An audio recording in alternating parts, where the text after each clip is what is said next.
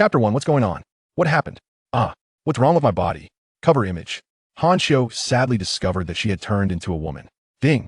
System binding successful. Congratulations, host. You have become a female Superman and traversed into the Marvel Universe. The system chimed. System? I just took a nap. How did I end up here? And, as a woman? System. The host has been brought to the Marvel Cinematic Universe by some mysterious force. Hanshio. After a long moment of dizziness, Hanshio finally adjusted her mindset. Alright, since I'm here, I might as well accept it. System, what functions do you have?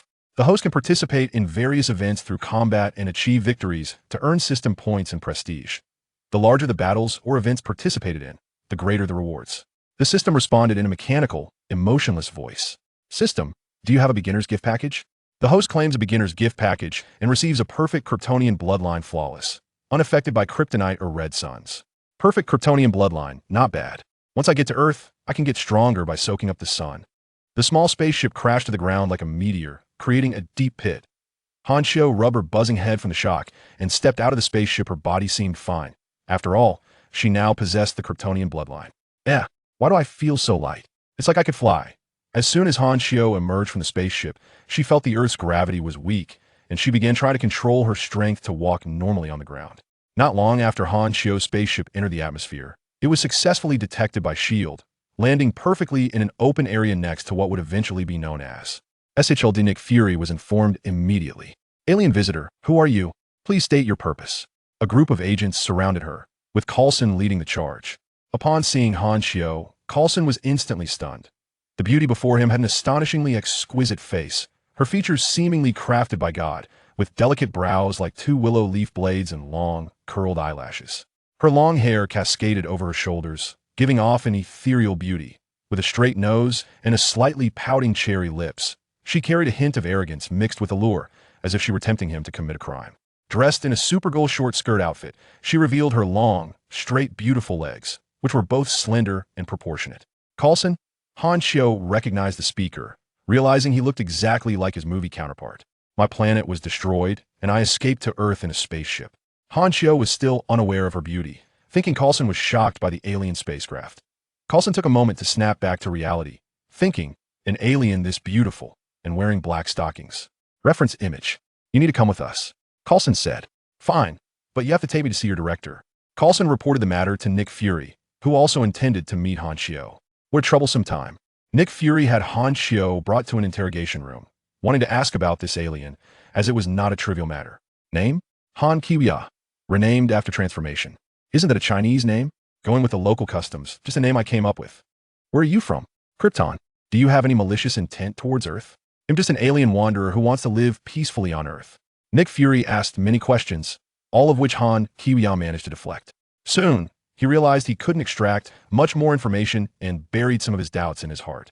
Han Kiwia even requested a well-lit room from Nick Fury, who surprisingly agreed. However, this old fox would definitely send many people to monitor her. That was fine once she soaked up the sun and got stronger. She could leave whenever she wanted. The next day, sunlight streamed through the window, igniting the energy within Han Kiwia's cells, and soon she felt an overwhelming sense of strength. System, report body data. Name, Han Kiwia. Gender, female. Height, 178 centimeters. Body density, 600,000 times that of a normal person. Weight on Earth using biofield, 60 kilograms. Flying speed, Mach 4. Current. Abilities, steel body, super strength, super hearing, super vision, super mental power, super brain lazy, super speed, super endurance flight biofield, heat vision, ice breath. X-ray vision, items, Supergirl outfit. All of Supergirl's basic abilities had awakened, and Han Kiwia was very pleased. Just as she was about to take off and break through the window to escape the room, she saw a beautiful female agent approaching with food none other than Black Widow, Natasha. Is that you, Natasha? Han Kiwia said, pulling the door open with her fair hand, only to inadvertently use too much force and unhinge the entire heavy metal door. Natasha at the door was left stunned.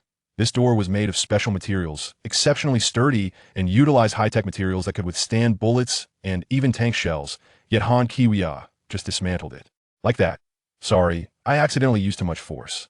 Han Kiwia felt a bit embarrassed. She had just gained her powers and didn't pay attention to controlling her strength. Not only Natasha, but also the two other agents were dumbfounded. Natasha had come to bring food to Han Kiwia, and to extract some useful information, but upon arriving, she witnessed the door being torn off its hinges. This is too exaggerated. Is she really just an ordinary person? Her strength is terrifying. One of them murmured. Natasha ignored him and looked at Han Kuya, asking, are all Kryptonians this powerful? Natasha, am the only special one. Han Kuya observed Natasha's figure, clad in a black catsuit that hugged her curves perfectly, showcasing her slender, long legs complemented by high heels, exuding immense feminine charm. Natasha also gazed at Han Kuya, feeling awestruck. She had never seen such a beautiful woman. Her figure, looks, and demeanor were like a masterpiece intricately crafted by God, perfect to the point of making her envious. I'm here to bring you food. Han Kuya replied, thank you. Without a second thought, Han Kuya began to eat ravenously, finishing quickly, showing no signs of being demure. Seeing her finish, Natasha quickly asked, how did you know my name is Natasha? I have super hearing. I can hear what you say from far away. Han Kuya smirked, knowing that director Nick Fury would surely panic upon hearing this. However, her super hearing only worked when activated. She didn't use it constantly, only occasionally listening in. When not activated, her hearing was like that of an ordinary person. At that moment, Nick Fury was in the monitoring room observing Han Kuya. Upon hearing her words, he felt a sense of panic and anger, worrying that some secrets had already been overheard by Han Kuya. Han Kuya noted that they had long been infiltrated by Hydra, making S point, H point, I point, E point, L point, D as porous as a sieve, so there were no secrets left to speak of. Madvk, we need to move her to a super soundproof room with no windows. Coulson next to him said, Director, even doors made of that material can't keep her and she can break out anytime. Can't let my guard down. Get a completely soundproof room, as long as it can block sound, and assign more agents to guard it, Nick Fury said firmly. He didn't like things slipping out of his control. After finishing her meal, Han Kuya, feeling bored, activated her supervision and X-ray vision, seeing a train out of control dozens of kilometers away that couldn't stop and was about to derail into the river done on the first day on Earth. Earth is my home. I'm a superhero. After a month of becoming stronger, Earth is my home. Why are you all in my house? Without saying a word, Han Kuya took off, breaking through the ceiling, leaving Natasha. Stunned, Natasha was about to ask her something, but unexpectedly Han Kuya just took off and ran away to in the monitoring room. Nick Fury panicked. Madvk, how could she fly? Just escape like that. Do we treat the Department of Homeland Strategic Defense Attacks and Logistics Support as a vegetable garden? And she made a big hole in the ceiling. Coulson was also surprised, but quickly advised Nick Fury, Director, be rational. Rational? What do you want me to be rational with? Agent Hill asked, Director, what should we do next? Calming down, Nick Fury didn't have a good solution either, so he could only order, keep a close watch on her whereabouts and report to me as soon as you find her. Really a troublesome autumn. Han Kuya was soaring through the sky, breaking the sound barrier and creating sonic boom clouds, streaking across the sky like a meteor. She reached her destination at a speed of 4 Mach in just 22 seconds. Han Kuya landed on the unstoppable train car, using her X-ray vision to observe, discovering a black man with a timed bomb strapped to him, and the countdown was nearing its end. She immediately used her hands to violently break open the top of the car, created a large hole, and jumped inside. Is this little black guy sick? Han Kuya grabbed the black man with the bomb and soared into the sky, throwing him high into the air just as the countdown reached 1 second. Boom!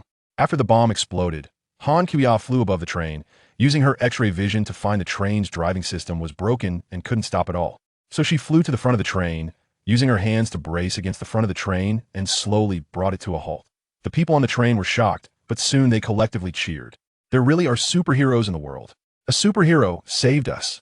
Quick, take a picture. Such grace, so cool. Goddess. Ding. Congratulations to the host for gaining 2,548 reputation points. Reminder to the host, reputation points can be used to purchase items in the system store, the system prompted. Some passengers on the train took out their phones to take pictures, feeling grateful to Han Kuya for saving their lives. Han Kuya quietly hovered in the air, wearing the outfit provided by the system. A blue bodysuit, red skirt, red cape, black stockings, and red boots, dressed like a female superhero, looking majestic like a goddess. Then Han Kuya flew at high speed, drawing a large name on the ground. Supergirl, and then zoomed up in the sky. Ding! Congratulations to the host for completing the initial novice mission, gaining 50,000 points, which can be used to travel to different worlds and can be earned by winning battles. Reward obtained. Supergirl suit upgraded to high-tech nano suit, which can change into any clothing style, and its defense will always follow the host, the system suddenly announced.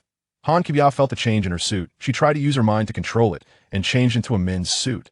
Reminder to the host, not wearing the Supergirl outfit during combat will not yield system rewards. The system said as Han Kibya changed into a men's outfit. System, you have a problem. Han Kibya had no choice but to change back into the Supergirl suit. She tugged at the black stockings on her beautiful legs. Finding them very elastic and of good quality, she couldn't tear them despite her strength. The quality of these stockings is pretty good. Bullets definitely won't break through. Since Han Kibya had not been hiding herself, Nick Fury and the others already knew about her saving people and were aware of her whereabouts. Director, should we go and bring her back now? An agent asked. This matter needs to be considered carefully, Nick Fury said, thinking how to catch her. Can you fly? Nearby the S.H.I.E.L.D. headquarters, a loud explosion echoed in the sky as Han Kibya landed. Natasha happened to be passing by when Han Kibya suddenly descended next to her on the open ground. Boom! Han Kibya landed as if a cannonball had struck the ground, causing the earth around her to crack open. Not good, it's an earthquake. Run. The agents in the nearby building thought it was a natural disaster and hurriedly ran out in a panic. Natasha instinctively bent down with her arms protecting her head, and when she turned to see it was Han Kibya, she immediately rolled her eyes. Can you be a bit lighter? You caused an earthquake. Han Kibya controlled her nano suit to change into a dress. Sorry, I haven't learned how to control my strength, yet I only use a little force, and I didn't expect it to turn out like this. At least it's not my salary for repairs. The director will have a headache, Natasha muttered. Oh right, it's the boiled egg director who has to pay for the repairs. I don't feel a bit of pain, Han Kibya said with a face that showed she didn't care, since the boiled egg director couldn't do anything to her. Boiled egg director, Natasha almost laughed out loud. Just then, Nick Fury walked over. He looked at Han Kibya for a while and said, here's some of your documents, a bank card with money in it. You can find a place to stay on your own. We won't interfere with you. You're very friendly. I believe you can live independently. Nick walked up to Han Kibya and handed her the items. How can a girl be so violent? Nick Fury thought to himself. Seeing that Han Kibya was too strong and could easily cause economic losses, he had no choice but to let her go for the time being. However, he would send more people to watch her. Ugh, I just got here for a day, and now I have to let this alien wanderer live alone. Han Kibya pretended to be pitiful on the surface, but inwardly, she was laughing. Nick Fury dared not let her stay here any longer. In just a few days, the Department of Homeland Strategic Defense attacks and logistics support would be thoroughly destroyed by her. Natasha, please escort Miss Kibya. Han Kibya took Natasha's hand and was about to head outside when she suddenly thought, by the way, boiled egg director, your Department of Homeland Strategic Defense attacks and logistics support has a name that's too long. Why not rename it to S.H.I.E.L.D.? After saying that, she added in her heart, or just call it Serpent Shield. Natasha, let's go. Han Kibya used her bioforce field to protect Natasha and took off into the sky. Natasha, hey, shouldn't I be the one escorting you out? Why did you just take off with me? Nick Fury felt overwhelmed. Natasha is my subordinate. Where are you taking her? Before Natasha could react, she found herself rising off the ground, the scenery below shrinking rapidly. The place she had just been in rippled like water and then collapsed. The view below flew past quickly. Han Kibya began to accelerate, and Natasha could no longer see the scenery on the ground. Han Kibya, flying this fast in the air, I don't feel a bit of pressure on my body, Natasha said, confused. She tried to speak and was surprised that she could do so normally and could hear herself. This is my superpower, biological stance. I use biological stance to protect you, Han Kibya replied, and then asked, by the way, where do you live? Flying this fast, we've already passed it. Fly back. Before long, Han Kibya and Natasha landed on Natasha's balcony. This time, they landed gently without damaging anything. After landing on the balcony, Han Kibya directly took Natasha's hand and walked into the room. Han Chioi, you really are quite familiar. Natasha had no way to deal with her, so she smiled helplessly and went to clean the room. Natasha felt that Han Chioi was quite pitiful, just like herself, without any relatives. Han Chioi's planet was destroyed, and she came to Earth alone. She must be very lonely inside. Han Kibya is temporarily living with Natasha, but later on, she makes a lot of money and buys a villa for herself. Inside a terrorist base, Tony wakes up after being unconscious and is on the verge of breaking down. He is held captive by terrorists who demand that he build missiles for them. A shard of metal has pierced his chest, but fortunately, Dr. Ethan has created a device that uses an electromagnet to hold the shard in place and keep him alive. Soon after, Tony, having recovered somewhat, decides to build the first Iron Man suit to escape. With Dr. Ethan's help, the work proceeds smoothly. Tony, they're coming. Hurry up and put on the suit. I'll hold them off for a bit. Just as Tony and Ethan finish the Mark I armor, the terrorists arrive. And Tony hasn't had time to put on the suit yet. Ethan, stick to the plan. Ethan, don't go. Ethan has already taken a gun and moved forward to confront them. It seems he is about to face danger. Bang, bang, bang. Under the surprise attack, Ethan successfully takes down 2 enemies, but after the gunfire, countless terrorists rush in from all directions, ready to break in. Tony has finally put on the armor, but the suit's system is still loading, and he stares at the screen, extremely anxious. Come on, hurry up, Tony exclaims in frustration. I'll get you out. Just let me wear the armor for a bit. A clear, melodic female voice sounds next to Tony, and Han Kiwia, dressed in a Supergirl outfit, appears beside him. After Han Kiwia finished speaking, she activated her super speed and charged towards the group of terrorists, igniting the sparks of battle throughout the base. A few bullets flew towards Ethan, but Han Kiwia swiftly appeared in front of him, and the bullets struck her steel-like body, deforming and bouncing off. Under the shocked gazes of Ethan and several terrorists, Han Kiwia's eyes emitted heat ray lasers, instantly slicing several terrorists in half. Are you a goddess of war? Ethan stared blankly at the stunningly beautiful Han Kiwia, whose combat power was off the charts. No need to be polite. At that moment, the program for Tony's armor finally finished loading. Tony, looking dazed, snapped back to reality and quickly donned his armor, preparing to fight alongside Han Kiwia. No matter who you are, we need to leave here quickly, Tony reminded. Let me wear your armor. Seeing that Tony's armor was ready, Han Kiwia's eyes lit up with excitement. Activating her super speed, she transferred the armor from Tony onto herself in an instant. After all, it was the first-generation armor, and Han Kiwia planned to keep it after using it. But for now, she wanted to have some fun with it. Tony, Han Kiwia, now in the armor, was extremely excited and, ignoring the 2 who were still in shock, stepped outside to confront the enemies and seek some combat experience. Soon, the battle was over, and the armor was nearly worn out from Han Kiwia's playful use. Tony and Ethan stepped outside and exchanged glances, unable to hide their confusion any longer. With countless questions in mind, Tony hurriedly approached to ask, "Who are you?" And no more talking, let's go. I'll take you flying, Han Kiwia interrupted Tony, activating her super speed again, grabbing one of each of them and soaring into the sky. Ethan, wait. The armor is about to break. Tony, stop flying. The armor has no energy. Ethan, we're going to fall. Tony, quick, stop, find a place to land. Ethan, no, stop. The 2 realized that Han Kiwia was more terrifying than the terrorists. After a while, the 2 calmed down and noticed something was off. How could the armor fly for so long? Tony, did you modify it while carrying me? Ethan had many questions in his mind. Impossible, absolutely not. Wait, how can we communicate normally? We're flying at high speed, yet we don't feel any airflow. Ding. Congratulations, host, you have won the battle and earned 10,000 points. Current points, 60,000. Han Kiwia has been basking in the sun for many days, significantly increasing her abilities. Even when flying with 2 people, her flying speed exceeds 20 Mach. It only takes 12,000,1000 mobile, 20 by 340 milliseconds, 1,764 seconds to fly from AFU to AIM, which is 1,764 seconds 6029, for minutes, or less than half an hour. However, Han Kiwia still tossed Tony and Ethan for rescue near the plane and flew away by herself. System, how many points are needed to travel to other worlds? Currently, other worlds are not unlocked. 100,000 points can permanently unlock a universe. Once unlocked, can I travel infinitely? Yes, but each time requires a cooldown of 15 days. If you want to shorten the time or take someone with you, you need to consume a certain amount of points. Not bad, it's a conscientious system. When Tony returned, he immediately encountered a teary-eyed Pepper. Your eyes are red. Are you crying for your long-lost boss? Tony teased with a very narcissistic expression and tone. I'm happy. I hate having to look for another job, Pepper retorted. Yeah, the holiday is over. The 2 got into the car, and Pepper said to the driver, please take us to the hospital. No, we don't need to go there. Tony, you must go to the hospital. There's nothing mandatory. I've been locked up for 3 months. Now I just want to do 3 things. Eat a cheeseburger, hold a press conference right away, and most importantly, I want to check all the information on a beautiful woman. Pepper was very surprised. Impossible, a press conference? Why? And you want to check a woman's information? Listen to me. Your body can't handle intense exercise right now. You need to go to the hospital.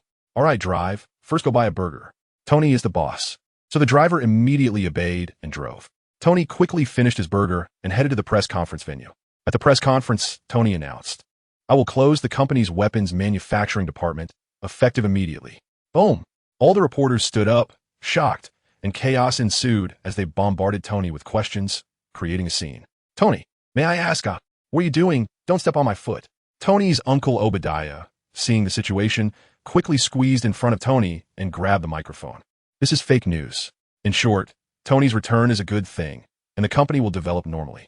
During this time, Han Kia lived with Natasha, usually soaking up the sun to grow stronger or beating up some small villains to accumulate prestige and points. To gain more prestige, Han Kia always fought very flamboyantly, and there were many videos of her online. This was not long after Tony's press conference. Han Kia soared high above the city, looking for opportunities to gain prestige and points. Soon, she discovered several robbers holding guns, robbing a small shop. She immediately dove down. The robbers were busy grabbing cash and preparing to flee when Han Kia smiled at them and said, "Your performance is over. You'd better put down your weapons and surrender." The leader of the robbers laughed loudly. "Beautiful lady, do you think your outfit can scare us? Shoot." 3 robbers simultaneously opened fire on Han Kia. She smiled lightly, unmoving, as the bullets hit her like they were striking a steel plate, flattening and falling to the ground. One bullet struck her black silk-clad leg, but even the silk remained unscathed. "What?" The robbers were stunned. Han Kia instantly moved in front of the robber leader and knocked him out with a punch.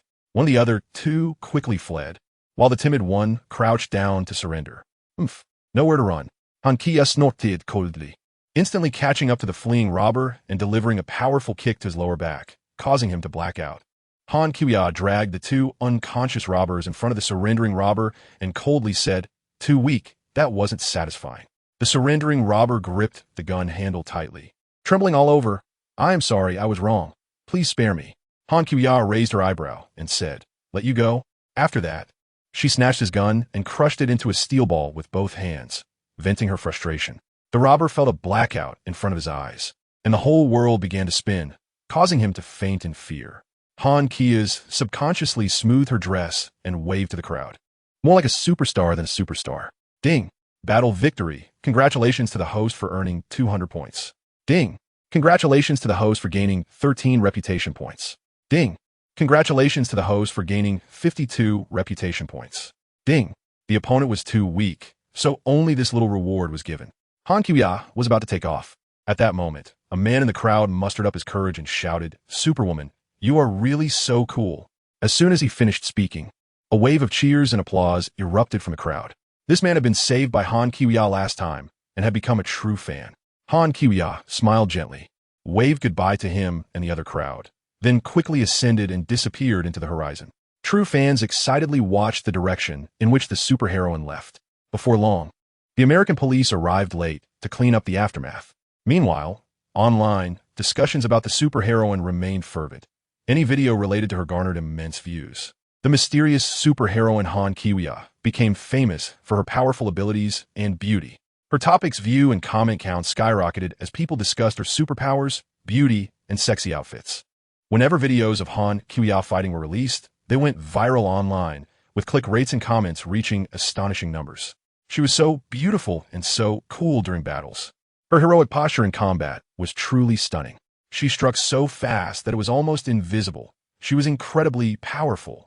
Sometimes, all that could be seen was the scene of people falling down. How she defeated her enemies remained a mystery, wearing a short skirt and black stockings. The invincible and beautiful superheroine created an unforgettable image. I was mesmerized.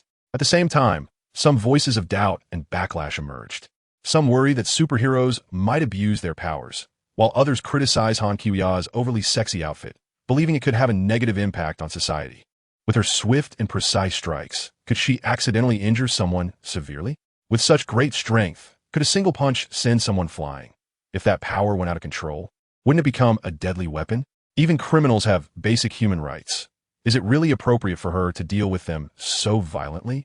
However, when public opinion was not manipulated, more people online supported the superheroine, praising her actions to stop crime.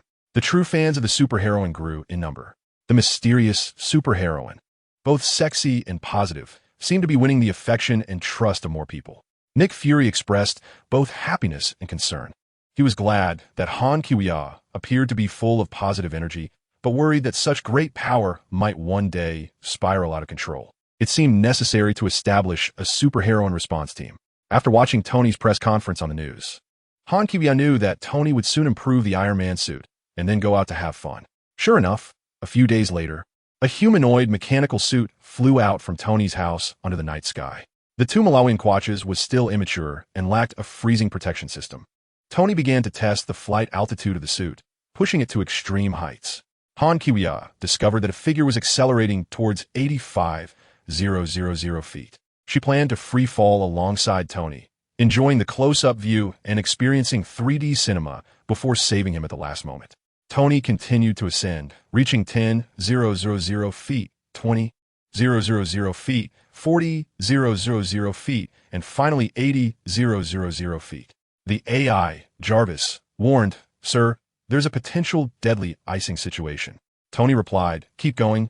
I haven't broken the 85,000 feet altitude record yet." Soon, the low temperatures at high altitude caused severe icing on the suit, and the system began to malfunction. With his flying speed about to drop to zero, Tony realized he could no longer control the suit and started to stall and fall. Just then, he saw a red figure appear above him, seemingly waiting for him. It was Han Kiya. She winked at Tony and watched him fall. "Oh," Tony yelled as he plummeted. "Wait, that was Wonder Woman. I still have a chance to survive. Wonder Woman, save me. I'm your true fan." Han Kiya admired for a few seconds before breaking through the sound barrier and chasing after. Whoosh! Tony shouted continuously in his uncontrolled descent, and right beside him, Han Kiya flew down alongside him with grace, her long hair flowing behind her as she fell, and her red cape fluttering behind, exuding an utterly fearless demeanor in the rapid descent. Han Kiya smiled cheerfully at him. "Mr. Tony, are you playing free fall? Remember to call me next time you go out for fun." Without waiting for Tony to finish, as they were nearing the ground, she quickly moved to save him. If she didn't T-act now, she wouldn't be able to save him once his suit recovered. At that moment, 1,000 meters above the ground, Han Kiya suddenly swayed and, in the blink of an eye, appeared in front of Tony, catching him steadily and skillfully slowing down for a smooth landing. Han Kiya gently placed Tony back on the ground. After a moment, Tony recovered. "You're so beautiful. Shouldn't you be a bit gentler when saving people? A bit more feminine? You saved me at the last second on purpose. I almost had a heart attack. I was about to be scared into becoming an alien before you saved me. This isn't how a quality female hero should behave." Tony thought he was done for up there. "Aren't you the one who just said I was your true love fan? You've turned into a hater so quickly?" Tony added, "Also, this is the second time I've saved you. We need to settle the score." Han Kiya gave him a knowing look. "If you ever need money, come to me." After Tony said that, he couldn't help but retort, "Don't come looking for me if you're being stingy. Want to come to my house for a visit? Sure, let's race." "No, what are we racing for? Your super speed is something my suit can't match at all. I don't want to get beaten by you." Tony thought to himself, "One day, my armor will fly faster than yours." After they landed, Han Kiya wandered around the villa, and Tony came out after setting his armor down. Just then, Pepper walked in. Tony introduced Han Kiya, saying, "This is my friend and assistant, Pepper Potts. You can call her Pepper." Then he introduced Han Kiya. "She is a very famous superhero, Superwoman, who has saved me twice. I haven't asked her name yet. I'm Han Kiya. Thank you for saving Tony twice. This incredibly beautiful superhero."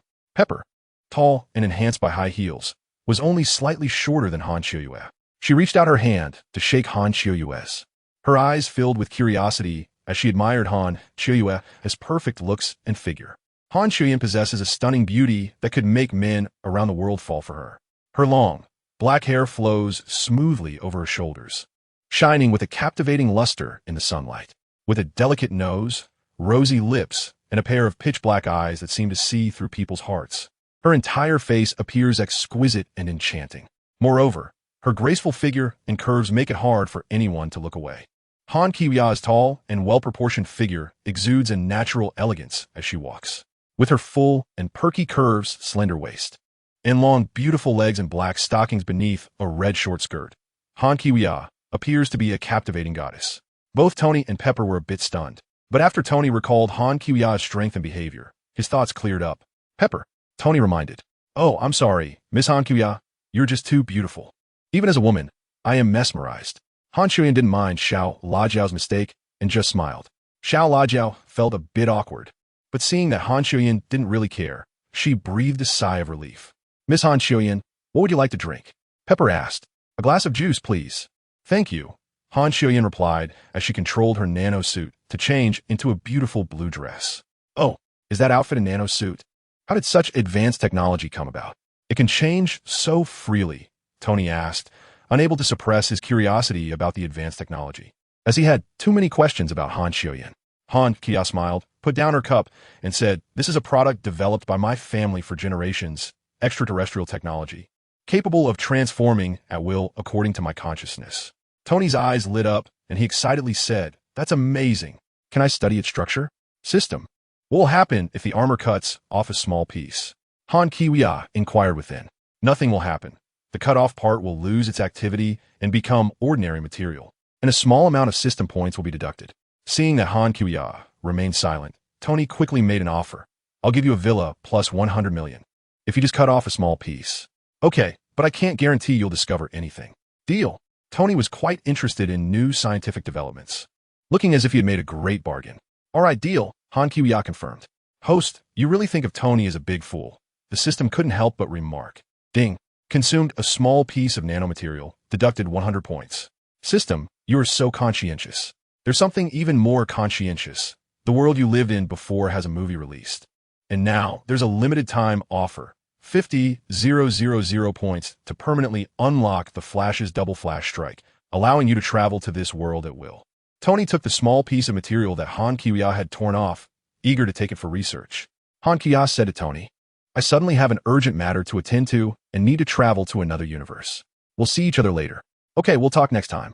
Pepper, please take Miss Han back and transfer the villa and cash to her name." Han Kiwia's departure was just what Tony wanted. He suppressed his desire to conduct research, raised his hand to gesture, and spoke with composure. "No need to send me off. I'm leaving now." Han Kiwia smiled mysteriously, internally commanding the system to initiate the crossover. A blue portal opened, revealing the scenery of another world. Han Kiwia stepped inside, and the door closed and vanished. Tony was stunned, unable to maintain his composure any longer. Someone just crossed 2 universes in front of him? Wait, did she just say she was going to another universe? She wasn't joking? Oh, my God. Pepper's reaction was even more exaggerated. "Jarvis, search the world for any information about Miss Han's appearance. See if she is still in this world, and keep me updated. Report immediately if there is any important information." "Yes, sir." Inside Kamartaj, Master Gu, he sensed an unusual spatial fluctuation on Tony's side and discovered that Han Kiwia had disappeared from this world. "Supergirl, it seems I need to talk to you next time." The Flash and Jay Garrick sprang into action in the universe. If you haven't seen the movie or don't want to, you can skip to Chapter 12 without affecting the subsequent plot. After a fierce battle, the Shadow Flash Supergirl was defeated by Zod, and Batman sacrificed himself by charging toward the enemy in his aircraft. Young Flash looked at the fallen Shadow Flash Supergirl and realized she had lost her life, instantly filled with sorrow. Young Flash appeared in front of old Barry and anxiously asked, "Barry, we can travel through time, just like you did. What do I need to do to travel back? We need to run fast enough. Are you sure?" Before old Barry could respond, young Barry hurriedly took off running, accelerating continuously. "Barry," old Flash sped up to catch up, and with a few bursts of speed, the two arrived at the time bowl. "It's okay, we can solve this problem. I know what to change." They exchanged glances, nodded, and both accelerated to reverse time. They traveled back to the moment Batman was about to launch the missiles. Old Flash quickly alerted Batman through his earpiece, "Bruce, don't launch the missiles yet. They have a protective shield." Received. Batman released the launch button and looked for other targets to attack. Unfortunately, this only allowed Batman to change his method of dying. The enemy was too strong for them. The brave Batman targeted fierce adversaries with his Batplane, and upon seeing a giant wielding a massive iron axe, he fired several missiles directly at it. Boom! From the perspective inside Batman's plane, the giant leaped out from the explosion, landing on his aircraft. The giant, having taken the brunt of the missiles, showed no signs of being affected. As the giant climbed onto the Batplane, he punched the cockpit glass, preparing to grab Batman. Batman pressed a button, causing the outer circle of the Batplane, equipped with advanced technology, to spin. The giant, caught off guard, lost his grip and fell back momentarily. Unfortunately, the giant quickly regained his hold on the plane and began crawling closer to Batman, even when Batman maximized the plane's spinning speed. The high-speed rotation couldn't shake the giant off. As the giant was about to enter the cockpit, Batman jumped out of the plane, his bat suit opening in midair, gliding down like a bat, hoping the crashing plane would inflict enough damage on the giant. Meanwhile, on the battlefield with Zod and Shadow, Flash Supergirl, young Flash devised a plan to help her by running circles around Zod at super speed, blocking his line of sight. Whoosh! Zod found himself surrounded by a fast-moving figure, unable to see anything outside the circle. Supergirl was initially startled, but then activated her super speed to fly into the circle and delivered a heavy punch. Zod, unprepared for defense, took the hit. Supergirl flew out of the circle, and young Flash raised his hand to give her a high five, but she ignored him. Young Flash felt awkward. The battle continued, with Supergirl repeatedly flying through the Flash's circle, landing hits on Zod each time. After several passes, Supergirl attacked again, but Zod reacted in time to dodge and landed a hit on her, causing her to lose the fight due to insufficient solar energy. This also disrupted young Flash's running rhythm, causing him to fall hard to the ground.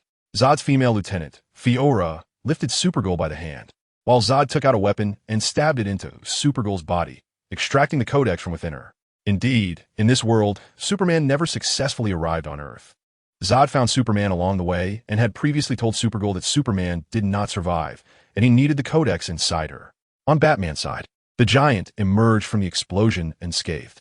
Reversing time, Batman retrieved a powerful grappling gun from his utility belt, fired it to leap onto the Giant's back, quickly planted a bomb on him, and then agilely flipped to hide on the Giant's chest.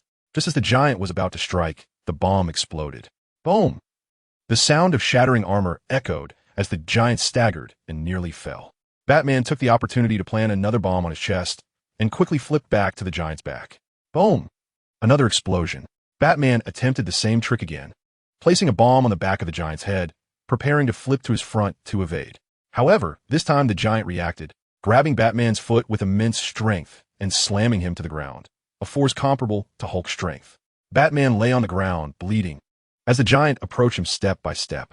At that moment, the bomb on the back of the Giant's head flickered. Boom! The Giant was blown to the ground. Old Flash arrived to support the bleeding Batman. Batman, this must be another timeline. You've reversed time, haven't you? We can't bring you back, can we? No matter how many times we reverse time. Old Flash asked disappointedly. You're right, Barry. You're right, Batman said, losing his vitality. Even though the two Flash characters reversed time once, they still could not change the outcome. Young Flash said, Come on, Barry, we need to travel again and reverse time. In young Barry's mind, he had all the time in the world. Failing again didn't matter. Barry. Old Barry responded with a tone of resignation, weary from young Flash's enthusiasm to save the world. Old Barry considered giving up, while young Barry remained full of energy. Come on, I'm going first. Young Barry began to accelerate, preparing to reverse time. Barry. Old Barry hesitated for a moment, but then sped up to catch up. The two arrived at the time bowl, a special space surrounded by various timelines. Here they chose which timeline they wanted to travel to. Can we wait a moment? Old Barry said. I'm sorry. Of course we can. We can take as long as we want. We can keep reversing time. Young Barry, still undeterred, reversed time several times, while Old Barry stayed in the time bowl and did not follow. As expected, each battle ended in failure. Young Barry has never been able to help Supergirl defeat Zod. Where have you been? Why are you still here, in the bowl of time and space? I need your help. Barry, this is inevitable. You have to stop. Seeing that he wasn't helping, young Barry didn't hesitate to accelerate, constantly reversing time alone, hoping to win the battle someday. After multiple attempts, Old Barry blocked him. Barry, wait. There's something I must tell you. I traveled to the past because my mother passed away. Young Barry interjected. Yes, I didn't know it would have so many consequences. I have to undo what I've done. Old Barry believes that young Barry's world is beyond saving and cannot let him reverse time multiple times, affecting the multiverse and other worlds. Old Barry has accepted his mother's death and urges young Barry to accept the destruction of his world. As expected, in young Barry's world, Zod will win and conquer Earth, transforming it. No, you didn't do anything wrong, and neither did I. We can save Supergirl and save the world. No, we can't. You can't handle it. It's inevitable. As Bruce said, we could try 1,000,000 times, but we can't solve this problem or defeat Zod. Old Barry paused and added, Either way, this world is dead. Look around the bowl of time and space. See the damage caused by reversing time. Some timelines are collapsing. Fine, do you know what? My mom was just doing laundry, and you came to tell me I would be a superhero and even help me become the Flash. And now you want me to give up. My mom was just an ordinary character. Why give me hope and then make me give up? If I accept failure now, you'll just dust yourself off and return to your own world. Young Barry, however, has to watch the world be destroyed, experience the deaths of friends and family, feeling frustrated and powerless in the face of failure. If young Barry were still an ordinary person, he wouldn't be so unwilling, but now he is the Flash. Barry, not every problem has a solution. You can't handle it. No matter how many times you reverse time, you can't defeat Zod. I can handle it. I'm going again. With that, he accelerated away. At this moment, in the Marvel Universe, Han Shuyue's system detected a multiverse-based breach and realized that it could traverse into the Flash movie universe with less energy. Therefore, what originally required 100,000 points now only costs 50,000, or else Han Shuyue wouldn't have enough points. Ding! Deducting 50,000 points, remaining points 41,000. Traversing. System. Check my personal panel. Name. Han Shuyue. Gender. Female. Height. 178 centimeters. Body density. 7 million times that of an ordinary human weight. Using biological stance 60 kilograms. Flight speed. 78 Mach. Over 26 kilometers per second. Current abilities. Steel body. Super strength. Super hearing, super vision, super speed, super endurance, high-speed flight, biological force field, heat rays, ice breath, X-ray vision, etc. Items. A high-tech nano battle suit that can change at will, Iron Man's Mark I. She still feels she has collected too few items and hopes to gather some good things in this world. Han Shuyue is very much looking forward to it.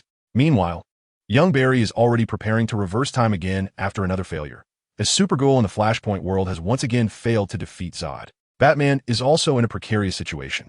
After all, Flashpoint Supergirl has spent little time in the sun, so it's normal for her to be unable to defeat Zod. Zod is about to use his device against Supergirl. Han Kia's figure descended from the sky, flying like a missile, her red cape fluttering behind her. At a speed of 78 Mach, she created massive shockwaves and sonic booms in the air. The air was torn and compressed, vibrating violently under pressure, forming phantom-like shockwaves on both sides, like walls of air pushed aside by Han Kiya, with a vacuum wall following closely behind her, as if she were a sword slicing through the sky. Young Barry saw a red arc of light appear in the sky, trailing a long sonic boom and vacuum tunnel behind it. This incredible speed gave the illusion of traversing through time and space, showcasing astonishing flying prowess. Who is this?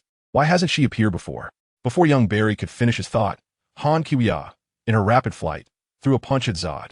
Although the punch was simple, its destructive power at such high speed was unimaginable.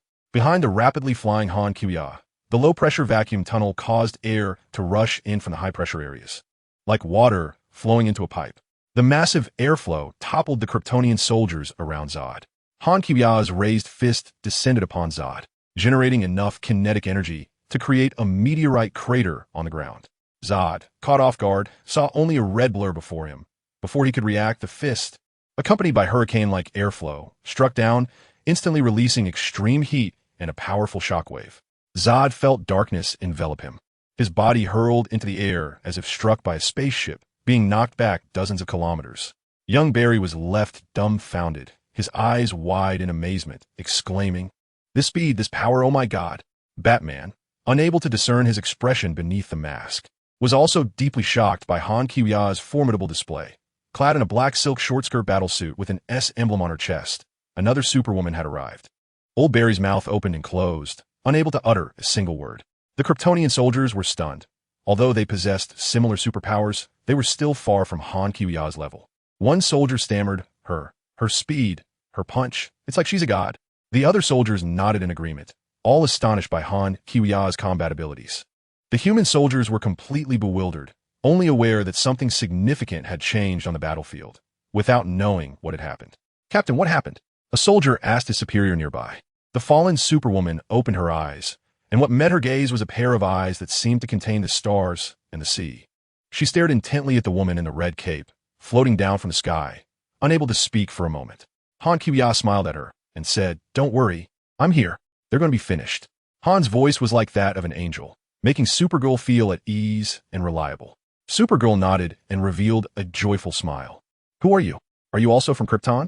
"Yes, my name is Han Kiya. Everyone calls me Supergirl. Like you, I'm also a female superhero." Kara nodded, feeling her blood boil with excitement. She didn't say much. Her body levitated and rose alongside Han Kiya, suspended high above the battlefield. The two female superheroes hovered in the air, sunlight shining down, and the world seemed to be reborn. Under the live broadcast of the war correspondent, the camera focused on the two female superheroes, and people all over the world were shaken. They flew side by side, their red and blue figures resembling two beams of hope, igniting sparks of hope in everyone's hearts. The dark clouds have been dispersed, replaced by a sky filled with sunshine. Young Barry, old Barry, and Batman felt their hearts surge as they saw the two female superheroes together. Look, she is standing up. Another female hero has saved her. A child shouted among the crowd watching the live broadcast, as everyone looked up at the figures of the two female superheroes flying. We have hope. Another superhero has arrived. Oh, cheers erupted from crowds around the world watching the live stream, and everyone's eyes were filled with hope and joy. Barry and Batman exchanged glances, seeing the courage of rebirth in each other's eyes. With the assistance of the two female superheroes, victory was surely within reach. The crowd, having regained their composure, continued to fight as the giant accelerated, raising a massive iron axe to strike Batman. Han Kiya instantly flew over from a distance in the sky. She flew at an incredibly high speed, but when she arrived, she could immediately slow to a stop, as if braking required no time. To those with slower reflexes, it seemed like a superpower of instantaneous movement. With a flight speed of 78 Mach, she could be 25 kilometers away, 1 second, and right in front of you the next. Han Xiuyin stood in front of Batman, confidently using her left shoulder to take the giant's blow. Duel. The iron axe struck Han Xiuyin's left shoulder, making a huge collision sound. The giant laughed maliciously, thinking this blow would surely crush Batman. But to his surprise, Han Xiuyin remained motionless, her skin showing no marks, while his iron axe had a large chip missing. How pathetic. Han Xiuyin scoffed disdainfully, shook her head, and gently blew a breath of icy frost onto the iron axe. The extreme cold instantly covered the axe, causing the giant's fingers to sting painfully and loosen their grip. Han Xiuyin then threw a punch, shattering the iron axe into pieces. Han Kiya floated up, rising above the giant, and looked down at him. She lifted her straight and long jade legs beneath her short skirt and aimed a kick at the giant's chest. The force of this kick sent the giant flying like a cannonball for several kilometers, crashing onto a Kryptonian spaceship before landing heavily. Bruce, go handle the wild. Deal with the Kryptonian minions. Reduce soldier casualties. We'll take care of the powerful enemies, Han Kiya said to Batman during a lull in the battle. Okay, it's up to you, Batman replied without hesitation, turning to rejoin the fight. Before the giant could get back up, Han Kiya had already dashed in front of him, not slowing down, and used his body as a skateboard, sliding over 100 meters on the ground. The audience was stunned at this scene. Han Xiuyin heard the reputation points quickly being credited in the system. Your value has run out, she said coldly. She casually grabbed the giant, as if picking up a chick, and threw it into the sky. Then she flew forward and punched the giant into the ground. In Han Kiya's eyes, two beams of fiery red light ignited, resembling deadly heat rays. The heat rays penetrated the ground, directly striking the giant's body. Under the influence of the heat rays, the giant's body began to dissolve and disintegrate, quickly developing two large holes. The heat rays traveled across the giant, slicing through everything in their path, and soon the giant's body was completely destroyed by the heat rays. Han Kiya turned off the heat ray and scanned the battlefield. The two Flash heroes and Batman were dealing with a large number of ordinary Kryptonians, but their efforts weren't yielding much result. Sigh, Kryptonians are too abnormal, Han Kiya lamented. Another Supergirl was fiercely battling Zod's female lieutenant, and the two were locked in a fierce struggle. At this moment, Zod, who had been knocked back for dozens of kilometers, flew back. His gaze swept over the remains of the giant on the ground, and with a start, he cautiously said, Who are you? You seem to be a Kryptonian as well, but I've never heard of you before. Han Kiya turned around, and what came into view was Zod's vigilant expression. Han Kiya said calmly, You don't need to care who I am. I am here to defeat you. Zod frowned, a surge of anger rising within him, feeling restless as the situation unexpectedly took a turn. This suddenly appearing powerful Kryptonian woman was obstructing his grand ambitions, which made him very displeased. Are you threatening me? Zod sneered, Just you alone? Yes, Han Kiya replied confidently. A clown like you is no match for me. Zod's gaze immediately became sharp. His fists clenched tightly as he roared. Do you have any idea who you are dealing with? I am Zod, the most powerful being on Krypton. The most powerful being? Han Kiya smirked, What a joke. In my eyes, you're just a minor villain. And I, your enemy, and the real hero. Han Kiya was aware that a drone was live streaming, so she changed her way of speaking to gain more reputation points and receive more system rewards. There was no shortage of bold war correspondents on the battlefield. Lena, who was conducting a live television broadcast, was very close to the battlefield, controlling the drone to stream the conversation between Han Kiya and Zod with the clearest visuals. This was undoubtedly an extremely dangerous move, but to capture such explosive footage, she had to take the risk. Zod noticed the drone but chose to ignore it, as he saw it as no threat. Lena was internally shocked by the super showdown unfolding before her. She maneuvered the drone so that everyone watching the livestream could see Han Kyu-ya's confident smile and her heroic posture. People around the world felt that she was an embodiment of justice, a woman in a red cloak, with hair like clouds and a complexion like jade, floating in the air facing Zod, calm and unhurried. Her heroic demeanor inspired admiration in everyone. A goddess, a superhero saving the world. The superhero. In many places around the world, crowds began to cheer enthusiastically. Ding. Congratulations, host, reputation points 7. Ding. Congratulations, host, reputation points 88. Ding ding dang, ding ding dang. Are you also a superhero? Zod was somewhat surprised. He had already defeated one superhero, and now another had appeared, which surprised and irritated him. What a superhero! He sneered. Just as his words fell, Zod's eyes shot out heat vision directly at Han Kyu-ya. Han Kyu-ya was not to be outdone. 2 beams of red light shot out from her eyes, and the 2 powerful lasers collided fiercely in midair, creating countless sparks. The heat vision colliding in the air triggered a massive energy reaction. The lasers clashed violently at the point of impact, exploding into countless sparks and light waves, illuminating the surrounding space as bright as day. The air seemed to be heated to thousands of degrees under the influence of the light, distorting due to high-speed vibrations, causing violent air surges. Zod exerted more strength. The laser emitted from his eyes seemed to reach its limit, yet he still could not suppress Han Kyu-ya's offensive.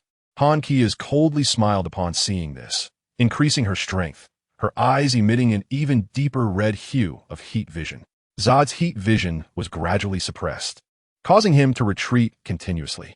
With fury in his eyes, Zod used all his strength to resist Han Kyu-ya's increasingly powerful assault, while her red light shone even brighter. Zod was horrified to discover that his heat vision was no match for his opponent. No, it can't be, Zod roared in a hoarse voice. And in the next moment, he was struck away by Han Kyu-ya's heat vision, crashing hard to the ground. He got back up, his eyes filled with unwillingness. Although Zod fell heavily from that strike, his body was not significantly harmed. It must be said that Zod's defense was quite strong. He possessed Kryptonian warrior genes, and the heat vision only penetrated his armor, leaving 2 burn marks on the surface of his body. If it were an ordinary Kryptonian warrior, they would have been pierced through by the heat vision, with 2 large holes left in their bodies, dying on the spot. Zod flew into the sky, with Han Kyu-ya's following closely. The 2 beams of red light intertwined in the air, and the figures of Han Kyu-ya's and Zod appeared and disappeared rapidly in high-speed movement, leaving only dazzling light tracing arcs in the sky. Zod's figure suddenly appeared in front of Han Kyu-ya's, delivering a heavy punch toward her. However, Han Kyu-ya's reacted extremely quickly, dodging the attack, while simultaneously swinging her right hand fiercely. Even though Zod tried to evade, her fast fist still grazed his abdomen. Still lacking combat experience, otherwise, he could have taken her down already. He needed to find opportunities to improve his combat skills. As a Kryptonian warrior, Zod had far more combat experience than Han Kyu-ya's. However, she was improving quickly, and defeating him was just a matter of time. On the ground, the 2 Flash heroes, Barry and Supergirl Kara, along with Batman Bruce, were working together in battle.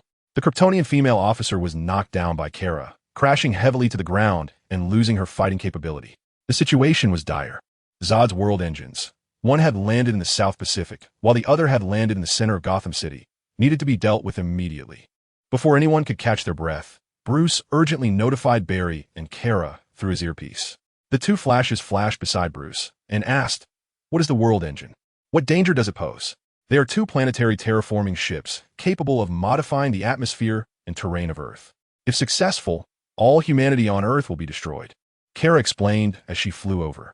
Countries around the world, through the research of scientists, quickly reached this terrifying conclusion. Many fighter jets were dispatched to attack these 2 world engines, but they could not break through their energy shields. The U.S.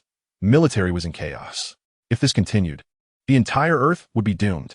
We must find a way to launch a nuclear missile. We can't just watch the Earth be destroyed. Launch a nuclear missile? Are you crazy? There are so many people in Gotham City. Better than watching all of humanity be exterminated, right? Using nuclear weapons isn't the only way. We must think of other solutions. What other solutions?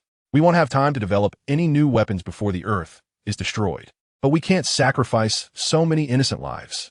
To save the entire Earth, sacrificing a few people is unavoidable. In the sky battleground, Zod was retreating step by step, making a feigned attack before turning to flee toward the spaceship. Han Xiuya was about to chase after them when her super hearing picked up someone on the ground calling for her. "Superwoman, we need you," shouted the young Barry. Han Xiuya flew towards the ground. "What happened? I was almost able to take down Zod. The world engine is transforming the Earth and has already started to affect the Earth's gravitational field," Barry said anxiously. Han Xiuya recalled the content of the movie Man of Steel and knew what consequences it would bring. If she didn't stop it, there would be no room for regret, and she probably wouldn't earn many system points. "I understand. I'll take care of this," Han Xiuya said, looking at the few people with serious expressions. "Kara, you need to get some sun to regain your strength, and you all should keep an eye on Zod's movements." As soon as she finished speaking, Han Xiuya vanished into the sky. In the center of Gotham City, the world engine was rumbling with operation, causing a tremendous change in the surrounding gravity. The people in the surrounding ruins witnessed this apocalyptic scene firsthand. Han Xiuya appeared above the world engine, gazing at the gigantic device that was operating at high speed, continuously altering the Earth's gravitational field to transform the planet into an environment suitable for Kryptonians. She dove down at her fastest flight speed, delivering a heavy punch to the energy shield of the world engine, causing the shield to shatter and the energy curtain to dissipate. At that moment, the engine suddenly released a powerful energy pulse, forming a massive energy beast that attempted to stop Han Xiuya from destroying it.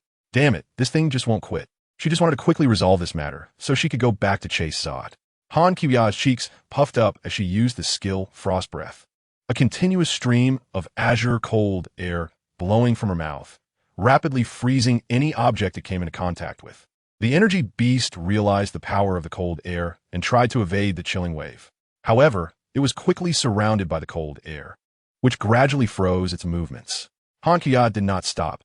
She continued to blow out more cold air. The energy beast let out one last roar and then was completely frozen in the sky, transforming into an ice sculpture.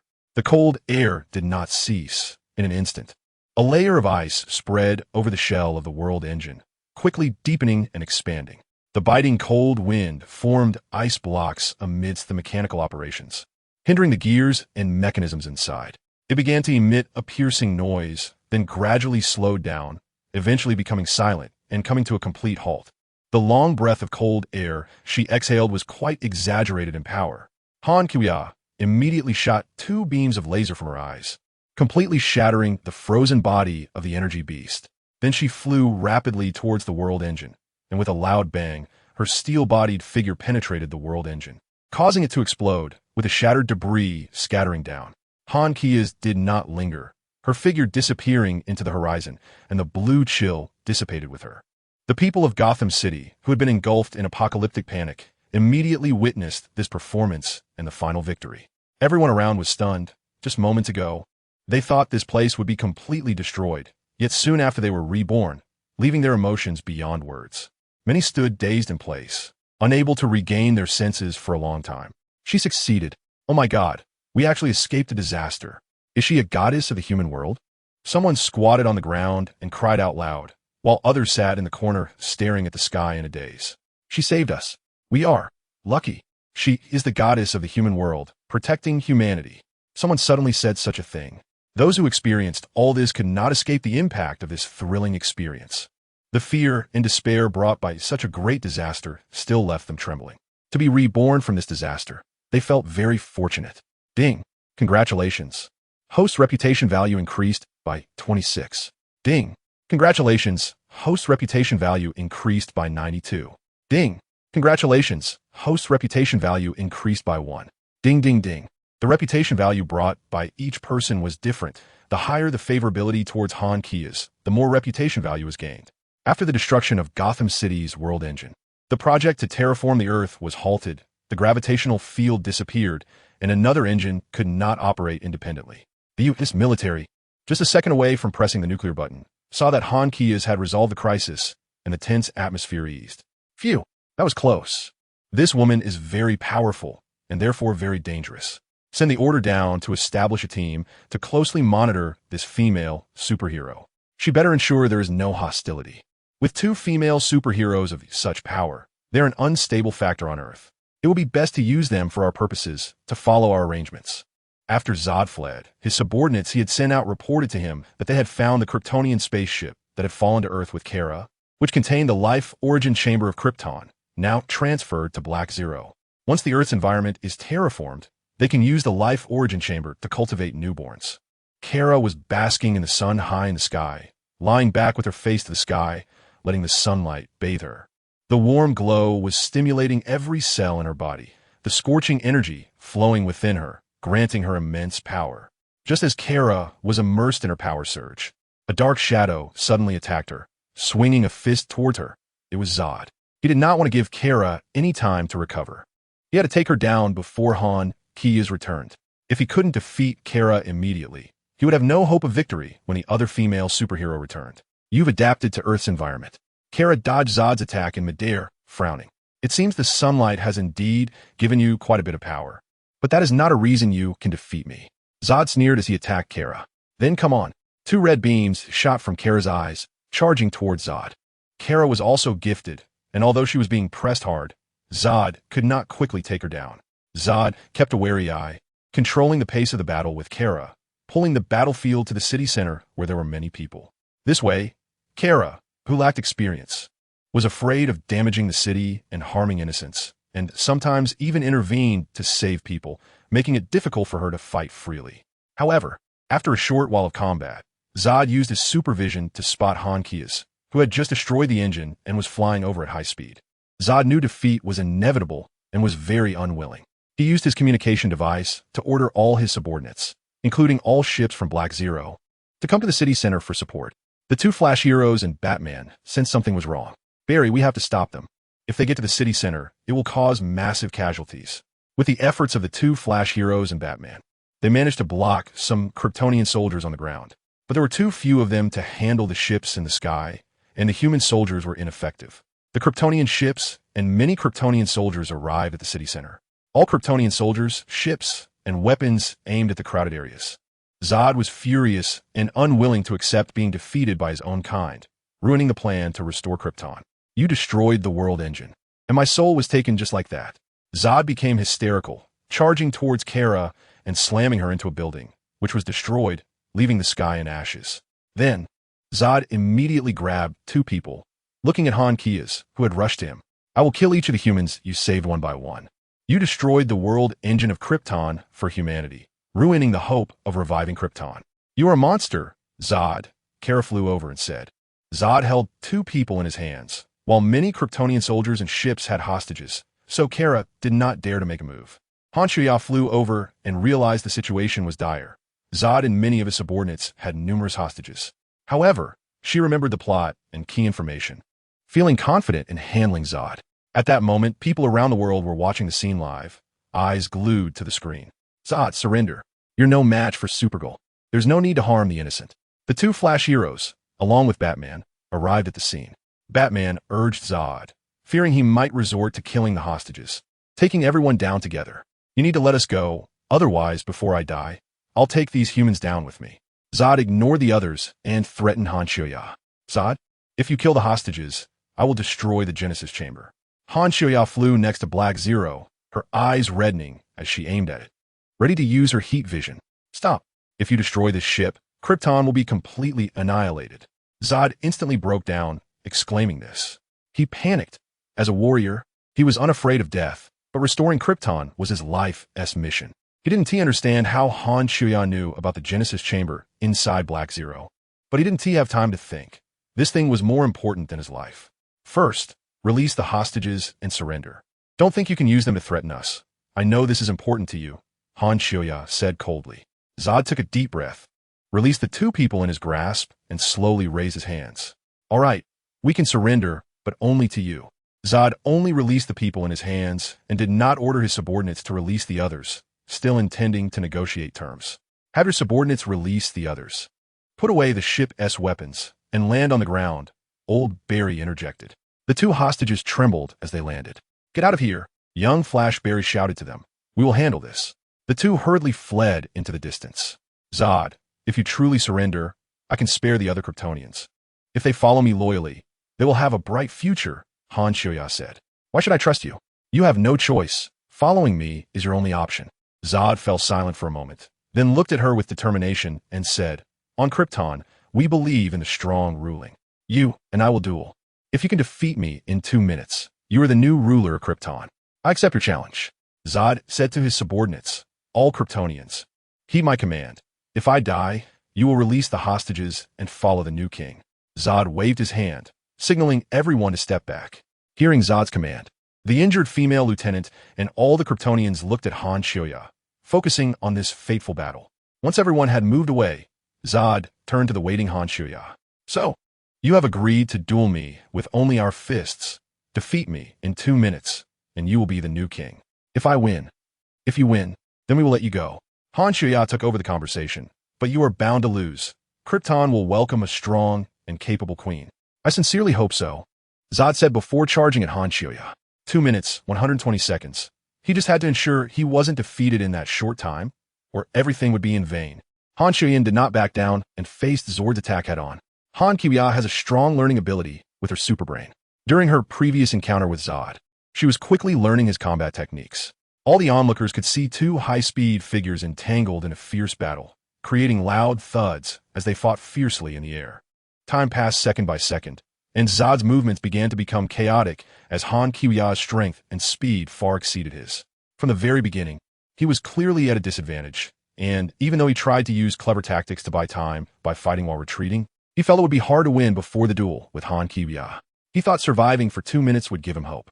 However, now Han Shioya's offensive was powerful and relentless. She was much more skilled than before, and her progress exceeded Zod's expectations. When the time reached 1 minute and 20 seconds, Zod was sent flying far away, crashing heavily to the ground right next to Kara. You lose. Han Shioya glanced at Zod, and then swept her gaze over all the Kryptonians. All the Kryptonian soldiers lowered their heads, not daring to meet Han Shioya's eyes. Kryptonians have always admired the strong, and witnessing Han easily defeat Zod, no one could question her strength. The Kryptonians collectively put away their weapons, released their hostages, and the Kryptonian ships also retracted their weapons and landed on the ground, with people stepping out of the ships. Female Officer Fiora looked at Han Shioya with great respect. Her strength was overwhelming. With a heart full of hope, she flew in front of Han Shioya, wishing that she would be a wise queen leading Krypton into a new era, capable of reviving their planet. Fiora was the first to speak, saying, Fiora and all Kryptonians pledge allegiance to the queen. After saying this, she respectfully knelt on one knee to pay her respects. We salute the queen. Fiora and all the Kryptonians knelt on one knee and then shouted to show their allegiance. Han Shioya looked at the kneeling crowd and had already planned to arrange them in other universes, using them as henchmen when needed. Han Shioya slowly spoke. Get up. I accept your loyalty. Kara, seeing that the battle was over, immediately walked towards Zod as she wanted to seek vengeance for her cousin's death. You kill my cousin. He is my only remaining family. Kara wrapped her arms around Zod's neck, saying, Today, you will pay with your life for this. Zod was already at the end of his strength, life slowly slipping away. But before he died, he had one last thing to say, I hope. You can let Krypton be reborn. He used his last bit of strength to look at Han Shioya with difficulty and said, I have no regrets. As long as they served me faithfully, even though this earth cannot be a new home, I have the ability to traverse different worlds, and I will find a new place. Upon hearing this, Zod felt a great weight lift from his heart. He was a dying man and thought Han Shioya had no need to deceive him. He peacefully closed his eyes, relaxing his body, waiting for death to come. Seeing this, Kara exerted her strength and snapped his neck. At that moment, no more than 2 minutes had passed. Zod's body slowly slumped, and Kara released her hands, allowing Zod's corpse to fall to the ground. She had finally avenged her grievances, which gave her a long-lost sense of relief. I'm sorry. I wanted revenge too much. Kara turned around and looked at Han Shioya with a hint of apology. Han Shioya shook her head, understanding Kara very well. She had intentionally directed Zod towards you. We will face this together. Han Shioya stepped forward and gently patted Kara's shoulder, saying, You are not alone. Kara pressed her lips together and nodded. Zod was dead. The hatred had dissipated, and it was time to look forward. Fiora, you are still the same as before, serving as the deputy of Krypton. Han Shioya held Fiora's hand. As you command, my queen. Fiora tried to pull her hand away, but Han Shioya was much stronger than her. Han Shioya addressed all the Kryptonians loudly. Everyone, Evacuate this place immediately and wait for my orders in the space that has moved to Earth. After saying this, she released her hold on Fiora while I'm gone. I entrust all Kryptonians to you. Please take good care of them. Upon hearing the Queen's command, the Kryptonians boarded their ships, and all the ships started their engines. Flying into the sky, the Flash and Batman watched as the Kryptonian ships departed. I'm so glad everything is finally resolved, the young Flash said, a sincere smile spreading across his face. Yeah, the issue is settled, Batman nodded, his expression showing a rare sense of relaxation, but deep down, he couldn't help but feel some concern. Would certain people in the United States clash with Han Kiwia? Would there be any variables in her dealings with the Kryptonians? I still don't know your real name. All we know is the code named Supergirl, the young Flash asked again. In fact, we know nothing about you, the old Flash also spoke. A hint of confusion in his tone. Kara looked over as well. They all had countless questions in their minds. Bruce, let's eat and talk if there are any questions. Han Kiwia replied. Bruce looked puzzled. I know your superpower is money, Batman. Bruce chuckled, surprised that this superwoman had done her homework on him. It was quite amusing. All right, come with me. Today it's on me and my place. You can eat and drink as you like, as long as you're willing to satisfy our curiosity, Bruce said, looking at Han Kiwia.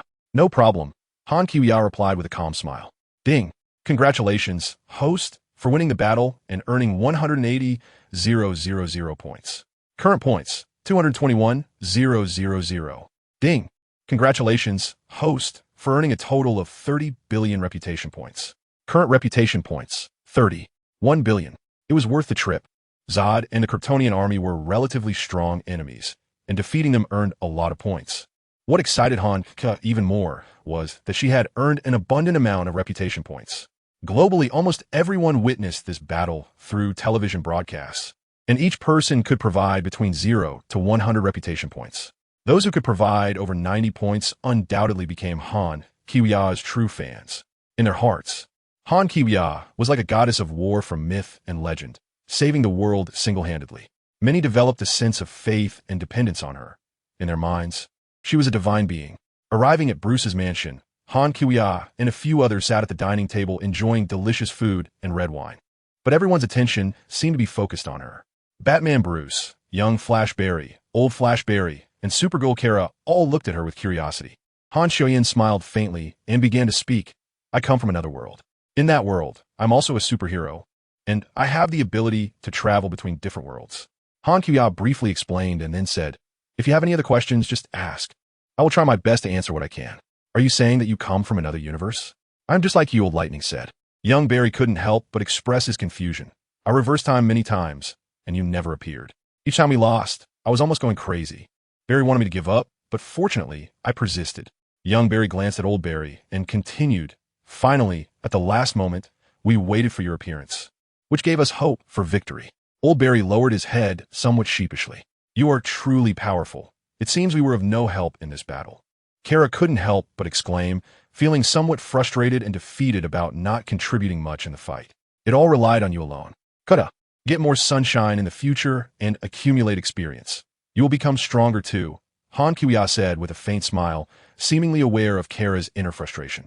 This victory, although mainly relying on my power, would not have been possible without your assistance, especially Barry's. Han Kiwia looked at young Barry. Me? Young Barry pointed to himself. Yes. In fact, my energy was originally insufficient to cross over, but your persistence and refusal to give up reverse time, causing instability in the multiverse space, allowing me to cross over with less energy, Han Kiwia explained. Young Barry smiled and said nothing. Fortunately, he never thought of giving up, successfully saving his world. Barry, what are you planning? Young Barry looked at Old Barry. I plan to leave immediately and return to my own world. I have seen my mother, and my wish is fulfilled, Old Barry said calmly. Barry, you could find a world where you have already passed away, but your mother is still alive. That way, no one will compete with you for that mother, and she will be very happy to see you, Han Kiwia said to Old Barry. That's a good idea. I will consider it. The worlds that have already opened do not require points for crossing, but the system's crossing function has a cooldown of 15 days, unless points are spent to shorten the cooldown time. Han Kiwia doesn't want to waste her points, and there aren't any major battle events happening with Marvel for now. She can first take care of the villains in this world to earn some reputation and points. Han Kiwia was flying over the city, patrolling while communicating with the system. System, how many points are needed to shorten the travel time? Ding. The host needs to spend 10,000 points to shorten the time by 1 day. System. Show me the prestige store. Okay, host. As soon as the system's voice fell, a sci-fi screen appeared in her mind. It seemed that everything in the system store was available. Cola. 1 prestige point hamburger. 3 prestige points delicious roasted chicken. 300 prestige points underwear. 100 prestige points 1 kilogram of kryptonite. 100,000 prestige points Terminator TX intelligent robot. 10 million prestige points enhanced artificial intelligence Skynet system. 5 billion prestige points system space. 5 billion prestige points system space expansion card. Each card can expand by 100,000 cubic kilometers. 100 million prestige points enhanced Wolverine healing ability. Host exclusive version can perfectly merge with Kryptonian bloodline. 10 billion prestige point system. Can anything be bought? Han Kuya asked as she browsed through the endless items. Host, as long as you have enough prestige points, you could buy anything from all worlds. You can search for yourself. In the end, Han Kuya purchased the enhanced Wolverine healing ability, the enhanced artificial intelligence Skynet system, system space, and 99 system space expansion cards. Ding! A total of 9 billion prestige points were consumed, leaving 110 million prestige points. After finishing her communication with the system, Han Kuya activated her supervision and quickly patrolled the city from the air. Soon, she discovered a crime scene and some disasters that needed her help. At that moment, Kara flew over, and the 2 female superheroes soared side by side in the sky, both wearing different and heroic Supergirl uniforms. Let's have a competition and see who finishes their task faster today, Kara said to Han Kuya with a smile, as it seemed she had found her way of life on Earth and had become its guardian. That's a good idea, but I'm definitely going to win. Han Kuya smiled knuvingly. While they were talking, they did not waste any time and reached their respective locations in just a few seconds. Besides dealing with criminals and rescuing those in need during disasters, Han Kuya spent the rest of her time flying into space to sunbathe and sleep, continuously strengthening her abilities. 15 days quickly passed, and Han Kuya arrived on the Kryptonian spaceship in space, briefing her subordinates on some matters. She planned to let these subordinates stay here for the time being until she had more points and found suitable worlds to transfer them to. However, she was definitely taking the Kryptonian female officer with her.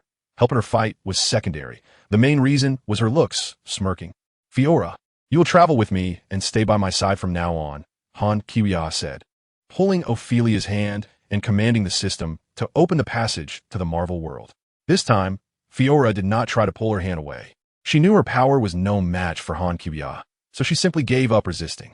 As you command, my queen. Han Kuya took Fiona's hand and walked into the passage. Ding! The host carries 1 person across, deducting 1,000 points. Marvel Universe. After Han Kuya left, Tony fought a battle with his uncle Obadiah, just like in the movie. Tony, wearing an improved Iron Man suit, fought against Obadiah's Ironmonger and finally won the battle thrillingly. Victorious, Tony later boldly declared at a press conference, "I am Iron Man." This statement immediately caused a huge uproar worldwide, revealing the true identity of the mysterious superhero Iron Man, which undoubtedly became a focus of global attention. Now, in addition to Wonder Woman, there was another superhero. Iron Man Nick Fury felt a bit of a headache about Tony's high-profile attitude, but he had no way to deal with Tony. However, he planned to suppress Tony's pride to prepare for the future formation of the superhero team. But at this moment, something new came up. He had been instructing his subordinates to closely monitor Han Kuya's movements, but due to SHIELD being unable to infiltrate the surveillance of Tony's home, they lost track of Han Kuya after she entered Tony's house. Days passed, and they still hadn't seen Han Kuya come out of Tony's house, so they could only report to Nick Fury that Han Kuya seemed to have disappeared from Tony's home, which troubled and puzzled Nick Fury. Damn it, what a troublesome time. Nick Fury was already busy with many affairs, but upon hearing news about Han Kuya, he immediately put down other matters and prepared to personally find Tony to clarify Han Kuya's whereabouts. For a powerful yet unclear superhero, Nick Fury had always been very cautious. So once there was a change regarding her, he would take it seriously. Taking advantage of Tony not being home, that night, Nick waited at Tony's house, planning to give him a lesson when he returned. After playing outside all day, Tony returned to the mansion at night, only to find the house dark, which was quite unusual. Jarvis, turn on the lights. At this moment, Nick Fury's figure appeared from the darkness, startling Tony. I am Iron Man, Nick Fury teased. You think you're the only superhero? Mr. Stark, besides Wonder Woman, there are many people like you, but you just don't know it yet. Tony looked at Nick Fury in surprise and asked in confusion, Who are you? Nick Fury, director of S-H-I-E-L-D. Nick Fury replied calmly. I came here to discuss the establishment of the Avengers, but actually, there's something more important I need to ask you. Tony froze for a moment. Please go ahead. Where has Wonder Woman been lately? How would I know? I've never seen her. Isn't she a famous superhero? How could I possibly know her? Tony began to play dumb. He had no obligation to answer that question. We monitored her coming here, and then she disappeared. You better tell me the truth. All right, I'll tell you, but don't think it's absurd or hard to believe. Tony shifted his tone, planning to say it, knowing Nick Fury wouldn't believe him. I've seen a lot of things, go ahead and say it. Nick Fury said with a hint of smile, seemingly not too worried about hearing something beyond his understanding. After all, he had seen the cosmic cube. She crossed over to another world to handle something. What did you say? Nick Fury frowned, seemingly unable to understand Tony's words. She opened a passage and said she was going to another universe, then disappeared right before my eyes. Tony explained again. Don't joke with me. How could that be possible? Nick Fury wanted to continue questioning, trying to extract more facts from Tony, but just then, a blue light suddenly lit up beside them, forming a passage made of a light ring. The scene in the passage made Nick hold his breath instantly.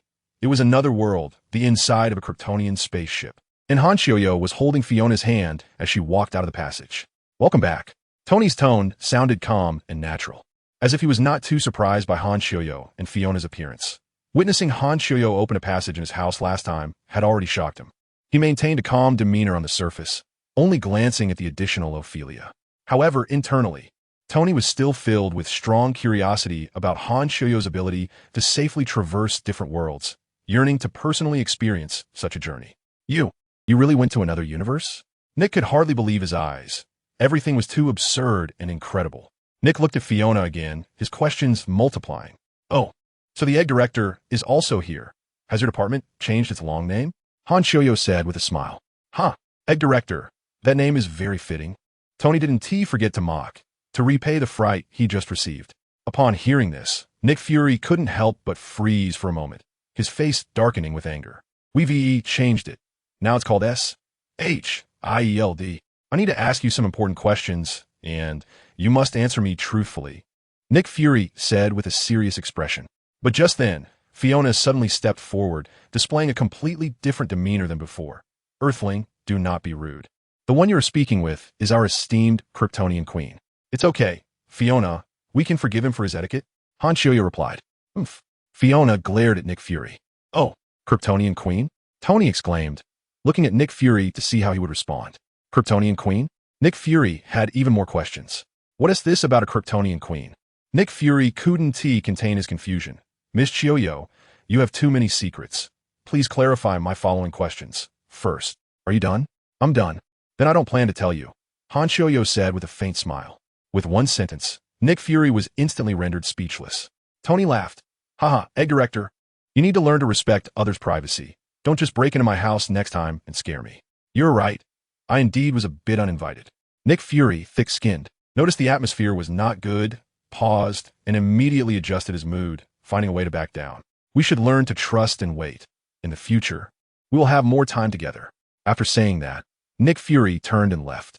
Fiona, if I have real Earthling friends in the future, we shouldn't mind their etiquette oversights. As you wish, Queen, the subordinate understands. He has finally gone. Tony said, are you familiar with this S-H-I-E-L-D director? Not very familiar. Han Shioyo replied with a faint smile. We've had some interactions. You're always so mysterious, Tony teased. Perhaps, Han Shioyo replied. Did the egghead just say he wanted to form a team and recruit you? Is that so? I think I remember him mentioning it briefly. Tony, I have an idea. Han Shioyo said, we can form our own superhero team, a small group composed of many superheroes. Tony pondered for a moment and then said, that's a good idea. Can you elaborate? Additionally, the team should operate independently. Han Shioyo added, free from any government or organization control. We need to have the freedom and flexibility to respond to those who need our help at any time. I agree. Tony said, superheroes should serve the people, not politicians. We are here for justice and peace, not power. Then we have decided. Han Shioyo smiled. Let me know when there's a fight. But we need more companions. Where can we find suitable teammates? In S-H-I-E-L-D. That egghead from earlier will definitely form a superhero team. We can secretly recruit people from him. Tony laughed. You're so bad. But that's a good idea. I like it. If Egghead invites us to join his superhero team, we can join publicly, but privately we need to have our own team. That's a great idea. We can persuade other superheroes to secretly join our ranks. Yes, Tony. If there's nothing else, we'll take our leave. Wait, Miss Chiyoue, may I make an inappropriate request? Do you think I might have a chance to travel with you to another world someday? Tony was very curious about other worlds and wanted to explore them. Travel with me? I think you're not ready yet. Let us talk when your armor is more advanced. There will be opportunities. Okay.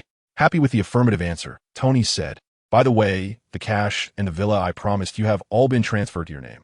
The villa address is... Okay, I know the address. No worries. We'll take our leave now. Without waiting for Tony to finish, Han Chiyoue grabbed Fiora's hand and flew out the window. With the 5 billion reputation points used to purchase the system-enhanced artificial intelligence, Skynet, some information could be easily obtained. Skynet, navigation. I want to return to my new villa. Han Chiyoue commanded the Skynet in the system space.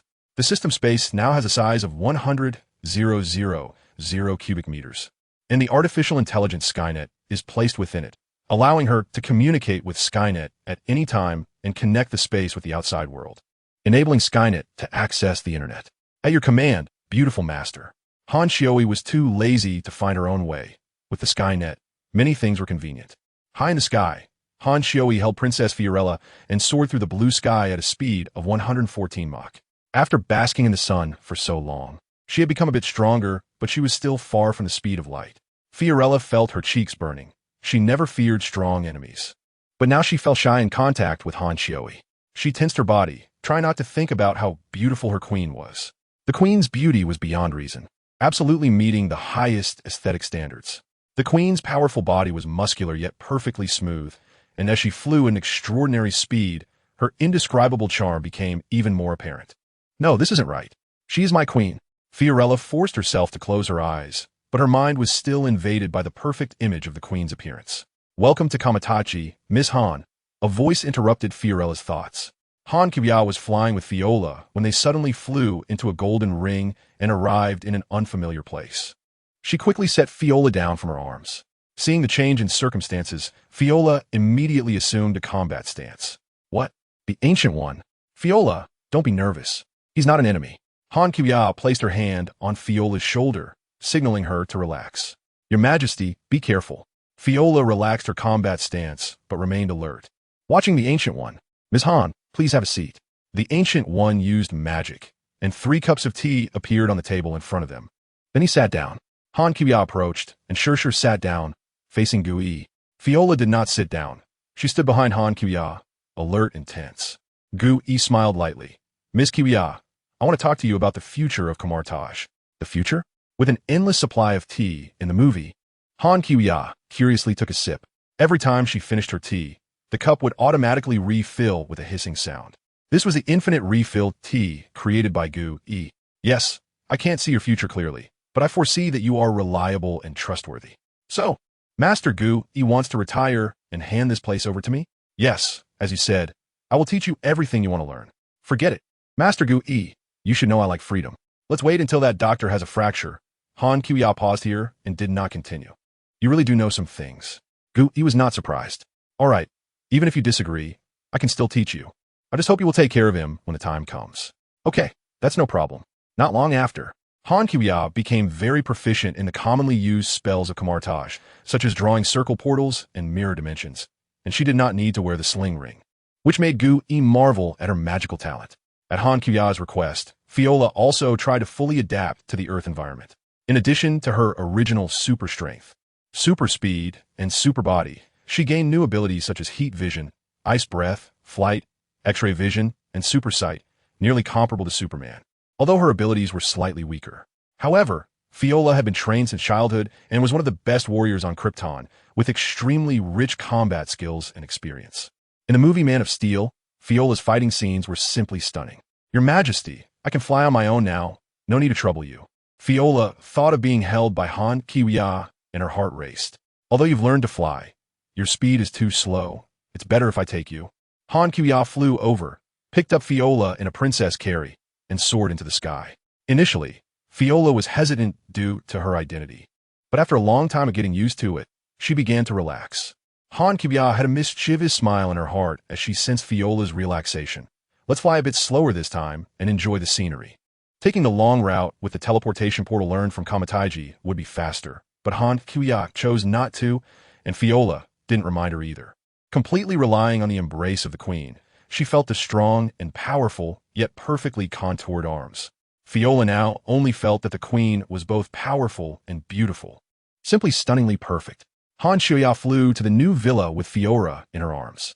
The villa was only a few dozen kilometers away from Tony's house. And Han Shuya could reach Tony's house in just 1 second, 128,343,520 meters per second.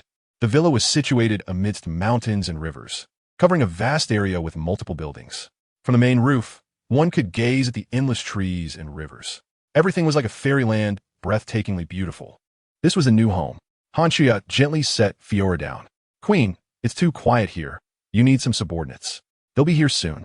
Han Shuya smiled faintly and summoned the stunning female image of the Terminator TX from the system space, her figure graceful and extraordinary. The TX slightly bowed her head and respectfully said, Master. The TX had previously cost 10 million reputation points to purchase a system-enhanced version, with abilities even stronger than those in the movie. Good. From now on in this world, don't call me Master, call me Boss, Han Shuya said. Understood, Boss. The TX replied respectfully. From now on, the Terminators will be under your command. After finishing her words, Han Shuya purchased another 100 Terminators from the system. Although they were cheaper, costing 100,000 reputation points each. Understood, Boss. The TX nodded slightly, indicating her understanding of Han Shuya's orders. Although these ordinary Terminators were not as powerful as the TX, they were still capable of handling all the tasks and security duties of the villa. Each ordinary Terminator was an existence that humans could not rival. They possessed extraordinary strength and speed, as well as highly developed intelligence and learning abilities, allowing them to quickly adapt to various complex environments and situations. Each could operate offline, and the TX could remotely control them. Hello, Boss. As soon as the Terminators appeared, they respectfully said in unison, then quickly began to scan the surrounding environment. The TX used the remote control system to command all the Terminators to perform their tasks. She accurately calculated the position and action route of each Terminator to ensure the efficiency of the entire team. Inside the villa, the Terminators quickly went about various tasks. They cleaned the rooms, organized the furniture and equipment, did household chores, and some stood guard in suitable places inside and outside the villa. Their work efficiency was very high, making Han Shuya very satisfied. Fiora quietly watched everything without saying a word. Skynet, I don't need the artificial intelligence that Tony installed in the villa. You will replace it and coordinate with the Terminators from now on. As you command, Master. On the street, pedestrians screamed and fled in all directions, while the abomination, annoyed by these sounds, raised his hand and threw a car at several innocent bystanders. Quick, use the rocket launcher. General Ross broke out in a cold sweat as he watched the enormous figure roaring in the distant flames. The rocket, with a long tail flame, sped toward the abomination. But the giant yellow monster was not afraid and charged directly at the rocket. With a loud bang, flames erupted around it. But it seemed that these did not harm the monster at all. Suddenly, the massive figure emerged from the flames unscathed. The elite soldiers who fired the rocket were instantly paralyzed. Even seasoned warriors, seeing a creature that could not be harmed by lethal weapons, felt a surge of fear. This is power. I am the strongest. The abomination laughed at the camera, deliberately not attacking the helicopter broadcasting live, seemingly wanting to showcase his invincible power to the world. The abomination, whose real name was Blonsky, was an elite soldier of considerable age. As he grew older, he yearned to regain his former glory, longing for greater power. After injecting a small amount of super soldier serum, Blonsky's physical body approached the human limit, equivalent to 60 of Captain America's strength. This made him somewhat arrogant, believing he was invincible. However, in front of the Hulk, even a super soldier was no different from an ordinary person. Bruce Banner easily shattered Blonsky's dreams with a kick. Had it not been for the super serum's built-in regenerative capabilities, that blow would have been enough to crush him to pieces. The disparity in power hurt Blonsky's ambitious ego, but simultaneously ignited his desire for power. To catch up with the Hulk and prove himself, Blonsky reluctantly forced Samuel Stearns to inject him with a diluted sample of the Hulk's blood. Thus, the abomination, enslaved and driven by power, was born. Come on, Hulk. The abomination ignored the bullets hitting him and kicked a vehicle blocking his path into pieces. Surrounding soldiers dared not fire. Many who had shot before were taken down by the abomination. Considering the urban combat, heavy weapons could not be deployed. The so-called orders from above did not mandate them to fight to the death, so the soldiers began a tactical retreat. The Hulk struggled to rise. The previous blow from the abomination left him somewhat dazed. He had always been at a disadvantage, suppressed by the abomination. Having once been a soldier, the abomination possessed rich combat experience, giving him a certain advantage. However, the angrier the Hulk got, the stronger he became. His rage reignited, filling him with power. Seeing this, the abomination charged fearlessly. The abomination dodged and then landed a left jab on the Hulk, causing him to stagger back, but he soon charged again. Next, the two powerful and ferocious monsters engaged in a terrifying battle in the city center, causing destruction that rivaled any demolition company. The Hulk threw a punch, and the yellow monster kicked. Their brute force clashed, and although their techniques were simple, the damage caused was more severe than that of large-caliber weapons due to their extraordinary strength. The two giants grappled, destroying everything in their path, shattering office buildings and crashing through homes. This monstrous battle transformed the entire block, making the giant steel and concrete buildings crumble like paper. The mayor of New York watched the live broadcast, clutching his chest in pain, repeatedly dialing military numbers, angrily demanding that the two monsters be driven away. At SHIELD headquarters, Nick Fury, dressed in a black leather jacket, was staring at the huge screen in front of him, which clearly broadcasted the roars of the two monsters.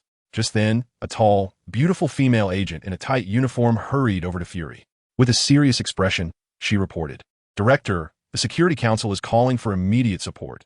We must eliminate the two monsters or at least drive them out of Manhattan." The Security Council was certainly anxious. If the fighting continued, it would spread to Wall Street, leading to disaster.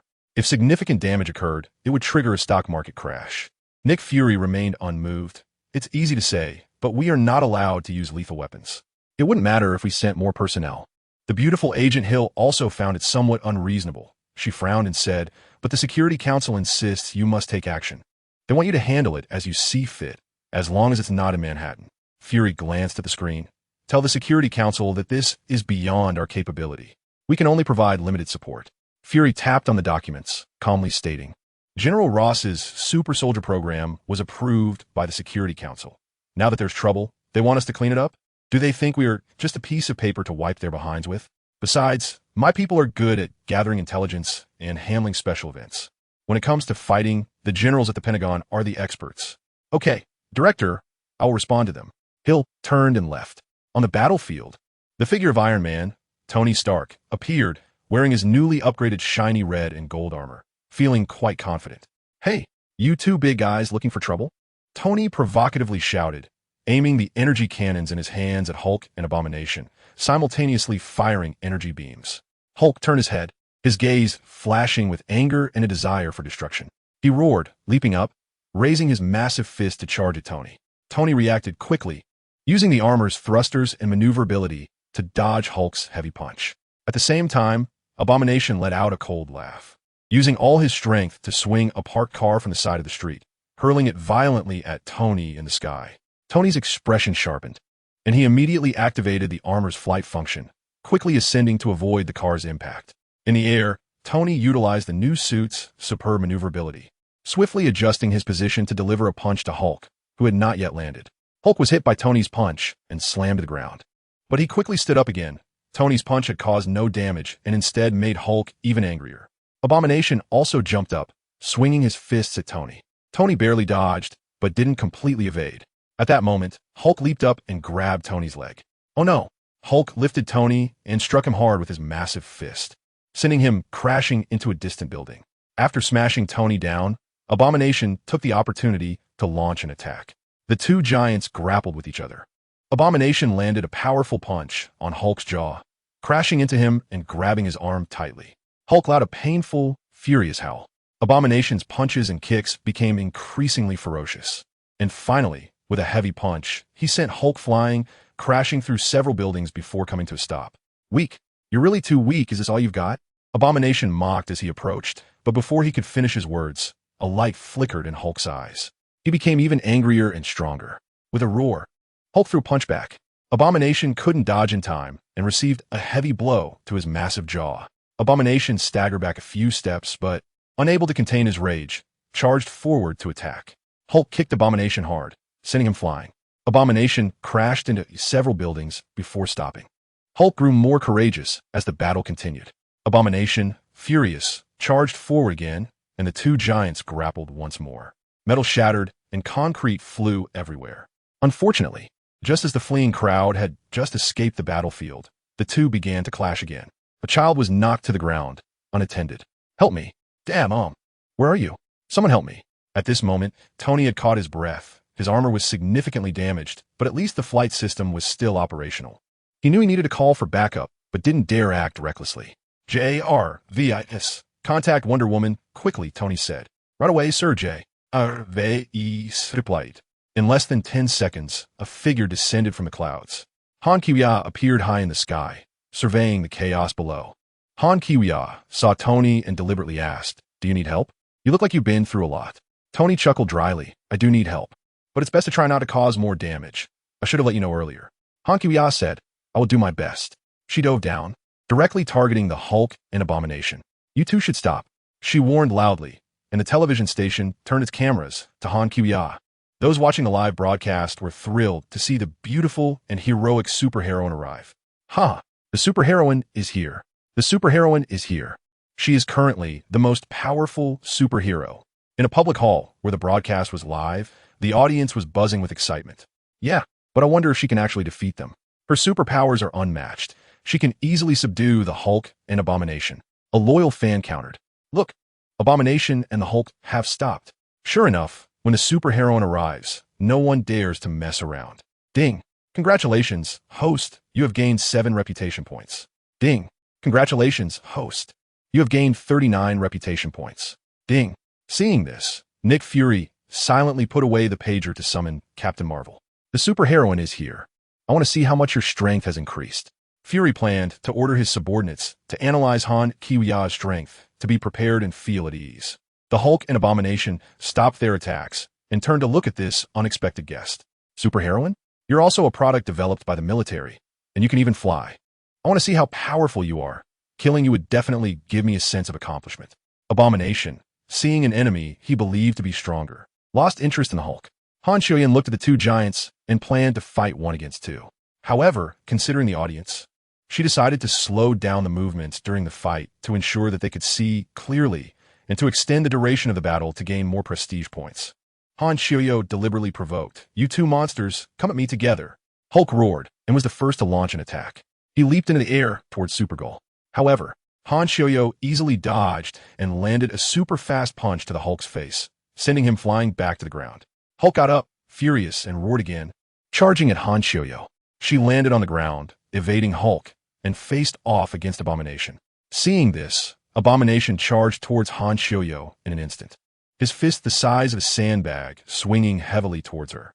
Han Xiuyo met his punch with her small fist, and the two fists collided.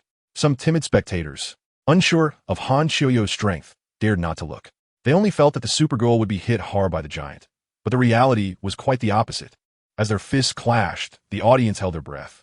With a loud bang, a violent shockwave tore through the surrounding space, causing the scenery to tremble. Abomination clutched his injured hand in pain, staggering backward for several meters, leaving a trench on the ground. Abomination, like a bronze statue, charged forward, roaring loudly. As he approached Han Xiuyo, his shadow completely enveloped her, making her appear petite in comparison. However, Han Xiuyo easily dodged his attack and simultaneously landed a powerful punch to Abomination's chest. Boom! A deafening thunder-like sound echoed in the air as her fist struck Abomination's chest, rippling waves spreading across his iron-like tough skin. Abomination's massive body flew backward like a broken kite, scraping along the road and plowing a 100-meter trench in the ground. His roar echoed in the air, his eyes wide open in disbelief. He couldn't comprehend how this seemingly fragile woman could possess such immense power, pushing him, a giant monster, back with a single punch. Was she really a product developed by the military? Damn it. Abomination stood up from the ground, seemingly unable to believe he was at a disadvantage in this fight. He had just defeated Hulk and was extremely blindly arrogant, looking down on everyone. Today, he was determined to take down Supergirl and prove he was the strongest. Meanwhile, Tony fired several pinpoint laser beams, successfully attracting Hulk's attention. This time, he didn't take unnecessary risks, flying high and avoiding a direct confrontation with Hulk. Hulk took a few laser hits, roaring in anger, but it didn't do much good. Hulk charged at Tony, his steps shaking the ground like an earthquake. Tony piloted the Iron Man suit, skillfully dodging the angry Hulk's attacks. Oh, shit, it seems I need to upgrade the suit when I get back. The laser only caused scratches on these monsters. Tony planned to lure Hulk to a remote area. In the city, he didn't have Supergirl's strength to control Hulk's fighting pace without causing destruction. The enraged abomination felt his hormones surge, realizing his strength had increased again, making him incredibly arrogant and feeling invincible. No one is stronger than me. I will take you down in front of the world's ants, then slowly slaughter those ants. Fear me. Ha ha ha. Han Kiwiya felt speechless. If it weren't for wanting to gain more reputation points, she would have taken you down in an instant. The audience watching the live stream didn't expect to find themselves in the middle of the drama. Although we are mere mortals, what is this ugly monster? Supergirl, fight him. This slimy green creature is really disgusting, and it's covered in mucus. Supergirl, my goddess, please eliminate him quickly. With a few large strides and just 2 breaths, he leaped several dozen meters, instantly arriving in front of Han Kiwiya, his massive fists swinging wildly. Han Kiwiya also threw punches with both hands quickly, her fists stabbing out hundreds of times within a second, colliding with the punches of Disgust, creating a series of piercing sounds as they cut through the air. Disgust found himself becoming very strong. His punching speed was truly fast. He stopped and used his arms to block the attacks. Disgust brutally said, I can catch bullets. Han Kiwiya paused to let him finish speaking, then stepped on one of his feet, followed by a right jab that struck the waist of the monster. The monster's entire body bent like a bow and flew backward. A straight trench formed on the road, marking the deep trace left by his body as he flew by. Good. A viewer watching the live stream at home couldn't help but stand up, cheering and waving his fists. His fists sparkled like fireworks, moving too fast. The superheroine was incredible. Her punches were like rockets, smashing down hard on that guy. Well done. Don't give a monster a chance to breathe. 1 punch and 1 kick. Make him taste the pain. This monster is so disgusting. Watching him get beaten up is simply satisfying. I can hardly imagine how a woman can deal with such a fierce and huge monster. The superheroine is truly powerful. She is a goddess on Earth, a goddess of the human world. Ding. Congratulations to the host for the increase in reputation points by 88. Ding ding ding. Han Kiwiya listened to the system's announcement and felt really good.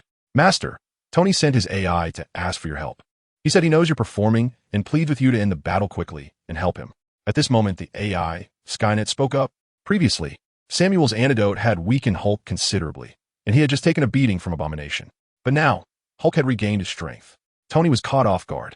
He was too late to fully evade Hulk's attack and ended up having one of the armor on his foot damaged by Hulk. I'll be there in a few seconds. He responded. Han Kiwiya communicated with Skynet in her mind. Okay, Master. Abomination felt that he had been ambushed and trampled on, and since he didn't dodge in time, he was left in such a sorry state. He stubbornly got up, wanted to fight back fiercely. Han Shiyuan no longer gave him chance, swiftly darting in front of him like lightning, delivering a punch filled with hatred and anger. Han Shiyuan met his fist with her own. Boom! This time was different from the last. Amidst a loud rumble, Han Shiyuan's small iron fist collided with the monstrous fist of her opponent. The significant size difference did not grant victory to the monster. In an instant, its fist was shattered. The monster was sent flying again. However, this time, its entire hand was broken beyond recognition, a massive dent appearing on the front of its fist, with scales flying everywhere. Even a piece of bone protruded directly from its forearm, exposing the bone spur at its elbow. Accompanied by the sound of breaking bones and the wound, filthy blood flowed down like a stream. Good. The viewers watching the live broadcast were about to climax. The scene of the superhero beating the monster was truly exhilarating. Without giving the monster any chance to catch its breath, her flying speed was like lightning. Instantly reaching the monster's front, one of her beautiful black silk legs lifted her knee, breaking through dozens of sound barriers, soaring upwards at an astonishing speed. The knee slammed into the monster's chin, producing a deafening sound. Bang! After the heavy sound erupted, a massive shockwave spread out, and the air seemed to distort at that moment. The monster's enormous body was forcefully sent flying into the air, while Han Chiyuan followed closely, hovering above and beside the monster. No, you didn't show your true strength just now. You lied to me. No, I surrender. I won't fight anymore. The monster realized the gap in their abilities and attempted to plead for its life. Yet, it had never cared about how many innocent lives it had taken. At the fighting scene, various live broadcasts and video recordings quickly followed Han Xiuyuan's figure. Han Xiuyuan did not give Abomination any chance, hovering above him, watching as his body tumbled in midair, waiting for him to reach the highest point. Surrender? If you are afraid to continue fighting, you have lost your value. I can only gain more prestige by defeating you. Han Xiuyuan's beautiful legs were raised high in the air, exuding a cold aura. No, I am willing to let you hit me. No. Abomination looked at Han Xiuyuan's movements, filled with immense fear. He hoped to deceive Han Xiuyuan. Retract this attack and let him go, right now. All he wanted was to escape immediately after landing on the ground. Han Qia's long black silk legs were raised high, and the speed at which they fell broke through dozens of sound barriers. With a heavy split kick aimed at the back of her adversary, the force unleashed was even more terrifying than the knee strike from earlier. Bam! Han Qia's legs struck like a heavy knife, forcefully cleaving into the back of the Abomination, causing his body to fold at an exaggerated angle. The Abomination, whose ascent had just come to a halt at high altitude, plummeted down like a meteor. With a deafening crash, his body slammed into the ground, burying itself deep, cracking the earth around it. Dust and smoke filled the air, leaving most of the spectators in shock. They saw the Abomination's body deeply sunk into the ground, as if consumed by a powerful force. The Abomination was down. Immediately, Han Qia heard the sound of reputation points being credited. It took less than 10 seconds to deal with the Abomination. Without lingering, she activated her supervision, penetrating all obstacles to lock onto the location where Tony was battling Hulk. In an instant, Han Qia shot through the sky like a bolt of lightning, racing towards the scene at an astonishing speed of over 130 Mach. Only a fleeting shadow remained in the air, leaving the audience in awe. This time, Qia did not use a portal. Today had already been shocking enough, and she planned to save that for her next appearance. In the military, General Ross, sitting in a helicopter, looked at the smoke-filled battlefield and stammered. It's resolved?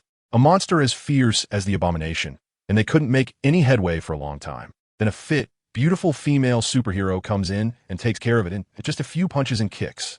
At SHIELD headquarters, Director Nick Fury quietly watched the live broadcast of Han Qia's battle with the Abomination. After Han Qia finished fighting and flew off at a speed that astonished him, he seemed frozen in place, making no movements, not even uttering a curse. At that moment, an agent approached him, reporting, "Director, based on the analysis from the high-speed camera, we have obtained the latest combat data on the female superhero." Director Fury quickly regained his composure and focused on the agent's report. The female superhero's maximum flight speed exceeds 100 Mach, and the power of her punch is at least 20,000,000 kilograms, which is 10,000 times that of the world's strongest boxer. This may be a result of her not using her full strength, the agent continued. Additionally, based on image analysis, her reaction speed, action precision, and predictability far exceed our expectations. Her strength, speed, and reaction capabilities have reached an unimaginable level. Fury pondered for a few seconds before swiftly commanding, "Immediately disseminate this information to all relevant personnel and ensure they prepare to study the female superhero's weaknesses. Also, notify everyone that under no circumstances should they provoke the female superhero or engage in conflict with her. Any matters concerning her must be reported to me immediately." Within SHIELD, members of Hydra were also paying close attention to Han Qia. Hydra member Alexander Pierce held a report on the superhero's combat data, contemplating future action plans. He decided, "You all immediately head to the scene and try to find samples of the superhero's biological tissue. Perhaps we can find her hair or other biological specimens." "Yes, sir. We will complete the task as soon as possible," his subordinates replied before quickly leaving to execute the mission. Pierce watched them leave, filled with anticipation. He believed that if they could find the superhero's biological tissue, it would aid in their further research on superpowered individuals and benefit some of their experiments. Tony's armor on one foot was damaged, forcing him to rely on one foot and the thrusters in his hands to awkwardly dodge in midair. On the ground, the Hulk, enraged, hurled massive trees and boulders at him. "Supergirl, come help your true fan, Tony Stark." As soon as Tony finished speaking, Han Qia flew down like a deity from the sky, appearing instantly in front of Tony, kicking away a massive tree that Hulk had thrown at him. "Ha! Supergirl is here. Better surrender, little green man." Seeing Han Kia arrive, Tony instantly calmed down and began to provoke the Hulk instead. Tony, your endurance is too short. Han Kia laughed as she spoke to Tony, casually deflecting a boulder that Hulk had thrown from the air. I was hoping to perform a bit longer over there. I have plenty of time in that regard, so don't doubt me. Tony joked back, chatting easily and completely ignoring the furious Hulk on the ground. Seeing the two ignore him, Hulk's rage reached its peak. He began hurling various objects while his massive body surged forward, leaping towards Tony and Han Kia. Miss Kia, let us finish fighting first before we chat. It's rude to our enemy, Tony said, feigning calmness, though he felt a bit anxious about the pressure Hulk was exerting. In the air, Han Kia remained unperturbed. As Hulk leaped closer, she stomped down on him, using her flying ability to send him crashing back to the ground at several times the speed of sound. With a loud boom, Hulk's body traced a straight line in the air before being firmly pinned to the ground by Han Kia. Tony swallowed hard, his eyes wide as he watched Hulk pinned under Han Kia's foot. Despite having witnessed her fighting before, every time he saw her violent performance in battle, his mind and body instinctively reacted with fear. Jarvis, you must remind me in the future not to flirt with her. I don't want to end up paralyzed, Tony joked. The AI Jarvis calmly replied, understood, sir. At the same time, I must remind you that based on my analysis, there exists reproductive isolation between you and the female superhero. Therefore, your biological condition may not withstand her power, and you could die quickly. I know that without you telling me. There's no one on Earth who could endure her super strength, Tony retorted. Han Shio stood on one foot on Hulk's chest, and Hulk felt as if the foot in the red boot had endless power. At that moment, Han Shio's super hearing picked up Tony's words, and she couldn't help but glare at him. This glare made Tony's already unstable flying posture wobble, almost causing him to fall from the sky. Sir, please be aware that the female superhero has super hearing, so be careful when speaking, Jarvis reminded. Jarvis, you take over the control of the armor, Hulk said, feeling the immense power of Han Chio's foot on his chest, struggling wildly and letting out a deafening roar. Han Kiwia calmly crossed her arms in front of her chest, looking down at the Hulk beneath her feet. As she felt Hulk's struggle intensifying, she increased the pressure of her foot to ensure her control over him. No matter how much Hulk struggled, he could not break free from beneath Han Kiwia's foot. Gradually, Hulk began to realize the gap between himself and this powerful opponent, and he slowly calmed down. When Han Kiwia saw that Hulk had calmed down, she let go of her feet. Hulk did not move immediately, lying on the ground gasping for breath, seemingly deep in thought. Hulk, go back and turn back into Banner, Han Kiwia said. As soon as Hulk was quiet, hearing the name Banner immediately made him angry again. No, don't bring Banner out, he shouted, his voice filled with anger and dissatisfaction, charging towards Han Kiwia. Han Kiwia and Hulk exchanged a punch, pushing Hulk back. Then she raised her right hand and gave him the middle finger. Seeing this, Hulk charged forward and grabbed Han Kiwia's middle finger with one hand. Hulk tried to break Han Kiwia's middle finger, struggling hard, but realized that her finger was as hard as iron and wouldn't bend. At that moment, a television station was broadcasting live, and some operatives from various factions, as well as bystanders, were filming on-site. It must be said that they reacted quite quickly. The live broadcast quickly captured this scene, and the footage spread around the world. Han Shioya smiled and said, Hulk, why don't you use both hands to bend one of my fingers? Han Shioyan's mockery made Hulk feel very angry and frustrated. He used his other hand as well, but still couldn't bend Han Shioyan's middle finger. This made him feel very embarrassed and helpless. He didn't want to continue this confrontation, so he decided to return his body to Banner. Han Kiwia became a bit impatient when Hulk wouldn't let go for a long time, so she flew up and suddenly punched him on the bridge of his nose. With one punch, she broke Hulk's nose. Bang! He still didn't reveal his true form. As Han Kiwia's voice fell, Hulk fell to the ground and transformed back into Banner. It still takes force to revert back to the original form. Tony, don't you agree?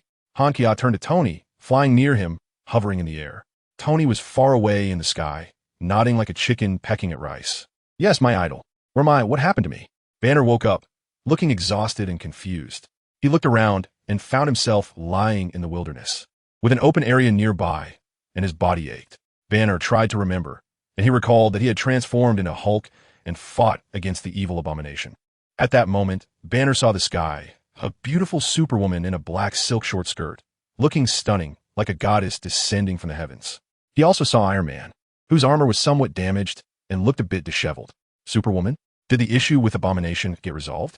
Banner muttered to himself in question. Just as he was contemplating, Han Kiya flew in front of Banner with instantaneous speed, startling him. He didn't expect Han Kiya to fly over with such incredible speed, hovering steadily with almost no time or distance to break. Banner, I've dealt with abomination, don't worry, Han Kiya said. Oh, my God, goddess, you can fly so fast. Don't scare me like that. I might turn into Hulk, and that would be troublesome. Tony also flew over. You don't need to worry. Hulk was beaten back by her. Really? Superwoman is that powerful? Oh my God. Banner was surprised. By the way, Superwoman, goddess, I'm now your true fan. But I still don't know your name. Han Kiya. Han Kiya said with a smile. Banner, in the future, if Hulk goes out of control, I can help you revert back to your original form for free. Is that so? That's great. If it weren't for fighting, I wouldn't want to turn green. Hulk, are you guys polite? Ding, congratulations to the host for winning the battle, earning 60,000 points, current points, 280,000. Ding, system upgrading.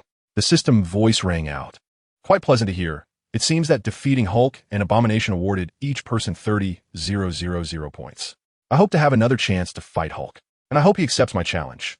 If he surrenders, I won't be able to earn points. Han Kiya received points and felt very happy. Thinking of this, she smiled. Her smile blooming like a flower, filled with joy and happiness. Her eyes sparkled with captivating brilliance, as if stars were lighting up the night sky. Tony and Banner were stunned for a few seconds, momentarily lost in thought, and then they looked quite puzzled. Tony asked, Miss Kiya, what happened? Why are you laughing? Han Kiya put away her smile and replied, It's nothing.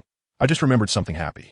In the distance, General Ross, aboard his helicopter, witnessed the situation being resolved and the danger dissipating. He ordered his men to safely land the helicopter on the ground and then walked over with a few subordinates. Ross struck a pose, raising his chin high and puffing out his chest, trying to convey an imposing presence that reflected his authority as a general. As he approached, Banner grew tense. Thank you both, heroes, for resolving our experimental issue and helping us recover our property loss, Ross said, appearing grateful on the surface. He continued, The military is very appreciative of this incident, and we will publicly commend you, Wonder Woman. Ross made a remark that infuriated Banner, referring to him as their property and attempting to take him away. Dr. Banner is not anyone's property. He is an independent individual with the right to determine his own fate, Han Kiya said, stepping in front of Banner.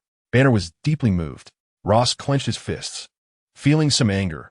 A great deal of investment had already been made in the whole project, but he knew that his men stood little chance against Wonder Woman's strength. He is national property. You are opposing the United States, Ross attempted to threaten. Do you think I'm afraid? Han Kiya smiled slightly, confident in her strength and unafraid of anyone's threats or pressure. Also, Dr. Banner is now with S.H. I yield.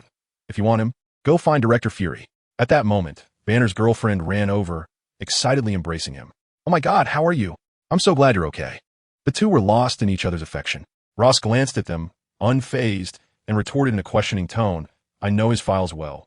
When did he join S.H.E.L.D.? I wasn't aware. Just joined. Han Kiya replied coldly, somewhat angry. When will this Ross ever stop? I say, General Ross, that's enough. Be careful. Angering Wonder Woman is not a good idea. Seeing Ross wanting to continue arguing, Tony quickly interjected to warn him. After what had just happened, he also found Ross intolerable. Moreover, what my goddess Wonder Woman decides cannot be changed by anyone. Ross paused, momentarily at a loss for words. If it came to a military conflict, he decided it was better to back off. After considering for a moment, Ross glared at Tony angrily and told his subordinates, let's go. Then he turned and left. Ross's subordinates followed closely behind. They had been extremely tense at the thought of clashing with Wonder Woman. Fortunately, the situation had not escalated, allowing them to breathe a sigh of relief. Tony had a puzzled expression. Why did he just glare at me? Banner explained. He probably saw anger on the goddess's face, so he only dared to glare at you. After Banner had finished embracing his girlfriend, he paid close attention to Ross's reaction. All right, Tony responded, feeling somewhat resentful as he looked at Han Kiya. Han Shoyin saw Tony looking at her with a longing gaze, and a smile appeared on her face. She took a step closer to Banner's girlfriend and said, Don't worry, I'll take good care of Dr. Banner. I'd better not waste time. Let's talk in the sky.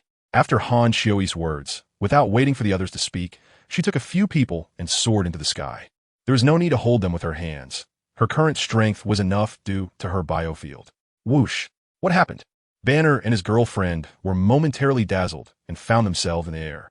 The two were stunned for a moment, exchanged glances, and began to feel panicked. Oh, my God.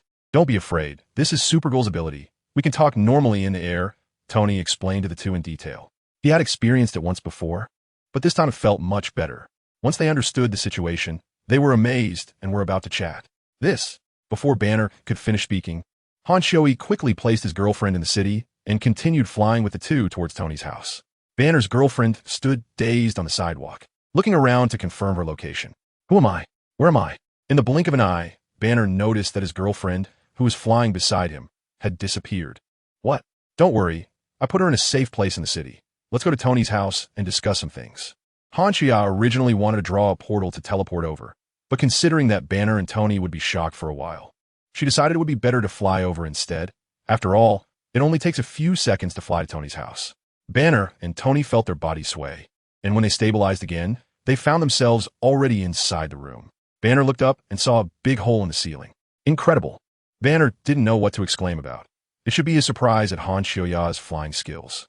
Welcome to my home, Dr. Banner. Would you like something to drink? Let's chat in the living room. Tony quickly responded, warmly hosting. Come on, Dr. Banner, Honshui said. Jarvis, find out what the guests want and have someone bring it. Tony instructed the artificial intelligence Jarvis while removing the damaged armor. Honshui and the two others arrived in the living room and each took a seat. Just as she sat down, Honshui controlled her nanotech suit and changed into a beautiful dress. Banner, feeling confused about his path ahead, was captivated by the magical transformation of Honshui's suit into a dress. Banner curiously asked, can your suit change into different outfits? That's amazing. Is it nanotechnology? We'll talk about that later. Let's discuss the matter at hand first, Honshui replied. She continued, Dr. Banner, we are planning to form a superhero alliance and would like to invite you to join. Oh, is that so, Goddess? But I still have some questions. Banner expressed some unease. Tony, thinking that Banner was quite powerful even after turning into the Hulk, quickly added, Banner, once you join, you can work with me. We are not under the control of any government or organization. We are free and flexible, ready to respond whenever someone needs our help. Honshui added, as for General Ross pursuing you, you don't need to worry with me around. I will also help you find a suitable identity. Tony said, when we need combat power, you can let Hulk come out to help. And when Hulk is out of control, Miss Kiwiya can also help bring him back to his original form. After hearing this, Banner felt relieved and replied, okay, then of course I agree. It is my honor to be in a team with Supergirl and Iron Man. Banner then asked, by the way, what is our organization called? Tony said, let's call it the Supergirl Iron Man Alliance. Honshui smiled and said, let's just call it the Supergirl Alliance. Banner, what do you think? Let's directly call it the Supergirl Alliance. No need to distinguish between the full name and the abbreviation. Banner thought that the female superhero Honshui had a pretty strong presence, so it was better to please the goddess. Tony replied, all right, but the alliance needs funding. Looks like it'll have to rely on me, the billionaire. Tony was a bit proud when talking about wealth. After all, who says money isn't a superpower? Honshui said, you don't need to worry about funding for now, Banner. Just go undercover at SHILD and let Director Coulson pay you a salary. That way, your identity can be arranged properly. Tony chuckled and said, that's a great idea. Nick Fury invited me to join SHILD last time, saying he was forming the Avengers. I haven't given him a clear answer yet. Honshui said, you can reply to him after a while, saying you agree to join. In the future, our team, except for me, can all go undercover at SHILD. Tony and Banner were a bit stunned, but after thinking about it, it really is a good idea. Anyway, if something happens, Honshui will take the heat. After all, no one has ever beaten Wonder Woman. Honshui then added, revealing surprising news to the two. By the way, there are many Hydra members within SHIELD. Tony, I'll send you a list. You can consider going undercover in Hydra again as our team's double agent. What? Hydra? The two were astonished. Wasn't Hydra completely wiped out during World War II? Tian Wong, send Tony the personnel information of Hydra that I asked you to investigate earlier. Honshui commanded internally. Received, Master. The personnel information of Hydra has been sent to Tony's AI, Jarvis. Tony, some information has already been sent to Jarvis. You can ask it yourself later. Okay. Tony instinctively responded, still reeling from the shocking news. Just then, Banner's stomach growled. Clearly, Banner had been entirely focused on escaping and fighting earlier, and now his stomach was empty and growling. Banner felt a bit embarrassed. Jarvis, order more food to be sent over. Tony commanded as he regained his composure. He was thinking that he needed to clarify what the situation with Hydra in S-H-I-E-L-D was. This unreliable system upgraded itself at the slightest disagreement. And no matter how he called it, there was no response. Fortunately, the system mall was still usable. Han Kiya complained internally about the system. However, what does system-optimized version of chicken soup mean on the homepage of the system mall? And why does it require 300 reputation points? It's so much more expensive than other food. There can't be a problem, right? Banner, you don't have to wait. I have chicken soup to drink. Let us make do with that for now. Han Kiya smiled and stretched out her hand, and a large bowl of chicken soup appeared out of thin air, which she placed on the table. Tony and Banner exchanged glances, suppressing their curiosity. Banner, this chicken soup smells pretty good. Go ahead and drink it. Supergirl won't poison you. Tony joked. Banner picked up the chicken soup and quickly drank it, soon exclaiming, "It's so delicious. I've never eaten anything this good. The goddess really knows how to provide." Han Kiya once again bought a cheeseburger from the system mall and gave it to Tony, along with many other food and drinks, and began to enjoy the delicacies with the two of them. I have to say, the food produced in the system mall is delicious. Miss Kiya, this cheeseburger is so good. Can I order some every month? No, every day. The price is negotiable, Tony said, wolfing it down, his speech a bit unclear. S-H-E-E-L-D in the S-H-I-E-L-D office, Nick Fury was sitting at his desk, reviewing a report on the latest project. Suddenly, his communicator rang, breaking the silence of the office. "Director, we've monitored that Superwoman and Dr. Banner just went to Tony's residence," a subordinate agent reported through the communicator. "Okay, I got it. You don't need to report such small matters from now on. Continue to closely monitor their actions and report to me immediately if anything unusual happens. But Director, Superwoman is flying towards us now, and she has someone with her." "What?" Nick Fury immediately stood up, preparing to go out to meet them. But just as Nick Fury's words fell, Han Kiya had already landed on the rooftop of S-H-I-L-D with Banner. Han Chioi used her X-ray vision to scan the surroundings and directly pinpointed Nick Fury's location. Just as the window was open, Han Chioi flew in with Banner, landing steadily in front of Nick Fury. "Director Egg, do you want talent? I brought you some." "Ms. Chioi," Nick Fury said, somewhat displeased. S-H-I-L-D is not your free-range area. You should have notified me before coming over. This Superwoman always calls him Director Egg in public, and the key is that she's powerful, making it hard for him to handle her. It's so annoying. Also, there are confidential documents on the office desk. She has X-ray vision. So what if some secrets get leaked from those documents? Han Chioi blinked, the corners of her mouth slightly rising. "Oh, it wasn't intentional. I was just eager to bring Dr. Banner over, so that S-H-I-E-L-D could gain another talent." Han Chioi noticed the scattered documents on the desk, but she was too lazy to activate her X-ray vision. The S-H-I-E-L-D had become the serpent S-H-I-E-L-D, and the artificial intelligence Skynet had long since infiltrated S-H-I-E-L-D. What secrets were left to uncover? Nick Fury felt quite helpless and then turned to Banner, saying, "Welcome, Dr. Banner. Would you like to join S-H-I-L-D? Banner nodded, "Yes. I've always wanted to. If you can ensure my personal safety, resolve my identity issues, and pay me a salary, I will work wholeheartedly for S-H-I-L-D.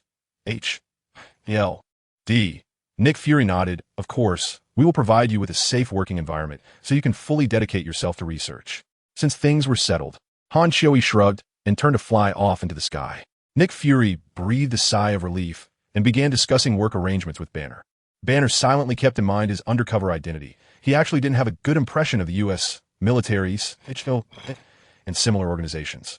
Nick was originally troubled about how to bring Banner into his H-I-E-L-D, but unexpectedly, Han Chioi had directly recommended Banner to him. The Avengers he was just starting to build desperately needed strong combat power. If they could properly control Hulk after Banner transforms, it would greatly enhance their combat capability. After finishing his conversation with Banner, Nick called in Natasha. "Natasha, how is your contact with Supergirl Han Chioi progressing? She's just a heartbreaker. When she stayed at my place for a few days, she was very affectionate with me.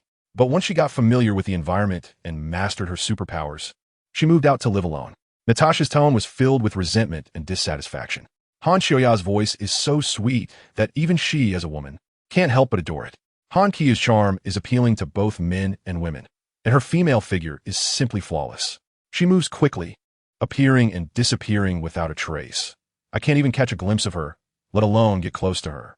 Well then, let's put the task of contacting her on hold for now. Your next task is to get in touch with Tony and find a way to stay by his side as his secretary. All right, no problem. Han Kibia returned to her villa and watched the conversation between the two on a large screen at home. Since Skynet had already invaded S.H.I.E.L.D.,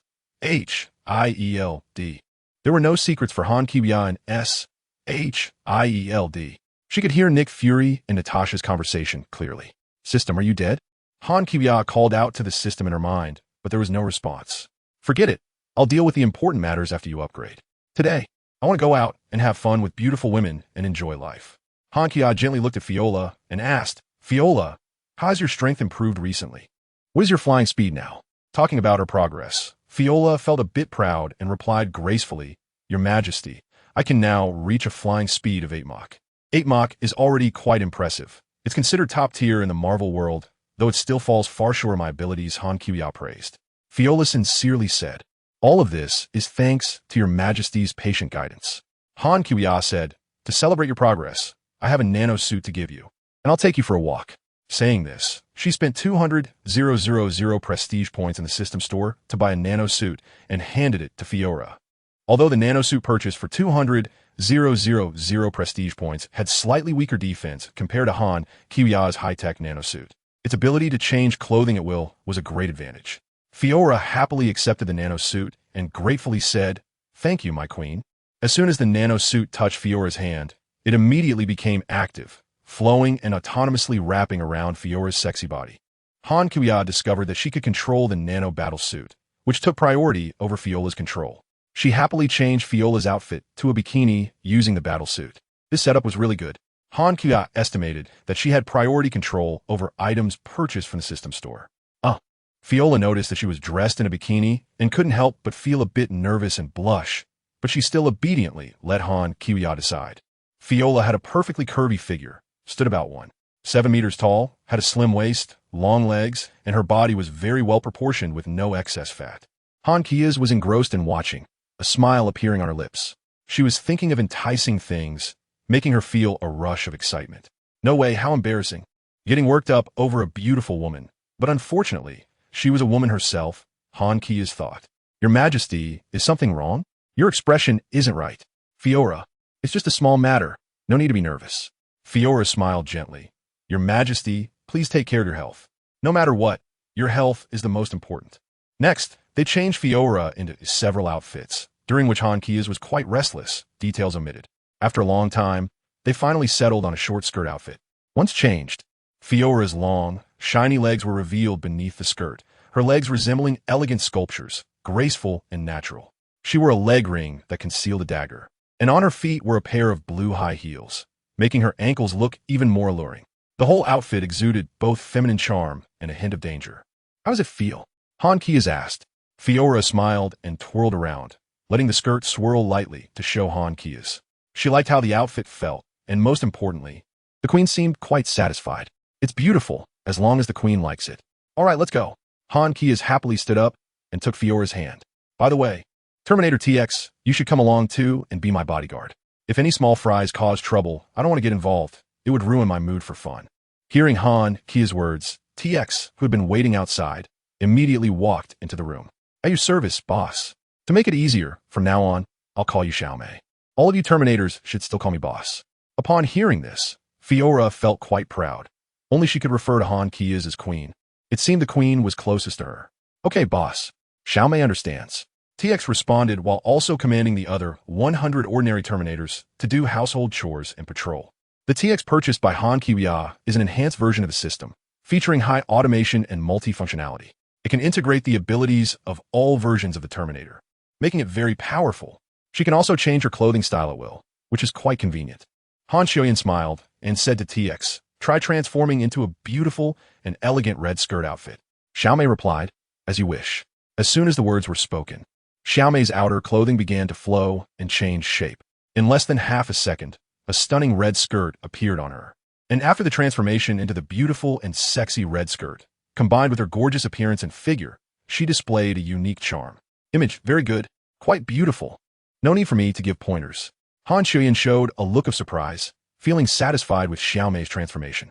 Han Kuya thought that having so many Terminators doing housework in the villa was a waste of security resources, so it would be better to send them out. In the system store, regular Terminators cost only 100,000 each, so Han Kuya decided to purchase another 250.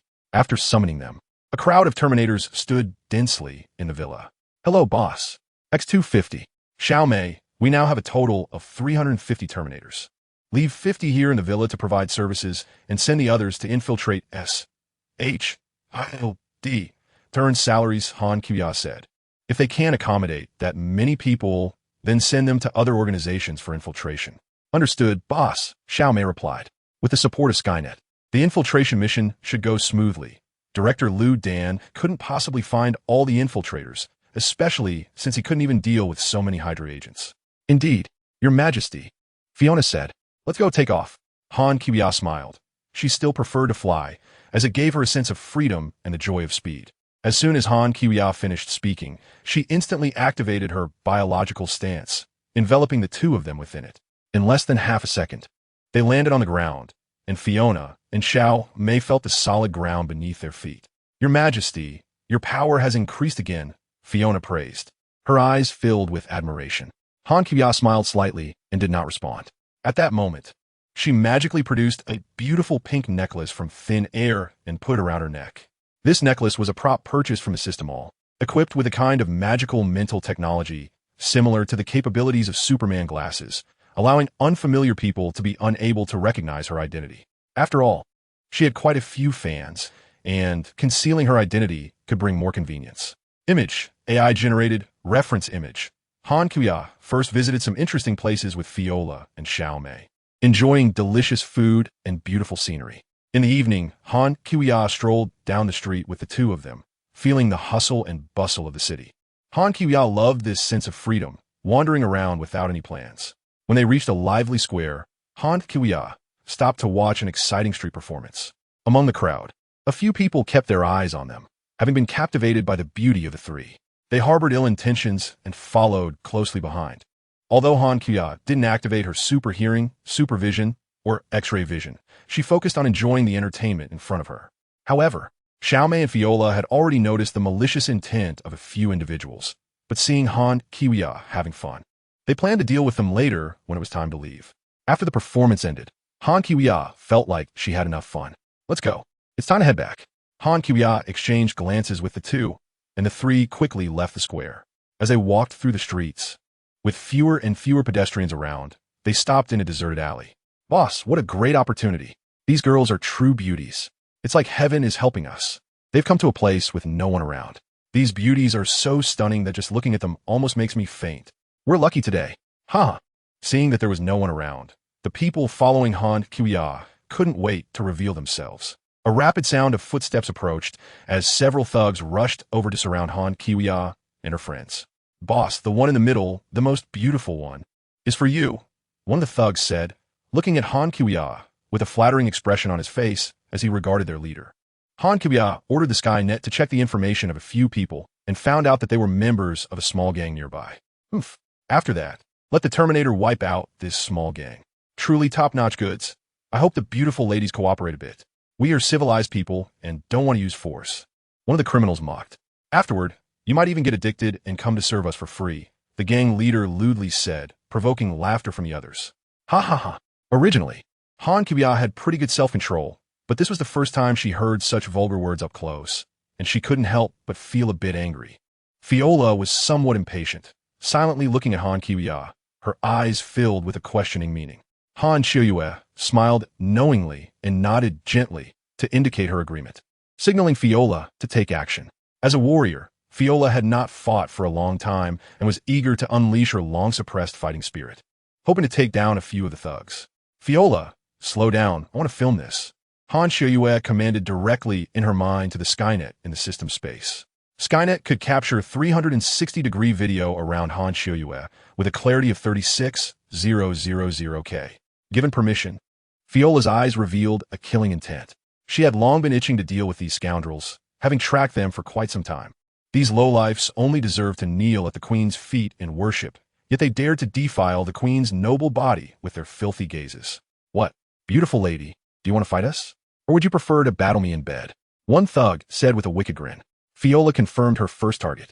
Ha! Several thugs found the situation amusing and burst into laughter.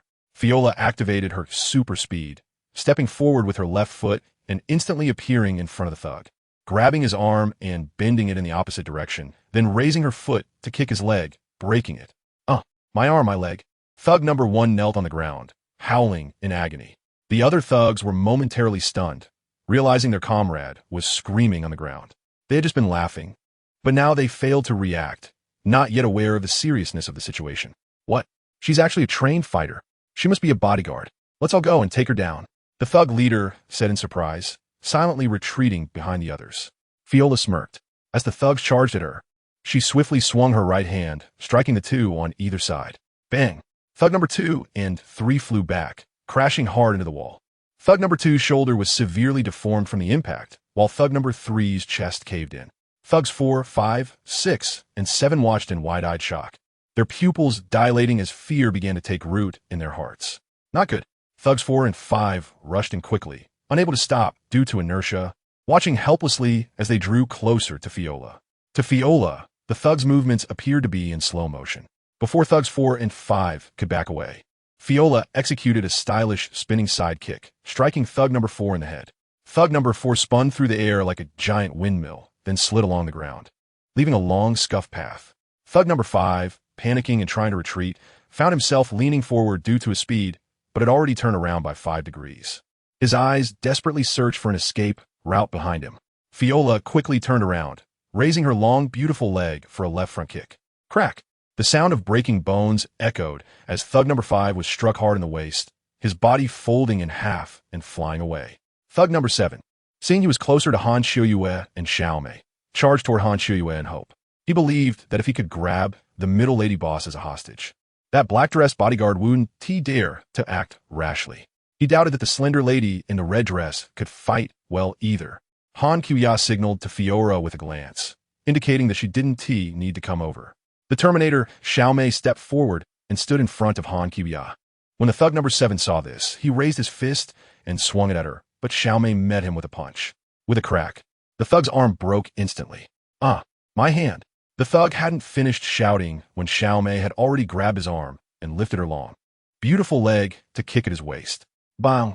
Xiaomei, as a Terminator robot, had a high-density body, and the actual weight of her long legs was astonishing. Coupled with her incredibly fast kicking speed, the force of this kick was enough to send thug number 7 flying. However, Xiaomei firmly held onto his arm, preventing him from escaping. As the thug's body fell from the heavy blow, Xiaomei continued with another kick, followed by a series of rapid, powerful kicks. Bang! Bang! Bang! The continuous sounds of impact echoed as each of Xiaomei's kicks was thunderous yet controlled, targeting different parts of the thug's body without taking his life. As a high-end Terminator robot produced by the system, Xiaomei had her own emotions and fiercely protected Han Qiuya. When her master Han Qiuya was verbally teased, she felt anger. This made Han Qiuya look at Xiaomei with newfound respect. The system is indeed a conscientious one. Han Qiuya sighed, noting that its products never disappointed. Unfortunately, it had upgraded unexpectedly, and she didn't know when it would return. At that moment, Fiora turned to look at thug number 6, who was already frozen in shock. Feeling Fiora's murderous gaze, number 6 snapped back to reality, his legs going weak with fear, causing him to kneel down. Woo, I was wrong, I surrender. Don't kill me. Seeing the miserable fate of his companion, thug number 6 cried out in fear, kneeling and begging for mercy. Fiora, finding his fright uninteresting, kicked him in the face, knocking him unconscious. She then looked up at the small thug leader, who had managed to escape not far away. In just over 2 minutes, the guy had almost run 1,000 meters. However, Fiora's speed was now at Mach 8, exceeding 2,000 meters per second, allowing her to let the thug leader run a few thousand meters ahead before chasing him. The small leader, feeling a sense of dread, glanced back and, seeing no one pursuing him, slowed his pace, a look of relief spreading across his face. Phew, I am exhausted. Luckily, I was smart enough to hide at the back and ran away as soon as things looked bad. I really saved my life. Just as he was catching his breath and showing a smile of survival, he suddenly saw a stunning figure in a black skirt fluttering in the wind appear before him. His smile froze instantly, shifting to Fiora's face. Fiora's lips slowly curled into a smirk, tilting her head with disdain. He was stunned and stopped in his tracks, his body and smile frozen. "Can you escape?" Fiora said coldly with a smile. Before her words finished, she had already grabbed the thug and threw him heavily to the ground with a shoulder throw. Then bang, bang, bang. Fiora acted swiftly and accurately, using various striking methods to continuously hit the small leader's body in multiple places, each strike perfectly measured to avoid immediate death. Soon, he was left with countless broken bones, completely unable to move, lying on the ground and emitting weak, painful groans. "This is the fate of those who dare to insult my queen." "Humph." Fiora glanced at him with disdain, then dragged him back to Han Qiuya and Xiaomei. "Your Majesty, all the thugs have been dealt with," Fiora reported respectfully, kicking the small leader toward Han Qiuya. "Ugh." The small leader groaned in pain from the kick, wishing for a quick end, now hating his surprisingly strong vitality. Xiaomei, seeing that he was still breathing, stepped forward coldly, looking down at the small leader who was barely alive, and raised her foot to step on his chest. Although Xiaomei's long legs appeared slender, they were of extremely high density and weight, capable of crushing him without any effort. Xiaomei looked at Han Qiuya, waiting for her decision. However, as a self-aware Terminator, Xiaomei internally hoped to execute this thug who had insulted the queen immediately. Fiora observed this scene and shot Xiaomei a glance, thinking, this robot Xiaomei, one step down and the small leader will probably breathe his last. There is no need for the queen to make the judgment. I, Fiora, have more wisdom and discretion. Han Qiuya nodded in satisfaction. Well done, Fiora. I will take you out for combat training more often in the future. Excitement and pride shone in Fiola's eyes. As a warrior, her desire for battle was very strong, and her greatest wish was to fight alongside Queen Han Qiuya, battling for the queen's honor and punishing all enemies who dared to oppose her. As for the number 7 thug who had been dealt with by Xiaomei, his body was as soft as dough, lying on the ground motionless. He had endured countless blows from Xiaomei's kicks, and his bones were almost shattered. It was uncertain how many bones were left unbroken. Xiaomei, I'll leave the scene to you, Han Qiuya said calmly. Later, take the other Terminators and completely eliminate the gang behind these thugs. Those who haven't committed serious crimes can be spared. Understood, boss. Xiaomei nodded respectfully, retracting her foot from the thug's chest. Xiaomei immediately summoned the Terminators, instructing them to come over and quickly prepare for action. As for the life and death of the thugs, Han Qiuya did not pay much attention, leaving it entirely to Xiaomei to handle. Fiora, let's head back. With a whoosh, Han Qiuya took off from the ground, flying towards the sky. Yes, my queen. Fiora quickly followed, tracing 2 smooth arcs in the sky before disappearing above the clouds. After watching the two leave, Xiaomei turned to the group of dying thugs, her realistic mechanical pupils reflecting coldness and determination. Han Qiuya's artificial intelligence Skynet is sharing all the information about the gang behind this group of criminals with Xiaomei. Xiaomei is preparing to follow Han Qiuya's orders to completely eradicate this gang. This group of gangsters is still unaware of the judgment and terrible fate that awaits them. They will be dismantled and destroyed under the Terminator's actions. Tony's company is facing constant problems, yet he is always out partying and playing, showing no concern for company matters. Pepper has been shouldering the burden of solving the company's issues and feels very exhausted and helpless. She goes to find Tony to complain about the company's predicament, hoping he can pull himself together and at least stop causing trouble. In the lab, Pepper approaches Tony. The expo you want to hold is just a waste of time. For me, the expo is the most important thing. It's what I care about the most, Tony says, walking towards the lab bench while operating the experimental equipment. Pepper follows him, saying, I don't understand the meaning of it. It's your vanity at play. Stark Industries is in chaos right now. That's okay. Our stock is hitting new highs. You don't understand from a management perspective. The company is doing well. Let's move on to the next topic. Tony interrupts her while continuing to work. You know, I have 8,011 things I want to talk to you about. Pepper looks quite haggard. However, Tony ignores her and walks to a robotic arm, tapping it. Dumbass, don't get distracted. That part has already been handled. Mr. Stark, I'm trying to talk business with you. Pepper feels wronged. During this time, Tony has been out partying, and the major issues of the company are nearly driving her to exhaustion. While she also has to take care of Tony, Pepper and Tony keep arguing. Inside, Tony is actually bearing immense pain and burden. The reactor in his chest contains a large amount of palladium, and these toxic substances are eroding his health. But he has told anyone this secret and can only endure the torment of illness alone. On the surface, Tony still acts as if everything is fine, but that is just his facade. He is in extreme pain and helplessness inside. He doesn't want Pepper and his friends to worry and doesn't dare to face the fact that he could collapse at any moment. Tony wants to focus all his attention on developing new technologies, hoping to find a cure. Yet when he encounters major challenges in his research and feels hopeless, he goes out to party, try to numb himself with excitement. He keeps torturing himself in this cycle. You take care of the company's affairs. What? This is a great idea, a fresh idea. You take full control of the company. I've been helping you run the company. No, I want you to be the CEO, not my secretary. The company will be yours from now on, and I don't want to manage anything. Are you drunk? Pepper is stunned. I had a little coconut juice. Tony then holds Pepper's shoulders and seriously says, I now officially appoint you as the chairwoman and CEO of Stark Industries. Are you serious? Aren't you afraid I'll intentionally ruin your company? I trust you. I have a lot to do now. Coming to find you has actually increased my work. Tony hands over the position of company president to Pepper and specifically finds a hot legal advisor for the handover ceremony. This advisor is Natasha, who has come to go undercover. Han Shuyan was lying on a massage bed by the outdoor pool of her villa, wearing a bikini and enjoying the sun. Several stunning bikini-clad women were giving her a relaxing massage. Ding! The system upgrade is complete. The long-awaited voice of the system echoed in Han Shuyan's mind. 5 months. A full 5 months. Do you know how I spent these 5 months? System, I thought you're done for. Han Shuyan happily sat up and replied in her heart. Beside her, the sexy bikini-clad masseuse Fiola asked curiously, My queen, what's wrong? Oh, it's nothing. Han Shuyan waved her hand at Fiola, her eyes filled with joy. I just remembered something happy. After saying that, she lay back down to continue enjoying herself. Fiola nodded and didn't ask further, leaning closer to Han Shuyan to continue the massage. The other women also came forward to help Han Shuyan apply high-quality, essential oils purchased from the system store, allowing her to relax fully on this sunny afternoon. Han Kia lay on the massage table, continuing to enjoy the massage under the service of several bikini-clad women. Meanwhile, she began to converse with the system in her mind. System, you've been upgrading for so long, and I've endured 5 months of hard days. You owe me some compensation? Han Kia thought to herself. Host, I just returned not long ago and found that you haven't had a hard time at all, the system teased. Cough, cough. Just relaxing occasionally. Then Han Kia asked, let's not talk about that for now. What powerful new features have you added with this upgrade? Inside a Hydra experimental base, many fully armed Hydra members guarded the entrance of a laboratory, holding submachine guns and vigilantly surveying the surroundings.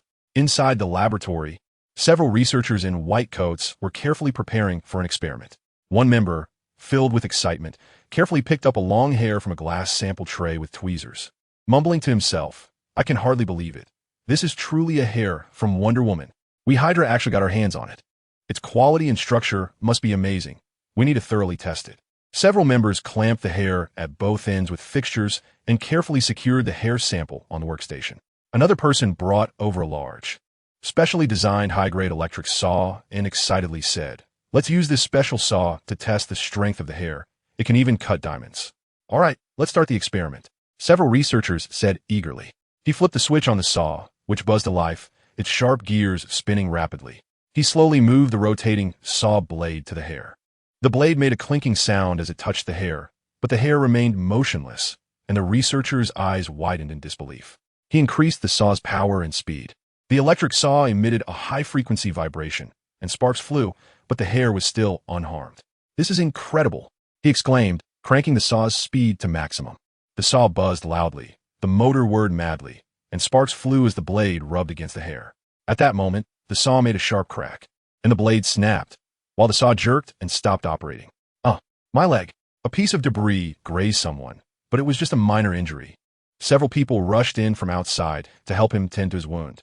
The researchers all stared wide-eyed, incredulously looking at the intact hair sample, which had easily withstood the cutting of a well-designed diamond saw. It seems we still have a long way to go before we find a way to deal with Wonder Woman, the first member sighed. But since we've obtained such an extraordinary sample, we have hope to unravel Wonder Woman's secrets. For the sake of Hydra, we must give it our all. The others nodded heavily, carefully putting away the hair sample, preparing for the next phase of the experiment. Alexander Pierce, a high-ranking Hydra official, sat alone in a dimly lit monitoring room, keenly observing the lab's every move on the big screen. Watching the lab personnel conduct various strength tests on Wonder Woman's hair, all without success, Pierce couldn't help but gasp. It turned out that the quality of Wonder Woman's hair was even more astonishing than he had imagined. This was simply unbelievable. Despite his shock, Pierce still held onto a glimmer of hope, thinking that perhaps Hydra scientists could successfully damage this hair and extract useful information for researching Wonder Woman. However, just having the hair wasn't enough. It would be even better to obtain other bodily tissues from Wonder Woman. Pierce lamented, with her physical qualities and strength, her blood, cells, and even DNA are invaluable treasures, precious research samples.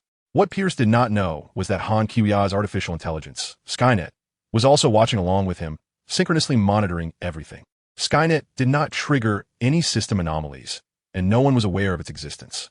As a top-tier artificial intelligence enhanced by Han Kiwia with 5 billion reputation points, its functions were extremely powerful and highly autonomous, multitasking to focus on everything related to Han Kiwia. Han Kiwia's hair was merely a strand that naturally fell out during her body's metabolism.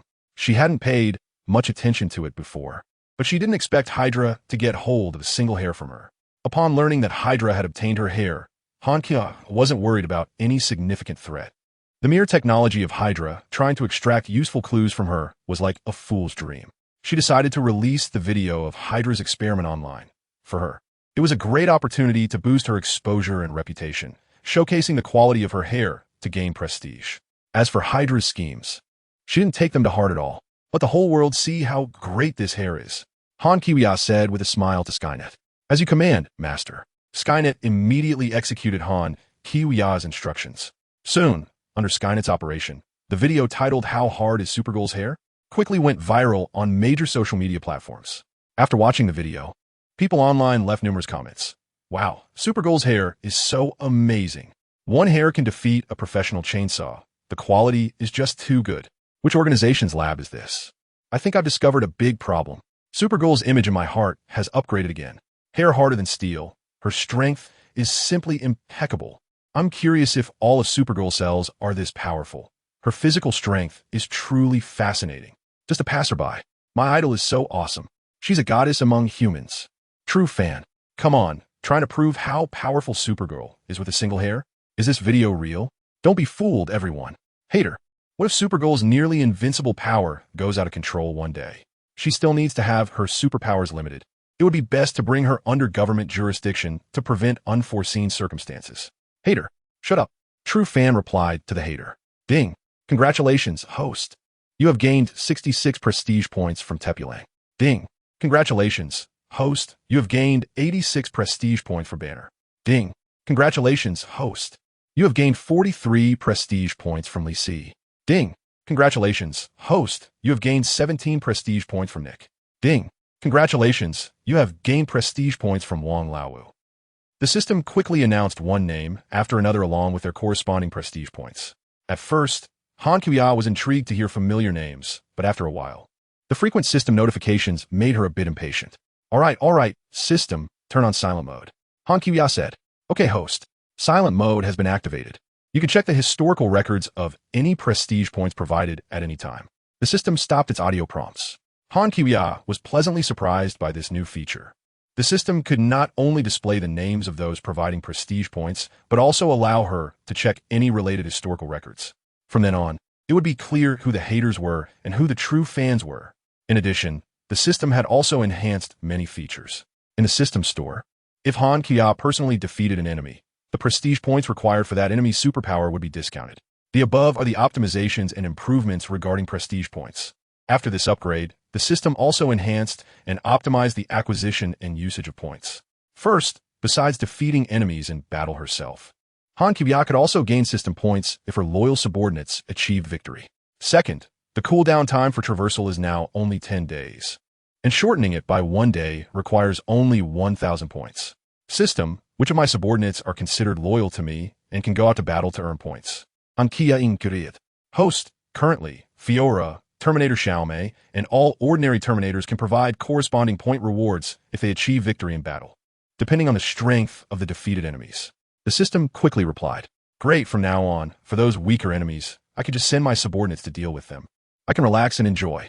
Han Kiwia felt very happy upon hearing this reply.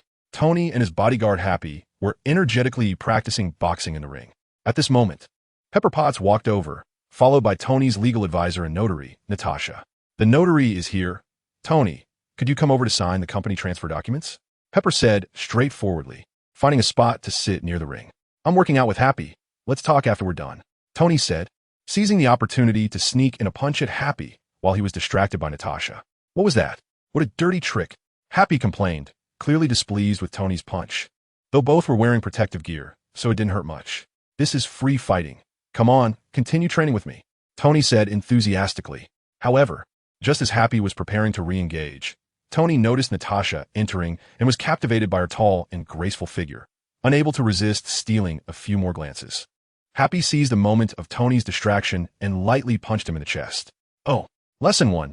Never get distracted in front of your opponent, Happy said. At this moment, Pepper spoke up with a hint of resentment and sarcasm. Tony, I assure you, you only have this one chance in your life. Please sign the company over to me. After saying that, she and Natasha opened the notarized documents and handed them to Tony. Please sign your name in every section. Tony glanced at the documents and then at Pepper, who looked serious, before he took the pen and began to sign. Beautiful lady, could you tell me your name? Tony asked, unable to hold back his flirtation upon seeing Natasha's stunning appearance. My name is Natalia Rushman. Natasha smiled slightly and provided a false name. Would you like to spar with me? Just as friends training together, Tony offered with an inviting gesture. Tony, don't do that. Pepper tried to dissuade him, then turned to Natasha and said, I'm really sorry. He's just that kind of oddball. You don't have to pay him any mind. However, after Pepper finished speaking, Natasha revealed a confident smile and gracefully stepped into the ring. No problem. Let's just casually spar, Natasha said softly. Seeing Natasha confidently accept Tony's challenge, Pepper felt a mix of worry and a slight unhappiness. In fact, she also had feelings for Tony, fearing that unnecessary sparks might fly between him and Natasha. More importantly, she had seen too much of Tony's playboy behavior. Who knew how this friendly sparring session between him and Natasha would turn out? Thinking back to Tony's past ambiguous relationships with several women, which then led to more, Pepper felt a headache coming on. She didn't want to deal with the mess Tony left behind again, nor did she want to see him being ambiguous with other women. Tony, can't you change your flirtatious nature? Pepper sighed inwardly. She could only silently pray, hoping that Tony would cause some trouble again, so she wouldn't have to clean up after him. However, Pepper was relieved to see that Tony didn't linger too long with Natasha and soon got tired. Stepping down from the ring. Happy, you professional boxer, come and spar with this lady, teach her a thing or two, Tony said, patting Happy on the shoulder. No problem. Leave it to me. Happy was excited to spar with a beautiful woman like Natasha, eager to show off his fighting skills in front of her. Tony stepped down from the ring and sat next to Pepper, crossing his legs and curiously asking, Pepper, who is this lady named Natasha? She's a new employee in the legal department, Pepper replied, also crossing her legs and calmly adding, if you keep staring at her like that, you might get sued for sexual harassment. I want a new personal assistant, Tony said, his eyes glued to Natasha in the ring. Although he didn't speak in a coquettish tone, he resembled a child asking an adult for a new toy. My boss. Tony was no longer in charge, just a major shareholder, while Pepper had just taken over as president. Don't worry, I've already found 3 excellent candidates for you. They're lined up waiting to see you. Pepper didn't want to entertain Tony's request, ignoring his gaze towards Natasha. She's the one, no need to see anyone else. I think she's perfect for my secretary, Tony said. His eyes fixated on Natasha's figure, feeling excited inside. No, she's not suitable for the position, Pepper wanted to reject firmly. The two clearly had differing opinions on this issue and fell silent. They turned their attention back to the ring, where Natasha was about to spar with Happy. Happy was thrilled to spar with a beautiful woman who called herself Natasha, as it allowed him to showcase his professional fighting skills and teach her a thing or two. He grinned and asked, have you ever practiced boxing before? I have, Natasha replied with a smile. It was probably just some boxing aerobics at the gym, right? Happy laughed, implying that Natasha had only learned women's fitness routines and needed his expertise to teach her real fighting. Pepper pretended to focus on their sparring while secretly keeping an eye on Tony's expressions and movements. Her name is Natasha, right? Tony lightly tapped, and the holographic screen on the table immediately displayed as he started searching for Natasha's identity information. Are you checking her out? Pepper raised an eyebrow and asked. I'm not being lustful. Look at her resume and skills. She's outstanding, Tony said while browsing Natasha's profile, looking for excuses. In reality, he was purely captivated by her beauty. Of course, the information Tony found was filtered and modified by S.H.A.O.D., and he had no idea that the truth was mixed with falsehoods. Nor did he know that Natasha's real name was Natasha. Pepper, look, she's proficient in many languages, French, Italian, Russian. Tony rambled on, and soon came across a sexy photo of Natasha. He enlarged the photo with his hand and examined it carefully. Image. Pepper glanced at the photo, but said nothing. I want her. She meets all my requirements. This girl must be a perfect secretary, Tony said excitedly. Pepper shook her head helplessly, knowing that Tony was definitely enchanted by her beauty and not choosing her for her skills. At that moment in the ring, Natasha's keen hearing picked up on Tony's conversation, and she curiously turned to look at him. Standing opposite Natasha, ready to spar with her, Happy smiled, thinking it was finally his time to shine. He could show off his professional fighting techniques and knowledge in front of her. The first rule is to never take your eyes off your opponent, Happy confidently declared before quickly throwing a right hook at Natasha, who hadn't turned around yet. Unexpectedly, Natasha reacted swiftly, grabbing Happy's fist at the last moment and effortlessly flipping him over, then following up with a spinning jump, locking her legs around Happy's neck, while also securing one of his arms. Happy was subdued by Natasha's series of moves, completely losing the ability to resist. Oh my God, Pepper exclaimed, standing up. Tony was also dumbfounded, watching Natasha easily subdue Happy. The secretary candidate he hoped for was beyond his expectations. Happy struggled helplessly between Natasha's legs. Natasha quickly released her hold and stood up, letting go of Happy. She fits all the requirements to be my secretary, Tony emphasized again. Happy awkwardly got up, trying to save face, saying I just slipped. Really? I think you were taken down. Tony, as the boss, showed no mercy. Mr. Tony, it's a pleasure to participate in this event, Natasha said, temporarily not accepting Tony's proposal for her to be his secretary, instead acting like a patient hunter, continuing to reel Tony in. Yes, just like that, Miss Natasha, Tony replied. Seeing that Natasha didn't proactively offer to be Tony's secretary, Pepper let out a sigh of relief. Glad that things had passed like this. It wasn't fair to press a woman who wasn't proactive. Tony couldn't force her. Thank you very much. Then I'll take my leave, Natasha said, smiling at Tony before gracefully turning to leave. Tony felt restless, his mind filled with thoughts of keeping Natasha as his secretary. But he had no good ideas at the moment. He had always relied on Pepper for everything in his life, and he looked at Pepper, saying, I want this one. The scene looked as if Pepper were Tony's parent, while Tony resembled a child sulking for a new toy. No way. Tony's lustful intentions failed, and Pepper smiled victoriously. Sir, Miss Superwoman Han Chiuyue has arrived. Just then JARVIS's voice chimed in. Oh, I'm coming. Upon hearing Han Chiuyue was coming, Tony responded, quickly walking to greet her. Pepper followed closely behind. Even she, as a woman, couldn't resist Han Chiuyue's charm. Han Chiuyue was not only stunningly beautiful, but also extraordinarily powerful. With a strong-willed personality, Pepper particularly admired Han Chiuyue. What fascinated Pepper even more was the faint but alluring scent that seemed to emanate from Han Chiuyue. Every time she saw Han Chiuyue, Pepper felt refreshed, as if she were immersed in a spring filled with blooming flowers and fruits. At the Hydra base, in a conference room, Pierce and several senior executives were gathered around the conference table for a meeting. What the hell? Our top secret, the experimental video involving Superwoman's hair, has leaked out. Now everyone knows about it. Pierce slammed the table, his anger barely contained. The lower-ranking officials present exchanged glances, not daring to speak up. This leak was undoubtedly a huge blow to Hydra's morale. They'd been carefully developing in the shadows for years, fearing that people would discover that this already extinct evil organization still existed. Who did this? Is there any way to fix it? A senior member asked. Report. It's too late. The video has already spread globally. Unless we can control all devices in the world, but that's impossible. A technician trembled as he reported. It's terrible. The risks we've exposed are significant. Pierce slammed his fist on the table. There must be a mole. Find out who leaked the information. Yes. Someone must be betraying us from the shadows, his deputy added. We need to launch an internal investigation immediately to identify the leaker. Moreover, some plans may have to be abandoned. Pierce pondered, if powerful forces discover us and set their sights on us, it will be troublesome. We need to accelerate the infiltration plan and allocate more resources to it. We must strengthen security measures to ensure no further leaks occur. Go.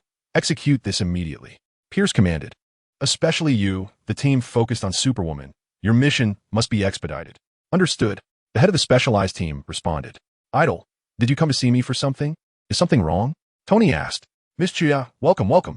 Pepper hurriedly brought over fine drinks to entertain her and sat down, happily admiring Han Chiuya's extraordinary beauty. Thank you. Can I come and find you if there's nothing wrong? Han Chiuya smiled and took a sip of her drink. Of course. You can come and hang out even if there's nothing going on. You're Superwoman, and I'm your #1 fan. You're always welcome at my home. Tony replied with a smile. It's nothing special. I just feel a bit bored lately and want to come here to see if you have anything fun. Han Xiuya said casually.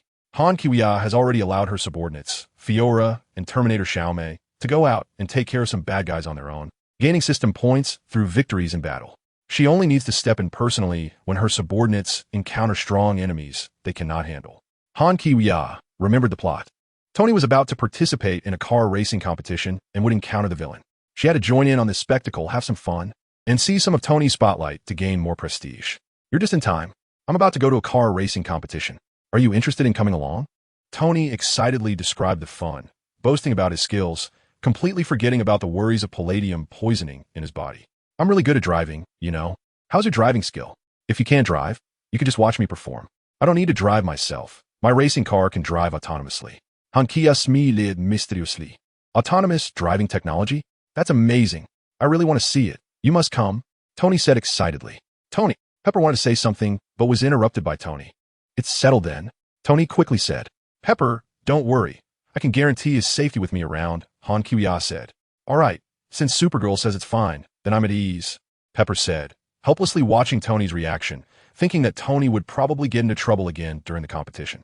However, since Supergirl was there, she felt much more reassured. Let's go. To the plane, Tony said happily, leading the way. Miss Qiuya, do you need help airlifting your autonomous racing car? Pepper quickly asked, then glanced at Tony and continued. Please excuse his lack of consideration. He never thinks about these details in advance. Han Xiuya waved her hand to indicate it wasn't necessary. It's okay. No need for air transport. My car can appear beside me at any time through spatial transmission. As long as I want it, it will automatically show up. All right, please. Little Pepper politely gestured for Han Xiuya to walk in front of her. Although she was curious, she wouldn't ask casually. Let's go, Pepper. I happen to have something to tell you too. We'll chat in the sky later. Okay, idle. Little Pepper playfully thought Han Xiuya meant they would chat on the airplane in the sky, and she was happy about it. At this moment, Han Xiuya used her X-ray vision and super sight to scan around and found that Natasha had already boarded the plane and taken off. Han Qiuya speculated that this must be Tony's persistence, secretly contacting Natasha, arranging a mission for her, and calling her to the racetrack. As an undercover agent, Natasha happily accepted the task. Let's go. We'll head out first and let Tony and Happy take his helicopter and follow behind us, Han Qiuya said. And without waiting for Pepper to react, she activated the biofield and soared into the sky with Pepper. Oh, my God, Pepper exclaimed at first, but quickly realized the situation. When she realized she was flying in the air, her face was filled with excitement and joy. So this is what flying feels like. And she could actually talk normally in midair. This is amazing, Qiuya. Thank you so much. If you don't mind, I'll just call you Qiuya from now on. Even though you look younger than me, your strength is so impressive, and you're an idol in my eyes, Pepper said excitedly. Han Qiuya maintained a moderate flying speed, allowing both of them to enjoy the panoramic view of the city beneath them. In the sky, little Chili could even see the distant coastline and the vast clear blue sky, a sight she was experiencing for the first time. No need to thank me. Since you call me Sister Qiuya, I'll call you Little Chili from now on, okay? Han Qiuya said with a smile. Little Chili nodded happily. Sure. I really like this nickname. The two of them joyfully flew in the blue sky and white clouds, with Little Chili feeling extremely excited to be one of the few ordinary people in the world who got to fly with a superhero. This experience was truly a dream come true for her. Little Chili, I have something to tell you. Tony has been poisoned with palladium. What? Han Qiuya finished talking about Tony in the air and brought Pepper to the racing venue. Soon, Tony arrived, followed by Happy. Pepper looked at Tony with a worried expression, concerned about the palladium poisoning issue in his body. However, after hearing Han Qiuya say there was a solution, she decided to wait until after the race to bring it up, not wanting to ruin his excitement for the competition. Happy, no matter what happens, be adaptable. Tony was advising Happy, having a premonition that something might go wrong in this race, but he didn't want to give up participating, especially with the powerful presence of Superwoman Han Qiuya around. What was there to worry about? Adaptable? Happy was confused. Tony didn't explain and walked with Pepper directly to the hospitality area for the race. Unexpectedly, just as they entered, they encountered Natasha. Stock, hello. Was the flight smooth? Natasha greeted Tony, blocking his way, wearing an elegant red dress. Very good. I'm super happy to see you. Tony replied. Is it okay if a photographer follows us? Natasha smiled, looking at Pepper. Pepper looked confused and immediately turned to Tony. What did you arrange this? Since you wouldn't help me, I had to come up with my own plan, Tony said, tilting his head and speaking quietly, looking quite pleased with himself. He believed he could successfully win Natasha over without Pepper's help. Tony, you. Pepper thought about Tony's palladium poisoning and his unchanged flirtatious attitude, wanting to scold him. All right, smile quickly, look at the camera, don't pull a long face, Tony interrupted her, already posing for the camera. Seeing that the camera was filming, Pepper couldn't say anything more and could only force herself to adjust her demeanor quickly, putting on a formulaic smile. Next, Tony happily accepted interviews from reporters and talked a lot about the upcoming race. Tony, have you noticed that Chioya is missing? She was just behind us. This roasted chicken smells so good. No wonder it requires 300 reputation points to exchange for it, Han Chioya thought to herself. She had deliberately changed into an inconspicuous outfit, wearing a hat, and was sitting alone in a corner of the hospitality area, eating delicious roasted chicken purchased from the system. The roasted chicken emanated an enticing aroma, making several people at the nearby table crave it. It smells so good. I want a portion of what that lady ordered. A well-dressed man quickly stopped a passing waiter. Others also joined in, standing up. I want one too. I want one too. Please, everyone calm down. Let me see what this is. And I'll bring it to you all right away, the waiter said, quickly looking towards Han Chioya, realizing that what she was eating didn't seem to be on their menu. The waiter walked over to Han Chioya, just about to ask where the roasted chicken was from. At that moment, Han Chioya looked up and gave him a friendly smile. In that instant, the waiter was completely mesmerized. What he saw was an extraordinarily beautiful face, with skin as fair as snow under the bright sun and eyes deep and enchanting like the starry sky. Her smile was like a spring breeze, melting the waiter's defenses and leaving him speechless. Just as the waiter was lost in a daze, the stunning woman in front of him had already vanished. Han Kiwiya activated her super speed and instantly teleported to another corner of the reception area, changing into a different outfit. The waiter rubbed his eyes, questioning if he had just imagined what he saw. But that extraordinarily beautiful face was deeply etched in his mind, impossible to forget. He knew he had just encountered a celestial being, and even if it was fleeting, it left an indelible mark in his heart. The waiter was still immersed in the shock brought by Han Kiwiya's stunning looks, completely forgetting to inquire about the source of the roasted chicken. Hey, why are you daydreaming? Hurry up and ask that lady where the roasted chicken was ordered. A man complained. Now the person has vanished, and we won't get any. Yeah, no. Shouldn't we focus on how that lady disappeared in a thin air? Right, there is something wrong with this place. It must be haunted. The crowd buzzed with chatter. And the waiter didn't know how to respond, but thinking of that breathtaking smile, he felt that none of it mattered anymore. Ladies and gentlemen, the exciting and intense racing Grand Prix is about to begin. Now, let us warmly welcome all the drivers into the arena with a round of applause. The host's voice resonated throughout the venue. The audience erupted with enthusiastic applause and cheers. Top drivers entered the track one by one, driving their colorful cars and waving to the audience along the way. The first to enter was Mike, whose vehicle featured a brand new aerodynamic design this year. The host began to introduce each driver and their car as they entered the arena. Next was last year's reigning champion, Jack from the Renault team, driving his iconic yellow race car. The last to enter the arena was Stark's car, with Tony Stark himself driving his signature red Iron Man car. The audience reached a climax of applause and screams upon seeing Tony's team enter. Tony waved to the audience, displaying his bright, starry smile. However, just after Tony's team entered, another car surprisingly followed behind into the arena. This car was brightly painted in red and blue, looking very eye-catching. The host was momentarily surprised by the sudden appearance of this driver, but quickly adjusted and continued with a lively tone. Wow, this seems to be an unexpected delight. We actually have a mysterious latecomer. This cool red and blue race car. We wonder who the talented driver is, but let us warmly welcome their arrival. Seeing that the organizers had no objections to this uninvited guest, the host smoothly continued. It seems we have a surprise guest to look forward to. We anticipate this mysterious driver will deliver an extraordinary performance. The host's vivid words successfully turned this unexpected twist into an exciting addition to the race. The audience's excitement was pushed to new heights with the appearance of this mysterious driver. Everyone was guessing the identity of this final mysterious driver. Han Kiwiya's vehicle design looked very advanced, and its bright colors made it stand out boldly. This mysterious red and blue race car was actually a new model transformer that Han Kiwiya purchased from the system store for 5 million prestige points. Han Kiwiya named it Bluefire. Bluefire is a rare triple-change warrior in Transformers, capable of freely transforming among robot, car, and helicopter forms, with combat power and maneuverability reaching the top levels among Transformers. Han Kuya drove Blue Fire to a stop at the starting line and waved to the audience. However, her helmet completely obscured her face, making it impossible for people to see her features. Skynet.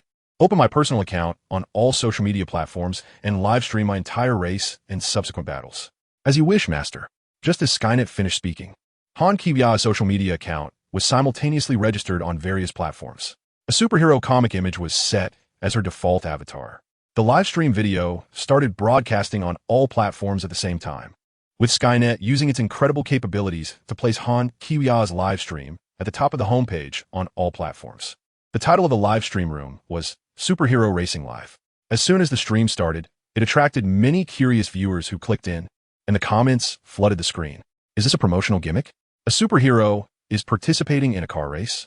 This is definitely hype. Is this account really the superhero herself? Is there any verification? Who cares if it's real or fake? Let's just enjoy the show. It's a free live stream anyway. I'm a loyal fan of the superhero. Based on my years of experience, it's definitely her. Oh my god, I love you, goddess. By the way, the car's paint job is so cool. I think I need to modify one like this. Various comments poured in, and the popularity of the live stream skyrocketed like a rocket. Blue Fire. What is your current car form's acceleration time from standstill to 100 meters? Han Kuya asked while touching the steering wheel. Report, Master. My 100-meter sprint time is only 0 for seconds, and my maximum speed can reach 3 Mach. Blue Fire replied through the car's sound system. This data is incredible. It can leave many cars on Earth in the dust. At that moment, the countdown from the event organizers began. 3, 2, 1, go. The race officially started, and the roar of engines at the starting line was deafening as all drivers immediately floored the gas and sped out from the starting line. The venue erupted with cheers and screams from the audience. The colorful race cars sped down the track like arrows, quickly leaving brilliant trails. Tony started in 3rd place, feeling good and secretly pleased with himself. However, Han Kia deliberately waited 2 seconds at the start to let all the drivers get ahead before executing a fast and beautiful chase to catch up with all the cars, stunning the crowd. The race has started. Look, the 2nd place car, number 5, is very fast and is about to overtake. Oh, it's overtaking. The commentator passionately and rapidly described the race, noting that a car had trouble at the starting line while 3rd place Iron Man was attempting to overtake. Oh, at that moment, a figure in the crowd changed into staff, clothing, and quietly blended in among the workers. Meanwhile, in Han Kuya's live stream room, various comments immediately rang out. What is wrong with the superhero? Why isn't she starting? Hurry up. What the heck is the goddess joking? Looks like something's wrong. This is so awkward. Ha ha ha. This is hilarious. Just as the comments were flying, Han Kuya slammed the gas, and the engine let out a deafening roar. Blue Fire shot off like an arrow, accelerating with unbelievable speed. My god, the number 9 car just started a few seconds ago and has already quickly caught up with the cars ahead. The commentator's voice began to get excited. The speed is too fast. It has already caught up with 1 car. Oh, another one. Han Kuya's high-speed pursuit immediately stirred up a wave of even more intense screams and cheers at the scene. Watching the racing car that took off and chased with lightning speed, the audience was completely overwhelmed by shock and excitement. Oh my god, the speed is too fast. So fast, so thrilling. My goodness. Who is this driver? As a car fan, I don't know. The crowd erupted in enthusiastic applause. Those who were just questioning in the live broadcast room fell completely silent, all stunned by this fierce chase. Wow, just a moment of closing my eyes. And Supergirl's car has already surged ahead? Is it supposed to be this exaggerated? This speed is terrifying. Haha, we're the people who doubted my goddess just now. Next came Tony's red racing car, and Han Kuya directly overtook him, leaving him behind. Oh. The scene erupted in another wave of cheers. Encountering a bend, Han Kuya happily turned the steering wheel, shaking off the 2nd place as if in an uninhabited realm. Her stunning pursuit indeed shocked the whole venue. My goodness, she's about to be in 1st place. This speed is simply not of this earth. The commentary was filled with excited shouts. Amazing. She's about to be in 1st place. Many people were looking forward to it. The atmosphere at the scene reached a climax, but everyone already sensed that the winner of this race was basically a foregone conclusion, just as everyone was stunned by the astonishing chase of the blue flame. A dark figure quietly blended into the race staff. It was Iron Man's old rival, Ivan Vanko. Some attentive people in the audience noticed him and immediately gasped. Oh my god, What is this person going to do? Ivan quickly took off his staff disguise, revealing the electric shock device tied to his back and the electric whips in his hands. Sparks of dangerous electricity crackled from the whips, creating a terrifying scene. My goodness! Someone is going to attack the race. A spectator screamed. The scene instantly became chaotic. Some people panicked, while others excitedly took out their phones to film. At this moment, a racing car came speeding by, and Ivan, regardless of who it was, directly struck with an electric whip, splitting the front wheels and the body of the car in half. The vehicle flipped through the air, smoking, creating a horrific scene. Oh my God! Someone is sabotaging the race. The commentary exclaimed in terror. Just then, a figure in red and blue suddenly descended from the sky. It was Han Kiwiai. She leaped from the blue flame racing car, dressed in her Supergirl outfit, and quickly saved the racer. When Han Kiwiai appeared, the scene fell silent for a moment, and then the entire venue erupted into cheers. Superwoman! The audience screamed excitedly. Oh my God, I see a superhero, so close to me. One audience member trembled with excitement. The livestream room instantly exploded with comments. Wow, wow, wow. Superwoman really came. I'm dying. I love you, goddess. Oh my God. This is so exhilarating. Superwoman versus the villain. Little villain, surrender. Superwoman has appeared. Who dares to be reckless? Who else? Wow, wow, the goddess is so heroic. A female fan screamed. Han Chuya gently landed on the ground, placing the race car driver down, and almost all the cameras turned to her. The audience was extremely excited to see the Superwoman, and the live stream was in a frenzy. Ivan didn't care much and kept swinging his lightning whip, knocking race cars away one after another. Some were sent flying far, but Han Chuya saved each one. Although he had the strength to quickly end the fight, he still wanted to make a show of it for the audience, gathering more prestige. Soon, Tony's race car came driving in. Upon seeing this, Ivan immediately swung his lightning whip at Tony's car. With a loud bang, the race car was struck by the whip, and Tony found himself stuck in the car, looking disheveled. Damn it! Tony gritted his teeth, but he was powerless at that moment, trapped in the car. So, Iron Man, let's see how you fare against me. Ivan smirked wickedly and swung his whip again. Sir, you must retreat immediately. The voice of AI Butler Jarvis came through the earpiece. Ms. Pepper and Happy are on their way with the iron armor. Hurry! Tony desperately shouted as he dodged. Meanwhile, on the other side, Pepper and Happy were rushing over. Oh my God, Tony is in danger. Pepper exclaimed nervously. We're almost there, Happy replied, driving the car. This guy is tough. We need to get the armor to Tony quickly. Finally arriving, Happy took a deep breath and tossed the armor to Tony. Yes. Tony caught it and quickly donned the Iron Man suit. Now we can really fight. Bring it on, Ivan. Iron Man and Ivan engaged in a new round of back-and-forth combat. At that moment, Han Chuya reappeared on the battlefield. Just as Iron Man and Ivan were fiercely clashing, Han Chuya suddenly descended from the sky, rushing behind Ivan at lightning speed and delivering a precise chop to the back of his neck. Before Ivan could react, he felt a strong force hit him at his vital point, causing him to collapse to the ground. What was happening? On the racetrack, the lucky first-place driver passed Ivan's ambush point safely, and it was at this moment that Ivan suddenly appeared, using his lightning whip to send the third-place driver and others flying off the track. Haha, now it's just me left. The first place is mine. The first-place driver thought excitedly.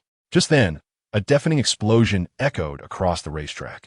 The first-place driver glanced in terror to the side, only to see a blur of red and blue racing past him, moving so fast it left him dumbfounded. Blue fire was free to act, and it could easily clinch the first place. Oh my God, what kind of car is that? The commentator exclaimed, stunned. Its speed is absolutely breaking the sound barrier. The first-place driver is left far behind. The commentator noticed the unexpected events surrounding Ivan and continued to narrate the thrilling race. The audience was shocked, standing up, cheering, and gasping. This was undoubtedly an unprecedented climax race. Seeing the empty blue fire surpass the first-place driver at several times the speed of sound, the audience was left in awe, erupting in enthusiastic cheers and gasps. What's going on? There's clearly no one in the car. How can it still run by itself? One spectator exclaimed. My goodness, does it have autonomous driving capabilities? This is too advanced. It can go this fast? Another spectator couldn't believe their eyes. Not only can it drive itself, but it's also this fast. It's going to win the championship. A car fan shouted excitedly. This is like magic. How could there be such a race car in the world? A little boy stared in amazement at blue fire. This vehicle must come from the future. It's incredible. This is definitely the most thrilling race ever. The commentator was so excited he was at a loss for words. The cheers in the venue continued for a long time, and everyone was immersed in this unprecedented impact and excitement. Just as Blue Fire was about to win, Han Xiuya commanded, Skynet, have Blue Fire come here to join the battle immediately after winning. Due to Blue Fire's outstanding performance grabbing some of the audience's attention, Han Xiuya decided to use Blue Fire's transformation to create an even greater impact. After easily securing the championship, Blue Fire quickly turned around and sped over at unimaginable speed. It transformed rapidly, with all parts of the vehicle quickly assembling and converting, ultimately becoming a giant robot over 9 meters tall. What's going on? The audience was stunned, and the live stream was in an uproar. The audience erupted in astonishment and screams. Oh my God! It transformed. One spectator shouted in disbelief. This isn't a movie, right? It can really transform. Another spectator trembled with excitement. Wow, Transformers are real. A robot enthusiast fainted from exhilaration. In a live stream, the comments were flying by. The Superwoman's vehicle transformed. Wow, a transformer. I must be dreaming. This transformation is so cool. My whole worldview has been overturned. Transformers really exist. This is 100 times cooler than the movies. Transformers are confirmed. Both the live audience and online viewers were deeply shocked by Blue Fire's astonishing transformation ability, with waves of discussion and cheers echoing for a long time. This was undoubtedly an unprecedented visual impact. Ding! Congratulations, host. You have gained 72 prestige points from Stephen Strange. Ding! Congratulations, host. You have gained 92 prestige points from Natasha Romanoff. Ding! Congratulations, host.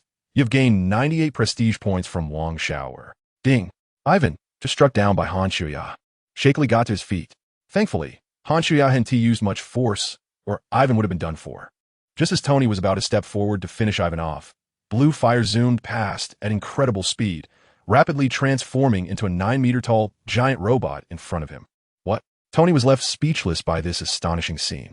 After being struck by Han Xiuya, Ivan had already lost his fighting spirit and just wanted to make a run for it.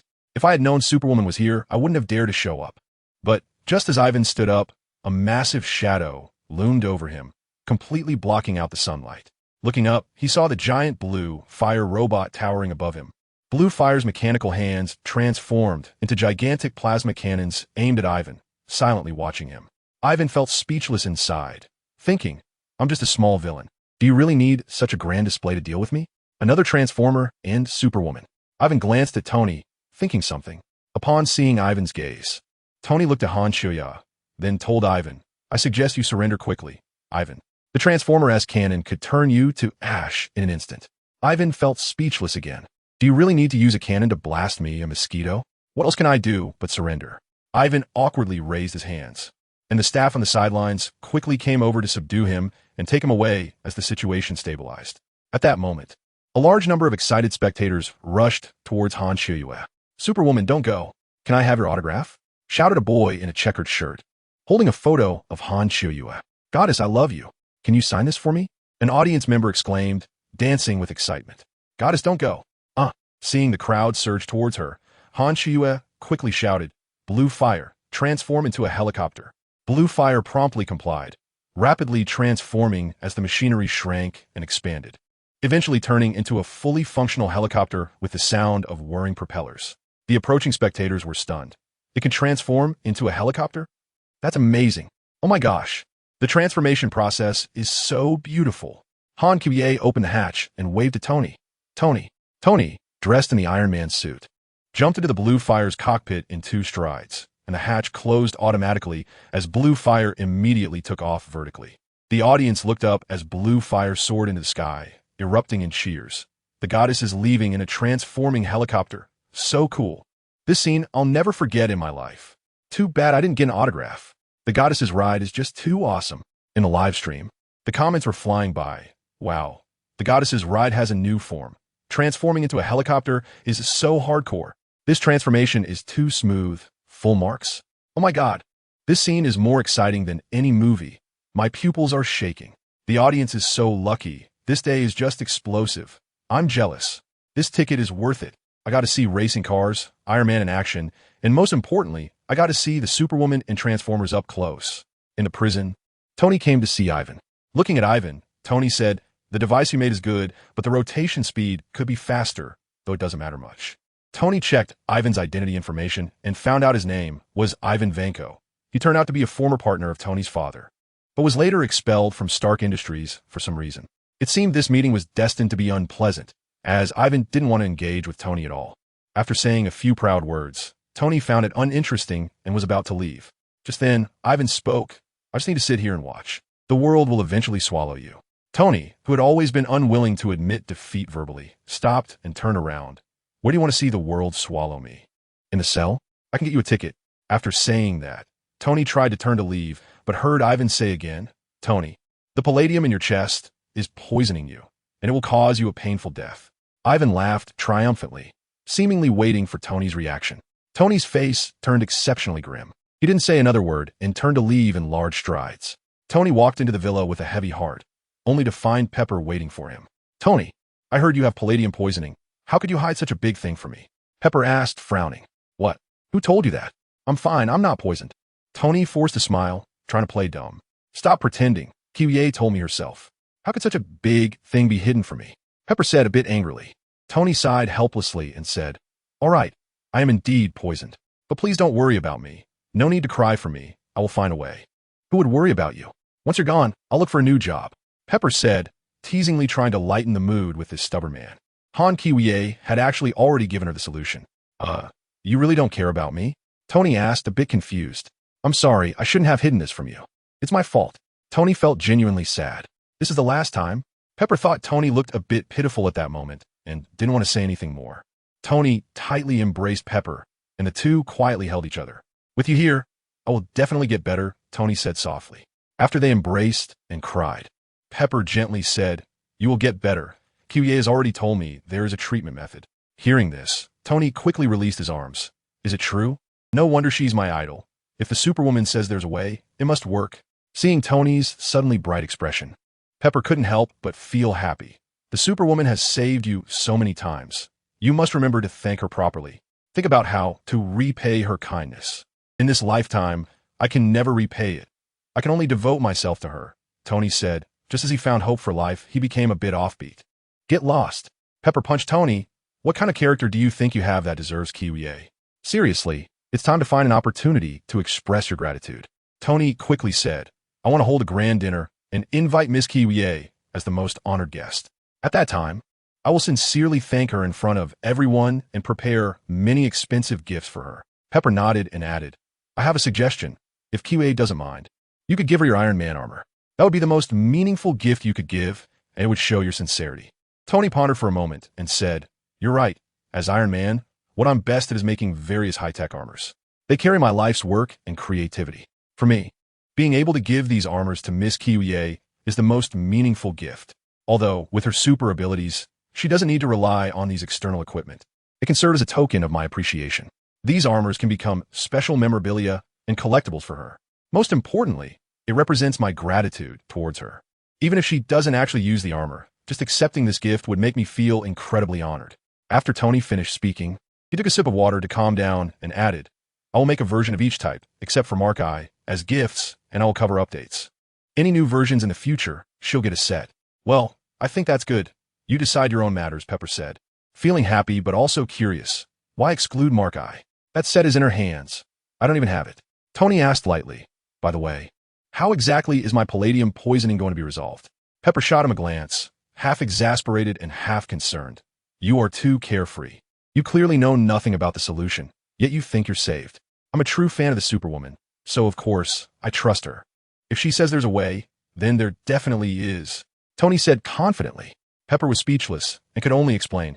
"Kiwie mentioned that SHILD has the things your father left for you. You need to pay attention to the shape of the city model. It's a new element. That's the key." "Oh, a new element. It must be harmless and completely replace the palladium in my body," Tony said, his face lighting up with anticipation. "I'm not exactly clear on the specifics, but since it's recommended by Kiwie, it shouldn't be a problem," Pepper said, lowering her eyes. Her words filled with trust. Since Pepper started interacting with Han Kiwie, she unconsciously developed fondness and trust for her. "You're just like me. You have no idea what the new element is, and yet you trust the method will work. You're more captivated by the Superwoman than I am." At SH. "Oh, Tony, I'm glad you can join the Avengers and contribute to protecting the world, Nick said with a formal smile. Tony thought to himself, can I tell you I'm here as an undercover agent? I've already joined the Superwoman Alliance. One day, the Superwoman Alliance will take down your Snake S-H-I-E-L-D. Haha. I will do my best to contribute to the team. By the way, I am currently facing a big problem. I need to check the information my father left here to see if I can find a solution for my palladium poisoning, as this concerns my life. No problem. Your father's belongings will be handed over to you immediately. After joining us, protecting your life is also our responsibility. As night fell, Xiaomei led hundreds of Terminators to an abandoned warehouse on the outskirts of Provincial City. With a wave of her hand, a dozen Terminators followed her directly into the warehouse, while the others quickly surrounded the perimeter to prevent anyone inside from escaping. This place was a gathering spot for a gang that sold illegal drugs, trafficked people, and frequently assaulted passers-by to extort money. The warehouse was brightly lit, and gang members were chatting and drinking. The moment the warehouse door was broken open, Xiaomei led a few Terminators inside, leaving everyone inside stunned. Hey, who are you? What do you want? A muscular man with a brutish face stepped forward. Oh, a beauty. And she brought a few people. Do you think you can handle us with just these? Ha ha ha. Whatever she is here for, let's keep her. A tall man next to him showed a lewd smile. Girl, your skin looks really good. It must be very smooth to the touch. A long-haired man approached, reaching out to touch Xiaomei's face. Xiaomei's eyes narrowed, and she swiftly struck him with a knife hand, causing the long-haired man to kneel on the ground in pain. Wow, this little girl is quite fierce. Another fat man said with a lewd laugh. I promise to make you scream for Grandpa. Xiaomei lifted her delicate chin and calmly replied, I'm here to send you to hell. As soon as Xiaomei finished speaking, her foot flew out and kicked the man's chin, sending him flying backward and crashing heavily to the ground. Looking for death, a strong man roared, swinging his fist at her. Xiaomei lightly sidestepped and then countered with a shoulder throw, slamming the strong man to the ground, making him howl in pain. Useless, can't even handle this little girl. The boss sneered from the balcony on the second floor. Altogether, seeing this, a dozen gang members rushed forward. Xiaomei spun gracefully, delivering a beautiful roundhouse kick that accurately struck the first person's chin. That person flew through the air like a kite with a broken string, crashing heavily onto a wooden table behind him, creating a loud, shattering sound. Following that, Xiaomei walked forward leisurely on her high heels, while the dozen Terminators quickly sprang into action, resembling a group of agile Black Panthers charging toward their targets. Help! Amidst the screams, several rushing individuals were taken down by precise and powerful punches and kicks, holding their heads and fleeing in panic. Some had broken arms, others were unable to stand due to fractures, and many were sent flying by the Terminator's iron fists, crashing heavily to the ground and unable to get up. Other gang members who rushed to support, upon seeing the chaos in the warehouse and their comrades all knocked down, were stunned by Xiaomei and their strength. Quick, get the guns. Quick, shoot. They panicked, not daring to approach, retreating like a tide toward the boss on the second floor. The gang boss was furious and immediately ordered his men to pick up various guns and aim downstairs. Fire, the boss commanded. A barrage of gunfire erupted, with bullets raining down like a storm toward Xiaomei and the Terminators. However, this had no effect on Xiaomei and the others. The bullets all bounced off, as the skin of the Terminators was difficult to penetrate with ordinary weapons. Too weak. Xiaomei sneered and lightly jumped to appear before the second floor. With a swift motion, she directly chopped off the gun from the boss's subordinate. You! The boss stepped back in terror, and before he could react, Xiaomei delivered a precise and powerful front kick to his abdomen. With a loud bang, the boss was sent flying like a rag doll. He soared through the air in a parabolic arc, crashing heavily against the wall and then falling to the ground with a thud. The boss groaned in pain, clutching his abdomen and curling up on the ground, blood seeping between his fingers. The force of the kick was so great that it caused him to bleed from his 7 orifices and dislocate his internal organs. You! The boss mumbled, darkness closing in on him, and he finally fainted. Xiaomei withdrew her foot and coldly surveyed the surroundings. In this operation, Xiaomei and the others showed no mercy, severely injuring all the members who had committed numerous crimes, rendering them unable to move. These individuals would face the furious retaliation of other gangs and enemies, with their fate akin to hell. In just 1 month, Xiaomei wiped out over a dozen gangs, shocking everyone in the underworld. Every gang feared her name, terrified of becoming the next target. Some even publicly vowed on social media to leave the gang and no longer associate with organized crime. Many smaller gangs also voluntarily disbanded. Under Xiao Mei's iron-fisted intimidation, the gang forces suffered a significant blow and began to show signs of restraint. Xiao Mei's name became a source of fear for all gangs. Han Qiao leaned against the massage chair, while two beautiful Terminators in formal uniforms were giving her a full-body massage. Just then, the system notification sound kept ringing. Ding. Congratulations to the host subordinate, Xiao Mei, for winning the battle and earning 800 points. Ding. Congratulations to the host subordinate, Terminator number 108, for winning the battle and earning 100 points. Ding. Watching her system points soar rapidly, Han Kia felt great and revealed a satisfied smile. She didn't expect Xiao Mei and the Terminators to be so efficient when she let them go out for some free activities. These days, Han Kia could see her system points increasing all the time.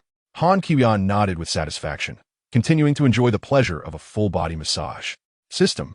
Turn off the notification sound. Okay, host. Your Majesty, eat some fruit. Fiora, dressed in a beautiful and sexy short skirt, came over with a fruit platter. The system points earned were still quietly increasing. The opening of the next world was not far away. Tony's lab. I did it. New element. Tony exclaimed excitedly in the lab. He looked at the reactor in his chest. The palladium element that was originally cast in it was toxic to the body and had always been a hidden danger.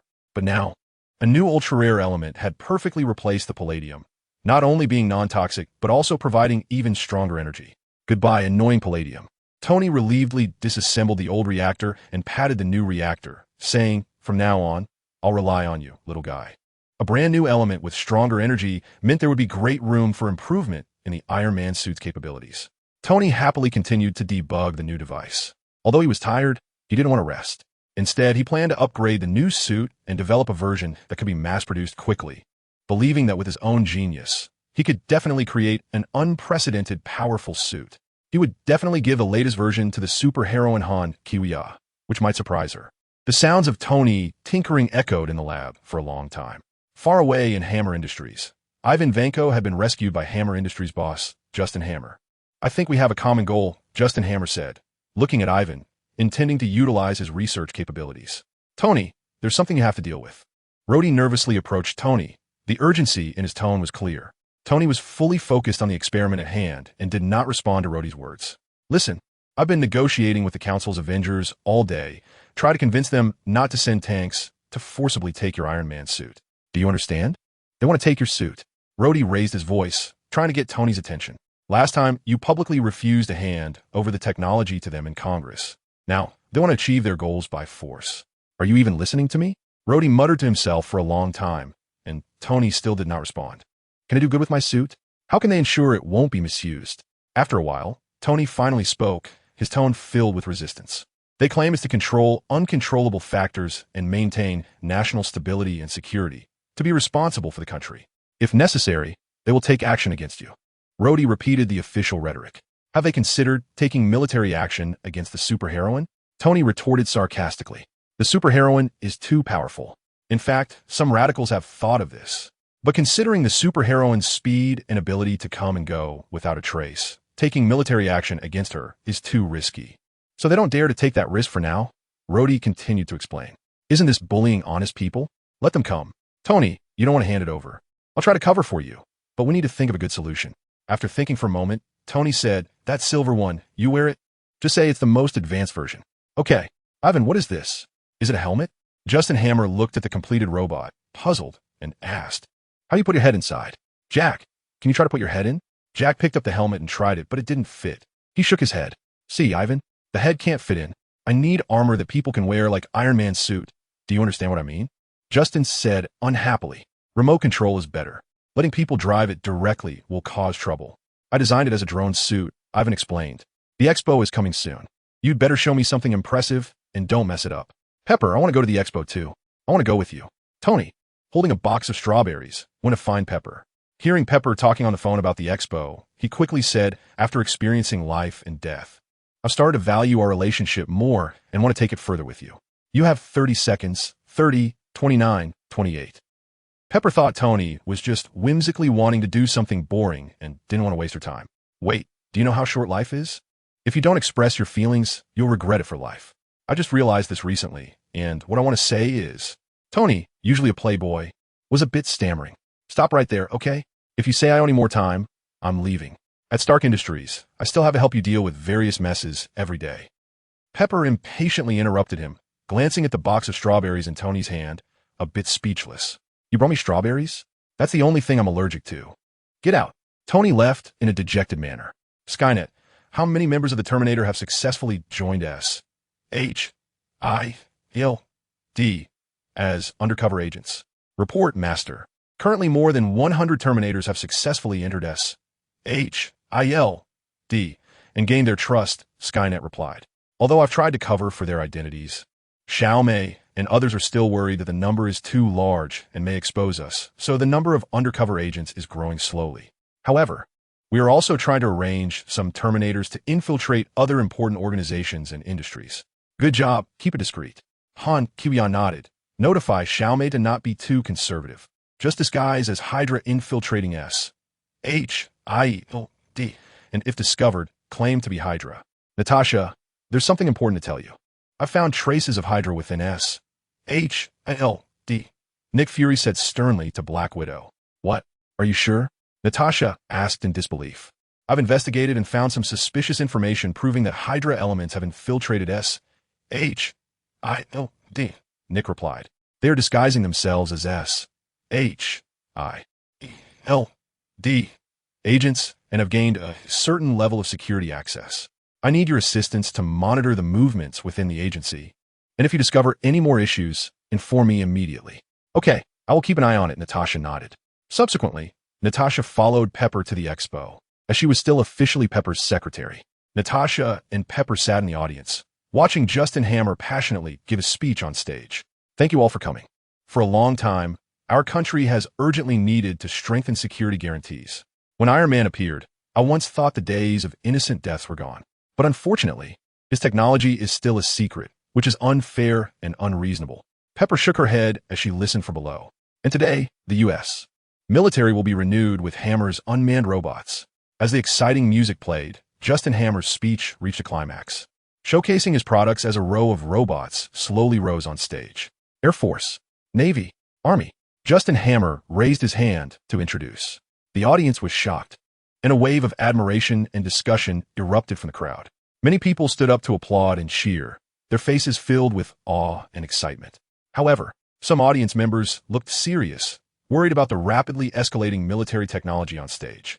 At that moment, Tony, wearing his signature red Iron Man suit, flew in at high speed and landed directly in front of Justin Hammer and his robotic army. It turned out that not long ago, Ivan had called Tony with a threat, and Tony sensed through messages that the showcase drones might start indiscriminate attacks on civilians, prompting him to rush over to try to prevent the disaster. But the audience, unaware of the situation, cheered even louder at the sight of Iron Man. Yay! Iron Man! So cool! They shouted excitedly, treating Iron Man's appearance as part of the exhibition. Justin Hammer was somewhat stunned. Tony's unexpected entrance caught him off guard. We have trouble. There are many civilians nearby, Tony said seriously, urging the audience to leave. Buddy, what are you doing here? Quickly tell me where Ivan is. Before Tony could react, the robots on stage suddenly raised their weapons, aiming at the crowd. Flying military robots took to the air, smashing through the exhibition's glass, ceiling, and scattering in all directions. Get out of here, the robots have gone rogue. Tony shouted. The audience was frightened and scattered, screaming to escape. Help! Run! Chaos erupted among the crowd. The sudden loss of control of the robots startled everyone, and they frantically searched for cover or tried to flee. The scene instantly fell into panic. Tony tried to stop the robots and protect the civilians, but he couldn't multitask alone. He could only plan to use his Iron Man suit as a shield to block a barrage of fire from the ground robots. At the control center, Ivan smiled as he remotely controlled the robots, pressing a button to issue attack orders, eager to see Tony in a predicament. Justin Hammer, showing panic, fled the scene. He had repeatedly assured Congress that these robots would not go out of control. But now, they had completely lost control and turned into unstoppable killing machines. Master, the robots at the exhibition site are about to go rogue, the Skynet warned under Han Chioi's earlier instructions. All right, X-Gang, let's go. Han Qiu, who had been lying on the sofa, stood up as she finished speaking, and the large screen in front of her automatically turned off the movie. Then, with her bare hand, Han Xioi drew a circle in the air, and as her finger moved, a golden circular portal appeared, directly leading to the exhibition site. Suddenly, a golden light circle illuminated the center of the exhibition hall, dazzling the chaotic crowd. Upon closer inspection, it was a massive circular portal. The portal radiated brilliant golden light, and its depths gradually brightened. The crowd immediately erupted in surprised exclamations. "What's going on? Oh my God!" Everyone was stunned by the unknown portal before them. Just then, synchronized footsteps emerged from the depths of the portal, and Han Xioi, with flowing hair and dressed in a Supergirl outfit, slowly revealed herself. Following her, over 100 tall figures in black, wielding axes, walked out of the portal in unison, expressionless, exuding a chilling aura. "Is this Supergirl?" Someone in the crowd exclaimed, their voice filled with shock and disbelief. Han Qiwa stepped into the portal, followed closely by Fiola and the Terminator warriors, who had transformed their hands into axes, marching in perfect unison.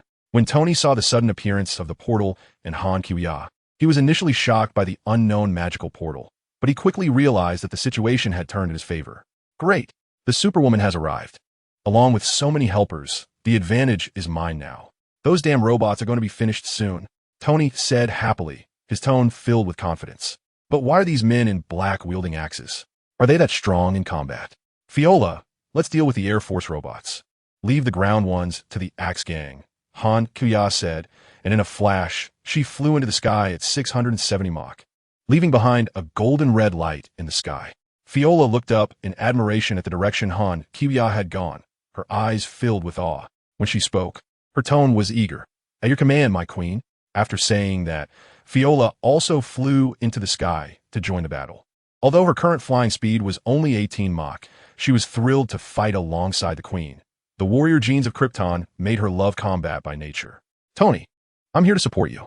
Rode came flying in his white Iron Man suit. Seeing the chaotic situation on the ground, he was filled with questions. "We have enough manpower now. You check if anyone is injured and help them out. I'll try to take back control," Tony said. "Okay," Rode replied, flying off to look for innocent bystanders who might have been hurt. Meanwhile, the Terminators armed with axes had already launched their ground offensive. They charged forward, each targeting a robot and bringing them down with their axes. The sounds of metal clashing and circuits exploding echoed, and they quickly suppressed the ground robots' attacks. As the robots suffered severe damage and became sluggish, the Terminators approached the incapacitated robots, dancing with their axes. Reference image. One Terminator danced gracefully toward a robot that was already incapacitated on the ground. "You have been terminated." A cold voice came from the Terminator. Then it stepped forward, spun its body, and with a swish of its axe, severed the robot's head in a long arc. "Your arm is injured. Do you need me to take you to the hospital?" Rode asked concernedly to a passerby with a wound on their arm. No, it's just a small injury. I don't want to leave now." The passerby said excitedly, "This is just too thrilling. The Superwoman and Iron Man have appeared, and those axe warriors are dancing while chopping down robots. It's so much fun. I have to see this until the end." Rode was somewhat speechless, but the wound needs to be treated in time. "I'll take you to the hospital after the battle." "Come on, brother. What I say small injury? It's just a scratch from debris. It's no big deal." The person was ungrateful. How could they miss such a once-in-a-lifetime scene? "By the way, your armor is pretty cool too, man. It seems like I'm not needed here." Rode shook his head helplessly, deciding to ignore the bystander, and flew away. The Terminators continued to dance with their axes, slaughtering the robots one by one. The battlefield was filled with a strange, yet magnificent atmosphere. On the ground, most of the robots had been dealt with by the Terminators. The bold onlookers gathered around to watch, excitedly discussing the scene. The aerial battle ended even faster, as Han Qiwa and Fiola teamed up, shooting robots with heat vision. The red beams accurately hitting the robots and causing them to explode, while they weaved through the robots in the sky with super speed, easily destroying one with every strike. The sky was filled with flickering red and blue lights, and the Air Force robots were quickly eliminated. After destroying the last one, Fiola clearly felt unsatisfied. "The Queen is too strong. I've only taken out less than 10%. There will be plenty of opportunities in the future. As long as you follow me, you won't have to worry about not having battles to fight," Han Qiwa laughed, watching the performance of the Axe Gang on the ground. In the system, reputation points and scores continuously increased. Ding! New world coordinates detected. Analyzing. Justin Hammer hurriedly walked into the temporary control room, frantically questioning several technicians. "What happened? Why did it suddenly go out of control?" One technician replied, "Boss, It seems Ivan has hacked the system and remotely controlled the machines. He's in the machine room, and all our guards have been locked out of the main control room. We can't contact them now. Just then, Pepper Potts and Natasha also arrived at the control room. Pepper Potts asked sternly, "Who locked your people outside? The out-of-control robots are causing havoc outside, hurting innocent civilians." Justin felt a bit guilty and replied dismissively, "Go away, please. I'll handle it. This is none of your business." Pepper immediately retorted, "Do you have the ability to handle it? Your robots are still rampaging outside. We need to know who is behind this as soon as possible. Maybe we can help Superwoman and Tony. Clearly, it was your star company that caused this trouble at the exhibition. It was your Iron Man that showed up, and that's when everything went wrong. So please leave." Justin shot back, yelling in frustration, "Security, throw these two bitches out of here." Hearing this unreasonable remark, Natasha's eyes turned cold as she dashed forward, quickly twisting Justin's arm and pinning him to the table. "Who is controlling the robots? Speak," Natasha demanded firmly. The tall security guard, seeing Justin Hammer being restrained, had the perfect excuse not to step in. He was an undercover Terminator sent in by Captain America, getting paid to do nothing. Pepper glanced at the tall security guard, relieved that he wasn't team-moving. She worried that Natasha wouldn't be able to take on the burly security guard. Justin cried out in pain, I'll tell you, it's Ivan Vanko." "Where is he?" "In the company-S factory." Natasha immediately released Justin and rushed to the door, just in time to see Happy, who was looking for them. "Happy, get in the car. Take me to Hammer Industries factory." "Where have you guys been? I couldn't reach you on the phone. I was so worried." Pepper took out her phone. "Please connect me to the New York Police Department. I know the details of the exhibition site." No, please don't, sweetheart. Don't call the authorities. Let's handle this ourselves." Justin Hammer desperately wanted to evade responsibility. Happy gripped the steering wheel with one hand and shifted gears with the other, speeding towards the target location. Meanwhile, Natasha was in the back seat, changing in her tight combat suit. Through the rearview mirror, Natasha's curvaceous figure flickered in and out of view. Happy couldn't help but glance a little longer, somewhat entranced. At that moment, a sharp honk suddenly jolted him awake, and Happy quickly swerved the steering wheel to avoid a collision. "Watch the road," Natasha said, glaring at Happy while changing clothes. Got it. Happy reluctantly withdrew his gaze. Inside the Hammer Industries factory, Ivan sat alone in front of the computer, the sinister grin on his face gradually fading. The robots on the exhibition floor had been completely wiped out, but he had not completely failed yet. When the Iron Patriot had been modified by Hammer, he had also been responsible for part of the modifications, and he had left a backdoor. He quickly typed on the keyboard, successfully hacking in and remotely controlling Rhodes' armor. Meanwhile, in the sky, Tony was communicating with Rhodes through the built-in comms. "I couldn't break the signal source controlling the robots, but I've pinpointed Ivan's location. Rhodes, get over here and back me up."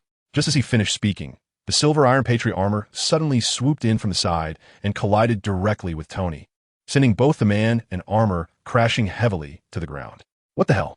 Tony scrambled to his feet, warily watching Rhodes. It seemed that Rhodes had been hacked. Tony quickly assessed the situation and realized he had to subdue him first. Meanwhile, Rhodes was desperately trying to operate his armor, but his limbs were completely out of his control. "Tony, I'm being controlled," he shouted anxiously as the machine gun on his shoulder fired wildly at Tony. Han Shuyan saw that the ground battle had ended and drew a large teleportation portal from a distance, under the watchful eyes of the onlookers. The Axe Gang marched home in an orderly fashion. Then Han Shuyan led Fiora to fly to the top of a nearby skyscraper, where she purchased 2 soft lounge chairs and 2 cups of chilled fruit juice from the system. Han Shuyan leisurely sat down, watching Tony and Rhodes fight fiercely. "Your Majesty, should we go help?" Fiora asked. "Not for now," Han Shuyan replied, sipping her juice calmly. "We'll wait until there's real danger. For now, let's just enjoy the show. We'll take care of the last person who arrives." Han Kiwia is just waiting to collect the points from the villain Ivan, making a quick profit before crossing over. Natasha arrived outside the Hammer factory and got out of the car. "Happy, stay in the car." "No, I want to let you take risks alone." Happy rushed ahead and charged into the door, confronting the first guard, and the two got into a scuffle. Natasha ignored him, rushing inside, where the first person had already taken a fighting stance and swung a punch. Natasha dodged to the side, seized the enemy's arm, and threw him to the ground. Another big guy charged at her, and Natasha reacted quickly, leaping up with her legs spread in a scissor shape, clamping around his neck and using her waist strength to flip him over.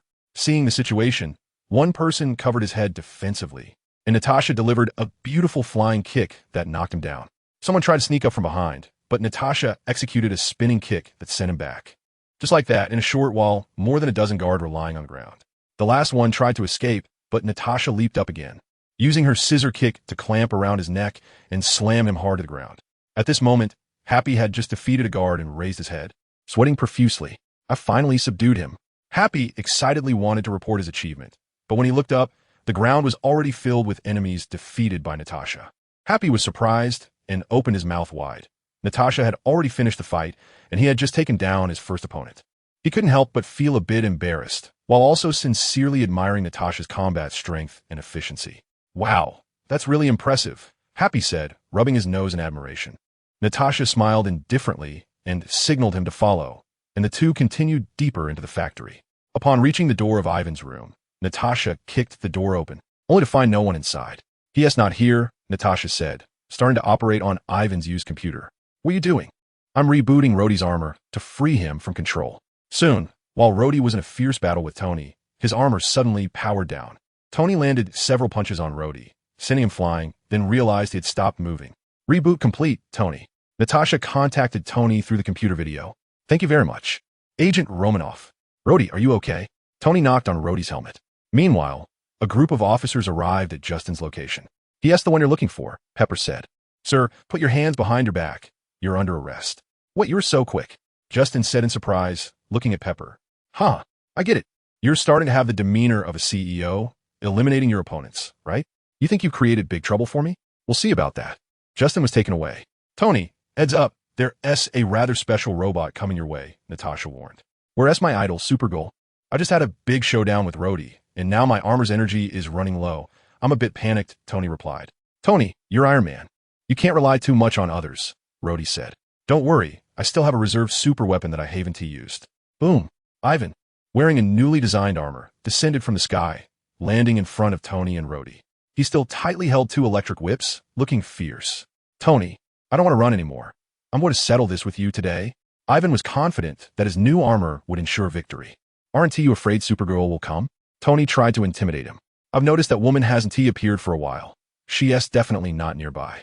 "Don't expect her to save you," Ivan said, glancing nervously around, fearing Han Kiwiya might suddenly appear. But what one fears often comes true. Whoosh! Two sounds of air being sliced open echoed as two figures suddenly landed on either side of Ivan. "I just went nearby to rest. How could I really leave the battlefield?" Han Kiwiya sneered. Ivan's face darkened instantly, and he hurriedly swung out his two electric whips simultaneously to the sides. Han Kiwiya and Fiola quickly reached out to grab the electric whip. "Fiola, do you feel anything?" "I don't feel anything at all," Han Kiwiya said thoughtfully as she looked at the electric whip in her hand. She was curious about what it felt like for a Kryptonian to be electrocuted, but she was surprised that she couldn't feel the crackling electric current at all. Reporting to the Queen, "I don't feel anything here either," Fiola replied, her expression calm. Hearing Fiola's response, Ivan became furious and turned the output of the electric whip to the maximum. "Ugh!" The mech roared, emitting black smoke. TSK, still no feeling. "This lightning whip has quality issues." Han Kiwiya shook her head, expressing regret. "Your Majesty, I can feel it, but with the strength of this current, it wouldn't even be enough for an electric massage." Fiola couldn't help but chuckle. "You guys are too much." Ivan was almost fainting from anger. At this moment, Rod interjected. "He's about to be driven mad. My super weapon ex-wife is sent to be wasted. Let me finish him off." Tony was taken aback and felt something was off. Suddenly, small cannonballs were fired from Rod's shoulder armor. Clang! The ex-wife lightly hit Ivan's mech, falling uselessly to the ground, silent. "Everyone," Tony silently turned to Rod and said, "Buddy, now you've lost all face in front of my idol." He exaggeratedly sighed. "From now on, I'll pretend I don't know you." Fiola looked at Rod with a face full of question marks, not understanding. "Fiola, knock him out," Han Kiwiya ordered, preparing to cross into the new world. Fiola nodded in understanding and quickly punched Ivan unconscious. Ding! "Congratulations, host, you have gained 40,000 system points." The system just returned the detection result, discovering that the new world is the DC movie universe, timeline, Batman v Superman, Dawn of Justice. Bruce was once again trapped in that terrible memory. In the sky, two figures were battling each other. The blue-suited Superman was punched into a building. The glass walls instantly shattered, and 3 offices fell from above. The The white-collar workers inside screamed for someone to save them, but Superman seemed not to hear, continuing to fight Zod. Zod skillfully dodged Superman's laser vision, which hit another building, causing it to collapse with a thunderous crash. Stones and dust rained down, and the citizens on the ground scattered in panic, with some being crushed into pulp. The city lay in ruins. Dressed in a suit, Bruce used all his strength to lift a stone, rescuing a little girl trapped beneath it and holding her in his arms to avoid falling debris. The little girl cried in his arms, saying her mother was still trapped in the rubble. Bruce immediately took off his suit and draped it over the girl, returning to the ruins to search for her mother. "Is anyone there? Help me." A woman's voice cried from beneath the rubble. "I'm coming, hold on." Bruce climbed up the ruins, trying to move the boulders with his hands. But it was useless with the strength of an ordinary person. Just as he was filled with anxiety, Superman was struck again in the sky, crashing into another building, causing more stones to fall from above. A large stone came crashing down right in front of Bruce, the shockwave sending him flying and temporarily deafening him. Meanwhile, the woman in the depths of the ruins fell silent. Bruce staggered to his feet, staring at the devastating consequences of the battle between the two in the sky. His fingers clenched into a fist. In front of Superman, human life was like ants crushed underfoot, trembling and praying for divine mercy not to be harmed.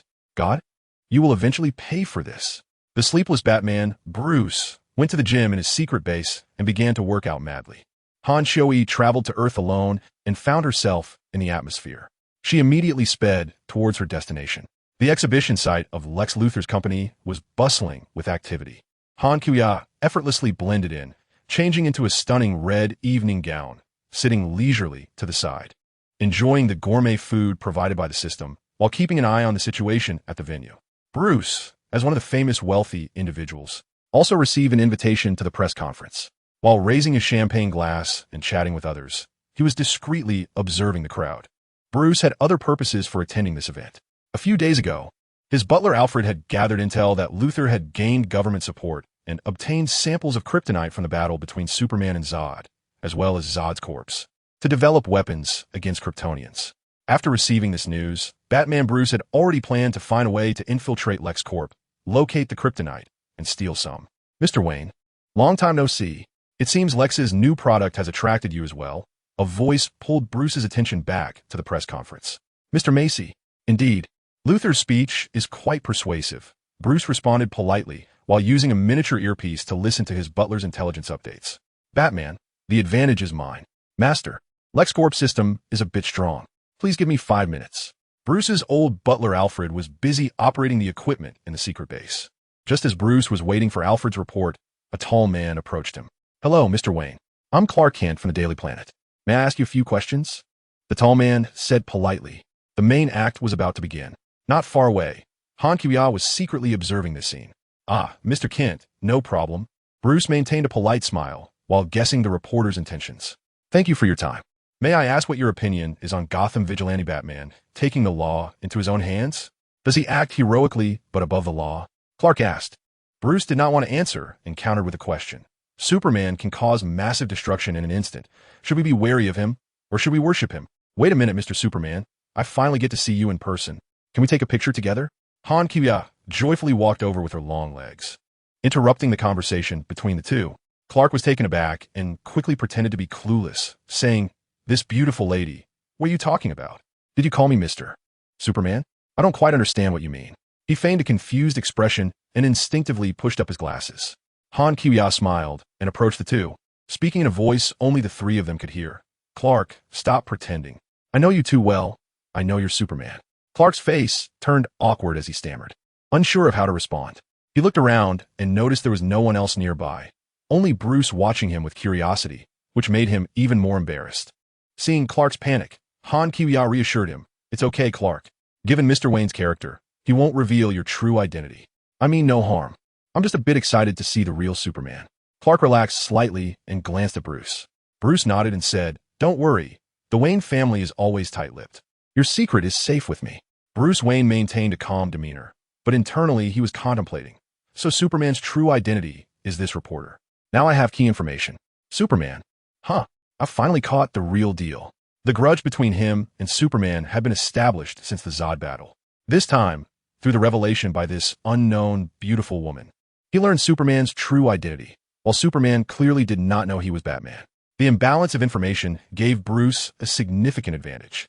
Being adept at planning, he quickly began to devise ways to use this advantage against Superman in his mind. The enemy is in the light, and I am in the dark. The advantage is mine, Bruce thought, a smile of confidence appearing on his lips. Meanwhile, Bruce also remained cautiously aware of the mysterious woman before him. He feigned a calm demeanor while already plotting his next moves. He needed to use the resources at hand to quickly investigate the background of this woman. She was so beautiful. She didn't seem like an ordinary person. Her origins and intentions were unclear, and he had to uncover her true identity. All right, let's take a photo. But you two must keep my identity a secret. I can't have my true self exposed. Clark nodded in agreement, just wanting to ensure his true identity remained undisclosed. No problem. Let's take it together. Han Kuya didn't wait for Bruce's consent and pulled out her phone, the selfie stick extending automatically. She stood between Clark and Bruce, facing away from the two tall men, and then snapped a photo of the three of them. After taking the picture, Han Kuya retracted the selfie stick and playfully winked at the two. I'll treasure this photo. After all, it's not easy for an ordinary person to take a picture with two heroes at once.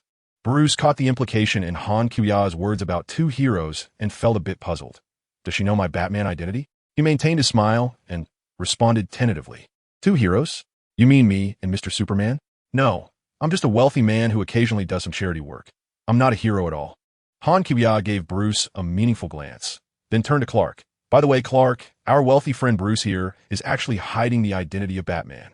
The feeling of spoiling the surprise is quite thrilling, though I'm not sure what it will change.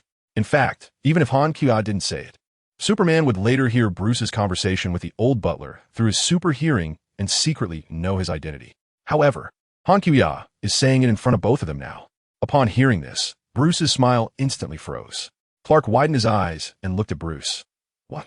You're Batman? Han Kuya's heart was filled with the thrill of spoilers. She elegantly tossed her hair and nodded to the two men. I have things to do, so I won't disturb your reunion. Clark, Bruce, goodbye. After saying that, Han Kuya happily hummed a tune and quickly turned to go elsewhere, leaving the two men staring at each other. Bruce awkwardly made eye contact with Clark, pondering how to deal with this sudden situation. Oh no, the advantage is gone, Bruce thought to himself, knowing full well that if he didn't plan ahead against Superman, the odds of winning in a direct confrontation were almost zero. I didn't expect you to be Batman. Clark adjusted his glasses. I didn't expect you to be Superman. Bruce chuckled dryly. Just then, Bruce suddenly heard the voice of the old butler Alfred in his earpiece. Master, I've decrypted Luthor's encrypted files. That thing is located in his company's underground secret research facility. The specific location is... Clark remained composed, having already activated his super hearing, ready to catch what Alfred said next. Bruce knew Superman had super hearing, so he quickly interrupted. Wait, Alfred. He glanced at Clark and pretended to be serious. I'm very sorry, sir, but I suddenly have an urgent matter to attend to. Can we talk another day? Without waiting for Clark's response, Bruce strode away. As he left, he whispered into the earpiece. Alfred, this isn't a good time. We'll talk later. Han Shiyue arrived at another area of the exhibition, observing a tall woman who stood out in the crowd. She was a 183 centimeters tall, slender woman with black hair, dressed in a tight red bodysuit and a pencil skirt that accentuated her impressive curves. She appeared calm and composed.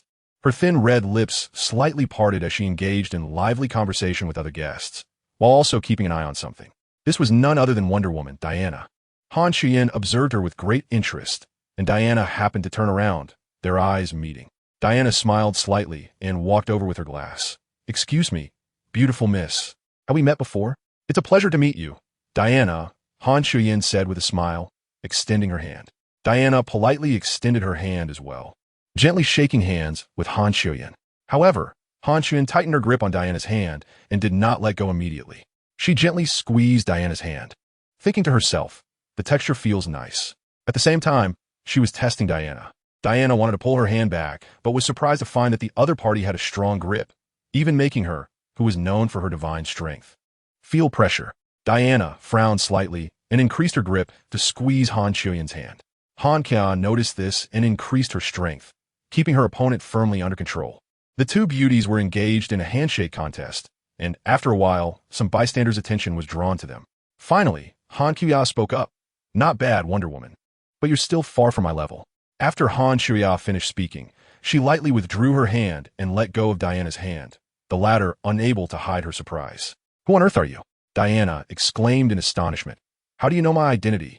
Han Kuya smiled slightly and said, Follow me. Let's find a different place to talk. Diana frowned, thought for a moment, and then followed with her long legs. Skynet, siphon some money from the evil forces and immediately help me by villa nearby. Okay. Master, the villa will be credited soon, Skynet replied immediately. Seeing Diana catch up, Han Kuya walked outside and summoned her transformer, Blue Fire, from the system space. After Blue Fire appeared and noticed another woman besides the master, it transformed from a single-seater racing car into a cool two-seater sports car. A passerby nearby was taken aback and quickly took out his phone to capture a video. Just as he pressed the record button, the phone screen suddenly flashed with a series of strange codes, and then the phone blacked out and rebooted automatically. It was Skynet that hacked into his phone. Get in the car. Diana, curiously examining the sci-fi vehicle, sat down next to Han Kuya. Blue Fire started the engine and drove off automatically. Han Kuya leisurely leaned back in her seat, observing the traffic. This car can drive itself? Diana exclaimed, thinking, has humanity developed such advanced technology? Or is it just her who possesses it? Of course, he is a transformer with life and autonomy. Han Kuya replied, buckle up. He will take us to my new home. How strong are you really? Diana asked curiously. I'm not sure about the exact numbers, as it's inconvenient for me to test my full power on Earth. Are you a deity? Diana speculated.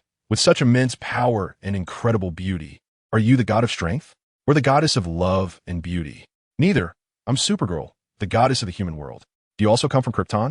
In human society, with you and me, plus Superman, there are already 3 superpowered beings, Diana guessed. No, there are far more than that. Han Kuya internally commanded the system space's Skynet. Skynet, find videos of superpowered individuals and show her. Suddenly, the car's display screen lit up and began playing astonishing footage for Diana. First, a figure was seen swiftly eliminating criminals in a convenience store. Then the screen switched to an underwater scene, where a long-haired man wielding a mysterious trident seemed poised to attack the camera of an expedition team. Finally, there was steel, regenerated through a mother box. Meanwhile, Bruce, with the help of his butler Alfred, had obtained some key documents from LexCorp to study in the Batcave. Through these documents, Bruce quickly discovered that LexCorp had recently been smuggling an unidentified piece of kryptonite. Bruce was determined to acquire this greenstone. He remembered how terrifying the corrupted Superman was in that dreadful nightmare. Even if Clark only had a 1% chance of becoming corrupted now, Bruce wanted to eliminate the problem before it arose. I must obtain that kryptonite, Bruce murmured, his face shadowed with concern. Bruce, I understand your worries, Alfred said, bringing Bruce a cup of hot tea. But excessive precaution may not be the best strategy. Why not have a good talk with Clark first? That's impossible, Alfred.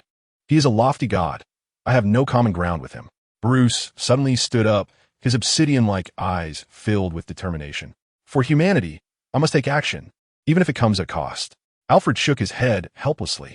As night fell over the docks, Batman Bruce silently ascended to the top of a high steel structure, using a sniper rifle to place a tracker on the truck of the Kryptonite transport convoy. His eyes glinted coldly, resolute in his pursuit of Superman's weakness, Kryptonite.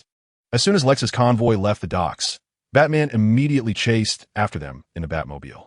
The heavily armored Batmobile charged forward, deflecting bullets as it collided with a security vehicle, sending it tumbling off the road. With a snap, Batman shot out a long grappling cable, dragging a vehicle along with it, the sound of twisted metal signaling its destruction. Seeing this, the enemy pulled out a heavy Gatling gun and aimed at the Batmobile. Tot tot tot. A hail of bullets rained down on the Batmobile, chipping away at its paint. Batman's right hand moved to the control stick, his thumb pressing a red button. The Batmobile's front-mounted machine gun immediately unleashed a barrage of bullets, causing the enemy vehicle to roll and explode. The enemies on the truck, sensing danger, fired a rocket. Batman was prepared, launching a counter-missile to intercept the rocket, the two colliding mid-air and exploding. Boom! Amidst the explosion, the Batmobile surged forward, undeterred by the attacks. This Batmobile is impressive, but love is just around the corner. An unmanned drone was following from above. Han Kuya was watching the live broadcast from home. The Batmobile executed a stylish drift around a corner, only to find Superman standing there, his red cape billowing in the night wind. What?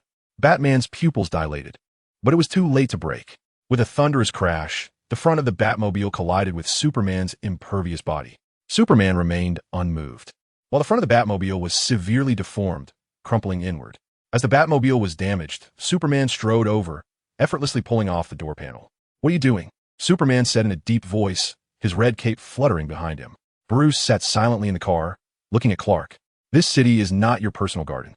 You can't do as you please." Superman stared at Bruce. "You have no right to handle criminals on your own, nor can you manipulate this world at will." Bruce clenched his fists, suppressing his anger, remaining silent. "The world doesn't need Batman." Superman spoke in a lecturing tone. "Consider this a mercy from me this time." Bruce's body trembled slightly. He glared at Superman, his eyes filled with deep hatred. At that moment, he vowed to eliminate this extraterrestrial threat to humanity. As Superman turned to leave, Bruce suddenly spoke. "Tell me." Superman, about to take off, turned back. "We bleed?" Bruce got out of the car and stood amidst the wreckage, asking in a calm, yet angry tone. Superman frowned, not answering, and simply turned to fly away.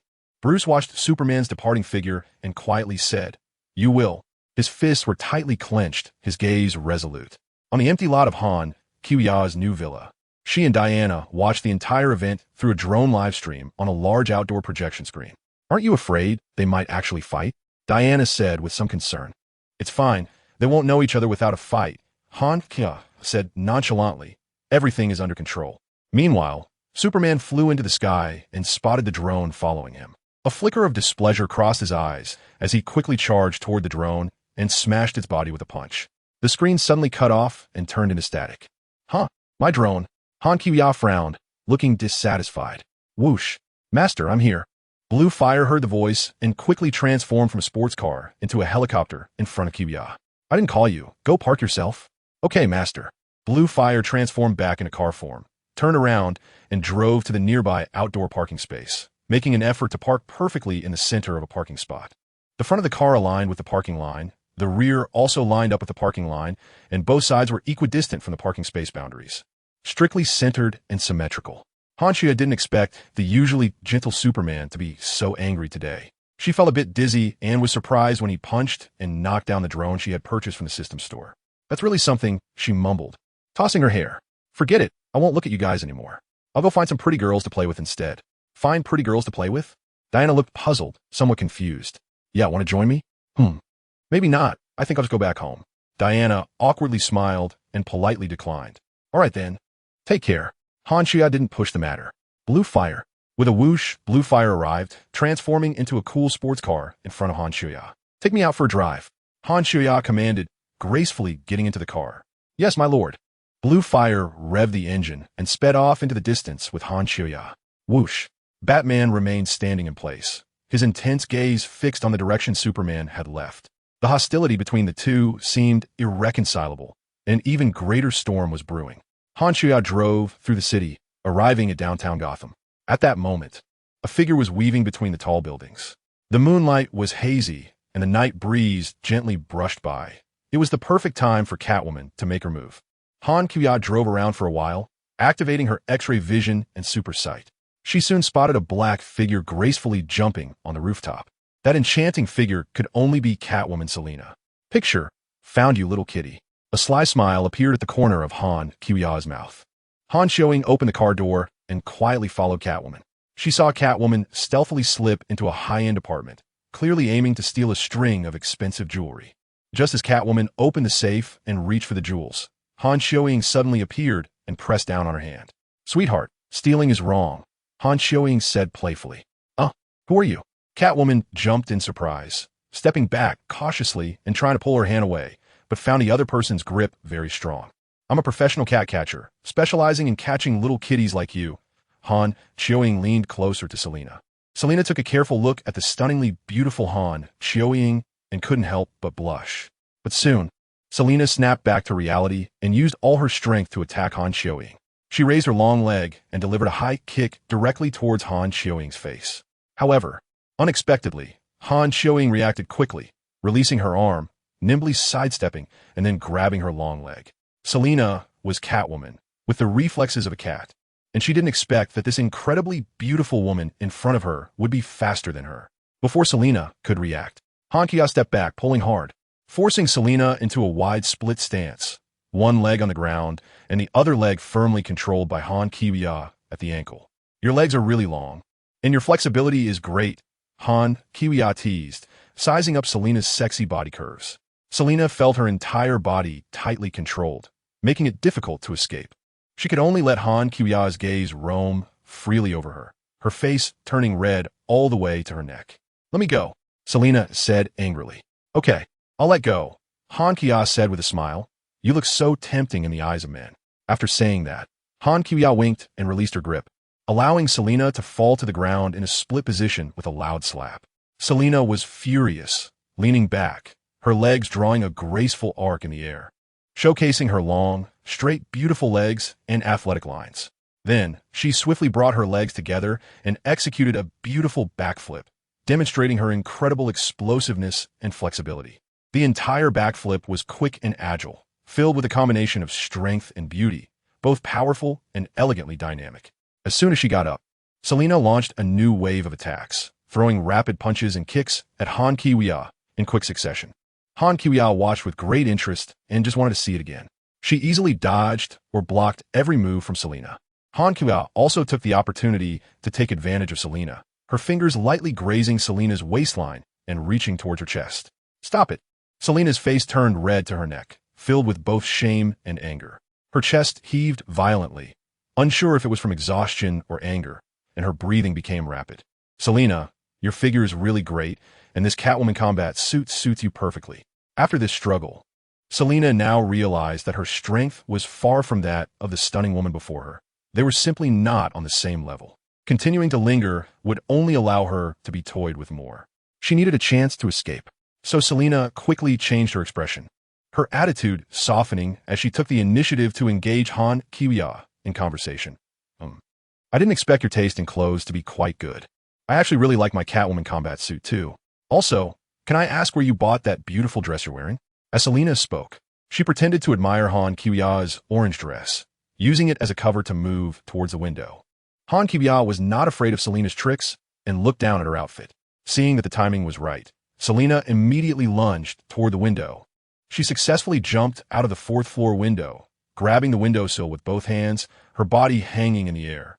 Using her legs, she pushed off the wall and executed a backflip, landing gracefully on the third-floor windowsill. Without pausing, Selena quickly crouched to gather her strength and jumped again, grabbing the windowsill of the second floor, then bouncing off the wall a few times, skillfully landing on the second floor. Finally, without hesitation, Selena jumped again from the second floor, agilely rotating her body in midair and landed steadily on the first floor. Throughout the entire jump, Selena's agile movements resembled those of a real cat, completing each action lightly and elegantly. "Let go of me." As soon as Selena landed, Han Kiwiya rushed down from the fourth floor at high speed and appeared in front of her in the blink of an eye, picking her up. Selena struggled in vain, unable to comprehend how this slender beauty could possess such strength. After a few more attempts to break free, Selena gave up. "Be good, don't resist," Han Kiwiya said with a smile, setting Selena down. "I'll take you home." "Really?" "Yes, come with me." Selena quieted down, pretending to comply, and followed Han Kiwiya. She didn't believe that Han Kiwiya would let her go, nor did she want to reveal her home's location. Upon arriving by the sports car, Selena turned on her acting skills, showing an appreciative expression, exclaiming, "Wow, your car is so cool. The sound of this engine is so powerful. This is my Blue Fire. It can not only transform, but also drive itself." Blue Fire felt very happy and proud to hear its owner praise it in front of others. If it could transform and grow a tail, it would probably be wagging it high up in the air. Seeing that the car was running and had not turned off, Selena felt a surge of joy, thinking this was the perfect opportunity to escape. She didn't pay much attention to what Han Kiwiya was saying, merely pretending to be very interested as she approached the car door. Noticing that Han Kiwiya was completely unguarded, Selena quickly opened the car door and slipped into the driver's seat. She swiftly shifted gears and pressed the gas pedal. Whoosh! "I'll be waiting for you at home," Han Kiwiya called out with a laugh from behind. Selena happily pressed down on the accelerator, and the sports car roared to life, speeding away. "Yes, I hit the jackpot today, scoring a top-notch sports car," Selena thought excitedly, now able to shake off that woman. She pressed the gas pedal harder, and the engine's roar intensified, the powerful thrust pushing Selena back against the seat. "Wow, this car is amazing. The power." Selena shouted joyfully, the sports car racing down the road, leaving pedestrians and other vehicles far behind. "I'm gonna drive forever." With both hands on the steering wheel and her hair flying in the wind, she immersed herself in the endless thrill brought by speed. Obtaining such a top-tier supercar was a tremendous success in her life. Selena hummed a little tune, continuing to speed along the highway. Master, the cat is locked in a cage. When will you bring it back? Bluefire contacted Han Kiwiya through the network to inquire. Let the poor cat play for a few more minutes, then bring her back. A few minutes later, at an intersection, Selena, in a cheerful mood, turned the steering wheel, preparing to make a stylish drift. She turned left, ready to drift through the curve. However, at that moment, the sports car suddenly took control of itself, executing a beautiful right-side drift. What's going on? Selena exclaimed. It was then that she realized the car was not under her control. It was driving itself. No matter how she turned the steering wheel, the car's path remained unaffected. She looked around inside the car, but found that there was no key inserted, no keyhole, and no button to cut off the power. This was not an ordinary sports car. It could transform and drive itself. Selena finally realized she had successfully fallen into another trap. Her exceptional memory, recalling Han Kiwiya's original words. This is my blue fire. It can not only transform, but also drive itself. Damn it. Selena pounded the steering wheel in frustration. She hadn't stolen the car, but instead, she had been kidnapped. Ultimately, Blue Fire automatically drove into Han Kiwiya's villa, coming to a slow stop beside her lounge chair. Welcome back, little kitty, Han Kiwiya said with a grin, holding a bag of snacks, lounging in the chair while watching a movie on the outdoor big screen. Selena got out of the car, feeling gloomy. Don't sulk, come over and watch the movie with me. Stop thinking about escaping. I won't do anything to you. Selena warily asked, what do you really want? Nothing. I just want to have a deep conversation with you. Han Kiwiya genuinely wanted to have a good talk with her. However, Selena misunderstood Han Kiwiya's intentions, her face suddenly showing panic and fear. What do you want to do to me? I warn you not to touch me. Selena nervously took a step back, assuming a defensive posture. I'm not a bad person. Why are you so tense? On the other side, the Kryptonite was successfully delivered to Lex Luthor. But that wasn't enough. He wanted to further escalate the conflict between Batman and Superman. So, he found a Wayne Enterprises employee who had been left paralyzed from the knees down in the battle between Superman and Zod, giving him an advanced wheelchair and bribing him. The employee happily said, "Thank you so much, Mr. Luthor." He was unaware that there were high explosives hidden beneath the wheelchair, wrapped in lead, which would prevent Superman's X-ray vision from penetrating. You're welcome, Luthor said with a sinister smile. Under Luthor's instructions, the employee went to the committee to accuse Superman, claiming that his entire family had died in Superman's battle, and that he had also been left paralyzed and was struggling to live. The committee expressed their concern and decided to hold a public hearing in Congress. They publicly announced this news through the media, demanding that Superman appear in court to respond to the accusations. Once this news broke, it attracted the attention of people all over the world. Clark's face turned grim upon hearing the news. His mother, Martha, walked over, patted his shoulder, and said, "Clark, go ahead and publicly address the doubts of the people. This is what Superman should do. Don't be afraid. Do what you need to do." Clark nodded, deciding to attend the hearing and give the public an explanation. Bruce did not give up on his plan to retrieve the Kryptonite. After careful planning, he successfully infiltrated Lex's company and took the Kryptonite from the safe. Just as Bruce was leaving, Lex Luthor hurried to the safe and found that the Kryptonite was missing. All that was left in the box was a bat-shaped dart. Luthor picked up the dart, a cold smile curling at the corner of his mouth. Everything is under my control. He looked at the bat dart, feeling incredibly excited about the battle between Batman and Superman. The next act was about to unfold. Han Kiwiya and Selena chatted while enjoying delicious dishes and watching a movie. Selena knew she couldn't escape, so she simply relaxed and sat down to enjoy the food on the table with Han Kiwiya. Han Kiwiya purchased gourmet food from the system store, which was already top-notch in flavor. Moreover, Selena was already famished, so she quickly and gracefully enjoyed the sumptuous meal on the table while responding to Han Kiwiya's conversation. Han Kiwiya had only eaten a small portion. Are you starving to death? There is no poison in the food, right? With your abilities, you shouldn't need to. Han Kiwiya gave her a glance and didn't reply. Skynet, I need you to help me create a 3D animation introducing myself, Han Kiwiya commanded inwardly. From now on, every time I need to introduce myself to others, I can just show this short animation to them, avoiding the trouble of repeating a verbal introduction each time. As you wish, Master. This animation short should fully showcase my positive image, such as my diligence, bravery, self-sacrifice, perseverance, kindness, wisdom, cleverness, exceptional resilience, and strong will. Han Kiwiya. I've never seen someone so shameless. The system couldn't help but interrupt after hearing Han Kiwiya talk for a long time. You and diligence have nothing to do with each other. You're always so leisurely. Hurry up and work hard to earn points. I've discovered a new world. Seeing that Han Kiwiya had stopped talking, Skynet cleverly responded, "Understood, master. I know the limits of what to say and what not to say." Wow, really? System. Hearing the system's message, Han Kiwiya was very pleased. Skynet, you go ahead and create it. Notify me immediately once it's done. I want to review it. Before long, Skynet used advanced character modeling, scene design, lighting, rendering, and other techniques to complete Han Kiwiya's self-introduction video. After watching it, Han Kiwiya was very satisfied and only asked Skynet to make a few simple modifications. Selena, I'll give back what you just earned. Han Kiwiya returned the jewelry that Selena had previously intended to steal. The Skynet investigated the background of the jewelry's owner. This person was secretly involved in many illegal activities, such as arms trafficking and money laundering. Returning it to me, Selena, filled with suspicion, cautiously accepted the jewelry. She had assumed that Han Kiwiya, living in a luxurious villa, would exude an air of superiority and look down on her as a thief. She imagined that being captured would lead to severe mistreatment, as she had seen too much of the dark side of society and had grown accustomed to imagining the worst. However, to her surprise, talking to Han Kiwiya revealed that there was no disdain or discrimination in her words, nor any intention to harm her. Like in the movies, Selena was a righteous thief who only stole from the rich. She took wealth from greedy and immoral tycoons to help the poor, never harming ordinary people. With her exceptional skills and sharp insight, she successfully infiltrated many powerful mansions, stealing their rare treasures hoarded out of greed. She only used a portion of the treasures for her living expenses, giving most of the money to those in need.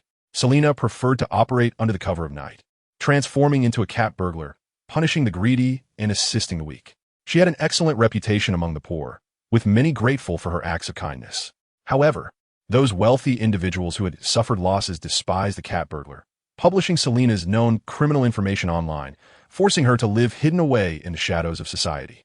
Regarding Selena's actions, critics online argued that they constituted illegal activity and should be punished by law, claiming that the cat burglar committed theft and vigilante justice in the name of righteousness. They insisted that breaking the law is wrong, regardless of motivation. The cat burglar's actions could set a negative example, encouraging more people to solve problems through illegal means. Supporters, on the other hand, believed that although the cat burglar's actions were illegal, they were understandable given her intentions of justice and punishing evil. In a legal system where many wrongdoers go unpunished, and with severe wealth disparity, the cat burglar's actions had a degree of legitimacy. Her actions could also have a positive impact on society by helping the poor, making her illegal motives understandable. If anyone were to be blamed for her actions, it should be the upper-class individuals in society who fail to take social responsibility and do not improve the legal system to resolve these issues. Selena did not care about external opinions. She had her own sense of justice and beliefs and would carry them out without hesitation. Thank you for the meal. I will repay you when I have the chance. I feel like you understand me well, Selena said, pursing her lips, wanting to ask something. You can see for yourself. Han Kiwiya, knowing that Selena was interested in her, ordered Skynet, play my introduction video. Yes, master. Selena then saw a vivid 3D animated projection of a character very similar to Han Kiwiya, introduced through storytelling. Before long, Selena was completely captivated, her mind filled with shock and excitement, along with a hint of skepticism. Superwoman, goddess of the earth, justice, invincible, and even time travel. This is too outrageous. Selena, like reading an exciting novel, found herself immersed in the video, and after it ended, she was still in a daze. The storytelling and video production quality of Skynet were quite excellent. After the video ended, Selena could not calm down for a long time. This introduction could be written into a 1,000,000-word novel. After speaking, she turned around and saw that Han Kiwiya had left without her noticing. Superwoman is just like me, also enjoys fighting for justice at night. Is she out there combating evil right now? Selena, of course, did not know that Han Kiwiya had gone to rest. She thought Han Kiwiya had gone out to fight for justice. You're the cat, aren't you? You were so interested in teasing me when you caught me before, and now you're ignoring me, Selena murmured softly. Meanwhile, in the Marvel Universe, Natasha seized the opportunity to find Fiora, who had just defeated a gang of criminals, and quickly asked, "Where has your queen Han Kiwiya been lately? Why haven't I seen her around? Can you tell me where she went?" At that moment, There were a dozen people lying sprawled around Fiora. The last person attempted to escape, but Fiora kicked him down, stepping on him and pinning him to the floor. Turning to Natasha, she replied, "The Queen's whereabouts aren't a secret, right? Iron Man and your director should know. Didn't your boiled egg director tell you? The Queen has crossed over to another universe." "What?" Natasha exclaimed, thinking to herself, "What a scummy woman. I wanted to find you, and you didn't even come to say goodbye." Natasha felt a bit upset, recalling how she had helped Fiora get acquainted with the place and buy things. "Back then, I felt sorry for you, just like me, a lonely person. And that boiled egg director, not informing me of any news."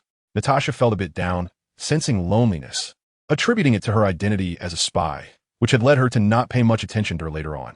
Fiora also missed Han Shiyue, loosening her grip on the last criminal. "Queen, when will you come back? I want to fight alongside you. And the Kryptonian people from another world are waiting for you to lead them to a new world." The criminal, sensing Fiora's relaxed grip, seized the opportunity to break free and dash towards Natasha. He thought capturing Natasha would make the best hostage. However, he underestimated the skills of this top agent. Just as he was about to grab Natasha, she agilely countered with a shoulder throw, slamming the criminal hard to the ground. "You want to fight me?" Natasha looked down coldly at the groaning criminal on the ground. "Your fighting skills are decent, but compared to me, you're a bit lacking. Physically, you're far inferior to us Kryptonians," Fiora commented, looking at Natasha. Natasha nodded, not minding Fiora's assessment. The Marvel Universe had gained many loyal fans of Han Shiyue, some even forming teams. With Han Shiyue not showing up for a long time, they were quite worried. A group of true fans gathered together to discuss. Why hasn't he, the Superwoman, appeared for so long? Is she on some secret mission? One fan speculated. "I'm worried that the Superwoman might have run into trouble and needs our help," another fan said anxiously. "If the Superwoman is in trouble, what can we possibly do to help with our strength?" Someone else argued. "She should be fine. The Superwoman is so powerful, she can surely turn dangers into safety." Another comforted. "We can only trust our goddess and look forward to her return." The fans sighed, silently praying in their hearts. They firmly believed that the goddess Superwoman would be safe, as she was so strong. Even a strand of her hair was incredibly resilient, let alone her strength. Upon seeing that Selena had finished watching the video, Blue Fire drove over in car form next to her. "Miss Selena, the master said if you want to go back, she can take you. She will come to find you again tomorrow." Selena felt a bit embarrassed. She had just been complaining about it when the Transformer approached. Did it hear her rambling? Would it tell her complaints to her? She thought, whatever, why think so much? It doesn't matter. Selena paused for a moment and replied, "All right, then please take me back. Thank you, Mr. Transformer. I have a name. Just call me Blue Fire." "Okay, Blue Fire." Selena strode towards the driver's side door of Blue Fire. Just as she got close, the door opened automatically. "Well, you are a Transformer, so having an automatic door is normal." Selena elegantly sat down in the spacious cabin of Blue Fire, marveling at how much room there was compared to other sports cars. And the seats were very comfortable. "Can you freely change the interior space?" Selena asked curiously. "Yes, I can transform as needed. I can turn into any robot, let alone adjust the layout and space inside the cabin," Blue Fire replied. "That's so convenient," Selena said. "Having a car like you is truly a blessing for the owner." "I'm glad to provide a comfortable travel experience," Blue Fire politely said. "Ding, congratulations, host. You have gained 88 prestige points from Selena." "Ding, congratulations, host. You have gained 92 prestige points from bystander." "Hey, ding, congratulations, host. You have gained 27 prestige points from bystander B." "Ding, congratulations, host." In the Marvel world, various videos about Han Shiyue were still spreading, and more people were watching. Han Shiyue's prestige points were silently soaring in the system. However, Han Shiyue had turned on silent mode. She was sleeping peacefully, completely undisturbed. In her dreams, Han Shiyue was having a wonderful dream, with a slight smile on her lips. Selena comfortably leaned back in the driver's seat as Blue Fire drove steadily on its own, at a speed that was neither too fast nor too slow. A few minutes later, Selena asked, "Blue Fire, can I drive?" Selena had driven Blue Fire once before, so she knew how powerful this Transformer was. Blue Fire could go from stationary to 100 km/h in just 0 for seconds, and its top speed could even reach Mach 3. This was unimaginable for human vehicles. So Selena was utterly enamored with Blue Fire. She was looking forward to feeling this unique and intense driving experience again. Just thinking about Blue Fire's incredible power made Selena unable to contain her excitement. "Okay, I'm switching to manual mode, and the vehicle control authority is now yours," Blue Fire replied. Selena grasped the steering wheel and tentatively pressed the accelerator, and blue fire quickly and smoothly accelerated. Wow, that's amazing. The power is incredible, Selena exclaimed. Glancing at the time, it was just past midnight. I'll speed a bit more before heading back, Selena thought. Although she was tired today, such an opportunity was rare.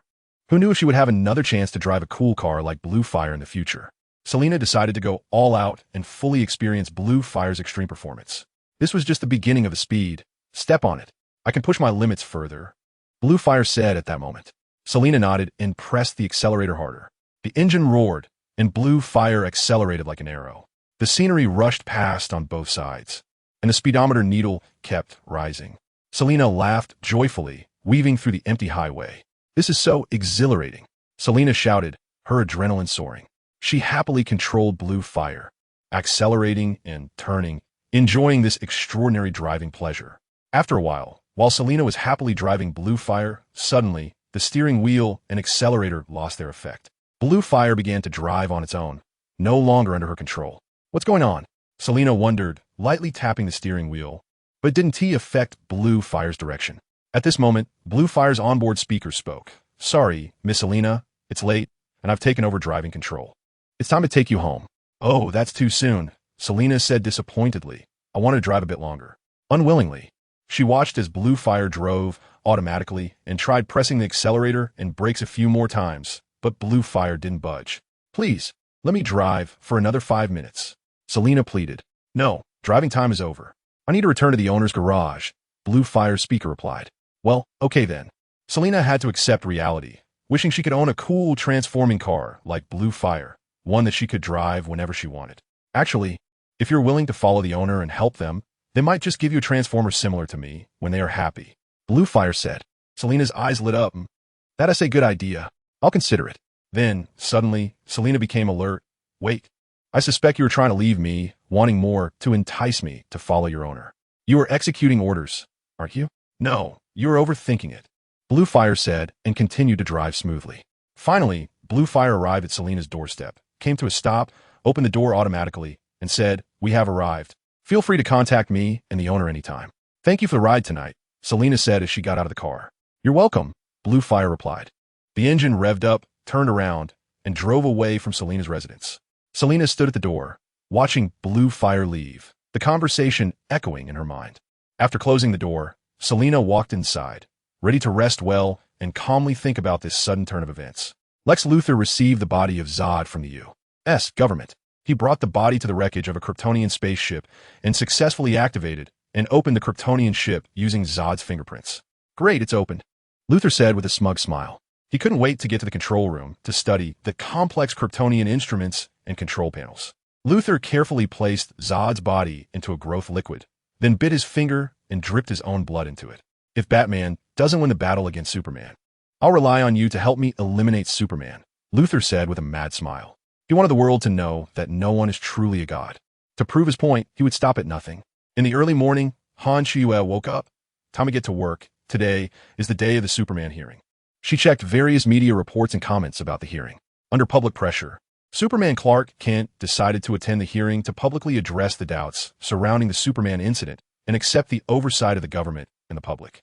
On the day of the hearing, a sea of people surged outside the venue, all waiting for Superman's arrival.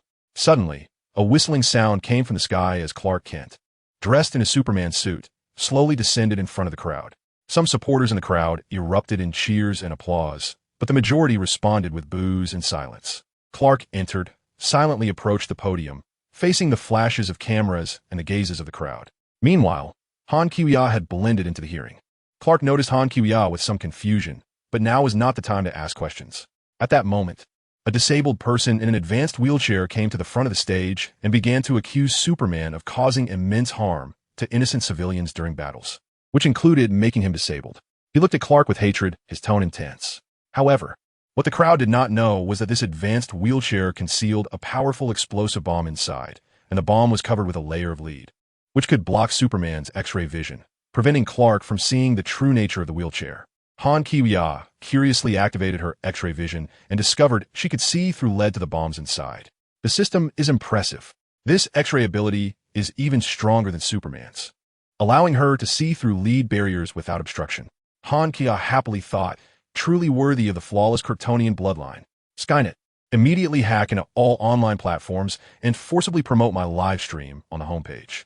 Soon, major social media sites were simultaneously overtaken by Han Kiwia's live stream, with a cover featuring a dynamic anime image of Superwoman. Countless people were surprised to click on a live stream, only to find themselves in the live coverage of the Superman hearing. Isn't this the scene of the Superman hearing? Who is broadcasting the hearing? The title even mentions Superwoman? Bombs. What's going on? Who cares? Superman is about to speak. Let us watch the excitement. Netizens began to discuss, confused. At that moment, Han Kiwia suddenly stood up in front of the camera. Her professional outfit quickly transformed into a striking superhero costume with black stockings, a red short skirt, and a red cape. Everyone in the hearing room was stunned. Flashes of cameras went off in succession. Clark's eyes widened as he looked at Han Kiwia's transformation in disbelief. The bomb is about to explode, Han Kiwia mysteriously said. Clark keenly heard the sound of the bomb in the disabled employee's wheelchair activating. Oh no, there's no time, he thought to himself. But even with his speed, it was impossible to remove the bomb in time.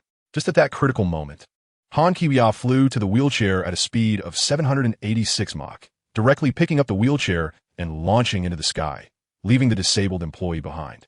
A speed of 786 Mach is equivalent to 267 meters per second, and with Han Kiwia having prepared mentally in advance, even if the bomb exploded in 0.2 seconds, she had more than enough time to move the wheelchair far away from the crowd into the high sky. Han Kiwia took off at supersonic speed in her wheelchair, soaring into the sky, and Clark quickly reacted, immediately following her. Although Clark's speed was slower than Han Kiwia's, he still reached a flight speed of several dozen times the speed of sound. Then, a loud explosion echoed through the sky as the wheelchair detonated, bursting into dazzling flames. Due to the distance, no one was injured at the hearing site or in the crowd outside. The Skynet immediately began video editing, creating the best promotional video of the process of me saving people and taking away the bomb. You know, I won't need to repeat this kind of thing in the future. Understood. Executing immediately. I understand your intent, Master. Meanwhile, the crowd outside the hearing looked up at the explosion in the sky, all with expressions of fear. Clark also flew in front of Han Kiwia, looking shocked and confused. With countless questions he wanted to ask, Han Kiwia spoke first. I've sent the introduction video to your computer. Everything you need to know is in the video. You'll understand once you watch it. At this moment, the promotional video produced by the Skynet was spreading wildly around the globe, and with the recent livestream, Han Kiwia's reputation points began to accumulate continuously. She smiled slightly. Her goal had been achieved. I'll take my leave now. Whoosh. Without waiting for Clark to respond, Han Kiwia zoomed away at supersonic speed, leaving Clark stunned in midair. System, I have an idea. Can we open and maintain a portal in my system space for Skynet to conduct cross-dimensional live streams? Han Kiwia inquired. Yes, host. I can open a miniature portal in the system space for Skynet to conduct cross-dimensional live streams. However, please note that maintaining the portal will consume 1,000 system points per hour. The system replied, 1,000 points per hour? System, that's a bit steep. Han Kiwia complained. Although her reputation points were abundant, her system points were not so wealthy. How about this? Wait until Batman and Superman are battling, then open it at my command and live stream until the end when I defeat Doomsday. The revenue from that historical showdown live stream will be considerable. No problem, host. Let's do it that way, Han Kiwia nodded. System, open the portal. I'm going back to the Marvel world. Received. The cooldown for the Marvel Cinematic Universe has completed, and crossing over does not require point consumption. Your Majesty. Fiora beamed with joy upon Han Kiwia's return. She had been worried that Han Kiwia would never come back. Welcome back, Your Majesty. Did anything significant happen while I was gone? Han Kiwia asked as she pulled Fiora closer. Nothing major, just a few minor incidents. The U.S. military sent someone to infiltrate your villa as an undercover bodyguard, but was toyed with by the Terminators. Later, they deliberately guided some gangsters to invade, but they were easily dealt with by Little May and the Terminators, Fiora replied. Those guys really need to be dealt with. I'll take care of them when I get the chance, Han Kiwia sneered. You've worked hard. Do you want to join me in conquering other worlds? As a synthetic human created from warrior genes, Fiora had a strong desire for combat and adventure. Upon hearing Han Kiwia's proposal, her eyes lit up, and she excitedly said, Of course, Your Majesty, I would be honored to follow you. No matter which world we go to, I will fight with all my strength to protect your safety. Fighting alongside you is my dream. Seeing Fiora's enthusiasm, Han Kiwia smiled as well. Great, let's go conquer broader worlds together. you'll become even stronger. Go find Tony and wait for me at his place, Han Kiwiya said, envisioning Natasha's appearance in her mind, and immediately opened a portal to a location near Natasha. At that moment, Natasha was taking a shower in the bathroom. Hot water poured down from the shower head, and the mist made her vaguely visible figure even more alluring. Natasha tilted her head back, allowing the hot water to wash over her, but internally, she felt mixed emotions. She had grown weary and bored with her current work as an SHLD agent, feeling like a lonely boat unable to truly fit in. I'm so tired. This is really boring, Natasha murmured to herself. Just then, a bright light suddenly flashed in the bathroom, and Han Kiwiya stepped out of the portal. Natasha was startled, quickly using a towel to cover her body. Han Kiwiya, why did you suddenly appear and come directly to where I'm showering? I'm sorry, I didn't know you were showering. Han Kiwiya quickly covered her eyes with her hand, but still peeked through her fingers. Forget it. You're a woman too, and you have X-ray vision. I can't stop you if you want to look, Natasha said helplessly, dropping the towel. Isn't your own sexy figure and face enough? You have to come see mine too. Since Natasha said it like that, Han Kiwiya lowered her hand and looked at Natasha's curvaceous figure. As Natasha dried off and got dressed, she complained, You actually remembered to come find me. I thought you had forgotten about me. How could that be? Han Kiwiya quickly replied, I've always remembered you. It's just that I've had a lot going on lately. By the way, Sister Natasha, stop working for SHLD. There are Hydra spies everywhere. Why not help me instead? Natasha pondered for a moment, fully aware that anyone who built a relationship with her as an agent would be cautious. All right, time is precious. Let me help you get dressed quickly. As soon as she finished speaking, Han Kiwiya activated her super speed, and in the blink of an eye, Natasha was dressed. Wait, Natasha felt dazed, and everything was over too quickly. Han Kiwiya's speed was astonishing. You're way too fast. During this process, she vaguely felt something unusual, but everything happened so quickly that she didn't have time to confirm whether Han Kiwiya did it intentionally or unintentionally. All right, let's go, Han Kiwiya said with a smile, drawing another portal. Miss Fiora, what do you need me for? Tony asked, puzzled. Fiora, crossing her arms, chose not to respond. Seeing that Fiora was silent, Tony became even more confused and was about to have JARVIS investigate the situation when a portal suddenly appeared beside them. Han Kiwiya walked out of the portal, followed by Natasha and Tony. Long time no see. Natasha also nodded and greeted Tony. What? Tony was so shocked that his jaw almost dropped. Idol, what brings you here?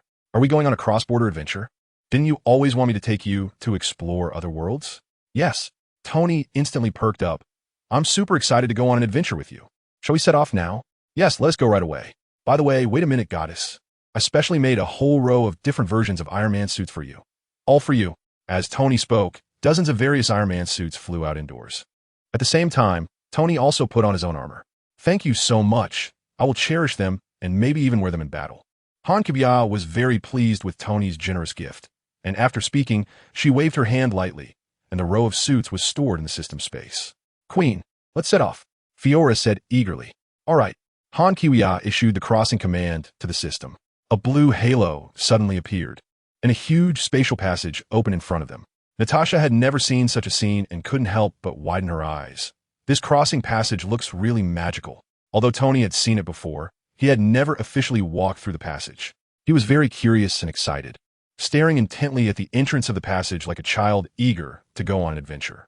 Fiora, however, didn't care much and excitedly followed Han Kiwiya, striding into the passage. Let us go.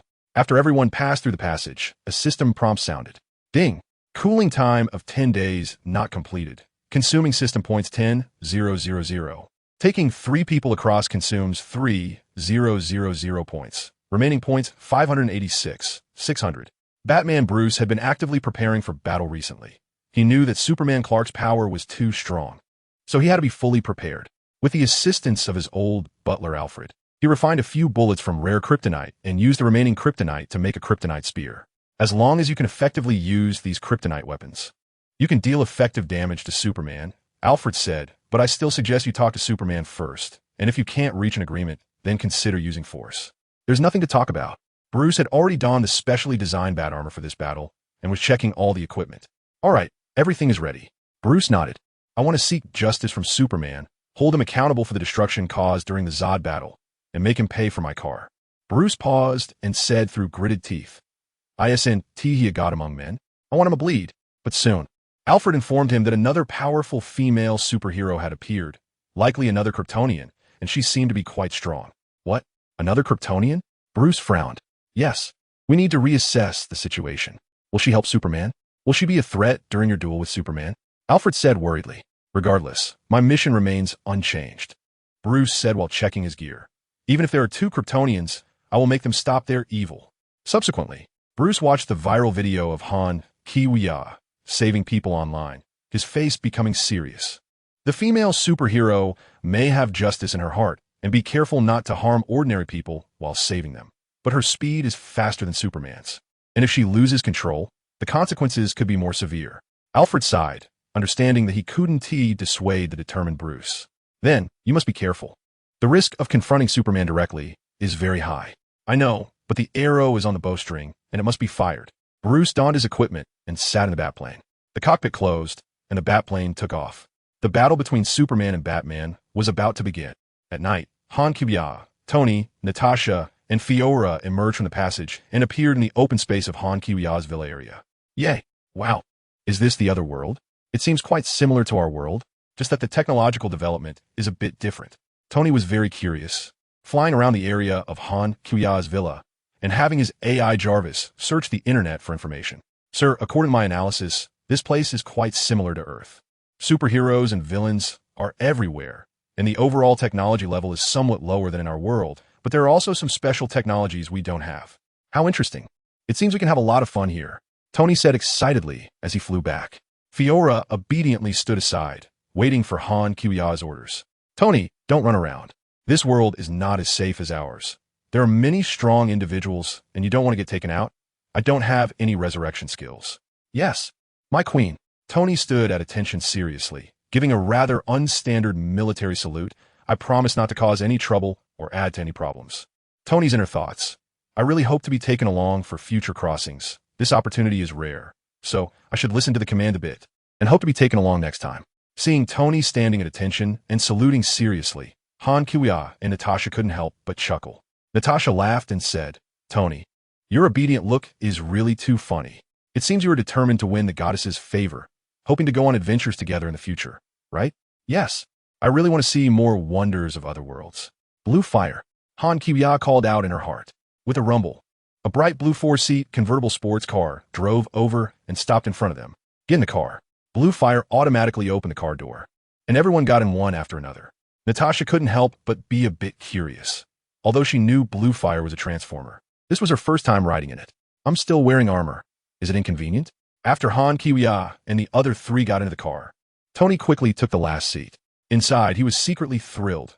Riding with Han Kiwiya, Fiora, and Natasha, three top beauties, was simply a dream moment. Even though he could fly in his armor, he wanted to ride in the car instead. And he even wanted to take the opportunity to ask the three beauties for a group photo to show off later. However, Tony quickly dismissed this idea. He was afraid the beauties would find him annoying and decided it was better not to bring it up. Han Kiwiya glanced at Tony, but said nothing. Fiora noticed Tony sitting next to her, curled her lips, and shifted slightly away. Let's go, Blue Fire, to the scene of the Batman versus Superman battle. Han Kiwiya said from the driver's seat. The sky had darkened, and the battle was about to begin. As you command, Queen Blue Fire replied, starting the engine and speeding forward with several people on board. Han Kiwiya activated her supervision and X-ray eyes, quickly locating Catwoman Selina, and then informed Blue Fire of Selina's location.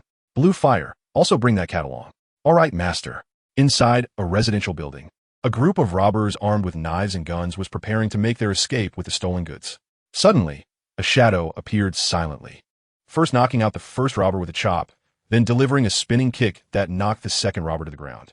The third robber, still in shock, was grabbed by the shadow's hand around his neck and lifted up. Who? The robbers exclaimed. Selina elegantly released her grip, letting the unconscious robber fall to the ground, turning around to reveal her perfect curves outlined by her black bodysuit. You greedy rats deserve to be punished. A glint of cold light flashed in Selina's eyes. Catwoman, you're a thief too. We're in the same line of work, so it's best you don't meddle. We have so many people. A small leader, realizing Selina's outfit, said with some trepidation. Behind him stood 8 or 9 underlings armed with knives and guns, holding a considerable amount of stolen money and valuables. I'm not like you. I have to intervene today. A glimmer of cold light flashed in Selena's eyes. She was a righteous thief, only stealing from wicked people and wealthy elites, never harming ordinary people. Let's all go together. The small leader led the attack, and his underlings immediately picked up their weapons to surround her. Due to their numbers and the small space, they couldn't use their guns for fear of hitting each other. Come on, let me give you a good beating. Selena smiled sweetly, but her eyes revealed the ferocity of a feline. She suddenly crouched down and swiftly swept her leg towards the first enemy, who fell to the ground with a muffled groan. Next, she struck the second enemy's neck with a hand chop, knocking him out. The third enemy, surprised, attempted to elbow Selena, but she reacted quickly, gracefully spinning and delivering a roundhouse kick to his chin, sending him flying far away.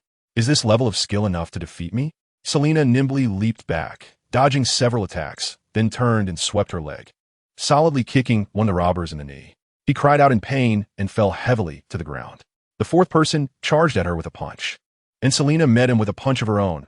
A crisp crack sounded as the fourth person's arm broke on the spot, and he screamed in agony. Selena then raised her knee to his chin, and he fell, clutching his face and howling in pain.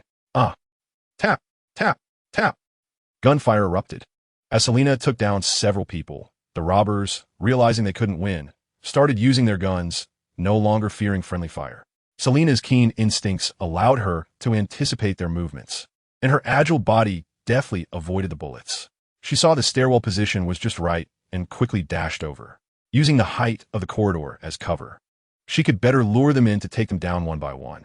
Selena nimbly leaped over the stair railing and entered the corridor. Come on, you filthy rats, she provoked, her tone filled with playful excitement. Bang, bang. A few shots rang out. Selena gracefully leaped, flipping halfway up the staircase, performing a roll to dodge the robbers' bullets, which hit the concrete wall. The robbers, armed with guns, gained confidence as they saw Selena retreat. Altogether, TCH, what good are you filthy rats in numbers? Selena sneered, crouching skillfully at the turn of the stairs like a black cat waiting to pounce. Two robbers cautiously moved upstairs, and just as they turned the corner, a shadow darted out, delivering a roundhouse kick to one of their chins. He screamed in pain as he fell down the stairs. The other robber hurriedly raised his gun, but Selena reacted swiftly, grabbing the gun barrel and performing a shoulder throw, sending him crashing to the ground, rolling down the steps. Too eager, aren't you, Mr. Robber? Selena stood with one hand on her hip, flipping her hair back, smiling down at the stairs like a confident hunter.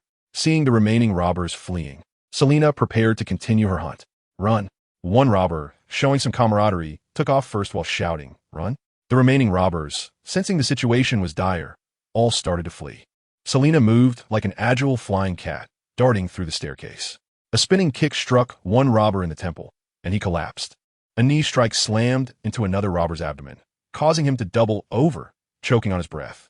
Is this all you've got? Boring. Selena landed gracefully, following up with a side kick that sent a fleeing robber tumbling down the stairs. Selena's body was extraordinarily sexy and well-proportioned.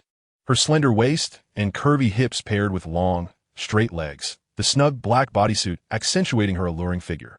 She resembled a proud black cat, exuding a deadly charm. Throughout the battle, Selena's movements were fluid, fast, and continuous, a perfect blend of elegance and strength, both beautiful and practical. She was like an agile black cat, fighting without any flaws. Selena landed lightly and elegantly tossed her hair. A few remaining robbers had already made it to the first floor corridor. Selena knew a few had escaped, but there was nothing she could do and didn't plan to chase them down. Well done, Selena.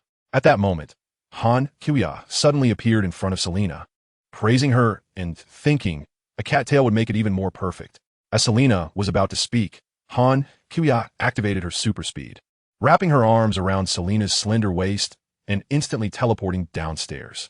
At the same time, several robbers had just run out of the building when Iron Man Tony descended from the air, blocking their path. Natasha arrived in front, delivering a flying kick that knocked one robber out. He hadn't even reacted to defend himself before being knocked unconscious. The next robber didn't have time to react either, as Fiora was already in front of him, performing a shoulder throw that slammed him to the ground. He cried out, losing his ability to move. You can't escape, friend, Tony teased, throwing a left jab at the last one, who fell straight to the ground without making a sound. Did I just kill him with one punch? Tony wondered. As Selena was picked up by Han Kuya, she felt a flash before her eyes and found herself downstairs. You just pick people up without asking? I'm not your cat. Selena shot Han Kiwiya a glare, playfully complaining. However, she thought Han Kiwiya was prettier than her, so she didn't feel too bad about it. Han Shoyin's face flashed with a smile as she slowly relaxed her arms and let Selena down. Selena truly resembled an elegant, gentle, yet somewhat proud cat, with a touch of wildness. Han Kiwiya looked at Selena's sexy body and long legs, feeling a stir in her heart. System, I want to turn back into a man. No. Host, you should quickly accumulate more points, the system replied calmly. Isn't it good for a woman to have such powerful abilities? Women also have their advantages. With your perfect appearance and figure, you can easily get along and have close interactions with various beautiful people. Many beauties might even consider it an honor to be your friend. That made sense. Han Kiwiya could only accept reality. Seeing Selena put down by Han Kiwiya, Tony's gaze couldn't help but stick to Selena. Beautiful lady, nice to meet you. I'm billionaire Tony Stark. The superhero Iron Man Tony's eyes lit up, eager to greet Selena. Let me introduce her briefly. This is Selena, the legendary Catwoman of Gotham City, who single-handedly dealt with a dozen thugs in the hallway, Han Kiwiya said indifferently, and a slight smile appeared on the corner of Selena's mouth. Hello, I'm Natasha, Han Kiwiya's friend. Natasha extended her hand politely to shake hands with Selena. Selena looked at the woman dressed similarly in a leather bodysuit with interest, secretly comparing, this woman's legs are shorter than mine. Nice to meet you, Selena replied politely. But Natasha keenly caught the small hint of pride in her eyes. I'm Fiore, a loyal warrior of the Queen. After a brief self-introduction, Fiore said no more. At that moment, Blue Fire quickly approached and came to a stop with a beautiful screeching brake. The Blue Fire transformed into a cool four-seater convertible sports car, painted in blue and fiery red, exuding a mechanical coldness and a sense of futurism. Blue Fire, is that you? You changed your look again?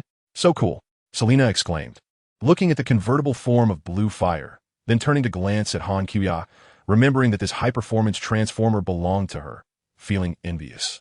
Yes, Miss Selena. I'm here to pick everyone up, Blue Fire replied. Get in. Selena, you drive, Han Kiwiya said with a smile.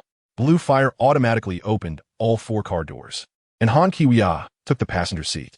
There's no more room in the back, so I'll just fly with you, Tony, wearing the Iron Man armor, said, feeling embarrassed to squeeze into the back seat with two people already there. Fiore and Natasha also gracefully jumped into the back seat. Selena nodded slightly, and upon hearing Han Kiwiya's words, Blue Fire's engine roared, waiting for Selena to start driving. Let's go. Selena lifted her long, beautiful leg, lightly tapping the accelerator, and with a powerful roar, Blue Fire shot forward like an arrow into the bustling street, while Tony flew alongside in his suit, with the steering wheel in her hands. Selena's red lips curved into a proud arc, her eyes reflecting excitement and a sense of revenge. Last time, Blue Fire had taken control from her while she was enjoying the thrill of driving, but now Blue Fire was under her control. Tony turned his head, thinking, this woman drives so wildly. Ahead was a sharp turn. Tony thought Selena would slow down and navigate it, but saw her not reduce speed at all. With her left foot lightly pressing the brake and her right hand swiftly turning the steering wheel, Blue Fire beautifully drifted around a sharp corner under her expert control, the rear tires leaving two trails of smoke on the ground, moving fluidly with no signs of slowing down. Miss Selena, your driving skills are impressive, Tony exclaimed, flying closely beside the car. Seeing this scene, Natasha felt the urge to experience the thrill of driving Blue Fire herself, noticing its excellent performance. This cat is really wild, Han Kiwiya commented with a smile. Just then, in the distant night sky, Bruce shot the bat signal into the air, provoking Superman with a declaration of war. The bat signal is on. Han Kiwiya was the first to notice and immediately said, I'll go ahead. After saying that, she flew out of the convertible without hesitation, quickly heading to the nearby scene. Wait for me. Tony shot out a stronger jet from the bottom of his suit and accelerated to follow. Whoosh. Fiore also took off immediately to keep up. We're speeding up too, Selena said, pressing the accelerator hard, her calf muscles taut, exuding a wild, explosive force. If it were an ordinary car, it would probably have been damaged by her forceful acceleration. As Catwoman, Selena's physical condition is 4 times that of an average person, and her agility and flexibility exceed that of an average person by 7 times. Even though she wasn't using her full strength, the power contained in that one push was unimaginable. This didn't affect Blue Fire much, but it still pondered in its accelerated movement. Why is this? Pressing all the way down should allow me to go full speed. There's no need to treat my accelerator pedal so forcefully, Miss Selina. Luckily, I'm a structurally solid transformer. Otherwise, your wild operation would have broken my body structure long ago. My master is much gentler. Blue Fire couldn't help but complain. After saying that, without waiting for Selina and Natasha to react, Blue Fire immediately began to transform. The speeding Blue Fire car started to operate and transform. The front gradually elongating into a cockpit, and the wheels extending to become wings. The parts flowed rapidly and transformed, and soon a massive fighter jet form of Blue Fire appeared. Of course, the transformation process did not affect the two sitting inside. Selina looked in shock at the Blue Fire car she had just been driving, staring blankly at the disappearing steering wheel. Blue Fire transformed into a fighter jet and soared into the sky. Selina instinctively feared heights. She had just been immersed in the thrill of driving. But now her face changed and her heart raced. Natasha noticed Selina's reaction and immediately asked, "Selina, you're not afraid of heights, are you? Are you really a cat?" After the transformation was complete, the jet form of Blue Fire roared its engines and accelerated forward. Its fighter jet form could reach speeds of up to 8 Mach, much faster than the 3 Mach on the ground. Han Shuyan arrived at the top of a tall building not far from the battlefield. A perfect spot to watch the battle between Batman and Superman. "System, start the cross-border live broadcast," Han Shuyan said to the system. "Okay." A small portal for live broadcast signal transmission has been opened in the system space, the system replied. As a result, the homepage of all network platforms in the DC Universe and Marvel Universe was forcibly occupied by Han Shuyan's live broadcast. People from both worlds quickly noticed this situation and began to discuss it. A person from the Marvel Universe spoke up. "Supergirl has started a live broadcast. After waiting for so long, we can finally see her again. Does anyone know where the live broadcast is happening? I want to be there in person." The DC world was also bustling with activity. "Isn't this Gotham City? Oh, that looks like Batman. Who's broadcasting?" On the other side, Lex Luthor saw the bat signal light up in the sky and sneered coldly. He wasted no time and immediately sent his ambush subordinates to successfully capture Clark's mother, Martha. He then successfully kidnapped Superman's girlfriend, reporter Lois, and ordered his subordinates to bring her over. Luthor forcefully dragged Lois to the edge of a high-rise rooftop, a sinister smile on his face. He knew that the most effective way to lure Superman out was to threaten his soft spot. "Lois, come enjoy the view," Luthor said, gripping Lois's wrist tightly and dragging her to the rooftop edge. Lois was terrified and struggled desperately, shouting, "Stop! Let me go!" Her cries echoed in the air, but were in vain. From a distance, Han Shuyan witnessed everything and thought that if Superman didn't arrive in time like in the movies, she would have to step in to save her. "Superman, come meet me." Luthor let out a maniacal laugh and pushed Lois off the rooftop, dozens of floors high. He was confident that this would successfully force Superman to appear and save his beloved girlfriend. Just as Lois fell in a life-and-death moment, a red and blue figure descended from the sky like a meteor, catching her securely. It was Clark Kent, Superman. Speed has increased a bit, naturally gifted, but still quite inferior to me. Seeing Superman successfully appear to save Lois, Han Shuyan halted her actions. "Goddess Shuyan, I'm here," Tony said, flying over in his Iron Man suit and landing gracefully beside Han Shuyan. "Your Majesty, your subordinate is always at your service." Fiora quickly followed, placing her right hand on her chest and giving Han Shuyan a standard Kryptonian greeting. "Master, we are here too." Blue Flame transformed into airplane mode, carrying Selina and Natasha as they landed on the rooftop, opening the hatch for the two sexy bodysuit beauties to step out. "Let's observe the situation for now. Batman and Superman are about to have a one-on-one, and the big boss hasn't shown up yet." After Han Shuyan spoke, her gaze fell on a figure in a window of a nearby building. Wonder Woman Diana was secretly watching the battle. Diana was curiously looking toward Han Shuyan when suddenly their eyes met, startling her. "Come here." Han Shuyan flew over in an instant and appeared beside Diana. Diana looked around and noticed a few others nearby. "Don't be nervous. We're all on the same side," Han Shuyan said with a raised eyebrow and a smile. Then turned her attention back to Superman. "We need to focus on the battle. We can chat later."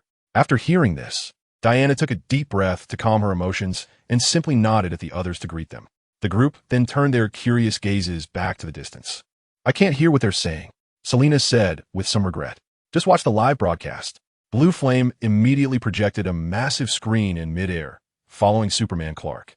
After saving Lois, Clark quickly flew back to the rooftop, hovering steadily in midair, his eyes blazing like flames as he glared at Lex Luthor before him. "I won't hurt you, but I'll send you to prison. You should be grateful," Clark said, suppressing the urge to beat Luthor. Luthor's arm trembled slightly, but he stood firm, clearly having a trump card. What I want to say is about your lofty position. You see yourself above everything. That's what a god is. But I never saw a god rescue me from my father's fists or hatred when I was a child. So I've known since I was young that no one is omnipotent, not even you. There is no such thing as a god. Luthor paused and continued. I want people to know you're a fraud. I want the world to see you with blood on your hands. What have you done? Clark asked, a sense of foreboding rising in his heart as he slowly descended to the ground, approaching Luthor. Tonight people will see through you because you, my friend, have a date to keep. In the distance, Han Xian remarked, Superman's temper is really good. He can patiently listen to him for so long. If it were me, I would have already made a move. This guy wants to bully the honest man. Tony said. Clark looked at Luthor, confused. Who do I have a date with? Why should I listen to you? Over there, Luthor pointed to the giant bat shape projected by the bat signal in the sky. Now you need to fly over and have a showdown with him. God versus mortal, Kryptonian against Gotham's bat, until death. Clark felt a bit annoyed and found it quite ridiculous. He was never one to seek conflict and laughed. Do you think I would fight him for you? Luthor arrogantly shook his head. Exactly. I believe you will fight tirelessly for that special lady in your life. Mentioning using his loved ones to threaten him made Clark's anger flare up. Coldly, he said, she is safe on the ground. But what about you? You can easily take me down, but I'm not talking about your girlfriend Lois. I'm talking about the most important woman in every boy's life, his mother. Clark stepped forward in anger. Oh. Luthor quickly pulled out several photos of Martha, already kidnapped. Martha, Martha, Martha. Clark's expression changed instantly, halting in his tracks. Luthor smugly tucked away the photos. The mother of a flying demon must be a witch. What is the punishment for a witch? Luthor approached Clark, leaning in to ask. Of course, it's to be burned alive. After saying that, he scattered the photos on the ground. Clark crouched down to pick up the photos, despairingly looking at his bound mother, then raised his head to look at Luthor, his eyes starting to turn red, a glare ready to shoot out at any moment. Where is she? I don't know. I didn't tell my subordinates to inform me. Luthor arrogantly waved his finger in front of Clark's reddening eyes. If you kill me, your mother will die. If you fly away, she will also die. But if you kill that bat, Martha will be safe. Crouching on the ground, Superman Clark, after hearing this, retracted his reddening eyes and lowered his head. Yes, that's right, very good. Luthor laughed and playfully reached out to stroke Clark's head, thinking that even the gods must yield to his will now. At this moment, Luthor was unaware that he was being live-streamed, and people from both worlds were witnessing his actions. I have already alerted Superman. This Luthor is too evil. He actually kidnapped Superman's mother to threaten him. A devoted fan of Superman commented, What good is calling the police? Calling the police? You're killing me with laughter. Superman can only wait to be taken down by Batman. This guy seems too arrogant. I hope my idol Supergirl shows up soon. It seems this Superman is quite similar to Supergirl in some aspects. The comments were filled with uproar. Voices both for and against Superman were incessant. However, very few people supported Luthor's actions. In the footage, Clark still maintained a bowed posture while Luthor looked at him with glee. At this moment, his private jet arrived on the rooftop to pick him up. Luthor glanced at his watch. Time was running out. If he didn't see the head of that bat within an hour, his mother would be in danger. The timer on the bomb next to her had already started. After saying this, he turned and stepped onto the plane. Luthor planned to prepare a backup plan. If Batman couldn't defeat Superman, he would immediately activate the Doomsday Resurrection Plan and unleash the monster from Kryptonian legend to deal with Superman. Tony, while monitoring the situation in the live stream, communicated with Jarvis. Jarvis was helping him gather information while answering various questions about this world. Gotham, is this chaotic? Tony looked at the information Jarvis gathered and remarked that besides Catwoman, Miss Selina, there was also a mysterious Batman. And the wealthiest man in Gotham is Bruce Wayne. He can't be the legendary Batman, can he?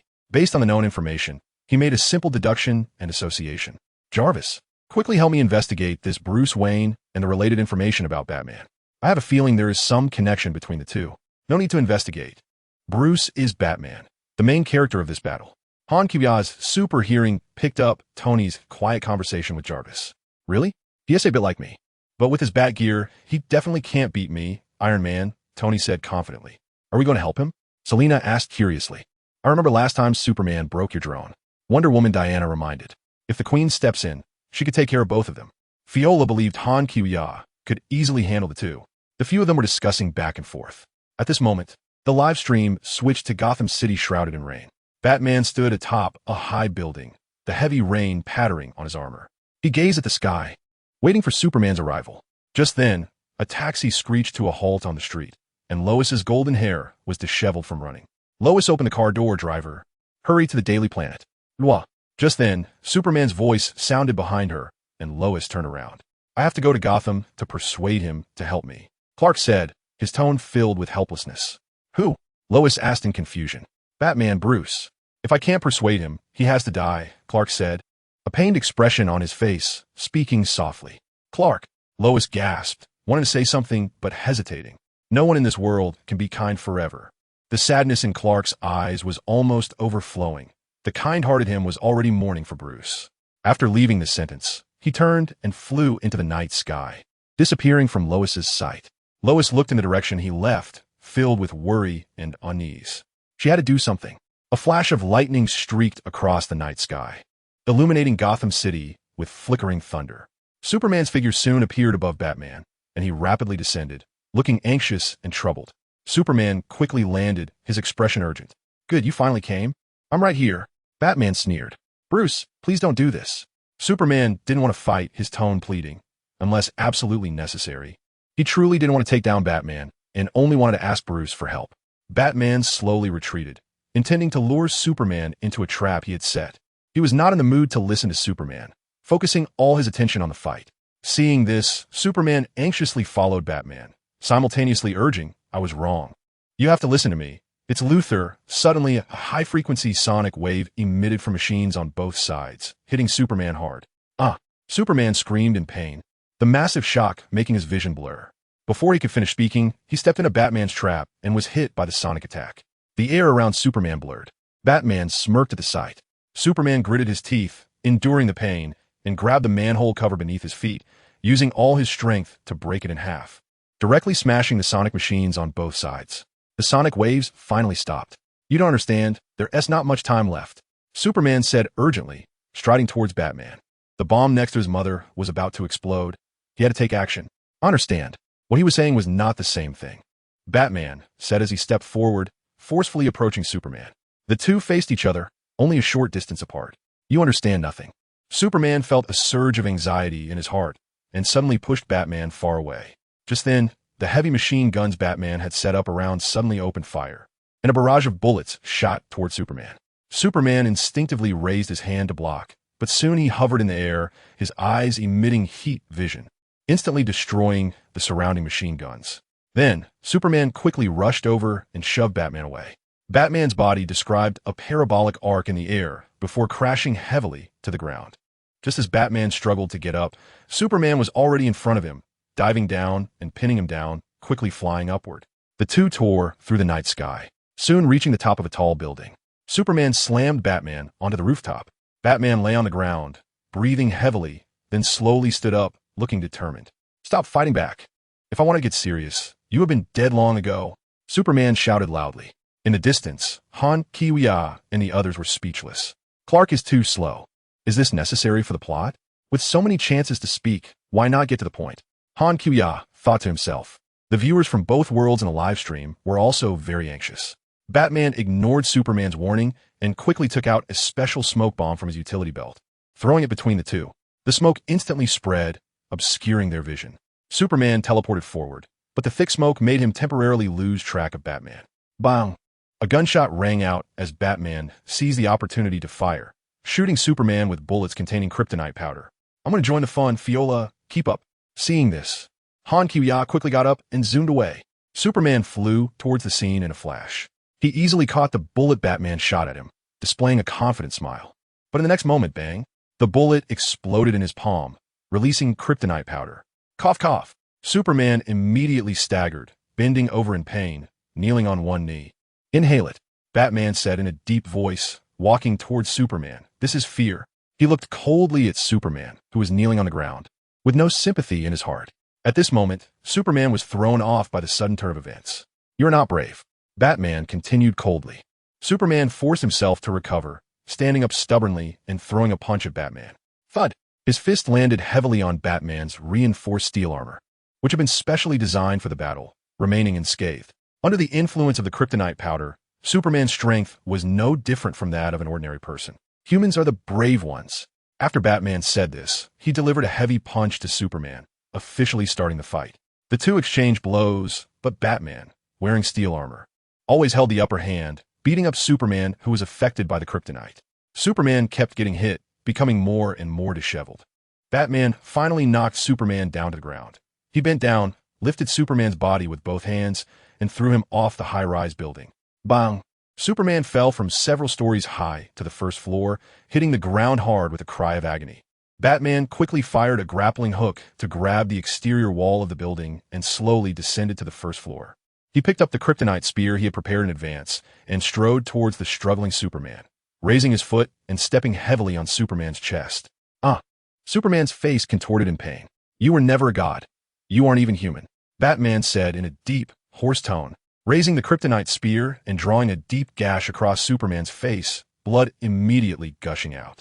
"Even so-called gods bleed," Batman sneered coldly, raising the Kryptonite spear again, ready to end Superman's life. However, at that moment, a hand suddenly grabbed Batman's Kryptonite spear.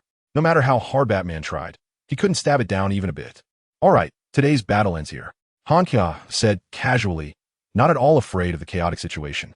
"Batman, Bruce, it's time to stop." At this moment, Tony also arrived at the scene, floating in the air in his suit. Queen Fiora also came beside him, dressed in a short black silk battle suit.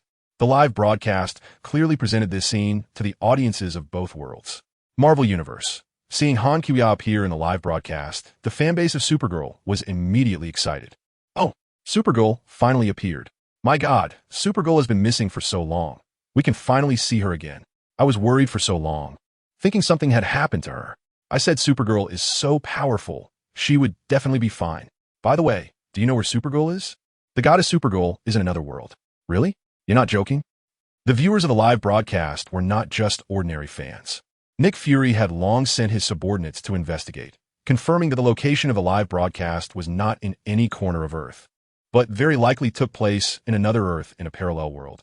Damn, Supergirl can actually traverse different universes. This won't pose a huge threat to our world, will it? Nick frowned. The high-ranking officials of the U.S. government and military leaders were also watching the live broadcast simultaneously. They knew very well that this was not happening in their own world, but in a brand new one. This is unbelievable. If powerful enemies invade us through this cross-world ability, the consequences would be unimaginable. I've always said not to mess with Supergirl. If we had really executed General Ross's plan to try to capture Supergirl, what would have happened if she escaped to another world? Capture? Are you joking? You don't know how strong she is? We shouldn't easily attempt to control powerful super beings. It could lead to disastrous consequences. Fortunately, this Supergirl doesn't seem to have malicious intent. Otherwise, how would we deal with a threat of this level? For an existence of this level, I wonder if nuclear weapons would work on her. I think we should find a way to contact her and communicate more, striving for her goodwill. What a joke. We need to accelerate the development of more powerful weapons to combat external threats. Seeing Han Kiya appear in the live broadcast, the high-ranking officials and military leaders in the U.S. lost their composure and demeanor in shock, arguing back and forth. Hydra. Pierce was not surprised by the astonishing power displayed by Supergirl, as he had long been mentally prepared to face her immense strength. No wonder Supergirl is so powerful. She clearly does not belong to our lowly world, and she can even freely traverse different universe dimensions. Pierce sighed in his heart. Although Pierce had never met Han Kiya, the shock she brought to Hydra had long been deeply imprinted in their minds, and his understanding of Supergirl's mysterious powers far exceeded that of ordinary people. Previously, Hydra had secretly obtained a strand of Supergirl Han Kiya's hair, attempting to unravel the mystery of her superpowers. However, even with a specialized electric saw capable of cutting through diamonds, they could not cause any damage to Supergirl's hair. In the end, they used the most powerful laser cutting device, leaving only minute traces on her hair that could only be seen under a microscope, without cutting even a fraction. Additionally, Hydra estimated that Han Kiya's body density was at least 3 million times that of an ordinary human. Some of our other high-ranking Hydra members still foolishly attempted to control Supergirl, unaware that our weapons and abilities are trivial in front of her, and contending with her is pure delusion. We have no choice but to seek another way out. Pierce chuckled self-deprecatingly, beginning to consider Hydra's follow-up strategies. While everyone in Marvel was shocked when Han Kuya intercepted Bruce's impending strike to finish off Superman and said today's battle ends here, Bruce felt a hint of anger in his heart, very dissatisfied. Who do you think you are? What does Supergirl matter? Just because you say to stop, I will stop? I went to such great lengths to create Kryptonite weapons and successfully counter Superman. How could I stop now that I have the upper hand? Tony, stop just watching. They don't need your help over there. Come over here and support us. Natasha and Selena were riding Blue Fire, contacting Tony. Got it. I'm coming right away. Tony stopped watching the fight and activated his Iron Man suit to fly over to them. Sorry to keep you waiting. What do you need me to do? Tony quickly reached their side. They were near a dimly lit building. We need to go in and rescue Superman's mother, Martha. Do you think we can manage? Selena said. With me, Iron Man here, it's absolutely no problem. Tony confidently said, then added, the three of us going out together is too much of a face for these people. No, not just three. There's me too. I'm a transformer. Just then, Blue Fire silently drove over.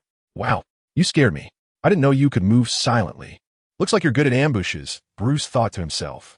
This was a great opportunity to eliminate Superman and eliminate potential threats in the future. He couldn't let it slip away easily. To protect the future of humanity, he had to complete the mission of killing Superman. Supergirl, get out of the way, Bruce said in a low, slightly breathless voice, his eyes filled with determination. He thought to himself that he still had one last Kryptonite bullet as a backup. If things got critical, he could use it to severely injure Supergirl. But there was no need to rush. The Kryptonite spear could still be effective. Although Supergirl seemed to have some companions watching from a distance, as long as he could force Supergirl away from Superman, he could successfully kill Superman with the Kryptonite spear, and today's mission would be accomplished. Bruce swung the Kryptonite spear, tried to use it to force Han Kiya away from Superman and clear the obstacles. He believed that due to the characteristics of Kryptonians, Supergirl would definitely avoid the Kryptonite. To his surprise, Han Kiya stood proudly, showing no intention of moving an inch. Han Kiya did not need to hide and did not want to hide. She stood there arrogantly, as her Kryptonian bloodline was flawless. A glimmer of barely perceptible joy flashed in Bruce's eyes. He judged that Supergirl might have miscalculated the threat of the Kryptonite spear, giving him the opportunity he needed. Bruce tightened his grip on the Kryptonite spear aimed at Han Kiya, focusing intently on delivering a blow that could severely injure her. In the DC World livestream, Han Kiya's new fans were extremely nervous as they saw her remain unfazed in the face of the Kryptonite spear. Supergirl dodge. Oh my god, this is it. One fan nervously covered their eyes, unable to watch. No, Batman, please don't hurt Supergirl, shouted another worried fan. Meanwhile, those who disliked aliens and supported Batman were secretly reveling in the moment. Ha, well done. One more hit and take this girl down. Go Batman. Eliminate these aliens. Earth is for humans. Superman fans were outraged, declaring that Superman was the embodiment of justice. Superman isn't even human. Batman is the true justice. Various opinions clashed, with the most heated debates coming from the supporters of Superman and Batman. However, once Han Kiya finished off Doomsday in her livestream, she would become the top star. Fiora, an excellent warrior from Krypton, was quick to react on the battlefield. When she saw Batman sweeping the Kryptonite spear towards Queen Han Kiya, she immediately felt worried and panicked, flying over to rescue her. She did not know that Han Kiya possessed a perfect Kryptonian lineage. She only knew that Kryptonite could weaken Kryptonians' powers and could even easily kill them. So, Fiora rushed over, shouting, "Queen, dodge." Then she exerted all her remaining strength to grab the Kryptonite spear from Batman's hand. Despite already feeling weak, and with one final effort, she broke the deadly Kryptonite spear. The scene of Fiora breaking the Kryptonite spear was also broadcasted to the audience. Han Kiya's fans breathed a sigh of relief upon seeing this. She is also a Kryptonian. That's great. Another Supergirl has arrived. Dressed in all black, with black stockings and a super short skirt, she looked incredibly heroic. The sight of two Kryptonian beauties teaming up was too beautiful to behold. Also close to success. Another Kryptonian is ruining Batman's good work. What will Batman do next? Does he still have an advantage? The livestream chat was buzzing with discussion, and the lively atmosphere showed no signs of cooling down. What? I have to deal with 3 Kryptonians today? Bruce felt a bit overwhelmed. Fiora, are you okay? Han Kiya quickly hugged Fiora, surprised by her quick reaction. I'm actually not afraid of Kryptonite. Your Majesty, be careful of the Kryptonite. Don't worry about me. I just need a moment to recover, and I'll be fine. Han Chun, truly, the heavens are aiding me. The two of them are right here together, and I can take them out with my last Kryptonite bullet. Bruce quickly raised his gun and fired. Bang! Han Shuyin effortlessly caught the Kryptonite bullet with her hand, and the bullet exploded in her palm, releasing the Kryptonite powder contained within. The green Kryptonite powder spread through the air, surrounding Han Shuyin and Fiorella. Breathe it in. You both know the taste of fear, Bruce said with a smug sneer. Han Kuya initially wanted to keep a low profile, but since Fiora was nearby, she needed to protect her. So, Han Kuya decided to show off a bit of the Queen's authority, acting like a domineering CEO, and give Fiora a glimpse of the fact that queens are not afraid of Kryptonite. Han Kuya took a deep breath and almost instantly, all the Kryptonite powder around her was sucked into her mouth. Yet, her mental state showed no signs of weakness. Bruce was shocked by the sight. He never expected that the female superhero would directly inhale Kryptonite powder that could weaken or even kill Kryptonians, and she appeared completely unaffected. Impossible. This is the high-concentration Kryptonite powder I meticulously refined. How could you possibly be unscathed? Bruce muttered in disbelief. The Kryptonite bullets were made very well. Don't make them next time. Just make me a few Kryptonite cigarettes instead, Han Kuya slowly spoke. After saying that, Han Kuya blew the Kryptonite powder into the sky, and with a gentle puff, the powder scattered with the wind and disappeared. As for the viewers who had been watching the live broadcast, they were already stunned into silence. Han Kuya's reputation was rapidly growing. Fiora looked on with starry eyes, having never seen such a powerful queen. She admired Han Kuya as she inhaled and exhaled the Kryptonite powder, strong and composed, completely unfazed. The queen must be powerful too. Her subordinates were truly lucky to follow the queen. Fiora's eyes sparkled with admiration. Han Kuya looked at Fiora with satisfaction, recalling how, during their previous relaxation, it was Fiora's strong physique that was able to provide her with a massage she needed. No other powerful Terminator could achieve the desired effect when trying to massage her. Furthermore, Fiora was a formidable fighter with rich combat experience, making her an excellent right-hand woman. She was loyal and able to grasp Han Kuya's intentions, coordinating seamlessly in both battle and life. Who wouldn't like such a loyal and capable, beautiful subordinate? Martha. At that moment, Superman Clark shakily stood up. Having digested the effects of the Kryptonite powder, he began to quickly regain his strength. Please help me. Save my mother, Martha. She's still in Lex Luthor's hands. Oh no. Superman has regained his strength. Now I have to fight 3 Kryptonian Supermen barehanded.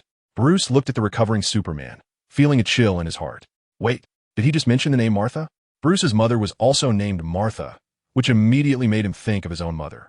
Upon hearing Clark say the name Martha, Bruce suddenly remembered his deceased mother and felt very sad. In a fit of emotion, he shouted, "Why did you bring up that name? That's my mother's name." At that moment, Clark's girlfriend Lois rushed over, quickly explaining. Han Kuya coolly interjected, "Clark, you destroyed my drone earlier." Clark hurriedly replied, "I am sorry. I didn't know it was yours. I'll compensate you. But my mother has a time bomb that's about to explode. Please help me and find a way to save her." Bruce calmed down slightly, realizing he couldn't bear to let a woman with the same name as his deceased mother lose her life. So he quickly asked, "Where's your mother trapped? I'll go save her." He realized that Superman's mother was also human, and Superman must care deeply for his mother, just like he did. This realization softened his previous animosity towards Superman, and most of the hostility in his heart faded away. "I've already sent someone to rescue her. My companion has gone over," Han Kuya said. She had sent Blue Flame and the others to carry out the rescue when she arrived. "Superman, you also need to compensate me for my vehicle damage," Bruce added, taking the opportunity to align himself with Han Kuya. Han Kuya's fearless performance against the Kryptonite shocked him, and he currently has no intention of opposing Han Kuya. Clark said awkwardly, "I'm very sorry. I'm currently facing serious financial issues. Once I save up some money, I will definitely compensate you." Han Kuya rolled her eyes and thought, "With your income working at the Daily Planet, how long would it take to save up enough to compensate for the damage to the Batmobile? Having you two face off is Luthor's scheme. He threatened Clark's mother, and that's why Clark had no choice but to come." Lewis hurriedly interjected to explain. At this point, Bruce began to worry that Han Kuya's companions might not be strong enough to successfully rescue Clark's mother, and he also wanted to go help. At the same time, he was concerned that Han Kuya's would want to fight him, which would be disastrous for him. He didn't want to confront this superwoman who wasn't afraid of Kryptonite head-on. Seizing the opportunity to escape, Bruce said, "I'm worried your companions won't be able to handle Luthor's men. I'll go help." After saying this, he quickly turned and left. "Queen, he's being clever and trying to slip away. Should we chase him?" Fiona said with some indignation, still feeling uncomfortable from the earlier Kryptonite exposure. "Forget it. There was a misunderstanding this time. I hope he takes care of himself next time. At this moment, Han Kias thought of the world of the Flash movie she had visited before. There was no no-kill principal Batman from that universe. He had taken care of all the criminals in Gotham, making it the safest city in the world and achieving feats that all other Batmans had not. I wonder how Kara, the Supergirl from that world, is doing. And the Kryptonian army, I need to find time to check on them. Bruce quickly ran to pilot his Batwing. Alfred, help me locate Clark's mother. Seeing that Han Kias did not pursue him, he breathed a sigh of relief. It seems Superwoman is quite decent. He had been too prejudiced against Kryptonian Supermen before. The old butler Alfred replied, "Sorry, I overheard your conversation, but I was already prepared and located Martha's position. She's in a house near the harbor." "I don't deserve you treating me this way, Alfred. I was too impulsive about Superman," Bruce said, feeling a bit guilty. "That Kryptonian ship is siphoning power from the city. It must be Luthor's doing." Lewis worriedly said to Clark, "I'm going to find Luthor. He must be brought to justice." After saying this, Clark flew off, leaving only Han Kias and Fiona at the scene. "System, can I use the reputation points from the various equipment I purchased before to upgrade and add new features?" Han Kiya was thinking about adding the ability to resist Kryptonite radiation to Fiorella's nano armor. It would be great if it could offset most of the Kryptonite's effects. "I'm very sorry, host. Based on the current system level, equipment upgrades cannot be performed at this time. However, after you defeat Doomsday, the system will be able to upgrade, and then the upgrade function will be unlocked.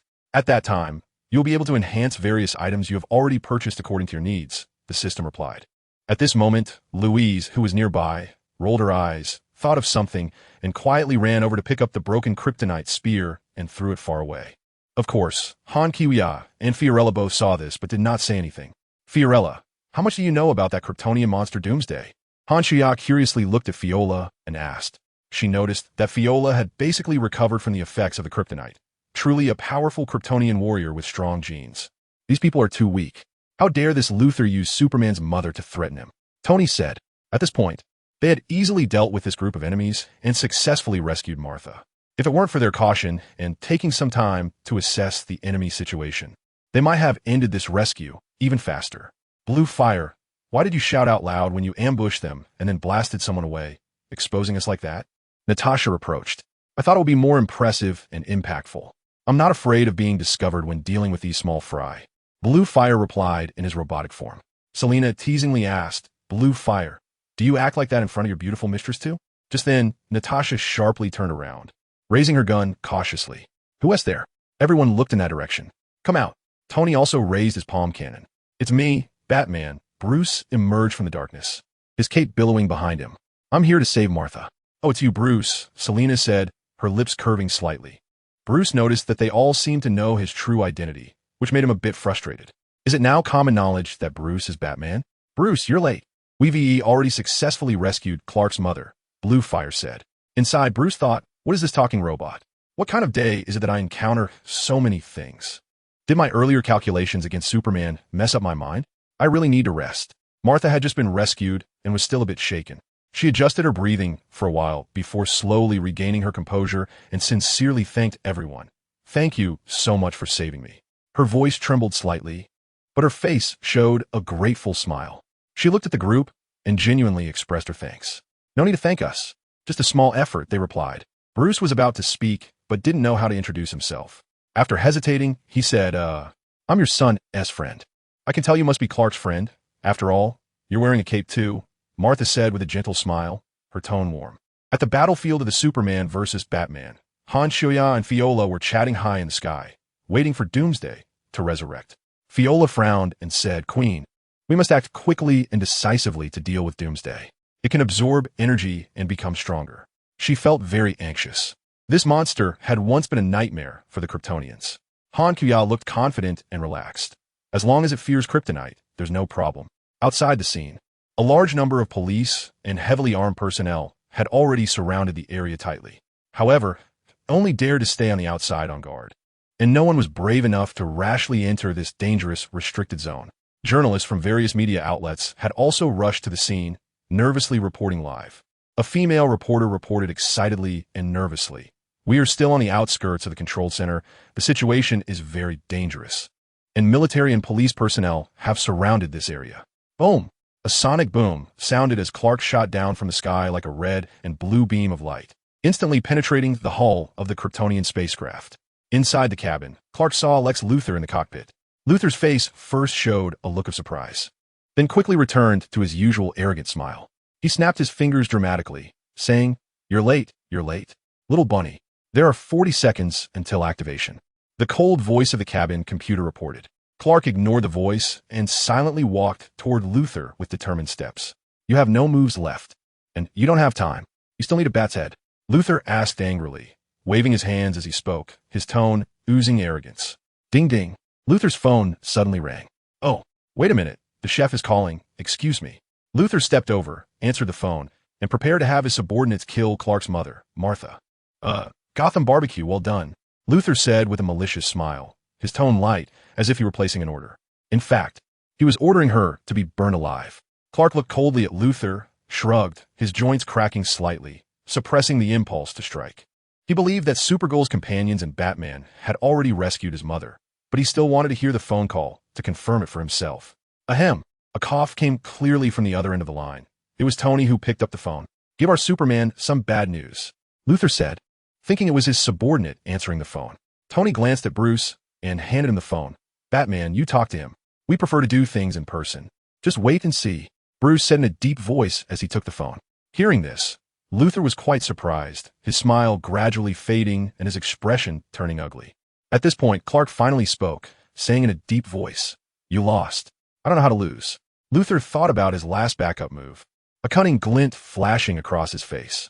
Clark was unaware that inside the spacecraft, Doomsday was about to be resurrected. "You will learn." "I will learn?" "Umph." Luthor raised his voice, pointing at Clark, becoming serious. "I do not hate any sinner. I hate evil itself, and you, my friend Kryptonian, your existence is evil." Luthor quickly walked toward Clark, his eyes filled with fervor. "I cannot let you win. I gave that bat a chance to fight, but he is not strong enough." Luthor's voice grew louder. "So, if humanity can't kill you, this false god?" Luthor's voice nearly turned into a roar. "Then let the real devil do it." Luthor finished speaking, glaring fiercely at Clark. At that moment, the device to resurrect Doomsday completed its countdown and officially started with a hum. A powerful electric current was instantly drawn away by the device inside the spacecraft, causing the brightly lit skyscrapers around to go dark, plunging Metropolis into darkness. Immediately, a TV station conducted an emergency report. Metropolis has fallen into darkness, with a complete power outage from the north to the northwest. It is rumored that the FBI is on its way to investigate whether this is part of a larger-scale terrorist attack. Luthor stepped forward to the still-forming Doomsday, saying fervently, "Ancient Kryptonian abomination, be revived with my blood." He raised his hand, revealing the still-bleeding wound, as Doomsday's body rapidly took shape in the incubation chamber. Seeing this scene, Luthor turned around and pointed at Clark, almost with hatred, saying, "It was born to destroy you. Is your Doomsday?" Doomsday stood up, letting out a deafening roar to the sky. Sensing Doomsday's presence, Clark's expression changed, becoming serious. Doomsday's enormous body moved forward, looking down at Luthor. "Now the god is doomed." Luthor laughed, still immersed in the thrill of thinking he could control this powerful Kryptonian monster. Roar. Doomsday suddenly opened its massive mouth, letting out a deafening roar toward Luthor. The force of the roar blew Luthor's long hair wildly. Luthor was startled, but quickly lifted his head, closed his eyes, and spread his arms as if welcoming the spring breeze. However, he clearly still did not know that although he had revived Doomsday with his own flesh and blood, this monster would not obey his commands. Clark's eyes widened as he watched all this. Doomsday swung its arms heavily onto the ground, creating a rumbling sound. Then it raised its massive fist and struck toward Luthor. Luthor opened his eyes, his face turning pale, instinctively raising his hands to protect his head while turning sharply. Seeing this, Clark hurriedly flew forward, intercepting Doomsday's lethal blow meant for Luthor. Tony and the others were quickly approaching. Bruce was piloting the newly upgraded Batjet, gliding nearly silently through the sky. The blue flame transformed into a small fighter jet, carrying Natasha and Selina. Tony, wearing his Iron Man suit, flew in the center, flying in parallel with the two planes. Bruce frowned, observing the nearby small fighter jet that had just been in machine form and the Red Iron Man. Who are these people? Bruce wondered, filled with many questions. He had pushed the Batjet to its maximum speed. Yet the small fighter jet and the Red Iron Man easily kept up with him, clearly indicating that the Batjet was not the fastest here. It slowed down to wait for him. Bruce was shocked. He had never heard of these people before, especially the guy in the red Iron Man suit. His personality and outfit were so flamboyant and exaggerated that he shouldn't have gone unnoticed. But besides Selina, there was no information about them in this world. I must find out who they are. Bruce clenched his fists in secret, but the primary task now was to complete what was in front of him. I could take my time to investigate later. Meanwhile, in the cockpit of the transforming steel. Is something wrong? Han Qiuya's live broadcast suddenly stopped, and I'm a bit worried. Natasha frowned and said, "She's so strong. She shouldn't have any major problems." Selina replied, though her brow was slightly furrowed, clearly also worried. In fact, Han Qiuya just paused the live broadcast to save some points. Blue Flame, why don't you use your loudspeaker and play some onboard music to lighten the mood a bit? Tony, who was flying, suggested. The group was keeping in touch through their voice chat. Tony wasn't too worried. He thought no one could be stronger than Supergirl. Tony, you're so boring. Natasha glanced over. No problem. Then play a song that came with me from the factory. Blue Fire decisively agreed with Tony's suggestion. Hello, everyone. I'm the sound system of Blue Fire with practice time. The music was loud, echoing in the night sky. The suddenly inserted song interrupted Bruce's thoughts. What happened? Why is there music playing? Jarvis, translate the meaning of the lyrics. Tony said to Jarvis, Sir, this is a Chinese song. Singing You Are Too, beautiful Jarvis followed along with the translation through the song's voice. Tony, Blue Fire, what is this? Let's turn it off quickly. Selina couldn't help but speak up. Okay, I'll turn it off right now. Blue Fire quickly cut off the music. Blue Fire, send me this song. Tony muttered, I need to study this song carefully when I get back. It must be a song that Supergirl often listens to. If Han Qiuya were here, she would definitely feel wronged, as she didn't even know Blue Fire had this song. Okay, sending it to you. Blue Fire replied. There was quite a commotion ahead. A battle was happening. Let's hurry over go. Tony and Blue Fire sped up, leaving the Batwing behind. Bruce was frustrated. My Batwing is too outdated. It needs to be improved. Meanwhile, on the other side, Han Qiuya had already opened the two-world live broadcast. The live stream has started again. Viewers were discussing enthusiastically. Oh my god, this green monster looks so terrifying, even bigger than Hulk. Superman's attacks seem to have no effect on it. Superman needs his teammate support. Where's Batman? Hurry and help. So funny. Batman just wanted to take out Superman. Will the two become teammates later? Clark and Doomsday were exchanging blows, fighting from inside the spaceship to outside. Doomsday grabbed Clark's foot and slammed him hard against the Superman statue. Bang! A loud noise. Clark's statue was shattered by Clark's body, and Clark flew out far due to inertia. This shows the immense power of Doomsday. Han Qiuya watched for a while, seeing the battlefield getting farther away, and flew next to Clark. Clark, lead it to the no man's land. This guy will destroy everything in sight. Upon seeing Han Qiuya appear, the audience in the Marvel live stream was particularly excited. Oh yeah, the female Superman has finally arrived. The strongest force in the universe is here. I've set up my little stool, sitting tight, ready to enjoy the goddess's battle. I wonder how much stronger the female Superman has become. Can she kill me with one punch? You're joking, right? I estimate the female Superman can now destroy a city with one punch. The people in the Marvel universe, upon seeing Han Qiuya's appearance, were basically not worried about her ability to win. On the other hand, in the DC universe, most people were not very familiar with Han Qiuya's strength and reacted with some pessimism. Great. The strongest Superman now has a female Superman as a helper. They should be able to defeat that monster. But this monster has already been overpowering Superman. What can this female Superman do? I actually think the female Superman might be even stronger. The Kryptonite that even Superman fears has no effect on her. Some DC Universe netizens began to discuss the comparison of the two strengths. Clark strongly agreed with Han Qiuya's suggestion and was preparing to fly forward to lure Doomsday away from the densely populated city to the no man's land. All right, I'll follow your lead. In your introduction video, you were much stronger than me. I hope that's true, and we can successfully take down this terrifying monster and stop it from harming the world. At this moment, unexpectedly, the U.S. military troops and a large number of helicopters rushed in, madly firing missiles at Doomsday. However, this level of attack was like a tickle to Doomsday. It not only had no effect, but also allowed it to absorb the attacks to evolve itself. Doomsday roared in anger, howling at the sky. A wave of powerful energy erupted from its body, sending massive shockwaves spreading outwards with a terrifying momentum. Nearby buildings and skyscrapers were shaken to the brink of collapse by this energy. Clearly, Doomsday had further enhanced itself by absorbing the attacking power. Seeing this, Clark thought it was bad. It seemed its strength had increased again. He was just about to fly forward when he saw Han Kiwia had already charged out.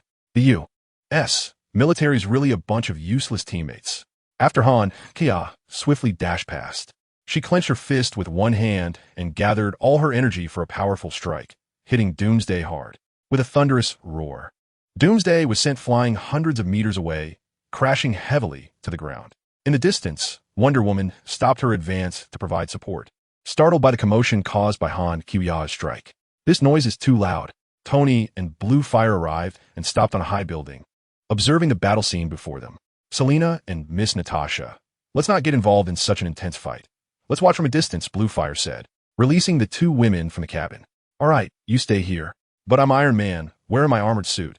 I have to go provide support, Tony said. And without waiting for a response, he flew directly toward the battlefield. The Batwing quickly followed. What exactly is happening over there? Alfred?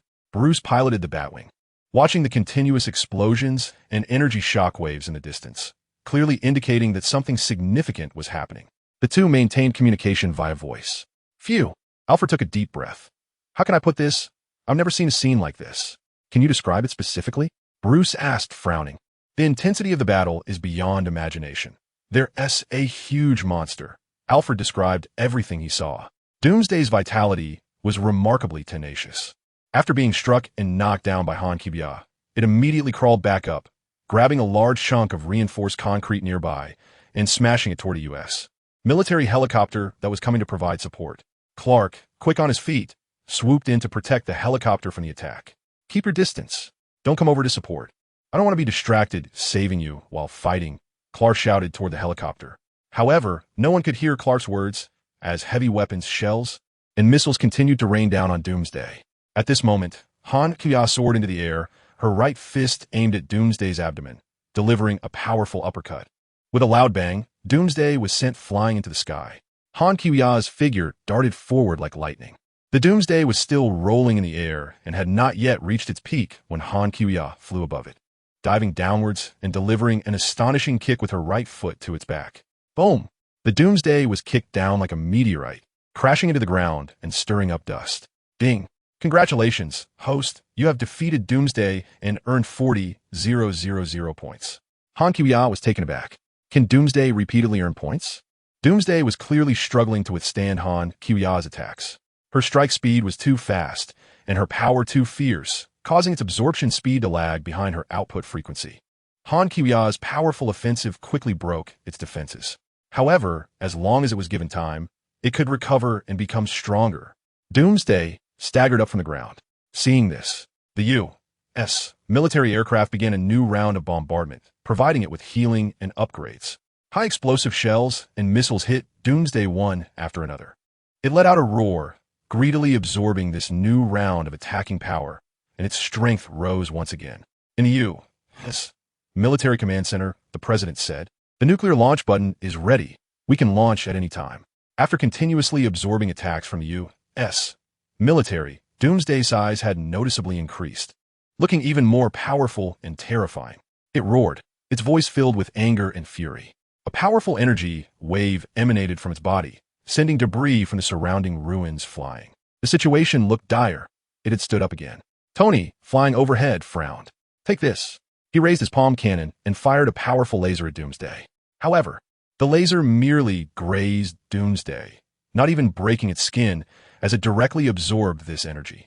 Doomsday was drawn to Tony's attention, turning its head to look at him, and suddenly charged from the ground into the sky. Whoosh! Doomsday's movements were surprisingly fast. Before Tony could react, it grabbed him and began to pull him down. Damn, it's too strong. Tony quickly activated his thrusters, trying to break free from its grip. Doomsday was about to tear Tony apart with its hands. At this critical moment, Han Kiwia rushed over and landed a heavy punch to Doomsday's head. Doomsday was dazed from the blow and finally released Tony, who fell from the sky. "Thanks. You've saved me for the nth time," Tony said, stabilizing his armor and hovering in the air beside Han Kiwia. "Tony, don't attack it with your weapons. It can absorb various energies, and conventional methods won't work on it," Han Kiwia reminded him as she hovered next to Tony. Queen Fiora also flew over. On the ground, Doomsday roared again. Superman Clark saw that numerous U.S. military helicopters were still hovering around Doomsday, unwilling to retreat knowing they would hinder the battle against Doomsday. If Doomsday launched an attack, he would have to split his focus to save these oblivious U.S. soldiers. Moreover, there were residential areas nearby. And if the crossfire affected civilians, the consequences would be unimaginable. The battlefield had to be moved quickly. Superman had no time to persuade them further and quickly flew behind Doomsday. Taking advantage of the moment, it was still days from Han Qiuya's hit. He immediately hoisted it up with both hands and used his super speed to fly upwards into the sky. I must take it to a safe place, far from people. Superman thought. 1,000 meters, 2,000 meters, 3,000 meters. Superman continuously accelerated upwards, preparing to break through the atmosphere with Doomsday. In the U.S. Military Command Center, an officer exclaimed, "Sir, look, they have left the city." A female officer monitoring the screen shouted, "It seems Superman is going to take it into space. We can launch the nuclear missile now, Mr. President." A white-haired old officer glanced at the screen and immediately turned to say, "No, not yet. Are you crazy?" Someone replied, "They are high enough. We can attack with a nuclear missile without causing any casualties, sir." "There will be casualties, Mr. President," said the Martian hunter, disguised as a human in formal attire. The command center fell silent for 2 seconds. At this moment, Superman had already brought Doomsday into space. Doomsday was entangled with Superman in the void. "May God have mercy on us all," the president said, issuing the order. Key inserted. Key inserted. Nuclear missile Redbird is ready. Launch. 3, 2, 1.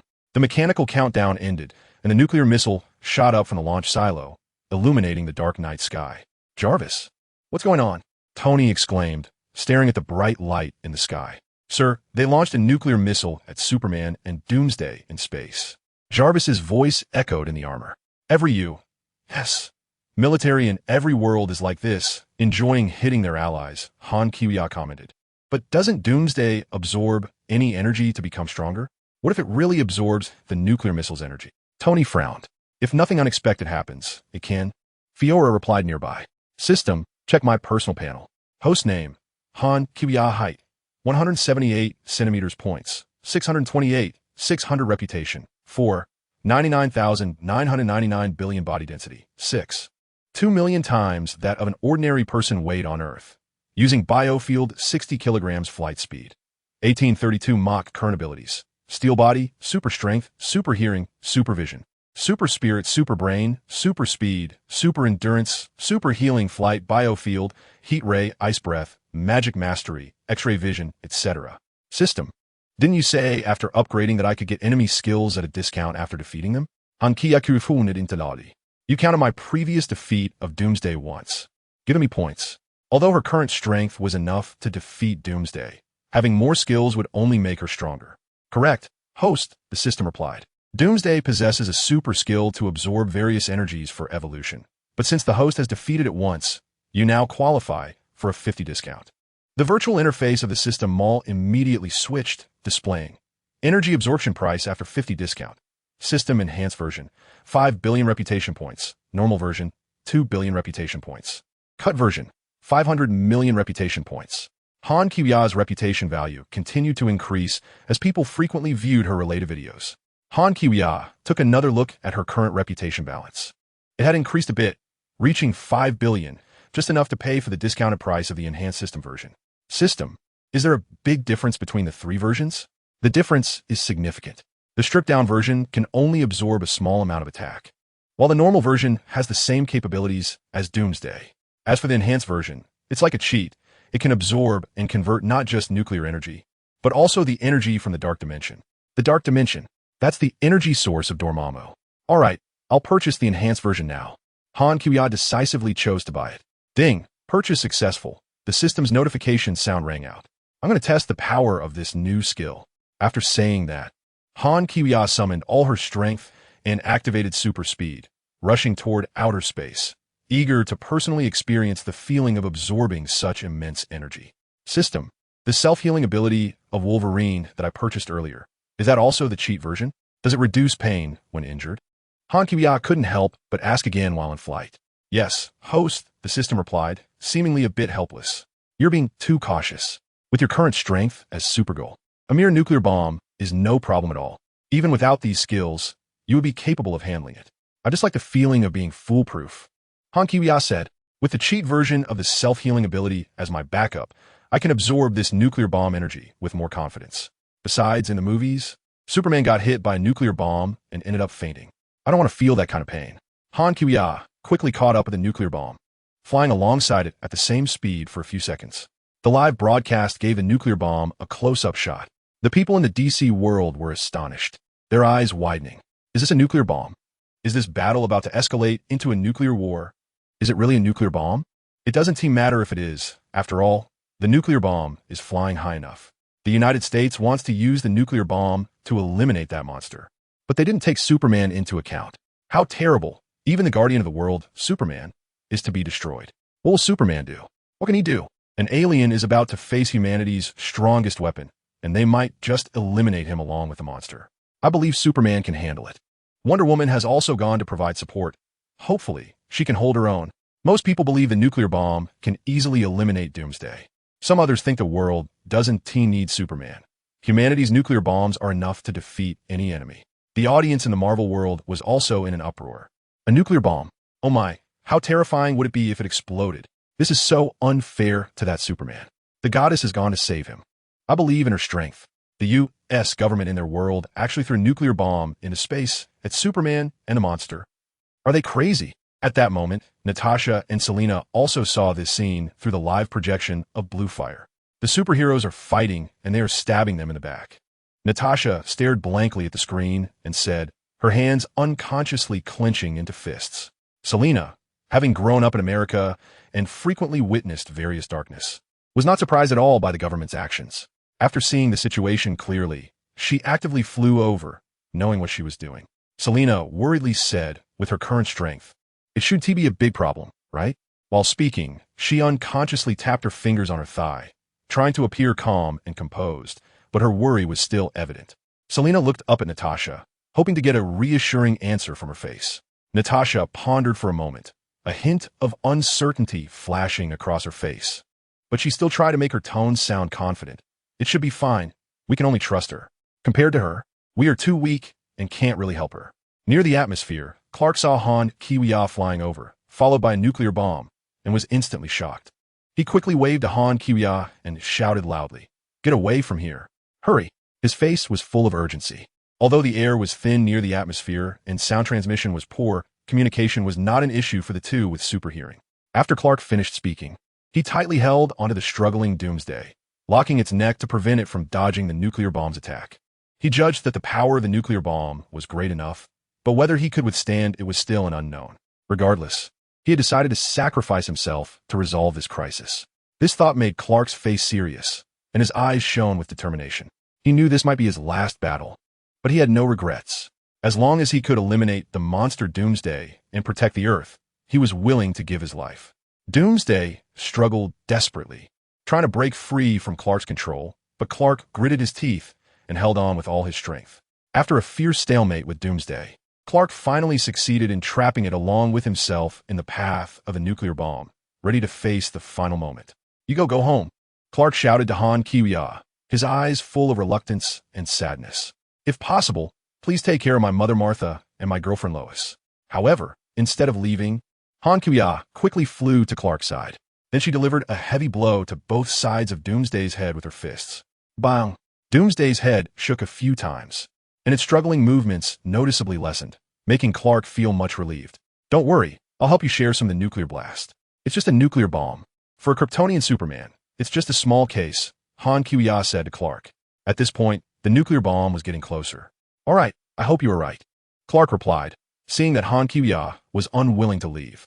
"I am Superman, so let me be in front. You hide behind me." Han Kiwiya did not say anything. She simply pried open Clark's arm locked on Doomsday's head. Then, using her biofield, she expanded the range of her punch and struck Clark, sending him flying away and causing him to move away from the nuclear bomb. At the same time, Han Kiwiya's biofield firmly locked onto Doomsday, preparing to endure the impact of the nuclear bomb together with it. Once Doomsday absorbed the nuclear explosion and upgraded, defeating it later would yield even more points for the system. The flying Superman Clark stared blankly at everything happening. Meanwhile, the audience watching the live broadcast erupted with excitement. A small number of people with opposing views gloatingly believed that the two Kryptonian Supermen were doomed this time.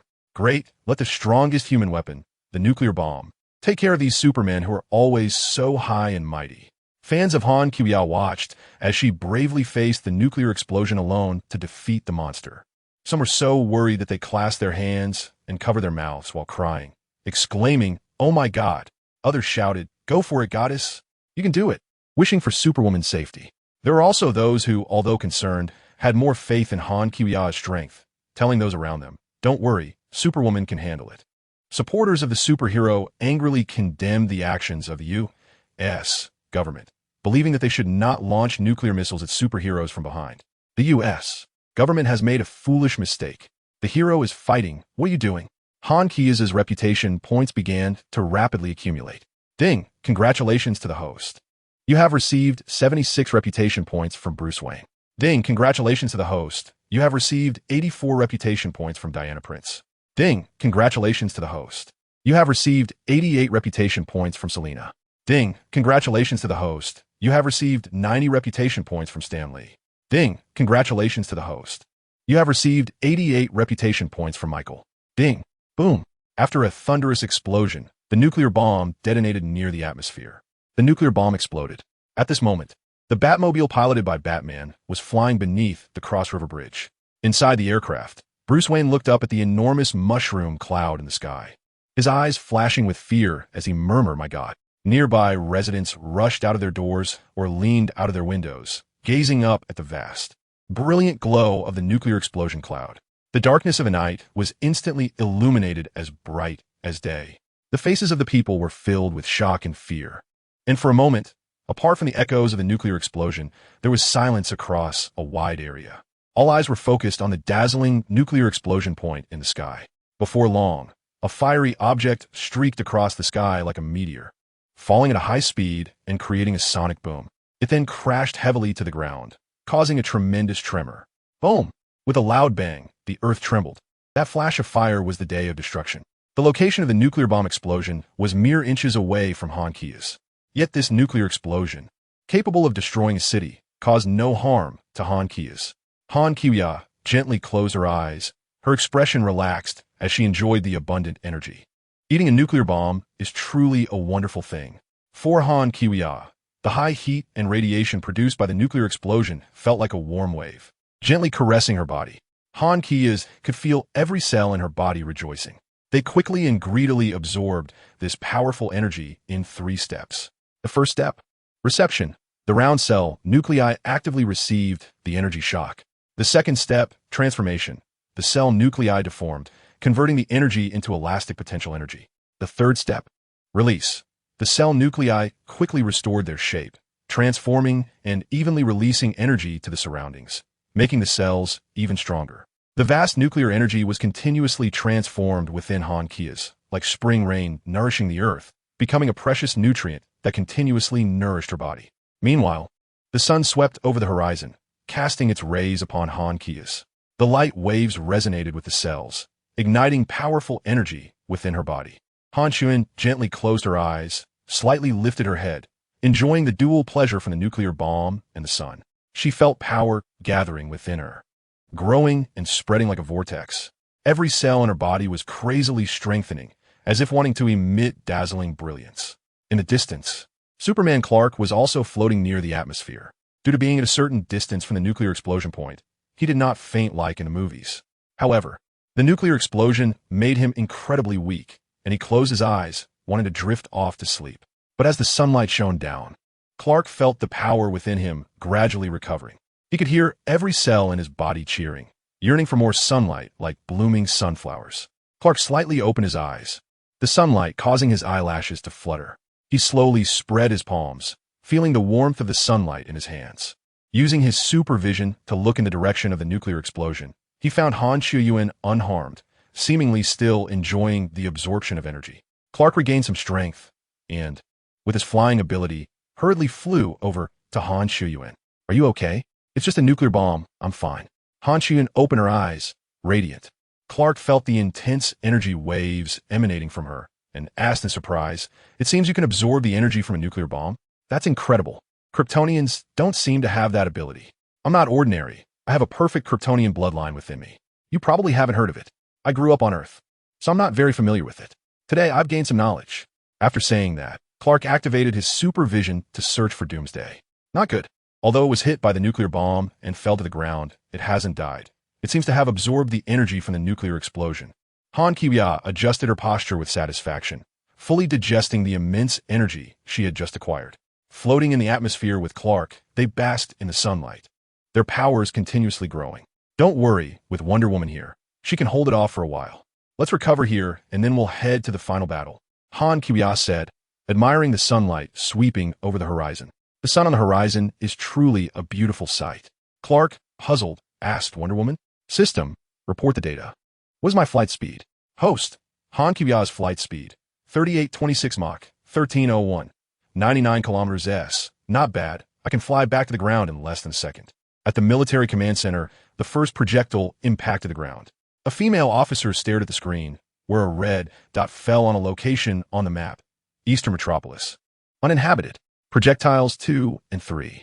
She frowned at the other 2 dots that remained still on the screen, paused for a moment, and then said solemnly, no obvious signs of reentry. For projectiles 2 and 3. The president's voice came through the communication device, audible to everyone in the command center. They are 2 Kryptonian superheroes, Mr. President. Supergirl and Superman. The Martian Manhunter answered, his brow furrowed. He was considering whether to intervene against Doomsday, but he knew he could not defeat this monster. Sir, it's moving, an officer exclaimed.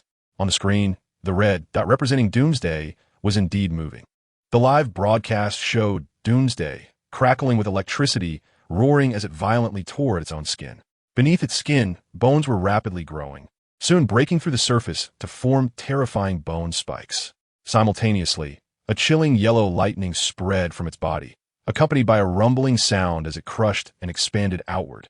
Clearly, it had absorbed the energy from the nuclear explosion and completed a new round of evolution, increasing in size once again. Witnessing the scene, the audience from both realms was stunned. How can this monster be so tenacious? It's over. It seems to have evolved. Nuclear weapons are ineffective against it. What should we do? Quickly, get Superman back to destroy it.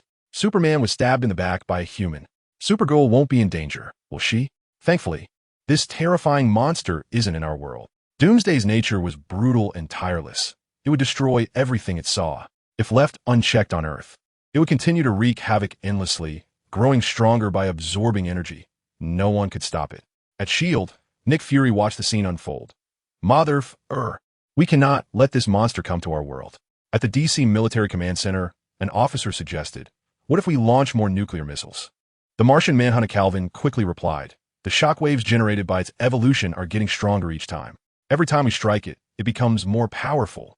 Listen to me. We cannot attack anymore. The president's voice came from the other end of the line, asking, what do you mean, Calvin? It means we cannot destroy this thing, the Martian Manhunter said, closing his eyes in despair. The command center fell into silence, everyone's complexion turning grim. The Batwing flew toward Doomsday's landing site, surrounded by dust. Soon, Bruce's eyes widened as he saw the vigorous Doomsday standing there. Upon seeing this, Doomsday shot a massive yellow heat vision from its enormous eyes towards the Batwing. Oh, shit.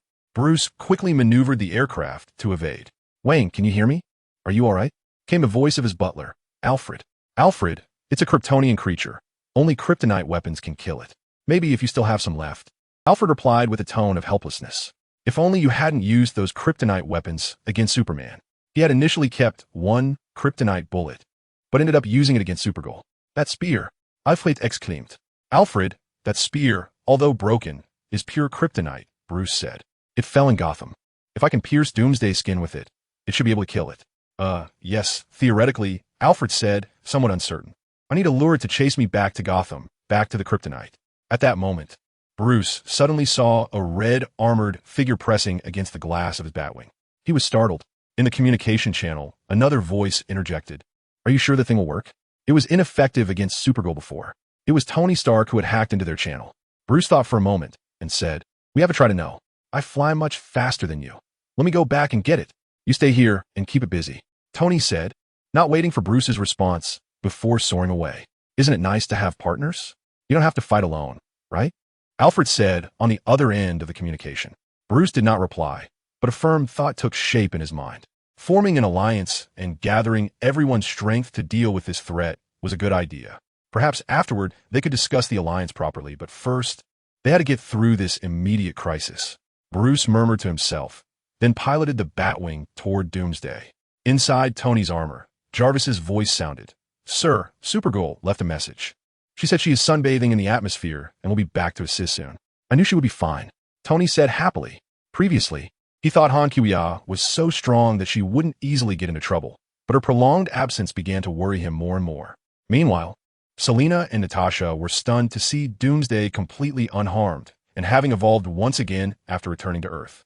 At that moment, Blue Flame suddenly spoke. The Master left a message. She said she will be here soon to deal with Doomsday. You two ladies can rest easy. Really? That's great, Selena said. She was fine even with a nuclear bomb going off nearby. She is so powerful. Natasha said, if she is so strong on her own, why does she need to form a Supergirl alliance and pull us in? We're so weak that we can't help at all. Because she likes beautiful women? Selena speculated uncertainly. Doomsday roared, continuously firing massive heat vision beams at the Batwing. Bruce maneuvered the aircraft to evade while firing back furiously. Tot. But Doomsday was gradually mastering its newly acquired abilities, operating its heat vision with increasing skill. Soon bang, the heat vision grazed the tail of the Batwing. Oh no! Bruce had no choice but to desperately control the Batwing for an emergency landing. In the atmosphere, empowered Clark saw Bruce struggling below, while Doomsday continued to absorb energy. Feeling anxious, I need to go support him first. With that, he flew down at high speed. Han Kiya is skilled and bold, relatively calm and composed. After all, she can dive from thousands of kilometers high to the ground in less than a second, so she can start acting at any time without rushing. The Bat fighter skids to a halt after landing hard on the ground, bumping into a big tree, temporarily trapping Bruce in the cockpit. At this moment, Doomsday leaps and crashes down not far in front of Bruce, raising a cloud of dust. Oh damn, Bruce looks at it in despair. Roar. Doomsday lets out a roar, its eyes glowing, about to unleash its heat vision. At this moment, Han Kiya, high in the sky, takes action, without needing to accelerate. She starts at a flight speed of 826 Mach, swiftly surpassing Clark. Clark only sees a blur before Han Kiya's figure becomes unreachable. As Han Kiya approaches the battlefield, she notices Wonder Woman, who is hiding and watching, has taken action. So she stops and hovers at an altitude of several kilometers. System. There should be a BGM for Wonder Woman available for purchase in the shop, right? Of course, but there's no need to buy it. The AI Skynet provides one for free. That's a bit considerate.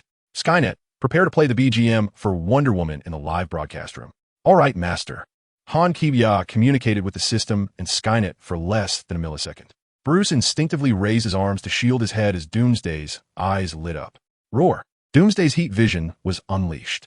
The background music started playing. Wonder Woman made her entrance. A figure leaped in front of Bruce, crossing her arms over her chest, using the bracers on her wrists to block the two beams of heat vision. Live stream room. Oh no, who will save Batman? Why is there background music playing? Doomsday stopped attacking, seemingly surprised that someone could block its heat vision. Another expert? Bruce lowered his arms and recognized the somewhat familiar figure in front of him. He had previously investigated her information, seen a photo of her from World War II, and they had met once. Wonder Woman. Bruce praised in his heart. Live stream room. Oh, who is this hero? She has background music when she appears. Seems like a female hero. So awesome. Goddess. So cool. By the way, who played this background music? Wonder Woman shouted, her figure moving forward, her arms striking fiercely. Boom! A wave of powerful energy surged towards Doomsday, which grabbed the ground with one hand and was pushed back several meters, leaving a trench in the ground. But it quickly steadied itself, appearing not to be greatly affected. At that moment, a sonic boom suddenly erupted as a figure streaked across the sky. Rushing at Doomsday at high speed, crash. Clark dove down from the sky, directly colliding with the massive Doomsday and sending it flying. Doomsday's body crashed into the forest, boom. Immediately, a massive fireball shot into the sky, igniting a forest fire. Oh, Superman is not dead. He is back. I knew it. Many people in the DC world cried out excitedly upon witnessing this scene. Clark hovered in the air, the explosion's flames illuminating his figure. So cool. Gas prices are going to rise. No, aren't you more concerned about the more serious issue? This monster seems to be getting stronger again.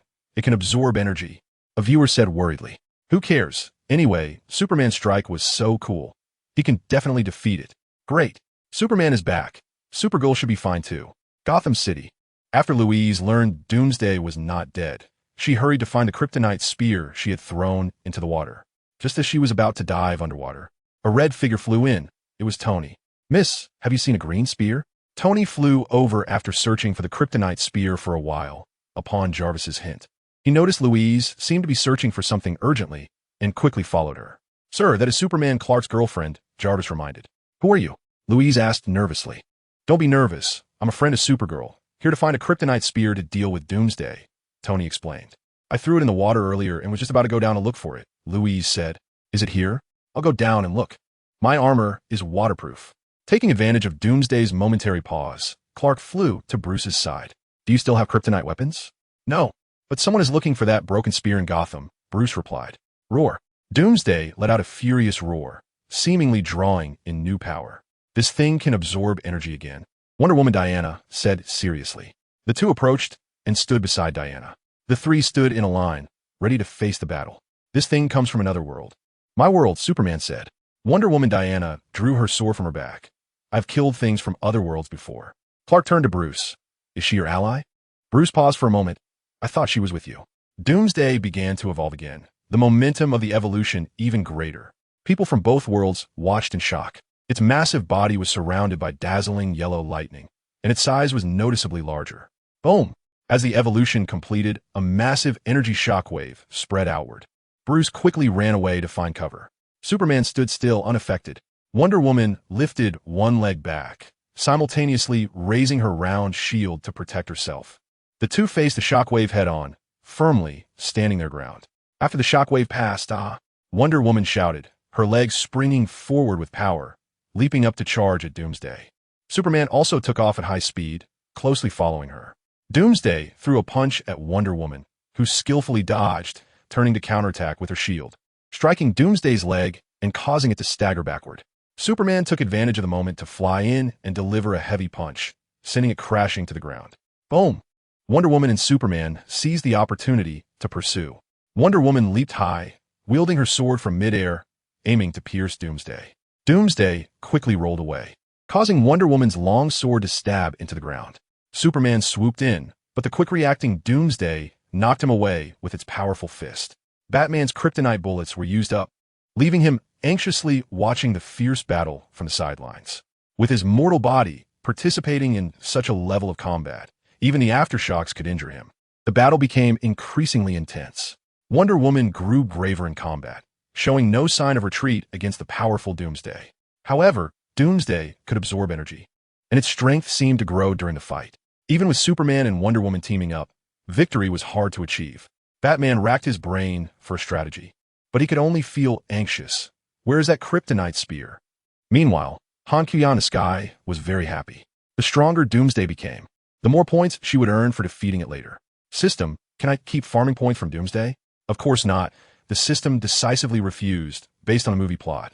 It mainly evolved 3 times, and you can earn points from it a maximum of 3 times, with a cap of 150,000 each time. System, you are being unreasonable. You have no conscience. It is this system that is too good. You are becoming more and more arrogant. Han Kuya looked down at the ground and saw a familiar red and blue figure suddenly appear in the sky. It was Tony. Bruce, I brought the Kryptonite spears. Who should take them to stab Doomsday? Tony asked. Superman noticed the situation and quickly flew over. Let me do it, he said, grabbing the 2 Kryptonite spears and flying towards Doomsday. The Kryptonite radiation made him feel miserable, but Superman gritted his teeth and charged at Doomsday with a roar. Doomsday punched Wonder Woman aside and, seeing Superman approaching, grabbed the 2 broken spears in Superman's hands. Its strength was greater than Superman's, and it snatched away one of the spears from Superman's left hand, preparing to stab Superman with it. Superman's expression changed, but soon his face became determined as he fought to reclaim the other spear, ready to risk everything against Doomsday. Ignoring the strike, Doomsday aimed at him. He thrust the broken spear fiercely towards Doomsday. Doomsday should be almost at 150,000 points. In a critical moment, Han Kuya descended from the sky, diving straight down at over 1,000 kilometers per second. Bang! She punched Doomsday deep into the ground. Superman Clark, affected by the kryptonite radiation, gasped and said, I was afraid you wouldn't come to help. Now you're the strongest force on the surface. Put down the Kryptonite spears. I'll handle this, Han Kuya said. Wonder Woman approached the spot where Doomsday was buried, peering down to see only a deep, dark hole. She turned and looked at Han Kuya in shock, saying, I wish you had come sooner. Be careful. This monster won't die easily, Batman warned from a distance. Tony flew over, retracting his helmet to reveal his face, excitedly saying, Idol, that punch was so cool. With you here, the Earth feels so safe. In the Marvel Universe, Nick Fury, sipping coffee and watching the live broadcast, spat out his drink upon seeing Tony's figure. Motafea, isn't that Tony? How did you follow Supergirl across worlds? You're Iron Man, at least a member of my S.H.I.E.L.D. Avengers. Why didn't you report before going to another world? Nick then thought of something. It's just that there are no people from our side around Supergirl. I hope you're not just acting as an undercover by getting close to her. He decided to have a serious talk with Tony when he returned, hoping to keep a close watch on Supergirl. Clark, Tony, you two should leave this island first. I have a way to deal with it alone. To avoid the battle affecting you, Han Kuya said. Okay. Tony unconditionally trusted Han Kuya's strength and flew over to Batman. Gotham's wealthy Bruce. Supergirl is about to unleash a big move. We need to evacuate quickly. How about I take you with me? Tony extended a hand. Bruce hesitated for a moment before cautiously grasping it. If Tony's flight was unsteady, he would need to let go and land at any time. Superman also hesitated for a moment, deciding to leave first. If necessary, he would fly back to assist. Ma'am, should I take you? Superman asked Wonder Woman. You don't need to trouble yourselves. Just use my portal, Han Kuya said, creating a shimmering golden portal. On the other side of the portal, Natasha and Selena saw their backs appear in the live broadcast. The two were taken aback and quickly turned around. So convenient. Tony was the first to go through, saying, Come on, don't be shocked. Supergirl has many skills. The others entered the portal one after another. At S.H.I.E.L.D., Nick Fury exclaimed F. How did Natasha also cross worlds? You're A.S.H.I.E.L.D. agent. Why are you running around with Supergirl? A roar came from the cave. Very good. It has leveled up. Doomsday flew directly out of the hole, firing heat vision at Han Kuya. Han Kuya also fired a heat ray in response, directly crushing its ray and forcefully bringing down the Doomsday from the sky. Boom! The Doomsday fell heavily, but stubbornly got back up and flew towards the sky, charging straight at Han Kuya above. Han Kuya flew upwards at an even faster speed. Some people thought Han Kuya was trying to escape, but the next moment, Han Kuya looked down at the incoming Doomsday, aiming at it and the uninhabited Strike Island, forming a straight line. She dove down at high speed and delivered a heavy punch towards Doomsday, forcefully striking it towards the island. The shockwave from her punch spread out, rumbling. This punch's impact directly obliterated the entire Strike Island from the earth. The island crumbled before Han Kuya. The sea surged, creating waves dozens of meters high. Han Kuya's strength far exceeds everyone's imagination. With one punch, she directly destroyed an island, displaying incredible power. The scene was thrilling, leaving everyone in shock. Ding. Congratulations to the host for gaining 12 reputation points from Hunter. Ding. Congratulations to the host for gaining 93 reputation points from Annie. Ding.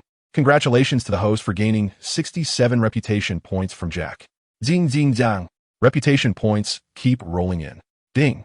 Congratulations to the host for defeating Doomsday and earning 150,000 points. It should be dead, right? Selena stared intently at the projection screen, murmuring, There's no way that monster could withstand such a blow. Tony said confidently. The others nodded in agreement. Bruce had previously wanted to recruit Han Kuya into the Justice League he was forming, but now it seemed unnecessary with her around. We don't even need to exert ourselves. She can handle everything on her own. He said this while furrowing his brow in thought. Bruce was still somewhat worried that Doomsday had not completely died. After all, creatures of that level have terrifying vitality and regenerative abilities. Meanwhile, Nick Fury in the Marvel Universe was dumbfounded. Fuck. Is there any law? How can there be such strength? Thankfully, you're not a villain. He felt somewhat stifled witnessing such unprecedented power. Tony crossed his arms and laughed.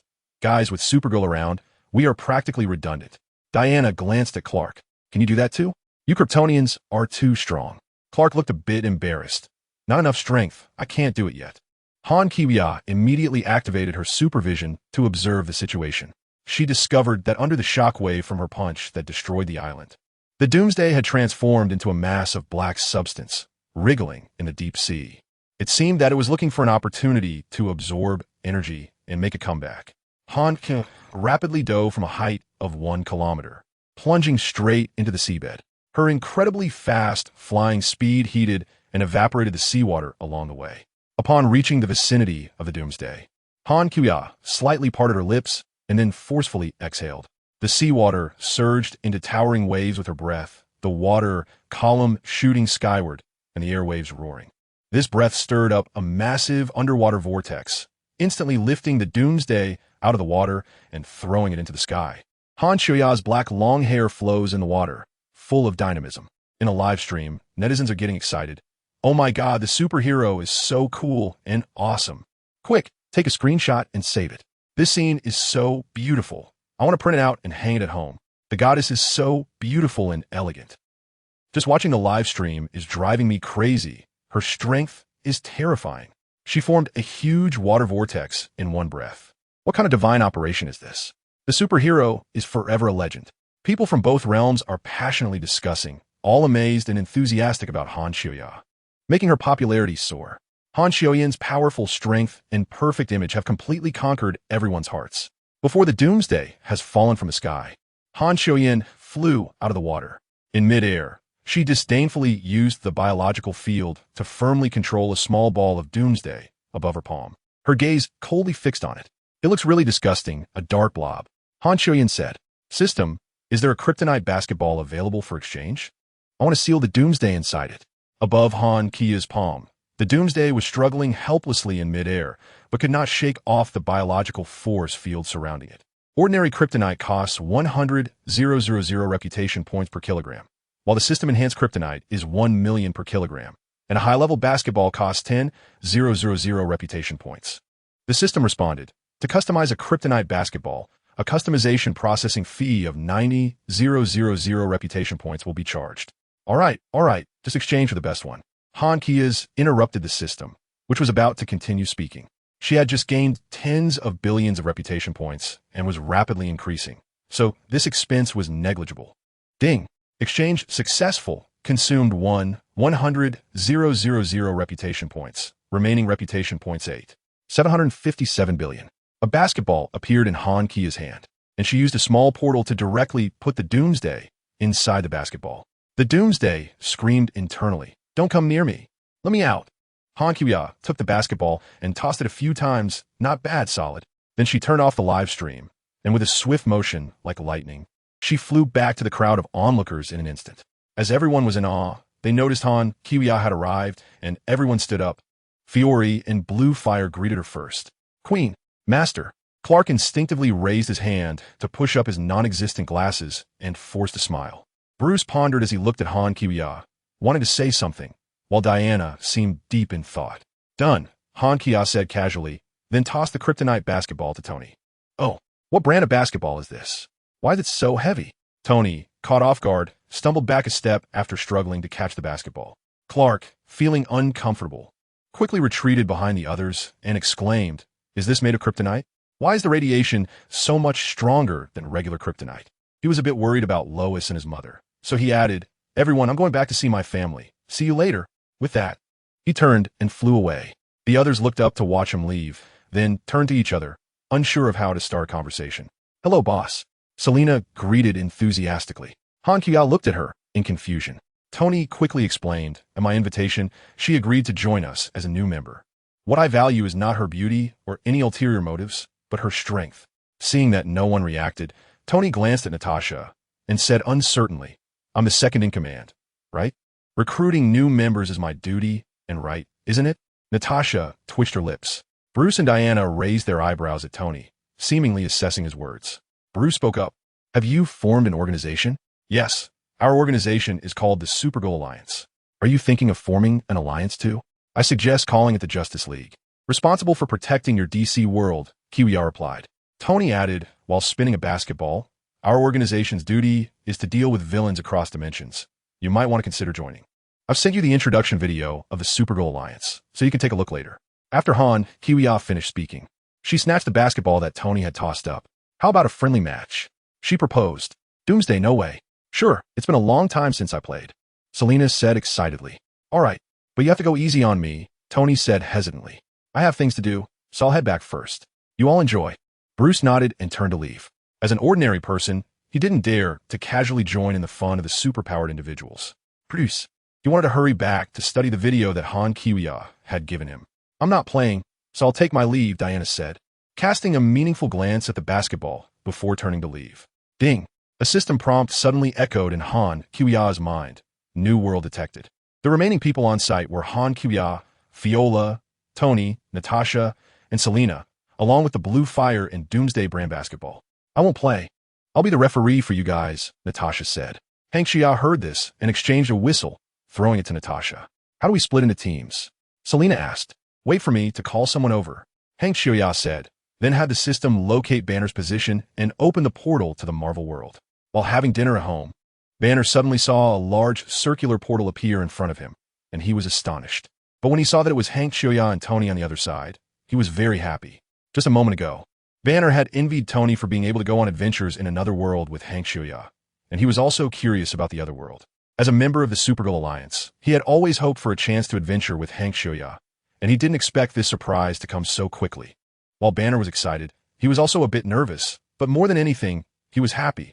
I will definitely do a good job as a mole in SH. Banner, come over. We need you, Tony called out. I'm coming, Banner exclaimed excitedly, quickly stepping into the portal and secretly thrilled as he looked around at this amazing scene. Welcome, new member, Selena greeted with a smile. Banner smiled back at everyone. Did you call me for something? Tony was about to say something with a smile when Hank Xia spoke up first. We need the Hulk. Han Kiwiya used the spiritual magic learned from Kamartaj to invade Banner's consciousness and discovered that there were two souls within his body. She then began to influence and call forth the Hulk. Banner started to gradually turn green and his body swelled. Once the Hulk emerged, he joyfully beat his chest like a gorilla, letting out a deafening roar. Let's go. Han Kiwiya drew a portal leading to an empty stadium. Everyone followed Han Kiwiya into the portal. The Hulk waved his big hands, grinning broadly, seemingly very excited. Seeing the Hulk emerge, Tony quickly put on his armor helmet. He punched the Hulk's big arm and greeted him. Hello, big guy. Han Ki is changed into sportswear, and Fiola followed suit. Both of them are wearing nano battle suits that can change freely. Tony, you team up with Hulk and Fiola, and I'll team up with Selena. That seems fair, right? Han Shoei made a dribble between his legs, raised his hand, and shot. Swish! The ball went straight through the hoop. Tony, come on with you on the court. It's an absolute advantage. Tony thought, but it's all in good fun anyway. One referee isn't enough. I'll work hard too and be a part-time referee. Now, I declare the game to start. Without any sportsmanship, Tony activated his battle armor and flew over to grab the basketball. No way. You can fly while playing? Selena said. Beep. Natasha blew the whistle, shaking her hands, stepping forward to signal a foul, traveling. Upon hearing the game had started, Hulk, who hadn't played in a long time, was as happy as a child and ignored Natasha. He jumped up high, snatched the basketball from Tony's hands, and knocked him aside. Hulk! Tony shouted urgently. We're on the same team. Beep beep. Natasha blew the whistle again. Hulk fouled. Hulk glanced at her, seeing that no one else paid attention to the whistle. He decided to ignore it. Forget it, I'll just watch from the side. Natasha helplessly gave up on blowing the whistle. To have a better experience, Han Shoei suppressed his own strength. Then he leaped up and kicked Hulk away, causing the basketball in Hulk's hands to fly out. Han Kiwiya shook her wrist and passed the Doomsday to Selena. Hulk took the kick, but instead of getting angry, he happily charged over again. Seeing this, Selena didn't dare to take too much. She directly made a three-pointer from midcourt. Han Kiwiya noticed with her strong observation skills that the shot was very accurate and would go in without obstruction. Tony quickly caught up, reaching out to grab the basketball. However, Hulk reacted even faster, leaping into the air and punching Tony away, then executing a block that sent the ball flying at high speed. Hulk, not Banner. Hulk roared as he landed, venting his frustration. Fortunately, the quality of the Doomsday basketball was very good and it didn't shatter under Hulk's force. The ball flew at high speed towards Fiorella, who was next to the hoop. Tony saw this and felt happy, just in time for her to catch the ball and shoot. Seeing that Han Kiwiya didn't team move, Fiorella took off, caught the ball, absorbed its momentum, and then passed it to Han Kiwiya. Han Kiwiya easily jumped up and dunked the ball into the basket. Tony widened his eyes. Aren't we on the same team? Am I facing 1 against 4? Wait, I'm the referee. I declare our team the winner. Seeing that he couldn't keep up, Tony quickly picked up the basketball and announced loudly, Get lost. Everyone glared at him in unison and rushed to grab the ball. Tony hurriedly flew up into the air, trying to hold the ball high to avoid the crowd's theft. After playing for a while, Tony, whose physical condition was the worst, got tired first. Phew, I'm going to the side. I'm done playing. Let me take a break. Are you guys still want to play? Han Kuya threw the ball to Hulk. Hulk, who hadn't scored a point before, jumped high after receiving the ball and forcefully dunked it towards the hoop, directly breaking the rim. I'm done. I'm going home. Selena said. Jarvis, help me find out whose court this is, then transfer the repair fee to him, Tony said. Sir, you don't have a penny in this world, Jarvis replied. It's okay. I'll pay for it, Han Kuya said, commanding the Skynet system to transfer the funds directly. The artificial intelligence, Skynet, responded in the system space. Received. Master, the transfer has been completed, and I confiscated a bit of funds from many bad guys, so your wealth hasn't decreased. Very good. Reward yourself with a chicken leg.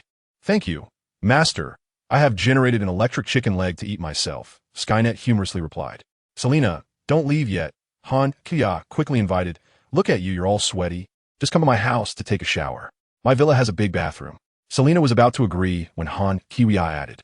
As a member of the Supergirl Alliance, when we go to my house later, I'll give you a nano battle suit. Okay. Tony swallowed and said, I want to take a shower too.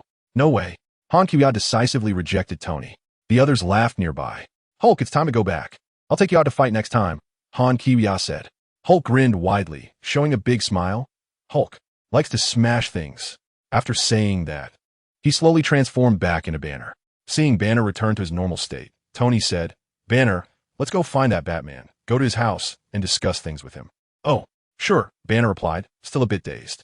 Han Kuya painted 2 portals, one leading to her home and the other to Batman's doorstep.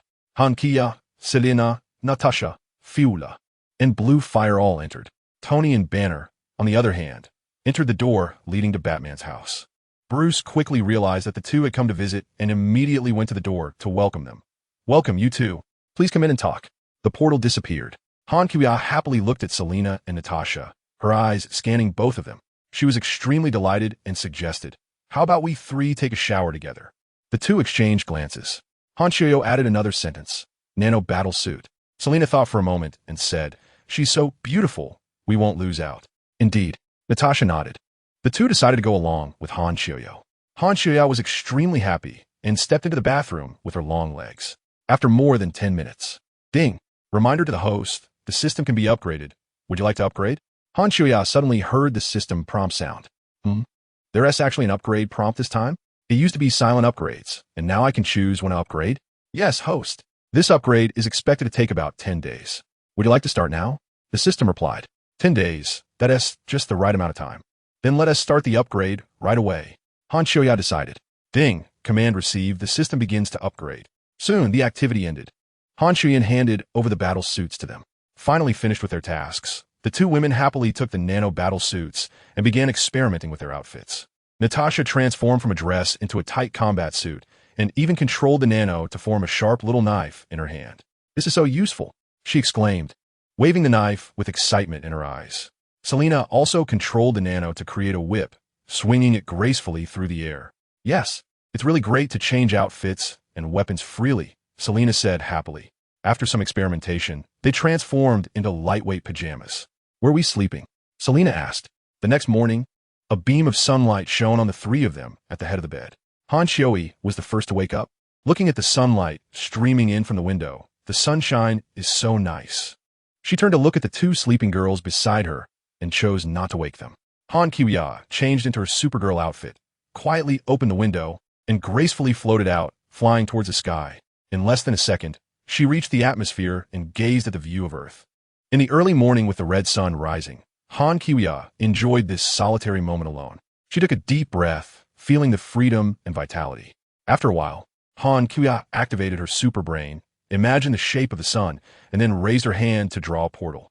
For portal magic, the stronger the user's power, the farther the portal can reach. Just right, my power is already sufficient.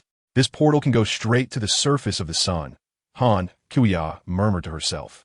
The moment the portal opened, a heat wave of 5,500 degrees Celsius surged in. But for Han Kuya, this wave of heat made all her cells feel as if they were comfortably stretching out. Han Kuya flew into the portal, floating on the surface of the sun. Her body immediately began to crazily absorb solar energy, every cell rejoicing, as if they wanted to moan in comfort.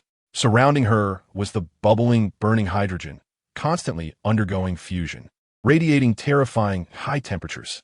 The temperature here reaches several thousand degrees. Any ordinary material that comes into contact would instantly turn to ash. Below her, hot gas rolled and flowed like a furnace on Earth, but the scale was even more astonishing and terrifying. Flames surged around her, and the dense, hot air rolled in the sky like the aurora, giving a feeling of being in hell. Below was the scorching core of the sun, continuously erupting high-energy particles and light. These rays passed through the Earth's atmosphere to form the sunlight that humans see. And now, she stood above this searing core, like a tiny human at the edge of a blazing volcano. She decided to stay here for 10 days. Satisfied with the scene around her, she began her retreat and cultivation on the surface of the sun. Bruce's underground secret base. Tony and Banner have been staying at Bruce's house these days. Bruce, how's the upgraded bat suit that Banner and I helped you with? Is it working well? Han Kuya discovered that the stronger her abilities became, the faster she could absorb energy. Moreover, the rate of absorption was increasing exponentially. Soon, Han Kuya felt that simply hovering on the surface of the sun to absorb energy was not satisfying enough. So she began flying toward the core of the sun. Han Kuya lay on the scorching core of the sun, her body like a giant energy tower, wildly absorbing the surrounding light and heat. Lava-like magma flowed around her. Flames danced beside her, and she seemed to be in the midst of a massive volcanic crater. 10 days later. So refreshing. Han Shioyo felt that her power had become unparalleled. Now she could absorb 1% of the sun's energy every minute.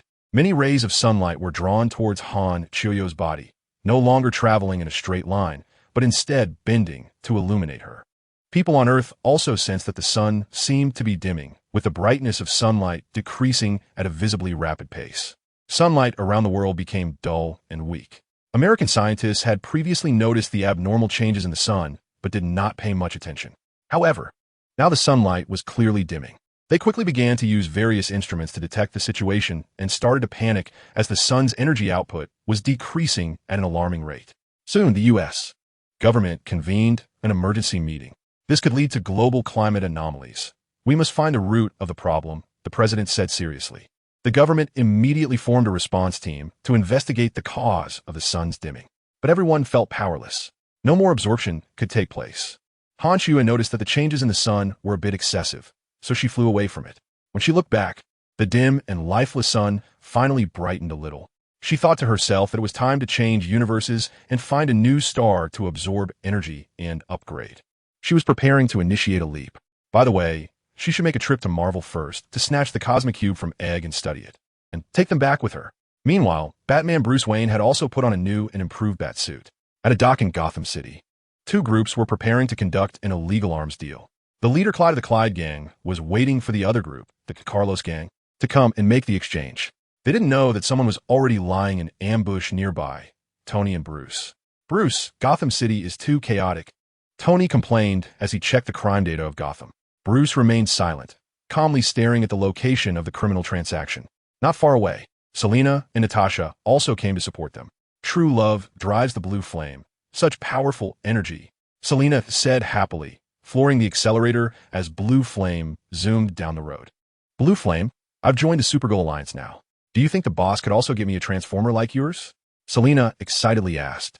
Natasha replied, since you like Blue Flame so much, just ask Boss Han to assign it to you directly. Just don't assign me to you. With your driving style, I'd rather be a vehicle for a benevolent master, Blue Flame said. The few of them chatted enthusiastically and soon arrived near the transaction site. Selena hid Blue Flame in a concealed corner and, along with Natasha, lurked in the shadows to observe from a distance. Natasha exchanged glances with Selena. The two were in perfect sync, focusing intently on the transaction site, waiting for the best moment to act. Finally, it was time, Tony said. As the two groups were about to start the transaction, a nearby container was suddenly crashed open, and Tony Stark flew out in his iron armor. Hello, everyone, Tony greeted loudly as he soared into the air. Shoot him, idiots, Clyde shouted, sensing something was off. The two groups froze for a moment, then grabbed various firearms and aimed at Tony to shoot. We're in. Natasha and Selena immediately rushed out to join the fight. Upon emerging, Natasha faced an enemy who wanted to engage her in close combat. She used her nanosuit to manifest two sharp electronic knives in her hands. with quick swings. The knives cut through the air, accurately slicing the wrist of the thug. The thug cried out as his weapon fell to the ground. Then, facing a more distant enemy, Natasha's suit transformed into a long electric baton, which she swung in a beautiful arc, delivering a heavy shock to the thug's neck. The man immediately twitched and fell to the ground like a fish being electrocuted. At the same time, Selina's nanosuit also transformed into a finely textured long whip. With a flick of her wrist, the whip seemed to come alive, swirling towards the thug and wrapping around his arm. Selina yanked the whip hard, pulling the man down to the ground. The two attacked rapidly, their cooperation seamless. Bullets hit their armored suits without leaving a mark. One thug shot at Selina, but she walked towards him, taking the bullet without flinching. This suit is amazing. I don't have to worry about bullets at all, Selina thought to herself. Then, in the thug's incredulous gaze, she delivered a high whip kick that knocked him over. Batman Bruce assessed the situation and decided to act. He dove down from a high point, spreading his cape to glide. He planned to launch a surprise attack from the side. His cape hardened, and a jet device appeared at the end, giving him a brief flying ability. In midair, Bruce accurately threw batarangs, knocking the weapons out of the hands of several thugs. The last few were in a panic. It's Batman. Where's my gun? Just as Bruce's cape was unfurled, suddenly, an out-of-place background music started playing. Hello, all criminals. I'm Batman, the superhero who has practiced for 2.5 years, and I love singing, dancing, rapping, and fighting crime. This sudden background music nearly made Bruce lose his balance and fall from the sky. He glanced at Tony and quickly hid behind a nearby container, trying to cut off the music from his cape. At that moment, a wave of bullets came shooting towards Tony, hitting his iron armor with a ringing sound. Hovering in the air, Tony fired back with his palm cannon while looking towards Bruce. What's wrong? Don't you like the entrance music I designed? I think it's pretty good. It's what Supergirl loves to listen to, Tony muttered. Nearby, Natasha and Selina were also taken aback by Batman's entrance music. They hadn't expected the usually steady Bruce to do something like this. Meanwhile, Bruce was frantically trying to turn off the music in his cape, feeling utterly helpless. When did Tony secretly install this damn entrance music in his cape? The music was quite bothersome during the battle, but Bruce searched for the button to turn it off for a long time without finding it. Frustrated, Bruce poked his head out from behind the container, angrily shouting at Tony, "Tony, how do I turn off this music?" "Wait a minute. I'll teach you how to turn it off right away," Tony replied as he prepared to quickly deal with the last few thugs. Just then, a heat vision appeared, slicing the last 3 into 6 pieces. In this DC universe, Bruce had no kill rule. Ding! The system upgrade was successful. After the upgrade, the modifications and optimizations were as follows. In terms of points, 1. The points for bringing people across different universes are reduced to 100 points per person. 2. The cooldown time for traveling between realms is reduced to 5 days. In terms of reputation, 1. There is now a distinction between the main world and subworlds. Only people from the main world can provide reputation points.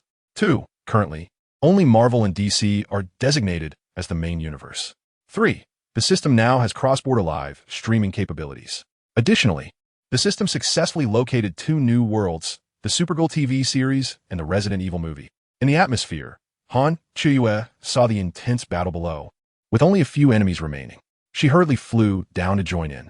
With a single beam of heat vision, she sliced the last 3 thugs into 6 pieces. The system prompt sounded immediately. Ding! Congratulations to the host for defeating 3 cannon fodder enemies and earning 300 points. On. Seeing Han Chuyue's heat vision slice the last 3, including the leader, Bruce rushed out and shouted, "How can you casually take lives? With your strength, you don't need to harm them. They pose no threat to you." Selina, however, did not disapprove of Han Chuyue's actions. On the contrary, I quite like Han Kia's behavior. "Bruce, do we really have to be careful and hold back when dealing with bad guys? What's the point of that?" Selina said this while rolling her eyes and shrugging her shoulders. Tony, however, didn't care much about it. How to deal with bad guys usually depended on his mood. When he was angry before, even when facing terrorists, he still took them out even if they said, "I don't have instant noodles." "Goddess, you finally came back." Tony was a bit afraid he wouldn't be able to return. Han Kiya was puzzled when she heard the familiar music from Bruce's bat suit and glanced at him. However, she suppressed her doubts for the time being and nodded to greet everyone. Then she replied, "Tony, it's only been 10 days. Why are you so worried?" Fiora, who was at the villa, immediately set off to come here upon learning of Han Kiya's return. Seeing that Han Kiya seemed unfazed by the death of humans, a surge of anger welled up in Bruce's heart. But he said nothing and instead glanced at Tony, hoping that Tony was on the same page as him. Han Chuya responded at this moment. Bruce, don't act like this. You're aligning yourself with criminals. Besides, I had the artificial intelligence check, and these people are indeed guilty of heinous crimes and deserve to die. Chuya also checked the reputation value records in the system and found that the reputation values provided by these individuals were 0. Therefore, eliminating them is only natural. Upon hearing this, Bruce anxiously said, "But you can't treat them this way. You could easily imprison them or hand them over to the police and let the law punish them." Bruce was deeply worried that powerful Kryptonians like Han Chuya and Clark were above the law. Just recently, he had been having nightmares about Superman Clark destroying the world, with the images vividly clear in his mind. After finally managing to get a good night's sleep these past few days, Han Chuya's actions made him anxious again. Sigh. He was going to have nightmares about the world's destruction again tonight. Selena, who was nearby, retorted law. Oomph. She glanced at the other defeated criminals and pointed at them, saying, "Can the law really give them the punishment they deserve? Does Gotham have the death penalty? Your Majesty." At this moment, Fiore flew over and saw Bruce looking at Han Chuya with a bad expression. She immediately glared at Bruce with a fierce look in her eyes, ready to act at any moment. Bruce remained silent, not wanting to argue any further. This wasn't cowardice, it was from the heart. The advantage was completely not on his side, and he didn't want to provoke a conflict. Unless he was challenged to a duel, he wouldn't dare. Bruce began to ponder something. Han Chuya didn't pay much attention to this, but tilted her head and asked in confusion, "By the way, Bruce, why is there music coming from you? Where is this music from? Isn't this a song from your previous world? It's Xiao Haizi's favorite." She had to find out how this song came about. At that moment, Lan Hua quickly transformed into a robot and explained, "Master, this is the music that came with my appearance. Later, Tony heard it and fell in love with it, so he asked me to send it to him." Lan Hua then expressed some confusion, saying, "I have many pieces of music that come with my appearance, but I don't know why this song is ranked first." "All right, the song is great, but from now on, don't play it." After hearing this, Han Chuya immediately questioned the system in her heart. "System, you little black thing, how could there be songs from my original world? I want to go home. I want to become a man again." "No way," the system replied. "You think you can bring all your abilities back to your original world? You're thinking too highly of yourself. Unless you give up these powers, it's not possible." The system didn't say anything further. Han Chuya immediately refused, saying, "This won't do. Such strong power will be a great loss if it's gone." "System, are you sure it's not because you like cross-dressing? You shut up." Han Chuya almost cursed. "Let's go. Call Banner and send you back to the Marvel world." Han Chuya finished speaking, and a golden portal appeared beside her. "Marvel world?" Selena looked at Natasha in confusion. "Your world is called the Marvel world. Where does that name come from? What is our world called?" "Your world is called the DC Universe. I don't know where that name comes from either, but that's what it's called." Banner's figure appeared in the portal. He was busy with something in Bruce's lab. "Banner, it's time to go home," Tony shouted. Oh. Banner was startled at first, then quickly packed his things and hurried over. Tony flew to Bruce's side, saying, "This BGM is voice-activated. You have to say it like this to turn it off." Han Chuya looked at Selena and said, "Shall we go play?" "Of course." Selena replied, "Goddess, can we bring Bruce along?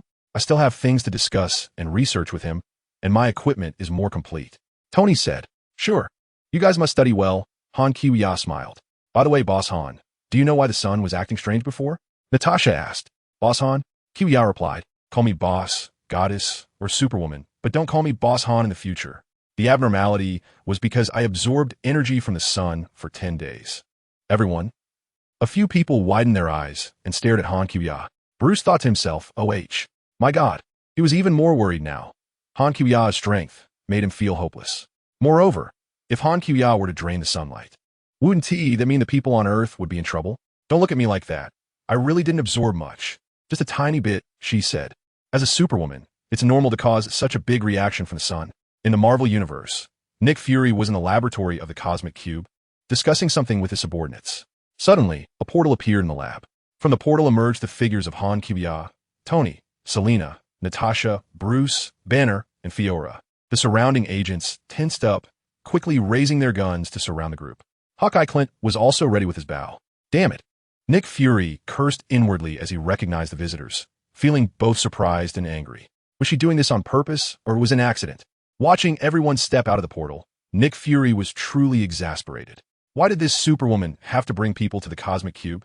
And two from another world at that?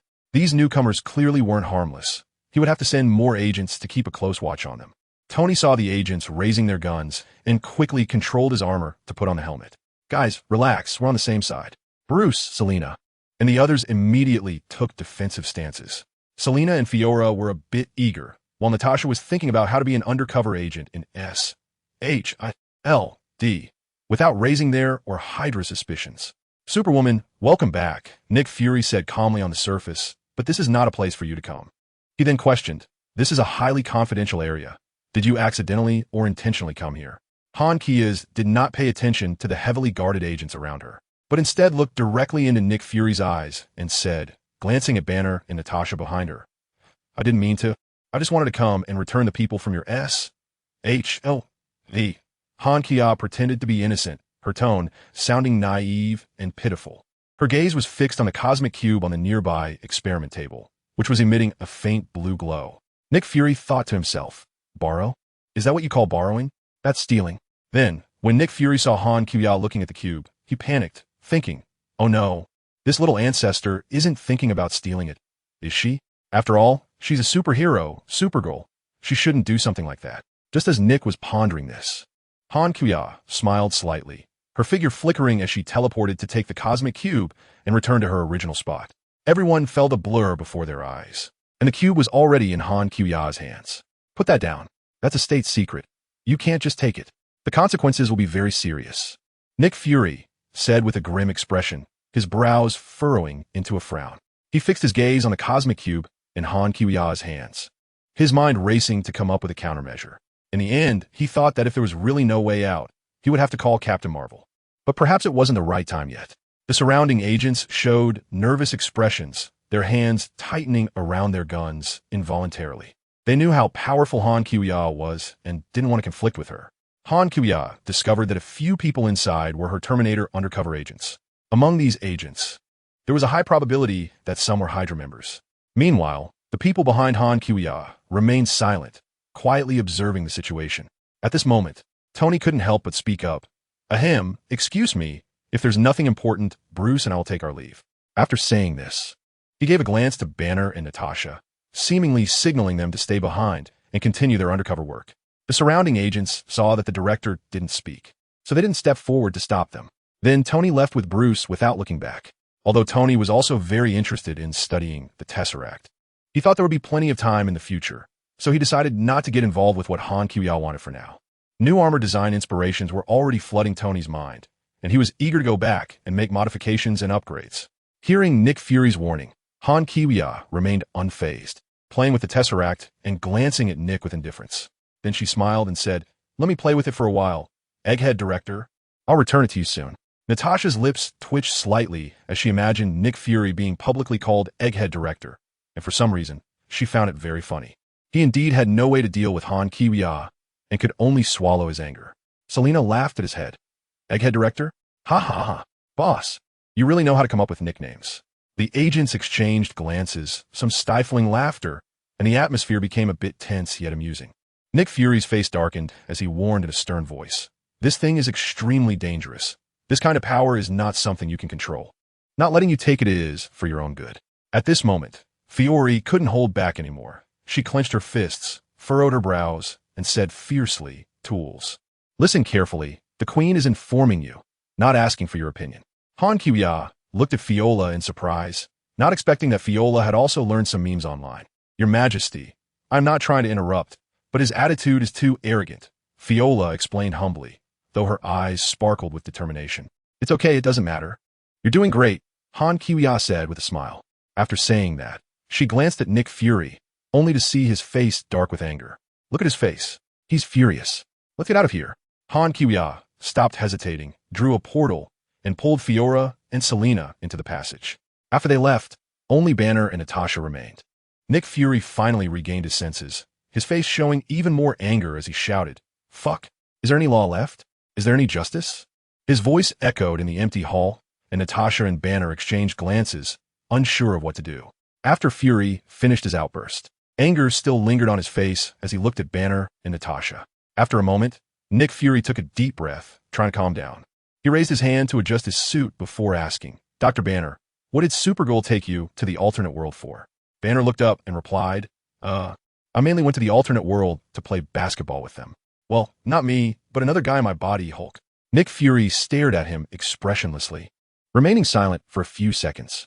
All right, Natasha, seeing this, quickly interjected, Director, Supergirl forcibly pulled me over too, mainly to play with her. She loves to have fun.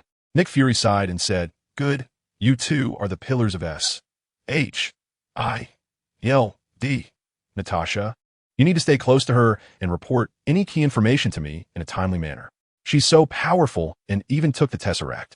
I'm afraid it could lead to big trouble. Natasha nodded, her expression serious. Okay, Director. I will do my best to serve S.H.I.L.D. After Natasha finished speaking, she added in her heart, it's become the snake's shield now. Suddenly, a portal appeared, startling Eddie, who was sitting alone in the park. Eddie, hello. Han Kibya, dressed in Supergirl's costume, stepped out of the portal. Oh, it's Supergirl. Are you here to find me? Is there something up? Eddie asked, somewhat surprised. I'm looking for the guy inside your body. What? How do you know I? Han Kibya waved a portal, and the two arrived in a desolate wilderness. In the middle was a clearing, surrounded by towering ancient trees, and faint sounds of insects and birds could be heard from deep within the forest. With no other business at hand, I wanted to spar with Venom. Then, Han Kibya's expression turned cold, her eyes sharp as knives. Without any hesitation, she delivered a thunderous iron fist towards Eddie. Eddie! Shit! Venom erupted violently from Eddie's body, taking over him. Seeing the towering Venom, over 2 meters tall, Han Kibya did not hold back any longer, increasing the force and speed of her punch. Venom's eyes widened in panic as he hurriedly raised his arms to shield himself. This punch was as fast as the wind and as heavy as a mountain. With a loud bang, Venom, along with the trees, was sent flying far away, startling a flock of birds. The power of this punch was so great that it sent Venom several miles away, knocking down several giant trees and stirring up dust and debris, creating a breathtaking scene. Cough, cough, Venom, are we going to die? Venom replied. She hasn't even used her full strength. Earth is too scary. I want to go home. On the other side, a system prompt sounded for Han Kibya. Ding. Congratulations. Host, you have won the battle, defeated the enemy Venom, and earned 30,000 points. The host has defeated Venom, unlocking a discount for the symbiote battlesuit. After the discount, the prices for the symbiote battlesuit are as follows. System Enhanced Version, 5 billion prestige points, Symbiote Emperor. Carrying 2 Symbiote Kings, Normal Version, 1. 5 billion prestige points, comparable in strength to Venom. Simplified Version, 200 million prestige points. Ability is only 1/10 of the normal version. Note, the symbiote battlesuit can choose to eliminate consciousness, enhance the human body, and merge with the nano battlesuit to form an enhanced battlesuit. And you, my system, are the true hero. Venom had been forced back into Eddie's body by Han Kibya's immensely powerful punch. Han Kibya flew in front of Eddie after throwing a punch. Eddie, are you okay? I just want to spar a bit. Didn't use much strength. Didn't expect to send Venom and you flying. Eddie was breathing heavily, paused for a moment, finally catching my breath. Hey, I'm Phoenix. He spoke with some breathlessness, realizing it was just a spar. I knew it, my goddess. Superwoman can't possibly be a bad person. Eddie, still shaken, continued. That really scared me. I almost thought I was done for here. Han Kibya smiled and said, sorry. I just wanted to test you a bit to see if you're qualified to join my organization and become a superhero. I'm just an ordinary person, not capable of this career, and I don't want to, he replied. I thought you would agree without hesitation. Han Kibya interrupted him, saying regretfully, you know, I just transferred you 10 million. Hearing this, Venom quickly emerged from Eddie's body and poked his head out, saying, Wonder Woman, I agree to join. As long as you give me enough food, I will be the strongest warrior. Eddie, you stingy guy, hurry up and agree. You usually don't even have money to buy me chocolate, Venom urged. Eddie, hearing that he was given 10 million, was a bit stunned but quickly reacted. Okay, the money doesn't matter. I really want to be a superhero. I agree to join. Also, Goddess, I have something to say.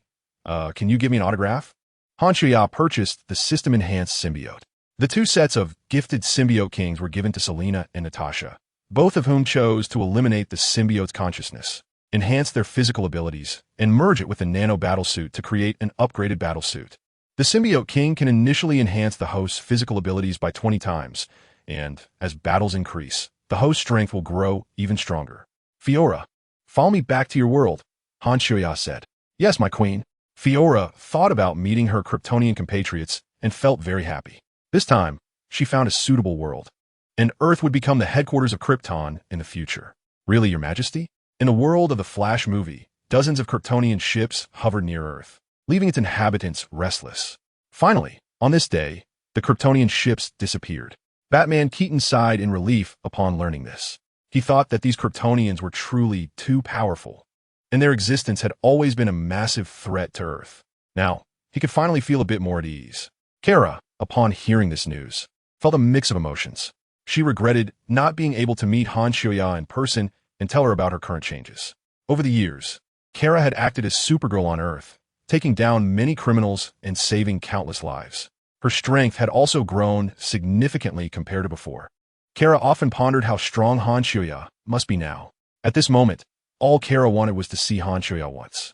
She wanted to tell her that she was no longer the weak girl needing protection, but had gained the power to protect this blue planet. She hoped to earn Han Xiuya's recognition and to fight alongside her. In the world of Resident Evil, after the outbreak of the zombie virus, humanity was reduced to only a few million, while the number of zombies exceeded 5 billion. The entire world had become a hell on Earth. Zombies did not need food to survive, nor would they rot and decompose like corpses. Those bitten or scratched by zombies would also turn into zombies. Moreover, the zombies were tireless, resilient, and extremely difficult to kill. Only severe damage to the head could lead to complete death. However, these zombies were nothing to Kryptonians. Even the strongest zombie, Isaac the Tyrant, could be easily taken down by an ordinary Kryptonian warrior. A gigantic teleportation portal appeared in the world of Resident Evil. From within, dozens of Kryptonian ships began to fly out into Earth's atmosphere. Ding! This time, 267 people crossed over, consuming a total of 226, 700 points. Remaining points, 57, 600. Han Xiuya looked at her pitiful remaining points. I really spend points like flowing water, becoming poor again, and I don't even have enough points to unlock the next world. System, my Kryptonian subordinates defeating or eliminating the zombies here should also allow me to gain points, right? Ding! It has been determined that the loyalty of the Kryptonian army is greater than 60, and they belong to the host's subordinates, which can increase the host points. The system replied, Great, I'm going to get rich. I won't be short on points anymore. Han Xiuya looked at Fiora beside her. Fiora, obey the command. At your service. Next, you will lead the Kryptonian Legion to eliminate all the zombies on this planet. There are still a few million humans left in this world. Protect the surviving humans first, and designate a survival zone for them on Earth. Also, do not alter the Earth's environment. Let the Kryptonians gradually adapt. As you wish. Your Majesty. Fiora was very pleased. The Queen had found a good place for the Kryptonians to survive. Although this was a different world, it didn't matter. Krypton would surely thrive under the leadership of the powerful Queen. After Han Xiuya finished speaking, she flew towards the Earth. Her figure swayed, and she instantly arrived above a factory. Outside the factory, there were densely packed zombies, each letting out beast-like howls as they slammed against the heavy iron gate, seemingly trying to break it down. Behind the gate, dozens of survivors had pale faces, their eyes filled with despair and fear, huddling together for comfort. Some women were crying while holding their children. Some strong men were praying with their hands clasped, and an elderly man sat motionless on the ground. They looked in terror at the zombies outside, fearing that this time they would really be torn to pieces by them. Han Xiuya's eyes lit up with a dazzling red light. A sizzling sound erupted as two bright red lasers shot from her eyes, swiftly sweeping through the horde of zombies.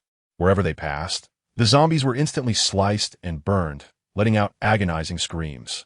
Soon, the surrounding zombies were being eliminated one by one under Han Xiuya's intense gaze, and the hot air carried the smell of charred flesh.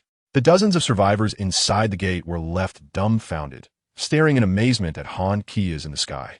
Han Xiuya's demeanor was stern, her red cloak fluttering in the wind. Then she turned around, waved to them, and flew away. Ding! Congratulations to the host for eliminating 676 zombies and earning 186, 700 points. This is a real windfall. There are at least 5 billion zombies in this world, each worth at least 100 points. That's 500 billion. It's impossible to spend it all, absolutely impossible. Han Xiuya didn't want to waste any more time and decided to go to the world of Supergirl first. The remaining zombies would be left to the Kryptonian Legion. After all, the points wouldn't be few. System, open the crossover to the world of Supergirl. Ding! 10,000 points deducted. The crossover portal is now open. Han Xiuya borrowed the cosmic cube and absorbed tremendous energy from it. However, every time Han Kuya drained its energy, the cube would quickly recharge itself. After Han Kuya repeatedly drained it 6 or 7 times, the cosmic cube noticed that Han Kuya was sucking faster and faster. So it directly surrendered, no longer charging. It became dim and no longer emitted the dazzling blue fluorescence. Han Kuya saw that the Tesseract had lost its effectiveness and decided to temporarily put it aside. She lent it to Tony for a few days to study and play with, allowing him to return it later. Tony, more concerned with his new armor, found that the already dim Tesseract was not yielding any results and returned it to Nick Fury. What the hell? Why is it dimmed? What did Supergirl do to it? Nick Fury exclaimed, his face filled with disbelief. He carefully examined the Tesseract, but it could no longer release any energy. Nick Fury felt secretly angry. The Tesseract was an important item for SHIELD, and many advanced technology weapons were derived from it. He wondered what Han Kuya had done to it, as it no longer glowed.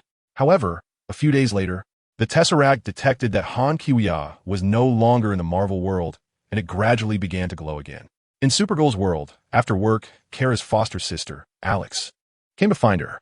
"I'm flying to Geneva. My flight board's in 2 hours," Alex said. "But I have a blind date in an hour and wanted you to help me figure out how to dress." Kara replied as she walked to the sofa and took off her glasses. "All right, who am I to refuse my sister? I love you. Your needs come first," Alex said. "You're the best, sis," Kara smiled. But then she sighed, "Ugh. What's wrong?" "I don't know. I just feel like I'm not reaching my potential," Kara said, standing up and pacing a bit, complaining. "I work for Cat Grant, and I feel like I'm being bossed around by a cunning, masked woman in this media company. I thought she would give me some change, teach me a lot, help me grow.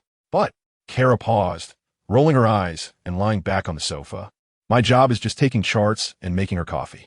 Just doing boring stuff." After listening, Alex said, "You've always wanted to be like an ordinary person, right?" Alex was a protective sister who always had too much concern for Kara. She just wanted Kara to live a safe and ordinary life. So, even though she had a terrible boss and no good clothes to wear, wasn't this ordinary life good? Kara sat up from the sofa. "But I'm not ordinary. I have the same superpowers as him, Superman. I can lift buses and block bullets. Alex, I can fly. At least, I think I can. I haven't flown in years." At this point, Alex, a bit jealous, said, "Kara, you have a good job, and you're beautiful. Plus, because of your alien genes, you won't get acne. Life isn't that bad. Don't go being a hero. It's dangerous. If you really want to help others, pick one of these 2 outfits, and I can catch my flight," Alex said, picking up 2 pieces of clothing. "Kara hitatet. This blue one. Good choice. Wise choice. When in doubt, go for blue. It suits you well," Alex quickly said. "Text me the details of your date, and I'll call you as soon as I'm done." Kara had long been used to Alex managing her, though she wasn't entirely willing, feeling a bit down. After Alex finished speaking, she opened her arms. "I love you." Kara weakly opened her arms in response. "Love you." In the evening, Kara went to a bar for her blind date. The guy across from her asked, "Where are you from?" Kara replied foolishly, "Are you asking about my birthplace?" The North." They chatted for a while, but he felt they weren't a match. "Ahem, I have a call to make. Excuse me," he said, and left directly under the pretext of answering the phone. Kara waited for a while, shrugged helplessly, knowing he had left. Just then, the news broke with the latest update. It is reported that Nair City Airline Flight 237, en route to Geneva, is descending in altitude. The plane is circling back after an engine failure. Kara was startled upon hearing this. He mentioned the Geneva flight. Oh no, that's the one Alex is on. After Han Kiwiya crossed over, she immediately searched for Kara. At that moment, Han Kiwiya was using her supervision and X-ray vision in the atmosphere to observe her. "Looks like there's a plane crash. System, activate cross-dimensional live streaming." Ding. Okay, cross-dimensional live streaming has been activated on all social media platforms in the DC and Marvel worlds. People from both dimensions can interact. As Han Kiwiya's live streaming began, people flocked in to watch. The title of the live stream was Crossing into Supergirl's World. Live streaming another Supergirl. Because Han Kiwiya had previously sent a video through Skynet mentioning the names of each world, everyone knew the name of their own world. In a live stream, Kara's figure appeared. The comments started buzzing. Has Supergirl crossed into another universe? Is the woman in the picture another Supergirl? Do you think we have our DC world Supergirl? She's a goddess. You're full of it. She's clearly our Marvel goddess. Wait, isn't it possible for us from different worlds to interact in the live stream? Kara hurriedly ran out of the bar, took off her glasses, and ran to a nearby, secluded area. Then she jumped up. She jumped very high, but unfortunately fell back down. No way, I forgot how to fly. In the live stream, is this Supergirl? She seems unable to fly. Yeah, compared to our DC World Supergirl, this goddess is far behind. You're full of it. She's clearly from our Marvel universe. The live stream was buzzing, and many people even started arguing. Kara was extremely anxious and ran forward, jumping up with all her might. Finally flying up. In the live stream. All right, she flew up. I admit she's indeed Supergirl, but she seemed a bit weak. She doesn't match my strong stereotype of Supergirl. I won't admit she's Supergirl. Han Kuya watched the scene and raised her hand to her forehead. Well, the hero has become useless. As a superwoman, it's not enough to just work like a regular person to earn money. She also doesn't practice her superpowers regularly. On the ill-fated plane, boom, an explosion occurred on one side of the engine. The passengers on the plane screamed. The captain called the tower. The plane's engine is on fire. Help. Help. The tower received the message, but was powerless, so they did not respond. The co-pilot, seeing the plane about to crash, closed his eyes in despair. Kara flew towards the doomed plane, activated her X-ray vision, and saw Alex inside the aircraft. She clenched her teeth anxiously and desperately accelerated her flight. Han Chuya calculated Kara's flight speed with her eyes and felt a bit speechless. A speed of just over 2 Mach? Is this really Kryptonian Supergirl? Too weak. She couldn't watch any longer and thought about finding an opportunity to train her hard. She couldn't continue to be a disgrace to Krypton and embarrass Kryptonians. The broken wings were spewing thick black smoke, and the situation was critical. Just as Alex looked out the window in despair, suddenly, a figure flew over and supported the plane's wing with her hand. Alex's eyes widened. Kara. After exchanging a glance with her foster sister, Kara quickly flew beneath the plane, using both hands to support the fuselage, trying to slow down its descent. The descent slowed down. The captain exclaimed in surprise, "What's going on?" However, the bad news was that as the plane's altitude decreased, it was about to collide with a bridge spanning the river ahead. Kara, oh my God, don't do this. Kara quickly changed her position, using all her strength to struggle to turn the plane slowly. Kara shouted as the plane flew sideways through the gap beneath the bridge under her incredibly dangerous control. However, the wings still grazed the bridge surface, directly cutting off a section of it. The driver crossing the bridge saw the sudden interruption ahead and hurriedly slammed on the brakes, feeling both surprised and angry. Cursing, "My God, damn it, what's going on?" Kara smiled, preparing to let the already slowed plane land gently on the river surface. It wasn't that she didn't want to transport the plane to a safe location entirely, but her strength wasn't enough. Being able to change and slow the plane's speed was already her current limit. Han Chuya, who was in the Earth's atmosphere, shook her head upon seeing this. Then whoosh, she reached the surface at over half the speed of light, a speed exceeding 150,000 kilometers per second at an altitude of over 1,000 kilometers. Just as the plane was about to reach the water surface, Han Chuya appeared in front of Kara. Kara doubted her eyesight. Someone could teleport under her supervision? How fast must that be? What? Kara also noticed the big S symbol on Han Chuya's chest. Another Kryptonian? From the elf family? Han Chioi and Kara exchanged a glance, saying nothing. They immediately activated their powerful biofield. Cross-border live broadcast room. Here it comes, here it comes. The real goddess has finally appeared. It's too late. Another newly debuted superhero has already saved the plane. You're talking nonsense. The goddess is much stronger than her. She can directly land the plane smoothly on the shore. Every time the superhero goes live, she shows up at a critical moment on purpose to attract attention and eyeballs. It's so selfish. Enough. You little haters, when life doesn't go well, you come online to vent. Your ugly faces looking for trouble are really hard to watch. Does the superhero need to rely on such tricks to attract attention? It must be that the superhero's live broadcast room can predict accidents in advance and automatically activate. So when the superhero receives the alert, she rushes to save people right away. Haters get lost. The superhero can do whatever she wants. Han Kiwya arrived under the airplane, extending a finger, and a powerful biological force field surrounded the aircraft. Soon, to everyone's astonishment, the airplane actually began to ascend and fly backward. Kara forgot to lower her hands that had just been raised to lift the airplane. Her eyes wide open as she watched the aircraft being held up by Han Kiwya's finger, flying backward. Is this the biological force field? I'm so weak. I must be a fake Kryptonian. Cross-border live broadcast room. Wow, that's impressive. Everyone sit down. This is a routine operation for the goddess. 666. Meanwhile, many television stations in this world had already started live broadcasts, and reporters excitedly turned on their cameras. Under the influence of Han Kiwia's biological force field, the airplane began to fly backward at high speed. Soon, the airplane landed smoothly on the ground, making not a single sound upon landing. The surrounding onlookers were shocked as they witnessed this scene. Han Kiwie gracefully hovered in the air. At that moment, Kara quickly flew over, looking very excited. Are you also from Krypton? That's amazing. You can make a plane fly backward with just one finger. I can't do that at all.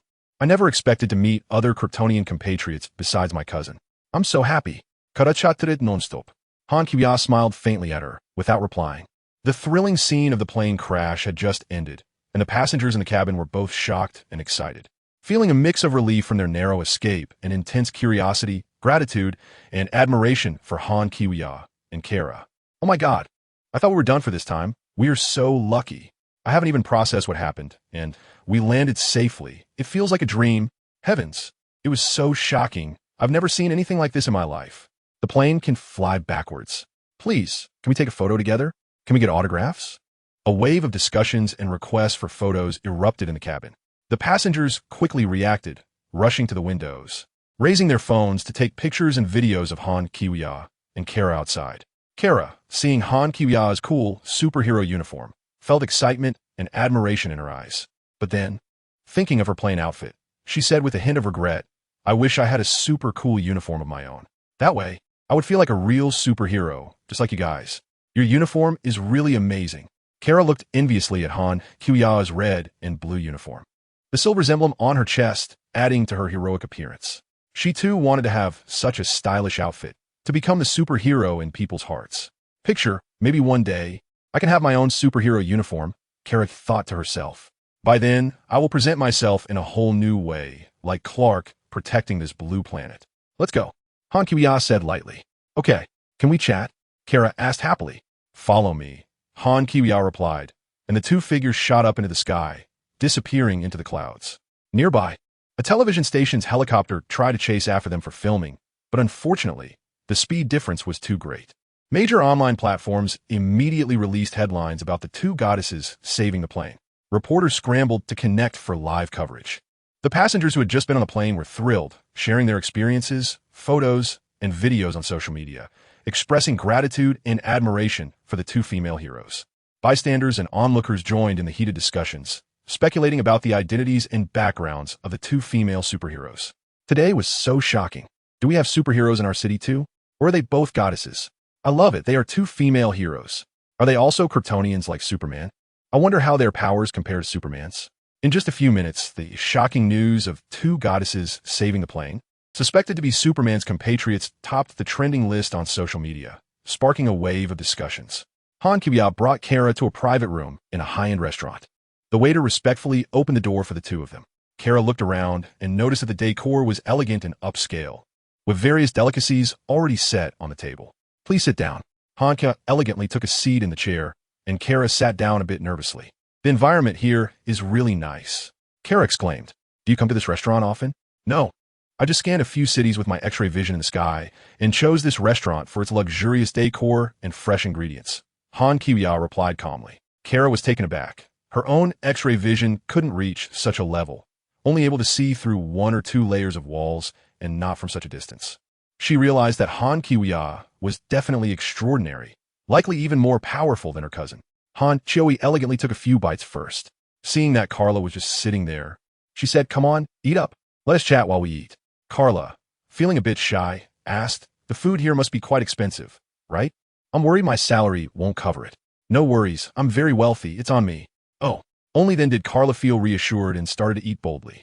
After a few bites of steak, she curiously asked, Can I ask what you usually do for work? At this point, Carla started to complain. My job is super boring. The pay is low. I do tedious things all day, just like everyone else. It feels like such a waste of my Kryptonian bloodline. While chewing on the delicious steak, she looked at Han Chioi expectantly, hoping to learn more about this stunning superhero who had appeared. I don't work, Han Chioi replied. I've sent you a detailed introduction video. You can watch it when you have time. Han Kiwi was calculating the time. It seemed that the plot of Thor was about to start, and she needed to go back to Marvel soon. Should she bring her along? And what about Kara from the Flash movie? In the DC movie universe, Superman Clark was surprised to finish watching Han Kiwi's live stream. It turned out that there were also people from their Kryptonian race in other worlds. He wondered if she was also from the L family. Clark murmured to himself. The appearance of a possible Kryptonian compatriot made him feel a sense of familiarity. Meanwhile, in the Marvel world, Tony and Bruce were discussing Kara, who appeared in the live stream. It seemed the set of anti-Supergirl armor they prepared was not enough. Bruce leaned toward Tony beside him, saying he had a feeling that this new Kryptonian Supergirl would grow very strong in the future. Bruce was deeply impressed by the power of Kryptonians. I completely agree. Our existing equipment needs to be enhanced, Tony nodded. If we had nanotechnology or some magic like hers, we could develop a more advanced armor system. The two Supergirls seemed very just, but their immense power still worried him, Bruce said, looking anxious. He had been having nightmares about the apocalypse lately, dreaming of being ruthlessly pursued by a corrupted Superman, which filled him with unease. He recalled the disheveled Flash briefly crossing into his path, hurriedly telling him something, leading him to believe that something significant was happening in his world. You're right. For Earth's safety, we must be prepared for any threats, Tony said. Recently, he had also begun to feel unusually anxious and had been having vague, strange dreams, which made him highly tense. The two exchanged glances, seeing deep concern in each other's eyes. I'm also worried she might lose control. As long as we can manage her then, Tony said, we superheroes shouldn't easily fight among ourselves or harm one another. Both Tony and Bruce were on guard against any potential threats. They would first consider how to deal with the worst-case scenario, stemming from their sense of responsibility for the safety of ordinary people. We should indeed avoid unnecessary infighting, Bruce nodded, but being prepared is the best strategy. What do you think of the new armor I made for you? Tony asked. Bruce rarely showed a smile. It's fantastic. He admired Tony's scientific intelligence. By the way, you didn't add that theme music adapted from Chicken U2 Beautiful to my armor, did you? Bruce asked with some concern. I did, but you can set it to turn off. But I'm afraid you might want to use it one day, Tony replied. Actually, I have another idea. What if we equip Earth with a set of armor? I mean creating a more advanced artificial intelligence combined with a robot army. At SHIELD, Nick Fury saw the Tesseract glowing again, feeling both happy and troubled. He worried that once Han Kiwiya discovered the Tesseract had restored its function, she would take it away again. Coulson, I don't want Supergirl to discover the Tesseract has been restored. Do you have any good ideas? Nick Fury asked Coulson beside him. Through Supergirl's Crossworld live stream and information from the DC world, he learned that Superman could not see through lead. Coulson pondered. He's also a Kryptonian. His X-ray vision should also be blocked by lead, right? Sigh, there's no other way. It seems we can only do it this way. Once she returns to our world, we must hide the Tesseract immediately. Just then, an agent came over to report, Director, there's a special hammer. In the Marvel Universe, a symbiote named Riot was parasitizing Drake, planning to use his identity to launch a spaceship and bring more symbiotes from its home planet to Earth. This way, Earth could become their home. With the 10 million Han Kiwiya gave, Eddie and Venom happily bought a truckload of chocolate. Venom poked its head out of Eddie's body, munching away with a look of happiness on its face. This is so blissful. I should have followed Supergirl. She's so rich. Venom exclaimed while eating. Your two pet chickens are safe now. I won't think about eating them anymore. Eddie smiled but said nothing, happily playing the latest game in their new home. This huge fortune felt like a windfall to them, bringing back long-lost joy and freedom. Eddie, now that you have money, you should win your girlfriend back, Venom said, taking a big bite of chocolate. Eddie paused for a moment, thinking of his ex-girlfriend Annie. Indeed, Annie was a great girl, and a significant reason for their breakup was his financial struggles at the time. He didn't have much money or time to date her or provide her with a good future. Now the situation was different. Just as Eddie was contemplating this, suddenly, the door to Eddie's room was smashed open by several burly men in black uniforms, wielding stun guns and automatic rifles. Who are you? Eddie exclaimed. Let's talk. Come with us, the leader said rudely. Venom sensed danger and immediately emerged to envelop Eddie. Roar. As it appeared, it punched the nearest enemy away. Soon, Venom quickly took care of all the enemies, not allowing a single one to escape. Who sent you? Eddie stepped forward, staring at the person lying on the ground. This is too troublesome. I'll just read his memory directly, Venom said before immediately invading the man's body with its tendrils. After a while, Venom got useful information and knocked the man unconscious with its tendrils. He's from a Life Foundation and has connections to Hydra, Venom said. Eddie frowned, looking serious. Venom said in a low voice, there's also bad news. Besides me, there's another symbiote named Riot. He's the leader of the symbiote planet, and he plans to launch a spaceship to bring more symbiotes from my home planet to occupy Earth. Really? Does every symbiote have your strength? Eddie's eyes widened, filled with shock. If every symbiote could parasitize humans like Venom and had such fierce combat power, the consequences would be unimaginable. Basically, most symbiotes are even stronger than me, Venom admitted somewhat embarrassedly. Then we're finished. We must find a way to stop them. Eddie furrowed his brows, took out his phone, and dialed Han Kiwia's number. Soon, the call connected, but the voice on the other end was not a woman's voice, but a cold, synthetic voice. Hello, Eddie. I'm Supergirl Starts. I already know what you want to say. My master is not here right now. She has gone to another universe. Eddie's heart sank immediately. Facing the impending alien threat, they had now lost their most powerful backup. What do we do now? Eddie said anxiously. That's it. What should we do? Can we reach her? No, but there are a few other powerful helpers. You and Venom should go ahead. They will come to support you soon. This incident will be your first mission in joining the Supergirl Alliance. The AI butler calmly said. Eddie thought to himself that he had already taken $1 million, and whether it was for the money or to protect the world, he had a responsibility to stop this. So Eddie turned to Venom, who was peeking out, and hesitantly asked, Venom, are you planning to stand on the side of Earth and help stop your kind from coming here? Venom was silent for a moment, then slowly replied, I'm sure that stopping them from coming is for everyone's good. If they come and cause massive destruction and disaster to Earth, it would be terrible. It paused for a moment and continued, when the goddess Supergirl comes back from another universe and sees this scene, the symbiotes are done for. When we were beaten by her before, I even tried to bond with her, since her body is definitely stronger than yours. But I quickly realized that even one of her cells has boundless power, so I withdrew immediately. In short, our symbiotes from one planet combined can't defeat her. Eddie nodded, understanding Venom's choice.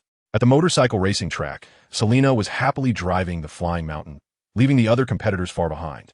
The Flying Mountain was a system-enhanced version of a transformer that Han Qiuyue exchanged from the system before she left, capable of transforming into any vehicle form.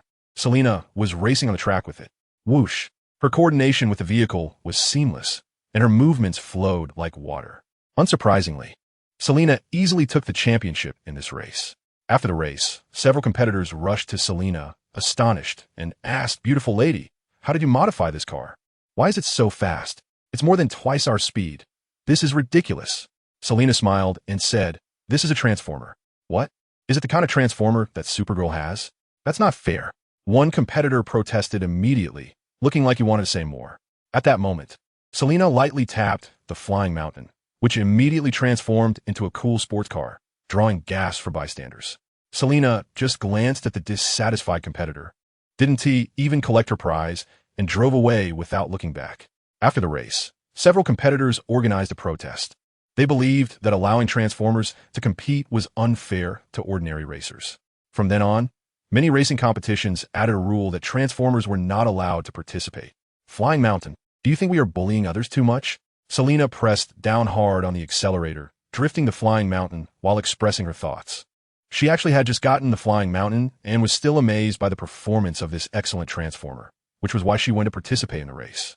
In the future, she definitely wouldn't have the mood to do this again. Flying Mountain replied, Master, don't feel like we are bullying others. We followed the competition rules when we participated, and we didn't take the prize for coming in first. So why should you feel guilty? Selina understood in her heart that participating in a competition meant for ordinary people with her own strength was indeed a bit excessive. After joining the Supergirl Alliance, Han Qiuyue had given her a lot of money and allowed her to stay in her villa, while she seemed unable to help much. However, it's normal for people to occasionally get carried away. Forget it, let us go back. Selina decided not to dwell on this matter, but to train hard and use her strength to genuinely help more people in need in the future, so she could clear her conscience and not let down Han Qiuyue for giving her so many good things. Just as Selina was preparing to return to Han Qiuyue's villa, Flying Mountain suddenly spoke up. Master, Skynet has notified me that the Supergirl Alliance has an emergency mission. A spaceship is about to launch, bringing many monsters to invade Earth. We need to hurry and stop it. Really? That's great. I've been wanting to show my skills, Selina said excitedly. Flying Mountain, switch to autopilot and take me there quickly. Flying Mountain replied, As you wish, Master. But I must remind you that fighting against symbiotes may be dangerous, so be careful. Symbiotes? Meanwhile, Skynet also gave Natasha the same notification. However, Natasha hesitated and said, Is there enough manpower over there? If there is, I want to go. I still have tasks here at S.H.I.E.L.D., and I don't want to expose my undercover identity. There is still enough manpower. Having more people can lighten the burden and make the battle easier, the AI Skynet explained. In a remote town in America, S.H.I.E.L.D. had set up a temporary base near Hammer. At night, a long-haired giant barged in. "My Hammer, what is going on?" Coulson anxiously asked his subordinates. "Sir," since that person barged in, "the Hammer seems to be continuously emitting powerful electromagnetic waves, and our systems are struggling to cope. Many devices have malfunctioned," one subordinate replied anxiously. Coulson quickly picked up the intercom. "Barton, respond if you hear me." From a high vantage point, Barton replied, "Do you want me to shoot this intruder with an arrow, sir? Or would you rather see him take down more of us? Be ready to shoot at any time, waiting for my command." Coulson jogged to a small platform, watching below as Thor took down the last person and slowly walked toward the Hammer. "You better give the order quickly, Coulson. I almost want to cheer for this guy. His combat power is astonishing." Barton pulled back his bow, preparing to shoot. In Coulson's eyes, Thor was striding toward the mysterious Hammer, his face beaming with excitement, as if it were the treasure he had longed for. Coulson was very curious whether this unfamiliar giant who triggered the Hammer's magnetic field truly had the ability to lift it. The rain fell heavier and heavier. Yet Thor seemed to be enjoying this moment, smiling at the Hammer on the ground for a long time before slowly reaching out to it. Barton, seeing this, urgently said, "Last chance, sir. Are you not going to give the order?" He is about to touch that Hammer. Coulson pondered, "Wait, I want to see." Thor smiled as he gripped the Hammer's handle and pulled with all his might, only to find he couldn't lift it at all. The smile on his face instantly vanished. He had already vaguely guessed the reason. Thor switched to using both hands to pull hard, his face contorting with effort. He shouted, his legs sinking into the mud, yet he could not move an inch. Realizing the truth, Thor cried out in the pouring rain, tears mingling with the raindrops on his face. Why? He howled to the sky, then weakly knelt on the ground. The rain poured down, soaking him completely. Coulson picked up the intercom and calmly said, "All right, the show is over. Ground forces move out." Seeing that Thor had no intention of resisting, Barton finally lowered his bow. The agents took away the collapsing Thor, who had lost the will to fight, his body limp, and just numbly allowing himself to be manipulated. Jane Foster had anxiously waited outside the base for a long time. Finally, she learned that Thor had been captured. "It's over. The information I painstakingly collected seems to be lost." She couldn't help but feel a bit sad. No matter what, I have to find a way to rescue him. Although Thor did not display the powers of the god of thunder earlier, through their previous conversations, Jane discovered that his knowledge of mythology and the universe far exceeded that of an average person, unlike what an earthling would know. She still firmly believed that this man was the legendary Norse god of thunder. In the interrogation room, Thor was firmly secured to a metal chair, unable to move. Coulson walked in, sizing him up from head to toe, then shook his head and said, "You've made our elite team of agents look like a bunch of supermarket security guards earning minimum wage. It's quite damaging to our pride." Thor remained expressionless and silent. Coulson stroked his chin thoughtfully, saying, "In my experience, to defeat them, you must have undergone similar professional training." "Not saying anything, huh? No problem. Let me guess where you're from." Just then, a communication device in Coulson's pocket suddenly beeped. He quickly pulled it out to check, and his expression changed, clearly indicating that there was something urgent to attend to. Coulson hurriedly walked toward the door, but not before leaving a final remark. "In any case, we will get what we want." After saying this, he quickly exited the interrogation room and slammed the door shut behind him. Inside, only Thor remained, sitting expressionlessly in the chair, his gaze vacant. At that moment, Loki's figure suddenly appeared before Thor, startling him like a phantom. "Loki!" Thor exclaimed in surprise, looking up. "What are you doing here?" Loki feigned a sorrowful expression. His voice choked. "I had to come see you, brother." "What happened?" Thor asked nervously upon seeing Loki's unusual expression. "Father is no longer with us." Loki hurriedly revealed this shocking news before Thor could finish his question. Thor's face instantly turned pale, his body stiffened, and his eyes widened in disbelief. How is this possible? Loki clenched his fists, pretending to hold back his sorrow. But this was all part of his deception against Thor. "No, this can't be," Thor mumbled, never having imagined he would suddenly hear news of his father's passing. Your exile and the concerns over the war were too much for him to bear. Loki slowly approached, patting Thor's shoulder with a look of pity on his face. "This was all part of his plan. I actually tried to speak on your behalf, but he wouldn't listen. Knowing that you can no longer lift the hammer of the Thunder God, and still keeping it by your side, is quite cruel. Now the burden of the throne has fallen on me." Loki continued to manipulate. Outside the door, the S.H.I.E.L.D. infiltrator robot, Terminator 66, saw Coulson exit Thor's interrogation room and quickly sent an encrypted message to his accomplices. Loki has arrived on Earth. Units 87, 76, and 65. You can prepare to take your positions at the location of the hammer of the Thunder God. The message was confirmed, and the simulated robots quickly replied. Meanwhile, the beautiful robot Xiao Mei, who was on her way to meet Venom, was remotely monitoring the situation through Skynet, quietly observing and directing movements on this side. Thanks to some spoilers provided by Han Kias, Xiao Mei and her team had prior knowledge of certain key events. Back in the interrogation room, Thor's eyes welled with tears as he looked up at Loki, pleading, "Brother, can I still go home?" Loki pretended to be troubled and slowly said, "The terms of the truce with Jotunheim are to permanently exile you to Midgard. Mother could only agree to such terms for the stability of Asgard." As he spoke these false words, Loki felt a sense of pleasure. He enjoyed deceiving Thor. Thor's eyes widened in disbelief. Shaking his head, "No, how could Mother?" Loki pretended to sigh sadly. "We are also helpless, brother. Your actions have led to war among the 9 realms, and we have no choice." Hearing this, Thor lowered his head in pain. Loki, seeing his brother's breakdown, secretly laughed. His plan was gradually coming to fruition. Next, he would seize the hammer of the Thunder God and rule Asgard. "I'm here to say goodbye, brother, and I'm sorry." Loki feigned sincerity. "No, I should be the one apologizing.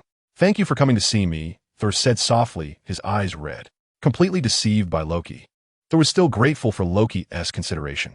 "Well, I'll take my leave now. Goodbye," Loki said, using his invisibility spell to turn and leave the interrogation room. "Goodbye." Thor watched the direction in which Loki disappeared, filled with reluctance. Just then Coulson walked in, smiling. "I just got back. What is there to say goodbye about?" In the world of Supergirl, that night, Han Kias followed Kara to her home.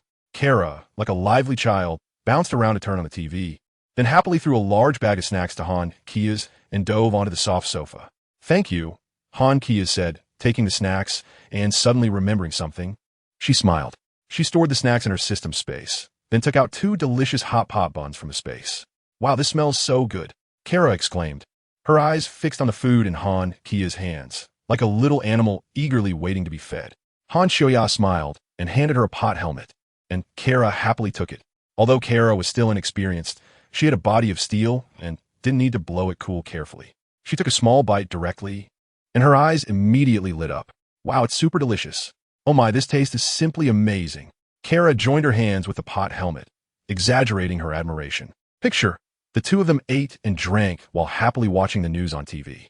The broadcast was reporting, passengers on Flight 237 seem to have 2 guardian angels, with many passengers claiming that 2 female pilots saved the plane in a critical moment. Kara was thrilled to hear this, jumping up and shouting loudly, "Yay, I'm a hero too."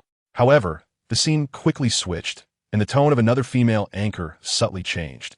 But are the guardian angels saviors or destroyers?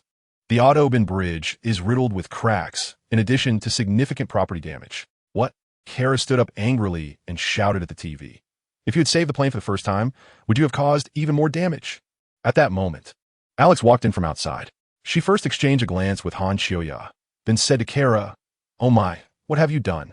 Kara, unfazed and still immersed in the joy of being a superhero, happily rushed over upon hearing her adoptive sister's voice. "Ah, sister, you know too, I'm so excited." Kara gave Alex a big hug, but then there was a crack, and Alex cried out in pain. Oh, as a Kryptonian, Kara was just too strong, and she could accidentally hurt ordinary people. Kara quickly released her grip and said apologetically, "I'm sorry, I used too much strength. I was just so excited. I can't believe I really took that step." After saying this, Kara hurriedly pulled Alex over to Han Xiaoya's side and introduced the two. "Alex, this is Han Xiaoya. She comes from another universe, is also a Kryptonian, and she's the Queen of Krypton." Kara looked at Han Xiaoya with excitement, as if she were talking about her favorite superhero.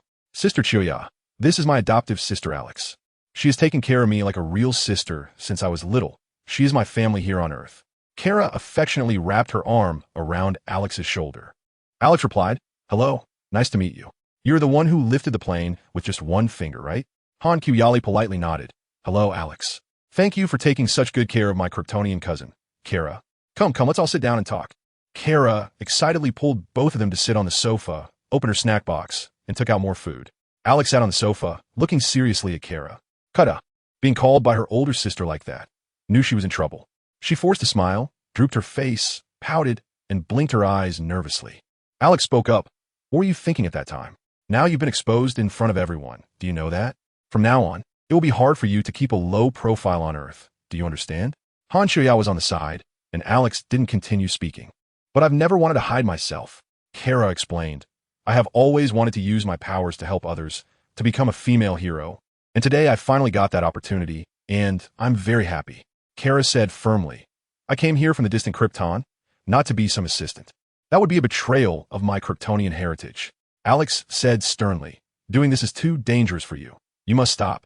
She frowned and shook her head, saying that from now on, she shouldn't take such risks and should just be a good Earth person. Ding. The system has detected new world coordinates and is currently checking. Han Xiuyao was eating popcorn when the system's voice suddenly echoed in her mind. In less than 2 seconds, the system's prompt sounded again.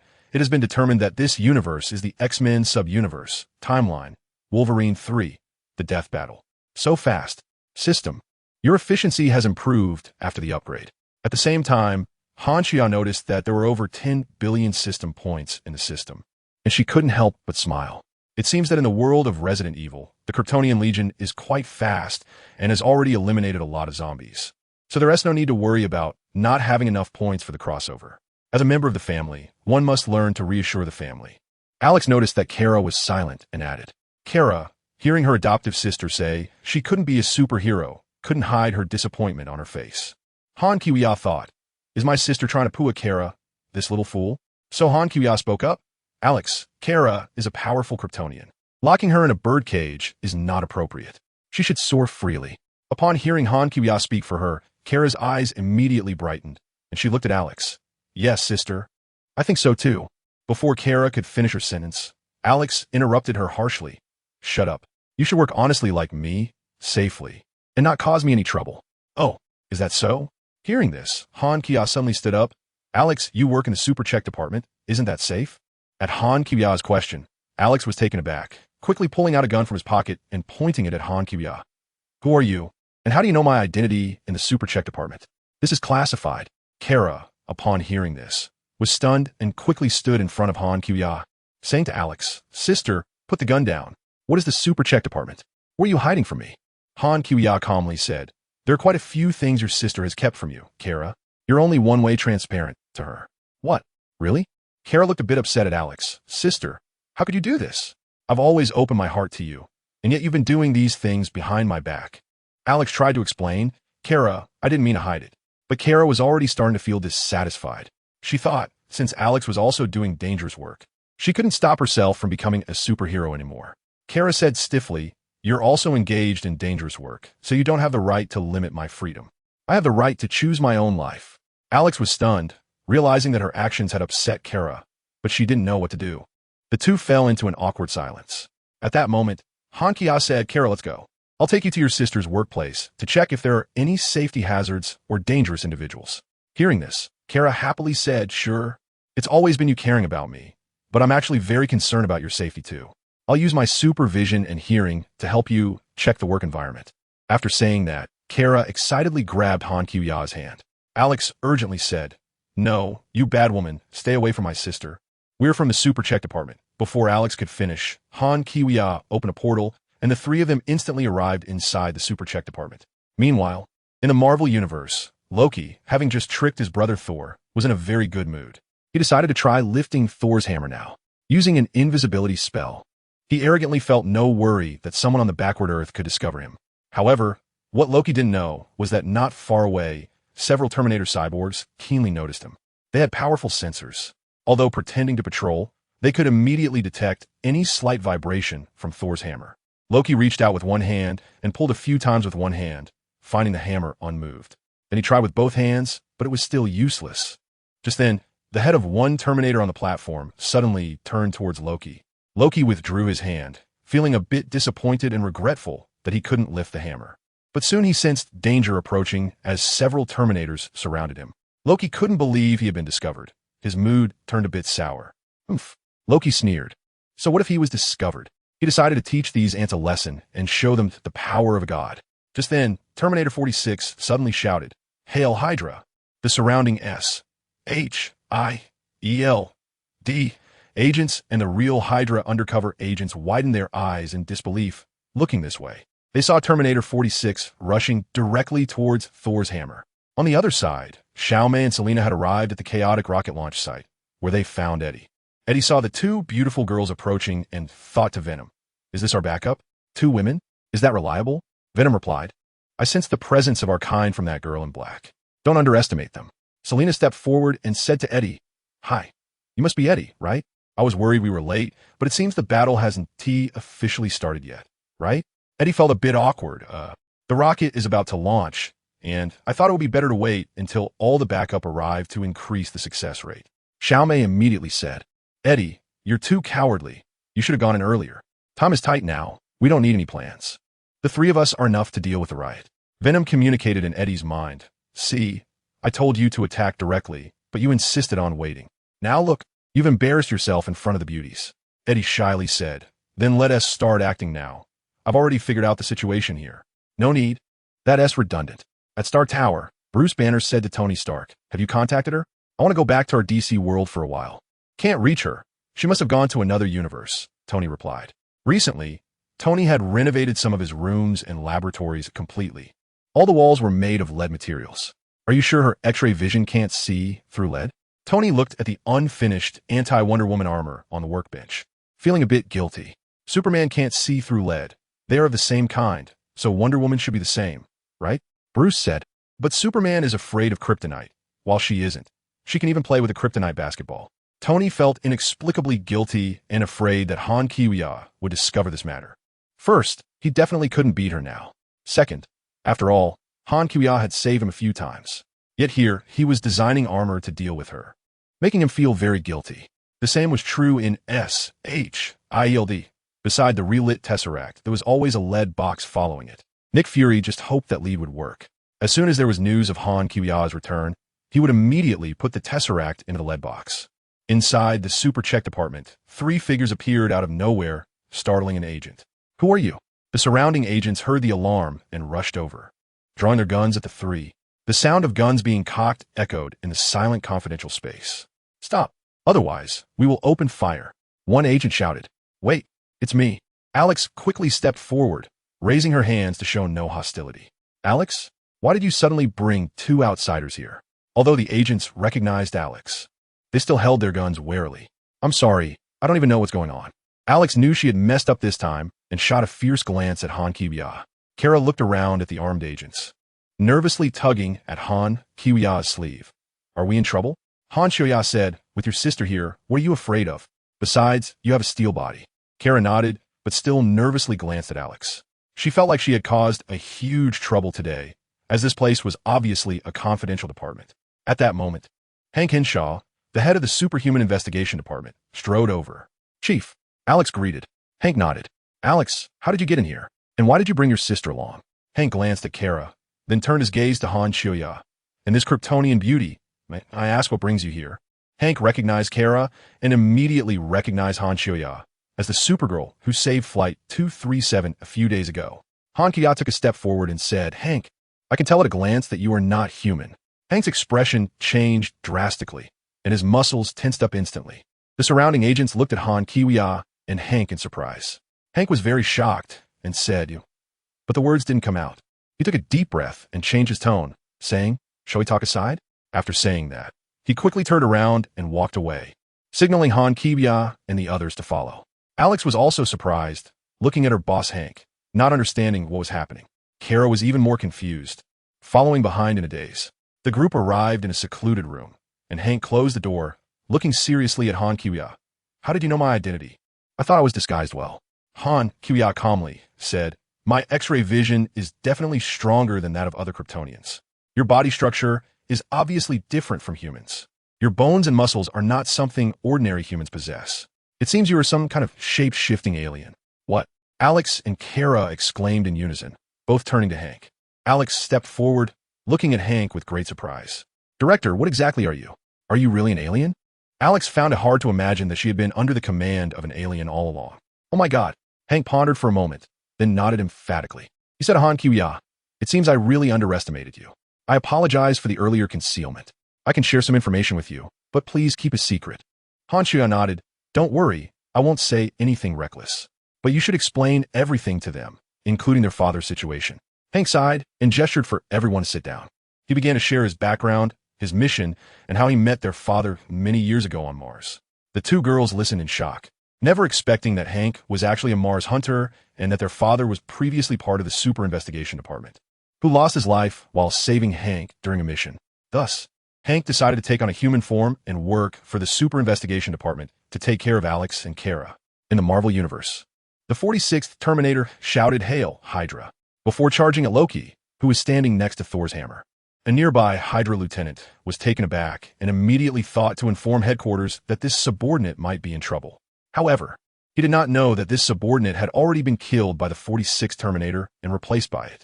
Seeing someone charge at him recklessly, Loki sneered. Proud as he was, he decided to let this insignificant human experience the power of a god with his physical strength. You, a mere native, wish to oppose a deity? The invisible Loki revealed himself, mocking. It's like an ant trying to shake a tree. Just as the 46th Terminator was about to collide with Loki, he suddenly turned, bent his knee, and kicked fiercely at the Terminator's chin.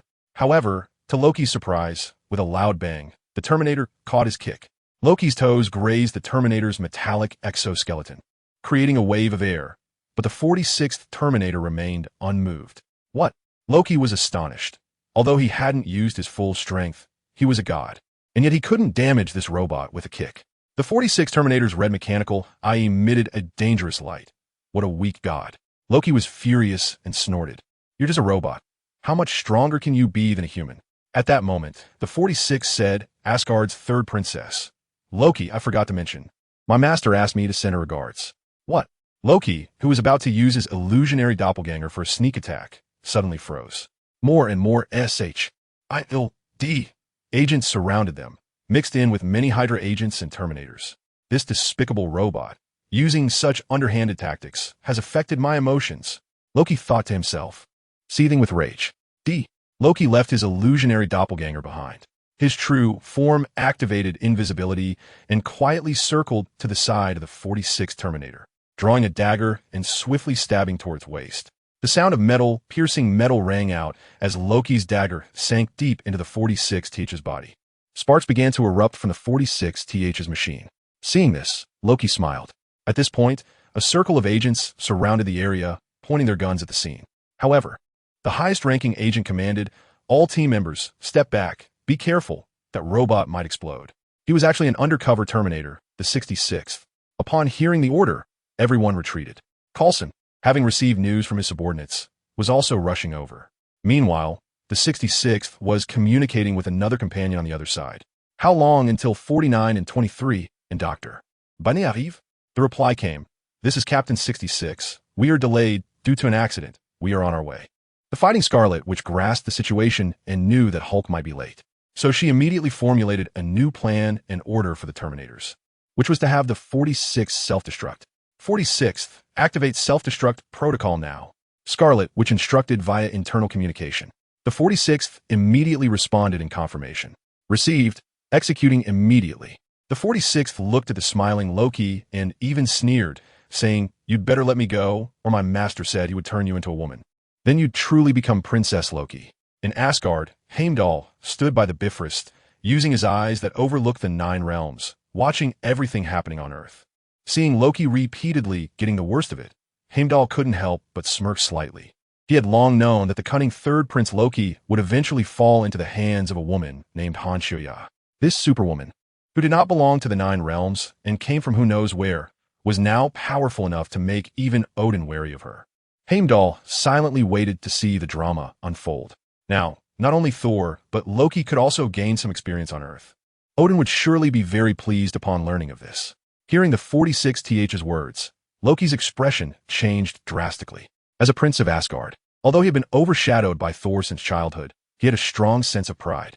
That damn robot, Loki thought, his anger burning within him. Just as he was about to deliver a final blow to the 46th to ensure it could never insult him again, the 46th suddenly embraced Loki with both hands. Its mechanical body creaking audibly, its body began to heat up rapidly, turning bright red. You dare! Loki exclaimed, attempting to escape, but it was too late. With a loud bang, the 46th self-destructed. A blinding white light enveloped the surroundings, and the blast wave swept across the entire area. Thankfully, the agents had retreated to a safe distance in time, and they couldn't help but breathe a sigh of relief, having narrowly escaped disaster. Not far away, in a jeep, Banner and several Terminators were hurrying over and witnessed the scene. As the heat wave dissipated, a disheveled figure knelt on the ground. Loki's anger burned fiercely. Although this explosion did not take his life, being humiliated on the earth he looked down upon filled him with immense shame and rage. Enough, you pathetic ants. He gritted his teeth, his green eyes shooting with rage. I will crush you insects like killing chickens. He suddenly turned, glaring at the armed agents not far away. Just as he was about to act, a voice came from nearby. Hulk smash! Hulk, seeing Loki not far away, was as happy as a child who had found a new toy, letting out a joyful roar as he charged directly at Loki. Loki, still reeling from the humiliation of the explosion and filled with anger, saw a huge green figure rushing towards him as if treating him like a toy. As a noble prince of Asgard, how could he tolerate such humiliation? Hulk charged right up to Loki, his massive green hands slamming down on the concrete ground beside Loki, kicking up a cloud of dust. Loki was furious, fire flashing in his eyes. Enough, you lowly green-skinned monster. I am a god. Hulk paused for a moment, then quickly reacted, not waiting for Loki to finish speaking. Roar! He shouted, lifting Loki as if he were a small chick. Even if Loki was a god, Hulk was going to smash him. He slammed Loki on the ground repeatedly with the force of a ragdoll, and Loki's screams had not even had time to escape before they were forcefully crushed back into his throat. Hulk roared with delight, slammed him down hard one more time, and then with a thud, smashed Loki into the ground. Loki's face had turned as pale as paper, as if he could not accept this sudden turn of events at all. His mind was completely blank, his eyes were vacant and unfocused, and his mouth moved silently as he gasped for air. The onlookers saw Loki's limbs sprawled out, his body embedded in the floor, motionless in the pit. Someone sighed. Being young is great. Just fall down and sleep. Hulk turned around, satisfied, and added, what a weak god. After a while, Loki, recovering from the beating, hurriedly turned invisible and soon escaped back to Asgard. He now felt that Earth was a bit scary, and he couldn't come alone in the future. He needed to bring more people. Just then, Coulson arrived at the scene with several fully armed agents. They looked bewildered at the destroyed, makeshift base, the invisible Loki, and Hulk, who was transforming back into Banner. What happened? What was going on? In the world of Supergirl, after learning about the Supergirl department and her adoptive sister's work, Kara also joined the Supergirl department. Now she could be a superhero, and her adoptive sister couldn't oppose it. Kara thought happily. However, superheroes also needed a good-looking combat uniform. Excited, Kara changed into a full outfit, took off her glasses, and walked up to Han Shoya, like a little girl waiting for guidance from her senior. Han Shoya's eyes lit up as she looked up and down at Kara, smiling and saying, not bad, you look much better without glasses. Also, bare legs aren't great. It would be even more perfect if you wore black stockings. Good idea. Kara immediately obediently changed into the stockings chosen by Han Shoya. Now, Kara exuded a mature and sexy charm, completely embodying the image of a petite, cute, yet cool and powerful superhero. Awesome. Kara happily twirled around and then gave Han Shoya a big hug as a thank you. Just after saying that, Kara activated her X-ray vision and immediately spotted a criminal. I see a gun-wielding robber in the distance. Watch me go take care of them. Kara exclaimed excitedly, and without waiting for Han Shoya to respond, she joyfully swooshed out of the window, eager to show off her skills. Han Shoya shook her head helplessly. This little fool. She didn't follow, but quietly took out some food. Soon, Carla zoomed back, proudly brushing off the dust from her hands. It's done. Taking care of them was so easy, just like playing a game. But Han Kia noticed that apart from a few rips in Carla's tight outfit, her black stockings were almost like fishnet tights, with holes all over. Only then did Carla realize the situation was not good, and she looked quite embarrassed. She hugged her head and awkwardly said, I didn't expect it to turn out like this, and I didn't pay attention to protecting my clothes. Han Kia said, Kara, as a Kryptonian, you must not let your body or clothes get damaged when dealing with ordinary bad guys. Otherwise, you'll be embarrassing Kryptonians and become a disgrace to Krypton. You can wrap yourself in a biofield for bulletproof protection or wear a specially designed combat suit like mine. They are of very high quality, bulletproof, and comfortable. Han Kia patted Kara's shoulder. Kara quickly nodded. Yes, goddess sister, I understand. I'll definitely pay attention next time and try not to embarrass Krypton. I really want a cool combat suit like yours. After saying that, Kara gathered her courage and carefully reached out to touch the shiny fabric on Han Kiwia's leg. After they played around for a while, Kara asked curiously, "By the way, your combat suits are all made of the same material, right? Where did you get them?" She looked at Han Kiwia's high-tech, bulletproof outfit with envy, thinking how convenient it would be if she had a set too when going out to be a superhero fighting bad guys.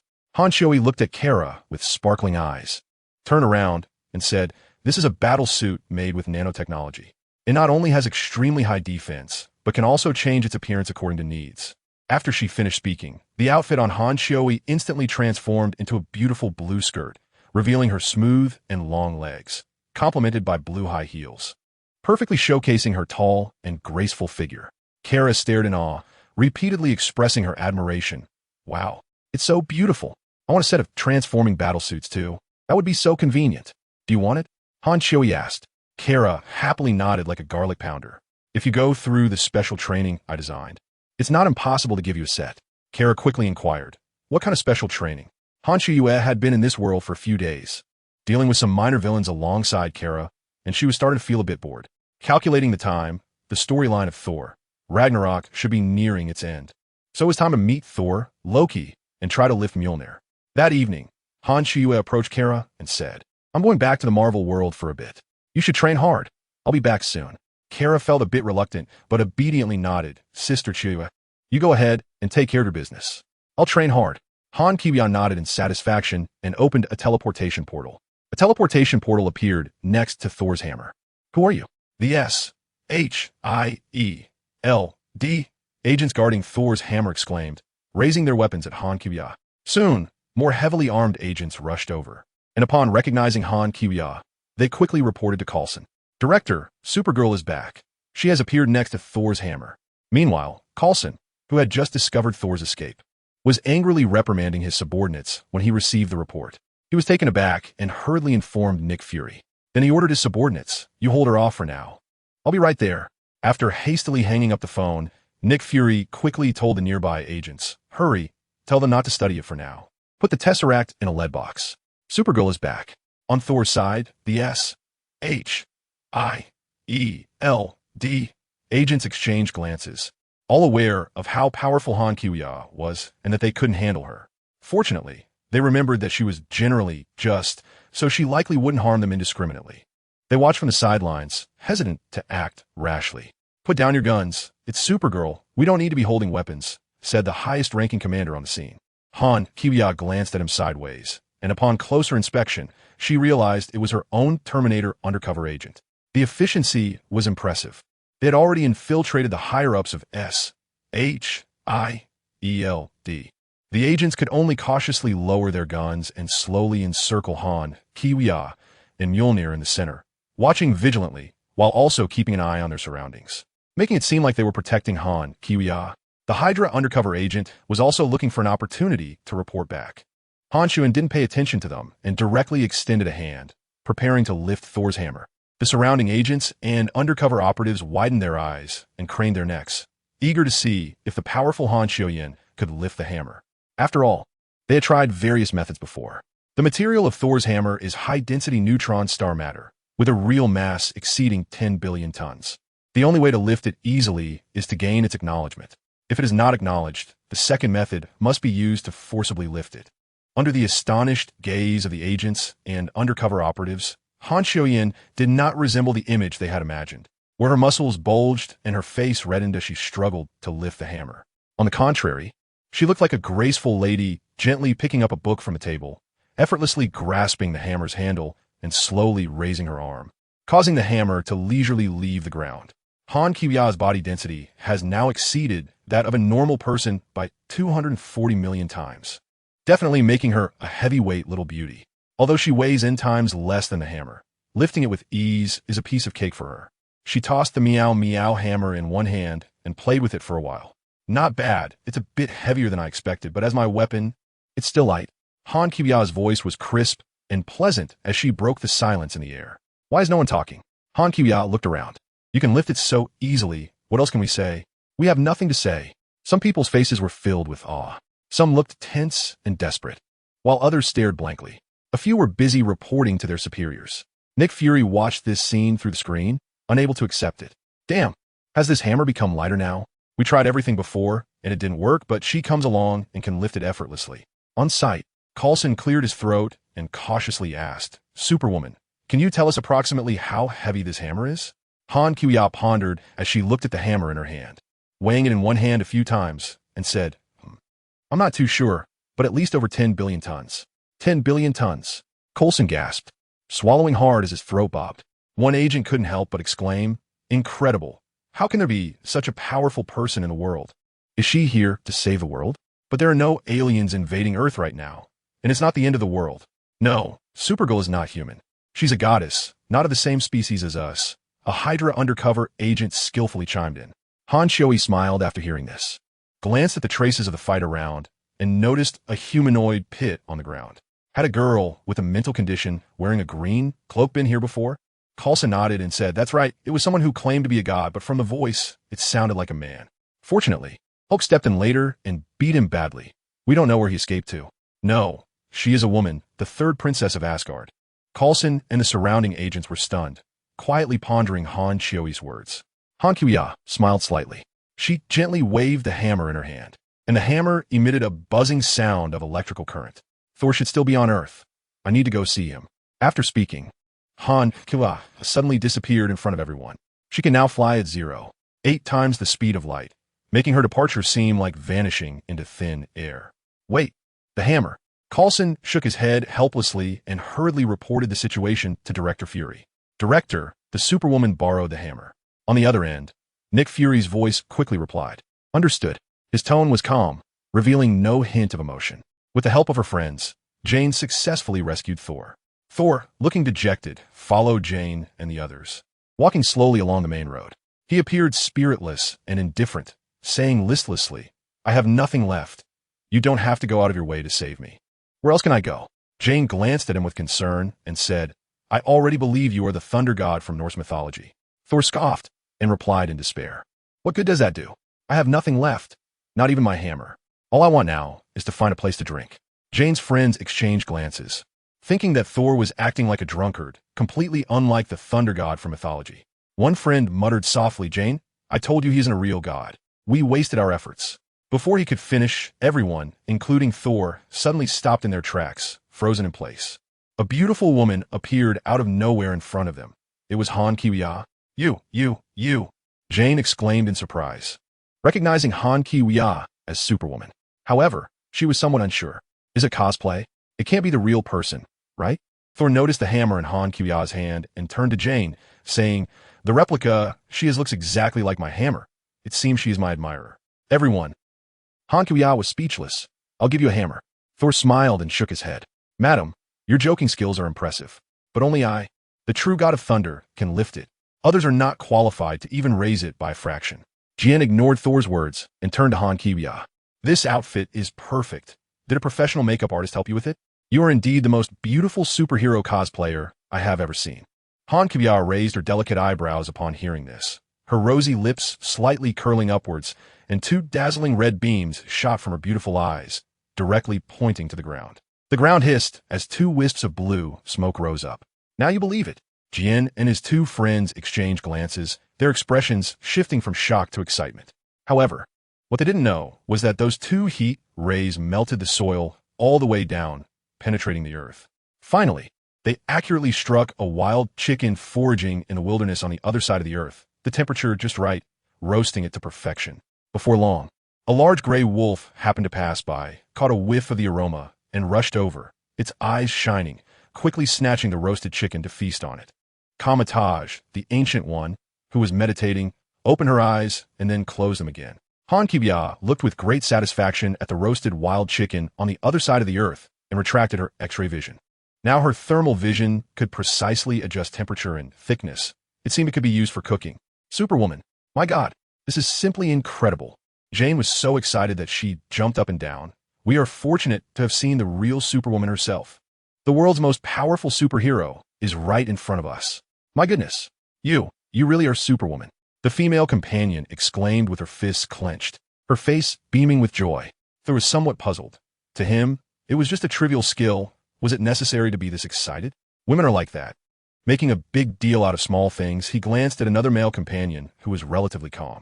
But the next moment, Thor saw him pause for a moment, then quickly pull out paper and pen from his backpack, his face unable to hide his excitement.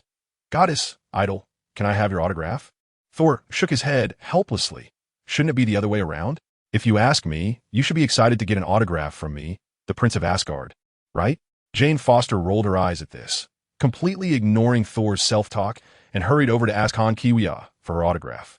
Although Jane had already believed that Thor was the god of thunder, it was clear that Thor's previous behaviors had shattered her lofty image of gods.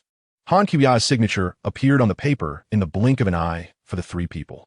They were thrilled to witness such super speed. What they didn't know was that these three signatures would be sold for a sky-high price in the future. Thor, you really don't believe it's real? I was going to give it back to you. If you don't want it, I can take it away, she said. Thor calmly responded, all right, it's a gift to you. Let's not stand here. Let's go grab a drink. Jin ignored Thor and said, Goddess, I believe it's genuine. By the way, how heavy is this hammer? About 10 billion tons, Han Kiwiya replied, noticing their incredulous expressions. She added, Jin, you don't need to be so surprised. You can actually lift it too. Jin was even more astonished upon hearing this. And Thor, I have to tell you some news. Your father is actually not dead. Loki lied to you. The listless Thor was jolted by her words. What? Is this true? I knew my father was so powerful. How could he die so easily? Good job, Loki. You really are my good brother. Han Kiwiya smiled and said, I'll help you turn him into a good sister then, making him the third princess. Third? Han Kiwiya did not explain. You'll know later. Meanwhile, Selena, Xiaomei, and the Venom duo made a grand entrance in front of the Life Foundation's main gate. Selena rode her flying vehicle to a stop, striking a classic pose. She activated the firepower system in front of her vehicle, firing a barrage of flame projectiles that blasted open the gate. Go! Selena shouted, and together with Venom and Xiaomei, the three charged inside. Venom eagerly rushed forward, excited. I love this kind of battle, Eddie said with concern. Venom, please care about my pain during the fight. Don't just take every hit. Venom whipped and sent a security guard flying, responding, okay, Eddie replied. I feel like you're just brushing me off. The trio quickly took down several enemies, swiftly crossing the foyer and entering the building, preparing to head straight for the rocket control room. Boss, this isn't a drill. The flight crew isn't ready yet. An employee anxiously reported to Drake. I'll pilot the ship, Drake responded. You? The employee asked in surprise. Yes, I can handle it alone, Drake replied impatiently, asking, how much longer? We're loading the Space Probe Diagnostics program. Even if the system is fully automated, you can't pilot it alone, the employee hesitated to say. Just follow orders, Drake said, looking up meaningfully. I'm not alone. At this moment, Riot whispered within him. Good, once we bring my kin over, our status will be elevated, and many symbiotes will obey our commands. Even Supergirl won't be able to handle the god of symbiotes. While she's not on Earth, we need to move quickly. Drake chuckled at this. However, he was unaware that Riot was merely using him. Once the mission was complete, Riot's first action would be to find a better host. After a while, Boss, the rocket is ready. Just a final check left, a technician reported. Boss, it's bad. 3 people have broken into our building, and we can't hold them off with the mercenaries. Also, as you instructed, we've received news of Supergirl's appearance. The technician said breathlessly as a security guard rushed into the rocket launch room. Launch immediately, Drake ordered urgently. Sir, boss, did I hear you right? The engineer hesitated. Drake shouted angrily, start the launch sequence now. The technician quickly entered the password, and with mechanical sounds, beep, launch sequence initiated, countdown 5 minutes, ding ding. Damn, who set the program for such a long countdown? Drake complained, pressing his forehead. Boss, it's always been this way for safety. The technician explained quietly. Boom! The launch room door was kicked open by Xiaomei, the heavy iron door bending and deforming. 3 figures appeared at the entrance. Venom's massive form exuded a powerful sense of oppression. Catwoman Selena stood beside him, her cat tail already sprouting behind her. During the battle, she found that she adapted well to having a tail, so she used the fluid properties of her suit to form a cat tail, which helped maintain balance during high-speed combat and could be used to whip, stab, and ensnare people. I drew this with AI. It didn't turn out well. Could someone kind help find a good image? Drake's employee screamed and began to flee in all directions upon seeing Venom. Oh, I was going to kick the door down, but you beat me to it. Your little legs are surprisingly strong, Venom remarked, looking at Xiaomei in awe. You're trapped now. Drake, Xiaomei said coldly. ignoring Venom. The program has already been initiated. Do you think you can stop me? Drake said smugly. Just wait for good times to come to Earth. He was confident that with Riot's strength, dealing with the three would be a piece of cake. His dream was about to come true, to merge symbiotes with humans, leading a small number of humans on Earth to evolve, and he would gain a high status. Then we'll just destroy the rocket. Selina squinted her eyes, using her cattail to ensnare a mercenary trying to rush over for a reward. The mercenary was knocked out in less than a second. Seeing this, Riot surged out from within Drake, transforming into a 3-meter-tall monster, with both hands forming massive axes. Roaring. Roar. Bring it on. Cool. Venom, that form looks great. Hurry up and take him down. Eddie couldn't help but say, I can't do that move. You should talk less, Venom replied. Eddie said you are a bit weak. I can do this, Selina said from the side, as her cattail flung the ensnared mercenary away, and her tight suit flowed, generating 2 10-meter-long greatswords, charging at Riot. Xiaomei assessed the situation and ran towards the rocket control panel, preparing to forcibly invade the control system to stop the launch sequence. Eddie excitedly said, Venom, go. Let's save the Earth. Just then, Eddie's phone rang at the most inopportune moment, the exclusive ringtone blaring. Venom reached out to grab it, ready to crush the phone. Whose call is this? So annoying. Just as he was about to smash the incessantly ringing phone, Eddie spoke up. Wait, it's my girlfriend Annie's call. Eddie hurriedly explained. She must be very worried about me and just wants to confirm if I'm okay. Let me answer it, so she doesn't do something impulsive. Venom's expression remained unchanged. Not girlfriend, ex-girlfriend. Seeing that Selina could hold her own for the time being and that they couldn't help Xiaomei, Eddie pleaded, Yes, but please. I've never asked you for anything in my life. Just help me with this.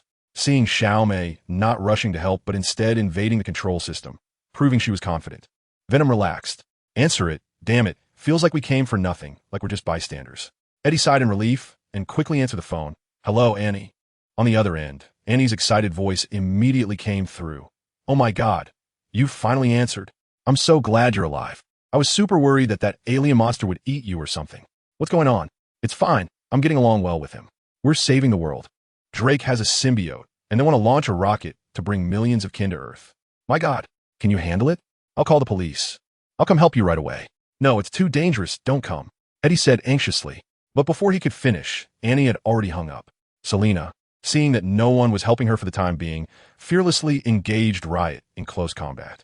Her dual swords danced with light and shadow, wielding ever-changing blades, forcing Riot to retreat. Riot roared, transforming his hands into giant hammers, attacking Selina. Selina, much smaller in stature compared to him, nimbly dodged, and the blade light cut through, injuring Riot's arm, but quickly healed. I must admit, your strength is impressive.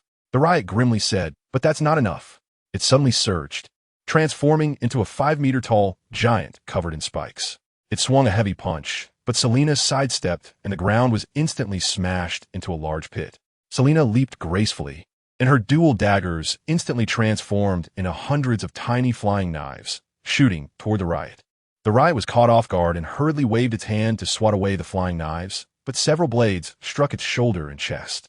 It howled in anger and leaped up. Seeing the Riot's fist coming down, Selina's battle suit instantly formed a massive shield in front of her. The Riot's heavy punch slammed into the shield with a dull thud, slightly deforming it but successfully blocking the blow. The two continued to engage in fierce combat, and the scene was exceptionally brutal. However, as the battle progressed, Selina gradually gained the upper hand. After merging with the symbiote king and optimizing her battle suit, her physique had not changed, but her physical abilities had increased 100-fold. The longer the fight continued, the stronger and more skilled she became at using the suit. I like your girlfriend too. She's a nice person, Venom said as he saw Selina start to overpower the Riot and grow stronger. He relaxed and began to chat leisurely with Eddie. Eddie said worriedly, I know she cares about me, but it's too dangerous for her to come here. Venom replied, we can protect her.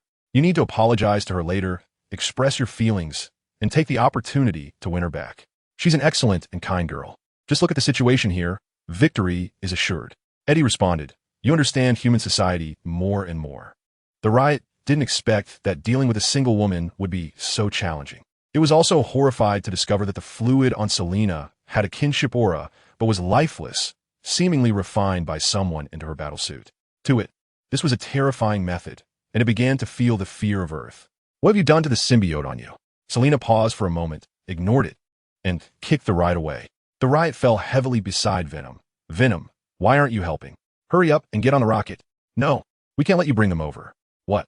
Why? The Riot couldn't understand. I'm doing this for their sake. I felt the energy within the Supergirl. She alone could destroy our planet. Let me, a symbiote, struggle to live on Earth and act as a messenger. You're talking nonsense. The Riot couldn't accept it. You traitor. It roared as it lunged at Venom. Venom and the Riot began to grapple, smashing nearby facilities into pieces. Selina immediately joined the fray. On the other side, Xiaomei calmly stood in the control room, her gaze sweeping over the chaotic battlefield outside before returning to the control panel. She extended her arm, liquefying it to physically invade the system, quickly stopping the rocket launch procedure. This move was a unique skill of the Terminators, capable of invading almost any mechanical device. Xiaomei planned to let the Terminators take over the Life Foundation, so she couldn't allow the rocket to be damaged. Just as she was about to finish, two burly mercenaries burst into the control room, eyeing Xiaomei from behind. Hey girl, stop your operation. Jack commanded. Turn around, the other mercenary, Martin, said loudly. The two quickly approached Xiaomei. Xiaomei ignored them, calmly completing the final command before slowly turning around. Wow, this girl is really beautiful. How about we take her aside for some fun first?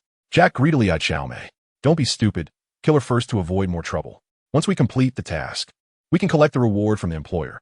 Although Martin was also filled with desire for Xiaomei, the job was more important. Your employer is about to be done for, Xiaomei said coldly. The two drew their guns and military knives to attack Xiaomei. Jack, being arrogant, had no intention of using his gun. He lunged at her. Little did he know that the seemingly delicate Xiaomei was as fast as lightning, her movements light and agile.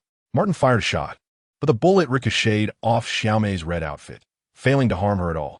What on earth is this woman? Martin exclaimed in shock. Xiaomei executed a beautiful spin and delivered a solid elbow strike to Jack's abdomen. Jack felt as if his insides had shifted, letting out a scream as he collapsed to his knees. Seeing this, Martin hurriedly shot again, but Xiaomei quickly closed the distance despite the bullets. And as Martin swung his knife, Xiaomei deftly deflected it to the ground. You monster! Martin cursed, throwing a punch at Xiaomei's face.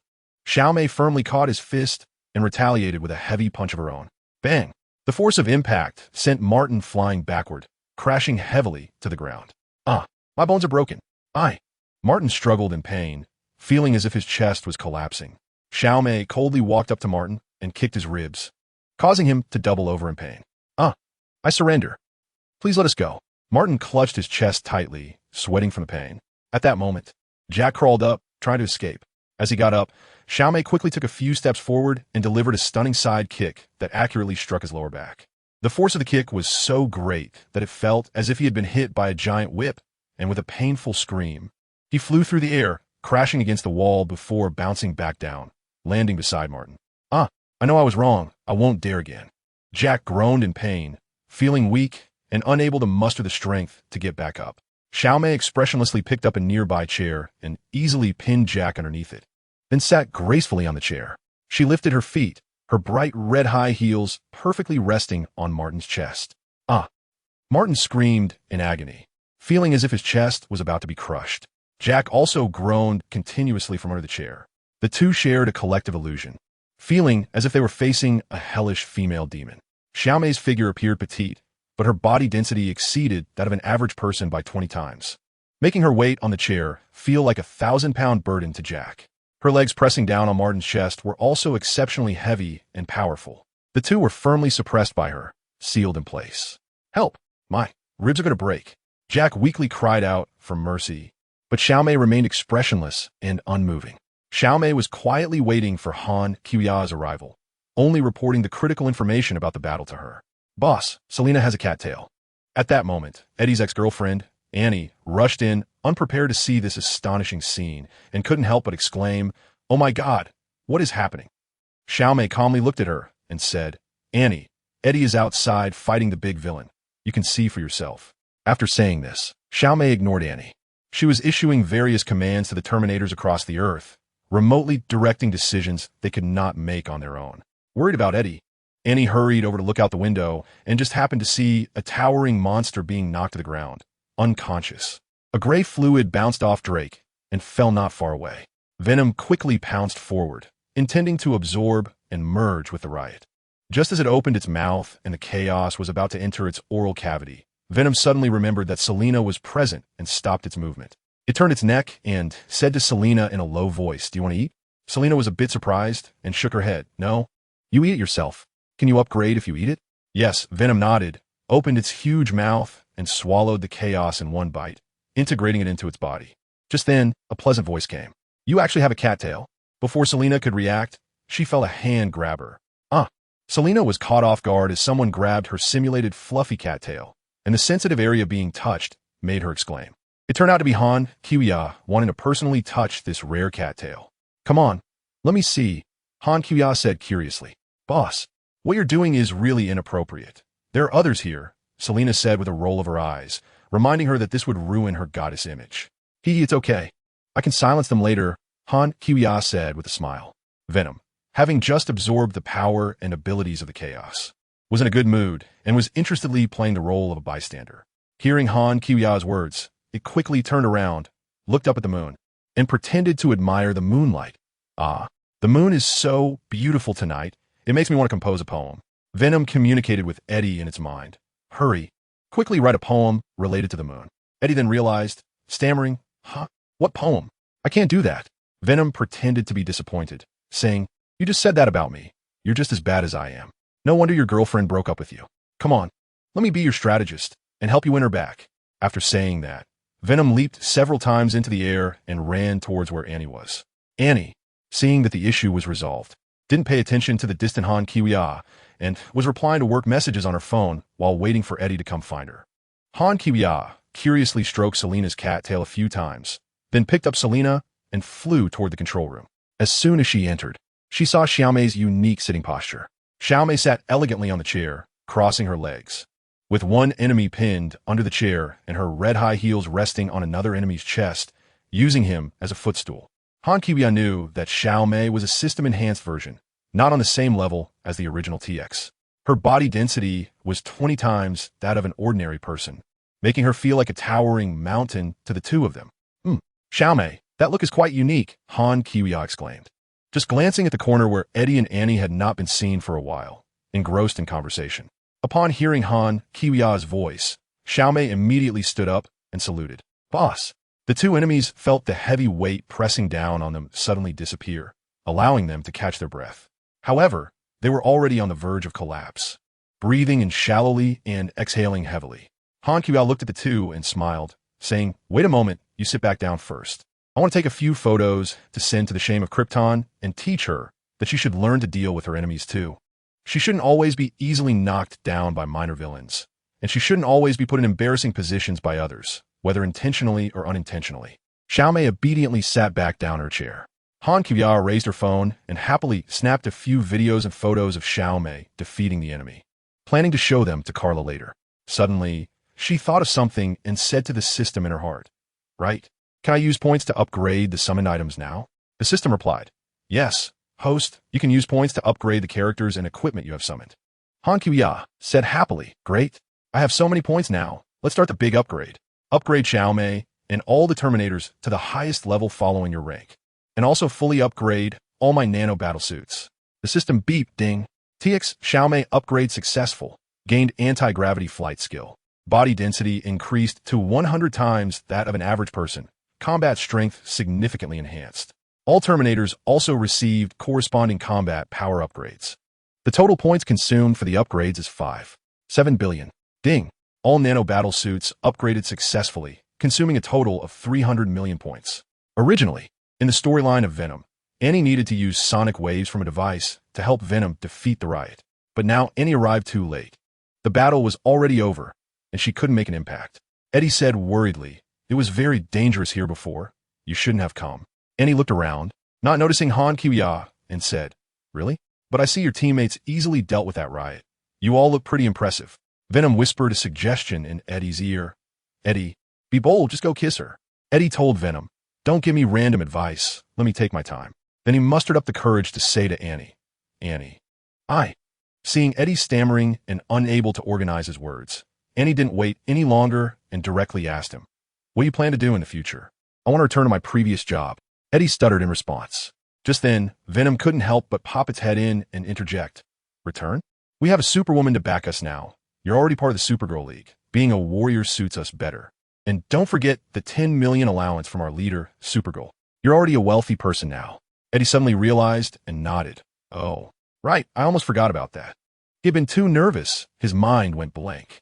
Annie was initially startled by Venom's sudden appearance, but she had gradually gotten used to its presence. She asked in confusion, "Oh, is that true?" "Absolutely, not a word of lie." A charming voice came. Only then did Annie see clearly that a woman resembling a 3D animated character was approaching. It was the legendary, most powerful and beautiful female hero, Supergirl. You're that Supergirl. The real one. Not a cosplay, right? Annie exclaimed, "My God, you came back from another universe, didn't you?" Annie was so excited that she forgot to ask Han Kiwiya for an autograph and a photo. "That's right, she is our leader," Venom said, stretching its neck and slowly moving over, trying to rub against Han Kiwiya's long, beautiful legs. Seeing that she wasn't angry, it boldly wrapped around one of her high-slit legs, saying, "I will be the leg accessory of the goddess from now on." Venom had previously sensed that the nano-battle suit on Han Kiwiya also contained a lifeless symbiote and was very afraid of being refined by her. So it cautiously made this move, wanting to test Han Kiwiya's attitude towards it. Han Kiwiya grasped its head from a high vantage point, pretending to be serious as she asked, "Do you want to make me your new host?" "I dare not," Venom quickly denied. Ha ha ha. Everyone laughed at this scene. Annie was surprised that the usually fierce Venom had such a side. At that moment, she heard Eddie quietly say, "I kind of envy it." "What did you say?" Annie stared at him wide-eyed. Eddie quickly explained, "Sorry, Annie, I only like your legs." Nick Fury was pondering whether to go find Han Kiwiya to ask for Thor's hammer back and take the opportunity to gather some information about it. But then he thought better of it. As long as she didn't come looking for trouble, it was fine. Just as Nick Fury was deep in thought, out of nowhere, Han Kiwiya's figure appeared in front of him. Nick Fury was startled, and Han Kiwiya looked at him with an amused expression. "Were you looking for me?" Han Kiwiya spoke. "Ms. Han, it's been a while." Nick Fury immediately put on a calm demeanor, and the two fell into silence for a moment. Nick Fury said, "I happen to have some matters I want to discuss with you. I wonder if you could temporarily return Thor's hammer to me." This was discovered by S-H-I-E-L-D, and their S also. Han Kiwiya raised her eyebrows and looked around. "I seem to have detected some energy fluctuations. Could it be that the cosmic cube has become active again?" "Absolutely not," he quickly retorted, feeling an ominous premonition. After saying that, she used her X-ray vision to scan the surroundings and soon spotted the cube in a lead box. With a whoosh, the glowing cube instantly appeared in Han Kiwiya's hand. "You've taken such good care of it that it's glowing again," Han Kiwiya exclaimed with joy. "Thanks." Nick could only seethe in frustration. After a while, Han Kiwiya once again drained the cube of its light, feeling a surge of power within her, accompanied by an indescribable sensation. It felt as if her power had nowhere to go, and she always wanted to tear something apart. She tossed the cube to Nick Fury and said as she turned away, "I'll come back when it glows again." However, later on, with Han Kiwiya's strength, she no longer needed it. "Damn it, you." He was almost about to, but before he could finish his curse, Han Kiwiya, feeling good about herself, did not use a portal like before. Instead, she slowly pulled her fingers apart in the air like steel pincers. With a loud crack, a tiny fissure appeared in the air, as if it had been torn open by an invisible hand. Then, under Han Kiwiya's pulling, the fissure expanded rapidly at a visible speed, producing a deafening sound and massive energy fluctuations. If he hadn't been behind Han Kiwiya, he would have already been blown away. The fissure grew larger, now becoming a several-meter-long tear in space. Through that tear, one could directly see the scene inside Han Kiwiya's home. Nick Fury was dumbfounded, unable to believe his eyes. He stared at the tear, feeling as if his brain was spinning. Could this be the power to tear apart space? In any case, this situation was beyond his comprehension. Han Kiwiya dropped the sentence, "I'm leaving," and stepped into the space rift without looking back. The door quickly repaired and closed behind her, as if it had never appeared. Nick Fury stood still, unable to calm down for a long time. No, he needed to find more help. Nick Fury decided to look for more powerful individuals. Before that, he might as well share his troubles with Tony. He picked up the communication device to contact Iron Man Tony. "Tony, that house of yours made entirely of lead is useless. Wonder Woman's X-ray vision can easily penetrate it." "What? Is that even a thing?" Tony was speechless for a long time, listening to Nick. Moreover, she could already use portals, and now she could tear open space. She didn't even bother using the portals. Your house and S-H-I-L-D are no different to her. They're like vegetable gardens. We need to think of other methods to counter her. You have to continue to be a good undercover agent on her side. What? When Batman Bruce heard that Han Kiwiya was back, he said to Tony, I have a feeling that something big is about to happen in our DC universe. I've been here for so long. I want her to take me back. Tony replied, all right, I'll go with you to take a look. In the DC world, watching the news on TV, Superman. Clark had just rescued a number of people from a disaster scene and quietly turned on the TV when he got home. On the news, a bystander was being interviewed. People say this Superman is a great hero, but I ask, whose hero is he? The person questioned, does he have the right to decide which lives should be prioritized for rescue? The reporter asked, if Superman were here, what would you say to him? The person firmly said, I would make him look into my eyes and ask him what standard he uses to determine which lives are not worth saving and which lives deserve attention. How does he have the godly power to make such decisions? The camera quickly shifted to another bystander. Sir, what is your opinion on Superman? The whole world only cares about what Superman does, never asking what he should do. An absolute power that cannot be supervised is ultimately dangerous. Clark remained silent. Although he understood the meaning behind these questions and pains, he didn't know how to face these issues. As a person, not a symbolic figure, he could not meet everyone's expectations. In Wonder Woman's world, Kara had already formed her logistics team, but there were only her two close friends in the team. Windshot was at the computer checking the latest news when he suddenly saw a report about a serious oil tank leak at the port and the subsequent fire, which was urgent. He quickly contacted Kara. Kara, there's a massive oil leak at the port. It's on fire, and the firefighters can't control it. The location is... Okay, I'm on my way, Kara said as she took off into the sky, flying at supersonic speed towards the fire scene. As a superhero, she was eager. Protecting others was her unhesitating choice. Soon, Kara arrived at the port engulfed in flames. After circling the area to assess the situation, she descended steadily next to the firefighters. Kara approached the fire captain and quickly asked, what can I do to help? The captain turned around, clearly recognizing Kara as the new superhero Wonder Woman from the news, and without hesitation quickly said, that ship is loaded with nearly 1 million barrels of crude oil. If the fire spreads, the explosion will be equivalent to 2 tons of explosives, and the tugboats won't be able to arrive in time. Kara paused for a moment, looking around and contemplating which of her abilities to use, wondering how to act since she had just started learning to be a superhero and lacked experience. What are you waiting for? If it were your cousin Superman, he would have already extinguished this fire, he urged when he saw Kara standing still. Kara then realized, many people in this world, like Clark, have become accustomed to relying on heroes to do good deeds. Heroes doing good deeds were only seen as a matter of course. And if things were not handled well, they would face criticism. Moreover, there were extremely high expectations of heroes. You're right. I'll use this tactic. I can do it. Kara encouraged herself internally. She quickly ran to the front of the fire scene, took a deep breath, and blew hard, hoping to create a super hurricane to extinguish the flames. If the wind was strong enough, it could completely put out the fire. Whoosh! However, the wind Kara blew was insufficient, and a moderately sized whirlwind continued to blow from her mouth, causing the flames to spread even more fiercely. Boom! A deafening explosion sounded from the fire scene as burning objects exploded in the high temperature. The firefighters on the front line were shocked by the massive blast and had to retreat to a safer distance. Someone in the crowd shouted, "What's going on? Who's making it worse?" All eyes turned to Kara. The fire captain was also surprised, his eyes wide.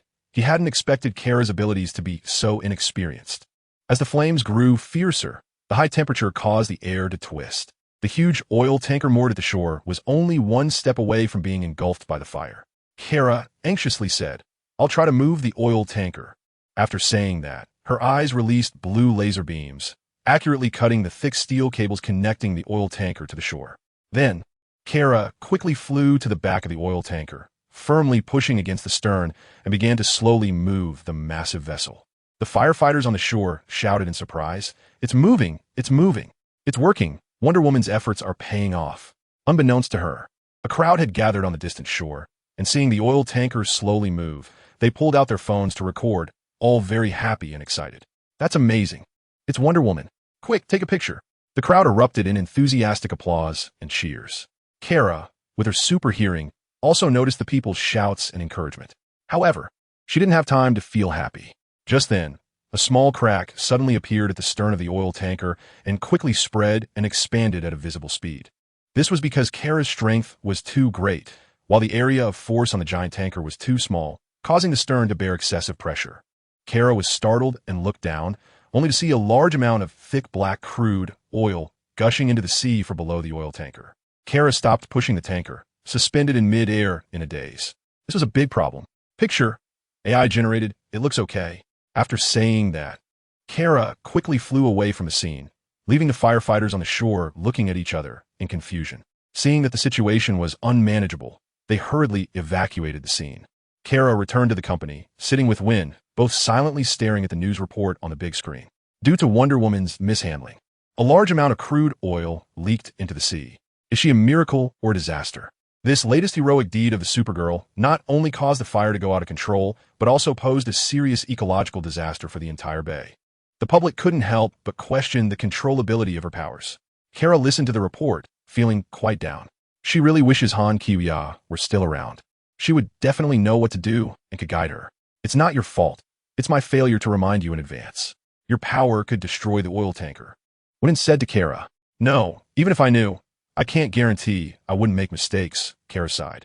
"I need more practice and growth to become a truly competent superhero. My strength isn't enough, and my biofield isn't strong enough." Kara looked out at the distant horizon, her heart filled with a desire for growth and progress. After a while, Kara turned her head, thinking, when will Kiya come back? Didn't she say she would design a special training program for me? Thinking of this, Kara's expression brightened a little. Kara clenched her small fist, her eyes filled with determination.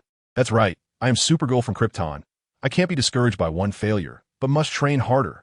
I can't become the shame of Krypton," as Kiya said. Seeing Kara's mood improve, Wynn also breathed a sigh of relief. Growth is a gradual process. No one is born outstanding. You can start with some small things that are within your ability, gradually adapting to and using your superpowers. For example, you can help some citizens who are facing minor troubles, like rescuing a cat stuck in a tree. Through these seemingly simple tasks, you will slowly learn to control your power and deal with various emergencies. Step by step, you will eventually grow into a true superhero. Kara nodded seriously after hearing this. "Tony, you did a great job on this new armor." Han Kiya looked at a batch of brand new armor lined up on the wall and couldn't help but praise, among which there was a Batwing design. On the other side of the experimental table, there was also a very eye-catching set with a Kryptonian emblem pattern. Tony looked a bit awkward and said, "Goddess, that armor was specially made because I admire you, and it still needs further adjustments and improvements." Han Kiya gave Tony a meaningful glance and asked with a smile, "Have you and Banner finished the anti-Hulk armor?" Tony was taken aback. How did Han Kiya know about this secret project? Did Banner tell her? But then he realized, with her supervision that was even stronger than Superman's and could penetrate lead, there were no secrets left in the world. It was normal for her to know about the anti-Hulk armor. "It's already done. Do you want to take a look?" Tony said, relieved that Han Kiya didn't ask about the armor. "No need to look. Just work hard on the anti-Wonder Woman armor too. I've been itching to train and could use a sparring partner," Han Kiya replied as she walked over and touched the entire armor. "Let's practice well when the time comes." Tony was momentarily stunned, unsure of what to say. He hadn't expected that Han Kiya also knew that this battle suit was made to deal with her. It wasn't a secret to her either. Bruce, who had been listening nearby, noticed the awkward atmosphere and spoke up. "Miss Han, I'm a bit worried about our DC universe. Could you give me a ride back?" "Sure," Han Kiya replied. Bruce exchanged glances with Tony. "Then I want to go too," Tony said. Han Kiya gave the command to the system to open the passage. "Jarvis, take care of the lab and my home, and also help me leave a message for Pepper, telling her not to worry." Just before stepping into the passage, Tony finally instructed his AI butler. "Yes, sir." The loud and clear voice echoed in the lab. When the passage opened, a dazzling light illuminated the entire lab. Tony and Bruce instinctively squinted their eyes. Then, Tony and Bruce quickly donned their armor and gathered some equipment. Following Han Kiya into the passage, heading to the DC world together. "I have something to do. See you later." Upon arriving in DC, Han Kiya quickly dashed into the sky and used X-ray vision to scan the entire Earth. Soon, she locked onto the locations of Wonder Woman Diana, the Flashberry, and Superman Clark. First, Han Kiya flew towards Central City, where the Flashberry was delivering takeout using his super speed.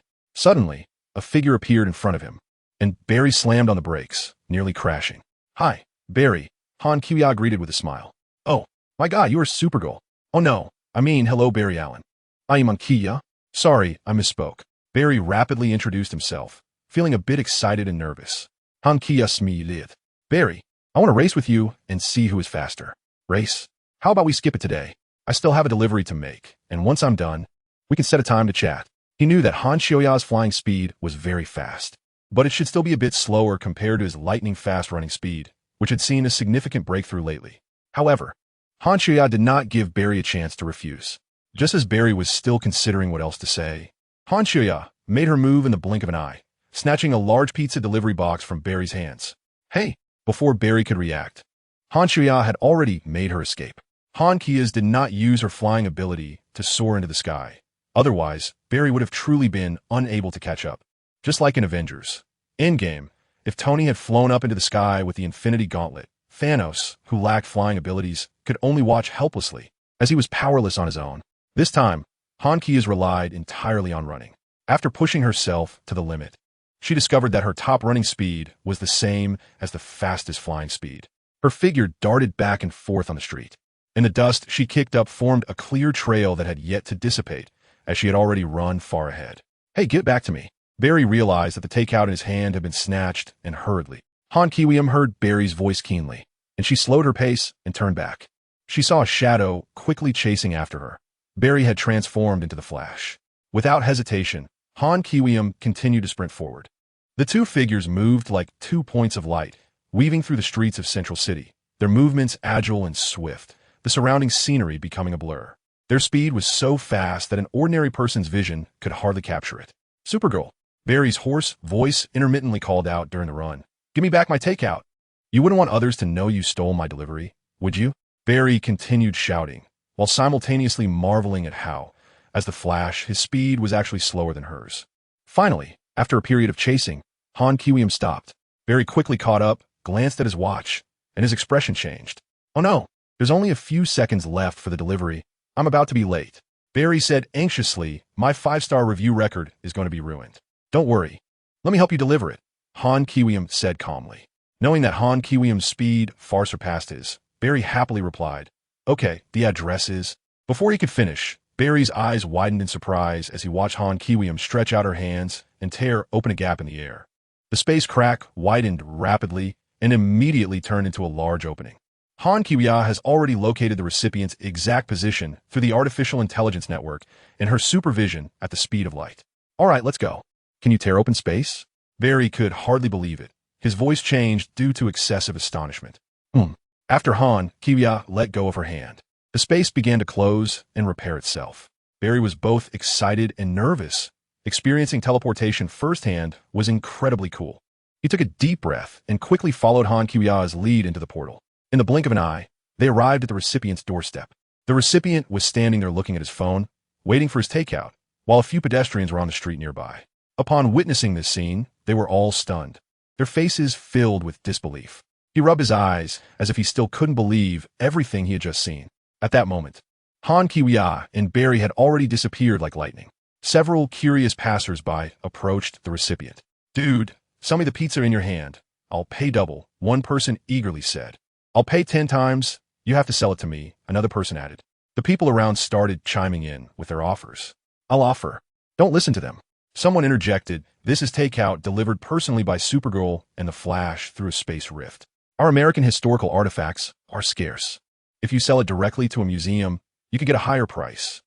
My 5-star rating should be secured, Barry said happily. Why do you rely on delivering takeout to make money? Han Kiwiya asked. Because my skills are very suitable for delivering takeout. Delivering 10 orders in a minute is reasonable. Right? Very efficient, Barry said while eating. Do you have a better job to recommend to me? Han Xiuyan thought for a moment and said, I think you can play basketball or soccer. No other players can outrun you. After bidding farewell to Barry, Han Kiwiya arrived at a restaurant, ready to meet Diana and Clark, having made plans with them in advance. Diana arrived first and was already waiting at the restaurant. She was dressed in ordinary casual clothes and wearing a pair of glasses as a disguise, looking just like an ordinary office worker. Han Xiuyan walked into the restaurant and quickly recognized Diana. She sat down opposite Diana, and the two ordered some delicious food and drinks. What have you been busy with lately? Han Xiuyan asked with a smile. Oh, I've been training to improve my strength, Diana replied with a smile. It's not easy to become an outstanding female hero. Han Xiuyan nodded, fully understanding Diana's thoughts. After a while, Han Shoye asked. Had you been practicing flying? Have you learned it yet? A hint of embarrassment flashed across Diana's face. Actually, I still can't fly very well. I mainly don't know how to start practicing.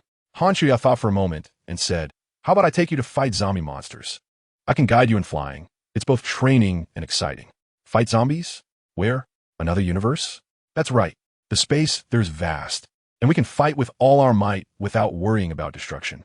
Han Shoya explained, the monsters there are weak, so it won't be dangerous. Diana nodded, all right then. With you, a strong one, leading the way, I'll be safe. That sounds pretty good. Anyway, there is nothing big happening here right now. Just as the two were discussing their plan to go to another universe, Clark approached from a distance, dressed casually. Miss Han, long time no see, Clark greeted warmly. Clark, I was just planning to take Diana to another universe to fight zombies, where we can fly and battle without restraint. Are you interested in joining us? Han Shoya invited with a smile. Clark was taken aback for a moment. Then his eyes lit up. Go to another universe? That sounds like a great idea. I haven't had a chance to use my powers to the fullest for a while, and going to another universe to showcase my strength sounds quite thrilling. He had also been feeling down lately, as he had been saving people everywhere. Yet the news kept criticizing him, and the trolls were becoming increasingly rampant. As he spoke, he seemed to remember something, his expression revealing a hint of anticipation. By the way, Miss Han, you mentioned last time about encountering another world Kara in another universe. Who is my cousin in that universe? Is there a chance for me to meet her this time? Han Shoya understands that Clark, as a Kryptonian living alone on Earth, inevitably feels lonely and isolated. She nodded and said, I originally planned to bring Kara over for training this time. She's too inexperienced and basically unable to fully utilize her Kryptonian superpowers. Kara needs to shake off the title of Krypton's shame. She's the one who needs training the most. In Han Kiya's system space, there's a gravity gym that she exchanged for. Inside, there are various Kryptonite equipment, including Kryptonite whips and Kryptonite chairs, which will be great for training Kal-El. You all arrange the matters, and let's gather 3 days later to take you there. How about that? No problem. At Batman's home, in the Batcave, Bruce and Tony are watching video footage on the display screen. Bruce, the people you found are quite good. They can form the Justice League you mentioned, and I want to join as well, Tony said after watching the videos of Wonder Woman, The Flash, and Cyborg using their superpowers. Speaking of which, how's that Catwoman from your DC world? The sexy woman named Selena? Can we invite her to join the League? I think her strength is pretty good. Don't even think about it. She's already been recruited by Wonder Woman. Even if she agrees to join, it would just be as an undercover agent. Bruce glanced at Tony and said, besides, she's still in your Marvel world. Han Shoya returned to Marvel. In the town of Thor's Hammer, Loki unleashed the powerful Destroyer robot. The Destroyer is a guardian stationed in Odin's armory, and its strength is naturally formidable. The 4 warriors of the realm went to stop it, but one by one, they were defeated by the Destroyer. Thor understood that Loki's goal was simply to deal with him, so he went alone to face the Destroyer. During this time on Earth, he felt love for the first time, realizing that protecting those around him was more important than killing enemies and defeating foes. Loki, this hatred must end, Thor shouted as he walked toward the Destroyer alone. However, without his divine power, Thor had become immortal, and he was sent flying several meters away by a punch from the Destroyer, crashing heavily to the ground. Thor! Jane ran to Thor's side in panic, holding him in her arms. Thor slowly closed his eyes in her embrace, his breath fading, and soon he was completely unconscious. No! Everyone cried out in despair, tears streaming down their faces. All of this was part of Odin's plan. But one thing surprised him. The hammer of the god of thunder was not on Earth at that moment, but in Han Shoya's system space. Odin! So, the god of thunder, Thor wakes up without his hammer. Thor, in Jane's arms, began to miraculously heal from his injuries. He started to regain his powers as the god of thunder, with lightning swirling around him. Get away! Jane's friends shouted loudly from a distance, urgently pulling her away from Thor's body. My power is back. Thor stood up on the spot, happily announcing. He focused on the Destroyer, walking toward it with determination. However, when he raised his hand to call back the hammer, it did not return. The hammer seemed to have gone somewhere else, completely out of his reach. No, what's happening? Mjolnir, have you abandoned me? Thor's face quickly changed, speaking with pain. The Destroyer saw that Thor had come back to life and immediately charged at him with fierce punches. Watch out! The crowd shouted from a distance. Thor quickly rolled to the left, awkwardly dodging the punch, but he found himself without a hammer and felt a bit lost. The Destroyer would not give him a moment to breathe. Seeing the punch miss, it threw another heavy punch. Thor barely evaded, but still got grazed. falling painfully to the ground. Thor, pull yourself together. We believe in you, Jane shouted from the side, encouraging him. In Asgard, Odin in his coffin observed the situation on Earth, frowning. Originally, he had planned a gradual training process for Thor to help him grow step by step. But now, with the hammer absent, his plans were disrupted. This test is too heavy. Thor isn't ready to lose his hammer yet, Odin muttered to himself. He decided to observe for a while longer, and if the situation continued to worsen, he would personally step in to deal with his wayward son, Loki, who was comfortably sitting on his throne. Also, after this matter is settled, he needed to have a good talk with the woman who took the hammer. She came from another universe and was highly regarded by even the Ancient One. At that moment, Loki saw that Thor was unable to summon back his hammer and felt delighted, controlling the destroyer to unleash a fierce attack on him.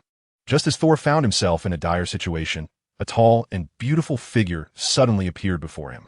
With a single strike, she sent the approaching destroyer flying, making its figure become a small dot in the sky. Fortunately, I'm not late. Thor felt a sense of relief as he saw Han Shuya holding his beloved weapon. His eyes brightened, and he happily extended his right hand, with arcs of electricity crackling. It's Mjolnir. Give it to me. However, to his surprise, Han Shuya tightly grasped the hammer's handle, refusing to budge. Thor exerted all his strength to summon the hammer, but only trembled slightly in Han Shuya's hand, showing no intention of returning to its master. Didn't you say you were giving it to me before? Back then, I thought it was fake. Now I know it's real. So of course I want it back. Thor said anxiously. Hurry up and give it back to me. My father Odin has many treasures in his vault, and I can send you something else later. All right. Han Shuya finally released the hammer. Mjolnir responded immediately, swiftly returning to Thor's hand, crackling with lightning and radiating light.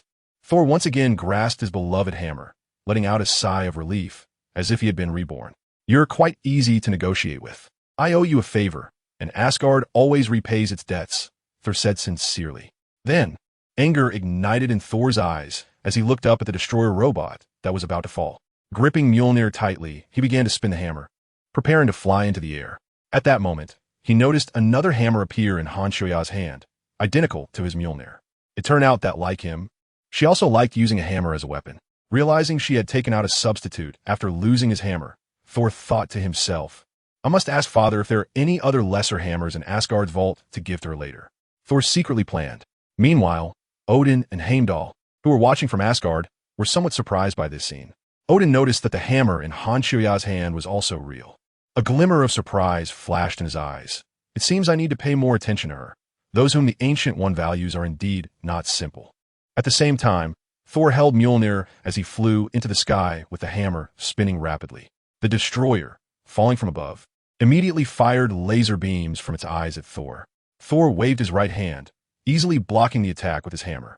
Soon after, Han Shuya also flew up, wielding her identical hammer. The two worked together seamlessly in the sky, each with a hammer, dealing the destroyer a crushing defeat. The people on the ground could only hear the clanging sound of steel colliding, accompanied by dazzling flashes of light. Under the work of the two hammer masters, the destroyer was smashed to pieces, turning into countless fragments that fell from the sky. After defeating the destroyer, Thor found Jane and said a brief goodbye. I need to take care of some things, and I'll be back soon, Thor said reluctantly. I'll wait for you. God of Thunder, Jane smiled and nodded. Thor took one last look at her and then loudly called for the guardian of the Rainbow Bridge. Heimdall. As soon as he spoke, the Rainbow Bridge connecting the 9 realms shone brightly, extending toward where Thor was. Thor stepped onto the bridge with Valkyrie Sif and others, preparing to return to Asgard. At that moment, a majestic voice suddenly rang in Han Shuya's mind. Miss Superman Han, I am Odin, the king of Asgard, and I would like to invite you to Asgard. Han Shuyan's heart stirred. She also wanted to take a look. All right. So, as Thor and the others stepped onto the light bridge, Han Shuyan followed closely behind. After a dazzling flash of light, by the Rainbow Bridge, Loki was using the power of the bridge to launch a deadly strike towards the Frost Giant's homeland, attempting to destroy it. Loki, stop. Your schemes end here, Thor shouted as he flew towards Loki. Seeing this, Loki's expression darkened, and he raised his staff to cast a spell at the approaching Thor. A magical beam shot towards Thor, knocking him aside. At that moment, Han Shuyan teleported in front of Loki like a flash of white light, raising her right hand high, and a fist the size of a sandbag came crashing down fiercely. Loki's face instantly turned pale. If that punch hit him, the consequences would be unimaginable. However, Just as Han Shuyan's fist was about to smash into Loki's face, a commanding voice suddenly echoed in her mind. Let these brothers have a good fight. You come to me for a moment, and we can have a chat. Han Shuyan's heart stirred as she realized Odin was calling her. She retracted her punch and instantly flew to Odin at a speed of 999 times the speed of light. Just in time, she saw Odin emerging from his coffin. King Odin, what do you seek from me? Brave girl, please follow me, Odin said, leading Han Shuyan to a secluded palace. Queen Frigga also arrived, and the three of them took their seats in the palace. Odin summoned a servant to bring forth fine wine and delicacies. Wonder Woman, the earthly goddess from Earth, we warmly welcome you to Asgard, Odin said with a smile. That hammer in your hand seems quite similar to Thor's Mjolnir. Thank you for your hospitality. I am honored to be here, Han Shuyan replied, taking the hammer out of space and placing it on the table. This hammer in my hand is exactly the same as Thor's. Odin tried to connect with it, but was surprised to find he couldn't. It seemed to be Han Shuyan's exclusive possession. Meanwhile, Thor and Loki were engaged in a fierce battle high above Asgard, their divine powers clashing with a thunderous roar. Han Shuyan watched their fight with her X-ray vision while communicating with Odin. As the two brothers fought dangerously, Odin's face showed no signs of panic, only a serious sigh. Alas, I am no longer young, and my time is short, yet my sons still disappoint me. They are far from becoming wise rulers. Frigga was equally worried, thinking that Loki was untrustworthy and hard to entrust with important tasks. Although Thor was brave, he was still too young and reckless, lacking the wisdom to grasp the bigger picture. Han Kibya sensed Odin's implication and guessed that he might want her to help guide and teach the two Asgardian princes. God King, do you want me to? That's right. I hope Thor can take you as his sister-in-law, Odin said firmly. If you don't mind, please also treat Loki as your own brother and guide him back to the right path, so he doesn't continue down the wrong road. Of course, if he falls into danger, I hope you can also protect his life. Frigga nodded in agreement from the side. Even though I cannot see your future clearly, I can sense the kindness and light within you. Odin added, as long as you agree to guide my sons, Asgard will reward you with countless treasures and gifts. You will not be treated poorly. Han Kias pondered for a moment and curiously asked, I can agree to become their adoptive sister, but if Loki becomes too unruly, can I turn him into a woman to deal with him? Odin laughed upon hearing this. You can do whatever you think is best. Seeing that Odin had said so, Han Kias formally agreed to his request. On the other side, Loki clearly stood no chance against Thor, who wielded Mjolnir. However, he is the god of mischief. Loki was knocked off by Thor towards the edge of the Rainbow Bridge, and just as he was about to fall, Thor hurried over to reach out to save him. Unexpectedly, it was Loki's illusion. Ha ha! Loki appeared behind Thor and stabbed him, feeling extremely proud. You lost. I'm more suitable. Before Loki could finish his sentence, Han Kias arrived and slapped him away. Then, Han Kias estimated the situation, tore off a corner of her short skirt, and controlled it to expand to the size of a large bed. Taking advantage of Loki not getting up, she quickly flew over and covered him with it, leaving only his head outside. Rest in peace. Have a good sleep, Han Kias said playfully. Loki shouted in anger, struggling desperately, but the quilt made from Han Kias fabric was so heavy that he couldn't move at all. It's you again. Young man, take care of yourself and reflect well. Han Kibya's battle armor is designed to match her defense and body density. Even a small piece is very heavy. Thor, covering his wound, stood up and said, I originally wanted to press him down with a hammer, but your method looks better. But soon, his expression changed. Not good. The damaged Rainbow Bridge can no longer be closed. The Frost Giant's homeland will be destroyed. Loki smugly replied, It's too late. You can't do anything. Ha ha. In order to sever the connection and protect the 9 realms, Thor resolutely lifted his hammer and smashed it down onto the Rainbow Bridge beneath him. Loki exclaimed, Are you crazy? Don't you want to meet her on Earth? Boom! With several strikes, the Rainbow Bridge was destroyed, and a massive shockwave surged through all of Asgard. Han Shuya was happily absorbing energy at the energy center. After a dazzling light, the Rainbow Bridge blasted Thor and Loki away. Han Shuya retracted the blanket and was about to save them, but seeing Odin approaching, she stopped. One of Thor's hands was grabbed by Odin, while he quickly grasped Loki's scepter with his other hand. Upon seeing Odin, Thor smiled. Father, I almost succeeded. Everything was for you, for Asgard. Loki shouted loudly, hoping to gain Odin's approval. No, Loki, you're wrong. Odin spoke, but did not continue. Loki's expression darkened as he failed to gain his father's recognition, and he soon released his grip, plummeting into the endless abyss of the universe below. No, Thor cried out in sadness, but it was too late. Odin pulled Thor up onto the remnants of the Rainbow Bridge, and the two stood on the ruins, watching Loki disappear into the distance. Don't worry, he is not dead. He should be on another planet. Han Shoya flew over. Thor looked at Han Shoya and then turned to Odin. Father, is this true? Loki is still alive? Odin nodded. Yes, he's alive. He is just lost right now. We must believe he will find his way back. The three returned to Odin's magnificent palace, and Odin immediately said to Thor, Thor, I have found you a sister-in-law.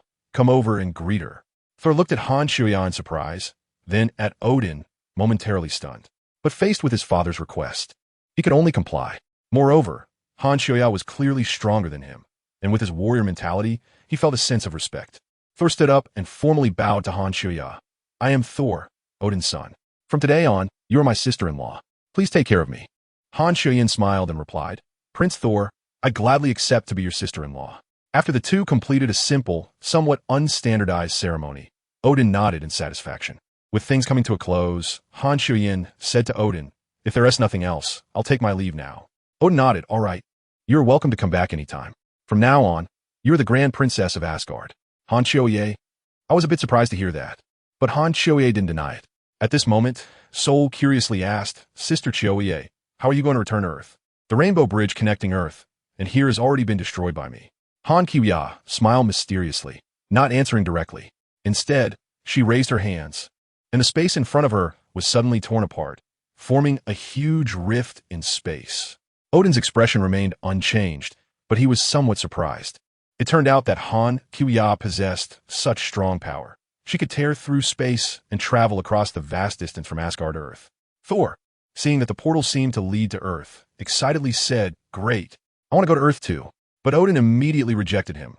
No, you cannot leave Asgard now, nor are you allowed to approach that Earth woman.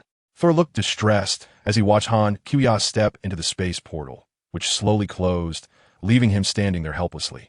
After Han Kiya returned to Earth, she visited her new company, which was taken over by Xiao Mei and the Terminators from the Life Foundation. Han Kiya found everything running smoothly, with Skynet and Xiao Mei in place, leaving no need for her involvement. So, she decided to open a portal to another universe, the world of Supergirl. Early that day, Kara, who was eating at the company, was surprised to see Han Kiya suddenly appear. She was initially taken aback, but then her face lit up with joy as she bounced over and hugged Han Kiya, exclaiming, Sister Kiya, I miss you so much. Why did you take so long to come? I was held up by some matters, Han Kiya replied, gently setting Kara down and smiling. I'm going to another universe to fight zombie monsters. Do you want to join me? I'll give you some special training. Really? That's awesome, Kara exclaimed, jumping up in excitement. She was eager to fight alongside Han Kiya and was also curious about entering another universe. In her excitement, Kara suddenly thought of something and hurriedly asked, When are we leaving? Are we going right now? I need to ask for leave at the company first. But today the Supergirl department said they were going to schedule a test for me, and I need to head over there now. Han Kiya, there's no rush to cross over. If there's a test, I'll go with you. I want to try it too. Let's fly over. All right, Kara said excitedly. Then, Han Kiya and Kara immediately took to the sky, heading towards the super check department. In midair, with the sun shining brightly, two figures darted through the blue sky and floating clouds, like two freely flying supersonic weapons. Kara was flying much faster than before, with a powerful sonic boom creating a noticeable skirt-like shape around her waist. Just then, a voice from the Mars Hunter suddenly came through Kara's earpiece. Kara, the test has begun. It turned out that the Super Check Department had already set up various testing equipment and weapons in the unmanned area ahead. They located Kara through the positioning on her earpiece and decided to conduct a surprise test on her as she flew by at high speed. What? It's starting now? Kara was a bit surprised. At that moment, she noticed a high-speed missile suddenly shooting towards her from below. Kara reacted quickly, executing a tailspin to evade just as the missile was about to hit her, and it whizzed past. The explosion sounded behind her. It was Han Kiya who had blasted the missile with a punch, a mere trick dares to show off in front of me.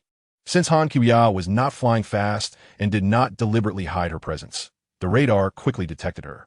More missiles and lasers were immediately fired at the two of them. The Mars Hunter observed through binoculars. Kara, is this your fastest speed? We will use faster missiles now. We will give you a thorough test. Does everyone have so many tests? Or is it just for Kryptonians? Kara responded. Rookie superheroes are unstable factors on the battlefield. We will conduct corresponding tests for different individuals. The Mars Hunter replied, then said to a subordinate beside him, increase the intensity for the other Supergirl. Use the strongest weapons directly. Understood. Launch. Han Kiwia saw various hypersonic missiles flying in, and her eyes quickly emitted precise thermal beams, detonating the missiles mid-air. Subsequently, Han Kiwia tried using another superpower, her eyes emitting powerful white freezing rays, instantly freezing the remaining missiles in mid-air. Seeing the scene, Kara, not far away, was astonished.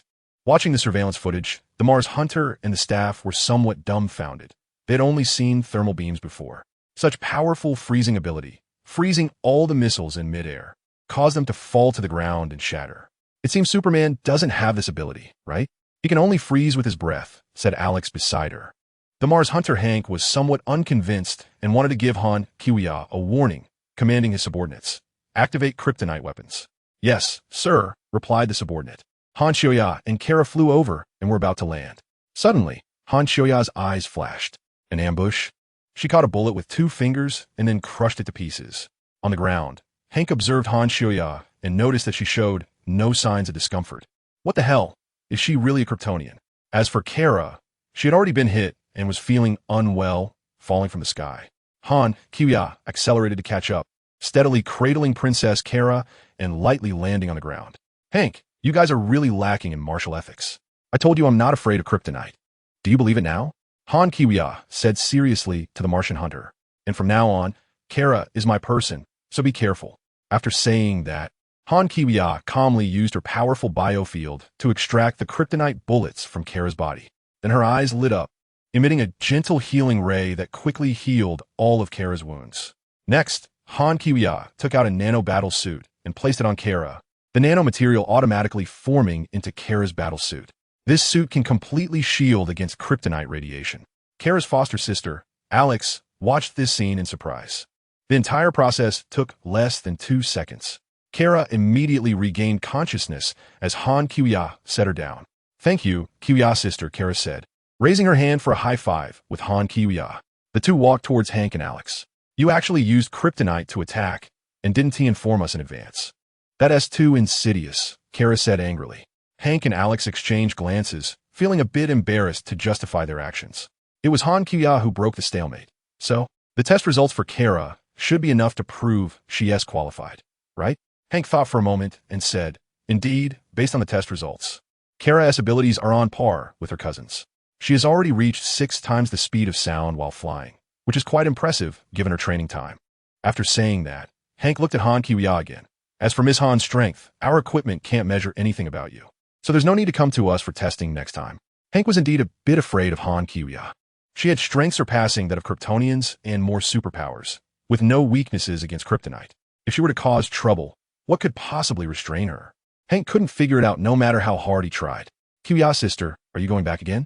Kara asked somewhat reluctantly. Han Kiwia, who is 178 centimeters tall, looked down slightly at Kara, who is 173 centimeters tall. She patted Kara's head and said, Kara, you need to learn to face difficulties on your own. You can't rely too much on me. Besides, I'm not gone forever, so don't be so reluctant. When will you be back at the earliest? Kara asked eagerly. Han Kiwia thought for a moment and said, I'll come to find you tomorrow and take you to the Marvel Universe, which is the world I live in. How's that sound? Really? That's great. Carla jumped up happily, her face beaming with a bright smile. Han Kiwia couldn't help but laugh, turn around, and slowly floated up, a passage appearing in the air. I'm leaving. See you tomorrow, Kara. Han Kiwia waved goodbye to Kara and left. After Han Kiwia returned to the Marvel Universe, she immediately arrived at the SHIELD base. Director Fury, long time no see. Han Kiwia suddenly appeared behind Nick Fury. Nick Fury turned around and, upon seeing Han Kiwia, couldn't help but feel a bit irritated. This little ancestor is back. I wonder what she's up to this time. Oh, the powerful Supergirl has arrived. What brings you here? Fury asked with a frown. He noticed that Han Kiwia referred to him as the SHIELD director but didn't intend to ask further, taking it as a sarcastic remark. He was already aware that several Hydra infiltrators had entered SHIELD. I want to check on the Tesseract, Han Kiwia said after a quick scan with her X-Vision. It seems it's still scared of me. It hasn't lit up yet. Nick's face darkened at her words. Feeling frustrated, it's as if she considers S.H.I.O.D. her own storage facility, coming to take what she wants whenever she pleases. Nick was worried, calculating that the top combat power S.H.I.L.D. could currently mobilize was only Captain America, who had been rescued from his ice prison, and the Hulk, who resides within Banner, a being with potential destructive power. The other strong force, Iron Man, was already unreachable. He was likely taken to another universe by Han Xiuya. With the current combat strength, it was far from enough to contend with Han Xiuya. Nick figured that at the very least, he needed to summon Thor, the god of thunder from Asgard, to join the team. When he comes to Earth, he should be the first to find him to have a chat. And it would be best to establish a good relationship with Asgard as well. Han Xiuya's voice interrupted Nick's thoughts. Also, I have a suggestion. It's best if you don't study it. Its power is too strong and unstable, and it would be bad if it attracts aliens. With me here, Earth is very safe. Nick Fury paused for a moment and said, I will consider your suggestion. All right, if any aliens come, remember to notify me immediately. Seeing his firm attitude, Han Xiuya said no more. Don't worry, we have a crisis response plan. You just need to take care of your own business, Fury said lightly. In the world of Superwoman, the Super Research Department discovered an alien that killed a police officer and stole dangerous chemicals from a factory. Hank Henshaw watched the footage of yet another alien invasion on the screen and couldn't help but exclaim, there have been constant surprises lately. The alien problem seems to be coming one after another. You find him, and then I'll take him down. Kara suddenly appeared behind Hank, confidently crossing her arms and looking at the screen. Recently, she felt she was getting more skilled at controlling her power, and her strength was rapidly increasing. Faced with this alien, she didn't think much of him at all. Hank turned around and looked at Kara, saying, no problem, Miss Danvers. But before that, you need to prove to us that you won't be taken down by him first. Kara frowned, a bit dissatisfied with his words. Alex, her adoptive sister, saw this and quickly said, Kara, come with me.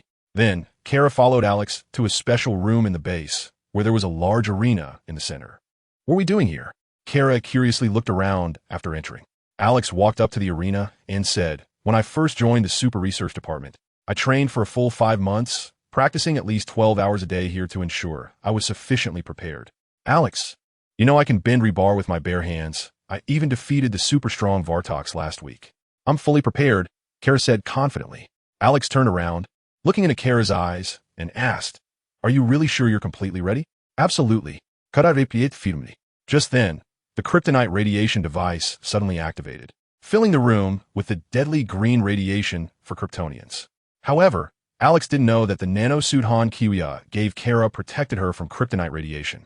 The moment the radiation turned on, Alex unexpectedly threw a punch at Kara, believing she would immediately weaken and fall. But with a loud bang, her fist felt as if it hit solid steel, causing a strong recoil and pain. Oh, what happened? Alex looked at Kara in surprise, who remained completely unmoved. Kara was initially stunned, then looked at the surrounding Kryptonite green light and smiled proudly. I have a nanosuit from Sister Xiuya. Now, Kryptonite radiation hardly affects me. This scene was recorded by the surveillance, and Hank and several staff members in front of the screen were astonished. Well, okay, Kara, you can change into something else first. Then come back for my training assessment, Alex said. But Kara shook her head and said, Sister, you want me to take off the protective suit and expose myself to Kryptonite radiation for the weekend test, right? But I heard Sister Xiuya say during a fight that super strength can crush everything. I don't think it's necessary. Alex frowned. Kara, no matter what, you haven't practiced combat skills. A complete training is a must. But sis, Kara wanted to say something, but she was eager to deal with that alien. You, Alex interrupted her, her expression suddenly darkening. After all, who is your sister? No matter what, you listen to me here. Go change your clothes immediately. All right, Kara thought to herself. I'll change. I don't believe I can't win. After a while, the two officially began their combat training. Kara was hit squarely by Alex and cried out in pain, falling to the ground. The Kryptonite radiation is only at 80% power, and you still can't beat me. What do you mean you don't need training? However, with her strong learning and adaptation abilities, Kara quickly managed to entangle with Alex for half the time under the Kryptonite radiation, only slightly at a disadvantage.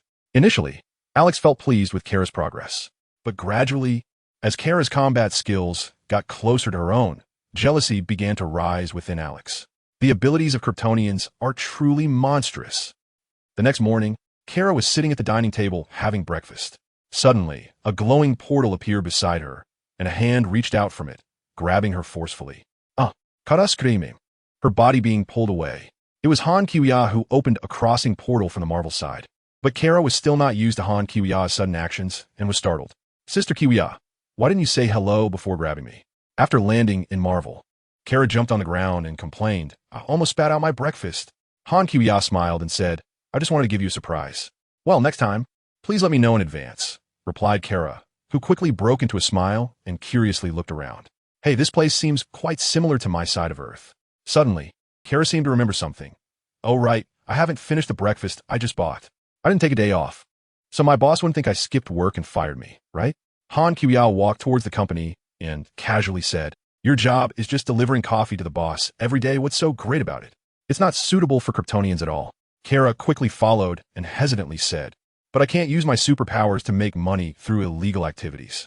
I still have to rely on work to cover my living expenses. Wait and see. I'll teach you how to make money later. Pay attention and learn well. Han Xiaoyu thought helplessly that this seemed to be what they called the power of the director. Aside from those wealthy superhero types, it seemed that no matter how powerful other heroes were, they wouldn't use their abilities to make big money. Also, Kara always struck exaggerated poses after being defeated by villains in the show, which was the power of the director. Of course, the audience also bore some responsibility, taking Kara towards the company gate. Han Xiaoya's mind moved, and she controlled the nano armor to quickly transform her body into a businesswoman's outfit. A fitted black ensemble wrapped around Han Xiaoya's perfect body curves. The lower half featured black stockings that encased her long, straight, beautiful legs, highlighting their perfect lines. A black pencil skirt flared out, revealing a small segment of her fair skin between the stockings and the short skirt. On her feet were pointed black high heels, exuding elegance and sensuality with each step.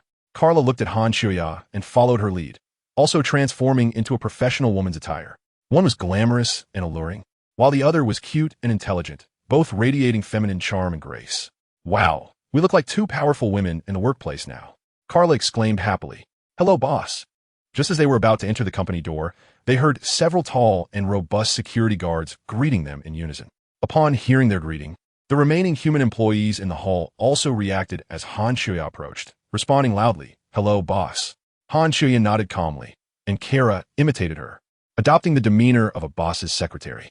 At that moment, the sound of high heels clicking closer echoed, and a woman in a red business suit walked briskly towards them. It was Xiaomei, dressed in a red suit and skirt, paired with striking red high heels, looking neat and full of charm. Boss, Xiaomei greeted confidently, striding over in her red high heels. The other employees, seeing this, chimed in, Hello, President. Han Kiwiya and Kara followed Xiaomei into the company's most luxurious boss's office. This was an extremely lavish large space, with a wide boss's desk and a high-backed boss's chair placed in the center. Han Kiwiya walked straight over, elegantly sat down in the boss's chair, emanating the aura of a noble female CEO. Xiaomei then said to Carla, Miss Carla, please have a seat. Carla sat down in the adjacent position. At this moment, several employees in black suits quickly approached and served tea. Carla secretly admired Han Xiaoya's imposing presence and charm, as well as Xiaomei's professionalism and capability. Furthermore, this company was much more impressive than the place where she worked. Han Qiuya picked up the teacup and took a sip. When Kara saw this, she imitated her. Oh, by the way, Kara, you haven't finished your breakfast yet. Let me supplement that for you. Eat some 8 treasure porridge. It will help you grow. Han Qiuya exchanged for a bottle of 8 treasure porridge and handed it to Kara. 8 treasure porridge? Kara found this very interesting and tried to pronounce it in Chinese. Is this Chinese? I'm not very proficient in Chinese yet, but I will take the time to learn it well in the future. With the intelligence of a Kryptonian, Kara could indeed master daily communication in Chinese quickly.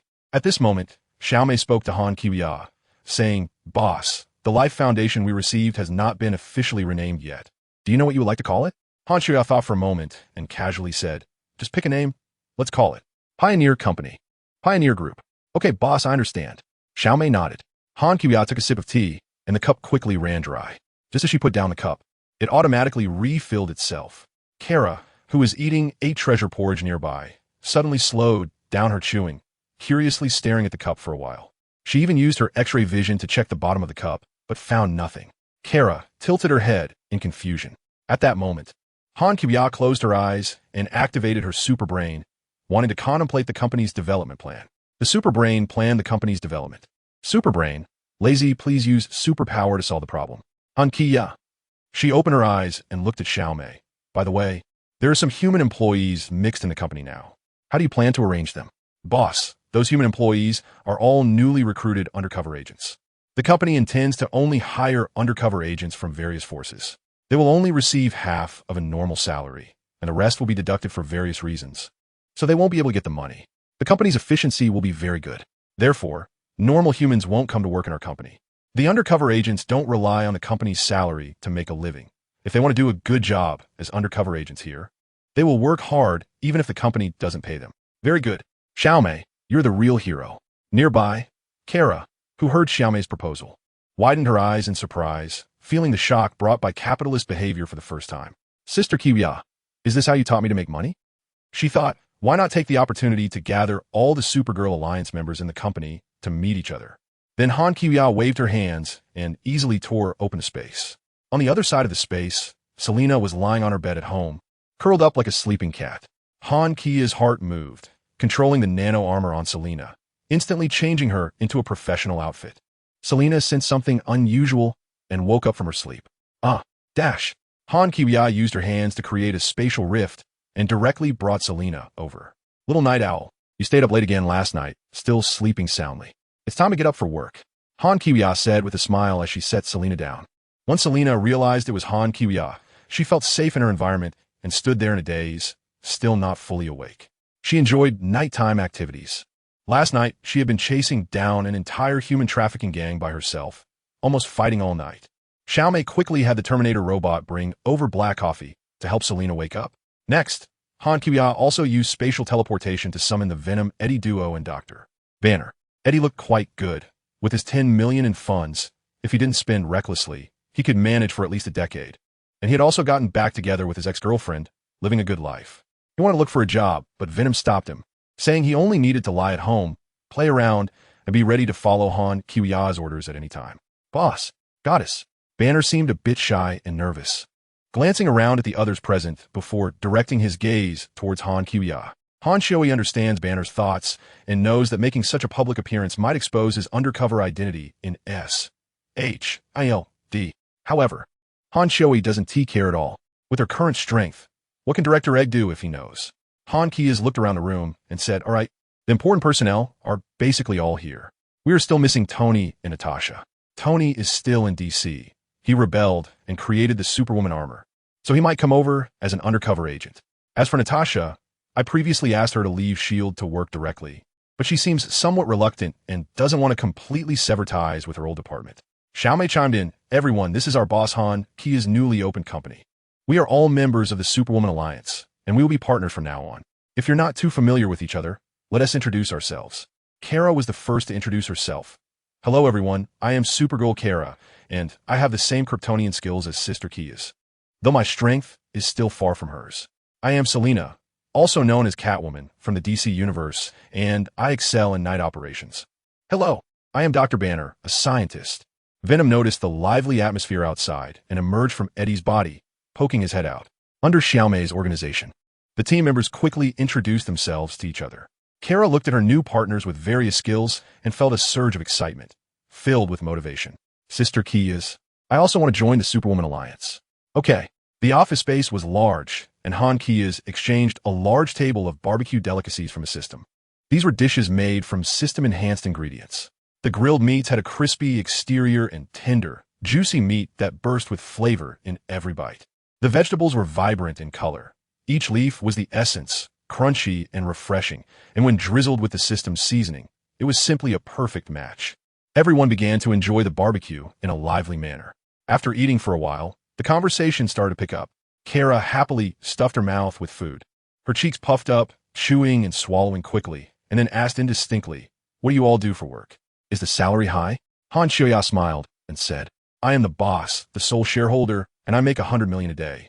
Xiaomei cooperated enthusiastically, pursing her lips with a smile. I am the president, and my salary is not low.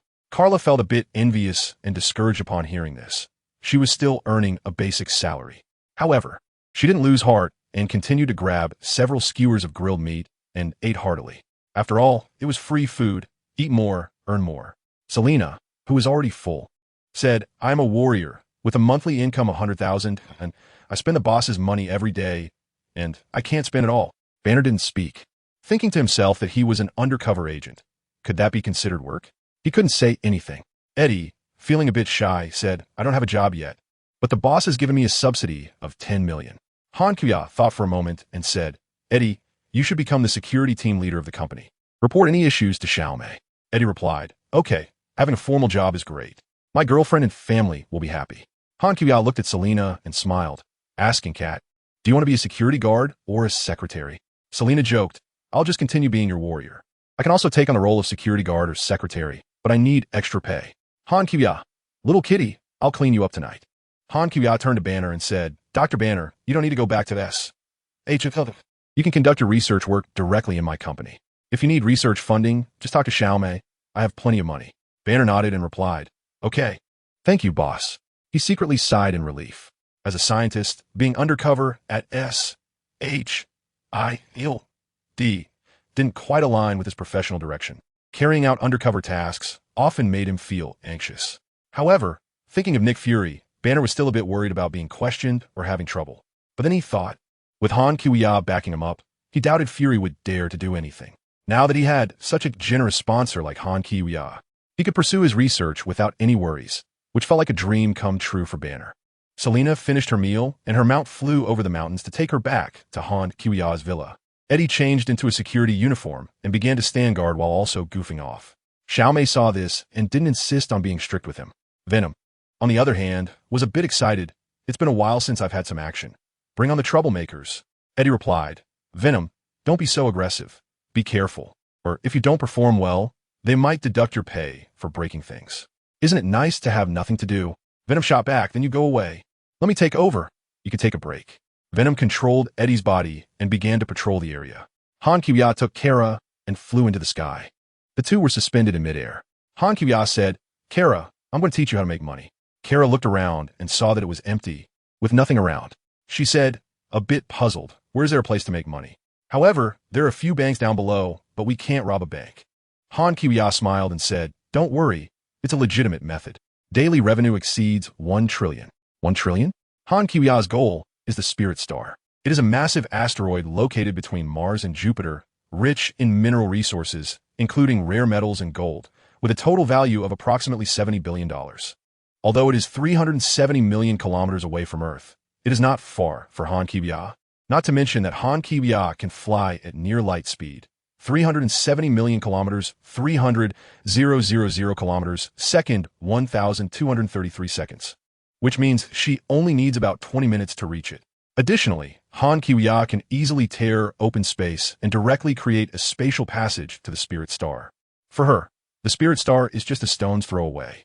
Kara's eyes widened in disbelief as she looked at the faintly visible cosmic scene on the other side of the rift. This is the Spirit Star. Kara searched her brain for knowledge and exclaimed, that's amazing. To cover such a long distance is incredible. This power is too strong. The feeling of tearing open space must be exhilarating. Kara looked at Han Kuya, her eyes filled with longing. Han Kuya smiled and said, this is just a piece of cake. If you work hard on sunbathing, you'll get there sooner or later. Follow me. After saying that, Han Kuya swiftly flew into the spatial rift. Kara took a deep breath, gathered her courage, and followed her in. In the blink of an eye, the two had flown to the surface of Spirit God Star. Kara looked around, and the sight before her amazed her. The ground was littered with ores, various precious metals shimmering and glowing, covering the surface of the planet. The distant peaks also had a metallic sheen, reflecting dazzling light under the sunlight. Rather than saying Spirit God Star was covered in gold, it would be more accurate to say the entire planet was a massive piece of gold. Image, Spirit God Star. A real existence in reality. Kara's eyes sparkled with greed as she gazed at this golden planet, as if she had discovered infinite wealth, her eyes filled with golden light. Sister Kiwiya, you're not really planning to take the whole planet back to Earth, are you? Or just cut off a small piece? She hesitated for a moment and added, the diameter of this planet is 200 kilometers. If you really take it all, where on Earth would there be enough space to fit it? Of course, I'll take it all, Han Kiwiya said decisively. All of it? Kara's eyes widened, but don't worry, there's a way. Han Kuya interrupted Kara's doubts with a smile. I'll just store it in my space. Kara then understood and quickly nodded. Oh, right. Han Kuya looked at Carla with satisfaction and smiled, asking, how is it? Making over $1 trillion a day, like this shouldn't be a problem, right? Have you learned it? It really is very profitable. Carla's eyes sparkled, but with my current strength, it's quite difficult to fly into space for mining. Then you need to practice hard, get some sun, and strengthen your abilities, Han Kuya encouraged. Hearing this, Carla nodded excitedly. At that moment, Carla quickly took out her phone. Her expression thrilled. Sister Chuya, I want to take some photos here to check in and share them on social media. Photos taken in outer space will definitely attract a lot of clicks. Han Kuya thought for a moment. Since her reputation points and scores were sufficient now, and her social media account hadn't been updated for a while, many fans were wildly commenting below, inquiring about her whereabouts. It would be a good idea to update her status and earn some reputation points. Great idea. The two quickly took many photos. Then, Han Kuya unleashed her powerful biological force field, swiftly enveloping the entire Spirit Star. In the next second, the Spirit Star disappeared, captured into the system's space by Han Kuya. All right, let's go, Han Kuya said with satisfaction, waving her hand in front of the still-dazed Carla. Carla finally came to her senses and looked longingly at the spot where the Spirit Star had just been. Excitedly, she said, we're just leaving like this? Aren't we going to explore here a bit more? This is my first time in the universe. Han Kuya couldn't help but smile as she saw Kara's eager expression and teased her. All right, then you can wander around here for a bit. When you're done playing, just fly back to Earth by yourself to find me. Huh? No. Kara's expression changed after hearing this, and she quickly denied it. I was just joking. I'd rather go back to Earth with you. If I fly back alone, who knows when I'll get there? Kara's current flying speed is about 8 Mach, which is already very fast on Earth. However, here in the vast universe, 370 million kilometers away from Earth, relying solely on her own speed to fly back is just too slow. After hearing this, Han Kuya turned around with a mischievous smile. All right, Kara, you don't want to be unable to return to Earth, do you? After Banner joined Han Kuya's new company, he quickly received a contact from Nick Fury. Banner, is there anyone around you? Fury asked cautiously. Banner glanced at the nearby Little May and replied without missing a beat, Director, I've found a secluded place, and there are no people around to take your call. Why didn't you return to S.H.I.E.L.D. after being taken by Wonder Woman? Fury pressed. Director, it's not what you think. I didn't want to come to this company. She forced me to work here, Banner argued with a pre-prepared excuse. He was already tired of S.H.I.E.L.D. and didn't want to be monitored by agents anymore. Nor did he want people constantly trying to exploit the Hulk within him. I see. In that case, you can act as an undercover agent for her and report any important situations to me immediately. Nick Fury had already gotten used to being at a disadvantage with Han Kuya, so he wasn't too angry. Of course, Banner only agreed verbally. He was part of the Supergirl Alliance and wouldn't serve Fury. He wanted to devote himself entirely to research and didn't want to be disturbed or constrained any further. Han Xioi returned to Earth and had Tian Wong purchase a vast piece of land closest to the company. She then retrieved a small portion of a Spirit Star, about 1 kilometer in diameter, from her space and let it hover down slowly onto the land. The moment this gigantic golden meteorite landed, it was as if a small mountain had suddenly fallen from the sky, its massive size instantly blocking out sunlight in the surrounding area. This unusual scene was quickly detected by satellite systems from various countries. All parties soon received the news, and the agents reacted swiftly, arriving on the scene to witness the spectacle. A Hydra agent immediately reported to Pierce. Sir, we have learned that this meteorite is composed entirely of gold and rare metals. Its value is incalculable. Pierce stared at the giant mountain on the screen and pondered. I suspect this is the work of Supergirl. We better not make any large moves for now and let the U.S. government take the lead. However, with such a large meteorite mountain, we could take a small sample for research purposes. That should be easy. A senior Hydra agent suggested. Pierce nodded. All right, just take a small portion, but be sure to be careful. On the other side, at S.H.I.E.L.D., Nick Fury was also quickly ordering his agents. You all go to the scene immediately. One team will collect samples for analysis, and another team will attempt to secure the area, negotiating with the military and other forces. While we can't monopolize it, we must strive for maximum benefit. Received, sir. Tech companies also dispatch personnel right away, with some CEOs preparing to rush to the scene, all eager to try and get a share. In the White House, senators held an emergency meeting, all unusually excited. Mr. President, this is undoubtedly a huge fortune falling from the sky.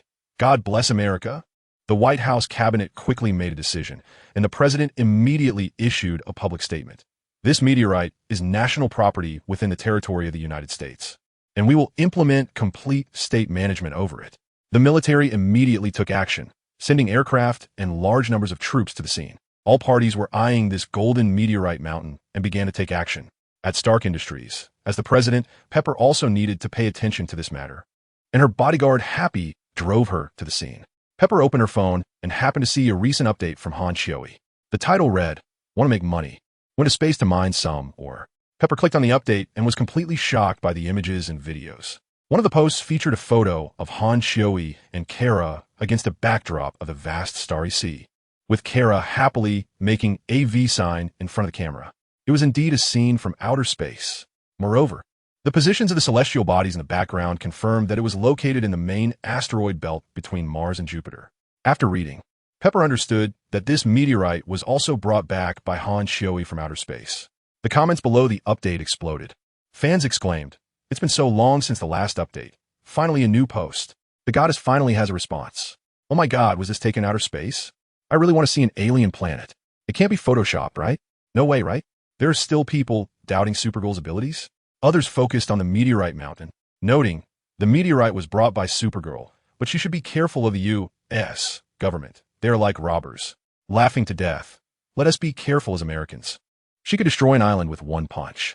I advise America not to try to take everything or risk being annihilated. Anyway, I support the goddess. I hope she keeps strong and doesn't get bullied by your U.S. government. As for the reactions of various forces in the U.S. government, Han felt no fear whatsoever. Han felt that this confrontation was very interesting and decided to bring Tony and Bruce back with her. There would be ideological conflicts sooner or later, so it was better to lay everything on the table early. She instantly traveled to the DC world and appeared in front of the two. "Tony, Bruce, come back to Earth with me. I need your help." Tony and Bruce were both startled by her sudden appearance. However, they trusted Han and quickly gathered some things before following her back to Marvel through a portal. After they returned, they asked, "What do you need help with?" Little did they know, Han didn't say anything and flew away, leaving Tony and Bruce stunned as they watched the news about the meteorite mountain at home. Han flew to find Carla, and the two soared above the city. Unexpectedly, they suddenly spotted two criminals driving a car, fleeing the scene. Han glanced at Carla, intending to give her a chance to perform, and Carla nodded in agreement.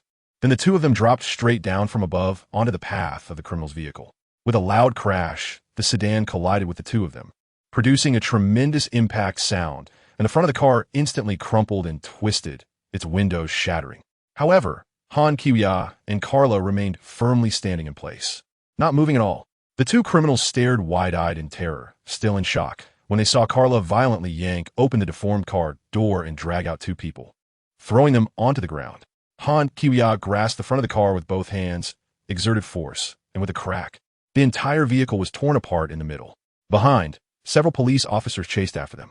One officer raised his gun and shouted at Han and Carla, "You two, surrender immediately and get down." The two turned around. Carla was surprised to find that the gun was actually pointed at them. Confused, Carla asked, "Officer, you must be mistaken. The gun should be aimed at them." She pointed to the two criminals lying on the ground. Several police officers quickly came over and handcuffed the two criminals.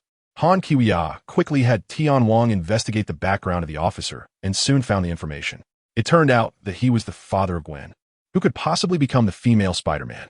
However, in this universe, Peter is the Spider-Man. Gwen's father is an old-school officer who despises superheroes taking the law into their own hands. No wonder he is so wary of them.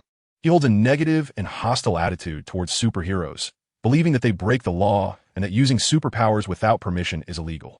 He is very dissatisfied with heroes acting without any authorization or oversight. He also worries about heroes taking the law into their own hands, lacking constraints, and being unprofessional, which could escalate conflicts and lead to greater chaos. Kara patiently said, "Officer, please put down the gun. We just helped you stop a carjacking and did not break the law. You shouldn't point a gun at good people." But Gwen's father, George, a traditional policeman, looked serious and firmly said, "No, you superpowered individuals must accept government oversight and cannot use your powers without permission. That is illegal." Behind George, other young officers recognized Han None of them raised their guns. Some officers even wanted to ask for an autograph, but because their superior was holding a gun, they didn't dare to act recklessly. One officer, however, was quite bold and secretly smiled at Han Kiwia and Kara from behind George, even waving to greet them. Seeing this, Kara chuckled a couple of times and glanced at Han Kiwia. This made George even angrier. Han Kiwia was too lazy to pay attention to the old-fashioned police officer and directly said to Kara, "Kara, let's just go, ignore him. He actually knows our strength and abilities. It's because we're good people that he dares to point a gun at us." Kara replied, "Really? Should good people be pointed at with guns?" Whoosh. She wanted to argue with George, but seeing Han Kiwia already soaring into the sky and leaving the scene, she quickly unfolded her red cloak and chased after her. George stood in place, watching the two figures leave, feeling a mix of emotions.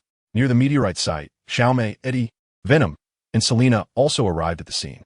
Eddie looked up at the giant meteorite mountain with a diameter of 1,000 meters and exclaimed, "Did the boss bring this? How much will it sell for?" Selena said, "Meow. The boss is going to make a fortune, and I want a raise." Venom poked his head out from Eddie's body, staring ahead at the various forces surrounding the meteorite with ill intentions, excitedly saying, "Finally, something's happening. This security work is boring me to death. So many brains. Brains to eat. My mouth is just a storage place for brains." Eddie said, "Venom, don't be like that. You have enough chocolate. Recently, you've been spending more money than me, eating quite a bit of chicken. Stop thinking about eating brains. It's too barbaric." Selena looked at Xiaomei and said, "President Xiaomei, if these people dare to touch Boss Han's meteorite, should we teach them a lesson? The boss should be here soon. We just need to follow her orders." Xiaomei had also prepared a second plan in advance, in case Han Kiwia was busy playing and didn't come back soon. She planned to use undercover Terminators from the U.S. military and have thousands of powerful Terminators from the company transform into U.S. military uniforms. Just as Xiaomei finished speaking, Han Kiwia appeared behind them, smiling as she reached out to grab Selena. "Selena, want to ask for more cat food again?" Meow. Selena nimbly dodged back. Han Kiwia intended to let her off during the day, allowing her to escape her clutches. Venom impatiently asked, "Boss, when do we get to go on stage and fight?" Han Kiwia calmly said, "No rush. Let's have some fun with them." After speaking, Han Kiwia took a few people to the American military position and met an old friend, General Ross, who was leading troops to surround the meteorite. It seemed that among the various forces, the American military still held the advantage, driving away the other factions. Not far away, there were also FBI agents and various other operatives, but they could only observe from the periphery. Han Kiwia asked straightforwardly, "Ross, what do you mean by this? Are you trying to snatch my meteorite?" Ross replied seriously, "This meteorite fell on American territory, and, according to the law, it must be nationalized. No individual can possess it. Do you want to claim it as your own?" What a joke on the international stage. Han Kiwia's dissatisfaction made General Ross realize the situation was dire. With a roar, soldiers from the U.S. military behind Ross raised their guns. The sound of bolts being pulled back echoed one after another. Click, click. Dozens of dart gun barrels were aimed at Han Kiwia and her group. The cold sound of guns being loaded reverberated in the silent air. The tanks and artillery behind Ross were also ready at any moment. Venom, with its long tongue flicking, hissed, "Do you want to fight?" Seeing that Venom had already transformed into its fierce true form, Little May and Selena were also cracking their knuckles, clearly ready to join the battle. Ross softened his attitude and tone a bit. "Wonder Woman, we understand that you also contributed to this meteorite. Why don't you leave here first and let our U.S. government handle it? I assure you, we are not an unreasonable country and will provide you with reasonable compensation afterward." Selena couldn't help but let out a cold laugh. She was all too familiar with the faces of these people, just like those in her original DC universe. Skilled in political maneuvering, only bullying the weak and fearing the strong, devoid of moral concepts and sincerity. She sarcastically responded, "General, will you give our goddess a medal or certificate to settle this?" Ross felt a bit awkward but still gritted his teeth and replied, "We can discuss any form of compensation you want. The U.S. government will definitely treat the interests of every party fairly and will not let you, Wonder Woman, work in vain." Han Kia's inner thoughts were filled with cold laughter as she saw Kara flying over not far away. After thinking for a moment, she quickly flew over and knocked Kara out with a swift chop, then directly placed her back on the bed in the villa, all within less than a second. This sudden action excluded her from participation. Ross only saw Han Kia's figure flash by and thought he was seeing things, not paying attention. As a Hawk faction member, He believed that superheroes like Han Kia's would likely not engage in substantial conflict with the government to maintain their dignity and image of justice. First, they would get the matter settled, and then hold a commendation ceremony, handing out medals and bonuses to appease her, and Han Kia's would accept it. The interest groups behind Ross and the politicians in his faction shared this view. Although they were somewhat worried about Han Kia's strength, the enormous temptation of wealth was too great, and their deeply rooted sense of superiority and desire for power made it hard for them to give up their covetousness for the meteorite. They acknowledged that there was a gambling element involved, but taking some risk for profit was nothing. They had not experienced an alien invasion or a powerful superhero going rogue and killing indiscriminately. These politicians had a habitual way of thinking, used to being high and mighty, and accustomed to exploiting the weak and encroaching on others' properties. Don't talk about laws. For their interests, the laws could be modified immediately. Ross, are you sure you don't intend to have them put down their guns? Is this your attitude during the conversation? Han Kias looked at the soldiers who were still pointing guns at them. Ross smiled and said, Superwoman, you superheroes are so powerful. Please understand me. If I don't point guns at you, how can I feel safe? Not far away, Tony and Bruce were flying over. Image, Bruce's new suit had flying capabilities. Created by Tony, and he had painted the entire suit black. This isn't good. I see they could start fighting at any moment. Tony said worriedly as he looked at the tense situation between Ross and Han Kias. Bruce was calculating everyone's combat power data in his mind, frowning as he thought of a response plan. We must resolve their opposition. The consequences of a real fight would be unimaginable. The two accelerated toward Han Kia's side. And Tony spoke up. Everyone, General Ross, I understand you all have your considerations. But the most important thing right now is to resolve the dispute peacefully and avoid harming the innocent.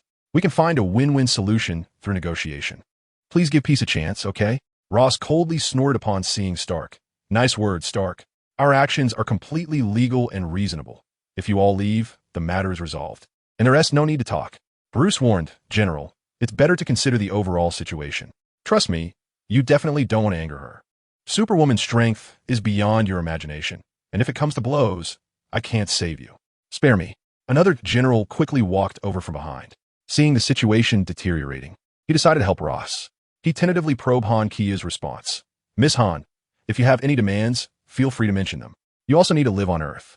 You should know that American public opinion control is quite powerful, and you wouldn't want your hero image to be ruined, right? If the U.S. government troubles you openly and secretly every day, you would also find it very troublesome, wouldn't you? At that moment, a soldier rushed over in a panic, saying urgently, Report, sir.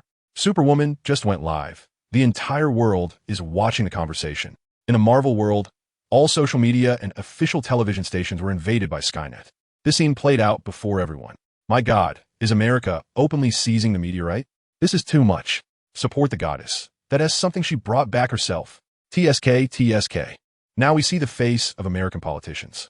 Such behavior is all too normal for them. We must also send experts to check the meteorite. We cannot allow America to study it privately. Global public opinion was in an uproar, with many viewers engaging in heated discussions about this farce. Ross and the others looked extremely grim, unable to maintain their facade of righteousness any longer. Tony and Bruce exchanged glances, both calculating how to resolve the current standoff. General, what should we do now? The pressure from public opinion will be immense, the aide quietly asked Ross. What does it matter? Let them know. What can they do? Let the whole world see the authority of the U.S. government. Ross snorted. Since it has escalated, we can only bite the bullet. Soldiers, prepare. Yes, sir. Rows of soldiers raised their weapons in response, aiming at Han Kias and the others. At this moment, several rows of tanks and armored vehicles rushed over from the distance, followed by many planes. The sounds of helicopters flying, weapons being loaded, and marching footsteps echoed one after another, with dart gun muzzles and cannon mouths all aimed at Han Kias and her group. It seems the U.S. military is determined to use force. An imminent battle is unavoidable. Han Kiya, Tony, Bruce, it seems we can only resort to some extreme measures. Are you ready to help? Ready. Selena, Venom, and Little May immediately replied. However, Tony and Bruce did not immediately show their support. Bruce wanted to persuade her, because once things escalated into a fight, it would definitely result in casualties, which went against his Batman's no-kill principle. He understood that Han Kiya's Kryptonian body would remain unharmed even in the face of a nuclear bomb, but these weak soldiers would certainly be no match for her. So Bruce decided to persuade Han Kiya to back down. Miss Han, I understand that you're upset about the stolen meteorite. But could you please take a step back for now? Those soldiers are innocent. Can't you just go to space later and bring back a larger meteorite? Tony remained silent, anxiously looking at Han Kiya, waiting for her reaction. Ross, on the other hand, felt very pleased. His expression relaxed, as if everything was under control. He was waiting for Han Kiya to be persuaded by Bruce and leave here in defeat. Han Kiya ignored Bruce after hearing him. Instead, she was curious about why Ross had the courage to confront her directly, even standing at the front in the face of conflict without showing any fear, not even thinking of hiding behind the soldiers. She usually didn't need to, and generally was too lazy to keep her X-ray vision on. After all, her superbrain was quite lazy. Upon thinking of this, she activated her X-ray vision to scan Ross's entire body and found that the energy within him was actually over 1,000 times that of an ordinary person. Oh wow, no wonder. So Ross, you have become the Red Giant? You can transform just like Hulk. Han Kiya said with great interest, is this your backing? Ross's expression changed. He didn't expect this secret to be easily exposed by Han Kiya. Red Giant. Tony and Bruce were stunned. Ross, you created a guy like Hulk? Shut up, Stark. This is none of your business. Ross's face darkened. I only took necessary measures to protect national security from the threats posed by you arrogant superheroes. You think you can stop me? With that, Ross roared, and his body rapidly swelled, transforming into a giant red giant over 4 meters tall. Venom, who was only over 2 meters, looked like a little brother next to him. Venom, what the? Earth is indeed terrifying. This is something to leave to the goddess boss. Eddie, let's go bully some weaklings and eat brains. Eddie, hey, the situation here is being broadcast live globally. Don't eat human brains on camera. Just then, wait, hold on. Han Xiaoyan and Bruce shouted at the same time. Bruce clearly wanted to stop the fight from continuing. But Han Xiaoyan had different intentions. Seeing that Han Xiaoyan also spoke up, Bruce thought the situation might take a turn for the better and turned to her, signaling for her to speak first. Everyone's attention was focused on her. The Red Giant let out a loud laugh. Haha, what? Are you all scared? From Ross's order to prepare to his transformation into the Red Giant, the soldiers behind him had emotions that constantly changed. But regardless of the situation, they still pointed their weapons at Han Xiaoyan and the others, indifferent to whether their actions would harm them. After all, it wouldn't affect their interests. Killing was just killing. They had their reasons. They were just following orders and didn't care about the lives of others. Moreover, due to Han Xiaoyan's positive image, they knew she wasn't the type of hero who would turn to darkness. Therefore, Han Xiaoyan was a good person, and no matter how they treated her, she couldn't kill them. The soldiers kept their weapons raised, aiming precisely and ready to fire. Han Kiya coldly snorted, ignoring the Red Giant's provocation, and slowly turned to look at Selena and Xiaomei. Those marked with red dots should not hold back in a fight. She calmly issued the order, her voice carrying an infinite killing intent. In a mysterious space, Gu Yi and Odin were also watching the scene unfold. Gu Yi noticed the red dots appearing on some people and immediately guessed Han Kiya's intentions. They were sitting face to face. Odin picked up a teacup from the table, sipping Gu Yi's never-ending tea, and commented, "She is quite special. I like her more and more. On one hand, she dislikes killing, but she won't show mercy when facing enemies. I even want her to inherit my throne." Gu Yi smiled upon hearing this and nodded. She really is special. Han Kiya was using the magic she learned from the Ancient One, which caused red dot markers to appear on some soldiers.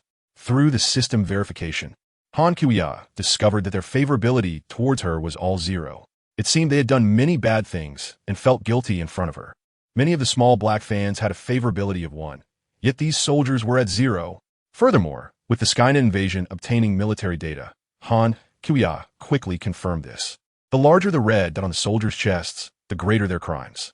The Red Giant Ross, upon hearing Han Kiya, was too inflated to say much and waved his hand to give orders. Fire! In the rear, the soldiers opened fire to provide support, with machine guns, tanks, and fighter jets unleashing their firepower mercilessly, filling the entire battlefield with gunfire, explosions, and flames. There were undercover Terminators in the army, and they were deliberately aiming carelessly at the Red Giant. 2 shells and several machine gun bullets hit the Red Giant's body. Bang, bang, bang. Roar. Although the Red Giant was powerful, these attacks didn't even break his skin. However, he was still somewhat annoyed and thought, "Who is it? How are you training usually? Are you blind? Shooting at me. I'll have you all fired after the battle." He roared angrily and charged towards Han Kiya. Han Kiya's expression was calm. her sharp eyes fixed on the red giant. Her left hand slightly retracted, gathering strength. Just as the red giant approached, she suddenly delivered a powerful left jab, swiftly and heavily aimed at the giant's body. Bang! Her fist broke through an unknown number of sound barriers, producing a thunderous roar that echoed across the battlefield. Han Qiuya's punch was so fast that the red giant could only watch, his body unable to react in time as it accurately struck his abdomen. Following this was an explosive release of energy, with a massive shockwave spreading out in all directions, creating a stunning scene. Selena, who stood behind her, was staggered by the force of this impact. Tony and Bruce, clad in their combat suits, had flown into the sky at the start of the battle and were also pushed back by the shockwave. A nearby tank was overturned by the blast, unable to withstand it. The dozen or so soldiers closest to Ross were hit the hardest, their bodies sent flying like kites with broken strings. The powerful gust of wind even reddened their faces. However, Xiaomei, with a body density 100 times that of an average person, was small and had low wind resistance. She had temporarily turned off her anti-gravity skills and stood relatively steady. The red giant, struck in a vital area by that punch, let out a terrible scream, his massive body flying far away under the shockwave's effect, crashing heavily into a distant meteorite. A thunderous roar was heard as the red giant's body directly penetrated the meteorite, bursting out on the other side and kicking up a huge cloud of dust. The scene fell silent in an instant, with the soldiers forgetting to open fire. My God, the power of that punch. It's terrifying. Tony's eyes widened, still in shock. I can't estimate the strength of Wonder Woman, Bruce said solemnly. That punch just now had at least dozens of tons of impact, directly sending an enemy the size of a giant flying. Boss, no. My kitty owner is truly impressive, simply an extraordinary existence, Selena stammered before correcting herself. Although she had seen Han Qiuya destroy an island through the screen before, it was nothing compared to witnessing it in person. The immense scene left her in awe. Eddie was quite amazed, while Venom appeared unfazed by the spectacle. Given the energy emanating from the boss, it made sense. The soldiers were momentarily stunned, watching the scene unfold. However, soon a soldier, whether accidentally or as a leader, opened fire. Gunshots rang out, and the other soldiers couldn't help but start firing in succession. Bang! Boom! Venom immediately joined the fray. It rushed like a black whirlwind, quickly attacking the soldiers' defenses. The damage from bullets and shells was instantly recoverable, instilling fear in the soldiers. Venom shouted, "Hey, you little brat, your red dot is so big." One soldier was torn apart by Venom's claws, blood and limbs splattering everywhere, a horrifying sight. After the gunfire began, Xiaomei reacted swiftly, gracefully soaring into the sky to survey the battlefield. Her arms shifted and transformed, instantly condensing into a seemingly small, yet powerful plasma cannon aimed at a tank below. Just as she was about to fire, Tony's armor suddenly appeared in front of her, blocking her path. "Beautiful lady, don't rush to attack. We need to have a good talk," Tony quickly advised. "What is up with your hand? Is that a plasma cannon? This technology is too advanced. Look at your pretty face. You don't seem like the type to go on a killing spree." At that moment, the voice of the AI, Jarvis, echoed inside Tony's armor. "Sir, just a reminder, she is a robot." "What?" Tony exclaimed, surprised. "Such a pretty girl is a robot? Wow, I didn't see that coming." He immediately flew toward Xiaomei, making a gesture of invitation. "You can shoot first, I was wrong. Robots should go on a killing spree." While Xiaomei was communicating, she did not let Tony delay her. She emitted a signal interference that caused the tanks on the ground to malfunction, and the fighter jets in the air began to lose control and plummet, with the personnel busy opening parachutes to escape. Xiaomei remained calm while doing all this, continuing to gaze at Tony without showing any emotion. Noticing the influence Xiaomei was having, Tony decided to intervene. "I can't let her continue using that plasma cannon to attack. It looks very advanced. Surprise attack." As Tony approached Xiaomei, he suddenly swung his right fist towards her nose. To his surprise, Xiaomei simply raised her hand slightly to catch Tony's iron fist and deflected him back, barely moving her own body. "Wow," Tony exclaimed, his armor stumbling back several steps, nearly losing balance. Jarvis quickly calculated, "Sir, her body density is likely tens to hundreds of times that of an average person. So heavy? How can you fly so agilely? Do you have an anti-gravity device?" After Tony said this, he fired a laser from his palm cannon at Xiaomei. Meanwhile, Catwoman Selena, still in her sexy, tight-fitting combat suit with a cattail swaying gently behind her, transformed her fingers into sharp claws. She remained unscathed by bullets and small shells. After the soldiers opened fire, She darted across the battlefield, targeting those with red dots on them. A few soldiers were easily taken down by her, but soon, when she grabbed a gun and was about to shoot a soldier, Batman Bruce suddenly descended from the sky, aiming to knock the gun from her hand. However, her strength had increased several times, and she held on the gun tightly, not allowing it to be knocked away as in the original movie. No harming. Bruce's deep voice rang out. You think you can stop me? You're not strong enough, she retorted. The two immediately began to fight, as Catwoman tangled with Bruce. She sometimes deliberately brushed her tail against his face. Bruce's expression remained unchanged, though he felt a bit angry inside. Nonetheless, he maintained his composure. He dodged Catwoman's attack with a swift turn and accurately knocked out 3 nearby soldiers. Selina, don't do this, just knock them out, Bruce said seriously after being sent flying several meters by a punch. Really? What's the point of that? The two exchanged blows, each strike hitting its mark. Selina didn't expect Bruce's new armor to be so strong. For a moment, she couldn't defeat him. With soldiers still firing at them, it made her quite annoyed. She decided not to linger with him any longer. You think you can stop me? You're not strong enough. As she spoke, she skillfully dodged Bruce's attack and lengthened her tail to knock down a nearby soldier. Bruce moved to avoid Selina's flying arrow while simultaneously striking down another soldier's gun with a quick hand chop. Selina's offensive was fierce and swift, but Bruce's defense was equally tight. While fighting, Selina didn't forget to continue taking down enemies, teasing Bruce while eliminating the red dot soldiers. Bruce felt quite frustrated. Selina wasn't confronting him directly, and he couldn't stop her. Meanwhile, after Han sent the red giant flying with her punch, she ignored the astonished cries of those around her and flew over, landing firmly on the top of a meteorite 1,000 meters high. Her livestream camera followed, focusing on her battle with the red giant. The red giant was left dizzy and nearly fainting from Han Qiuya's punch. But he has a special superpower. The more he gets hurt, the more his anger and strength are ignited, making him stronger as he fights. Just as Han Qiuya landed, the red giant roared and climbed up from the other side of the meteorite. His eyes were bloodshot, his muscles bulging, exuding an overwhelming rage. Superwoman, I'm going to kill you. He roared violently, his voice filled with anger. Come on, Han Qiuya responded calmly, waiting quietly like a lady. From her appearance, no one would believe that she had the energy to destroy a planet within her. Meanwhile, she asked a question to the Skynet in the system space. Skynet, if Mars were to disappear, what impact would it have on my Earth? The artificial intelligence Skynet quickly replied, if Mars were to vanish, it would have a certain impact on Earth. First, the gravitational field of Earth would change, and the rotation and revolution speed of Earth would also be altered, which could lead to changes in the Earth's climate system, resulting in some extreme weather events. Secondly, the disappearance of Mars would alter the mass distribution in the solar system. In comparison, celestial bodies like Pluto, which are far from Earth, have little impact on Earth whether they exist or not. After hearing Skynet's response, Han Qiuya nodded, having already made her decision in her heart. Han Qiuya did not pay attention to the red giant charging at the 1,000-meter-high meteorite. Instead, she tore with both hands, causing the space to twist and rip apart in her grasp, creating a massive spatial rift before her. Roar! The red giant's eyes turned blood red as it roared and swung its fists, feeling an even more powerful force surging within, filled with ecstasy in its heart. Han Qiuya's eyes sharpened, and her figure dodged this attack. The red giant's powerful punch appeared slow motion in her eyes.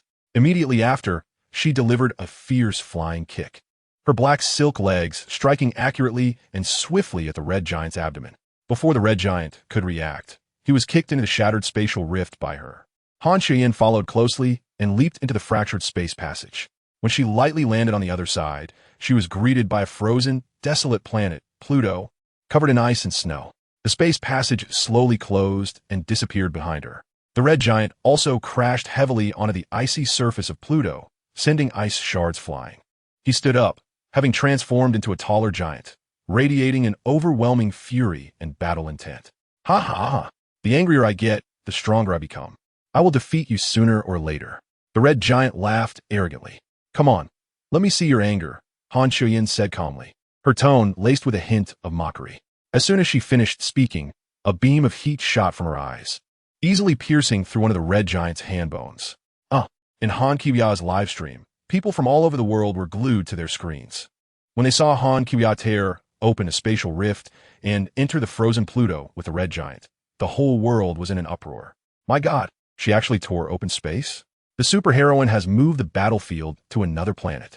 Many viewers exclaimed, astonished by Han Qiuya's actions. She is protecting the Earth. She doesn't want the flames of war to reach us. The goddess is just too good. Some netizens began to understand Han Qiuya's good intentions. Go, goddess. For the Earth. Eliminate the monsters. Of course, there were also some haters who commented, saying that the superheroine is too dangerous. She casually destroys public property and arbitrarily tears open space, damaging the environment. It's simply criminal. She's too powerful. It's necessary for the superheroine to be monitored more closely. Just look at her when she fights. Her strength is completely out of control. Yes, who will take care of this uncontrollable woman? Sooner or later, she will harm us all. She has already rebelled, and you brainless fans still support her. Supporters of Han Qiuya retorted, shut up. It's your dark mentality that needs to be monitored. You're talking nonsense. Shut up, you criminals dogs. It was obviously Ame who first seized citizens' property, and the superhero only took reasonable action, commented an angry fan. Yes, the goddess has been very merciful. If it were me, I would have turned those soldiers who dare to shoot into minced meat long ago. Another fan forcefully rebutted. Various comments quickly escalated into a heated exchange, with curses flying back and forth. The President of the United States and military leaders were watching the live broadcast. Her power far exceeds our imagination. We should, and can only, win her over, the President whispered, feeling that the situation had escalated. Mr. President, you agreed to this at the time. Yeah. Who sent Ross? Step forward. Also, he can turn into the Red Giant. Are some of you secretly conducting illegal experiments? Some congressmen wanted to quickly hold someone accountable for this matter. Now is not the time for blame. We must find a way to control the situation. Otherwise, the consequences would be unimaginable, the president frowned. Not necessarily a loss, right? Look, the Red Giant has recovered and become stronger. Let us wait and see, said one. You old fool agreed to it. A congressman cursed directly.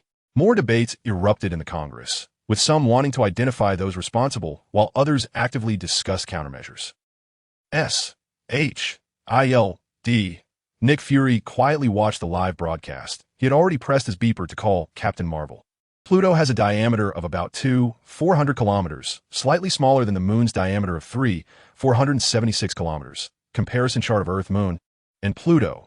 The environment on Pluto is extremely harsh, with an average surface temperature of only minus 230 degrees, bone-chilling cold.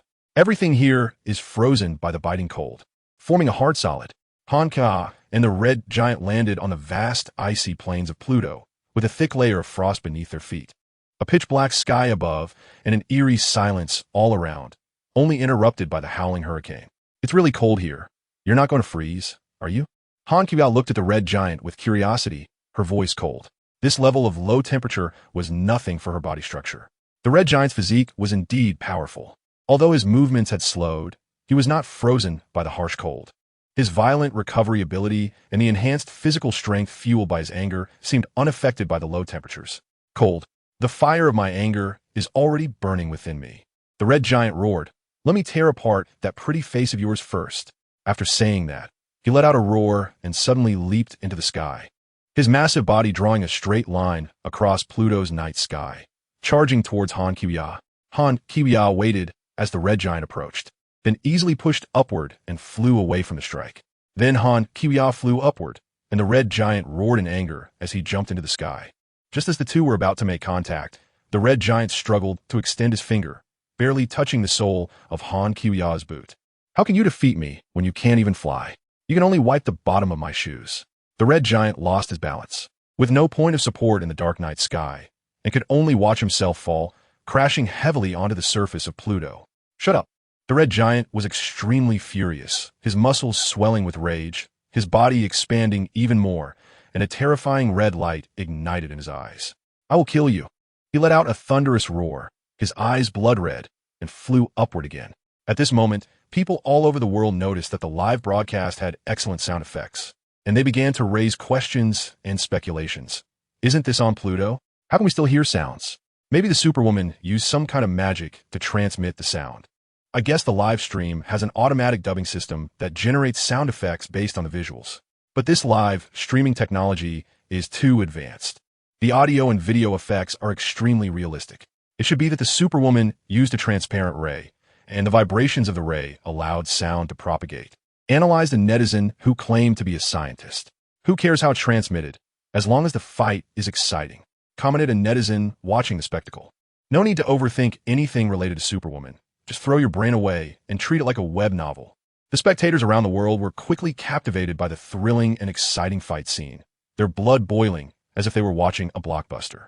However, some scientists remained intensely curious and eager to explore the issue of sound propagation.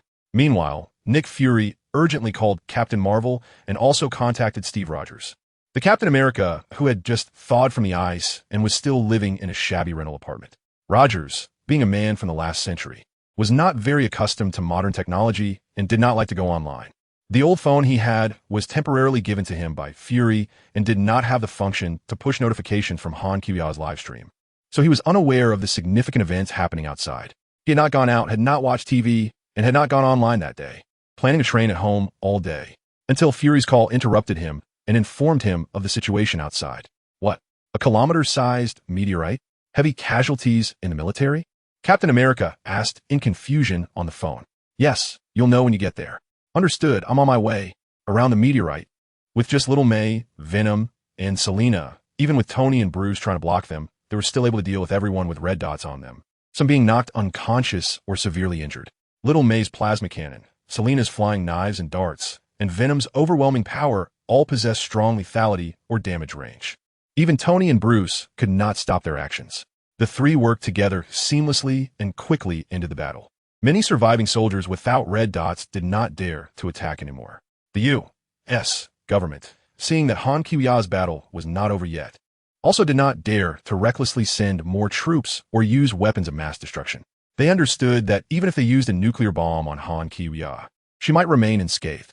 Therefore, their attention was focused on the intense duel between Han Kiwia and the Red Giant on Pluto, quietly waiting for the battle to end and the final outcome of victory and defeat. Meanwhile, Tony and Bruce felt somewhat helpless. We underestimated them, even with our new armor. We are not their match. Bruce took off his helmet, panting, with worry etched on his face, especially since this wasn't even Superwoman's full power. Yeah, their team coordination is seamless, while we have no effective cooperation. Tony also took off his helmet. I think the Justice League needs to recruit more powerful members and conduct systematic team combat training. After a moment of hesitation, Tony added, however, as a friend of Superwoman, from my interactions with her, she has a good character and shouldn't indiscriminately kill innocents. Her actions in marking those soldiers must have some special intention behind them. I understand what you mean. I know you're a fan. Bruce nodded, then helplessly glanced at Tony. You and I think alike. Part of the reason for taking this opportunity to confront them is to test the performance of the new armor and explore their strength levels. Exactly. Just then, Tony's armor on his arm suddenly moved, and Jarvis projected a large image for both of them to see. It was the scene of Han Kiwia in battle. Jarvis spoke. Sir, the battle with the invincible Superwoman has ended. Pluto has been destroyed. The screen displayed the explosion of Pluto. Tony hurriedly asked Jarvis to replay the previous events. Time rewound to earlier. Han Kiwia flew a few thousand meters above Pluto, calmly looking beneath her short skirt. Of course, there was magic shielding under her skirt, so there was no danger of exposure. 100-meter-tall red giant leaped from the ground towards her. Just as they were about to meet, Han Kiwia executed a cool aerial backflip, sweeping her right foot to deliver a heavy kick to the red giant's face. With a loud bang, the red giant's head was knocked to the side, and his massive body plummeted towards Pluto at an incredible speed, like a shooting star. As the red giant crashed down heavily onto the surface, a powerful shockwave spread out. The impact created an artificial ring-shaped mountain with a diameter of several kilometers on Pluto's surface. His 100-meter-tall body penetrated the ground like it was paper, rapidly sinking into Pluto until it accurately stopped at the planet's core. This kick left him with only a faint breath of life. Although he could still grow stronger through recovery, Han Kiwia had been pressing him hard, and her strikes were becoming increasingly severe. Even if he grew to 100 meters tall, his confidence began to wane. The power of this kick was astonishing compared to before, and for the first time, the red giant felt the fear of absolute power. He feared that Han Kiwia had calculated the force precisely, kicking his body directly into the planet's core. Did this not mean she possessed even greater strength and absolute control? No, this is impossible. It's unscientific. The live broadcast was also quite unscientific. following the red giant as he sank deeper into the planet's core, showcasing his plight. Many viewers were thrilled by this battle scene. The goddess. Ah, she's so cool. The goddess is the embodiment of strength and beauty. That kick was so awesome. I want to be kicked too. Calm down. You pervert. You can't handle it. The red giant was recovering very slowly this time. Even after regaining more than half of his strength, he didn't dare to confront her again. He gazed up at the dark opening above, somewhat fearful that Han Kia's would suddenly appear before him. He had never experienced such a feeling of being completely overwhelmed by power. He finally realized that the graceful woman before him, exuding a cold and stern aura, was far beyond what his 100-meter or even 1,000-meter body could contend with. Han Kia was waiting for the red giant to rise again for battle, but the one side she referred to as far away for an ordinary person. She was currently in the core of the sun, leisurely absorbing the sun's energy. She felt that with her gradually increasing strength, she would soon be able to absorb the energy of a star in just 1 second. Of course, it was still slow now. It took her half a minute to absorb 1% of the sun's energy. Thanks to her perfect Kryptonian bloodline and the energy absorption skill obtained from the system, her strength was growing stronger, and the speed of energy absorption was increasing exponentially. She planned to stay for another minute to avoid draining the sun completely. In the future, when she became even stronger, she intended to tear open space to other star systems and absorb more stellar energy. Comparison chart of the Earth and the Sun. Han Kia's ultra-long perspective was always on, her gaze crossing over the 8 major planets, watching the red giant at the heart of Pluto. Seeing him quietly staying in place without moving for a long time, she also caught a glimpse of a figure passing by Pluto, guessing it was Captain Marvel. She decided to end this battle. In an instant, she arrived above Pluto. Without giving the red giant a chance to see her, she struck. Diving from high altitude at high speed, she charged her right fist, aiming for the surface of Pluto to deliver the final blow. After throwing the punch, she paused in midair, quietly watching below. She saw the energy from her punch rapidly expanding, with visible dense spatial cracks appearing wherever the punch passed. With a thunderous roar, the punch heavily struck the surface of Pluto, instantly kicking up towering planetary debris and waves. In that moment, Pluto shattered into pieces, the once hard surface cracking with countless large fissures. Before the red giant could react, he was directly turned to dust. Pluto also collapsed under this punch. With a loud bang, the entire planet trembling and breaking apart. Finally, with a booming sound, Pluto turned to powder, the shattered remnants of the planet scattering into space. My God! Tony stared in shock at this scene. She destroyed an entire planet with just one punch. Bruce quietly watched this scene without saying a word. On Earth, several Hydra agents, hoping to take advantage of the chaos to collect some meteorite fragments, had just greedily loaded a few trucks when they received an urgent communication from Pierce. Put it all down. These are someone else's belongings. We cannot take them indiscriminately. At that moment, Captain America also arrived at the meteorite crash site in his car. What happened here? He walked towards Tony. Tony was not surprised to see Captain America. Having witnessed the destruction of a planet, what was so strange about resurrecting people from the last century? After seeing Han Kia destroy Pluto with a single punch, a conference room in the White House fell into dead silence. After a while, people gradually began to react. And as someone took the lead to speak, the room erupted into chaos. Are we launching nuclear weapons at her? Someone said instinctively. Stop talking nonsense. It was you who agreed to seize the meteorites. This woman is too terrifying. What should we do? A congressman shouted. I suggest we immediately surrender to her. Only by submitting can we protect the Earth. Another congressman proposed. Are you joking? An older and confused congressman slammed the table. We are America. How can we bow to an alien? But with such power, we are practically powerless to fight back. A congressman said dejectedly. Mr. President, you must make a decision. All eyes turned to the president. Sweat beads appeared on the president's forehead. His expression terrified and at a loss. He stammered. Well, let's observe the situation first and try to negotiate with her. If that doesn't work, we cannot rule out the possibility of surrendering to her. But will that be effective? She crushed a planet with one punch. Let's not listen to the president. Let's just raise the white flag at the White House. The conference room was filled with heated arguments, all of them helpless in the face of Han Kia's terrifying power. Captain Marvel was flying over Pluto, witnessing Han Kia shatter the planet with a punch, and was so shocked that she stopped, staring blankly at the raining planetary debris.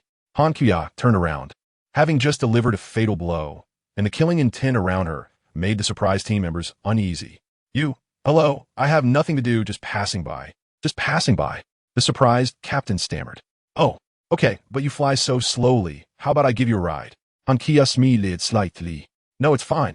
I can fly by myself, don't worry. I'm leaving now, leaving now. Don't be polite, come with me. Han Shuya tore with both hands, causing the space to crack into form, creating a huge gap. On the other side of the gap was the headquarters of S.H.I.E.L.D. on Earth. Let's go. Oh, after the two landed, Captain Marvel immediately saw Nick Fury sitting in a chair. Nick, Captain Marvel shouted, hearing the voice. Nick turned his head and saw Captain Marvel and Han Shuya, his expression changing instantly. He just wanted Captain Marvel to pretend not to know him. Nick, why aren't you speaking? Is something wrong on Earth? Who do you want to deal with? No matter who it is or what force, I guarantee I can solve the problem with just one encounter. Captain Marvel spoke to herself.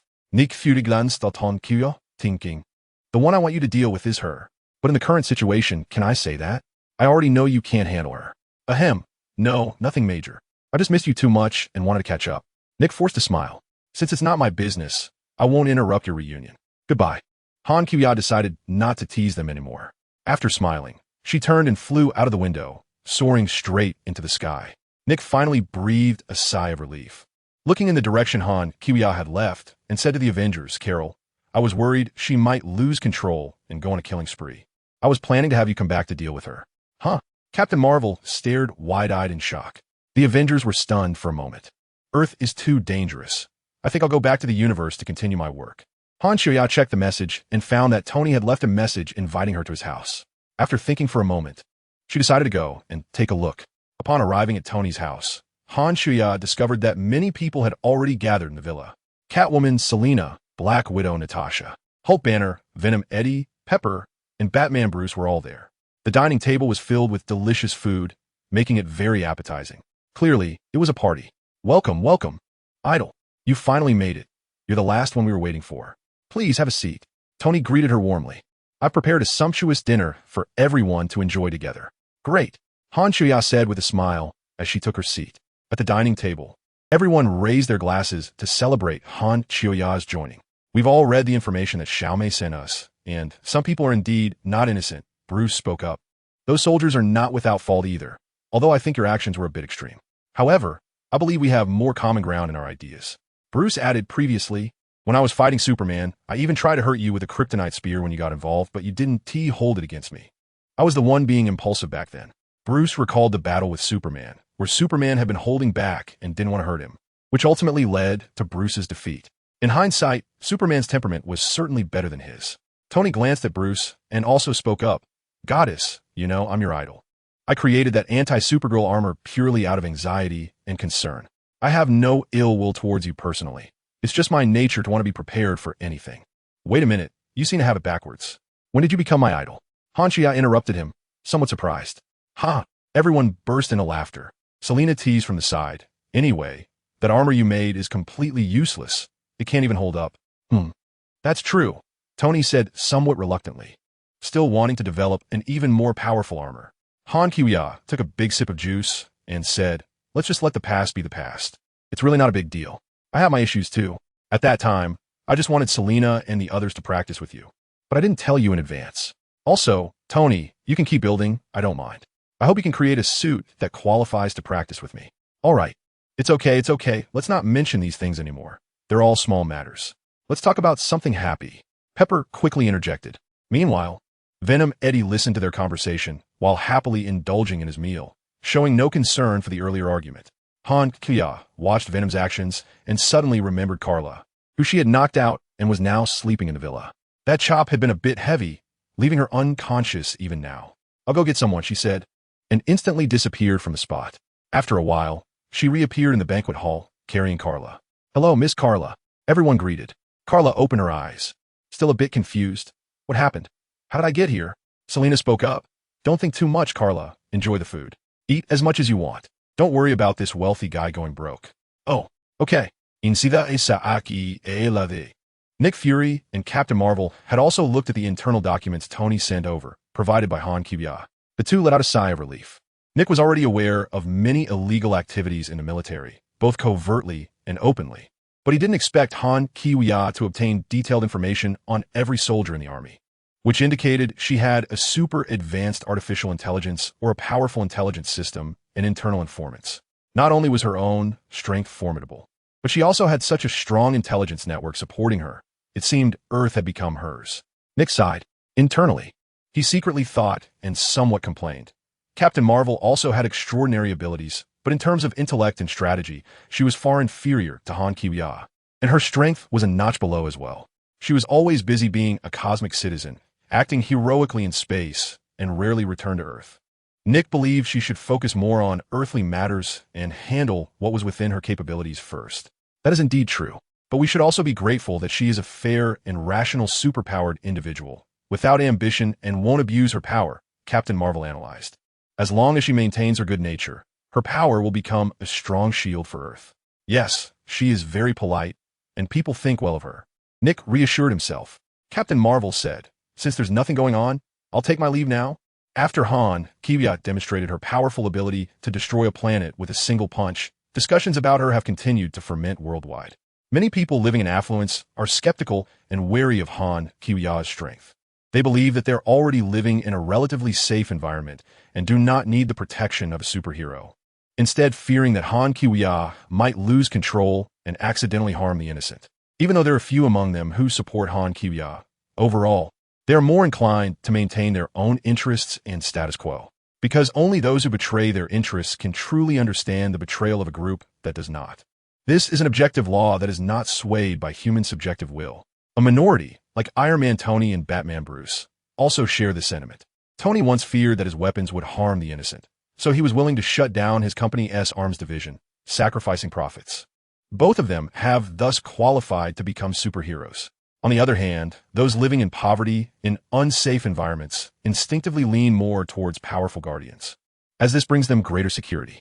But regardless of wealth, human nature is fundamentally the same, determined by material conditions. The different attitudes of the rich and the poor are merely reflections of their respective positions and class interests. In simple terms, the world is composed of matter, and matter determines consciousness. Even the words in books or the magical patterns cast can be considered a form of matter. The differing properties and characteristics of various materials create this ever-changing, vibrant world. This chapter was posted in the wrong place. There are no editing functions on Tomato for this. Traveling the universe is not easy for humans, especially when faced with such vast distances. The speed of light seems inadequate in the universe, at least for Han Kiwiya. Proxima Centauri, this red dwarf star, has a mass only one times that of the Sun and a surface temperature of less than 3,000 degrees Celsius. But it is the second closest star to Earth. Its allure has long captivated Han Kiwiya. At Han Kiwiya's current speed, it would take 22 years to fly there. Not to mention that she is also carrying Kara and Superman. Fortunately, she is able to open a teleportation portal over long distances, allowing her to reach it in multiple trips. Upon arriving near Proxima Centauri, Han Kiwiya, Clark, and Kara paused in the cosmos, gazing up at this enchanting star. It radiates a soft, red light, as if it were the most beautiful pearl in the universe. Han Kiwiya felt her cells boiling, as if every cell was moaning to absorb energy.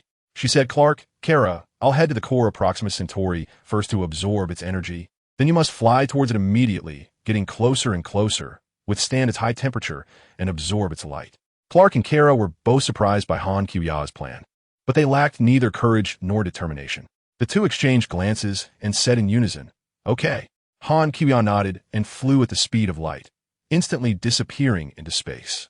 She reached the core of Proxima Centauri. At the same time, Clark and Kara also sped towards Proxima Centauri, their red capes fluttering in the cosmos. Their strength was insufficient to directly approach Proxima Centauri and could only enter its light range. During the flight, Clark and Kara felt the intense radiation and rapidly increasing temperature from Proxima Centauri. Their cellular structures were working frantically.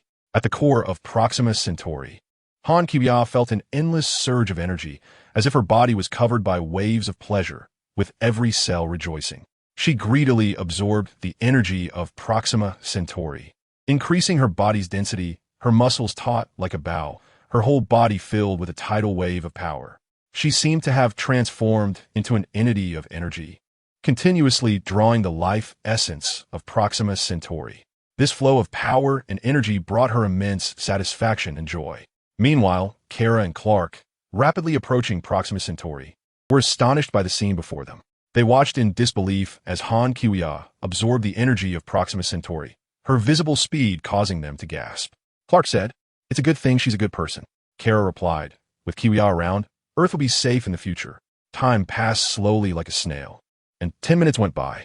The once vibrant Proxima Centauri had now cooled down and no longer emitted any energy. Suddenly, a violent explosion occurred without warning, and a massive shockwave swept across the entire star system.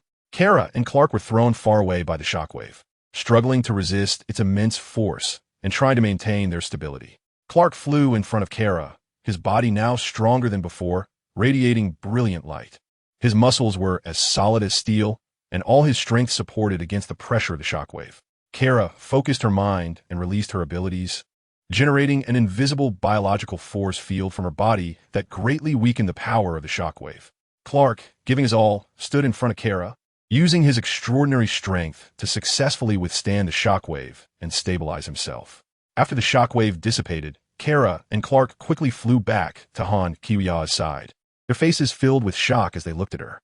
"You actually destroyed Proxima Centauri with just one punch," Clark exclaimed in disbelief. Kara's eyes nearly popped out, as if she had witnessed something incredible, and she shouted, "Kiwiya, you actually drained the energy of Proxima Centauri in just 10 minutes. Han Kiwiya smiled and answered, "Yes. This is the power I gained after absorbing the energy of Proxima Centauri. Now we must continue moving forward, continue exploring." "Kara, are you tired?" "Not tired." "Good. Then let's practice until the end today." The three of them set off on a new journey once again. The next targets were sorted by their distance from Earth. First was the star Altair, which is 16.8 light-years away, followed by Vega at 26.5 light-years. However, as a single dog, Han Kiwiya decided to give them a break, so she headed towards a more distant place. After a few stops, Kara and Krala chose to return to Earth to rest, but Han Kiwiya's high-intensity and sustained travel style was beyond their endurance. After they left, Han Kiwiya continued forward, draining energy from about 100 billion stars in the Milky Way. When she felt her body cells were exhausted, she finally stopped her actions. Then, Han Kiwiya flew back to Earth at 3,000 times the speed of light. Now, when she was traveling at superluminal speed, she could choose to traverse distance or time with just a thought. "System, how impressive is your host?" Han Kiwiya chatted with the system while flying. "Host, the radius of the Milky Way is 50,000 light-years. To fly out from Earth, which is about 26,000 light-years from the center of the Milky Way, at your current speed would take 8 years. 3,000 times the speed of light is too slow. You need to work harder," the system replied. Han Shoyo listened to this answer. "Han Shoya, I won't chat with you anymore, hum." Soon after, Han Shoya flew into the Earth's atmosphere in the world of Resident Evil. She scanned with her X-ray vision and discovered Superman Clark, Kara, and Wonder Woman Diana, who had all significantly improved their powers, each fighting zombies in different corners of the Earth. "They are really impressive, much more hardworking than me." Han Shoya couldn't help but exclaim. Now it's time to get to work and clear all the zombies in one go. From now on, she would take care of all the zombies. With her current strength, she could easily part the Earth down the middle without harming anyone or any animals. Han Kiwiya's eyes sparkled and lit up, but this time it was different from before. 2 lasers shot out from Han Kiwiya's eyes at 3,000 times the speed of light, reaching the ground like 2 bolts of lightning, then making a sharp turn. Sparks flew and debris scattered as the zombies let out screams, their heads and necks shattered by the lasers in an instant. Countless zombies fell, blood and brain matter splattering on the ground, filling the air with a strong, fishy smell. The entire Earth suddenly lit up with a magnificent pattern, resembling a vibrant painting, before quickly extinguishing. That was the result of Han Kiwiya's heated gaze, which eliminated billions of zombies on Earth in just a few seconds. The Kryptonian Legion, who were fighting the zombies, along with Kara and the others, were stunned. It wasn't until Han Kiwiya sent them a video that they realized what had happened. The system had edited and generated it well, posting it on various world networks, causing Han Kiwiya's reputation to soar. In the world of Resident Evil, all major events had come to an end. From now on, this place would be the vacation spot for Han Kiwiya and her companions. Extra chapters couldn't be removed, so some random content was added. This chapter can be skipped. Superman's Darkening Arc, Epilogue, Chapter 1. The Origin of Tragedy Superman. hailed as the most powerful superhero on Earth, possessed superpowers beyond human imagination and a strong sense of justice. He always appeared at the first opportunity to help, selflessly saving innocent lives. However, on an ordinary day, a sudden tragedy completely changed Superman's life. That day, Superman received an urgent call informing him of an earthquake disaster in a certain area, where many people were trapped in buildings that were about to collapse. Superman immediately flew to the scene, quickly breaking through walls to rescue a woman. However, just as he was carrying her away from the building, disaster struck in the city where his girlfriend Lois was, and another building collapsed, burying Lois, who couldn't escape in time. Why? Superman, rushing over, watched helplessly as Lois was buried under the rubble, lifeless, his heart aching. Tears streamed down his face uncontrollably, filled with helplessness and despair. The world's most powerful hero was unable to protect the one he loved the most at that moment. Why didn't anyone notify me? Superman's heart was filled with rage. While he was being informed to go help on one side, no one told him about the disaster on Lois's side. The crowd around him watched this scene, some silently praying for Lois's rescue, while others stood frozen in fear. Superman painfully beat his chest, guilt and regret overwhelming his soul. He hated himself for not having enough power to stop the disaster, and even more for not being able to protect Lois. This tragedy plunged Superman into deep anguish. He began to question his abilities and the meaning of his existence. If he weren't a superhero, perhaps Lois wouldn't have faced such misfortune. He continuously asked himself why he had to become so powerful, why he had to be Superman. After that sorrowful day, Superman's life underwent a tremendous change. He no longer selflessly helped people like before, but became cold and distant. He began to doubt his existence and value, even questioning whether he should continue as Superman. Chapter 2. The Dark Awakening. Losing Lois plunged Superman into deep pain and guilt. He became silent and withdrawn. His eyes were filled with profound sadness and anger, and his actions became increasingly unpredictable. He began to harbor deep dissatisfaction and resentment toward humanity. He felt that the stronger he became, the more he could sense human weaknesses and foolishness. Driven by these emotions, Superman started to uncontrollably abuse his superpowers.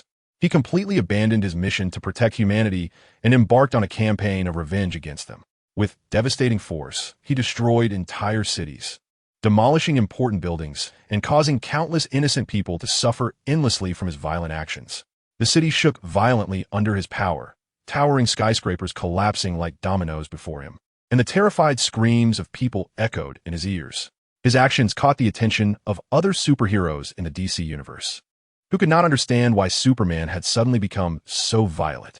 However, to their pleas and questions, Superman turned a deaf ear. He was completely immersed in this wave of destruction. After the gathering, Selina wanted to return to DC for a visit. Batman Bruce was also concerned about the situation here, and he planned to formally recruit members for the Justice League upon his return. Han Keyes sent them off and then planned to take Superman, Wonder Woman, and Kara to the world of the Resident Evil movie. Kara happily said she could see a new world again, but then she remembered she hadn't been home for several days and worriedly said, "Sister Keyes, I might lose my job, and my sister will definitely scold me. I've never been away for this long." Han Keyes smiled and replied, "Don't worry. Focusing your energy on becoming stronger is the way to go. In the future, you'll be able to fly into space to mine on your own. Also, you are already an independent adult, so you don't need to care too much about your foster sister's opinions. She can't control you. Let's go to the world of Resident Evil and get stronger together." Kara's eyes lit up upon hearing this. "Sister Kiya, you're right. I'm not a child anymore. I should learn to take responsibility for my choices and not always let my foster sister worry. Let's explore the unknown world freely." "Exactly. Let's experience a bigger world. A rare opportunity for growth." Wonder Woman added, "Don't worry. We'll look out for each other." Clark nodded and curiously looked at Han Keyes, asking, "Are there enough zombies for us to kill?" "Of course. Originally, there were 5 billion zombies worldwide," Han Keyes said with a smile. "What?" The group was astonished. The Earth's total population is just over 7 billion, which meant that most of the people on Earth had turned into zombies. "It seems there has been a huge disaster there, leading to a zombie outbreak," Diana said with a frown. "Yes, we must control the situation as soon as possible. Eliminate all these zombies and save any remaining humans." Clark clenched his fists. Kara was also filled with fighting spirit. "No problem, with Sister Keyes around, these zombies are nothing. Let's go." In the world of Resident Evil, under Han Keyes' orders, The Kryptonian Legion, led by Fiora, had already landed and established a headquarters in Australia. After all, this land is vast, sparsely populated, and surrounded by the sea. Large numbers of Kryptonian soldiers were continuously clearing out the massive global zombie population. Currently, nearly half of the 5 billion zombies have been eliminated, and each zombie yields 100 points. With the system's recent upgrades, points can also be directly exchanged for prestige, making Han Qiuya quite wealthy now. The reason the Kryptonian Legion hadn't managed to eliminate all the zombies was mainly due to Han Qiuya's previous orders to rescue any survivors found during the sweep and to avoid using large-scale destructive weapons that could damage the Earth's environment, which limited their operational efficiency. This time, Han Qiuya brought everyone directly to the Kryptonian headquarters in Australia. Upon discovering her arrival, Fiora quickly led a group of senior officers to greet her. The soldiers in the camp also stopped their tasks to gather, with many Kryptonians flying in the air without their armor, creating a magnificent scene. It seemed that many Kryptonians had adapted to the Earth's environment. Your Majesty, the Queen, you have finally arrived. Fiora respectfully bowed. Long live the Queen. The soldiers cheered in unison. Diana, Clark, and Kara were surprised by this and whispered among themselves. All right. No need for formalities, Han Qiuya said with a smile. I'm here this time mainly to help clear out the zombies. You can continue your work as planned without worrying about us. Fiora, you first explain the relevant matters to your subordinates, then come with me. At your command, Your Majesty. Fiora happily replied. She then instructed her subordinates to continue their tasks and quickly caught up with Han Qiuya. Where are we going, Your Majesty? She inquired. Han Qiuya then tore open a spatial rift and turned to the others, saying, Clark, you guys go to the Asian region to clear out the zombies and rescue the survivors. I'll join you there shortly. Okay. Superman nodded. Diana and Kara also nodded in agreement, then stepped into the spatial rift. Fiora was full of confidence in the revival of Krypton under the Queen's leadership. Han Qiuya's vision for the development of Kryptonians is completely different from Zod's ideology. Although Zod is fiercely loyal to Krypton, his loyalty is only to the idealized image of Krypton he holds in his mind. In his view, the natural birth of Superman by his parents is heretical behavior, which is why he ruthlessly killed many Kryptonian senators and Superman's biological parents. It can be said that Zod's ideology is deeply rooted in genetic control and class division. Moreover, he seeks to transform Earth's environment into a second Krypton. However, in reality, the Earth's environment is more hospitable to Kryptonians who have adapted to the yellow sun than Krypton itself. If Zod's ideology were truly followed, Kryptonians would face inevitable extinction even if they conquered Earth, repeating the same mistakes. In contrast, Han Qiuya's path for Kryptonians is to adapt and integrate into Earth's environment, learn from the strengths of human society, and find new ways to develop.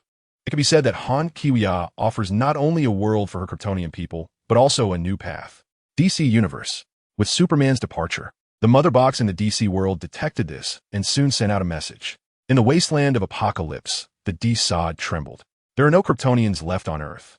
Come and take over. A large area of zombies has already been cleared on the Asian continent. Superman, Wonder Woman, and Supergirl Kara appear at the edge of the recently cleared area, where a Kryptonian outpost had been established and there were rescued human survivors inside. They looked at the scattered zombies wandering not far away. Superman and Kara activated their X-ray vision and discovered that a large number of zombies were still gathered further away. Shall we act together? Wonder Woman asked. I think it would be more efficient to split up, Kara said. Sister Kia said that the strongest zombie boss here, Isaac, can be easily dealt with. Let's each take a direction and clear quickly. Good idea. Let us split up and aim to clear most of the zombies in Asia today. Superman nodded. No problem. I'll go west, and you two go north and south. Wonder Woman tightened her fists. The three nodded, and Superman and Kara flew off in their respective directions, leaving Wonder Woman enviously behind, wishing she could fly too. By the way, didn't Han Qiuya say she would teach her? Soon, the three figures darted quickly, with zombies falling everywhere they passed. Zombies were taken down by swords, fists, and burned to ashes by heat vision. This epic zombie cleansing officially began, as the three superheroes would purify this desolate land with their powers. Clark was efficiently clearing zombies with heat vision, feeling very happy. On one hand, as Superman in his own world, he often worked hard to help others, but frequently faced public pressure, as the public was often not very friendly towards him. They only remembered to call for Superman when a crisis occurred. At other times, they feared his power would bring disaster. Here, he could vent his inner feelings freely. On the other hand, He had previously fought against Krypton to protect Earth and killed the last Kryptonian, Zod, which left him feeling immense sadness and loneliness.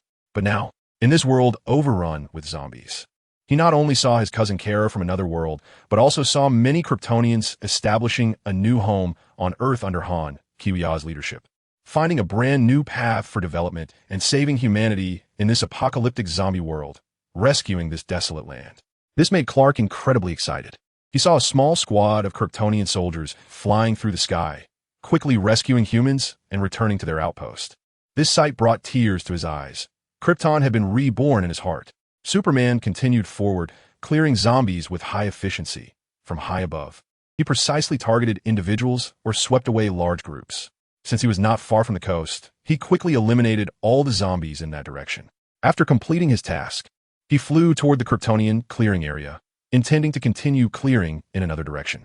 As he passed by, Clark curiously used X-ray vision to observe and found many human survivors and Kryptonian soldiers gathered in the clearing area. However, at that moment, his expression changed sharply. Through his vision, he saw a Kryptonian girl and a human male doing push-ups on a bed, and the male quickly fainted. In the adjacent room, a Kryptonian male was also with a human female, and the situation was the same. Clark hurriedly landed and waited for them to finish. He politely knocked on the doors of both rooms. A man and a woman came out, and they used their vision to scan Superman's body, realizing he had immense energy, indicating he must be a high-ranking officer. This made their expressions a bit awkward. "What are you doing?" Clark furrowed his brows and patiently questioned, worried about whether they were forcing humans. The male Kryptonian hurriedly explained, "No, sir, we absolutely comply with the law. It is all voluntary with humans. No coercion at all." The female Kryptonian added, "Sir, according to the law, we are contributing to Krypton's development." Only then did Clark breathe a sigh of relief, but still sternly warn them, "You must be extra careful when being intimate with humans. You must use your powers correctly and never harm them." As someone who had rich experience in intimate activities with his girlfriend Lois, Clark detailed many techniques and methods to protect the other party during intimacy with humans, such as using pillows for cushioning, controlling strength, and ensuring sufficient foreplay. Clark said seriously, "You should record these experiences I shared and submit them to the commander when you return. It is very important for our interactions with humans." The two Kryptonians nodded shyly, indicating they would remember Clark's teachings. Finally, Clark earnestly reminded them, "I fully support your interracial love, but never discriminate against or harm humans due to racial differences. Remember, we are all." After saying that, Clark went on to explain in detail why humans should be respected, why weaker races should not be harmed, and how to treat human companions well, etc. Normally not very talkative, he surprisingly spoke for more than 10 minutes without stopping. He also knew that the camera nearby was recording this scene, but didn't take care. The artificial intelligence, Skynet, found it interesting and saved it for Han Kiwia to see. However, at that moment, Han Kiwia was absorbing energy from Star crazily. Wonder Woman Diana arrived at a residential area and saw a large group of zombies violently banging against the door of a building, seemingly trying to break in. Inside, there were a few survivors. Clearly the zombies had caught the scent of humans inside. Diana quickly ran over, leaped from the rooftop, and landed among the zombies. She first swung the sword of heaven, chopping at the zombies. The long sword glinted coldly, each strike accurately targeting the zombies' vital necks and heads. People inside the building heard the commotion and came to the windows to watch. They saw Diana wreaking havoc. She agilely backflipped to dodge a zombie dog while grabbing the Wonder Woman shield to smash a zombie's head. With a crisp sound, several zombies fell to the ground. No longer moving, Diana continued to wield the long sword, combining it with the shield for defense, and quickly eliminated most of the zombies. The last 3 zombies were still damaging the door, and Diana threw the lasso of truth, binding one zombie's feet, then swung it hard, smashing into the other 2 zombies, knocking them all down. Then she yelled and flew over, simultaneously chopping off the heads of the 3 zombies with her sword. Soon, several survivors from the building cautiously came out, seeing that Diana was a foreigner. Someone said in English, "Thank you," expressing gratitude to Diana. Diana smiled slightly and replied in fluent Chinese, "No need to thank me. Your safety is my greatest joy." Several survivors were very surprised that she could speak Chinese, looking at the beautiful and powerful Wonder Woman, full of gratitude and admiration. Wonder Woman can speak over 200 languages. "Thank you, Goddess of War. You are our savior," a young man said excitedly. "We will never forget your kindness to us," a mother holding her child also said. Diana smiled and shook hands with them, originally wanting to chat a bit more, but seeing a large group of zombies not far away, she knew it wasn't the time for conversation. I will go deal with the other zombies. You hurry to a safe place. Take care. Rescue will come for you soon. Diana briefly instructed them and then rushed toward another gathering of zombies. The survivors rekindled hope in their eyes upon hearing this. They had been struggling to survive in this zombie apocalypse for a long time, thinking it was the end of the world, that all of human civilization was over. For so long, they hadn't seen the government or any other rescue forces appear, only managing to survive on their own. They had long prepared themselves mentally for the day they would be completely devoured by zombies. But at this moment, the appearance of this beautiful and powerful Valkyrie gave the survivors hope. It turned out there were still forces fighting against the zombies in the world. They had not been completely abandoned. As long as they held on a bit longer, perhaps they could leave the hellish zombie zone. Meanwhile, Kara, who was already exhausted after eliminating just a small number of zombies, could only fly to a high altitude to bask in the sun. She thought that she needed Han Kiwia's special training to further enhance her combat experience and skills to truly deserve the title of superhero. After parting ways with Han Kiwia and the others, she took Fiola to the Umbrella base. Many zombies attacked Han Kiwia and Fiola, but they were easily dealt with. Fiola swung her arms as weapons, slicing 3 zombies in half with a single chop. The symbiotic nano-battle suit quickly cleaned itself, leaving her spotless. The zombies that received fatal attacks howled and slowly lost their movement. Han Kiwia used her thermal vision to sweep over a large group of zombies, instantly turning them into charred remains. Not wanting to damage the base, she thought for a moment and unleashed her ice breath combined with hurricane breath. Whoosh! A massive cold air spread, even penetrating the tightly frozen door panels, stopping only when it reached close to the mainframe. The zombies were frozen stiff in place. With the cold of Han Kiwia's breath, they couldn't move for decades. The Kryptonian bloodline skills are truly numerous and so convenient. Han Kiwia thought happily. Fiora, you made great progress. After taking a deep breath, Han Kiwia smiled and praised without even panting. Fiora replied happily. This is all thanks to Her Majesty the Queen finding this ideal otherworldly residence, Earth. There are few humans here, so the environment is great and the sunlight is abundant, making it an excellent home for us Kryptonians. I will train even harder and always follow Her Majesty into battle, fighting for the revival of Krypton. Han Kiwia nodded in satisfaction. Very good, continue to get stronger.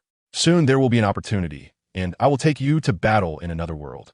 Han Kiwia understood that with Fiola's combative personality, she was probably getting a bit tired of dealing with zombies here. At first, when faced with a large number of zombies, Fiola was excited to have a big fight and was in high spirits. But soon she found it uninteresting because these zombies were easy to defeat and posed no challenge. Fiola responded and continued to walk forward with Han Kiwia, chatting about the situation here. By the way, have you arranged for the surviving scientists to be in one place? Han Kiwia asked. I plan to take them back to the Marvel Universe. Yes, Your Majesty. As you instructed, I have gathered them all together, Fiola replied.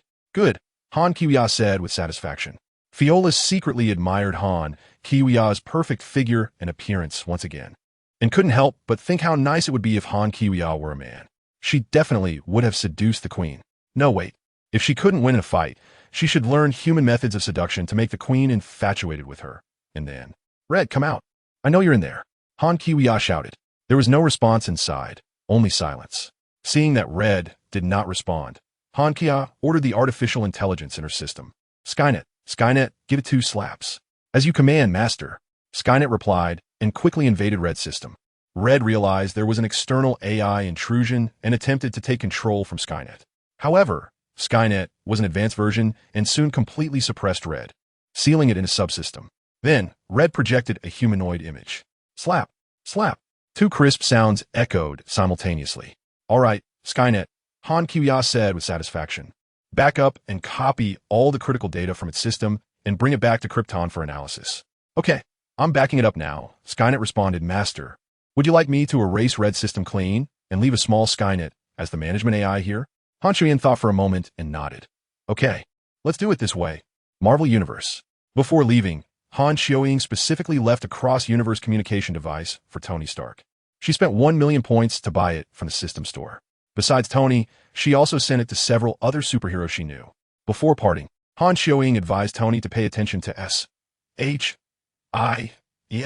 DS research on the Tesseract and to notify her immediately if anything unexpected happened.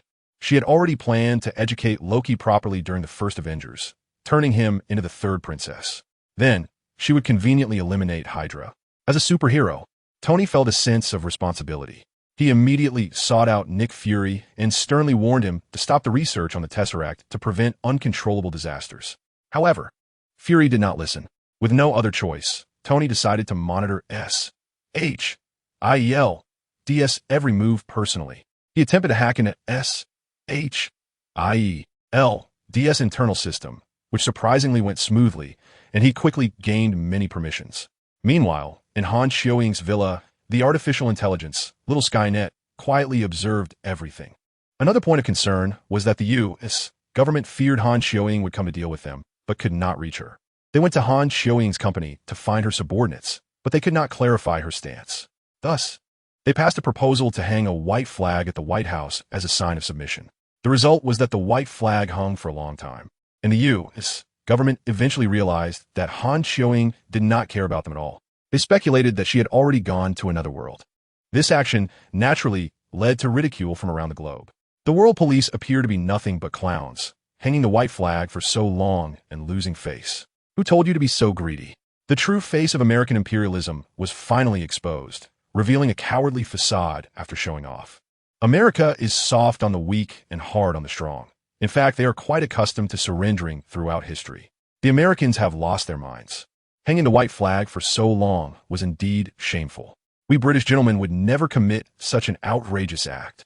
Various mockeries filled the air, leaving the U.S. government feeling utterly humiliated. After a long while, the U.S. reluctantly took down the white flag, but they had already become a global laughingstock. They had to leverage their media influence, controlling online accounts in various countries, exposing dirt on international celebrities, and using their trained extreme feminists to cause public disturbances to attract attention. Inside the Umbrella Corporation's base, Han Xiaoying quickly gathered some potentially useful key supplies and important data left by Red Queen, then signaled to Fiora that she could leave first.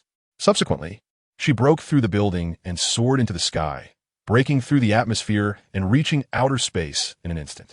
She prepared to search for some people from the Resident Evil world that she wanted to bring back to the Marvel Universe as employees of her company. The first figure she noticed was Ada Wong. She was wearing a red chi pao that hugged her curves, highlighting her impressive figure. Her well-rounded bust was partially exposed, and her slim waist and curvy hips were even more pronounced. Wearing red high heels, even amidst a zombie attack, she moved gracefully, exuding both sexiness and a queen-like aura with every gesture. She held dual pistols, shooting left and right, rapidly and accurately taking out zombies with headshots. Her movements were agile and flexible. As she spun and dodged, the long skirt of the chi pao swirled, revealing her long, straight legs, drawing beautiful arcs in the air as she kicked in and exploded zombie heads. Just as Ada Wong was fiercely battling the zombies, a figure descended from the sky at lightning speed, landing steadily on the ground. Han Qiuya moved too quickly. Ada Wong only caught a glimpse of a person suddenly appearing beside her and swiftly turned around. With vigilance, she puffed out her impressive chest, raised her delicate chin, and slightly parted her cherry red lips. "Who are you?" "I am the Queen of Krypton, the supreme leader of the Kryptonians, Han Qiuya." "So you're the queen of those superheroes who fly around in the sky, helping humanity." "Hello." Ada Wong pretended to casually size up Han Qiuya, but inwardly she murmured, "So beautiful."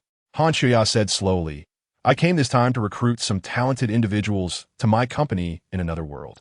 After speaking, she squinted her eyes, and a high-temperature red laser shot out, instantly turning the 5 to 6 zombies that lunged at her into ashes. Then, with her heat vision still active, she flew a few meters high, hovering in the air, and continued to sweep the surrounding zombies with her heat vision for a while. She could precisely control the length, width, and temperature of the heat vision, ensuring that no extensive damage was caused in the process. Ada Wong stared in shock at this scene. "Join me, and I can make you stronger." "There are no zombies in my world," Han Qiuya said with a smile as she retracted her heat vision and extended her right hand. Ada Wong hesitated slightly, assessing this unknown yet incredibly powerful Han Qiuya in front of her. After a mental struggle, she finally shook her hand and said, "All right, I'll join, but don't make me call you master or anything like that." Han Qiuya smiled slightly and said, "All right, then call me your majesty." Ada Wong was clearly taken aback, but then heard Han Xiaoya continue, "Just kidding, you can call me boss or any other appropriate title." At this moment, Han Qiuya had not yet released Ada Wong's hand. Suddenly, Ada felt a warm current flowing from their tightly clasped hands, instantly spreading across her body, melting away her clothes and shoes, including the leg holster for her weapon, and replacing them. She couldn't help but feel a bit panicked, as the warm current carried a peculiar energy that seemed to seep into her flesh and blood. "Relax, this is a little gift for you, a nano-symbiotic battlesuit. It won't enter your body. First, it will enhance your physical condition," Han Qiuya explained with a smile, noticing Ada Wong's discomfort. "Then it will cover your skin, able to form any clothing, shoes, and accessories. It can also transform into any weapon and even launch throwing knives and darts." After hearing the explanation, Ada finally breathed a sigh of relief, carefully feeling the changes in her body. A thin layer covered the surface of her skin, which she could control with her thoughts, bringing her a sense of wonderful power. "Wow, boss, you're so nice," Ada Wong said happily. Han Xiaoya smiled and nodded, then picked up Ada Wong and flew like an arrow toward Australia. After that, Han Xiaoya continued her global journey at an incredible speed, recruiting over a dozen employees along the way. Ada Wong, Ashley, Alice, Claire, Maura, Rebecca, Helena, Jessica, Ingrid, Jill, Shiva, Sherry Birkin, Rachel Fryer, Leon, and Natalia. Ada Wong image. Han Qiuya brought the newly recruited members back to the Krypton headquarters in Australia. Before this, Fiola had already made every effort to gather thousands of surviving scientists from various places to come here. Han Xiaoyi plans to first settle everyone down, take some time to handle a few things, and then open the crossover portal to bring them back to the Marvel world. The Krypton headquarters base has most of its military out fighting, and the estimated number of survivors worldwide is only 10 million. The area is vast and sparsely populated, with a tranquil environment. It is very suitable for everyone to rest for a short period. The base is equipped with advanced and complete facilities, with all necessary living amenities. Subsequently, Han Xiaoyi first opened her vision and found Wonder Woman. Watching Wonder Woman tirelessly battling zombies, her armor covered in blood and grime, she exuded the beauty of a warrior goddess. Han Xiaoyi asked the system, "Do you have any nano battlesuits here that can achieve a perfect fusion with Wonder Woman's armor, shield, and sword?" The system replied, "Host, the one you are wearing right now is it. Why not just give it to her?" Han Xiaoyi responded, "Hey, this suit was given to me as a starter gift. I mean, why isn't this kind of battle suit available in your system store?" The system explained, "Sorry, host. This version of the system store does not have this battle suit for sale. However, if you need it, I can customize one for you, but it will cost extra. A lot extra." Han Xiaoya said, "That's fine, I have plenty of points, so hurry up and buy one." The system acknowledged, "Understood, please wait a moment." After quickly processing, a specially made nano battlesuit formed in Han Xiaoya's hands. Han Qiuya approached Wonder Woman, who was battling a large group of zombies. She appeared somewhat fatigued, but her eyes still sparkled with fighting spirit. "Diana, good stuff, catch this," Han Qiuya shouted, tossing the Wonder Woman battle suit in her hand. Wonder Woman paused, leaped gracefully into the air, performed a beautiful somersault, and caught the flying suit steadily. As soon as Diana made contact, the suit quickly covered her entire body, merging with her existing armor, shield, sword, and more. A powerful force instantly surged into Wonder Woman, dispelling all her fatigue and replacing it with a surge of fighting spirit. With a single strike, Diana slashed down 2 nearby zombies, then happily said to Han Qiuya, excitement evident in her tone, "Thank you so much. True goddess of beauty and strength. I'm filled with power again. My strength has also greatly increased." Just as she finished speaking, the horde of zombies surged forward. Her expression turned serious as she slammed her arms together. The golden bracelets emitted a resonant clang, and 2 dazzling energy waves instantly expanded in 3 dimensions, forming a massive light sphere that charged towards the zombies. With a thunderous boom, the light net swept over the entire horde, shattering their bodies into pieces. "Very good, Diana. I've seen your strength and courage. Next, I'll train you in flying techniques," Han Qiuya said with a smile. "Great. I've always wanted to master flying perfectly," Diana replied happily. She had heard Han Qiuya mention special training for flying before and had been looking forward to it. "Then let us take off." Han Qiuya led Diana into the sky, arriving at a stormy area filled with thunder and lightning. "Diana, the lightning here is perfect for training your flying skills. I need you to use the lasso of truth to catch lightning during the thunder. Then spread your arms to maintain body balance, and use the power from the lightning to propel your flight," Han Qiuya explained. "Understood." Diana took out the lasso of truth and focused intently. Then a loud thunderclap sounded, and Diana skillfully caught a bolt of lightning with the lasso. In a whoosh, her body was enveloped by the electric current. Great job, Diana.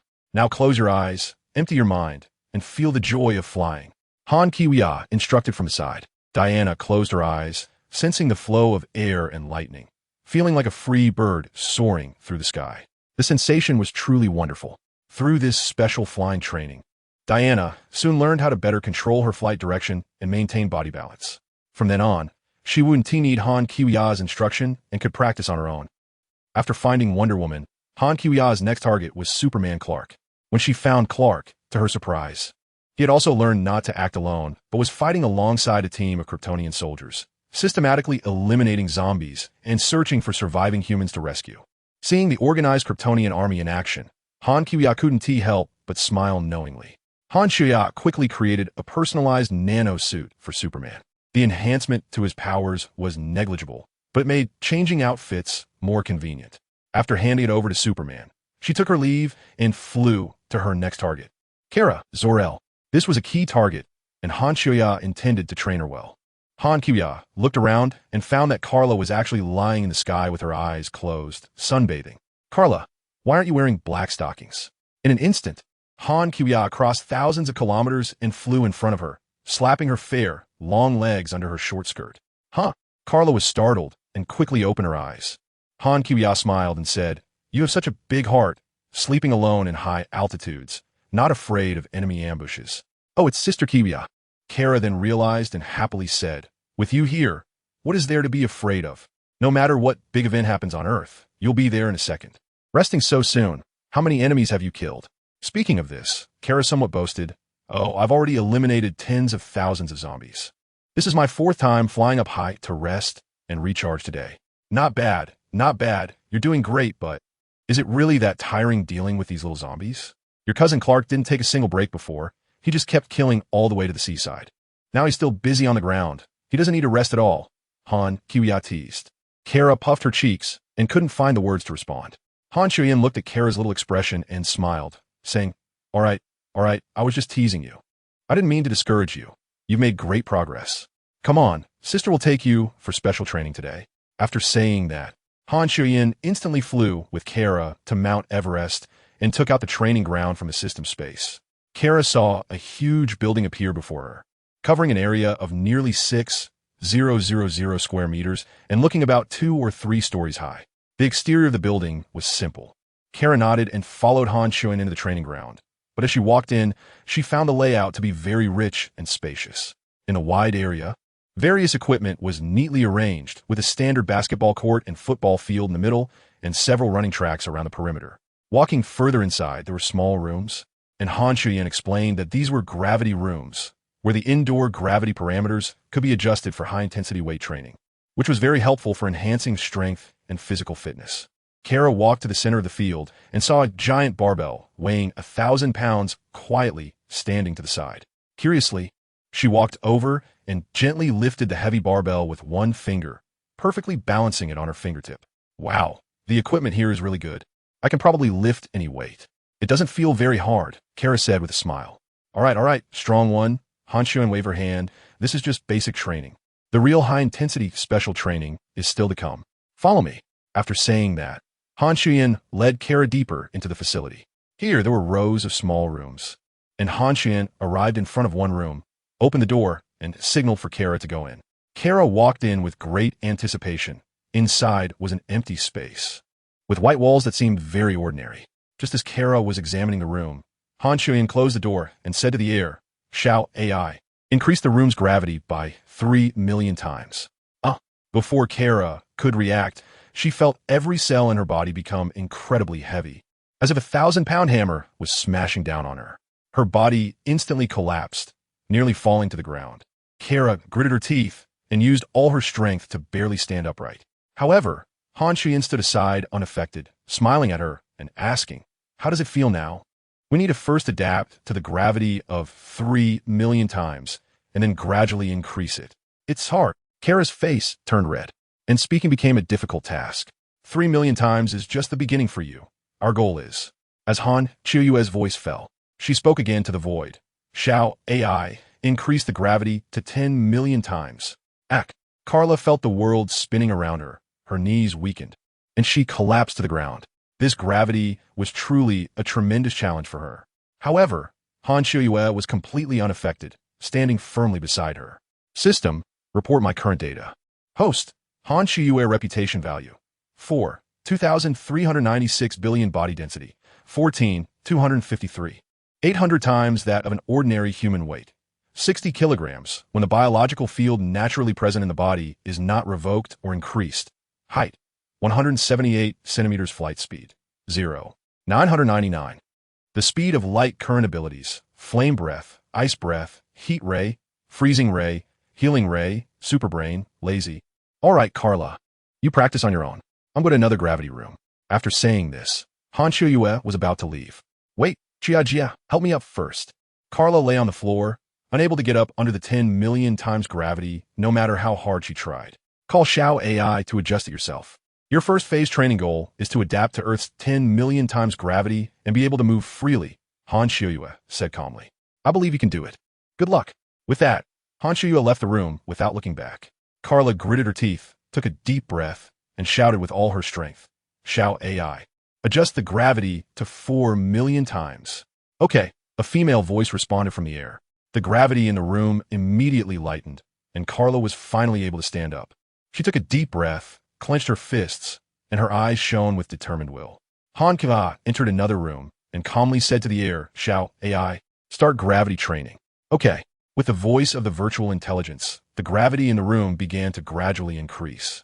From 10,000 times to 100,000 times, then to 1,000,000 times. Han Qiwa stood in the center of the room, completely unaffected. The gravity quickly reached 100 million times, an unimaginable limit for ordinary people. Yet, she remained completely unaffected. Shao AI directly adjust to 14,253, 800,000 times gravity, Han Qiwa said calmly. 14,253, 800,000 times was precisely the multiple of her body's density compared to that of normal Earth humans. Okay, in the quiet room, the gravity suddenly increased to over 1 billion times. Although Han Qiwa felt the pressure, she could still move freely. Interesting, my body's density determines the limit of Earth's gravity multiples I can withstand, and the multiples are the same. There is no need to come here for measurements anymore. The gravity room is mainly for those who need it. I just need to focus on sunbathing and absorbing energy, and I can steadily become stronger without such hardship. Having a bloodline like a cheat code is really great. Han Qiwa immediately decided to let Carla practice here for a while and went to send the recruited scientists, staff, and security personnel to Marvel's company. She flashed her figure and instantly flew to the headquarters in Australia. Fiora immediately gathered all the new employees she commanded. Yes, Your Majesty. General Fiora of Krypton immediately bowed in response and quickly notified them to assemble. Ada Wong, Ashley, Alice, Claire, Moira, Rebecca, Helena, Jessica, Ingrid, Jill, Shiva, Shirley Birkin, Rachel Free, Leon, and Natalia, along with batches of human scientists, engineers, and some of their family members, arrived one after another. Han Qiwa found that most of the new employees appeared to be somewhat panicked and fearful. When it was mentioned that they were going to the new world, they mostly seemed skeptical. Han Qiwa understood their concerns. After all, being suddenly told to go to a completely new world would make anyone feel anxious. However, once they truly arrived at the Marvel Earth, they would discover that it was indeed safe and free of zombies, boasting extraordinary technology and resources, along with a better environment. Just as Han Qiwa was preparing to lead everyone on their journey, she still felt uneasy, so she activated her X-ray vision to scan the area again. Suddenly, she noticed that a few people were carrying test tubes containing the zombie virus. Han Xiuyue's figure swayed, and before the few people could react, she had already used the biological force field to take them to high altitude. Skynet, report their identity backgrounds immediately, Han Xiuyue calmly commanded. Yes, Master. It has been confirmed that 3 of them are scientists from Umbrella Corporation. The other 3 are ordinary civilians. They may have been used unknowingly, with virus vials placed on them to be utilized for carrying. Skynet quickly replied. Well, that didn't remind Fiora to be cautious, she said. In front of everyone, Han Xiuyue swiftly dealt with the unexpected incident, and instructed Fiora to pay attention to the handling of evil individuals in the future. Then, she opened a massive transdimensional portal wide enough to accommodate thousands of people passing through simultaneously. Everyone follow me, let's go. The crowd flowed in, and under Han Xiuyo's lead, thousands of people crossed over in just a few minutes. On the other side of the portal was the exit in front of Han Xiuyo's company square in the Marvel world. As the crowd poured out, they all noticed the enormous corporate logo overhead, along with a uniquely shaped fountain in the center of the square. Incredible, parallel universes really exist. I actually have the chance to travel to another world. A scientist murmured, looking around and discovering that the human social structure here was remarkably similar to that of the biohazard world. Awesome. It's just like stepping into a sci-fi movie. That transdimensional portal is amazing. We can finally start over in a world without the threat of zombies. Voices of emotion and discussion occasionally arose from the crowd, with some already shedding tears of excitement. Speaking of the Marvel world, previously, Han Xiuyo had destroyed Pluto with a single punch, casually knocking out the Hulk. A scene that was vividly remembered by the entire world. Since then, hardly anyone dared to harbor any ill intentions towards Han Xiuyo's meteors. Xiaomei had only sold a small portion of the meteors, and the company had made a fortune.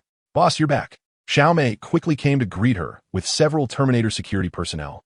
She also wore a genuine, sweet smile on her face. Han Qias nodded and said in a gentle but firm tone, Ada Wong, Alice, and Jill, you combat types follow me. The few immediately kept pace with Han Qias. Ada Wong was the first to stride forward with her black silk legs, and Alice and Jill quickly followed suit. Han Xiuyin turned to Xiaomei, her tone authoritative yet gentle.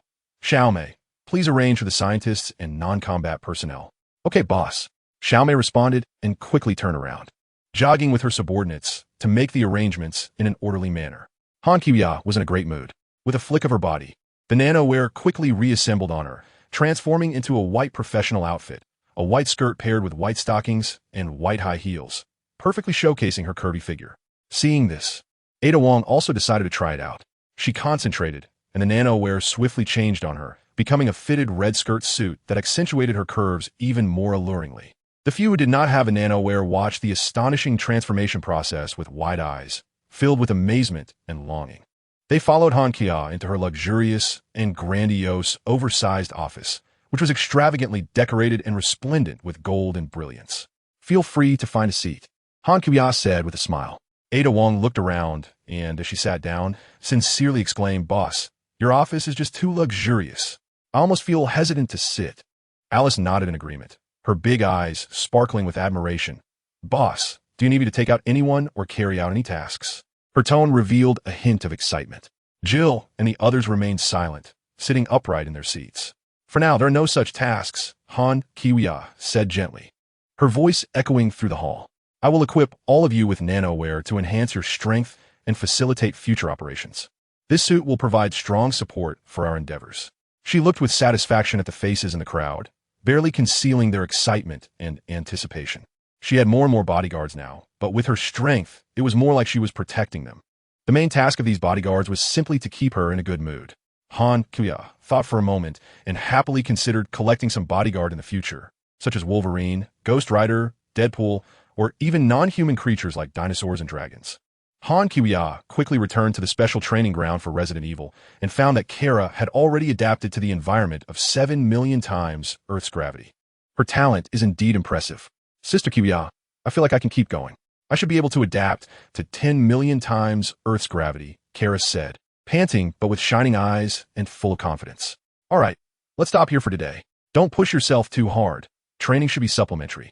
Han Kiwia said as she patted Kara on the shoulder. No way. Kara shook her head firmly, her tone filled with strong determination. You practiced so hard every day in your self-introduction VCR to reach such an impressive level. I can't fall too far behind you. I'm afraid that if I leave, you'll be secretly practicing.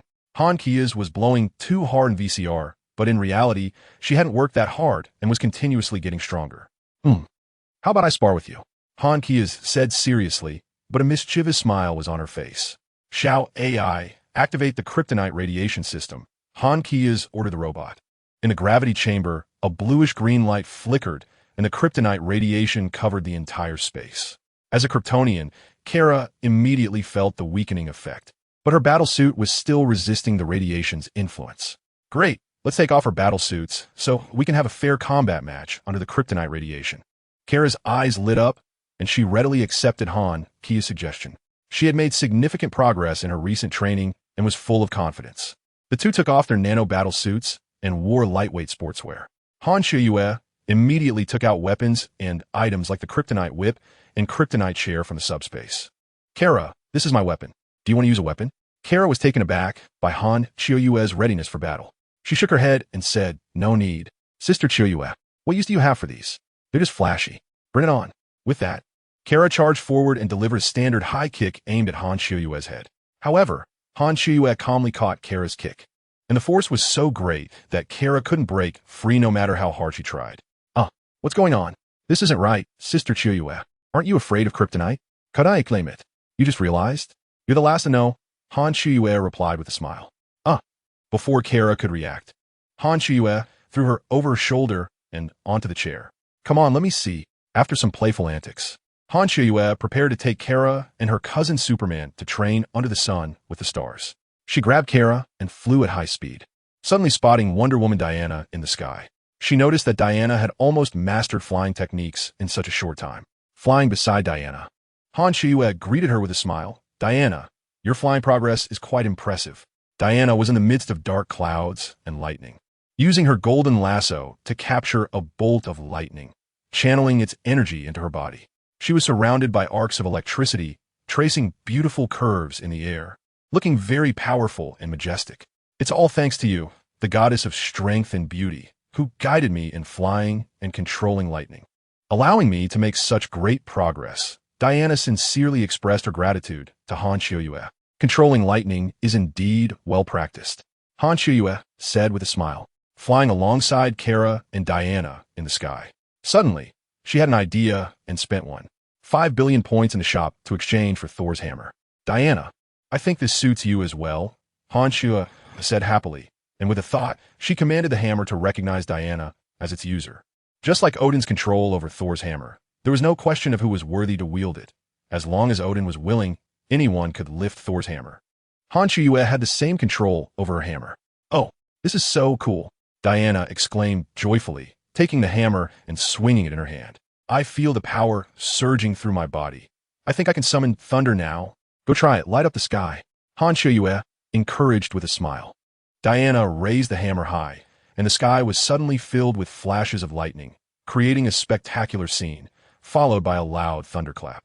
Several zombies on the ground were also unexpectedly charred by the strike.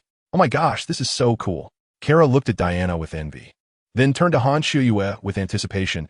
I want a powerful weapon like that too. This isn't really suitable for you, Qiu said with a smile, producing a steaming, fragrant food item in her hand and handing it to Kara. First, eat this. It's your favorite flavor. Kara happily took the food item and began to enjoy it. At that moment, after playing enough with the hammer, Diana flew over and handed it back to Qiu. Goddess, such a powerful weapon is too precious. I can't take your personal belongings. Please keep it for yourself. Qiu smiled, and suddenly 2 identical thunder hammers appeared in her hands. I have many more backups. If you don't want them, I can only put them away and let them gather dust. What a pity. Diana was stunned and asked, Goddess, are you in the wholesale business for Thor's hammer? At this moment, Carla finished her pot helmet and reached out to Qiu, saying, Sister Qiu, can I play with them too? Qiu handed her a hammer, and just as she let go, Carla was sent falling down by Thor's hammer. Chapter 112 is at the end of Volume 3. It was previously sent incorrectly, and Tomato cannot modify it. Nick Fury stood in the underground passage of S.H.I.E.L.D., surrounded by darkness and mystery. His expression was inscrutable, with a hint of a smile. Several agents suddenly appeared in front of him, bringing a doctor to this mysterious place. The doctor looked around, trying to find some clues in the darkness, but he did not see Nick Fury hidden in the shadows. Suddenly, Nick Fury's voice echoed in the darkness, startling Dr. Selvig. He turned around, staring into the dark, and finally caught sight of Nick Fury's figure. He frowned and said, You are the mastermind? Why did you bring me here? This place is like a maze. Selvig continued, At first, I thought your agents were going to kill me. He said this thoughtfully while walking towards Nick Fury. As he got closer, he finally saw Nick Fury's appearance. He couldn't help but mutter to himself, in this dim background, dressed in all black, are you afraid that others can see you? Nick Fury smiled and said, I've learned about the situation in your lab. Your work has garnered praise from many scientists much smarter than me. Seeing that Nick Fury seemed to have no ill intent, Selvig tried to persuade him to let him go back. He spread his hands and said, I have so much to do. The Foster theory, a path to the other side of the world, it's unprecedented, right? Nick turned and walked away, murmuring, legends and history often differ, but since ancient times, there's always been one thing that both do not contradict. Selvig hurriedly followed him. Nick walked to a table, opened a box, and revealed a cube glowing with mysterious blue light. What is this? Selvig asked curiously. Nick replied, it is energy, if we can fully utilize and control it. Perhaps we can have a continuous source of energy. The air fell into a stillness, and Selvig remained silent. At that moment, Loki's figure unexpectedly appeared in the mirror, but neither of them could see him. Loki wore a sly smile. This is certainly worth studying. Han Kuya did not stay long in the world of Resident Evil. In just a few seconds, she unleashed 2 heat rays that could continuously track and turn corners, easily annihilating billions of zombies globally. After that, the Resident Evil world basically had no more issues. She then chose to send Superman, Kara, and Wonder Woman, who had significantly enhanced their powers, back to their respective worlds.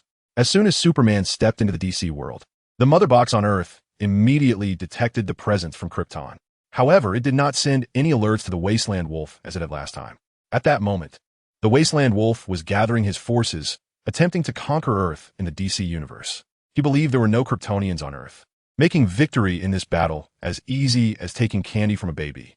As for Wonder Woman, she was initially surprised by the immense power of the Thor's hammer gifted by Han Kuya and felt a bit shy about accepting it. However, when Han Kuya showed her several more Thor's hammers, she was astonished that someone could have so many powerful artifacts, as if they were wholesale. Han Kuya humorously joked that if she didn't accept these Thor's hammers, they would just be left there gathering dust, which would be a shame. Thus, Wonder Woman decided to accept the gift, and she quickly familiarized herself with the basic usage of the Thor's hammer. With her ability to fly already mastered, she became quite powerful. Han Kuya, after successfully completing her mission in Resident Evil and the stars of the Milky Way, returned contentedly to the familiar Marvel universe.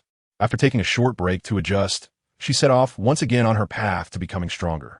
This time, her goal remained the vast universe, planning to absorb the hundreds of billions of stars within the Milky Way of the Marvel universe. As for why she would venture into other star systems, it was mainly because even with a flight speed of 3,000 times the speed of light, it would still take about 10 years to exit the Milky Way. However, to reach the nearest large Magellanic Cloud, she would need to fly over 100,000 light years more, which would take another 33 years. Traversing such a time and space span to find stars was not worth it for Han Kuya, given her current strength. Even if she could tear space and use teleportation for long-distance travel, the farthest distance she could cover each time would only be 10 times her flying distance per second, which was negligible for her. Moreover, in the Marvel Universe, there would soon be an energy battery delivered to her doorstep. The ruler of the Dark Dimension, Dormammu, and Han Kuya's external aid, the energy absorption skill, was already prepared for it. Since Nick Fury had kidnapped Dr. Selvig and entrusted him with further research and development of the Tesseract, time had flown by. One day, at the SHIELD headquarters, the large buildings were brightly lit under the night sky. A large number of planes and vehicles were coming and going, bustling between the buildings and the city. Much busier than usual. The usually calm scene was completely shattered, and an inexplicable tense atmosphere enveloped the entire area. Busy activities and actions could be seen in every corner, with all agents hustling, either gathering together waiting for orders or dispersing to carry out their respective duties, a clear sense of urgency emanating from their actions, as if signaling that some urgent major event was about to happen. Suddenly, the loud sound of a helicopter's rotor broke the silence, audible from a distance. Coulson, wearing sunglasses, reacted quickly, knowing that the director had arrived with Agent Hill. The announcement within SHIELD began to echo. All personnel, attention. The evacuation order has been confirmed. Please evacuate immediately using the designated vehicles. This is not a drill. Shortly after, a helicopter slowly landed on the spacious helipad. Bright lights shone on Coulson's face, his gaze firm and resolute, ready to face the impending storm. Agent Hill and Nick Fury stepped off the helicopter with confidence. Nick Fury asked first, "How bad is the situation?" Coulson replied, "It's very bad, Director. We don't know the specifics. 4 hours ago, Dr. Selvig detected a massive surge of energy released by the Tesseract. Nick Fury walked forward, with Coulson and Agent Hill following closely behind. Nick Fury asked, "We didn't authorize him to conduct any tests." Coulson responded, "He didn't conduct any tests. He wasn't even in the lab at the time." Hill closely followed their steps, her voice filled with astonishment and concern. "Coulson, are you saying the Tesseract activated on its own? What is the current energy level?" Nick Fury quickly questioned, quickening his pace, his eyes fixed on the laboratory ahead. "It's rapidly increasing," Coulson breathlessly replied, fatigue evident from his earlier busyness. "The doctor can't stop it, and our people have all evacuated, but the equipment is still in the lab. How much longer will the evacuation take?" Nick Fury continued to press. "Half an hour should be enough," Coulson answered, his voice tinged with worry, "but the equipment." Before he could finish, Nick Fury interrupted him, resolutely stating, "We must speed up. Its energy is not to be trifled with." Meanwhile, at Han Kiwia's company, Xiao Mei and the others were watching the live broadcast through a Terminator perspective. Alice said in disbelief, "So, we're watching a live broadcast in real time? You told me before that this is a spy organization?" Banner replied, I used to work there. It's quite normal." Venom leaned in, like a greedy giant beast, devouring nearby snacks. "Chocolate, so delicious." Jill frowned, full of worry, saying this SHIELD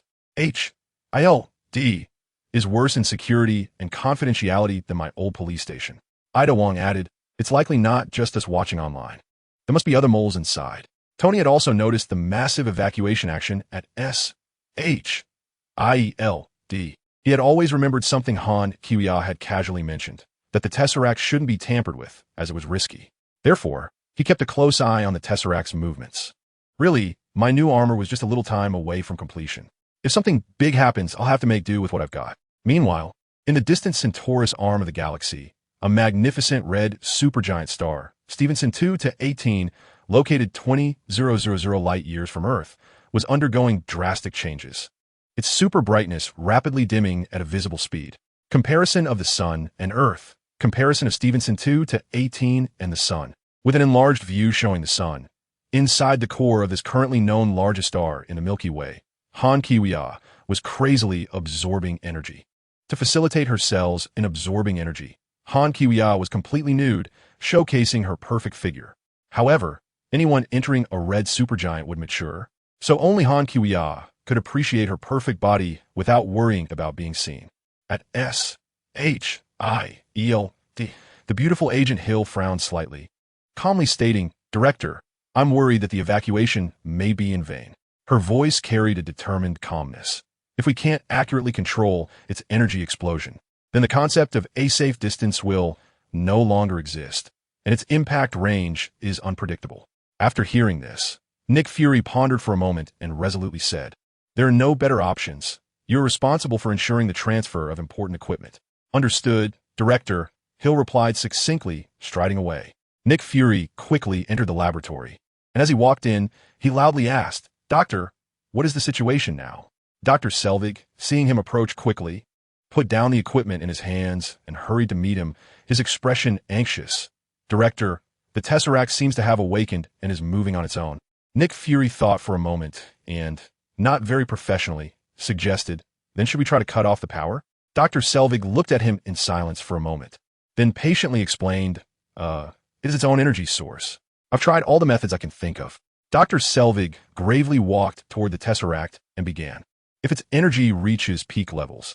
Nick Fury, hearing this, interrupted Dr. Selvig, a hint of anticipation on his face. "Isn't that exactly what we want?" Selvig turned around, looking at him with confusion. Nick Fury continued thoughtfully, "Utilizing the energy of the Tesseract, this might be a good opportunity. But in the current situation, we have no way to control it, let alone utilize it properly." He glanced at the screen, his expression suddenly tense. Worry and anxiety etched on his face as he said, "It has already begun to emit powerful interference and radiation gamma rays." Nick Fury felt that something was wrong and grew increasingly uneasy, filled with a sense of crisis. He wanted to know if the reliable Agent Hawkeye, Barton, was in position to handle any emergencies and protect him. "Where is Agent Barton?" Dr. Selvig raised his hand and pointed upwards. "He is still in his Uri, just like before." He shouted, "Barton, respond if you hear me. I brought you here to observe up close. What are you doing so high up?" At that moment, a voice came from above. "I have a better view from up here." Shortly after, A lithe figure swiftly descended from above on a rope. It was Barton. Nick Fury frowned. Have you observed anything that activated it? Before Barton could respond, a researcher walked towards Selvig with a tense expression, hurriedly reporting, Doctor, its energy has exceeded the peak we previously observed and is still growing. Barton replied, Director, the lab personnel have shown no issues, and there have been no anomalies. The problem should not be on our end. Nick Fury paused. Not on our end? What do you mean? Director, do you remember that besides being an energy source, it is also a gateway to the other end of the universe? It is bidirectional. ZZZZ. As Barton finished speaking, the Tesseract suddenly blazed with light. The blue energy appearing unstable, yet systematically expanding, as if something were about to break free from the other side. The staff hurriedly stopped their work and retreated. The agents raised their weapons, moving forward to take their positions, ready to engage in combat. Nick Fury, Hawkeye Barton, and Selvig each took cover behind large equipment as a shield, their brows furrowed, eyes filled with tension, watching every move of the Tesseract. ZZZZ. Bio. A beam of blue energy shot out from the Tesseract, creating an expanding blue circle at the far end of the lab table, which then suddenly erupted, transforming into a portal. Boom! With a sound, the energy dissipated, and the portal disappeared in an instant, revealing a figure in view. With a strange smile on his face, he entered, striking a self-perceived, elegant pose on one knee, then slowly stood up, unhurried, quietly gazing at everyone as if savoring the anticipation and thrill of the hunt. The scene fell silent for a few seconds. Barton furrowed his brow, a serious look flashing in his eyes, saying, It's the third princess of Asgard. Nick Fury also recognized him from the footage of Loki fighting Hulk. Although he was somewhat confused, he turned his gaze to Barton, thinking, He looks like a man. Barton understood his confusion and added what the female superhero said. She is the third princess. Nick Fury no longer dwelled on this minor detail. He turned his attention to Loki and shouted, Sir, please put down your spear. Loki responded with a playful smile, swinging his spear forward, sending an energy blast towards Nick Fury and Barton. Shit. The two, sensing danger, immediately rolled to the sides to evade the energy. Open fire. The agents pulled their triggers, unleashing a barrage. Bang, bang, bang. Nick Fury saw the bullets ricochet off Loki, having no effect, and said, Damn God. Loki then leapt high, his spear striking like lightning towards an agent. The nearby Terminator, seeing this, realized that the one to die was the Hydra infiltrator and did not intervene. Director, we need to bring Hulk over. Barton said, positioning himself with focus, his bow an arrow ready to shoot. However, Loki swiftly flew towards him with astonishing reflexes, like a raptor poised to strike. The Mind Stone staff instantly pressed against Barton's chest. You're a thoughtful person, Loki mocked in a sly whisper. Clearly seeing that Barton was now under the control of the Mind Stone, his eyes radiating the light of the gem. Evacuate now. At that moment, a Terminator shouted loudly. His rank was evidently higher, as most people obeyed his command and began an emergency retreat. Who shouted that? Nick Fury wondered, feeling uncertain. He knew there were some traitors within S.H.I.L.D., but did this mean they were no longer pretending? He decided that after this incident, he would investigate thoroughly to see who this traitor was and root out other infiltrators as well. Seeing this, Loki laughed. Very good. Those who know when to yield are wise. Mere mortals dare not contend with gods. Nick, hiding behind the experimental equipment, was astonished to see Barton actually holster his gun, no longer attempting to attack Loki, his eyes wide, internally exclaiming, Oh no, my trusted warrior seems to have been controlled. After Loki's words, he wasted no time and immediately swung his staff, attacking Dr. Selvig and one of his assistants, controlling them in the same manner. Nick Fury seized the opportunity to quietly approach the Tesseract, carefully placing it into a prepared box, intending to leave quickly with it. Loki's power forced him to do so. Put it down. Loki's voice was cold and firm. Although he did not turn around, his voice seemed to sense Nick's presence. Nick gritted his teeth, then helplessly sighed. Turning halfway, there's no need to complicate things. It is necessary. I came here for this. Loki chuckled softly. Then his expression turned serious as he introduced himself. I am Loki, Prince of Asgard, tasked with a glorious mission. Nick interrupted. I know you are Thor's brother. Loki, you have no grievances with Earth, your brother Thor. Loki did not give him a chance to continue, interrupting, Ants and Boots have no grievances either. His tone was filled with disdain. Nick frowned. Are you planning to crush us? At this moment, Hawkeye Barton interjected, speaking to Loki. Sir, Fury is trying to buy time. The equipment here is almost out of control, and we will be buried beneath it. Nick's expression changed. He did not expect his trusted aide to so willingly serve the enemy after being controlled. He darkly remarked, just like the ancient pharaohs being buried. However, Loki did not respond to him. He simply ordered, "Go." Barton and Selvig immediately followed him. As Barton stepped forward, he pulled the trigger on Nick. With a bang, Nick fell to the ground, and the cube box was snatched away by Barton. The group quickly rushed through the door and ran into Agent Hill. Barton brushed past her like a gust of wind, not even stopping to say hello. As he walked briskly toward the truck, he pointed at the keys in his hand and said, "We're commandeering these vehicles." Agent Hill turned to look at Loki, who was already in the truck. Her gaze sharp for a moment before returning to normal. She asked nonchalantly, "Who is that? Your new superior?" Barton didn't stop or look back, simply continuing toward the driver's seat. Agent Hill didn't take any further action, but slowly walked toward the wall, contemplating her plan. At that moment, coincidentally, Nick, dressed in a bulletproof vest, woke up.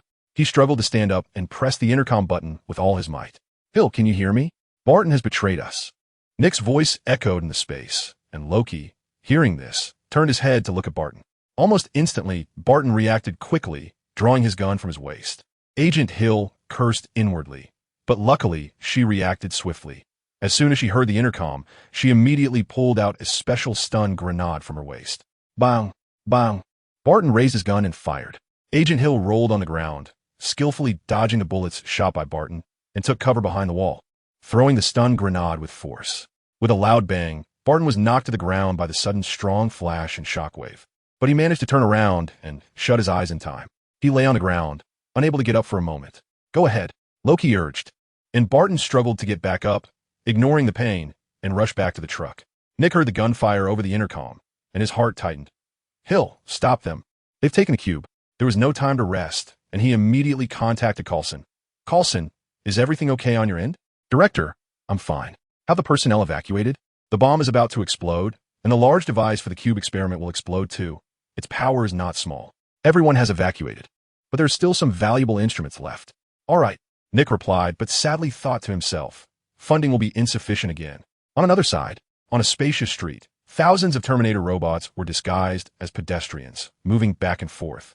They were dressed in various outfits, some disguised as ordinary citizens, others mimicking vendors. Their movements and demeanor almost indistinguishable from real humans. Nick Fury was worried. He didn't know Loki's purpose in stealing the cube, but if he didn't act quickly, the world might face an unprecedented disaster. He immediately dialed Coulson, his most trusted subordinate. His voice was deep as he said, "Coulson, I'm going to find Captain America and inform him that we are about to initiate the first Avengers initiative. You're in charge of contacting Natasha and having her notify Dr. Banner. Also, try to solve one more problem. Convince Tony to participate in this operation." Coulson responded immediately. "Understood, Director, I'll take care of it." Though it was a simple conversation, it fully demonstrated Nick Fury's trust in Coulson's abilities and loyalty. He knew that no matter what difficulties arose, Coulson could face them and solve the problems. After hanging up the phone, Nick Fury's thoughts soared like drifting clouds. He imagined how wonderful it would be if he had powerful forces like Han Shioya at his disposal. He would be completely unafraid of Loki. Although there was a strong Captain Marvel, this woman was never on Earth, and by the time she returned, it would probably be too late. It could be said that usually his thoughts were more about worrying that others' powerful abilities would go out of control, fearing it would lead to an uncontrollable situation. When real disaster struck, he would complain about the lack of available power on his side, making it difficult to cope with the ensuing challenges. After Natasha learned about Barton being controlled and betraying them, as well as the cube being stolen, waves of anxiety and worry flooded her heart. She immediately took action to carry out an urgent mission to persuade Dr. Banner to rejoin. Dr. Banner, the currently most powerful force in S.H.I.E.L.D., was likely carrying many of Nick Fury's hopes. Taking advantage of Banner going out for a walk, Natasha cleverly blocked his path. Upon seeing Natasha, Banner appeared calm, but internally he was stirring. He smiled and said, "Natasha, stopping me in such a secluded place is quite a clever decision." Natasha tried to show a friendly smile, as she was quite professional in this regard as a senior agent. She gently said, "Dr. Banner, it seems you're familiar with me." Dr. Banner casually replied, "When Hulk played basketball with Wonder Woman, you were the referee." As he spoke, he looked around. "Is S.H.I.E.L.D. surrounding this place?" "No, it's just the two of us. I'm here to ask you to join the Avengers." "What if I refuse?" Natasha replied firmly, "I will persuade you." Upon hearing this response, a hint of a smile flickered on Banner's face. Was he, along with Hulk inside him, the kind of person who could be persuaded? Natasha quickly explained. The world is facing a great crisis. She took out her phone and displayed an image of the Tesseract, explaining to Banner, this thing is called the Tesseract. It has enough energy to... I know its energy is enough to level the Earth. Banner interrupted her and continued, it's energy that can destroy the world. And I know Loki has already stolen it. What? Does Fury think I can handle it? To come and eat it? Hearing Banner directly mention Fury's name, Natasha couldn't help but sigh inwardly. He indeed no longer cared about S.H.I.E.L.D., and the director still hoped he would go undercover. She also clearly thought about how, when the director sent her over, part of her mission was to use her charm to achieve her goals.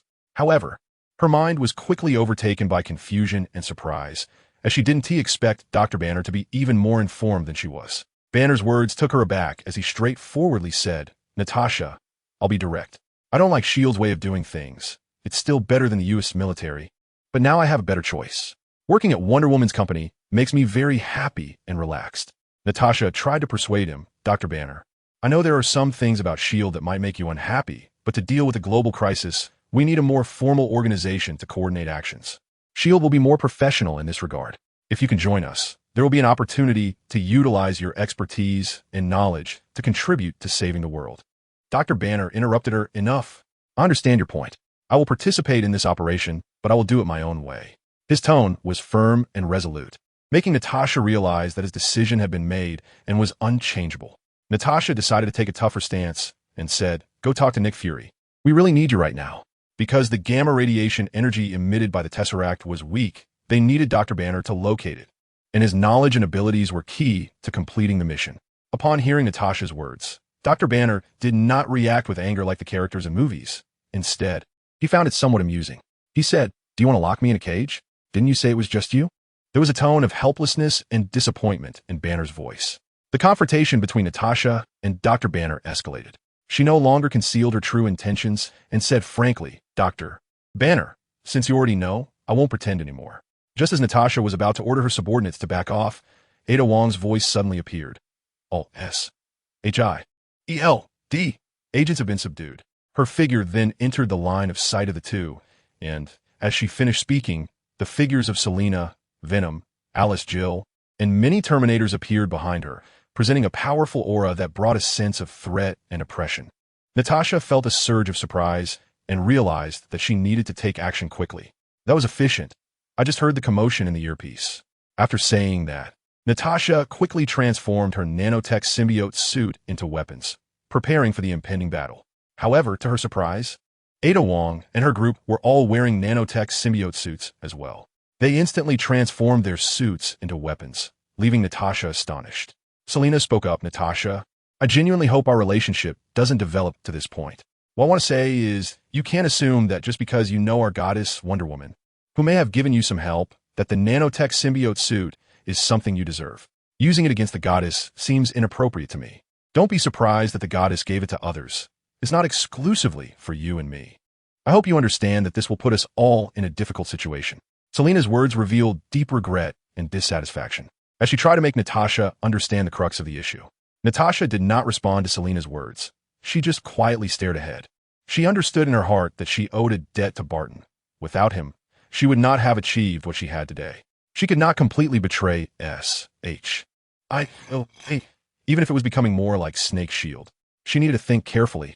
Just then, a message from Xiaomei suddenly came through, injecting new energy into the tense atmosphere. Selina, Venom, and Jill projected Xiaomei's friendly small image on their chests and hands. President, everyone said in unison. Xiaomei, ladies, and Venom. Time is running out. Quickly gather with Dr. Banner on Cunin Street in Germany. We are about to conduct our first collective action, and the boss will be back soon. After hearing Xiaomei's notification, Banner walked towards Ada Wong and the others without hesitation. Soon everyone turned and left. Selina took a deep look at Natasha before also leaving. Recently, Tony had been enjoying a relaxed and happy life, with his relationship with Pepper Potts skyrocketing like a rocket, allowing him to immerse himself in sweet romance and forget the disturbances of the outside world. However, a sudden phone call broke this tranquility. Tony picked up the phone, his tone revealing a bit of impatience. You are now seeing the holographic image of Tony Stark. Please leave a message if you have something to say. Pepper, beside him, giggled at his words. However, just as Tony finished speaking, an unexpected guest broke this harmony. Agent Coulson appeared at the elevator entrance of Tony's home and walked directly toward him. Tony calmly said, as if he was somewhat used to it, "Oh, another security breach. You and Nick Fury both like to sneak into my house without notice." Agent Coulson looked at him with a serious expression. "It's urgent. Please take a look at these documents." He handed Tony a document as he spoke. Seeing this, Pepper also became serious and quietly said to Tony, "It seems pretty serious." He's quite shaken.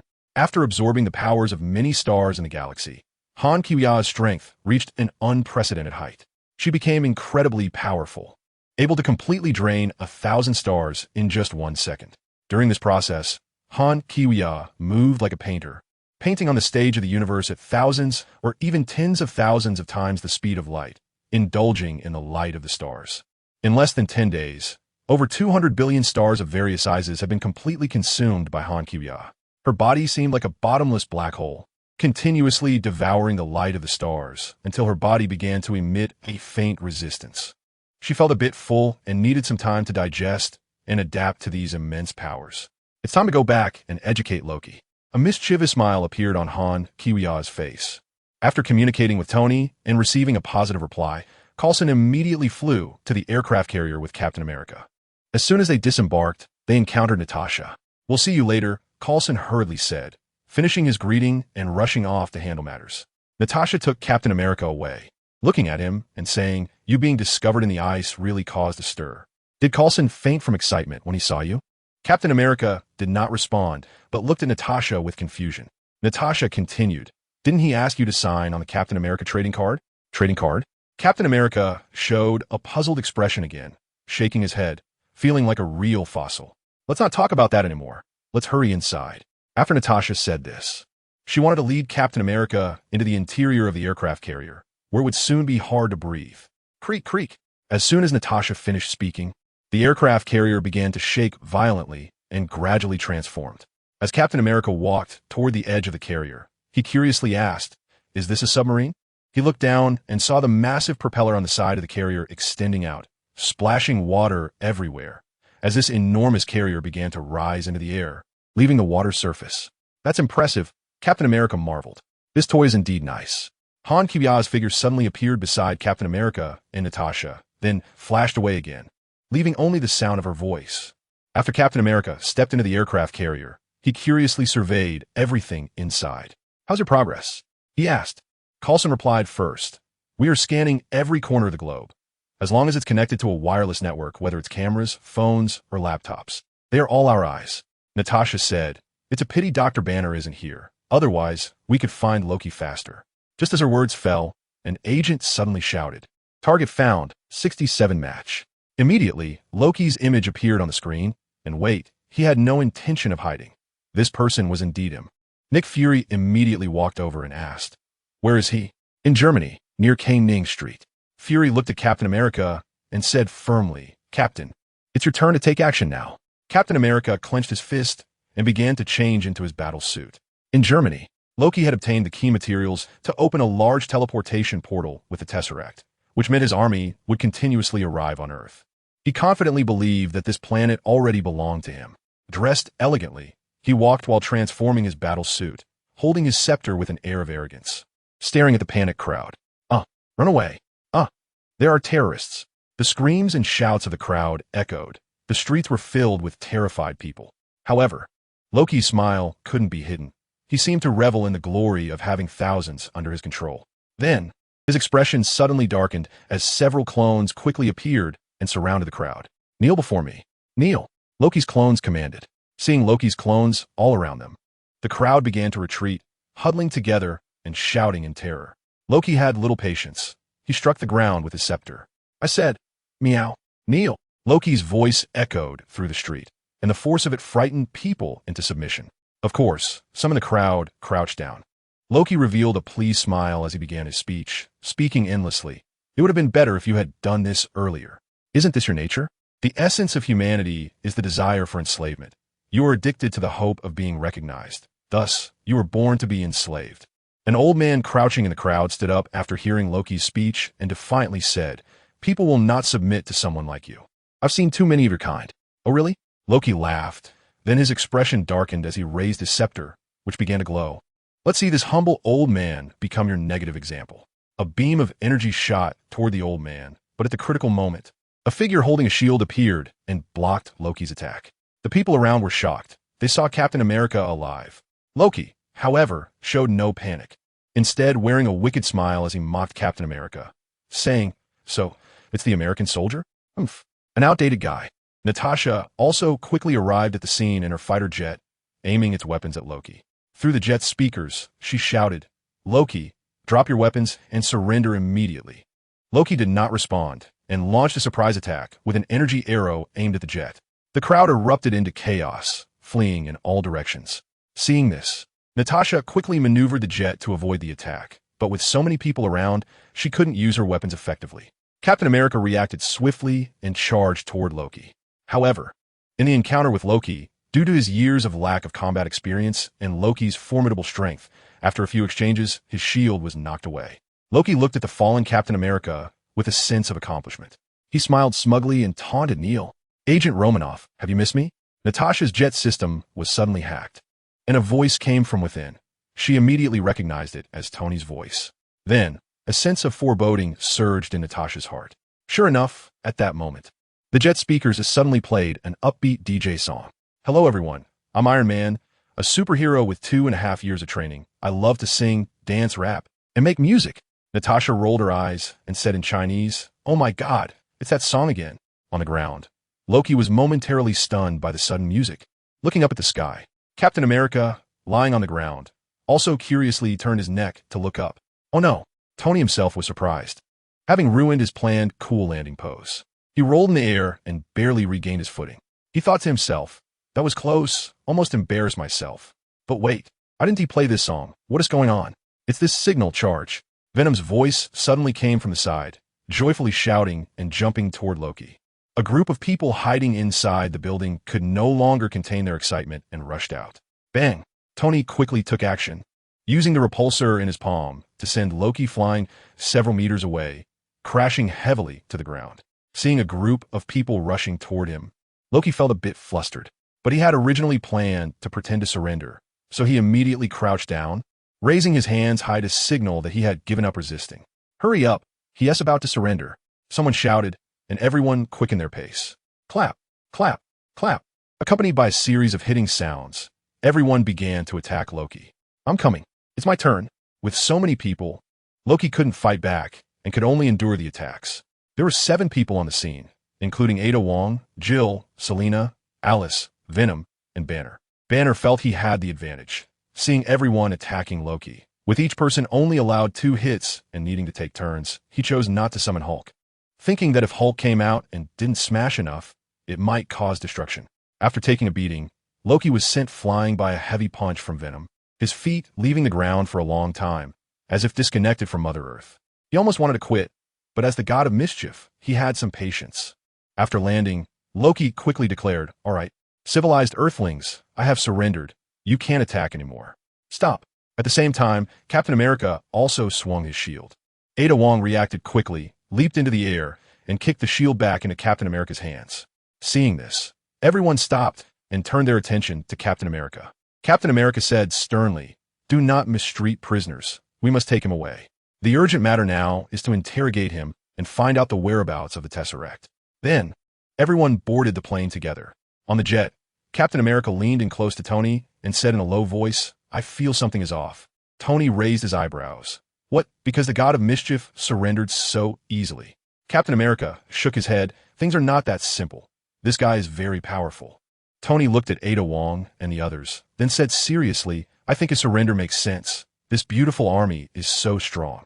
But your skills are not bad either, considering your age." Selina noticed Tony looking at her and smiled at Ada Wong, saying, "Ada, I think that playboy is interested in you." Ada glanced at her and teased, "He should be interested in you. Your long legs are so sexy." Selina proudly replied, "I'm the goddess's cat.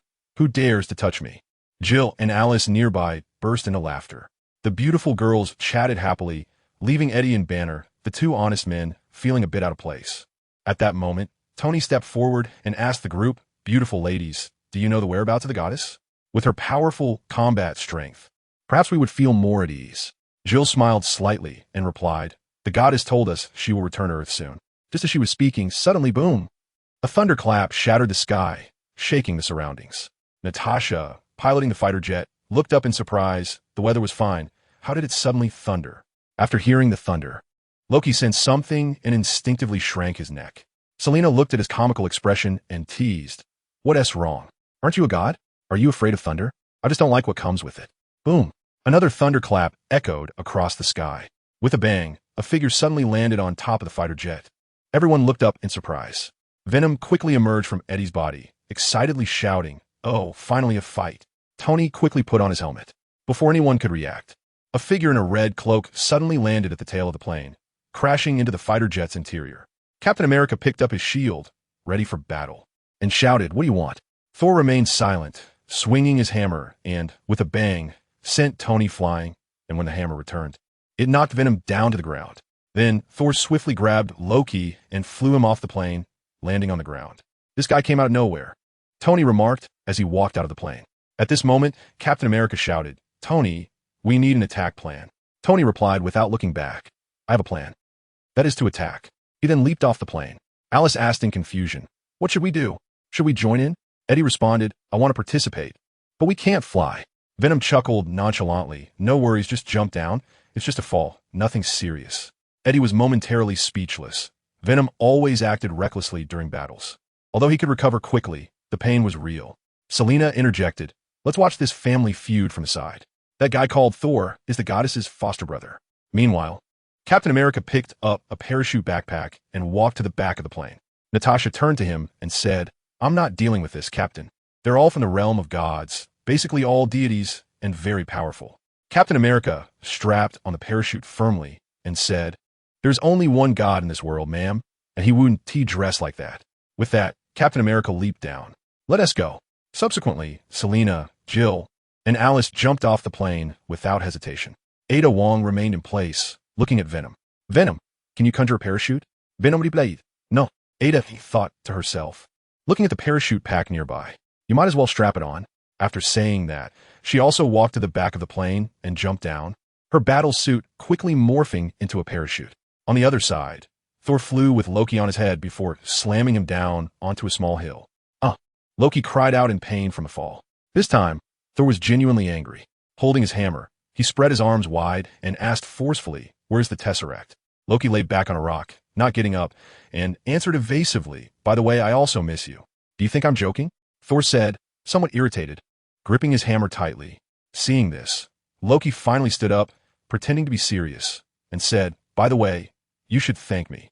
If it weren't for me, would Odin have sent you to your beloved Earth?" Thor lowered his hammer and quickly placed both hands on Loki's shoulders. "I've always worried you were dead." Loki replied, "Did you mourn for me?" Thor responded, "I and our father did not." Loki's heart sank. He initially thought it would be a joke to have a mourning ceremony for him. But to his surprise, there wasn't even one, and his expression darkened. "It's your father." Thor replied, "It was our sister who told me you were not dead." Wait, since when do we have a sister?" Loki asked in confusion. After pondering for a moment, Thor answered, "Loki, you should have seen her when we fought before. She is the foster sister Odin found for us, powerful and protecting the Earth.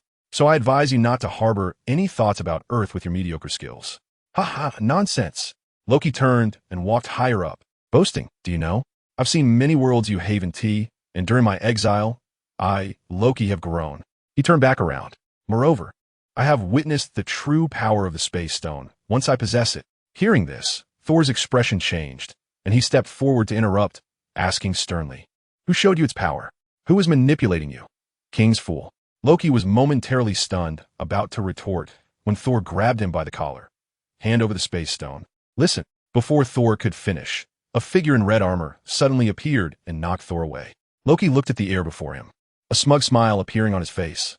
"I'm listening." Bang! Tony and Thor landed in the woods, and due to the force of the impact, both fell to the ground. Thor quickly got up, brushed off the leaves from his body, and glared angrily at Tony. "You better not provoke me again." Tony, not to be outdone, lifted his mask and replied, "Then don't touch our stuff." Thor was furious to hear Tony refer to Loki as stuff, as he was a protective brother. Today, he would make this red tin man understand the stakes. "I think you don't know the heights of heaven and depths of earth." Tony looked around, mocking his demeanor. Are we rehearsing a play? Does your mother know you're wearing her red cape? Upon hearing Tony disrespect his beloved red cloak, Thor lost his composure and cursed loudly, "You damn Tin Man. Earth native." With that, he forcefully threw his hammer at Tony. Bang! The sound of iron clashing echoed through the woods as Tony was sent flying several meters by the powerful blow of a hammer. On the ground, Tony was also filled with rage. Very good. Atop the small mountain, Loki sat on a boulder, lazily watching the two below as their conflict escalated. A peculiar smile gracing his face. He loved watching his opponents fight amongst themselves, which brought him immense satisfaction. As the god of mischief, it felt like a spiritual elevation in this chaos. He. Loki chuckled lightly. This battle is truly spectacular, isn't it? Suddenly, a voice sounded in Loki's ear. He instinctively responded. Yeah, wait. Loki suddenly turned around, realizing a beautiful woman had appeared beside him without his notice. He recognized her. It was Han Kyo-ya, the sister he refused to acknowledge.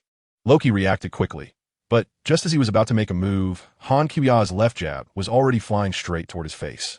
Although his mind reacted, his body had no time to respond. In Han Kyo-ya's eyes, he seemed completely still. Loki's eyes widened as he helplessly watched the fist, carrying immense power, come crashing toward him. For the first time, he despised how slowly his divine body reacted. Bang! A powerful gust of force swept him off the mountaintop, and the 100-meter distance felt like a mere instant. Before he could fall, Han Kyo-ya swiftly flew over and kicked him back on a mountaintop. Little brother, you need to practice your alertness more, Han Kyo-ya said with a cheerful smile. You call yourself the god of mischief, yet you didn't even notice me standing here for so long.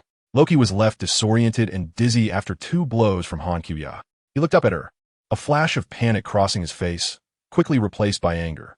He hated it when others found joy in his suffering. It was the same way Thor laughed at him every time he defeated him. He struggled to get up from the ground. But before he could speak, Han Kyo-ya tossed the meow hammer, which landed accurately on Loki's chest like a shooting star. You might as well knock me out, my dear sister. He sighed dramatically while lying on the ground, giving up the struggle. Although he, as the god of mischief, did not acknowledge Han Kyo-ya as his sister, it didn't stop him from using familial moral coercion on her to instill a sense of guilt, hoping to find an opportunity to launch a sneak attack. This tactic had worked for him countless times, especially against Thor. As the god of mischief, he never felt inferior in the face of powerful enemies, for he firmly believed that his intelligence could overcome any opponent. All right, Han Kyo-ya was happy to comply with the request, saying, I've never seen such a shameless demand. With a bang, Loki closed his eyes and fell into a coma. In the distance, Selena and the others heard the commotion and hurried over to join Han Kyo-ya. Selena leaped up the mountain, making several big jumps until she reached the top. Master, I miss you so much. Selena rushed towards Kyo-ya without slowing down, her body wrapping around her as she clung tightly with her limbs. Selena felt more at ease in front of her, and now she noticed that Han Kyo-ya had a stronger presence and energy, which made Selena feel an irresistible urge. Meanwhile, Ada Wong and Venom exchanged glances as they approached. At that moment, Venom sensed something and looked puzzled, saying, Eddie, your erection is confusing. Shoo! Lower your voice. Don't let them hear. Eddie quickly muted the mic when he saw the beautiful women looking at him, switching to a mental conversation with Venom. Alice smiled and said, Eddie, it's okay. It's a normal reaction. It's because the woman is too beautiful. Don't blame yourself. Everyone laughed. Haha. Venom thought for a moment, stroking his chin. Eddie, I need to get out more. You wouldn't want your girlfriend. Eddie replied to Venom. Okay, I promise you. I really can't stand you, parasite. It's symbiosis. Han Kyo looked at Selena and said unhappily, with your slender arms, legs, and tiny waist, you're quite strong. If it were an ordinary person, they would have been crushed by you long ago. Han Kyo was saying as she removed Selena's limbs from her body and looked at Ada Wong. All right, Selena, others want hugs too. Ada Wong's face flushed slightly, but she quickly adjusted her cold expression. However, for some reason, she felt an uncontrollable urge to step forward and hug Han Kyo. She quickly shook her head. Selena, who had landed on the ground, looked resentful, like a little kitten that hadn't finished its cat food. On another battlefield, Thor and Tony engaged in several rounds of intense combat. Thor raised his enchanted hammer, and the howling winds accompanied the thunder and lightning in the sky. A massive bolt of lightning descended from above, striking directly at Tony. The lightning was as fierce as Thor's anger, showcasing divine power, as if it aimed to defeat Tony in one blow. Boom! With a deafening roar of thunder, sparks erupted from Tony's armor, crackling loudly. The intense sound of the sparks made his heartbeat quicken. Inside the armor, Jarvis suddenly announced, "Energy at 400. Tony, who had been somewhat panicked, was about to inquire about the armor's damage when he heard this news and his face brightened. This could work. In the next moment, he maxed out the armor's power, releasing several beams of laser. With a loud bang, the laser struck Thor, sending him flying. Seizing the opportunity, Tony soared upward, ready to press the attack. "Hey!" Captain America's voice suddenly rang out as a shield struck Thor, rebounding back to Tony and then flying back to Captain America. The grounded Captain America had already noticed the battle between the two, but since they could both fly, the battlefield was constantly shifting. At this moment, he finally arrived. He jumped down from a stump, fixing his determined gaze on Thor and Tony, saying, "It's time to stop." Thor halted his actions. "I came here to stop Loki's scheme." Captain America's gaze pierced through his mask, staring at Thor. "Then let your actions speak. Put down the hammer. The book has been pirated." "How interesting. Even the free ones on Tomato need to be pirated, and the updates are only one day slower than mine. Impressive. I see this part of the text should be copied too." Hearing this, Tony quickly turned to Captain America. "Oh no, that's not a good idea. He loves his hammer too much." Upon hearing this, Thor's emotions exploded, and he swung his hammer, sending Tony flying beside him. Tony exclaimed, "What the hell? Sneak attack me? You wanted to put down the hammer." Thor shouted angrily, then leaped into the air. Captain America, sensing danger, immediately raised a shield. In the next moment, the hammer and shield collided fiercely. With a loud bang, the intense sound of metal clashing echoed through the air, energy radiating outward and stirring up a wave of trees. Captain America was knocked to the ground, feeling some pain in his body, and was quite shocked by Thor's strength. Thor, on the other hand, only took 2 steps back, standing there in a daze, feeling a bit regretful and surprised. He regretted being impulsive and using all his strength. It wouldn't be good if he hurt someone. Ever since he had the powerful sister Han Kyu-ya, he had been training harder, and his strength had significantly increased. What surprised him was that although Captain America was in a sorry state, he had successfully withstood Thor's blow. Tony flew back, silently watching the next moves of the two. Captain America struggled to stand up, panting heavily. "Have you had enough? I can fight all day." Han Kyu-ya saw that the battle had ended, so she used the biofield to fly everyone over and landed smoothly. As for Loki, he was gently dropped to the ground, lying flat in a star shape, seemingly sleeping very soundly. Han Kyu-ya looked at his posture and couldn't help but take a high-definition photo. "Sister," Thor exclaimed excitedly upon seeing Han Kyu-ya. "Sister?" Tony asked in confusion.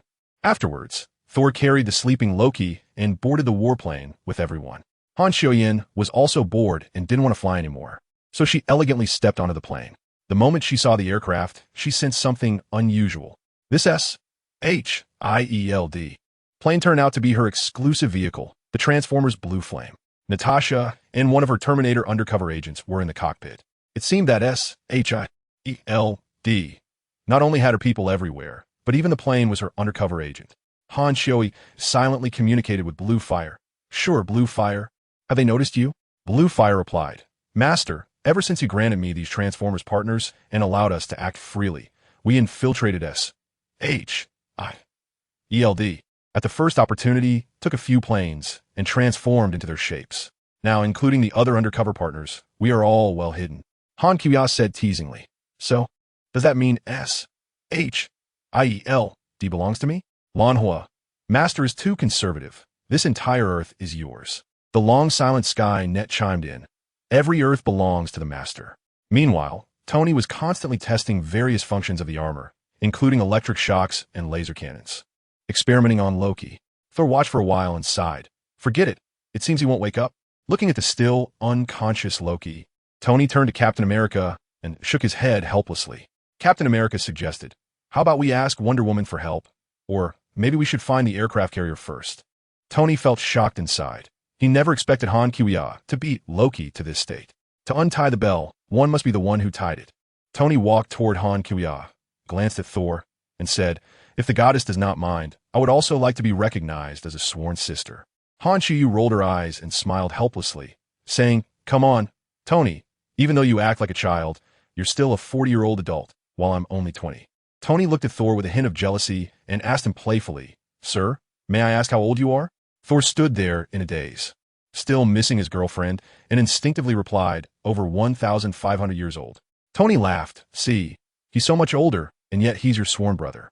You call me uncle, and I'll call you sister. Let's just stick to our own titles. Han Xiuya didn't want to pay attention to his boring antics, and suddenly sensed something. The next moment, she disappeared from the cabin. Tony stared blankly at the air, covering his mouth with his hand.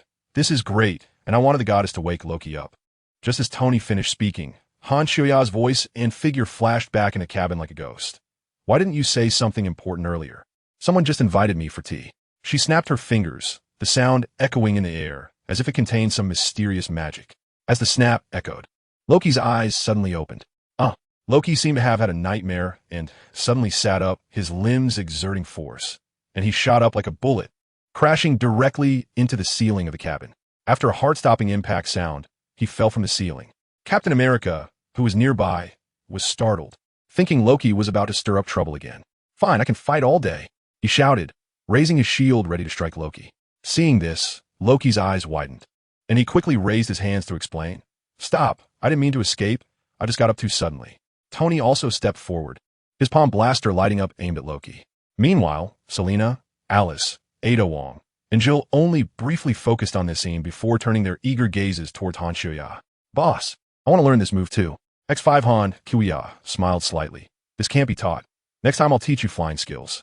This move was a special ability she would only acquire after evolving to a certain extent, similar to the telekinetic power of a thought superhero. But for now, she still needed to snap her fingers to trigger it, and each use would consume a certain amount of her energy. Although she was still a bit away from achieving her desires instantly, it wasn't much. Once her body digested the previous energy, she could go and harvest a few more stars from the universe. Invincible Goddess, please sit down and have some tea, Gu invited. Goddess, it's been a while. Odin's projection, a clone of himself, said with a smile. He already knew that Han Xiuya had drained several 100 billion stars, and her power was definitely much stronger than in his prime. Therefore, he didn't dare to be overly familiar. Odin had initially intended to call Han Xiuya his adopted daughter. Not at all. Master Gu, King Odin, I didn't expect you all to be here, Han Xiuya said as she sat down, picked up a teacup, and savored the fragrant tea. What is there to be modest about? You're just suffering from a severe lack of firepower fear. Your strength is more than enough. Gu said calmly. She felt that Han Xiuya was more conservative than herself, and somewhat unwillingly tempted her. Don't you really want to become the supreme sorcerer? I can teach you all my spells. Han Xiuya smiled as she sipped her tea, her gaze conveying a clear and definite message. Answering a question that wasn't asked, I can help break that doctor's bones. Odin, noticing the atmosphere had quieted down, interjected. I really envy you, old man, being able to tear through space and go wherever you want. This time I used quite a bit of energy to help Thor come to Earth. Gu took a sip of tea and continued. Never mind, it doesn't matter if I don't become the Sorcerer Supreme. I still want to teach you all the spells. Han Xiuya was slightly taken aback. Huh? Gu, although with your strength you might not need them, learning them for fun is also a good choice. Han Xiuya smiled and said, my brain is smart and perceptive, but it's very lazy.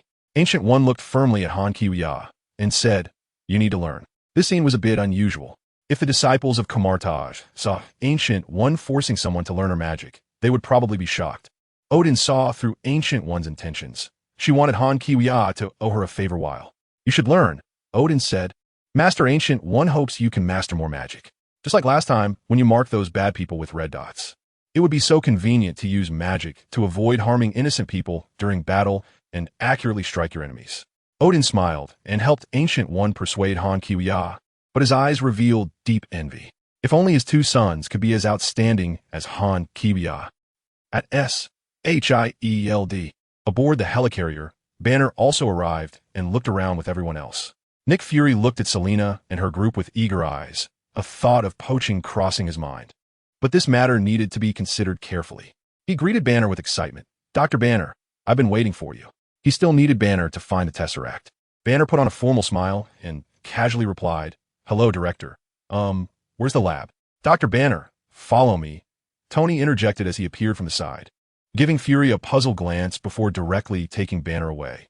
Loki was confined in a transparent cage, and he noticed that Banner had come to the helicarrier, along with Venom, while Han Xiuya was not there.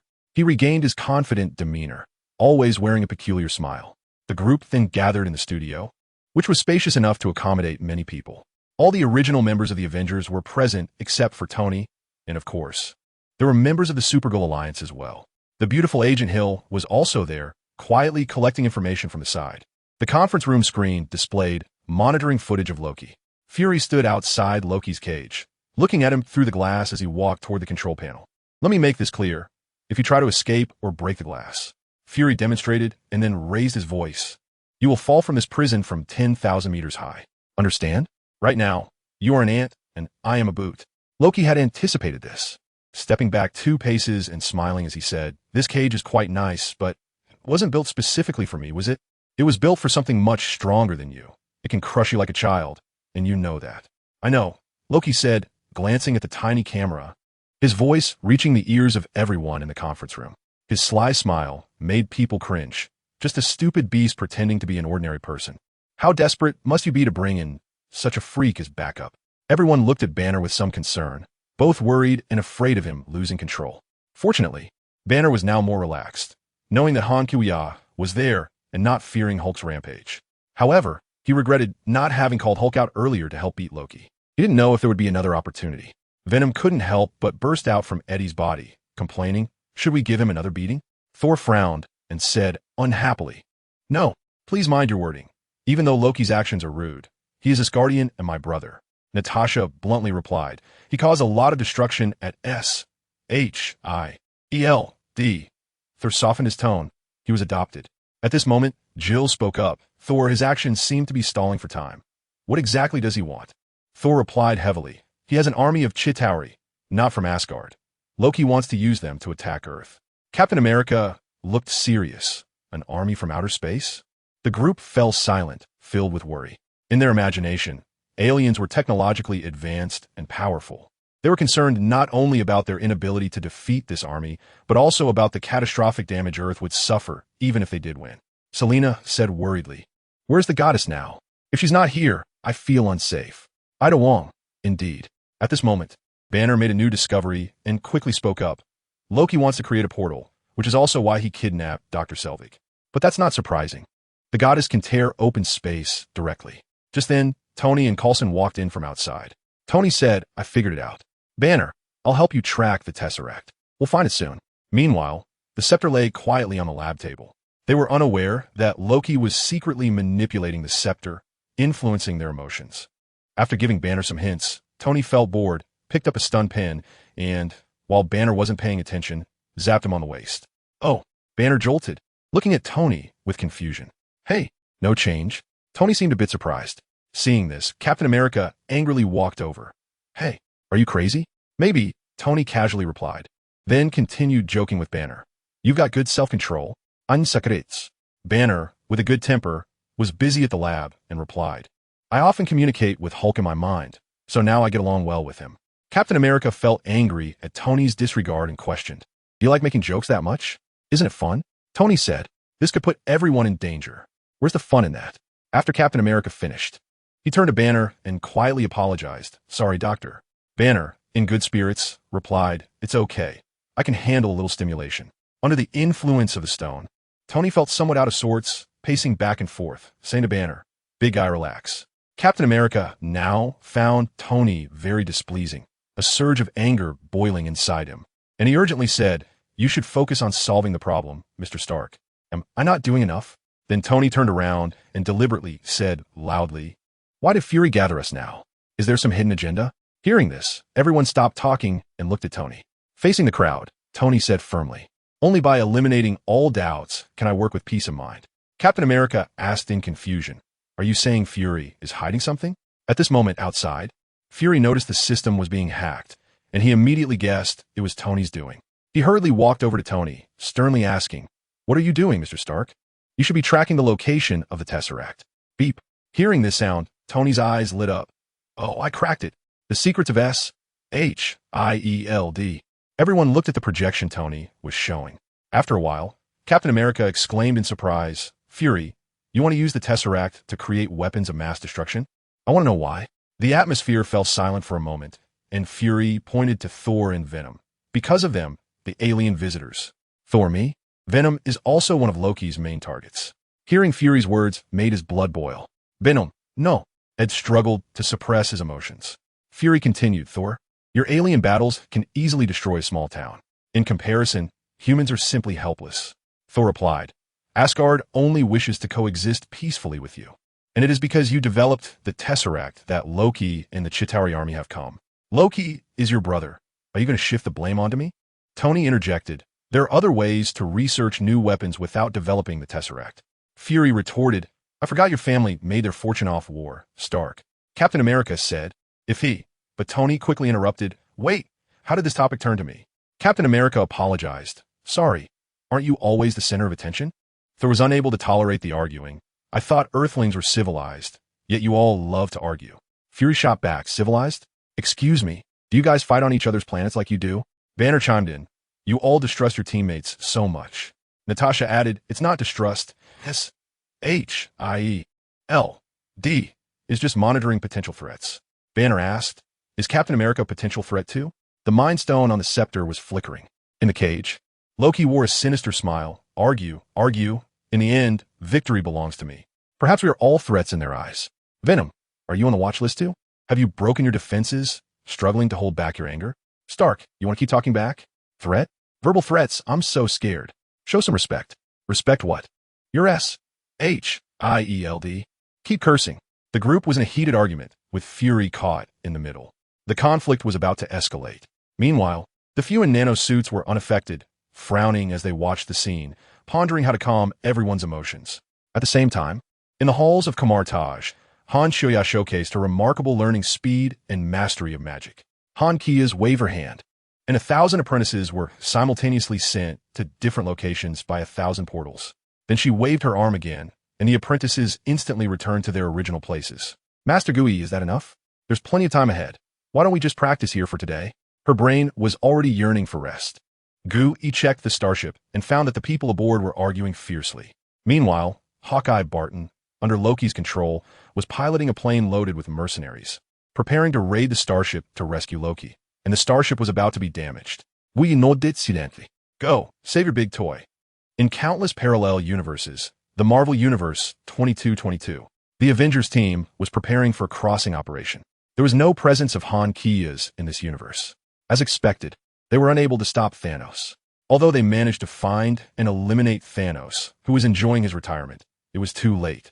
All the stones had already been destroyed by Thanos. Faced with this situation, the Avengers team decided to cross into other parallel universes to borrow the stones.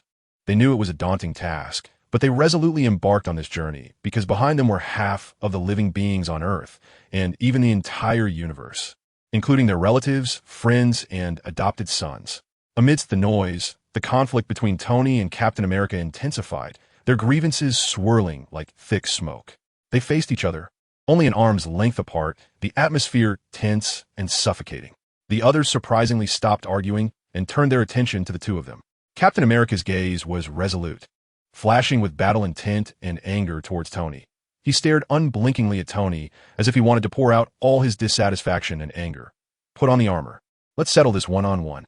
His voice was filled with determination, like an irresistible challenge. Tony stepped forward defiantly, just inches away from Captain America. I'm not afraid to duel with an old man. Your time has passed. Captain America shot back. Without the armor, what are you? Tony replied, a billionaire, playboy, philanthropist. Then Tony added, without blood, what are you? Someone interjected, a spirited young man. Ha! Thor watched the confrontation between the two with a smile, saying, you humans are really petty and quite small. Ha! Are we still a team? Jill interjected. Natasha Fury thought of something and quickly turned to Black Widow. Please send Banner and Mr. Venom back to the lounge. His speech was rapid, clearly worried that Hulk and Venom would go out of control. Venom stuck his head out, sounding a bit angry. What do you mean? I'm not out of control right now. His words seemed to be a defense for himself, revealing his dissatisfaction with the situation. Banner looked at Fury, angrily saying, that cage for Loki was originally meant for me, right? Let me tell you, I didn't want to come here in the first place. Now that I'm here, you don't trust me. What does that mean? If you ask me, you're also a nine-headed. Nick Fury, noticing Banner's reaction, couldn't help but place his hand on his gun, ready to draw it at any moment. Just then, Selena noticed something and called out, Dr. Banner. Banner was taken aback and looked at Selena, puzzled by the sudden interruption. Selena said, put down the scepter. I suspect it's the problem. Banner looked down and felt nervous becoming a bit confused. Unknowingly, he had taken the scepter in his hand. Ding! The computer suddenly emitted a prompt sound, breaking the tense atmosphere. Banner, shocked, hurriedly put the scepter down. The Tesseract has been found. Tony, staring at the screen, immediately revealed urgency in his voice. Damn it. It's in Stark Tower. He immediately prepared to put on the armor and set off. Seeing this, Thor also left. Fearing Loki would take the opportunity to escape, the Tesseract belongs to Asgard. Humans cannot wield it. Boom! Another unexpected incident occurred. A deafening explosion sounded, and the starship shook violently, causing people on the aircraft carrier to stagger and some even unable to stand. It was an explosive arrow shot by Hawkeye, with astonishing power. Enemy attack! Enemy attack! Please return to your positions immediately. The urgent and tense announcement echoed. Nick Fury lay on the ground and quickly asked, Hill, what's going on? Director, the number 3 engine has been damaged. We're under attack. Hill controlled the screen to check the situation while calmly giving orders to the agents. In the chaos, Barton took the opportunity to open Loki's cage, and Loki walked out with a smile. He began to cast spells on the scepter, exerting a greater influence on Venom and Banner. The two gradually lost control and transformed. Roar! The scene before Nick Fury shocked him. He quickly shouted, Natasha, use the sonic waves. Hill sensed the seriousness of the situation and immediately contacted a fighter jet. Escort ship 6-1, please head to the Y-shaped area quickly. Make sure to attract Hulk's attention and maintain a safe distance. His jumping ability is extremely powerful. Received. The fighter jet quickly flew to a distance and soon spotted Hulk on the aircraft carrier and opened fire. Hulk angrily leaped, surpassing what the pilot believed to be a safe distance. Seeing this, the pilot panicked and chose to parachute without hesitation. On the other side, the women also ganged up on Venom, beating him into a daze, eventually forcing him back to his original form. Eddie sat on the ground, looking confused and bewildered. Thor came to the outside of the cage and saw Loki walking out from inside. No, Thor shouted in a panic, lunging towards Loki. However, he missed and plunged straight into the cage, passing through Loki's illusion. Next to the cage, Loki's true form gradually appeared, grinning slyly as he pressed a button to close the cage. This tactic really works for you, Loki mocked. After saying that, Loki pressed the button to lower the cage. Thor yelled as he fell with the cage from 10,000 meters high. Loki laughed triumphantly and turned to walk towards the mercenaries brought by Barton, preparing to leave by plane. Stop! A warning voice made Loki turn around. It was Coulson, holding an unknown weapon, approaching Loki while warning. Ever since you sent the destroyer over, we've been developing it. I haven't tested it yet. Don't know its power. Do you want to try? After Coulson finished speaking, the weapon lit up, ready to fire. Loki raised his hands like a cat, feigning fear. However, in the next second, a knife stabbed into Coulson's back. It was Loki's true form. It turned out that the figure in front of Coulson was an illusion. After stabbing, Loki left with a sly smile, boarding the plane. Thor fell with the cage, feeling extremely frustrated and angry. Loki, you wait for me. This time, I will make you know my brother's love and give you an unforgettable lesson. Thor thought angrily, suddenly noticing a familiar figure in midair. Sister, save me. Han Kyo saw Thor in distress and, no longer admiring his predicament, broke the cage with a punch. Thor was startled, but fortunately, Han Kyo controlled her strength well. The force of her punch shattered the cage and passed by him, creating a 1,000-meter deep pit in the wilderness.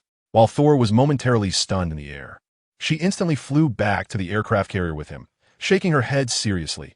Little brother, you're a bit weak. A broken cage can trap you. Thor chuckled foolishly. I'm still practicing. Sister, with you around, Loki's schemes won't cause any waves. She glanced at the damaged aircraft carrier engine, raising an eyebrow. How dare you break my toy? This brother isn't worth keeping. I'd rather have a sister. After saying that, she observed the aircraft carrier and noticed that Senolin and others had joined in. With her powerful Terminators, the mercenaries brought by Barton had caused almost no damage, as they were easily dealt with. After all, they had nanotech symbiotic battlesuits. However, since they prioritized the safety of others, Loki managed to steal the scepter. Meanwhile, Coulson's situation was somewhat dangerous. He was being carried on a stretcher by medical personnel. He had been stabbed by Loki and was bleeding profusely. When Han Kyo looked over to the other side, she saw a small cut on Hill's face from a shard, and this scene instantly pained her heart. Hill. Han Kyo's sudden appearance instinctively made Hill want to draw his gun. When he realized it was Han Kyo, he breathed a sigh of relief and put down the gun. Han Kyo smiled as she stared at Hill, Noticing the small wound on his face was bleeding, she gently reached out her hand as if she wanted to touch it. Hill was somewhat confused. What are you doing?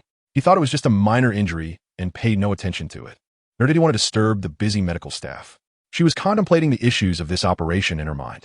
Don't move, I'll help you heal it. Scars won't look good. Han Qia's hand emitted a healing energy, and Hill felt a comforting energy seep into her skin, as if every cell was joyfully leaping. In less than a few seconds, that feeling disappeared, and the wounds on her face vanished, leaving no trace. Nick Fury, who was nearby, paused his busy activities, fixated on this scene, lost in thought. Once Han Qia removed her hand, he remembered he had something to arrange for Hill. Agent Hill, you'll be under my command from now on.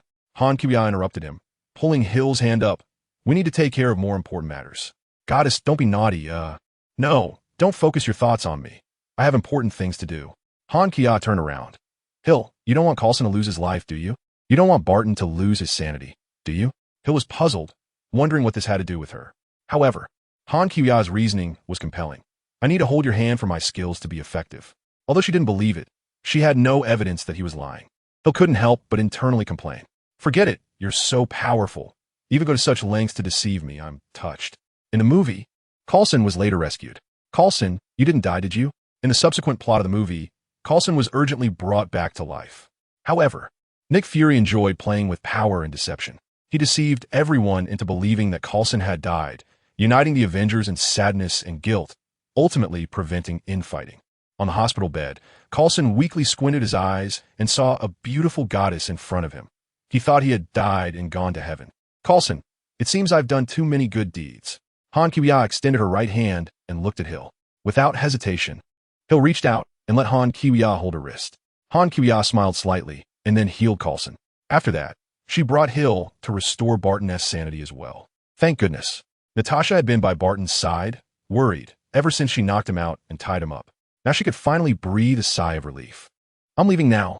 Seeing that things had settled down, Hill took a step forward, wanting to quickly escape from Han Qia's clutches.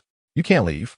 Han Qia smiled slyly, activating super speed to bring Hill, Natasha, Barton, and Coulson to the aircraft carrier's conference room. A few minutes earlier, Nick Fury had also carried out his scam. He casually tossed several photos of Captain America onto the table, the pictures stained with bright red blood. These were found in Coulson's coat. Nick Fury stared at Captain America, his voice somewhat heavy. It seems he has long been eager to get your signature, but hasn't had the chance to ask you for it. Everyone fell into silence, staring at the bloody photos on the table. Captain America picked one up, his lips moved, but he didn't say anything. He didn't expect Coulson to be his fan. He thought people had forgotten about him, this old relic. Unfortunately, Coulson had sacrificed himself because of their disunity. Nick Fury felt a bit comforted. The superheroes in front of him fell silent. Suddenly, several figures flashed quickly, breaking the brief silence. Fury was about to continue educating the heroes when he suddenly saw Coulson and quickly stopped. Hill, you keep an eye on Loki's movements, and you, Senior Agent. Chapter 127. Sunshine, Rainbow, Little White Horse, AI-generated images. Not perfect, just bear with it. Everyone looked at Nick Fury with confusion. It was quite embarrassing that his scam had been exposed on the spot. He had to busily issue orders to the agents, his mouth never stopping. Upon hearing Fury commanding her to work again, Hill frowned slightly. Tony, who already had complaints, reacted first and spoke up, as expected of the head of the agents. Scamming people with a full set of tricks, and then pretending to be idle after finishing the scam.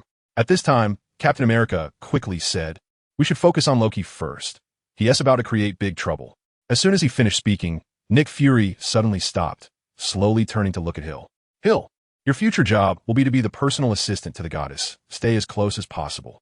Hill was taken aback. This isn't right. Hill, being observant and clever, carefully studied Fury. Something doesn't feel right. It doesn't look like him. The shape of his bald head is slightly different. Has he been swapped? Hill rolled her eyes at Han Qia. Han Qia was very pleased inside, breaking into a smile. The SHIELD organization was essentially hers. From now on, troublesome matters and various trivialities would be handled by the bald guy, while she would take care of other things. That seems fair. Let us go, Hill. Han Qia took Hill and disappeared with a blink. Fuck, let me out. On the other side, Nick Fury was losing his mind, slapping the back of the cabin with his arms. This is a critical moment. How can SHIELD manage without him? Nick Fury was not at all calmed down. Is there still a law? Is there still justice? Can we really trust an alien? After saying this, he pulled out a special pistol and fired. Bang, bang, bang. 3 shots hit the back of the cabin, but the bullets only left some dents. This is impossible. I know S.H.I.E.L.D.S. aircraft. How can my special pistol not break it? I am a transformer, the Master's plane. Director Egg, the Master's abilities are far stronger than yours. You rookies should stop trying to take command. Inside the cabin, the Transformer's slightly angry voice came out. He also has a sense of pain. Hearing this, Nick Fury became even angrier. Now S.H.I.E.L.D.S. aircraft are all undercover. It's just like a vegetable garden. Transformer number 7 saw that he still wanted to cause trouble and quickly played music. How can you cry? Everything will be fine. This song was the famous track by Zhang Wei, Sunshine Rainbow Little White Horse.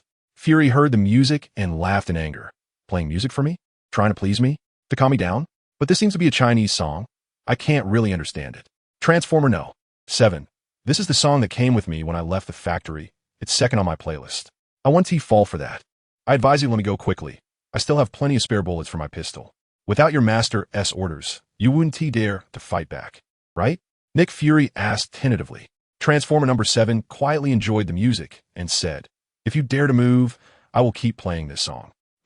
Nick Fury snorted coldly, guessing how the Transformer would dare to deal with him. You stop it. I've never seen such a pure and kind being, using such rhythmically good music to deal with others. You're just making people laugh. Transformer number 7 remained silent at this moment. As the music reached the climax's last line, why bother with him? Remember in your heart, you are in that sunshine rainbow little white horse. Motherfucker, turn it off. I want to escape anymore. Nick Fury cursed loudly, completely losing the composure of being the director of S.H.I.E.L.D. The music stopped for a while before he calmed down, but the sound of the song lingered in his mind. Who is the author of this song? I'm going to sue him. This must have been intentional. Transformer number 7. Don't wrong the good person. He didn't do it on purpose. It's just his creative style. If you don't believe me, let me play another one. This song is I'll Share My Juice With You, which starts with, I want that. The moon is bending, winding, sharing juice with you. Loki looked up at the sky, and the slowly opening blue portal made his heart surge. I will become the king of this world. After the portal opened, the Chitauri army poured out from inside. From then on, Earth and the Marvel world would face various civilizations from the universe. Just a few minutes ago, in the world of Resident Evil, Fiola had already finished handling all affairs on Earth with the Kryptonian army. In this universe, Kryptonians have no natural enemies. They are almost invincible. Fiola was already bored and looked forward to Han Qiuya taking her to battle. Her flying speed had reached an astonishing 760 Mach. Although there is still a significant gap compared to Han Qiuya's strength, she is already an absolutely invincible existence in the Kryptonian army and even in this universe. Just as Han Qiuya had just arrived, she noticed a graceful and heroic figure. She was just like the last Stephen Chow in the movie Kung Fu, kicking the powerful Kryptonian soldiers into the sky like kicking a ball or smashing toys, falling like petals scattered by a fairy. Thousands of Kryptonian soldiers besieged Fiola, but their faces showed bitter expressions, as if they were surrounded by her alone. Han Qiuya watched as the soldiers struggled in agony. Fiola had been fighting with them for several hours to train the Kryptonian army and satisfy her own desire for battle. Fiola engaged in intense combat with the Kryptonian soldiers every day. Her figure danced gracefully on the battlefield like an ancient sword dancer, each movement filled with elegance and vigor. In the heat of battle, Fiola felt an unprecedented thrill. In space, Han Qiuya used her supervision to observe everything, instantly traversing to Fiola's side at superluminal speed. Fiola was taken aback and quickly swung her fist, the force roaring like a hurricane, moving so fast it seemed capable of tearing through space. However, just as her fist was about to hit its target, her keen eyesight allowed her to recognize that the newcomer was Han Qiuya. She hurriedly attempted to retract her punch with her extraordinary reflexes. Han Qiuya, however, quickly grasped her wrist with a swift motion, and a playful glimmer sparkled in her charming eyes. Han Qiuya smiled seductively. Sure, how dare you attack the queen? Queen Fiona's voice grew fainter. She was pulled over by Han Qiuya, and the two pressed tightly against each other, their bodies leaning together, with the more substantial parts of them colliding. Of course, Fiona was slightly lacking in this regard. Tony was the first to arrive at the rooftop of Stark Tower, and he saw the portal already opened by Selvig's device. with a large number of Chitauri troops pouring in from the sky. Damn it. Tony's face changed dramatically as he hurriedly shouted down, "Doctor, close the portal." Too late. Selvig had already regained consciousness, and as he saw more and more Chitauri troops appearing, despair filled his face. Tony didn't care about the explosion that could happen in the building and fired a repulsor blast, but it was easily blocked by an energy shield. Inside the tower, Loki's figure appeared in Tony's line of sight. As Tony took off his armor and walked over, he said, "Jarvis, is Mark 9 ready?" "Sir, Mark 9 is not fully prepared yet." Jarvis's voice echoed. "No time for that. Skip the unnecessary steps. I need to use it right now." "As you wish, sir."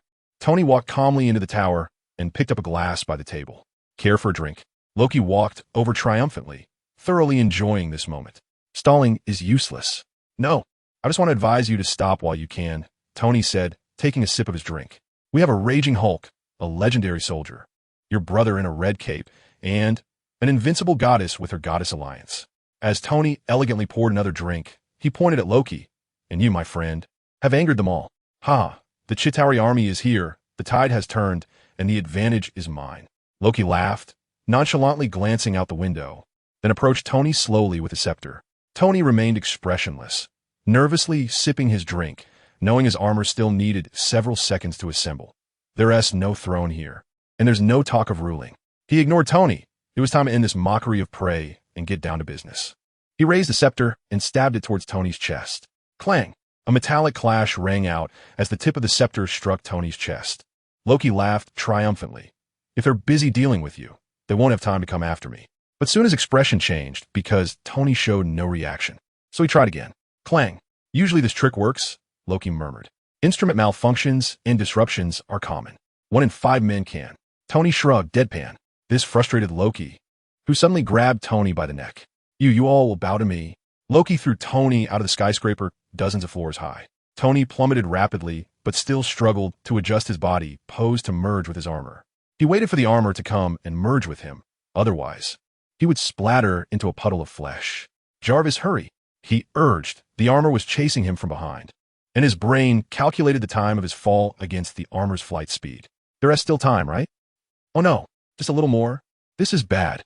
Loki stood on the rooftop, smiling as he awaited his brother, confident that after dealing with Iron Man, he could defeat Thor, increasing his odds of victory.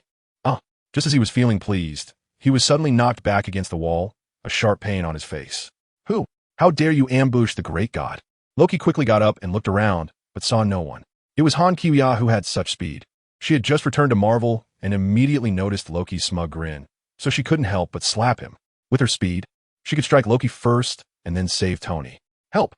The entire Goddess Alliance and the Avengers had only engaged the Chitauri army for 2 minutes when a massive portal appeared in the sky. "Oh no, the aliens are strong, and reinforcements are coming." Captain America looked up at the sky in despair. The portal was hundreds of times larger, packed with people inside. "Tony, where are you? We need more help." The black-armored figures were the reinforcements, allies. At that moment, Little May's voice came through as the scattered members of the Goddess Alliance quickly regrouped. Barton and Natasha rushed over to discuss battle plans. Hulk smashed a small soldier and jumped into the group, roaring at the sky. Roar! Seeing everyone gathered, Captain America was about to explain his battle plan when Ida spoke first. "Those are reinforcements. The goddesses are here." Captain America quickly changed his wording. "With her here, we're secure, but I wonder how strong the reinforcements are. You can see for yourself." Everyone stared in awe at the sky. With the strength and combat style of Kryptonian soldiers, each one was a humanoid weapon. Meanwhile, Han Kiya saved Tony. "Phew, just in time. I almost lost my life." Tony's body felt a bit weak, but thankfully the armor was holding him up. He internally complained, "You always save me at the last moment. It's too nerve-wracking, just a millimeter away from the ground. I can't remember how many times I've saved you. Don't be so reckless in the future." Tony obediently replied, "Right, goddess. By the way, how about I build you a magnificent building, just like my tower afterward?" Han Shoyan smiled and said, "There's no need. I am the richest person on Earth." "All right, idle. All the meteors in space belong to you. You're more like the richest in the universe. Go join them. I'll take care of Loki." Received. Tony soared into the sky, full of fighting spirit. "Your Majesty." When she saw Fiora approaching, Han Chuyin said seriously, "Fiora, listen up. 100,000 Kryptonian soldiers are to engage in free combat. leaving no Chitauri alive, and do your best to protect Earth. Remember that the enemy's weakness is their poor turning ability. Understood, Your Majesty. Upon hearing that she could act freely, Fiora immediately conveyed the orders to the soldiers, then glanced at the giant worm flying in the sky and excitedly flew towards the horizon. With a whoosh, she broke through the clouds at hundreds of Mach. The citizens of New York City and those engaged in battle saw countless black figures flying out of the enormous portal in the sky like Superman, creating a strong sense of pressure. Captain America exclaimed, "Thank goodness it's reinforcements." Barton added, "Yeah, this momentum is terrifying." Captain America said, "Let's move to Avengers, assemble." Not far away, a citizen, terrified, collapsed to the ground, crawling with tears on his face. "Don't come near me." Just in front and behind him, a Chitauri and a Kryptonian soldier were approaching. No. In the next second, the Kryptonian soldier in black armor punched through the Chitauri. The citizen on the ground's brain stopped working, and after a while, he reacted. "Is this a superhero? Is this my savior? That's great." This Kryptonian soldier was relatively weak. After flying for a while, he got tired and had to come down to fight on the ground. Meanwhile, the stronger Kryptonian soldiers were still wreaking havoc in the sky, causing Han Chuyen's score to rise rapidly. Each Chitauri was worth 1,000 points, and a giant worm was worth 20,000 points. At the top of Stark Tower, Loki finally waited for his brother. Thor stepped forward and forcefully grabbed Loki by the collar, his eyes filled with deep confusion and subtle pain. He glanced at the swollen half of Loki's face. But now was not the time to care about that. His tone was filled with anger. "Look around. Fire and destruction fill every corner. Is this what you wanted to see?" Loki's expression changed slightly as he quietly said, "It's too late. Everything is beyond redemption." Thor replied, "As long as we unite, we can surely find a way to solve the problem. Quickly tell me how to shut it down." Regret appeared on Loki's face, and Thor looked at him with eager anticipation, hoping he would speak the answer. However, in the next moment, Loki's dagger successfully ambushed, stabbing Thor in the kidney. Thor clutched his waist, his body swaying, the stab causing him great pain. After succeeding, Loki immediately changed his expression, turning sorrow into a smile. "You always let your emotions control you. You've fallen for my trick once again." At that moment, the sound of high heels clicking on the ground struck Loki's heart. It was Han Chuyen walking over gracefully. Seeing this, Thor hurriedly called for help. "Sister, he is so irresponsible. You must deal with him." In another parallel universe of Marvel, during the timeline of Avengers, Endgame, everyone stood on the teleportation platform, ready to go. Today we have a chance to turn everything around. We trust each other and work as a team. We also know our mission: retrieve the stones and save them. After saying this, everyone placed their hands together. Each person only had one chance, and there was no room for mistakes or do-overs. Captain America still felt uneasy and was a bit verbose before departure. Although we are facing a familiar past, it doesn't mean the situation will be exactly the same. Be cautious in everything and look out for each other. We will ultimately succeed. At all costs. At all costs. Rocket looked at Ant-Man Scott and quietly said, "He sure knows how to talk. Isn't that right?" Everyone glanced at each other and nodded. "All right, let's start, big guy." Natasha smiled and said, "See you in a minute." Loki wanted to say something, but Han Chuyen couldn't be bothered to pay him any more attention and stepped forward, delivering a decisive side kick. "Let's take care of this first." Bang! With a loud sound, Thor felt the pain of the strike pierce through his eardrum into his brain, causing his face to twitch. The displeasure from Loki stabbing him in the kidney instantly vanished, replaced by concern for Loki. Loki's body flew out like a cannonball, breaking through the sturdy tempered glass at supersonic speed, only to be instantly caught up by Han Chuyen, who spun in the air, her skirt fluttering in the wind as she kicked him back again. In the moments that followed, the continuous sounds of collisions, explosions, and roars echoed, shaking Thor's heart. Finally, Thor couldn't help but speak up. "All right, enough, sister. A few hits are enough." Han Kiwia stopped her actions, and Loki lay there in a spread eagle position, looking as serene as someone in deep sleep. "What use is this brother coming? You don't even hold a grudge against him for stabbing you in the back." Thor shrugged helplessly. "I'm used to it. After all, he is my brother, even if he's adopted. No need to hit him. Just transform into the third princess." Han Kiwia said as she snapped her fingers. With her current strength, snapping her fingers allowed her to concentrate, making her thoughts come true. Suddenly, a beam of light shone from Loki, and her appearance and body underwent visible changes. Thor breathed a sigh of relief. As long as he didn't hit him, he was afraid he might knock Loki silly. "Loki, wake up." Thor lifted Loki, and he immediately opened his eyes and stood up. Are you okay? I still. Loki just started to speak, but suddenly gasped and jumped up. My voice. Han Shouya struggled to suppress her laughter. As an elder sister, she still needed to maintain a serious demeanor, but for some reason, she was feeling quite pleased at the moment. Meanwhile, in the distance, Odin silently observed this projection without uttering a word. Thor's mother glanced at him and remarked, a very responsible elder sister, isn't she? Thor let out a sigh of relief. Loki, don't worry. You just turned into a woman. That's all. What? Turned into a woman? That's all. Thor, do you even hear what you're saying? Loki shrieked, jumping to her feet, but immediately covered her mouth. Han Kuya, from now on, it's much more natural to call you the third princess. All right, Loki, don't worry. You need to try to accept this fact. As long as you behave well in the future, I will help you turn back. Ha! Thor tried his best to comfort him. Loki shouted loudly. You're mocking me too? You're not my brother, and she's not my sister. Just after he shouted, Loki saw Han Kiwia's expression darken as she walked towards him. Seeing this, Loki hurriedly hid behind Thor. Brother, save me. The Avengers appeared in New York. Captain America quickly scanned the surroundings while directing everyone. Split up, 2 stones are in the suburbs, 1 is in the city center. Keep a low profile and watch the time limit. Look at the sky. Someone screamed. Everyone looked up and saw dark figures flying everywhere. Chitauri being shattered and falling down from the sky. Everyone was astonished. They were filled with questions. They had never seen such a scene. Soon, the Kryptonian army cleared all the enemies. Then, 100,000 Kryptonian supermen surrounded the portal, hovering in the sky or covering the ground, blocking out the sun. It was as if they were waiting for their meals to be served. Most of the Avengers and the Goddess Alliance were also around, but they were chatting leisurely. Seeing that there was nothing going on here, Captain America went to look for Loki.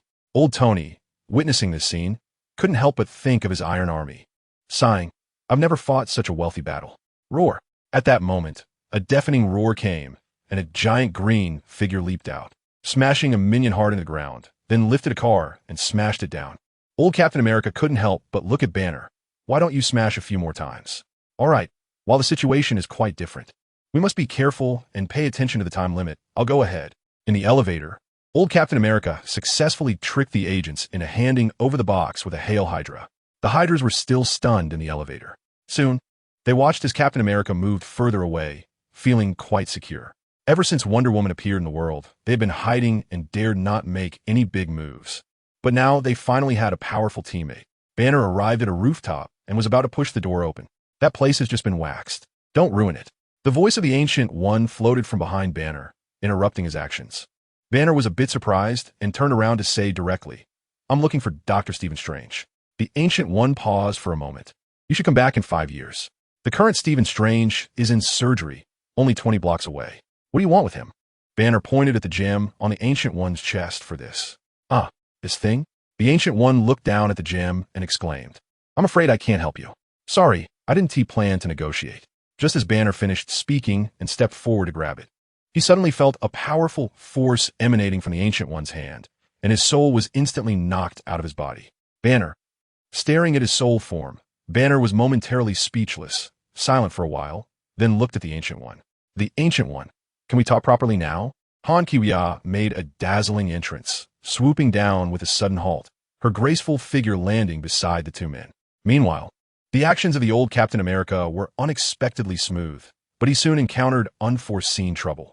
As he crossed the sky bridge, he came face to face with his past self. Oh shit, this is really messed up. The young Captain America looked at his identical counterpart, and without needing to guess, knew exactly who he was. Guys, I found Loki. I'm not Loki, and I don't want to hurt you. I'm not Loki, and I don't want to hurt you. The old Captain America put down his box, fully aware of how difficult it was to confront and shake off himself. The captain wasted no time and charged in like lightning, his shield gleaming coldly in the sunlight. He swung his shield, the sense of power seeming to smash all obstacles in his way to pieces. The old Captain America quickly raised his shield to defend, and with a crisp clang, they exchanged blows in a fierce battle until they both fell from the sky to the ground. The captain struggled to rise, his eyes filled with determination and defiance. I can fight all day. The old captain nodded in acknowledgement. I know. No sooner had he spoken than he picked up his scepter and lightly tapped the captain, rendering him unconscious. Tony, how's it going over there? He asked, his tone filled with concern. On the S-H-I-E-L-D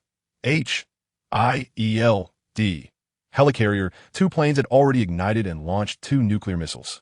With Nick Fury detained and unable to stop one of the planes, both nuclear missiles were fired. Live footage immediately captured the scene of the 2 missiles in flight. People around the world expressed their opinions and emotions. In America, this country is the same in every universe. One netizen posted online with a screenshot. Another netizen replied, "Be careful, the FBI might come knocking." A third netizen anxiously wrote a last message online. "It's over, I'm in New York. We should have won a battle, but they launched nuclear missiles, shit." Many expressed their helplessness. We can only hope for the goddess to save us. In the eyes of Americans, they saw a battle between Kryptonians and Chitauri, not viewing the Kryptonians as allies. Instead, they thought that both sides were aliens. And later the men in black posed a more significant threat. So it would be best to use nuclear missiles to eliminate both. Humanity had nothing else to offer besides nuclear missiles. In Congress, some tried to stop the plan, but most agreed. Ultimately, the president would bear all the responsibility and just step down. Presidents come and go, but the interests remain. Changing presidents would relatively not have a significant impact on their interests or lives.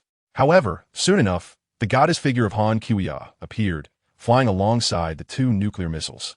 In the next moment, a flash of light occurred, and the 2 missiles vanished. They had entered Han Kiwiya's space. Phew! Many people breathed a sigh of relief. "Banner, do you know me?" Han Kiwiya smiled and asked, her voice like a spring breeze in Banner's ears. Banner stared at the beautiful and graceful figure. His mind racing. They didn't have any flying heroes on their side. So who exactly was this woman in front of him? Han Kiwiya noticed he was in a daze and didn't ask further, so she directly explained Banner's general intention to Gu-E in 1 second. Gu-E slightly nodded at Han Kiwiya and then spoke, "Banner, if you take the stone, we could face catastrophic consequences. You can't guarantee that you can return alive, can you? As the guardian of the stone, I must protect it at all costs. I cannot take that risk." Banner came to his senses and asked, "You know my intention? Then why did Scott Lang give the stone to Thanos?" "What? He did it willingly?" "Yes." Gu-E pondered for a moment and said, "Perhaps I was wrong." She then gently squeezed her hand in the air, and a green infinity stone appeared. Seeing this, Han Kiwiya said, "Master Gu-E, I also want to go with you." "Don't worry." "Really? That's great. You can keep the gem," Gu-E said, waving her hand. As Han Kiwiya took the gem, Gu-E looked at Banner and said, "Scott Lang is destined to become the second mage." Banner immediately responded, "So there must be a reason for him to do this." After saying that, he realized something and a look of confusion appeared on his face. "Wait, if he's the second best, then who is the best?" But right now, the focus is on the gem. Banner looked at the stunningly beautiful Han Kiwiya holding the gem. After Gu-E finished speaking, she disappeared. This left Banner standing there awkwardly for a moment. He looked at Han Kiwiya and shrugged. "It seems she forgot to put my soul back. And about the gem, how come she just gave it to you the moment you spoke? I had to beg for it for ages. Kung Fu, I can do that too." Han Kiwiya smiled gracefully, then stretched out a long black silk leg, sending Banner's massive body flying towards him, making his soul immediately return to its place. "All right, you really have great strength. I can't compete. But if you want to come along, I don't have extra pin particles and armor. Just give me yours, and I'll come back to pick you up." As soon as the words fell, Banner looked down and saw that the nanotech suit's wristband was gone. On the teleportation platform in Avengers 4, the sound of the equipment starting up began to resonate. No matter how long everyone had been away, they returned at the same time, 0.1 minute later. With a loud bang, a flash of light appeared, and multiple figures showed up on the teleportation platform. A few of them were panting heavily, their bodies swaying unsteadily. Except for Han Kiwiya, everyone quickly removed their masks. Han Kiwiya observed everyone's actions while conversing with her Skynet system. In the system space, Skynet spoke up, "Master, the infiltration was successful, and the data on old Tony's armor is being copied. It will be ready soon." "Very good, I'll sell it to Tony then." The system responded, "Host, the coordinates of this universe have been recorded, deducting 50,000 points. Do you deduct this too? Where's your conscience, system?" Han Kiwiya asked dissatisfiedly. The system replied, "You consumed it." Han Kiwiya. This system, she can't argue with it now. The system continued, "You have so many points already. Why care about this little bit? Have you all obtained the raw stones?" Tony was the first to speak, looking forward to everyone's answers. "I actually succeeded," Rhodes said with a smile, ignoring the fact that Nebula hadn't returned with them. Only Hawkeye's expression was noticeably off. Everyone noticed and turned their eyes toward him. "Barton, where's Natasha? Wait, Banner hasn't come back either." Everyone's expressions changed, With 2 teammates missing, it meant not only had they lost comrades, but the plan was probably ruined as well, since they were gone. At that moment, Han Kiwia's system brought her an astonishing message. By the way, host, you need to participate in more large-scale battles and absorb more stars. I will upgrade soon, and there will be 2 big surprises related to your return to the original world. Han Kiwia was so happy that she soared into the sky, breaking through the ceiling of the base. Really? She flew around the earth several times and noticed a sleeping tiger halfway through, giving its face a good rub with her hands. Skynet, Master, the data has been copied. Seeing Han Kiwia break through the ceiling and fly out, the Avengers were shocked and quickly grabbed their weapons, standing ready, waiting for Han Kiwia for quite a while. Han Xioi just returned to the group, removed her nano armor, and smiled sweetly. One of us. Captain America raised his shield and loudly asked, "Who are you?" Tony's armor then projected an energy shield. "What have you done to him? Why are you wearing Banner's clothes?" Hearing this, Han Xiui's body trembled. "Pa, how can you speak like that?" However, she almost forgot to bring Banner back. System. Open a passage. Okay, host. On the other side, Banner had no time to react as Han Xiui's figure flashed, and they returned at light speed. At the same time, Tony's armor shared information about Han Xiui's world, and the AI, Friday, immediately spoke up. "Avengers, the information shared by Supergirl has been uploaded." Han Xiui thought for a moment, left the time stone in place, and then flew away. The stars of the Milky Way were still waiting for her to take action, and anyway, it was still early before Thanos arrived. Banner didn't pay attention to this and immediately scanned the crowd, finally fixing his gaze on Hawkeye Barton. Seeing Barton's expression, Banner's face darkened, and he instinctively asked, "Where's Natasha?" Everyone turned to look at Barton, who appeared sad, as if he was about to cry. His mouth trembled a few times, but he couldn't utter a word for a long time. A sorrowful atmosphere enveloped the air. After a moment, Banner collapsed to his knees and slammed the ground hard. Every universe has a Milky Way, just as every world has its devoted admirer. Han Kiwia traversed the galaxy at a shocking speed of over 3,000 times the speed of light, effortlessly absorbing the light from stars. Smaller stars, like those the size of the sun, would instantly dim to become white dwarfs simply by her passing by. Even massive supergiants would surrender and lose their brilliance if she just removed her clothing and slept for a moment at their hot cores. Omnipotent system. Do you have a way to save Natasha?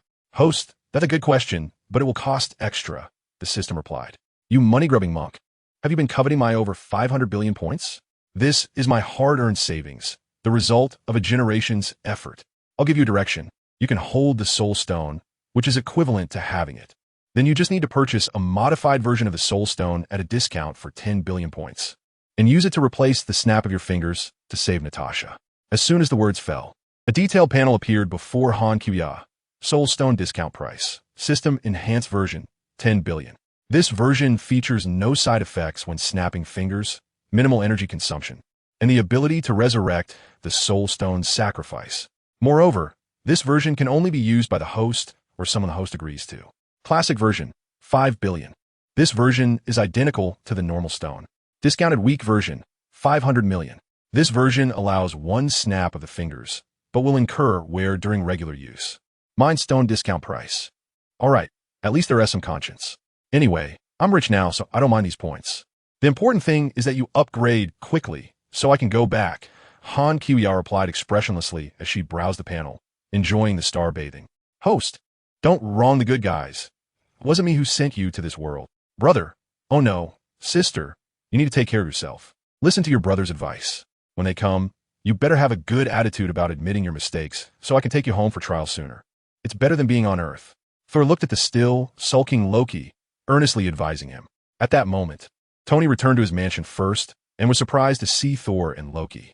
Friends, come quickly, I found this kid. Got it, coming right away. On my way. Hold it down, wait for me. Roar. Hulk also had a large communication headset, but he lost it. However, he knew to follow Venom and the others. Don't let him escape. This kid is very cunning. He just transformed into my appearance. If it weren't for the scepter knocking me out, I could have fought him all day, Captain America added. Soon, everyone formed a complete circle, tightly surrounding Loki in the middle. Outside the mansion, an army of 100,000 Kree soldiers completely wiped out the Chitauri, as if clearing garbage. The people present included Tony, Thor, Captain America, Hulk, Barton, Natasha, Hill, Ada Wong, Selena, Jill, Alice, and Venom. Each of them was filled with fighting spirit and fury towards Loki, but also showed a hint of confusion and curiosity. Loki lay on the ground, looking around at everyone. Seeing Barton facing him with a bow and arrow in hand, he immediately spoke. "If you don't mind, I'd like to have a drink." Barton replied seriously. "Supergirl didn't lie to me. You are indeed the third princess. You used your illusion to turn into a man before. And now you're back to your original form." Roar. At this moment, Hulk let out a thunderous roar, clearly wanting to continue fighting. Seeing Barton still holding the bow and arrow, Hulk was eager to step forward and smash Loki. Thor's expression changed, and he quickly stood in front of Hulk, determined not to let Hulk smash Loki into a pulp. "Wait, Hulk, we can't mistreat prisoners." Hulk, seeing Thor blocking his way, roared angrily and then heavily struck the ground. Immediately, debris flew around Tony's house. Seeing Hulk no longer trying to move forward, Thor sighed in relief and then showed his signature silly smile. He walked over to Hulk and patted his arm as if they were close comrades. "Good boy, when we go to Asgard, I'll take you to play and buy you toys." The next moment, Hulk didn't even glance at Thor and suddenly threw a punch to the left. With a loud bang, Thor was sent flying. In Avengers Endgame, the heroes of the Avengers gathered together, working with Tony in a tense and orderly manner. They witnessed the final installation step of the stone, anxiously watching their surroundings, fearing any abnormalities. A drop of cold sweat even slipped down Tony's face. Suddenly, with a loud boom, everyone felt their bodies tremble. Tony turned around to see that it was Rocket Raccoon playing a prank. He was still a bit shaken and couldn't help but want to punch Rocket. As for Han, Kiya, they simply checked the relevant information, temporarily suppressing their confusion and not paying further attention. Now the question arose: who would wear the gauntlet and perform the final life-saving snap? Rocket Raccoon gently stroked the gauntlet with his little paws, posing the crucial question. The chubby Thor stood up from the chair, swaying as he walked towards the gauntlet. One step forward. "I'll do it." Seeing this, Captain America quickly reached out to stop him. Wait, we still need to discuss this carefully." Tony also walked over to join the blockade. "Thor, listen, this gauntlet gathers earth-shattering energy. Your current physical state may not be able to withstand it." Hearing this, Thor became unconvinced. "Do you know what flows in my blood?" "It's," Rhodes interjected. "Milk?" "Ha!" Everyone was amused by Rhodes' mischief, and the tense atmosphere eased a bit.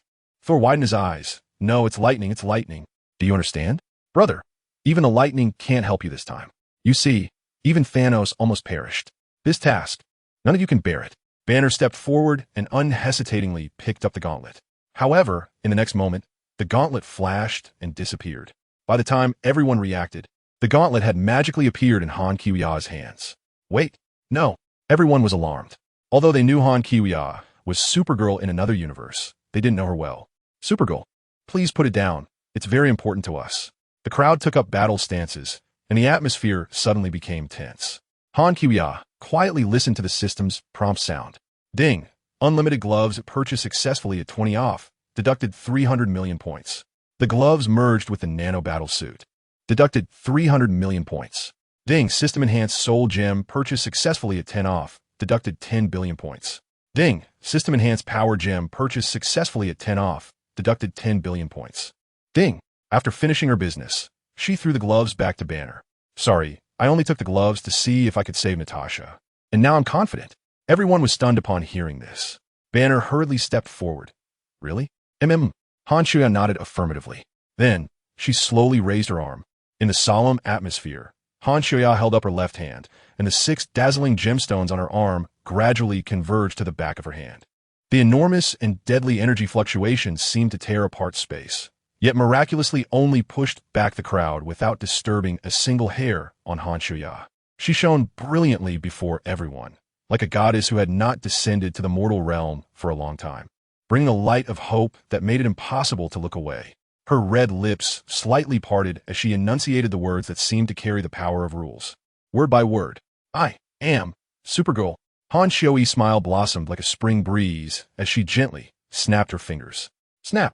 In an instant, the figure deeply etched in everyone's hearts abruptly appeared before them. She walked over quietly, but it seemed that some intense emotion was surging within her. Banner couldn't help but shout, "Natasha!" Natasha instantly came to her senses, tears glistening in her eyes as she realized Banner was hastily approaching her. "Banner," Natasha said softly. The members of the Avengers present couldn't help but feel their eyes moisten, their hearts filled with emotion. Their deep bond of camaraderie felt especially precious after teetering on the edge of life and death. Han Xiuya discovered that using her hack gem to snap her fingers and resurrect Natasha cost her less than 0.2 of her stamina. At that moment, I realized I was an intangible soul trapped in a cage of orange light. It was her, the goddess Han Xiuya, who broke the cage and saved me. The crowd gathered their emotions, and Natasha briefly shared her experience. Her voice carried deep gratitude and the joy of reunion. Afterwards, Banner put on the gloves. Are you sure you don't want me to do it? I'm not weak at all, Han Xiuya said as she flexed her arm muscles. The smooth lines of her bulging muscles resembled graceful dance curves, conveying both strength and beauty. Banner shook his head while holding the gloves. Let me do it. You must have paid quite a price, and this thing contains gamma rays. It's as if I'm destined to complete this task. Tony looked at Banner seriously. Are you ready? Remember, the ones who were wiped out by Thanos 5 years ago, you only need to bring them to the present, which is today. He nodded solemnly, understood. Then everyone donned their armor and wielded their weapons. Friday, activate the defense program, Tony commanded. With his order, an energy shield appeared in his hand. Han Xiuyan felt a bit envious, not because she admired the strength brought by technology, but because she simply liked such flashy things. Once she returned, her mini-scientists should also play a role. She wanted to have some battle armor to play with. Come on. Banner quickly put on the gloves. He gritted his teeth against the pain in his arms, his expression somewhat grim. Everyone come back. As his words fell, a snap echoed through the air. Snap! Instantly, a burnt smell came from his arm, and he felt a wave of pain, causing his vision to go dark as he collapsed to the ground. Banner! The crowd exclaimed and quickly surrounded him. Tony rapidly activated his armor, cold air spraying from his hands to cool Banner down. Step aside, let me see. Han Xiuya squeezed next to Natasha, her eyes sparkling as they focused on Banner's arm. The pupils of the crowd instantly dilated. In the next moment, 2 heatless green lasers swiftly swept across Banner's arm, and miraculously, the already charred arm restored to its original state. Okay, in just 2.5 seconds, Banner's arm was back to normal. The crowd couldn't help but look at each other in shock. They knew Supergirl was powerful, but they didn't realize her skills were this strong. Tony exclaimed, no wonder she's a Kryptonian, so powerful with so many abilities.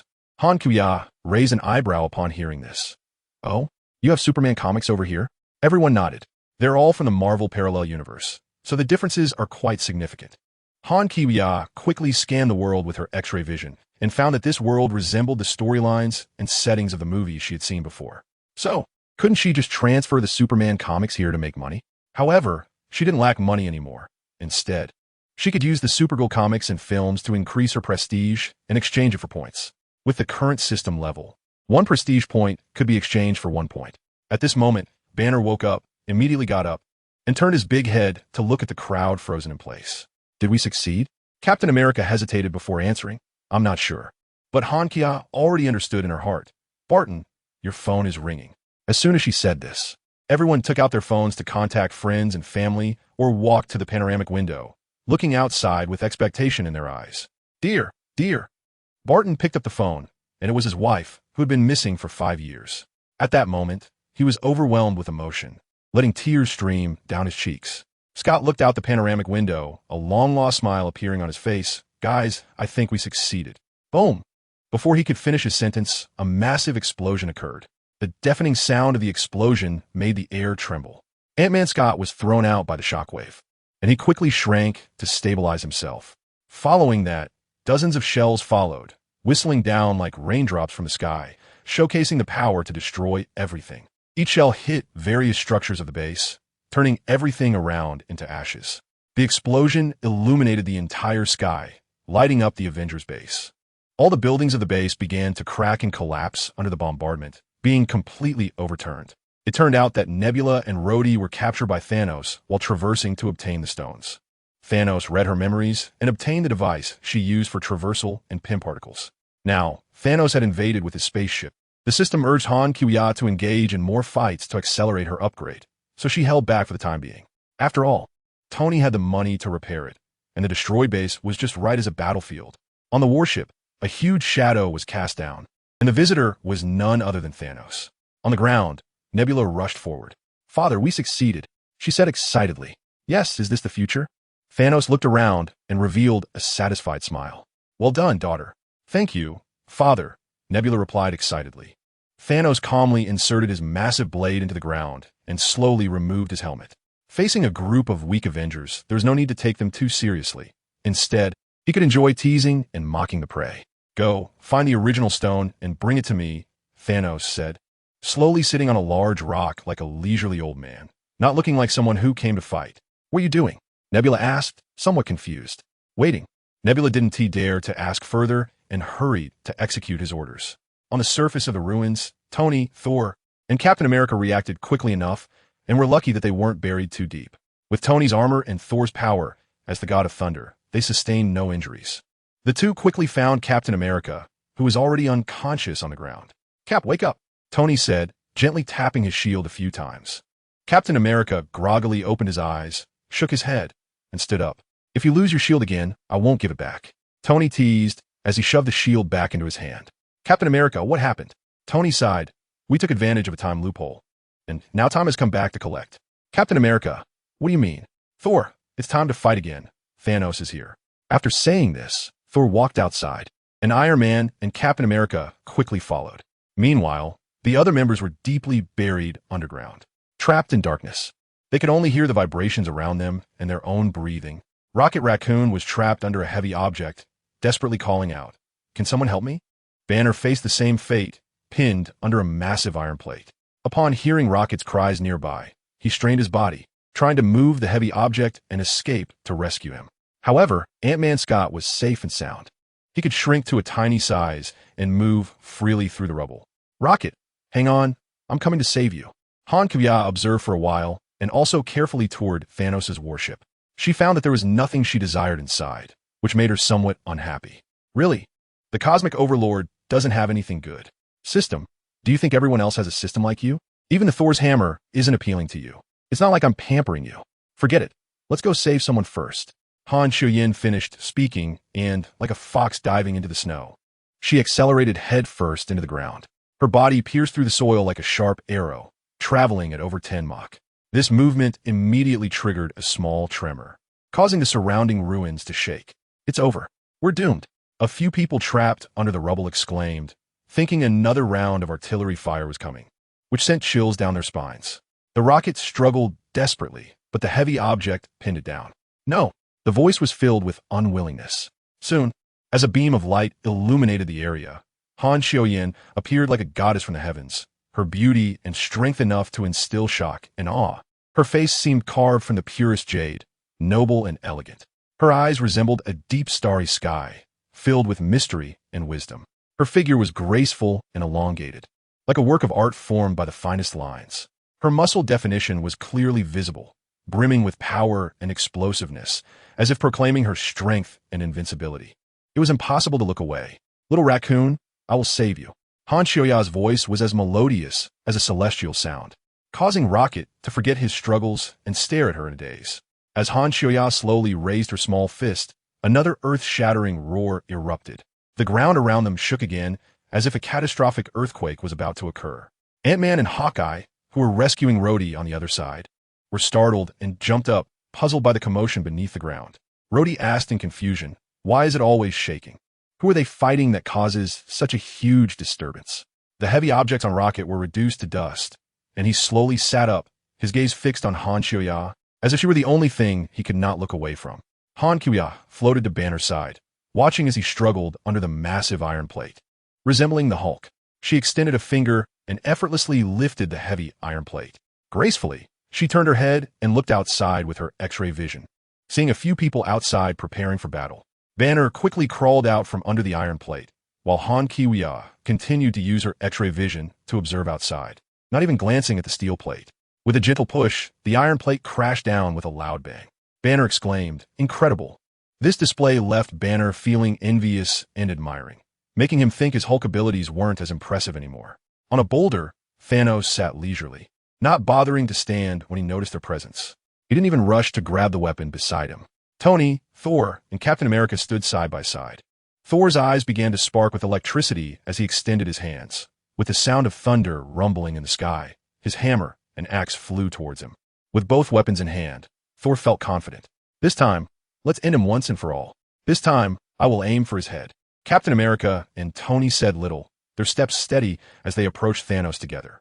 You cannot accept defeat and still hope to defeat me by finding loopholes. What is the result now? Seeing the three remain silent, Thanos revealed a more mocking smile, looking down at his feet, disregarding their presence and threat. He still had to face me. I thought that eliminating half of life would allow the other half to thrive happily. But you have made me realize that this is impossible.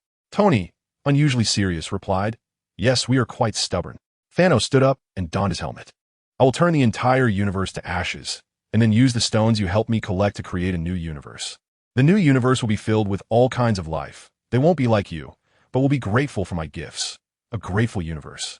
Thanos gripped his massive sword, ready to end it all. Captain America raised his shield, immediately retorting, "No, it will be a universe filled with blood debts. They will never know. No one will tell them, because you will never live to see that time." Thanos' voice was deep, his grip on the sword tightening. There could no longer hold back. Lightning crackled around him as he roared, raising his giant axe and swinging it fiercely at Thanos. Tony's nanotech armor flowed, forming a giant sword in his hand. Captain America threw his shield. The battle began. Meanwhile, underground, Hawkeye clutched the Infinity Gauntlet, fleeing for his life. Behind him, countless four-legged monsters roared, relentlessly pursuing him. He frantically escaped to a ventilation shaft, quickly shooting out a rope, grabbing onto it tightly, and climbing upward. To his surprise, the four-legged monsters did not fall behind. They screeched and rapidly climbed the shaft walls, getting closer and closer. Roar! Just as he was about to be caught, a dazzling figure suddenly appeared next to Hawkeye. She stayed for less than half a second before delivering a heavy punch to the nearest monster. With a loud bang, the impact was deafening. The shockwave from the punch startled Hawkeye, causing him to shut his eyes like a frightened child. Another loud crash echoed as the bottom of the ventilation shaft caved in, forming a massive fist imprint. With that punch, several four-legged monsters and surrounding debris were flattened into 2 dimensions, like a giant pancake. The once noisy scene instantly fell silent, leaving only Han Qiuya floating next to Hawkeye, her figure shimmering in the dim light, resembling a goddess of victory. After dealing with the pursuing monsters, she chatted silently with the system. Hawkeye swallowed hard and quickly handed over the gauntlet. On the battlefield above, the original 3 Avengers bravely fought Thanos, but ultimately they were defeated. Tony was knocked unconscious, and Captain America was thrown down. As for Thor, he lay there, desperately holding back Thanos' axe with both hands, the blade just millimeters away from his chest. His eyes sparkled with determination, his mouth twitching as he struggled to maintain his position. However, he could feel his arms growing weaker, unable to hold on much longer. Just when the situation became dire, not far away, Thor's hammer began to tremble slightly and slowly rose into the air. With a bang, the hammer flew towards Thanos, delivering a heavy blow. Thanos was struck hard, stumbling back a few steps, and the axe slipped from Thor's chest. Captain America's hand shot out, catching the flying hammer.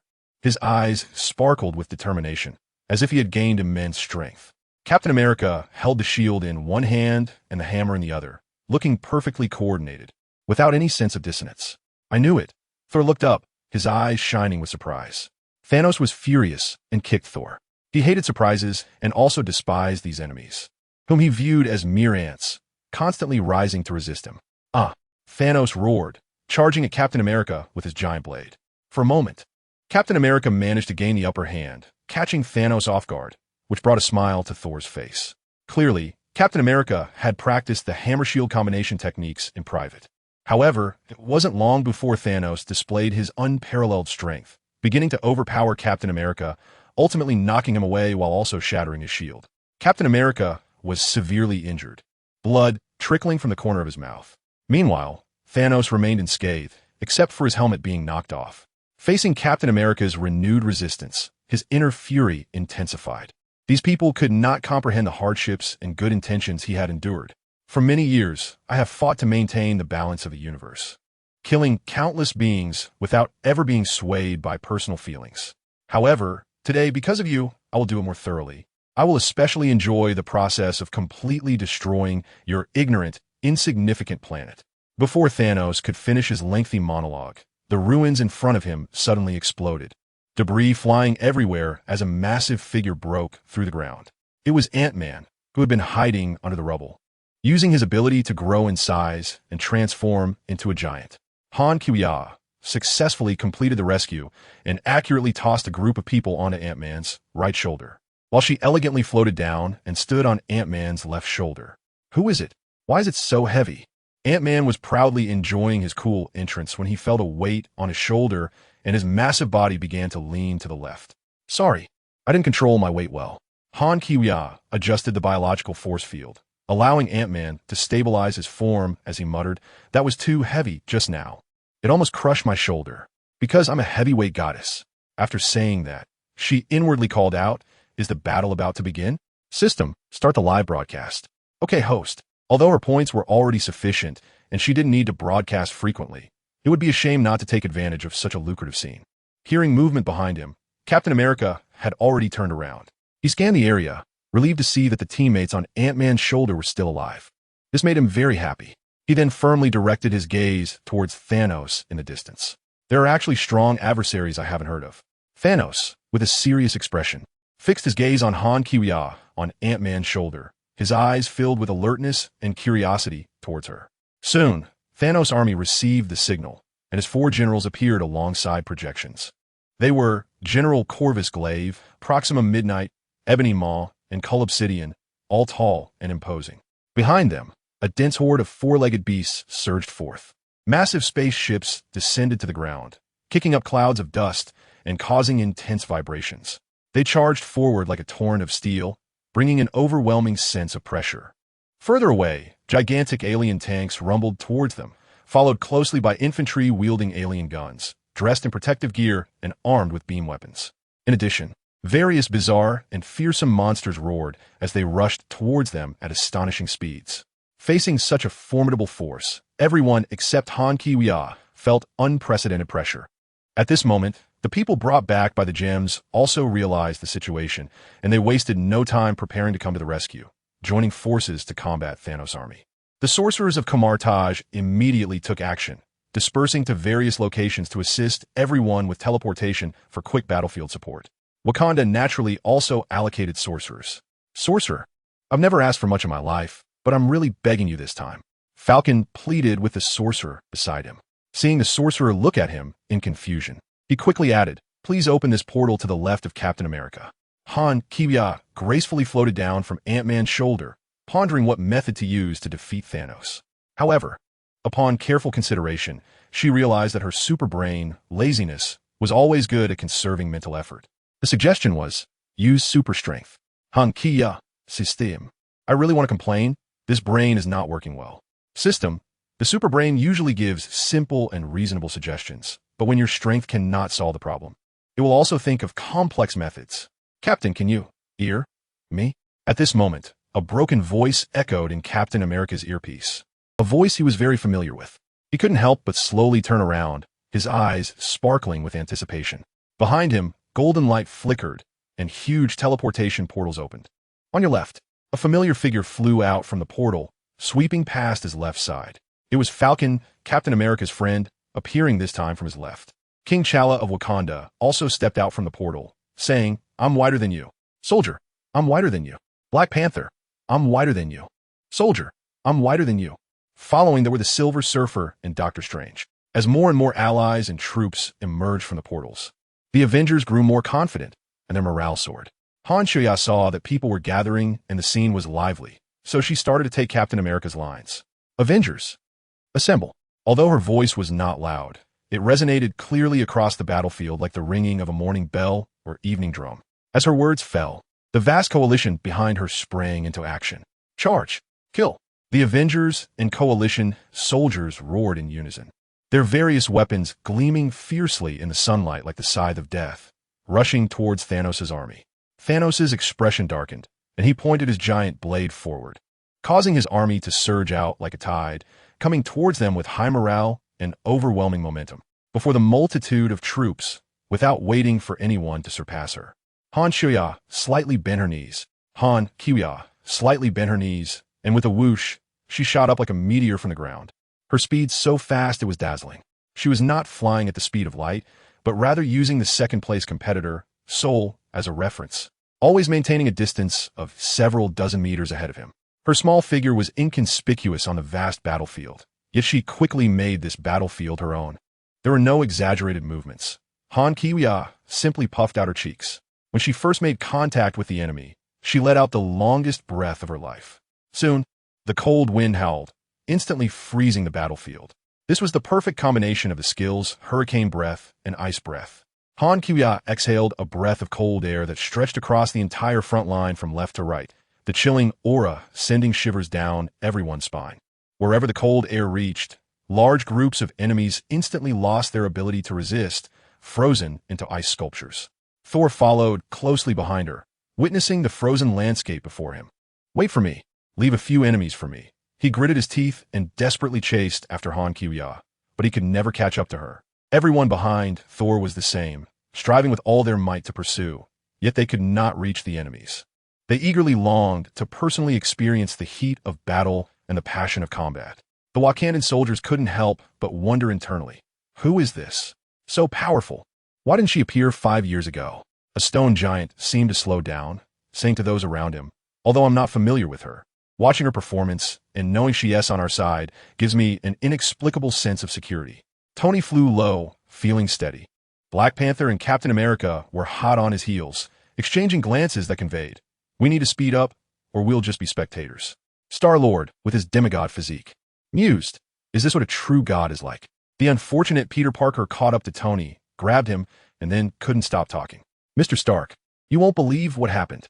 Remember when we were in space? Mr. Stark, I woke up feeling dazed. And all I heard Dr. Strange say was that 5 years were up. Let's go. They need us." And then he was messing with that shiny thing. As Peter Parker spoke, he suddenly caught sight of Han Kiwia's astonishing battle scene. "Oh my god. Her, do you know her? She has Supergirl." Tony began to suspect that this chatterbox could talk for an entire year without stopping. He didn't say much, moving forward to give Peter a heartfelt hug. "Oh, Mr. Stark, what are you doing?" Peter exclaimed in surprise, but quickly responded, embracing Tony back. It felt so good. Countless giant flying insects surged into the sky, and upon seeing this, Han Kiwia's eyes sparkled with red light, and scorching heat rays burst forth from her beautiful eyes. At the same time, Valkyrie, riding her Pegasus and wielding a weapon, charged toward an iron bug, shouting, "That kill belongs to me, aside from that goddess." However, the giant bug suddenly split in two and fell from the sky. Han Kiwia's heat ray hit it first, successfully eliminating the giant insect. Once she activated her heat vision, Han Kiwia couldn't be bothered to turn it off. So, she quietly floated in midair, simultaneously unleashing her icy breath and hurricane breath while scanning the sky with her eyes. Her scorching rays sliced through the giant insects in the sky one by one, like raindrops falling densely. Thanos stood solemnly in place, silently watching Han Kiwia's performance. As if patiently waiting for the delivery of the Infinity Gauntlet, he remained oblivious to the plight of his minions being eliminated like grass. Black Dwarf wanted to share the burden with Thanos, and suddenly leaped up like a bolt of lightning towards the floating Han Kiwia. Han Kiwia paused her actions, hovering in the air like a gem. The speed of Black Dwarf might have caught others off guard, but to her, it appeared in slow motion. As Black Dwarf raised his weapon, ready to smash it down on a Han Kiwia, she merely lowered herself slightly and leisurely extended her hand, simply giving him a flick of her fingers. Bang! With a casual flick, as if brushing away a grain of rice, she sent him flying into the sky, ultimately disappearing from view. She then looked at Ebony Maw and the others, shouting, "Next!" Han Kiwia finally deactivated her skills, and everyone began to encounter living enemies. At this point, nearly half of Thanos' main army had been killed or injured. Such a favorable battle situation made some people feel exhilarated. Star-Lord was surprisingly fighting while singing and doing an eye-catching dance. Rhodey noticed this scene and turned to Nebula, saying, "Do you think we should knock him out?" Ebony Maw decided to relieve Thanos' worries. He elegantly flew over, hovering not far from Han Kiwia, towering over her, and spoke with an arrogant tone. "Listen to me. Lord Thanos has high hopes for you. Your insignificant life is better off." Han Kiwia raised her hand.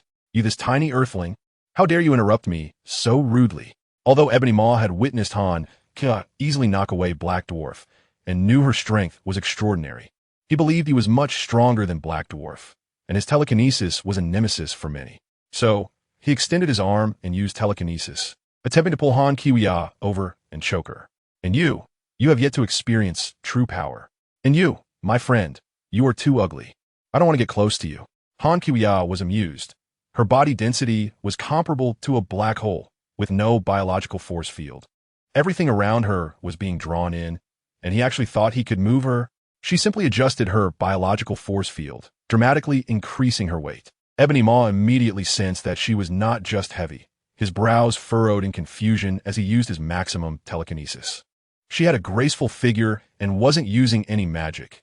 Yet even with his full telekinesis, he couldn't exert any influence on her. Is that it? I heard. You can't survive in space? Han Kuya grinned mischievously, and even when she smiled wickedly, she looked good. Fans watching the livestream began to screenshot. Huh? Ebony Maw was momentarily stunned. Han Ka said no more, lightly clapping her hands, and a golden portal appeared behind Wumuho. She quickly flew forward, kicked Wumuho into space, and watched as he gradually became encased in ice. How interesting. The conservative Han Kiwia then unleashed a scorching ray that turned Wumuho into dust before closing the portal. That guy Thanos, running rampant in the universe, committing massacres everywhere. Many in the Coalition hate him to the core. At this moment, on the battlefield below, the Coalition had the upper hand, and they naturally wanted to take advantage of it to pursue, each one fearing they might miss out on the enemy. Han Kiwia saw the chaos below, exchanged for a fragrant fried chicken, and paired it with a cup of rich milk tea, leisurely watching the battle from the sky, while occasionally providing heat ray support to those below. On the other side, Nebula ruthlessly took down her former self. The Avengers also eliminated the Dark Knight Proxima and were fiercely battling Thanos, General Obsidian, and a crowd of minions. However, Rhodey didn't knock Star-Lord out. But Star-Lord, upon seeing Gamora, didn't ask if she recognized him and attempted to lovingly touch her face, only to be swiftly kicked in the groin by Gamora, knocking him to the ground. Where was the Infinity Gauntlet? Where was Nebula? After Thanos sent Captain America flying with a slash, he looked at General Obsidian. He was now at a complete disadvantage, feeling secure only with the stones in hand. She did not respond. It should be. General Obsidian kicked a Coalition soldier away, quickly pointed and shouted, "My lord, the Infinity Gauntlet is over there. Bring it here." General Obsidian promptly replied, "Yes." Meanwhile, Captain America, who had been sent flying, got back up and summoned an axe that flew back into his hand. Thor quickly flew over, saying, "You take the big one. I'll take the little hammer." Tony cleared out some minions and reached Doctor Strange. "Hey, you said we had a 1 in 14 million chance of winning, right? Tell me, is it this time?" Tony said, having never seen a scene like this before. He frowned, wondering what it meant. Doctor Strange quietly observed the situation around him, filled with advantages, questioning his life. Ancient One said he was the most gifted, but what he observed did not match reality. This scene did not belong to any of the 14,000,605 predictions he had. Tony hesitated for a moment before saying, "Can you check the future again? I'll protect you." Doctor Strange thought for a moment, nodded, knowing it was not the time to delay. He sat cross-legged, his body floating, and began to browse the possible futures starting from this moment in the timeline. Various scenes and scenarios flashed in his mind. Soon, he opened his eyes wide in disbelief. He landed on the ground and immediately looked up at the sky. Tony, having dealt with a few minions, looked over and asked, "How is it, Doctor?" Doctor Strange stared at Han Kiwia in the sky without saying a word. Han Kiwia's graceful figure was suspended high in the air. From time to time, she exhaled icy breaths and launched heat rays, each strike hitting the enemies below with precision. She had finished eating her fried chicken, but was still sipping her milk tea, appearing very relaxed and at ease. "Doctor, tell me, can we win? Is this the one?" Tony urgently pressed, fearing that Doctor Strange would notice that they couldn't win even once. Doctor Strange finally snapped back to reality and pointed a finger at Han Kiwia in the sky. Tony understood, and his expression became resolute. He chose to believe in him because he was signaling one, which meant today was the one and only victory. Just as Tony was about to take off, Doctor Strange suddenly spoke. "I have seen 14,000,605 ways Thanos can die." Doctor Strange continued. "Starting from the moment just now, I have seen 14,000,605 ways Thanos can die." Tony was momentarily taken aback. "What? Does that mean no matter how things develop from here, we can win every time, but Thanos cannot?" Tony found it hard to believe. "Then why did you just signal one? Didn't you mean to tell me this is the one victory?" "I wasn't signaling one. I was pointing at that goddess in the sky. While observing these 14,000,605 futures, I saw her defeat Thanos in 14,000,605 ways." After hearing this, Tony fell silent for a moment, still finding it hard to believe. Believe it or not, Doctor Strange said as his red cloak lifted him into the air. Tony quickly caught up and asked, "Is there anything we can't do?" Doctor Strange paused in midair. Tony, feeling uneasy, asked, are there any mistakes we can't make that would lead to Thanos' victory?" Doctor Strange casually cast a spell, eliminating several enemy minions. Since becoming the Sorcerer Supreme, he had never felt so relaxed. He replied, "There's nothing to be concerned about. You can do whatever you want now." Could he even go home and dance now? Tony could only nod, hoping he was right. The Infinity Gauntlet was being passed among the Avengers, and General Ma couldn't retrieve it alone. However, soon after, Thanos took the opportunity to play the old trick. He keenly judged the timing and suddenly threw a spinning knife that accurately knocked the Infinity Gauntlet out of Black Panther's hand, then swiftly dashed toward the fallen gauntlet. Just then, a red figure descended from the sky, blocking Thanos' path. She wore a red battle suit, her eyes emanating a powerful red light, and her hands were enveloped in crimson energy. "You took away everything from me," Wanda said angrily, word by word. "I don't know you," Thanos replied, sensing the intense energy emanating from her, his expression becoming more serious. The presence of Han Shuya in the sky had already left him feeling uncertain, and now there was a powerful woman he had never heard of.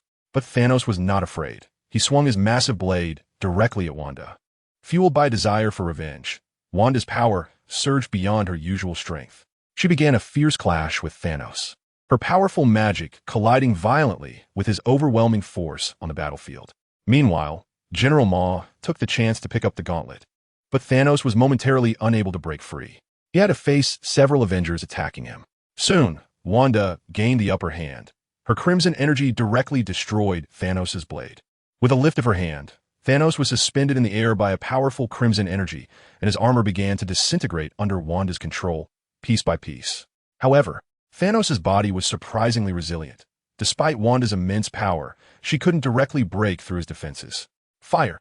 Thanos shouted urgently. At this command, General Ma immediately relayed the order to the warships in the sky.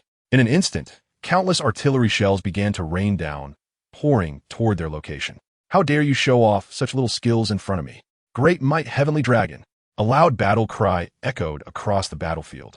Han Kia retracting the unfinished milk tea into her space, raising one fist high as she charged towards the sky. Her body was like a meteor streaking across the heavens, soaring into the clouds. The body of superhero is made of steel, making hers the most powerful weapon. In the live broadcast room, the audience from various universes watched everything with their blood boiling, causing Han Kya's points to soar.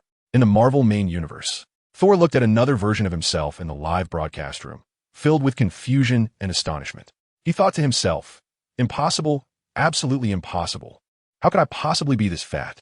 Tony, Captain America, and others were also wide-eyed in shock and disbelief. They witnessed another version of themselves from a different universe, and that strange yet familiar feeling left them somewhat at a loss. Han Kya's steel body soared upward as if piercing through paper, instantly penetrating the massive battleship. With a loud bang, the battleship shook and was about to tilt. Following this, Han Kya became excited, significantly reducing her biological force field. Then, at several times the speed of sound, she planned to penetrate the battleship again. As her biological force field gradually withdrew, although her size remained unchanged, her weight surged dramatically. Her slender body became like a black hole, generating immense gravitational pull. Before making contact with the battleship, its sides were already being drawn toward her. She expanded the range of her biological force field, and at the moment her body touched the battleship, it was as if two planets had collided, unleashing earth-shattering energy. The entire battlefield trembled, as if the forces of heaven and earth converged at that moment. Boom! The explosion deafened everyone, making it impossible to hear each other's words. Everyone was stunned, stopping their actions to watch the scene unfolding in the sky. The gigantic battleship exploded violently like flowers scattering, with debris flying everywhere. Then, Han Kya used her biological force field to pull all the debris, yanking it forcefully, causing the fragments to drift out into outer space as if being pulled by someone. Meanwhile, Wanda was too absorbed in her revenge to pay attention to this. She had been dismantling Thanos' armor piece by piece. Taking advantage of everyone being distracted by the commotion above, General Blade rushed toward Wanda, interrupting her spellcasting. Thanos broke free from the crimson energy and fell from the sky. Next, General Blade threw the gauntlet. The gauntlet landed next to Thanos, who picked it up and revealed a victorious smile. At this moment, Captain Marvel was rapidly flying in, and upon seeing the scene before her, her expression slightly changed.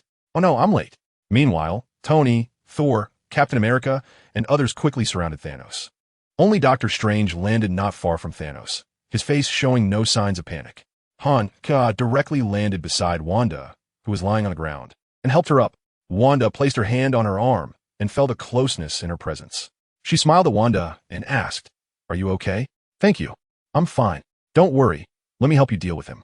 After saying that, she glanced at Wanda with concern, then gracefully extended her long legs and black stockings toward Thanos. After putting on the glove, Thanos did not hesitate, with a victorious smile on his face. He turned to the crowd who couldn't stop him and declared word by word, "I am Destiny." Bang! With the snap of his fingers. No, everyone's hearts sank, thinking this time it was really over. The Avengers and the Guardians of the Galaxy had already surrounded him, stopping in their tracks. The once lively battlefield fell eerily silent. However, moments later, nothing happened. Thanos' expression changed, and the nonchalant demeanor of annihilating cosmic life disappeared completely. He looked down at the 6 shining stones on the glove, murmuring, "Fake? You only have a few glowing beads on your hand. The real stones are with me." Han stepped in front of everyone, facing Thanos with both hands raised, revealing 6 stones flowing along her arms to the back of her hands. "Destiny does not belong to you." In Han system store, one could buy all items from countless worlds. However, to purchase items at a discounted price, she had to defeat the corresponding people or things or complete system tasks. Otherwise, she could only buy them at outrageous original prices. Previously, she had searched for fake stones that could simulate the side effects of the real ones and found them indeed. Moreover, since she had obtained the entire set of stones, she could buy each for only 1/10 of the price, 1 million each, so she unhesitatingly bought a set to give to Thanos. As expected, Doctor Strange, witnessing this scene, took a deep breath and turned to leave. He was no longer interested in how Thanos would die. In any case, Thanos could only last another 10 minutes. At this moment, he felt relaxed and happy, and without any hesitation, he drew a circle, preparing to grab something to eat. Seeing Tony staring blankly at him, Doctor Strange smiled and nodded. "Excuse me for a moment." Saying this, he calmly walked into the portal. What is he going to do? Tony looked on in confusion. This unreliable trickster, he felt it was only a matter of time before he would be harmed by him. He internally complained, but soon his attention was drawn back to Thanos' movements. "This is impossible," Thanos exclaimed upon seeing the stones in Han Kiwia's hands radiating incredible energy, his expression showing rare disbelief. "You have 2 sets of stones. How is that possible?" Seeing Thanos' reaction, Han Kiwia couldn't help but find it amusing. She really wanted to send Thanos to the Time Management Bureau to see those drawers filled with stones and open his eyes. General Deathblade," said Thanos' fierce assistant, known for his bravery, upon seeing the real stones, decided to help Thanos. He charged forward with his weapon in hand. The blade shimmered with all the power of General Deathblade. However, Han Kiwia, standing elegantly, remained completely still, waiting for General Deathblade's strike to land heavily on her shoulder. Bang! With a loud thud, General Deathblade felt his arm go numb. To his astonishment, the strike didn't even cut a single strand of hair off Han Kiwia's shoulder. The Avengers turned into onlookers, watching this scene with rapt attention. The defeated man couldn't help but speak first. "Oh, I can't believe this, Mr. Stark. Did you know she was this powerful? Isn't her physical strength absurd? No man dares to have thoughts about her. Is she a superhero from Krypton? Or was she 5 years ago?" "Tony Stark." "Peter." Rod interrupted him. "This scene is rare. You need to record it." General Deathblade's fierce expression instantly fell, his eyes filled with unmistakable fear as they landed on Han Kiwia. This weapon is called the Blade of the Ultimate. It can easily cut through atoms. In the comic Infinity, General Deathblade's weapon even effortlessly sliced through the Hulk and one of Marvel's superheroes, Hebron. Han Kiwia moved with lightning speed, snatching the long blade from his hand. With her other hand, she used 2 fingers to twist out 2 strands of her long hair and gently pulled them down.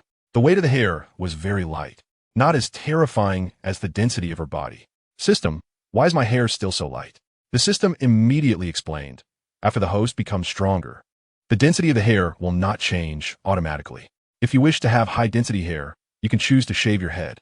and the newly grown hair will match your current body density.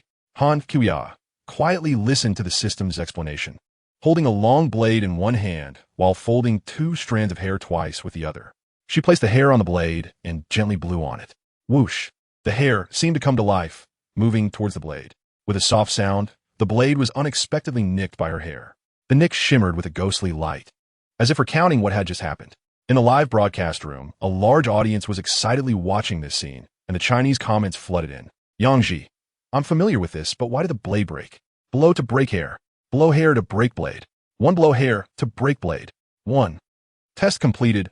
Han Kuya, under the astonished gaze of the general of the dead blade, lifted his long blade with one hand and suddenly thrust it towards him. After my professional assessment, this blade is unqualified. The long blade pierced through the body of the general of the dead blade. Wanda felt a rush of exhilaration witnessing this scene, for it was just like how the illusion was pierced. Thanos knew the outcome was decided. Within the encirclement, he sat heavily on a large stone amidst the ruins, ignoring everyone else and staring straight at Han Kuya. As a strong individual, you should understand the importance of maintaining the balance of the universe. If this continues, the resources of the universe will eventually be depleted. Tony had long wanted to debate with Thanos, stating that such remarks are nonsense. The evolution and development of the universe is a natural law, and your forced interference is the true destruction of it. Thanos was not surprised by Tony's rebuttal. You wouldn't understand. This is a blessing. At this moment, Thanos from the main Marvel universe learned of Loki's failure and went to his vault to put on the Infinity Gauntlet, revealing a powerful and imposing smile. Good. I must take matters into my own hands. Soon, Ebony Maw saw that Thanos had finally come out and hurriedly took him to watch Han Kuya's livestream. In no time, Thanos watched the defeated version of himself on the screen, unable to speak for a long time. In a livestream, Han Kuya took out the remaining few sips of bubble tea, preparing to finish it. Just as Captain America couldn't help but want to refute Thanos, she finished the last 2 sips. Seeing that Thanos was still sitting there fine, Han Kuya's expression hardened. How dare you sit and speak in front of me? She threw the bubble tea cup to the ground, her figure flashing, and instantly appeared in front of Thanos, delivering a powerful strike towards him. In the eyes of the strong, there is no place for the weak. Thanos was knocked to the ground by a heavy slap, his head suffering a severe blow, plunging him into chaos. The formidable defense that he had been proud of, which had allowed him to withstand a drop of blood in Avengers, Infinity War, was no match for Han Kuya's absurdly great super strength. What frustrated Thanos even more was that the negative effects produced by the 6 fake gems on the gauntlet he wore were even stronger than those of the real gems. He had thought it was Tony Stark's faulty gauntlet when he put it on. Thinking of this made Thanos feel extremely aggrieved. He struggled to rise, ready to question Han Kuya about why she was so strong and still scheming against him. However, just as he was halfway up, Han Kuya moved. She looked down at Thanos from above, executing a move called Attack the Enemy 1 point, reserve 9 points for yourself. She swung her fist fiercely again. Bang! With a loud sound, Thanos' massive body fell heavily to the ground. Is this it? The Mantis Woman looked at everyone in confusion, unable to believe that the powerful Thanos was defeated in just 2 moves. They had once fought against Thanos on his planet with a group of people and almost faced total annihilation. Han Kuya turned to Thor without a word. Thor pointed to himself as if asking, "Should I finish him off?" She nodded. Thor gripped his axe tightly, roared, and brought it down with force. Thanos' head rolled to the ground, and Thor murmured to himself, "This time, I aim for the head." The livestream was also buzzing with discussion. This battle was truly spectacular. Yes, it was so satisfying to see the goddess take down Thanos. Finally, the universe can return to peace. The audience of Avengers Endgame let out a long sigh of relief. The weight on their hearts finally lifted. The goddess's performance was amazing, and I noticed she has become more and more beautiful. That's right, I hope she can stream more and post more videos. However, not all viewers thought Thanos was an easily defeated villain. Other uninformed viewers commented, "Is that it? I thought he was much stronger." Yeah, I expected a more intense battle. Did you notice the expressions and gazes of others? This villain is definitely a formidable character. It's just that the goddess is too powerful now. It's her ease in defeating him that makes him seem weak. Why don't you go and try? Captain Marvel saw that Thanos was dead and quietly retreated behind everyone, flying away. In the Marvel main universe, Thanos and his subordinates were watching the recorded footage again. Looking at the scene of his own death, Thanos was at a loss for words for a long time. "Master, should we escape?" Ebony Maw asked a very good question. The Hydra members realized that Han Qiuyue was currently in another universe, which was an opportunity for them. So, they began to hurriedly construct 3 Sky motherships.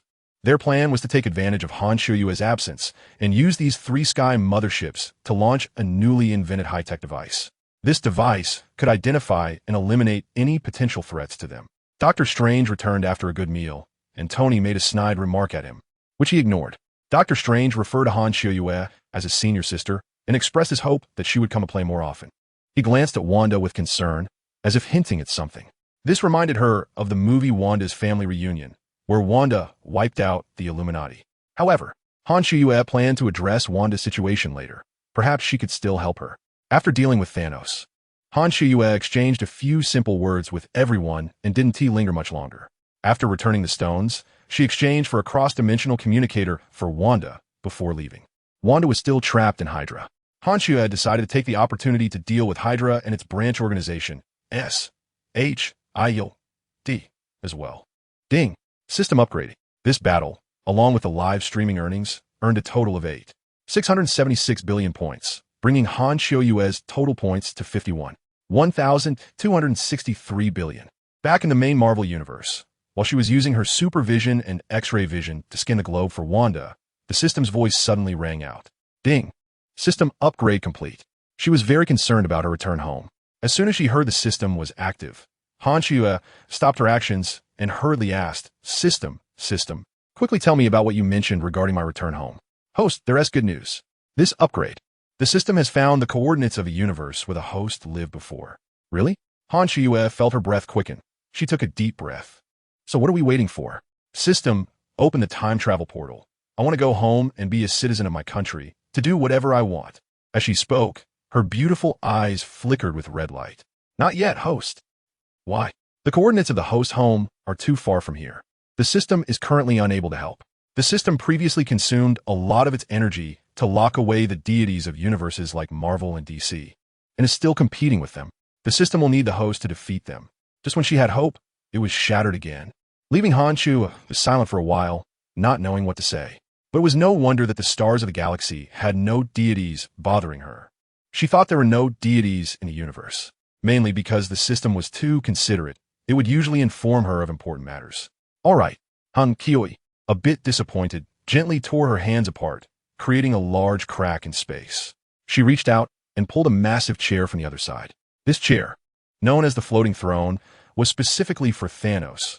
It was a bit large, making Han Qiuyue appear petite. Now the throne belonged to her. She used a cleaning spell and then sat on the throne, leaning on one hand with her face. Host, while this system may not compare to those that can freely modify the world and character attributes, the probability of the host drawing this level of system is 1 in a billion. Compared to some rookie systems, this system is much stronger. However, compared to the host's luck, this system's luck is also good. At the system conference, this system obtained the perfect superhero body and bloodline with a probability of 1 in a trillion. Han Qiuyue said the system is a bit lacking, and the system replied with a lot of chatter. Is that so? Then what? Han Qiuyue only realized how outstanding her configuration was, and she was quite happy about it. So, although the current system cannot achieve this, the host can.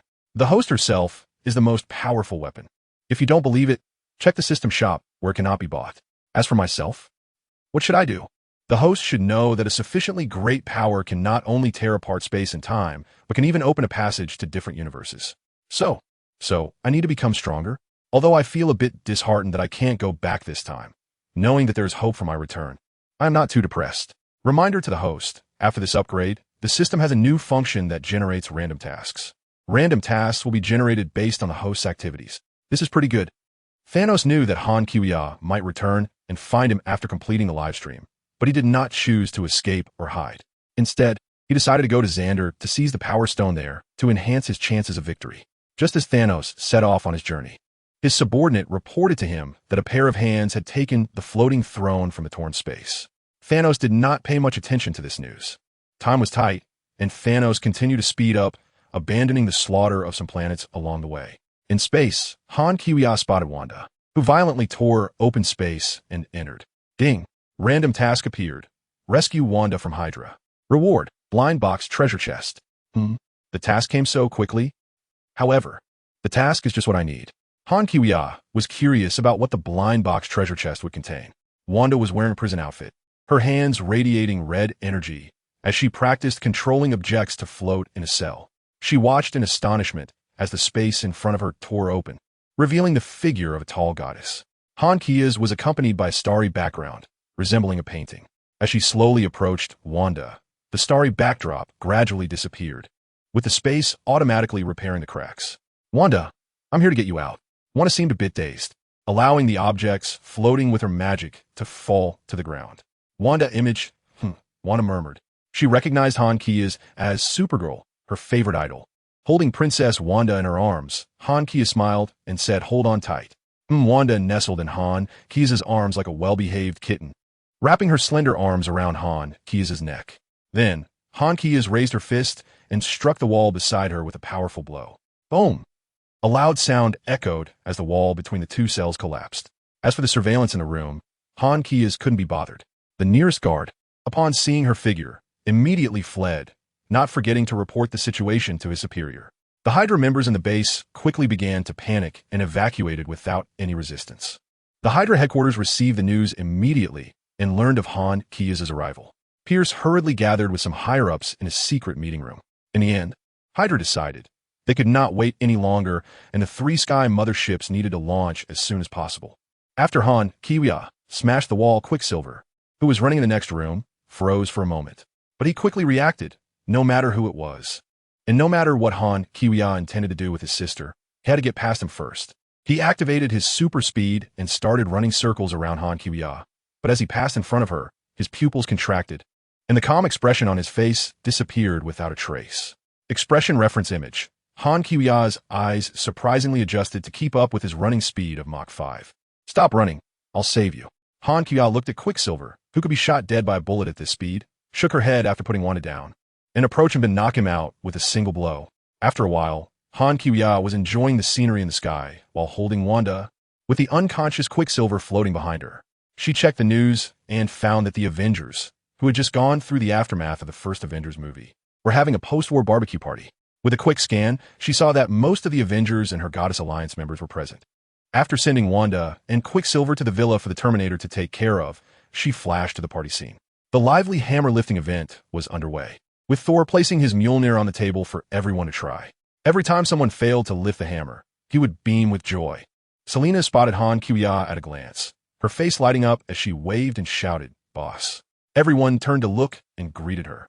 "Boss, boss, goddess, Miss Hen." "Hello, everyone. It's been a while," Han Kiwia said as she poured herself a glass of wine, changed into a beautiful red dress, and prepared to be a bystander watching the hammer lifting. "You all continue. I'll answer your questions later." Agent Hill nodded. "Goddess, we just finished watching your live stream." Tony also nodded. "Rhodey, you come help me. Lifting it will allow me to rule Asgard, right, Thor?" "Yes." Thor smiled and nodded. Captain America had just tried and only made the hammer wobble, but in the live stream, he was able to use it. However, he still glanced nervously at his sister Han Kiwia, worried she might want to come over and embarrass him. Ding! Congratulations to the host for completing the random task, rescuing Wanda from Hydra, and receiving the reward of a mystery box. The system notification sounded, and Han Kiwia said with interest, "Open it, my good system. Give me something good." Ding! The mystery box has been opened, and the items have been placed in the system space. The host can check them at any time. Han Xiaoyan's thoughts stirred as she began to inspect her 10 million cubic kilometer system space. In the center of the space, the massive spirit god star, with a diameter of 200 kilometers, lay quietly. She remembered cutting off a piece with a diameter of 1 kilometer last time, and wondered if Xiao Mei and the others had finished it. In a corner of the space, Han Xiaoyan discovered a small black box, and surprisingly, the surface of the box was a poster for Avengers Endgame. No way, system, this reward is somewhat useful, but not much. It seems that simple tasks really don't have good rewards. However, the timing of the Avengers Endgame movie is just right, as she was too lazy to explain the plot to them. But what if they have more questions after watching it? Should she just not answer? Sigh. Thinking too much makes her dizzy. Her super brain needs a break again. System, give me an idea. I want to share the movie. How should I explain it better? Host, this system is not the host's brain and will not provide suggestions, nor will it interfere with the host's decisions, as this violates system rule number. Han Kian interrupted him. "System, help me search for Marvel series movies in the mall. I want to see the prices." The next moment, a panel appeared in Zhao Qiuya's consciousness. Marvel movies, in chronological order. 1. Captain America 1, 0. 1 discount, 1,000 points 2. Captain Marvel, 0. 1 discount, 1,000 points 3. Iron Man 1, 0. 1 discount, 1,000 points 4. The Incredible Hulk, 0. 1 discount, 1,000 points 5. Iron Man 2, 0. 1 discount, 1,000 points 6. Thor 1, 0. 1 discount, 1,000 points 7. The Avengers 1, 0. 1 discount, 1,000 points 8. Thor 2, The Dark World, 10 billion points 9. Iron Man 3, 10 billion points 10. Captain America 2, The Winter Soldier, 10 billion points 11. Guardians of the Galaxy, 10 billion points 12. Guardians of the Galaxy 2, 10 billion points 13. The Avengers 2, Age of Ultron, 10 billion points 14. Ant-Man 1, 10 billion points 15. Captain America 3, Civil War, 10 billion points 16. Spider-Man, Homecoming, 10 billion points 17. Black Panther, 10 billion points 18. Doctor Strange, 10 billion points 19. Thor 3, Ragnarok, 10 billion points 20. The Avengers 3, Infinity War, 10 billion points 21. Ant-Man 2, 10 billion points 22. The Avengers 4, Endgame, 0. 1 discount, 1,000 points 23. Spider-Man, Far From Home, 10 billion points. Han Xioi, Grandma, System, is this movie made of gold or silver? None of them are discounted, and they all cost 10 billion. I can't bear to buy it. System. Han Qiuya glanced around and had a rough idea in her mind. The prices of the movies during the previous time period had been heavily discounted, and the Avengers, Endgame movie she obtained was no exception. System, buy the ones with discounts and send them directly to Skynet. Then explain to Skynet so that it can give me some ideas. System. The system remained silent for a moment. Okay, host. The purchase has been successfully completed and sent, and the explanation has been clarified. The Skynet AI finished watching the movie in less than a second and responded, Master, I suggest you let the film appear unexpectedly and not acknowledge any connection with you. Very good. I'll reward you with a chicken leg. Han Qiuya decided that in the future, she would let Skynet handle trivial matters she didn't want to think about. Skynet. Thank you, Master. Electronic chicken leg generated. Eaten. Also, I remind the Master that the information about your Avengers, Endgame Tony armor has been sent to the company, and President Xiao Mei is arranging for scientists to conduct research and manufacturing. Very good. You are indeed my capable assistant. However, it was a pity that under her control, many powerful uses of Skynet had lost their place to shine, as she had become too strong herself. At the hammer lifting event, interested people tried to lift the hammer, but only Captain America's attempt caused a slight change in Thor's expression. Natasha, on the other hand, expressed no interest in trying. After the event ended, no one was able to lift the hammer, and Tony's expression remained unchanged as he took a sip from his glass. Feeling somewhat unconvinced while smiling at Barton beside him, saying, this hammer must have been tampered with. It probably has his fingerprints or some kind of password. No. Your explanation is creative, but I have a simpler one. You all don't deserve it. Thor said, easily lifting the hammer in front of everyone. Successfully showing off, he felt incredibly pleased, sporting his signature goofy smile. No. Agent Hill, dressed in a stunning red gown, glanced at the dazed Han Qiuya and said with a smile, the goddess hasn't tried it yet. Previously, Han Qiuya had taken her back to the villa, and after just one night together, she gifted her a powerful nano-symbiotic battlesuit, which left her a bit confused. Through her interactions with Han Qiuya, she found her to be a person she really liked, but also quite playful. Oh no, it should be said that she was fun-loving. Calling her mischievous did not fit Han Qiuya's goddess image. Agent Hill remained quite attentive to Han Qiuya, and, as a level 10 agent of S.H.L.D., she naturally had the news that Han Qiuya could lift it. Han Qiuya came to her senses and asked in confusion, me? No. I misspoke just now, excluding my sister. Thor's smile instantly vanished, replaced by the eager smiles of everyone present. Ha! I knew it, Tony said, slightly tipsy. Han Qiuya smiled at Hill and softly said, Hill, you should give it a try too. I can guarantee you can lift it. Really? Goddess. Hill raised an eyebrow at this, put down her long legs that were crossed and the wine glass in her hand, and smiled as she looked at Thor. Thor's expression changed slightly, He slowly placed the hammer back on the table, sat up straight, and remained still, his eyes scanning back and forth between Hill, Han Kuya, and the hammer. Everyone's attention was drawn, watching Hill's movements. Hill trusted Han Kuya's words very much and was filled with curiosity. So she gently stepped forward and grasped the hammer with one hand. The hammer lifted. Good. The crowd couldn't help but cheer as they watched Thor's expression, which looked somewhat aggrieved as he glanced at Han Kuya, making everyone secretly delighted. Thor's meow meow hammer had long been entrusted to Han Kuya by Odin. Odin also indicated that, at the appropriate time, Han Kuya could crush the hammer to encourage Thor to grow into a true god of thunder instead of just a god of hammers. Now, Han Kuya believed that whoever was deemed worthy could easily lift it. At the gathering, just then Pepper Potts, who had just stepped out for a moment, returned holding a box and walked towards Tony. Tony, your delivery. Tony took it with some confusion. What's inside? I don't remember ordering anything recently. Pepper replied, maybe you forgot. Or perhaps it's a surprise from one of your lovers. Oh. Tony opened the box with curiosity and found a mini USB drive lying inside, with many beautiful movie posters underneath it. He picked up the USB drive, and his gaze fell on the sender's name on the side of the box. Zenda. Stanley. What is this? Han Kuya bounced over curiously to Tony's side. Jarvis. What's south on the USB drive? Tony asked the AI after inserting it. Jarvis was silent for a few seconds before responding. Sir, the USB drive contains several movies. I believe you and your friends may need to watch them in person. Everyone was very curious and began picking up a poster to look at. Hill held the poster for the Avengers, and Han Kuya and Natasha leaned in curiously to see. The poster had both Chinese and English, and Hill read the large text on it in confusion. The Avengers, release date May 5th, 2012. Is this a movie poster? Han Kuya yoked. It really looks like a movie poster with Tony, Hulk, and the others on it. But when did S.H.I.L.D. arrange for the Avengers to make a movie? Even Hulk is acting now. There's also director Fury on it, but his character is drawn the smallest. He is actually going to act too. Natasha laughed and took a sip of her drink. Since the director wasn't around, she referred to him like that.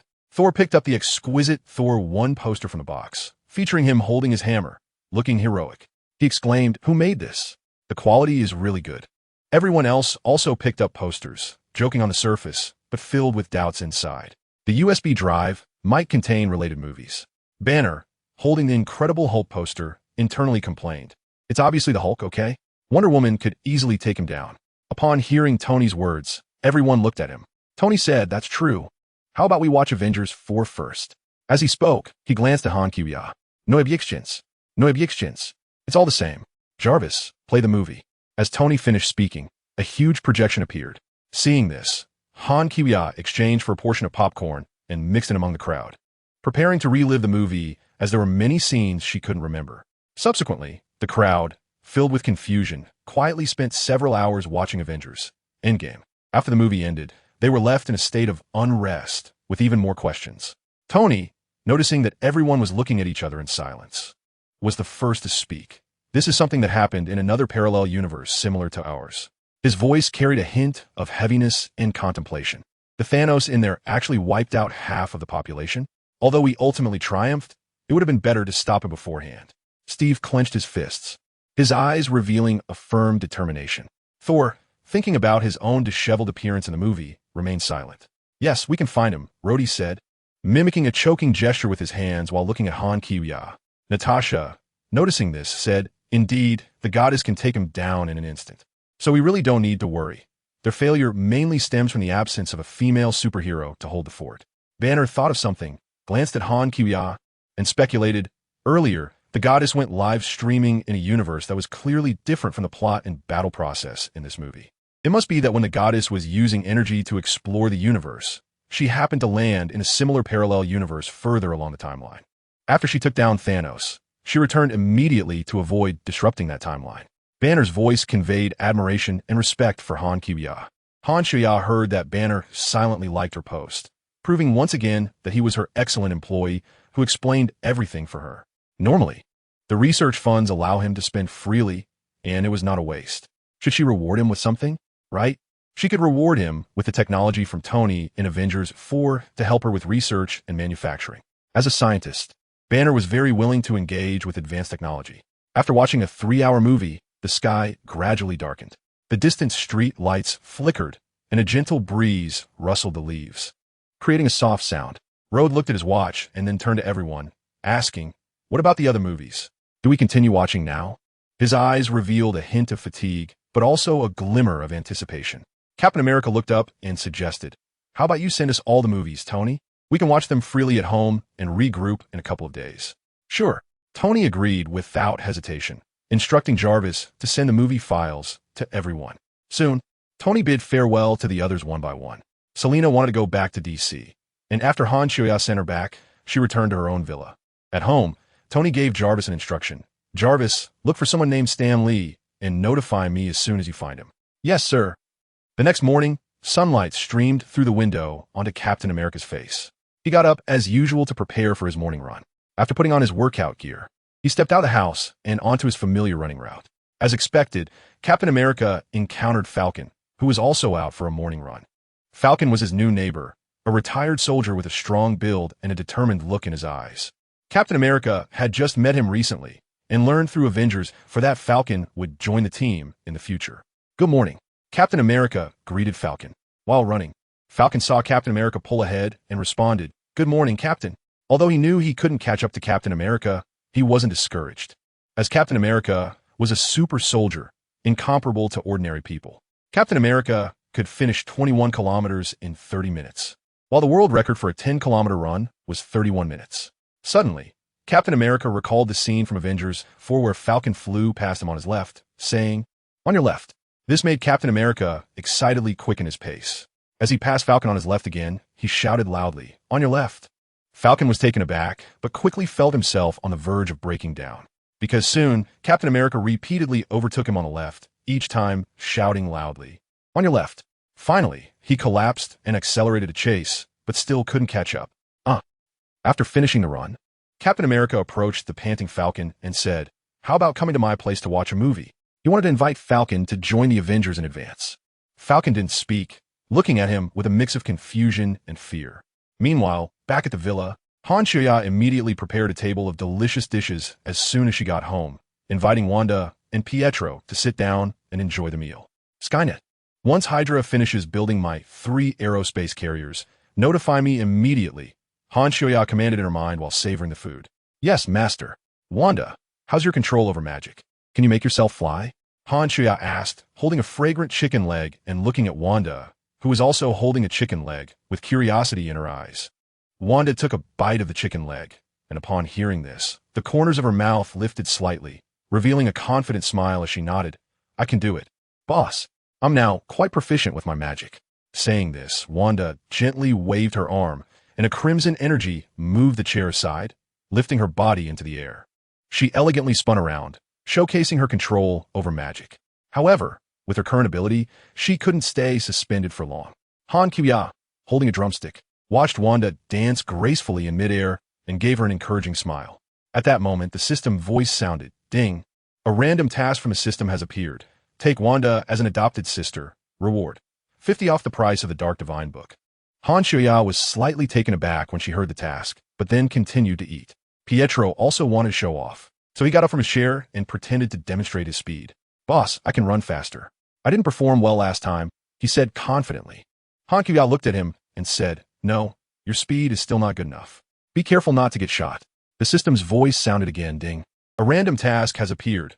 Eliminate the Hydra. Reward: 50 off the Dark Grimoire." Hearing that a random task appeared in less than 10 seconds, she asked System, "The rewards for the 2 tasks won't be the same, right?" Host, "If both tasks are completed, the Dark Grimoire, whether it's the enhanced version or the original, will enjoy a 75% discount." Not bad. This way, any good items can be bargained little by little in the future. "And you, my system, you're the real hero." Han Chuya finished her meal beautifully and was immersed in a satisfying sleep. Even though she now possessed extraordinary strength and didn't need to rely on sleep to recover her energy, it was her habit, and after a good rest, she could clearly feel her superbrain becoming smarter and more active. The next day, when Han Chuya woke up from her dream, she lazily lay in bed and gently spoke, "Skynet project for me. I want to see the news reports about us after the New York battle." "Okay, master." Skynet's voice echoed in the room. As Han Chuya's words fell, a beam of light lit up above her, projecting a huge and clear screen. Various news reports and videos immediately appeared on the screen. The host's magnetic voice resonated in the air. This disaster has been confirmed as an alien invasion. A group of gifted individuals formed the Goddess Alliance, and the Avengers teams, along with a flying army in black armor, defeated the aliens. This not only makes people proud, but also sparks curiosity and inquiry. Next, let us listen to people's real thoughts. Knowing there are such people around feels really great. It's a bit of a pity that my favorite female superhero only showed up once. A beautiful woman dressed in a superhero outfit lamented. With so many superheroes around, we really feel secure. I've heard there's the real Thor. I love him the most. A man wearing a hood excitedly said. Others expressed concerns. A man complained, I don't feel safe with him around. The government seems to be hiding something. In another video, a congressman stood on a platform, facing the camera, passionately delivering a speech. These so-called superheroes must be held accountable for the destruction this city has suffered. It was all caused by them. Where do they go?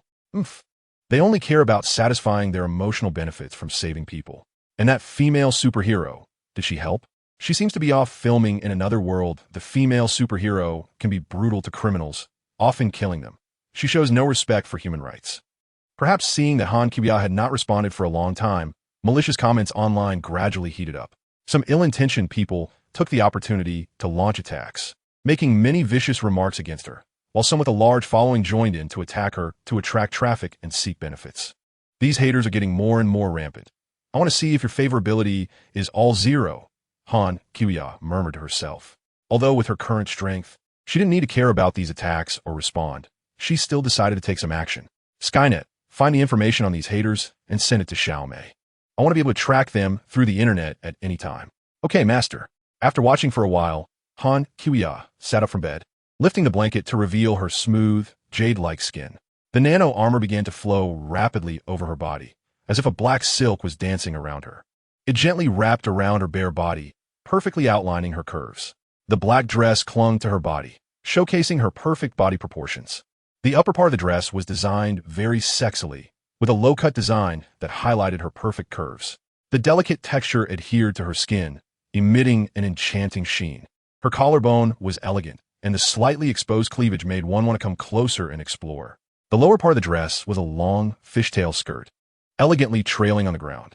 Its cut was exquisite, making Han Kiya's legs look even longer and slimmer. The folds and lace trim of the skirt added a touch of romance, making her look even more charming and captivating. Han Kiya stood in front of the mirror, carefully examining her appearance and outfit, with a slight smile on her lips, truly beautiful. It had been a long time since she last returned.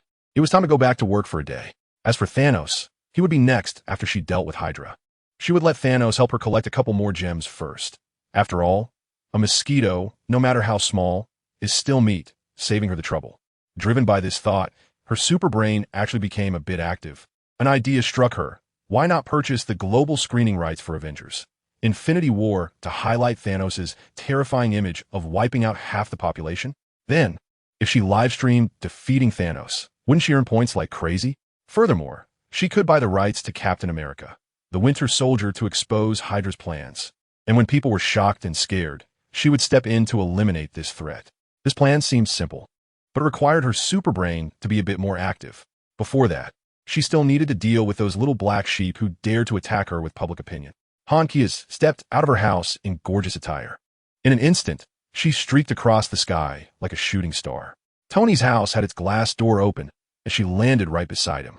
Tony was staring blankly at the projection, his dark circles under his eyes revealing his insomnia. Tony! Oh, just as he was watching the pivotal moment in the Avengers movie where he sent off the nuclear bomb, he was startled by Han Kiya's call, his body trembling slightly, feeling weak all over. You scare me to death. Seeing it was Han Kiya's, he stood up from the sofa, his curiosity about to spill out, but his gaze was captivated by her beauty. Tony swallowed hard and pretended to be serious as he said, Idol, you are truly stunning. Sometimes I really wonder, is your beauty something we can watch for free? Han Kiya's playful eyes sparkled as she smiled and said, Tony, I'm here to talk to you about a business deal worth several $100 million. Tony raised an eyebrow, gently shook his head, and with a hint of mischievous smile replied, a business deal worth several $100 million? My goodness, I'll have to think this over carefully. You know, even though I'm a smart and strong man, my body can't withstand the torment of your ironclad figure, and I can't break through your defenses.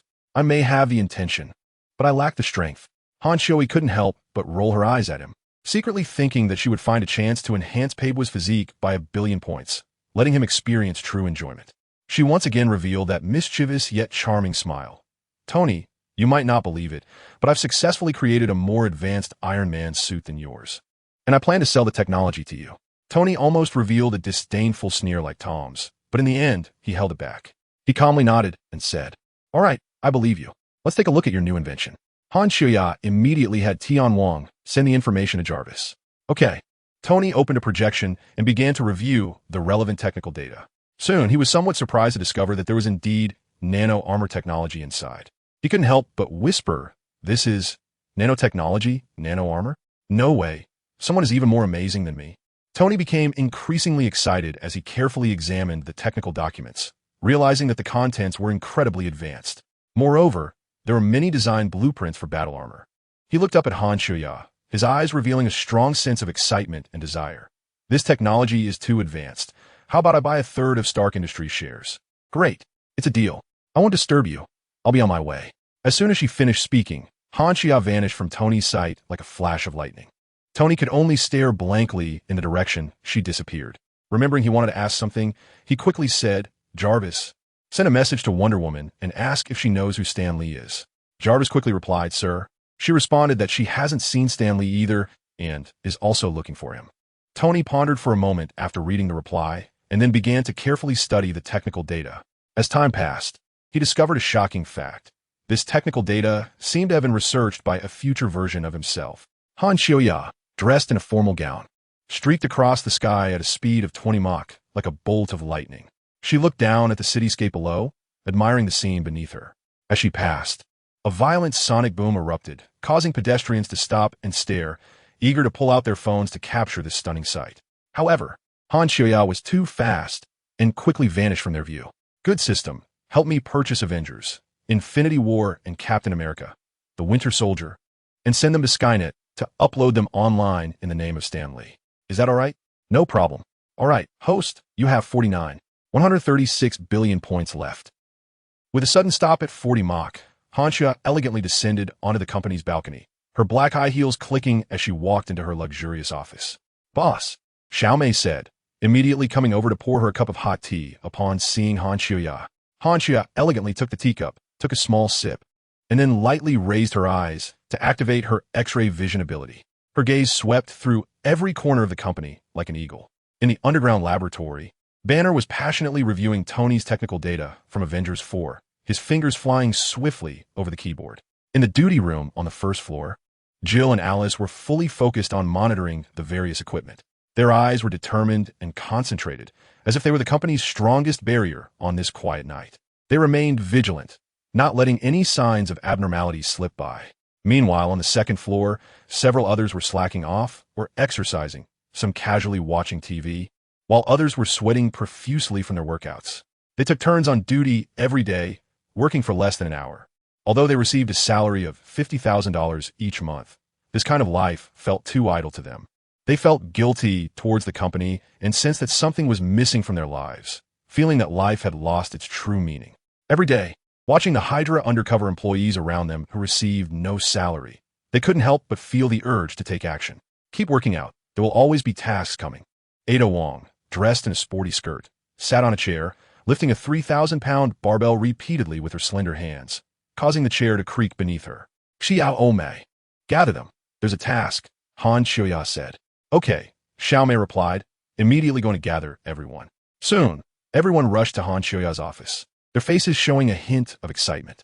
Han Xiaoya smiled at everyone and said, "This time, the Terminators will disguise themselves as FBI agents and follow the network to deal with the little black guy.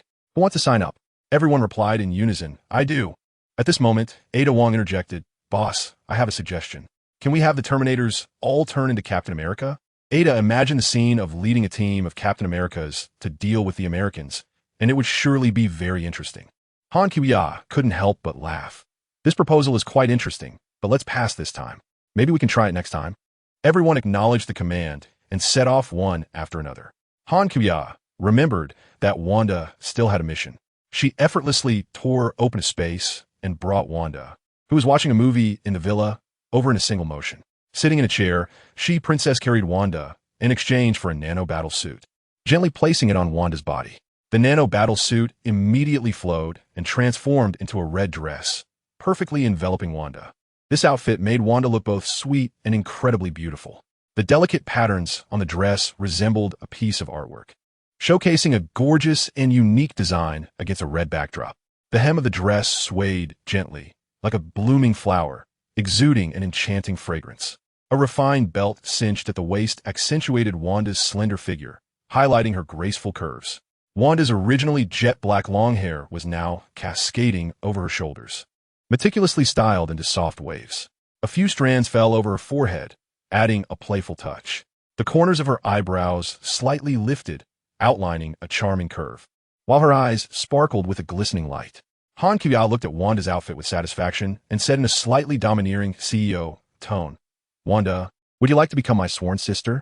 I will take good care of you." Wanda's mind was a bit confused, but she instinctively nodded. Ding! Congratulations, host, for successfully completing the task of taking Wanda as a sworn sister. Reward, permanent 50 discount on the Dark Divine book, current price system enhanced version, 80 billion. Han Kuya's mind stirred as she opened the projection and began watching the live broadcast of her FBI operation. On the screen, an FBI team was rapidly approaching the front door of a house. "FBI, open the door," shouted the leading FBI member, his voice echoing in the night sky. Followed by a loud bang, he kicked the seemingly sturdy door, which instantly fell down under the force, splintering into pieces. Inside, a player with zero favorability, who was focused on gaming, was startled by the sudden loud noise, jumping up from his chair and exclaiming, "Ah!" Recently, beneath the seemingly calm exterior of the Hydra organization, a significant amount of activity had been taking place.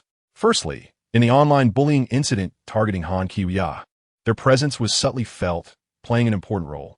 Secondly, they cleverly sent the video of Tony Stark's parents being killed by the Winter Soldier to Captain America and Tony, attempting to incite conflict between the two.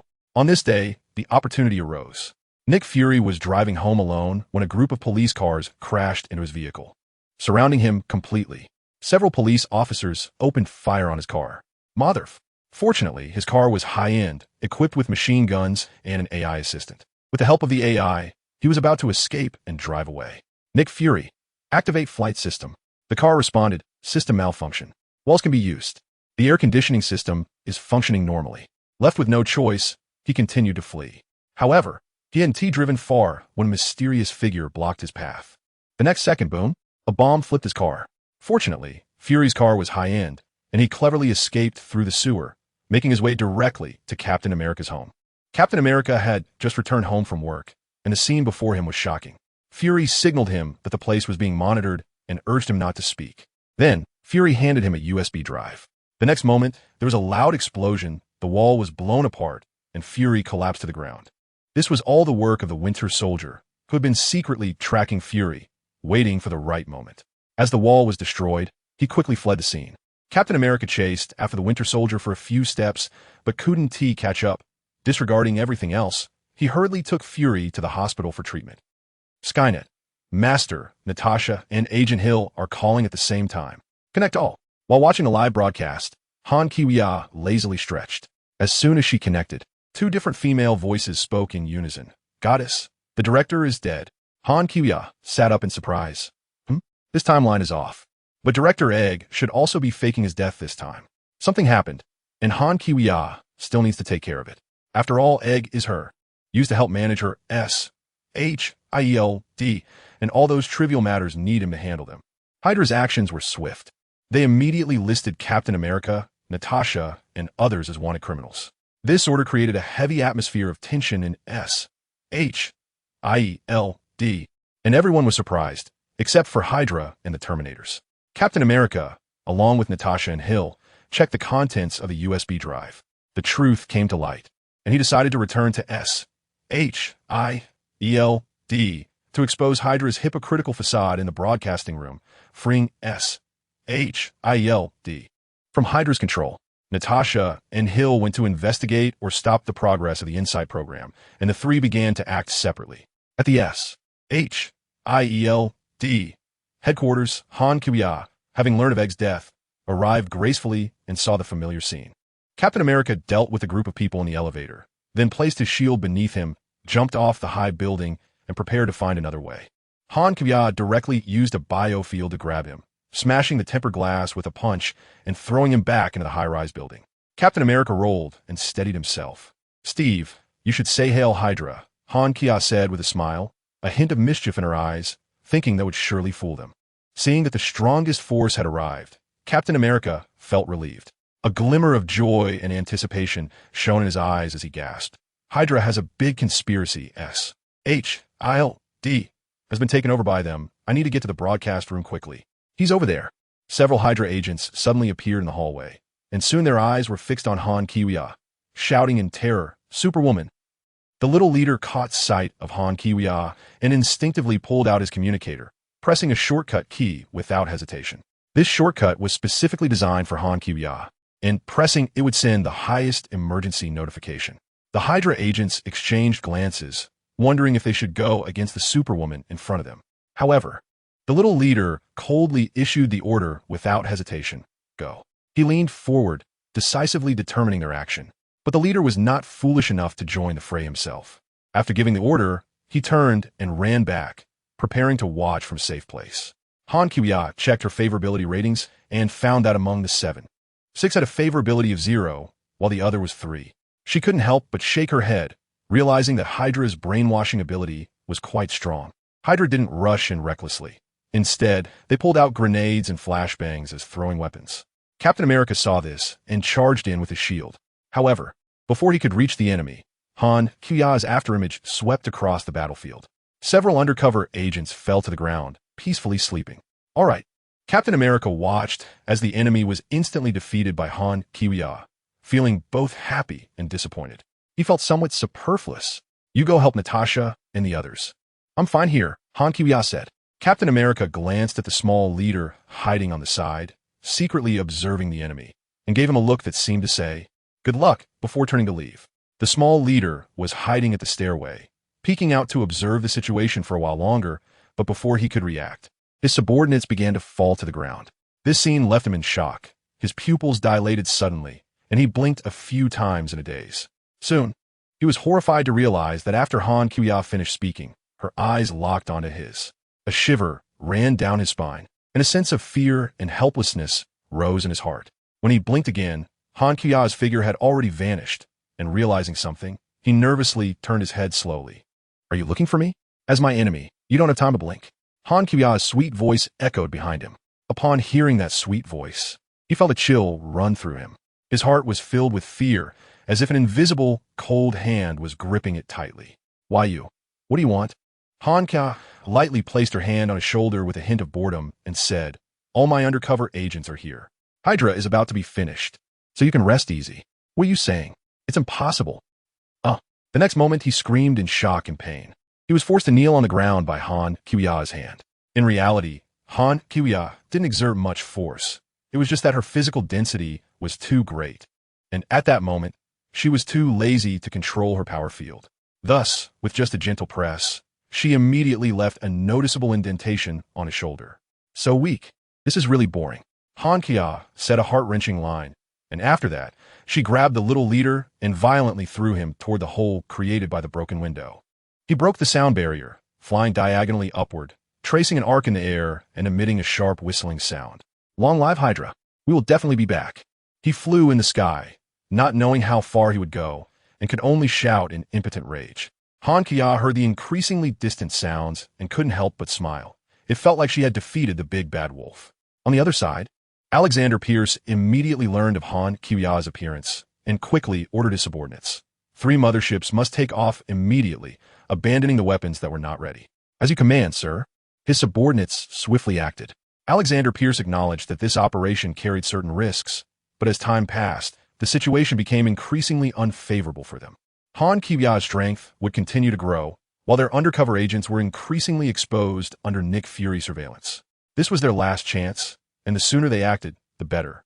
He only hoped to eliminate other threats besides Han Kya, and then evade her pursuit. He had now led a group of high-ranking officials into a basement dozens of floors underground, where he had arranged everything, preparing to quietly wait for the storm to pass. As long as they survived, Hydra would one day make a comeback. In addition, He had arranged for the exposure of Han Kiwia's greatest scandals, hoping to make her feel unwelcome on Earth, facing global public opinion attacks and various rejections. Ideally, this negative publicity would push Han Kiwia to the brink of darkness or force her to leave Earth. On the other side, Tony stared intently at the screen, the scene of his parents' tragic fate causing him immense pain. His parents had been killed by masked assailants, leaving only the cold and ruthless figure of the assailant. His eyes were filled with disbelief and deep sorrow, and he gripped his leg tightly, his knuckles turning white from the pressure. "Tell me, who is he?" Tony angrily questioned the person he was messaging. To his surprise, the reply came immediately. It was the Winter Soldier, Bucky Barnes, Captain America's close friend. He would be at S.H.I.L.D. if Tony wanted to see him. Furious, Tony put on his newly upgraded battle suit and broke through the window, flying away. In a park in the United States, Stan Lee, who enjoyed cosplaying as passersby, was finishing a game of chess with some elderly men preparing to head home. He casually pulled out his phone and scrolled through the screen, suddenly discovering a movie that was trending online. He adjusted his glasses, focused intently for a while, and finally said, "Am I seeing things?" The movie is actually showing inside the movie. It must be that superheroine's doing. How interesting that she knows of my existence. Han Kiwia activated her supervision and X-ray vision, scanning the S.H.I.L.D. headquarters, but found no sign of Pierce. A thought crossed her mind, and she decided to scan the globe with her X-ray vision to quickly locate Pierce. Soon, she locked on her target. Pierce was in a secret base 30 floors underground, casually sipping tea from a cup.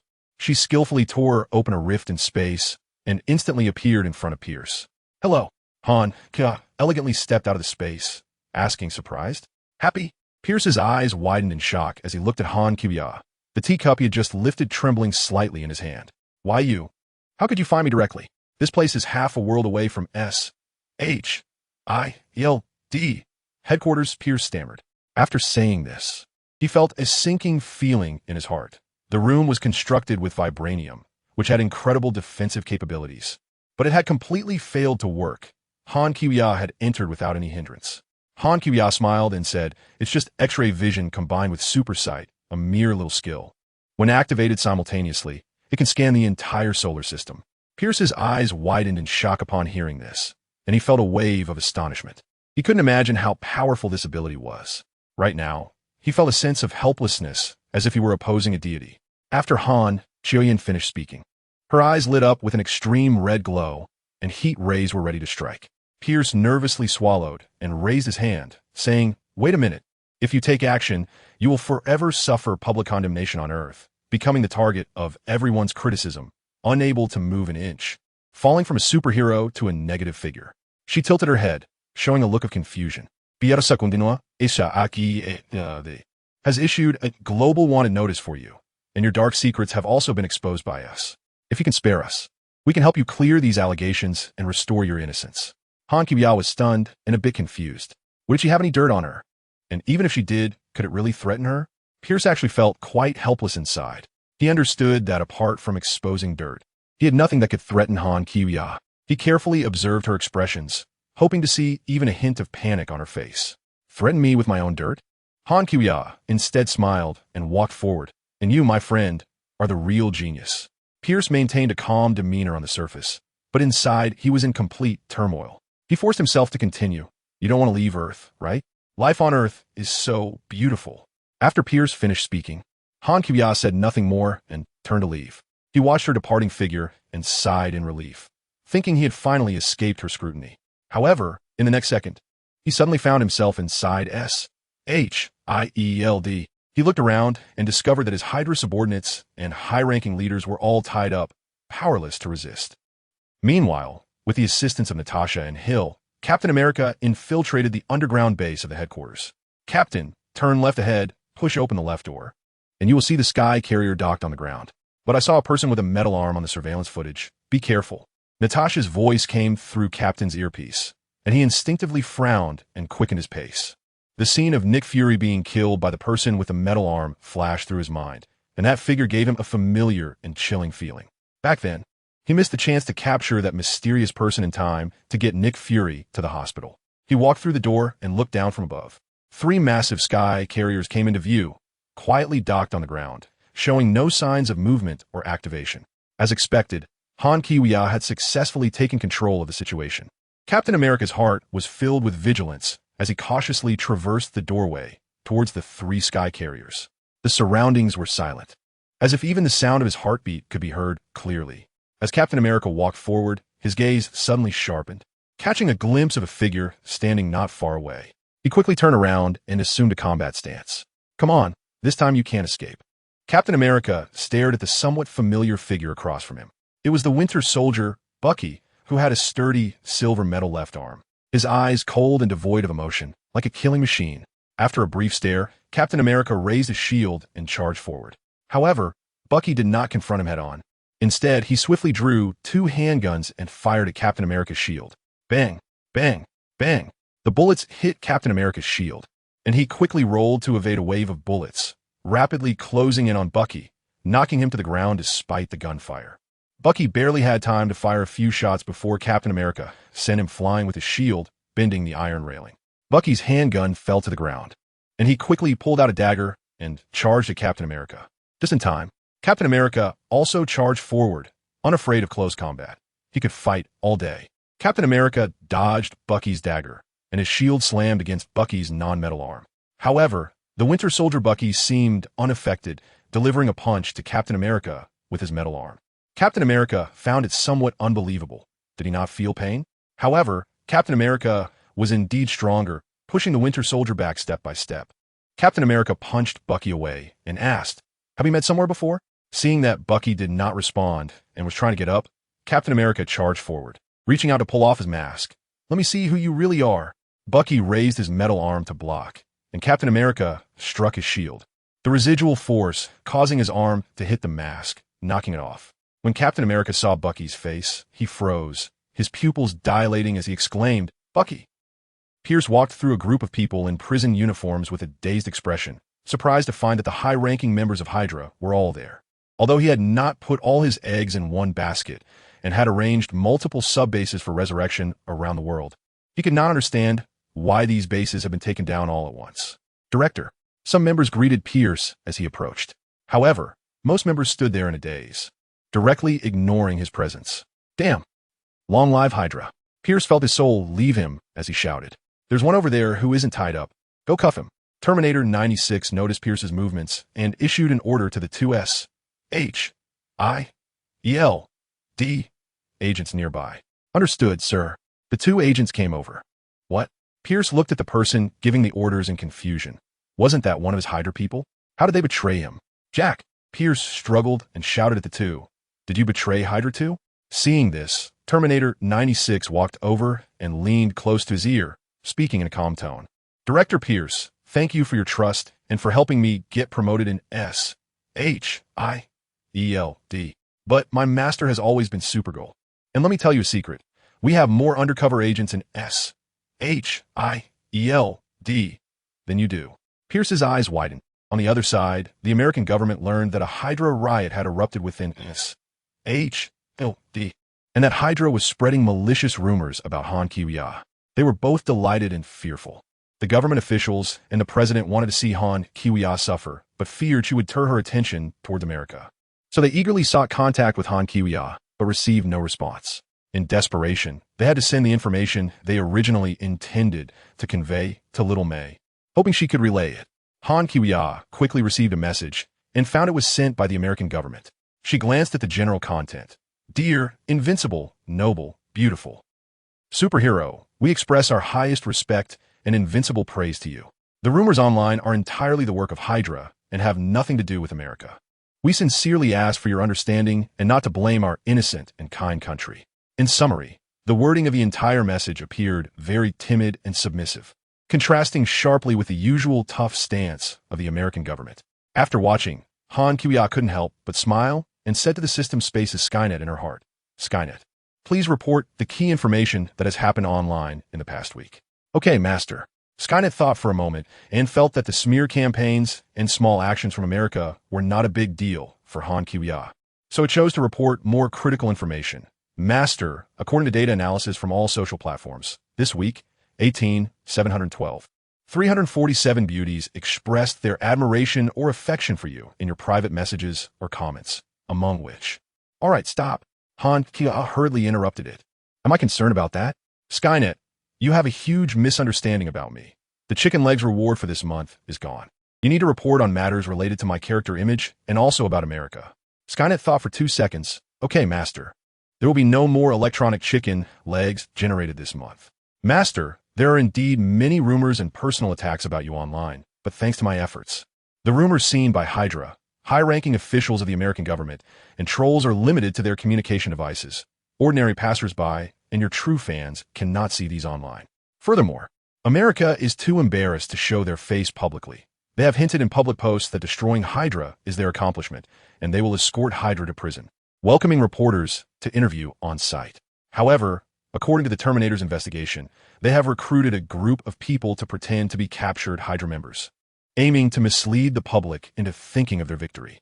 At the same time, they're trying to block all channels through which your social accounts can access this information, keeping you in an information bubble. HNCY interrupted Skynet's words and commanded, "Very well, Skynet. Order the Terminators to lift their control over the 3 Sky motherships and let the aircraft carriers take off on their own. Also, do not interfere with the kill program and the Hydra weapons.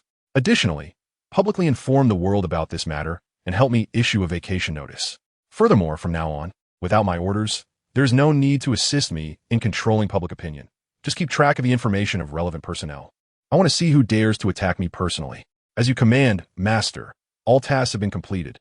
Skynet quickly accomplished these tasks. Skynet, you really are my good helper. I reward you with a duck leg. Han Shoya saw something happening on Captain America's side and decided to change her milk tea and fly over to watch the show. Bucky, wake up. It's me, it's Steve. Captain America realized that Bucky seemed to be brainwashed and was about to fight him. He punched Bucky hard, trying to wake him up.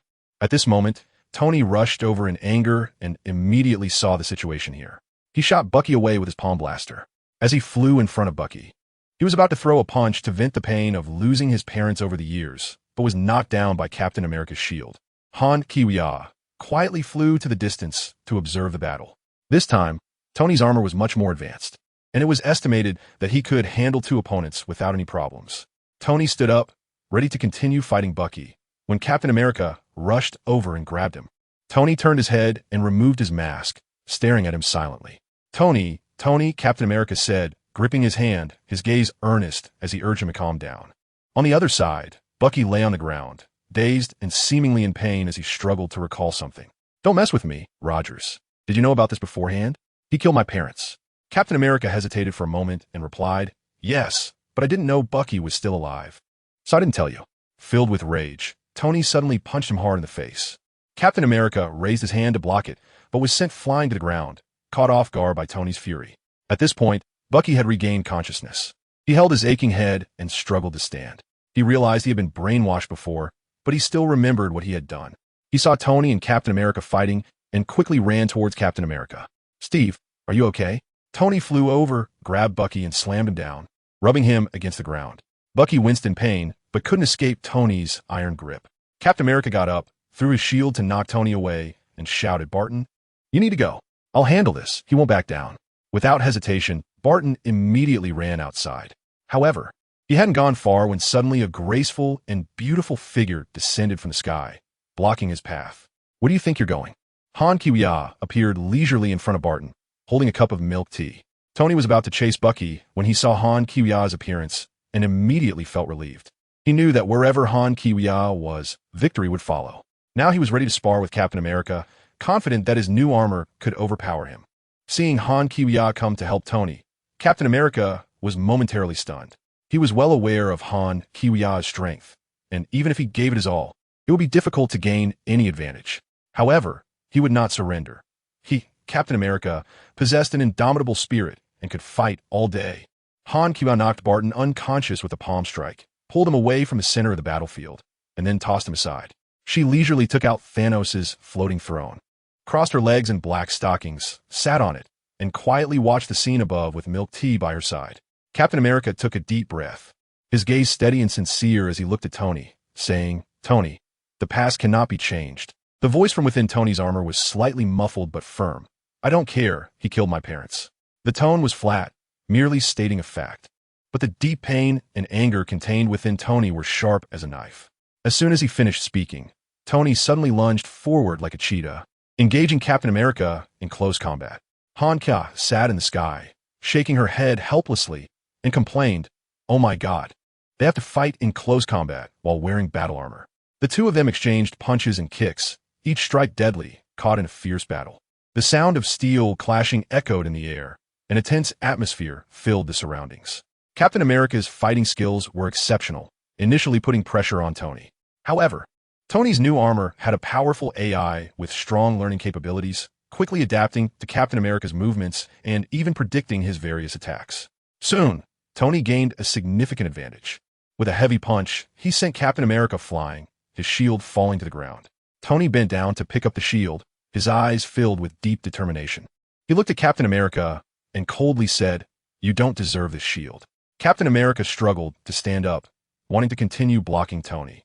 His gaze was firm and sincere as he looked deeply at Tony. "He is my friend."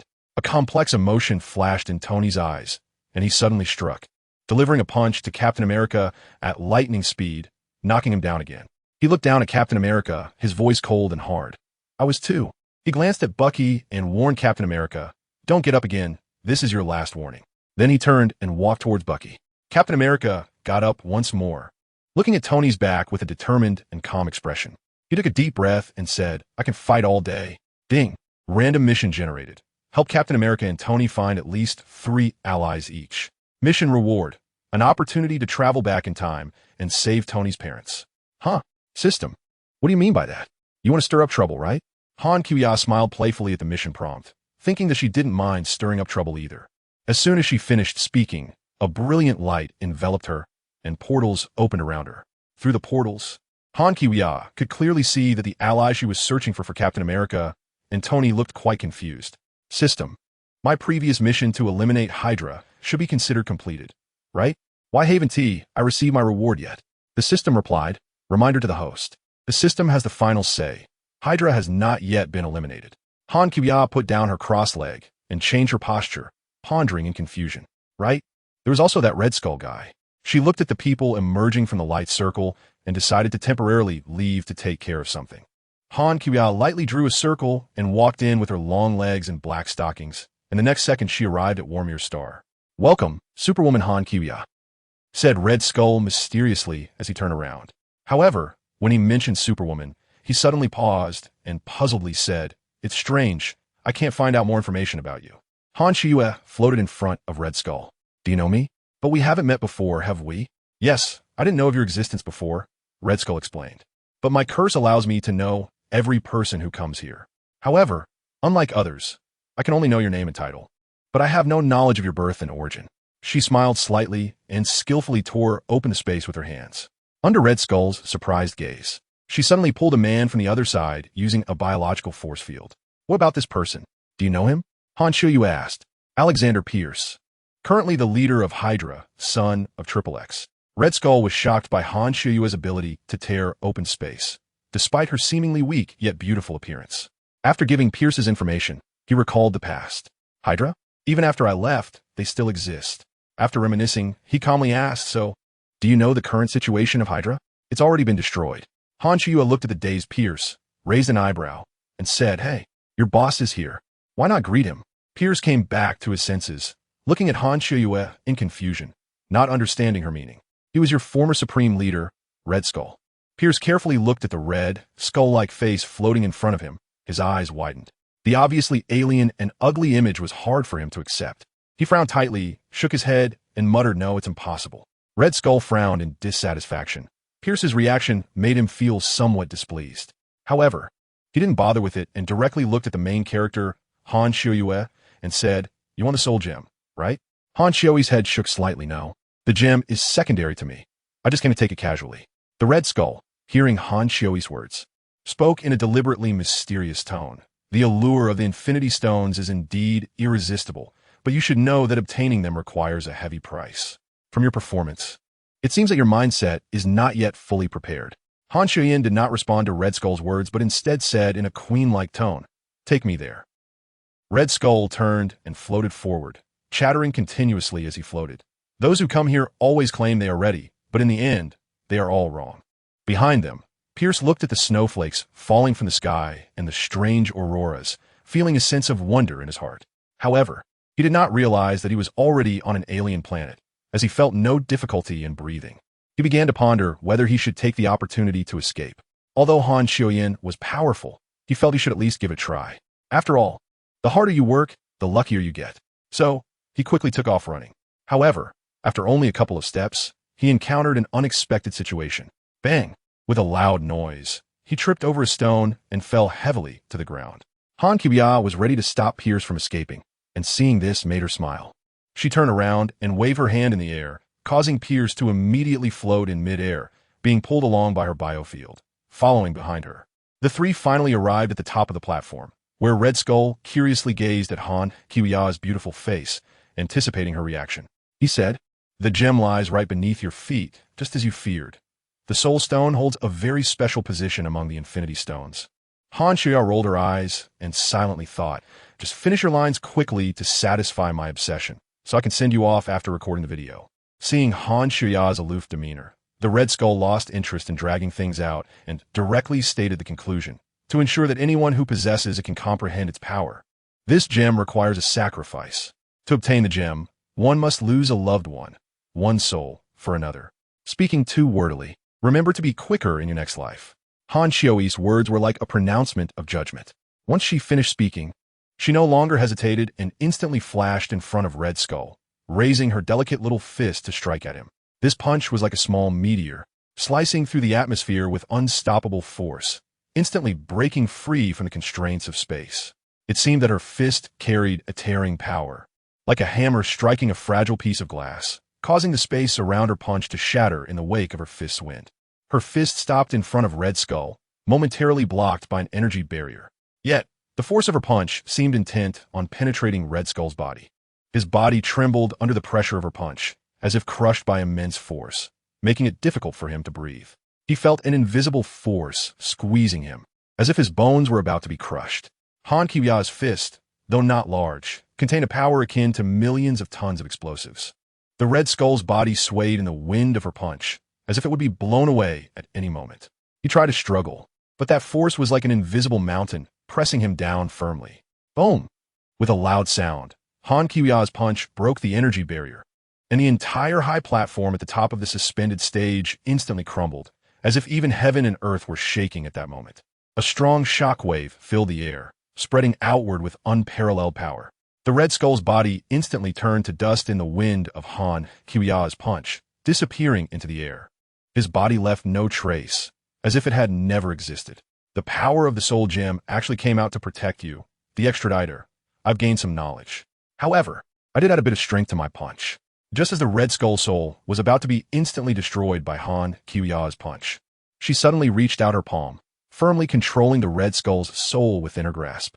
Of course, she did not forget to use the biofield to protect Pierce behind her. Otherwise, he would probably not have a single remnant left.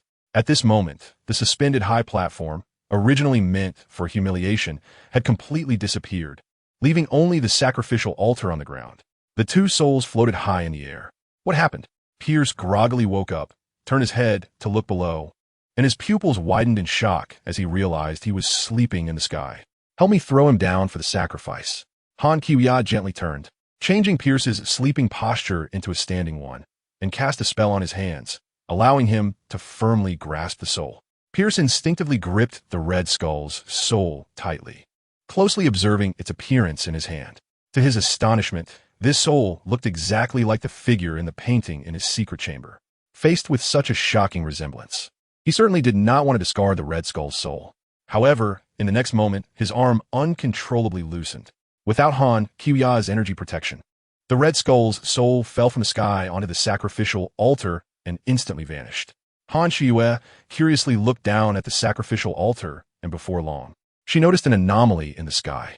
Pierce's consciousness also fell into a brief coma, and when he awakened again, a soul gem shining with mysterious light had inexplicably appeared in his hand. Ding! System random task generated. Obtain the soul gem from the main Marvel Universe. Reward: ability to split into two. Can freely allocate the strength of the two clones. Huh? System, you're not kidding me, right? Why not just give me this ability directly? Han Qiuya was both surprised and delighted. She didn't expect that something so close at hand would also require her to complete a task from the system. Han Shuyan gently inhaled and snatched the gem from Pierce's hand. She smiled and said, "Thank you for sacrificing your loved one, but the gem belongs to me now." Ding. The system's random task of obtaining the soul gem in the main Marvel world has been completed. Reward: split ability, can freely allocate the strength of 2 clones when splitting.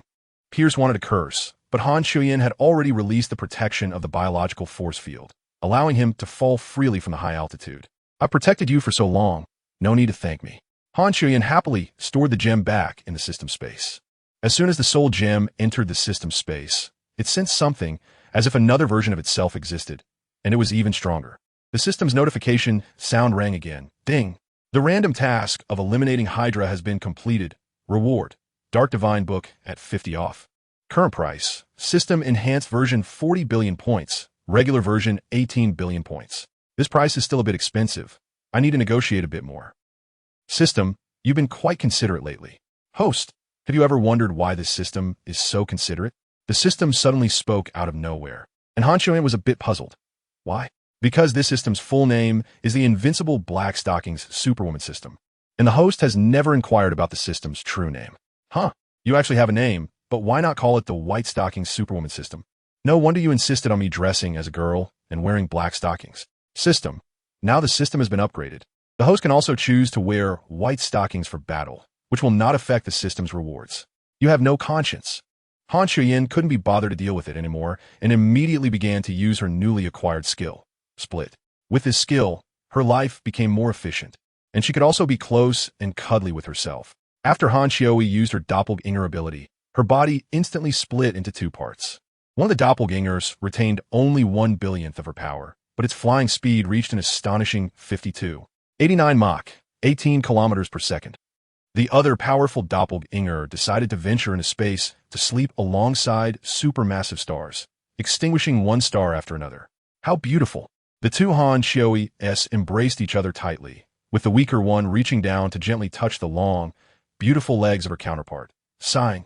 The quality of these black stockings can match my own defense. It's simply impenetrable. I can completely imagine the feeling of helplessness that my enemies must have when facing me. However, it was time to go back. She had to return to fulfill her duties as a referee. The stronger Han Xiaoyi gently rubbed the cheek of her counterpart with both hands, then tore open a space for her, allowing the latter to step inside. The stronger Han Xiaoyi then flew off into the universe to seek a wonderful time with supermassive stars. Meanwhile, at the moment Han Xiaoyi set foot on Warmir's star, the battlefield between Tony and Captain America became extraordinarily lively. A group of heroes was suddenly brought to the scene by Han Xiaoyi, staring in disbelief at the fierce confrontation between Tony and Captain America. Among those brought over were Hawkeye, Falcon, Scarlet Witch, Agent Hill, Spider-Man, Natasha, and War Machine. Seeing so many people arrive, Tony paused. Hawkeye looked at the 2 in confrontation and confusion and couldn't help but ask, "What is going on?"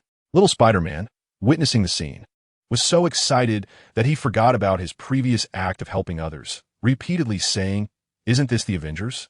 Iron Man and Captain America, Hawkeye. It's a pity we didn't see Supergirl and the Hulk didn't come, but who are these new faces? Oh, Mr. Stark, can I get her autograph?" As little Spider-Man spoke, he suddenly noticed the atmosphere of the scene was a bit unusual, and he stopped talking. Captain America, seeing familiar faces arrive, immediately shouted, "Sam, Barton, come help me. Tony wants to kill my friend." Tony thought to himself, with the strength of his new armor, he actually wasn't too afraid of the 3 of them. But having teammates to assist was always a good thing. "Rhodey, you have to help me. He killed my parents," Tony said, pointing at the fallen Bucky. Speaking in an unusually calm tone, Bucky was slowly waking up at this moment. Hearing Tony's words, everyone was very surprised. Without hesitation, Rhodey flew to Tony's side and stood with him. Little Spider-Man Peter Parker, upon learning that Bucky had committed murder by killing Tony's parents, unhesitatingly walked to Tony's side, saying, "Mr. Stark, I'll help you." Falcon and Barton stood with Captain America, and the waking Bucky also joined their ranks. Natasha and Hill were somewhat at a loss. Exchanging glances. "The director is gone. We have to stop them from fighting and can't let that person escape," Hill said. "Then let's control the situation first. Wait. The referee Supergirl will be back." The 2 quickly armed themselves, trying to prevent any unexpected occurrences. Wanda's eyes glowed red, and her hands emitted dazzling energy orbs, attracting everyone's attention. She didn't stand with either side, but angrily said to Tony, "Kill my parents. They were harmed by Stark Industries bombs." Tony's face twitched slightly as he said softly, "I'm very sorry." However, he quickly returned to a cold expression, "But I have more important matters to handle today. I will apologize and compensate you later." Captain America seized the opportunity to speak. "Tony, Bucky was acting under someone else's control. You shouldn't blame him. You should blame Hydra. Just like a knife kills someone, you shouldn't blame the knife, but the person holding it." Tony somewhat agreed with Captain America's latter statement, which was exactly what he wanted to say to Wanda. However, when he saw Winter Soldier standing with Captain America against him, and even not daring to bravely step up to apologize, he felt an unbearable rage. Tony calmly said, "Let us speak with strength." The scene fell silent for a second, and then the battle suddenly erupted. Except for a few bystanders, everyone found their opponents, and the fight became intense. Mr. Stark, what should I do?" Little Spider-Man asked in confusion as he dodged Falcon's attack. "Just don't let the metal arm guy get away," Tony replied calmly. "Okay." Little Spider-Man quickly dodged Captain America's flying shield, but was surprised to find the shield flying back into Captain America's hand. "Hey, this thing doesn't comply with the laws of physics." Little Spider-Man couldn't help but exclaim in confusion. "You talk too much." Captain America charged at him, but was blocked by War Machine Rhodey. "He is still a kid," Rhodey said, and then the two started fighting. Little Spider-Man quickly shot out a web and skillfully landed beside Bucky. Seeing this, Bucky suddenly gathered strength and swung his metal arm in a punch. However, to his shock, Little Spider-Man easily raised his hand to catch Bucky's iron fist. "You have a metal arm? That is so cool, man," Little Spider-Man exclaimed. Little Spider-Man noticed Falcon was about to attack, but, distracted by talking, was a beat slow and got kicked away. Oh, Little Spider-Man's body flew back, and at the same time, he wrapped a web around Falcon's wings. Falcon fell from the sky, and Little Spider-Man lay against the wall, saying, "These wings are made of carbon fiber. No wonder they're so strong." "If that is the case, I have to say that is pretty impressive." Falcon asked, "Whose kid are you?" Little Spider-Man was taken aback for a moment, then quickly replied, I'm. Just then, Captain America's shield flew over and knocked him off the wall, interrupting his rambling. Han Kiya kept her legs together and jumped back, her short skirt fluttering. As she bounced into the space crack, she watched her other self, which was absorbing stars, drift away. The consciousness of her two bodies was interconnected, and she could focus her attention primarily on one of them. Han Kiya jumped backward and passed through the spatial rift, landing perfectly on the floating throne. She looked down at the people engaged in fierce combat below. Hill, with keen eyes, spotted Han Kiya's return and quickly shouted, "Stop fighting. The Superwoman is back." Everyone ceased their actions, and Rod looked up, saying, "I was just wondering how there was a seat floating in the sky. It turns out that's where the referee sits." Han Kiya saw everyone stop fighting and look at her, so she flew down and scanned the crowd, asking, "Why aren't you fighting?" Natasha noticed that no one was speaking, and the atmosphere was a bit tense. She put away her weapon, crossed her arms, and looked at Han Kiya, saying, "First, the referee is back. Let's directly call the referee to make a judgment and announce the result." Little Spider excitedly jumped over to stand next to Tony. He was eager to ask Han Kiya for an autograph, but seeing the current situation, he held back and didn't say anything. Han Kiya was taken aback by these words. She was just about to take out her milk tea and enjoy the show. When did she become the judge? However, with her strength, joining either side would ensure their victory, so no one would dispute her role as a referee. At most, they would be psychologically dissatisfied, but as long as they were physically convinced, that was enough. Then, she would settle this matter. "All right, since no one has any objections, I will announce." I announce that Tony, Han Kiya's gaze slowly swept over the crowd. "Bucky is at your disposal." Captain America was stunned into silence by Han Kiya's words. He had originally been expecting a favorable outcome for Bucky. The scenario he anticipated was not like this, and he could not accept it. "What? No. This is against the law. Although Tony is a superhero, he has no law enforcement authority. He has no right to execute Bucky on his own." Tony did not expect Han Kiya to completely side with him in this matter, so he gave her a deep look, his eyes revealing some gratitude. "I won't take matters into my own hands. I will hand him over to the New York police. He killed someone, and currently, New York still has the death penalty." Tony said, "No, you're only upholding procedural justice. Bucky was controlled by someone else, and it is the responsibility of the one holding the knife. The Hydra, which was the one holding the knife, has already been eliminated." Captain America insisted on his viewpoint, and his personal interests and sense of justice led him to argue with Tony. His understanding of law and morality was clearly different from Tony's. Tony looked at Captain America calmly and said, "You have your justice, and I have my justice. Bucky, you should take responsibility for your actions. You know you were wrong, but you still chose to run away. In battle, you were ruthless. At the very least, you were guilty of fleeing after committing a crime." Hill said seriously. She also could not stand Bucky's behavior. Han Kuya turned her head and found Wanda staring intently at Tony. Wanda was very concerned about Tony's decision. She wanted to know how Tony would handle the issue, as she would use it as a reference. Tony also noticed Wanda, thinking that she was probably referencing his behavior. Han Kuya didn't want to procrastinate any longer, so she decisively said, "Let's do it my way." Her sweet voice revealed an undeniable authority. After speaking, she waved her hand, opening a portal. With a gentle push, Tony and Bucky's figures instantly disappeared from their location. In the next moment, they appeared in Han Kuya's company, on a large arena designed specifically for superpowered individuals. She then had the Skynet set up a live projection at the scene, transmitting the battle footage of the two in real time. Everyone's eyes were fixed on the impending clash, the atmosphere tense and exhilarating. "That's not fair," Captain America said calmly as he looked at Han Kuya, but his voice revealed strong dissatisfaction, and his gaze was firm and sharp. "Then it's 2 against 1. Han Kuya replied indifferently. She waved her finger, and Captain America's figure also vanished from his spot, appearing on the arena in the next moment. Captain America and Winter Soldier had already exhausted a lot of stamina from their previous battles, while Tony was wearing a brand new suit of armor, powerful and with ample energy. Soon, under everyone's witness, Captain America and Winter Soldier gradually fell into a disadvantage. Tony, in his armor, continuously dodged while his palm cannon flickered with dazzling light. His movements were swift and precise, with each attack leaving Captain America and Winter Soldier struggling to cope. After a fierce battle, ultimately, Captain America and Winter Soldier collapsed on the arena. Tony looked at the fallen Captain America and Winter Soldier with a cold and resolute gaze. He then turned to Winter Soldier and said coldly, "Though the dead cannot be revived, you must pay the price." Tony raised his palm, the palm cannon illuminated, and he struggled for a few seconds, filled with complex emotions. Everyone held their breath, nervously watching Tony's actions. Tony's palm slightly shifted, and the energy cannon was instantly released, severing Winter Soldier's other intact arm. "Who?" He took a deep breath, a complex sense of relief showing in his eyes. He watched Winter Soldier's painful struggles, his heart filled with determination and suffering. Captain America quietly said, "Thank you." His voice was weak, but it clearly reached them. Han Shioi saw this and silently brought back the 3 people. "Is it over?" Little Spider asked, but no one replied.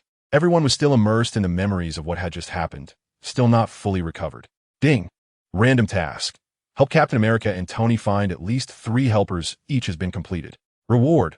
An opportunity to travel back in time and save Tony's parents. Han Kuya raised an eyebrow, her lips curling into a faint, indifferent smile. "I'll send you all back." As she spoke, she waved her small hand, and portals appeared on the ground, sending everyone back to their respective places. The figures of Captain America and Bucky also vanished into the portals, ultimately reappearing in front of Nick Fury's hospital bed. Besides Tony, Wanda, and Spider-Man, the 3 remained behind, still immersed in everything that had just happened. Tony stood there in a daze, his heart deeply touched. He thought he had become numb to the death of his parents, but now, recalling the circumstances of their deaths, he realized that his longing and pain for them had never faded. "Wait for me here for a moment," Han Kuya said, not wasting any time, and she vanished from her spot in a flash. "System, this reward won't affect the timeline, right?" "No. Host, feel free to use it. However, the host only has 20 seconds to save the person and needs to fully envelop the 2 in a biological force field. Then call this system for transportation." The system's voice echoed in Han Kuya's mind. Han Shuya arrived in the past, on the day Tony's parents met with the accident. Han Shuyan's figure appeared 100 meters away from the site of Tony's parents' car accident, just in time to witness the impending tragedy. Bucky raised his hand, ready to strike Tony's father, Howard. She moved, darting through the air like a bolt of lightning, the intense sound of the sonic boom echoing like thunder, shaking the heart. Barton was startled by the sudden commotion, instinctively wanting to look in the direction of the sound. He saw a figure slicing through the air at an astonishing speed, charging towards him. Han Kiwia appeared in front of Bucky like a rocket in an instant. She swung her small fist and struck Bucky's intact arm hard, leaving a clear imprint. In the next moment, Bucky was sent flying like a cannonball by Han Qiuya's punch, rolling on the ground and coming to a stop over 100 meters away. Howard stared in disbelief at this scene, unable to believe what his eyes were witnessing. The scientist's intuition told him that this was a power he had never encountered before. He looked at Han Qiuya in front of him, her graceful figure occupying Bucky's former position, as if nothing had happened before. Han Qiuya's speed instantly dropped to 0, and Howard also saw her figure leaving a faint afterimage in the air. Han Qiuya smiled slightly and nodded at him. "I am here to rescue you. Let's leave right now." Her voice was calm and firm, providing an inexplicable sense of reassurance. Howard had many doubts in his mind, but at that moment, his greatest concern was his wife's safety. Fortunately, his wife had been lucky and was unharmed in the car crash. However, before Howard could get up, Han Qiuya activated her biological force field, and the three of them vanished into thin air. Having saved his parents, Tony would have to repay her with his life in the future. The entire process took only a few seconds, but once Han Qiuya left, the atmosphere immediately became tense. Wanda clearly harbored strong hostility towards Tony, and she hurled a large metal piece at him with great force. Tony nimbly dodged the attack, while Little Spider quickly shot out a web, entangling one of Wanda's feet. Little Spider nervously said, "Hey, don't make a move. Wonder Woman will be back soon." Tony floated in the air, ready to evade Wanda's attacks at any moment. He tried to calm Wanda's anger with sincerity, shouting, "Beautiful lady, let's talk. I'll compensate you with 10 million. No, how about 100 million? And I'll also send you and your brother to the top university in America, so you and your brother won't have to worry about living for the rest of your lives." "No need." Wanda coldly rejected Tony's proposal, taking a fighting stance. The energy sphere in her palm glowed, even redder than before, as she used her power to break free from the web. "I have enough money." Tony looked at Wanda in disbelief. "No way.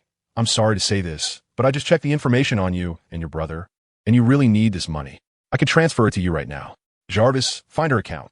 Suddenly, a shimmering golden portal lit up, and Han Qiuya's figure gracefully stepped out. She was wearing a dress that looked fresh and natural, like a girl next door. However, what Tony didn't notice was that behind Han Qiuya, the portal revealed the scene of his villa.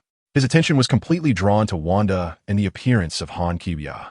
Han Qiuya walked over slowly with her hands behind her back. She looked at Wanda and then turned to Tony. "She really doesn't need it." Tony was a bit confused by Han Qiuya's words and asked in confusion, What do you mean? "Goddess." Han Qiuya looked at Tony and said softly, "Because she is my sister. I am much richer than you, right?" After she finished speaking, the atmosphere in the air briefly quieted down. Peter Parker sensed that something was off and glanced back and forth between the two. Tony looked at Han Qiuya's eyes and felt a bit flustered inside. She wouldn't want to deal with me, would she? No. Tony quickly turned his mind, and suddenly he had a flash of inspiration. "That's right. Hurry up and fly to Pepper's side. Let her protect my life. That's the priority."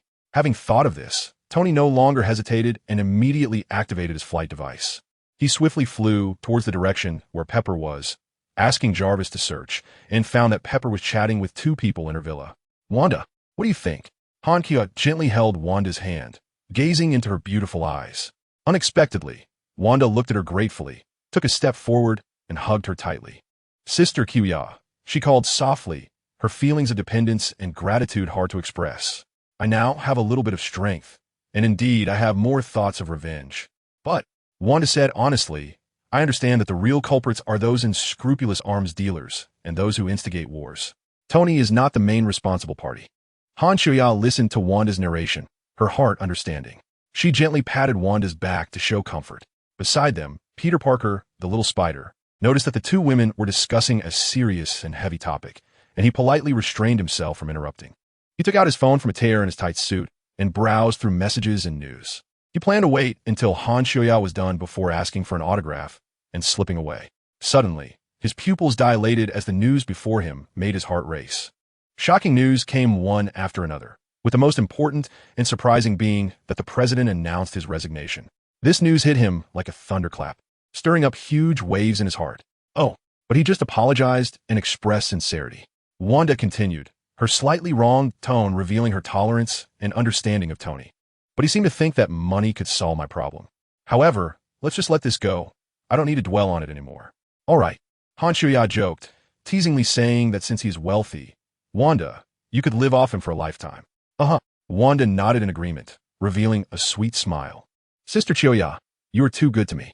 Han Choya nodded, having also noticed Peter Parker's movements nearby. She lightly walked towards the little spider, deciding to defeat him first and see if she could still obtain system rewards. Ding! Random mission generated. Defeat Spider-Man Peter Parker. Reward. System enhanced Spider-Man ability, gene modification, Liquid X2. Supergirl.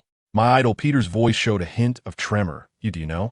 The president stepped down due to illness, and the vice president succeeded him as the new president. He paused for a moment, his gaze briefly drifting over Han Choya, then continued. There are also 3 aircraft carriers in the sky, and Thanos from the movie Avengers, Infinity War. All of these have made people feel uneasy. Han Choya frowned slightly. Oh, is that so? I'll take care of it later. She glanced at the screen displaying the Skynet in the space, and found that the American government had sent her numerous messages. They had contacted all her social media accounts, requesting her to stop the aircraft carrier's weapons as soon as possible, and hoped she could protect the Earth. They seemed to be afraid that Thanos would wipe out half of the population, which might include them. They admitted their wrongdoing and apologized for their little schemes. But they pushed all the blame onto the president, who publicly stated that he was unable to continue working due to illness. Seeing Han Choya staring at him in silence for a while, Peter said, "Goddess, could you give me an autograph?" He nervously rubbed his hands together. Han Choya smiled slightly, looking at the young man's nervous expression. She nodded and said, "Of course." Peter breathed a sigh of relief. He planned to sign and leave quickly. He had work to do, and he didn't want anyone to know his true identity. Han Choya looked at Peter in his tight-fitting battle suit and curiously asked, "Where do you plan to sign?" Peter scratched his head and said awkwardly, it seems I didn't bring a pen or paper. Let's just forget about it this time." Peter felt a bit disappointed. He had hoped this signature would be kept secret. However, just as he was about to leave, a pen appeared out of nowhere in Han Choya's hand. She smiled and said, "Sign on your battle suit. But you can't ask if I will give you a signature." Peter's eyes widened. He was about to voice his curiosity when Han Choya quickly interrupted him. He suppressed the urge to speak, extending one arm. Soon, Han Choya signed with a few swift strokes, and Peter looked at the signature on his arm, feeling satisfied. "Well, I'm off. Goddess, see you next time." After Peter finished speaking, he turned to leave, fearing that Han Choya would start asking for his name and related information. Han Choya revealed a mischievous smile and called out to him, "Wait a minute, you know me, but I don't know you yet. That's not fair." Peter's eyes behind the mask shifted, and he said, I'm just an ordinary person. Nothing worth mentioning. No need to know my name. I'm leaving." Peter shot out a web and leaped into the air, instantly disappearing from Han Choya's sight. Leaving? Where to? Han Choya slightly bent her knees and suddenly soared into the air, gracefully blocking his path. She stood in midair, lifting one beautiful leg from under a lady's skirt, resembling a fairy descending to the mortal world. Peter was taken aback, not having enough time to slow down, and panicked as he saw this scene. He felt completely disoriented. He had never witnessed anything like this.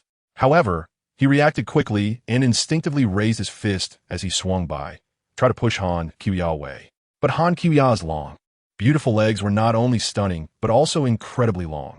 Before Peter's fist could reach Han Choya, he crashed heavily into her leg, feeling a powerful force instantly send him flying, his body rolling uncontrollably in the air before finally hitting the ground.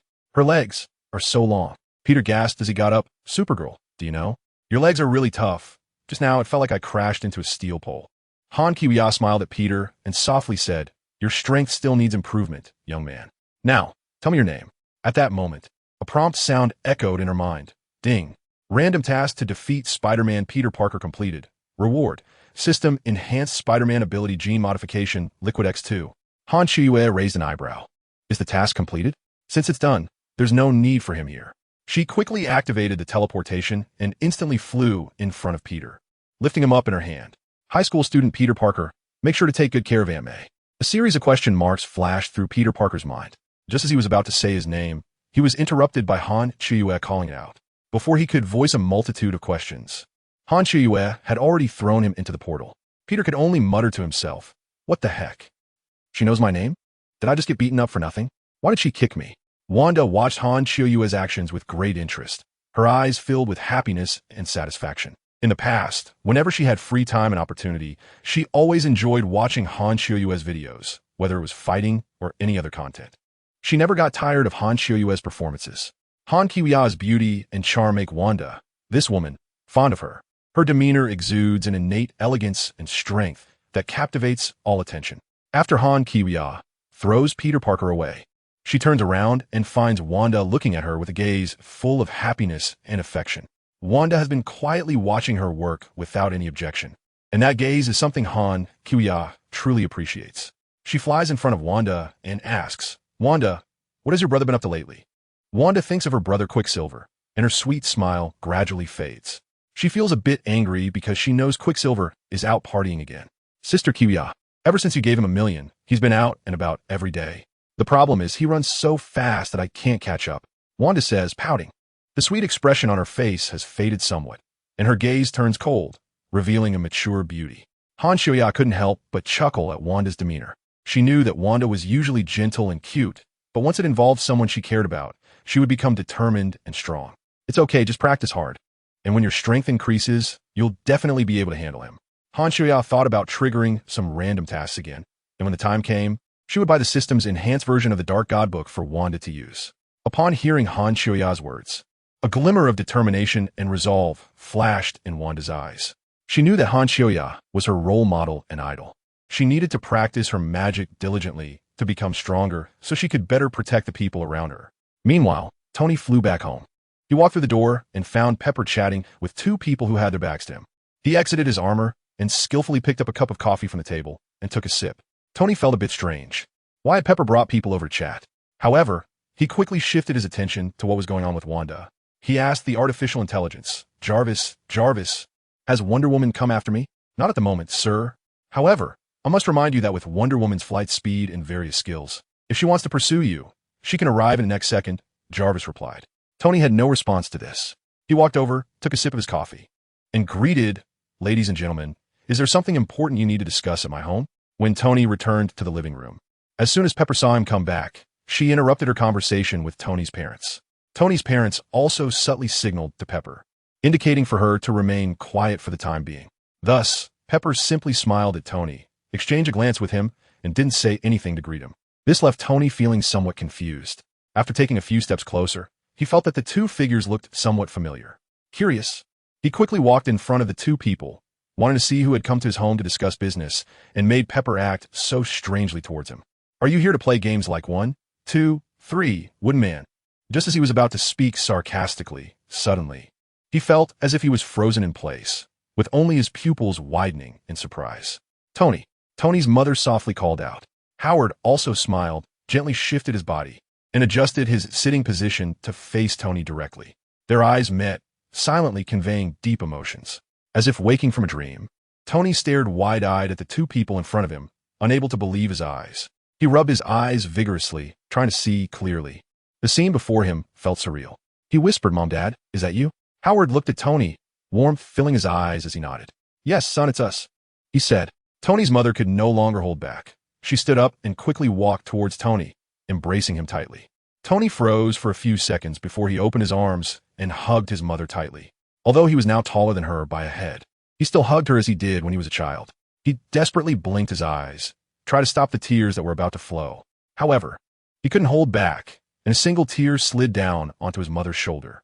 He held her tightly, as if he wanted to transfer all his strength to her. He silently thought that if this was all a dream, he would rather never wake up. He looked up at Pepper, who had tears of joy and emotion in her eyes, giving him an encouraging look. Tony knew that all of this was real. Their gazes met, silently confirming each other's feelings. "Tony, this is real," Pepper said. Howard also spoke up. "It was your idol, that goddess Wonder Woman, who expended a lot of her energy to bring us back from the past." Upon hearing this, Tony hugged his mother tightly again. He knew he should be happy and grateful to Han Kiwiya. This was like a blessing from a goddess. He thought about how he could repay Han Kiwiya, feeling as if he had nothing to offer in return. Under his mother's encouraging gaze, Tony released the embrace and walked towards his father, Howard. Howard also slowly stood up, his eyes filled with appreciation and pride for his son. The two faced each other in silence, as if both were trying to find the right words to express their inner excitement and emotion. After a long gaze, Howard finally nodded, a satisfied smile appearing on his face. Tony's mother looked at the father-son duo in front of her and smiled helplessly. She knew that the two of them lacked communication, but that didn't mean there wasn't a deep bond between them. She understood that Howard loved his son Tony very much. He just wasn't good at expressing it. Pepper's eyes brightened as she noticed a graceful figure outside the window. It was Han Qiuya. She waved her hands joyfully, like an innocent little girl, eagerly signaling for Han Qiuya to come in quickly. Han Qiuya winked at Pepper and Tony's mother, then floated lightly into the house.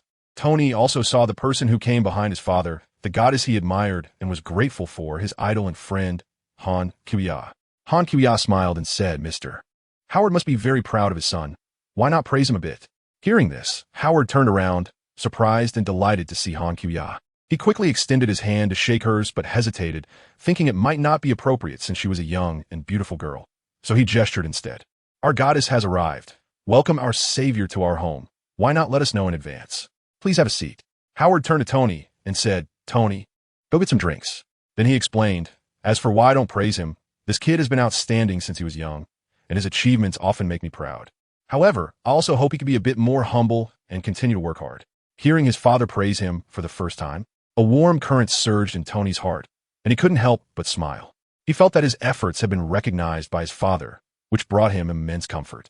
But he still stubbornly said, "My old father, I have completely mastered all your techniques now, and the armor I built myself, aside from using that inconspicuous controlled nuclear fusion technology, also uses."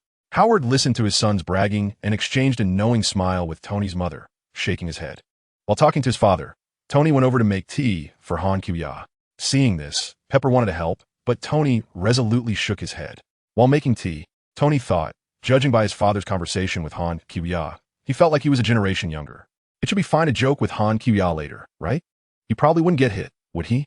In the boundless universe, Han Qiuya's avatar moved like a streak of light, traversing through the sea of stars, devouring stars with her immense power to gain endless energy. As she passed by a planet, she keenly caught sight of a figure. The gigantic purple figure clad in armor was the purple sweet potato essence. After her avatar encountered Thanos, she bid farewell to Tony's enthusiastic parents and politely declined their dinner invitation. Back at the villa, she took a deep breath and activated a projection, beginning to browse through the outrageous and malicious comments. She looked at the insults directed at her without showing too much emotion, only finding them somewhat amusing. It was time to lay her cards on the table. Among them, one comment stood out. It was particularly intense and had received a lot of likes. This should be the mark left by the so-called big haters, with the smaller haters wildly liking it. The comment was lengthy and filled with malicious attacks and doubts about Han Qiuya. Although the female superhero is the strongest superhero, I don't really like her. Whose hero is she really? Her own, or the selfless hero image that we expect her to embody? Indeed, she possesses extraordinary abilities. But does that mean she is genuinely working to save people? Nowadays, we don't see her appearing on the front lines of rescue during every crisis moment, every disaster. Her figure is not constantly on the road to disaster relief, as we hope. Furthermore, does she have a right to decide which lives should be prioritized for rescue?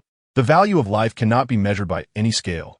Each life is unique and irreplaceable. By what right does she possess godlike power to decide who to save first? Han Qiuya felt like applauding after reading it. It was well written and quite logical. She directly replied to this comment and had Tian Wang promoted online. "I'm glad you wrote a comment for me, but what you said makes me very unhappy." Soon, the majority of people around the world learned about this news.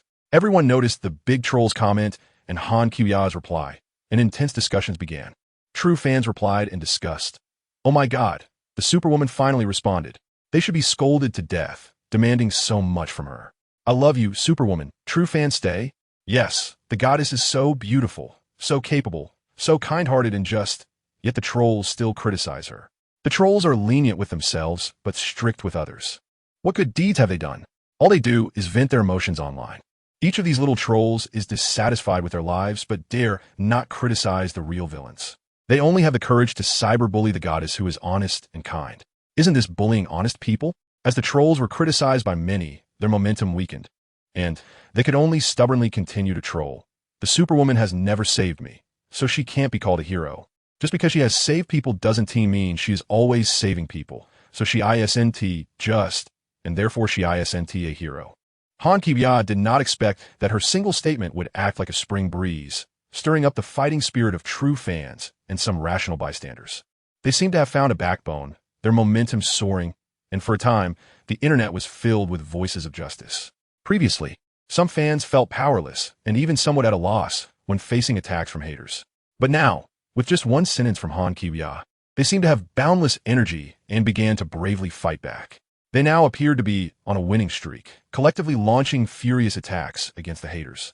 Han Kiya smiled at the comments and noticed that her points were skyrocketing. Points, 503. 476 billion. In such a short time, it had surpassed 500 billion again. She turned to Tian Wang and curiously asked, Tian Wang, you didn't disguise yourself as countless true fans to help me fight against the haters, did you? Tian Wang replied loyally, Master.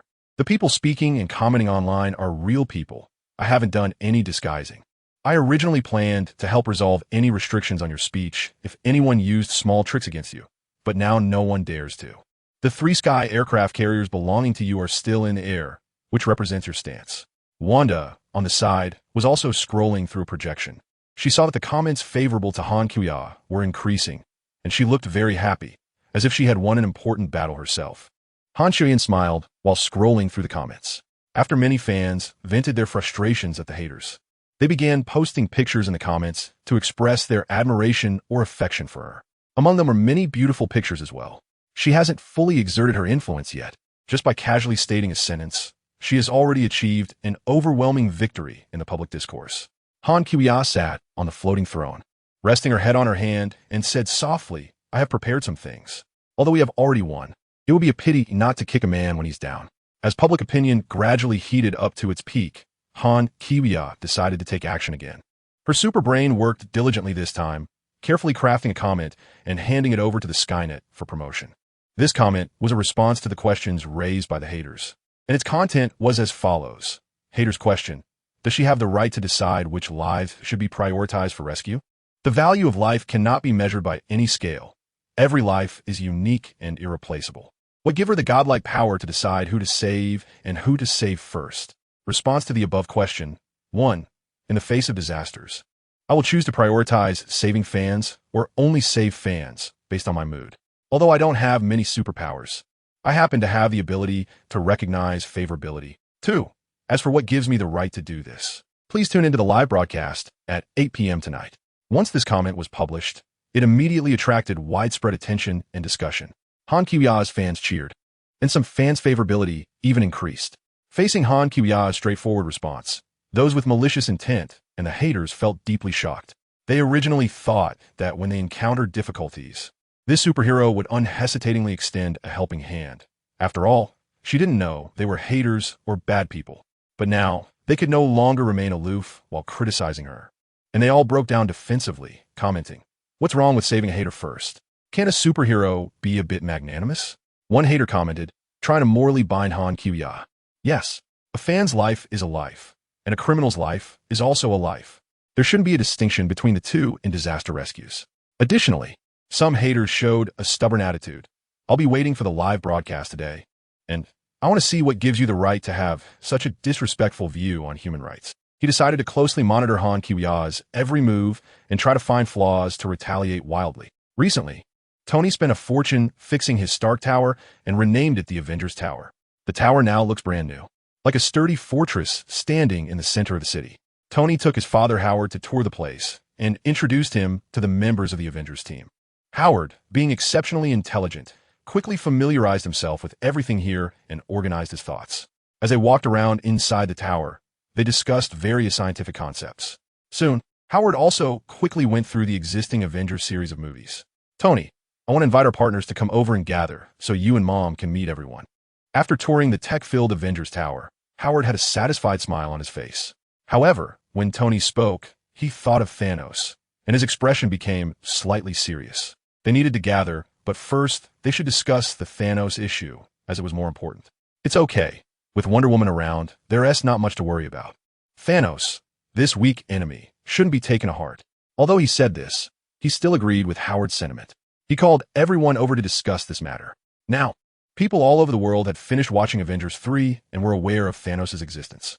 This fearsome villain and the possibility of him snapping his fingers to wipe out half the population loomed over everyone's hearts like a shadow. People began to discuss and worry that this powerful enemy would bring catastrophic disasters to Earth. Fear and helplessness spread among the crowd, like a heavy shadow in the night. They didn't know how to face this impending threat, filled with confusion and anxiety. As people fell into panic, they all thought of Wonder Woman, casting hopeful glances toward her. They hoped that Han Kyu-ya would step up to confront the threat of Thanos, preferably expressing this attitude immediately. However, some people also expressed doubts about whether Han Kyu-ya would take action. These doubts and questioning voices quickly spread online, provoking anger and dissatisfaction among fans and bystanders. Fans of Han Kyu-ya and bystanders were angrily searching for comments from haters, seeing one insult after another. They could no longer tolerate any doubts or slanders against Han Kyu-ya and responded with fierce words, causing the haters to be afraid to show their faces. Howard hoped to discuss and formulate a plan against Thanos with the Avengers. Soon, everyone arrived one after another, including Han Kyu-ya's security team. The Avengers team was also fully assembled, including Wanda, who had specially brought her brother Quicksilver to infiltrate the Avengers. Captain America and Winter Soldier also arrived as promised, with Winter Soldier having both arms fitted with metal. Although there were still some tensions between Tony and Cap, everyone had gotten used to it. After all, the two had never gotten along due to their vastly different personalities. What disappointed everyone was that Han Kyu-ya did not personally attend this meeting. Han Kyu-ya actually plans to come and give them a surprise when her doppelganger goes live. Howard also stepped forward to meet everyone. His appearance surprised everyone for a while, and then they all congratulated Tony. "Tony, we are together today to discuss how to deal with Thanos." Dr. Banner smiled and said, "Do you think that while we were discussing the plan, the goddess will show up with Thanos' head?" Tony turned partially towards the window and glanced at Dr. Banner, saying, "Dr. Banner, don't talk like that. It will dampen our spirits." Hearing this, everyone couldn't help but laugh, especially the female members of Han Kyu-ya's security team, who laughed even more exaggeratedly. At this moment, Agent Hill reminded them, "The goddess has a live stream at 8 p.m. tonight. The time is almost up. Should we discuss while watching the live stream?" Jarvis projected. Tony snapped his fingers like Thanos. The screen quickly projected, and Han Kyu-ya's social media account interface appeared before everyone. The live stream function had not yet been activated, seemingly waiting for the 8 p.m. start time. The account had posted numerous photos and videos, each receiving a high number of likes and comments.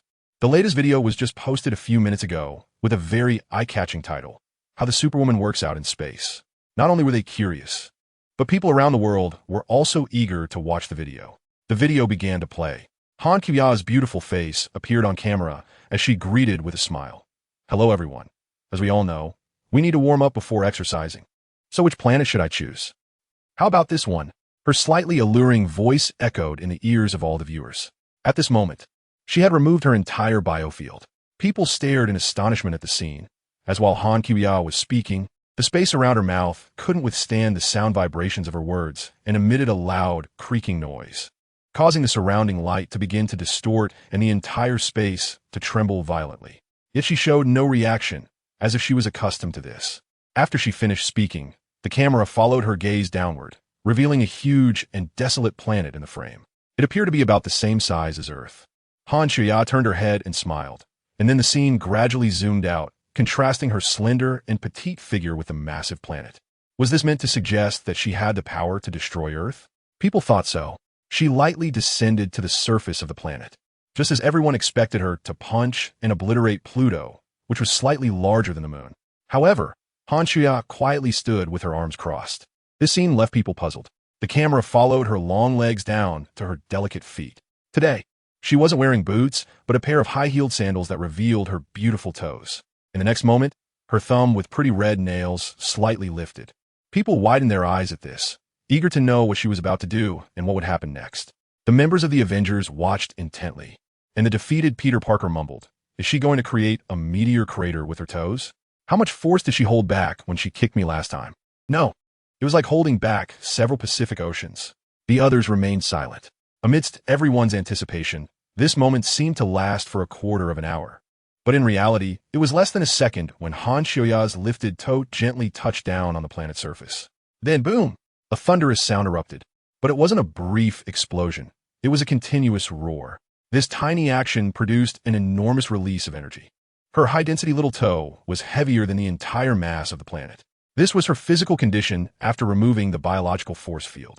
When her toe lightly touched the planet's surface, it was like a giant star colliding with this planet. The energy spread out in a shockwave at an astonishing speed. The surface of the planet began to tremble, the ground cracked open, and vast fissures rapidly spread. Mountains collapsed, rocks flew, and the entire planet seemed to be torn into countless fragments. A massive cloud of dust rose into the sky, obscuring it and plunging the whole planet into darkness. Then, the scene followed Han Xiaoya as she flew away from the planet. In the footage, the planet cracked behind her and fragments scattered everywhere, forming brilliant fireballs and beams of light. These fragments spread out at an incredible speed, cutting through the dark universe, beautiful yet terrifying like a meteor shower. The entire planet completely collapsed, its existence erased, leaving only endless ruins and shattered memories. The little action of the female superhero caused a devastating catastrophe. An unimaginable horror etched deeply in everyone's memory. In the scene, Han Xia didn't even turn to look at this destruction. She continued speaking, "Hello, audience friends. You saw that even a planet the size of Earth isn't enough for me to warm up. Without warming up, I can't defeat Thanos. Although I consider myself a bit stronger than him, I am a conservative person with a severe fear of insufficient firepower." Her tone seemed to complain that this planet was too fragile. This left the viewers watching the video speechless. However, they were more concerned about whether she could stop mentioning Earth, as it frightened them. As long as she didn't mention Earth, all of humanity would immediately support her as the Queen of Earth and have the little black guys arrested and executed. Soon, Han Xiaoya, scanning the universe with her X-ray vision, had a bright idea. Guess what surprise I found? After saying this, she flew at 6,000 times the speed of light for 2 seconds, arriving above a massive planet. However, the planet, apart from being larger, didn't seem special. She quickly answered the questions in people's minds.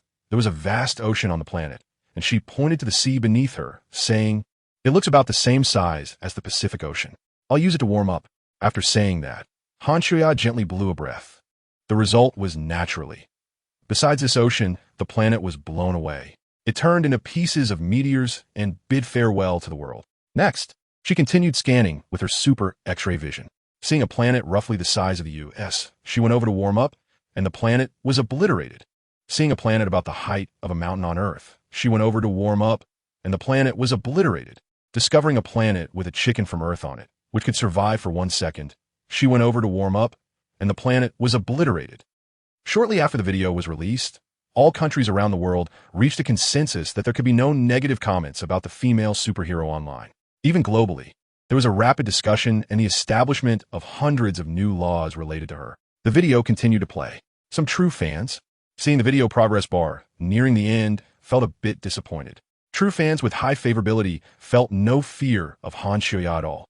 At the end of the video, Han Xiaoya gently exhaled a breath of icy frost, instantly extinguishing a star that appeared to be as large as the sun. Her actions were so graceful, yet contained immense power. "It seems there is no suitable place for me to warm up here, so I can only go directly to deal with Thanos," she said lightly. As her words fell, the video abruptly ended. At that moment, the whole world was anticipating her next move, eager to see how she would confront the powerful enemy, Thanos. Later, under the video about how the female superhero worked out in space, the most liked comment read, "Perhaps the video title should be changed to why the female superhero failed to warm up in space, because she was thinking about Earth at Tony's house." Everyone had just finished watching the video. They sat together and began a heated discussion. Just as they were intensely debating, the live broadcast time arrived. The members of the Avengers immediately quieted down, sitting up straight and looking towards the live broadcast screen. This battle with Thanos might last longer than the previous warm-up video. "We should have eaten something by now," Natasha said, and everyone agreed. Han Xiaoya's figure appeared on a purple planet. She looked up at the starry sky, and her deep eyes seemed to contain the mysteries of the universe. Suddenly, her gaze sharpened, and the corners of her mouth lifted slightly, as if her supervision had crossed countless interstellar distances to capture Thanos' trace. Then, Han Xiaoya gently tore with both hands, and the space seemed to become as fragile as thin paper before her power, easily ripped open. This action looked effortless and graceful, but people knew it revealed her extraordinary strength.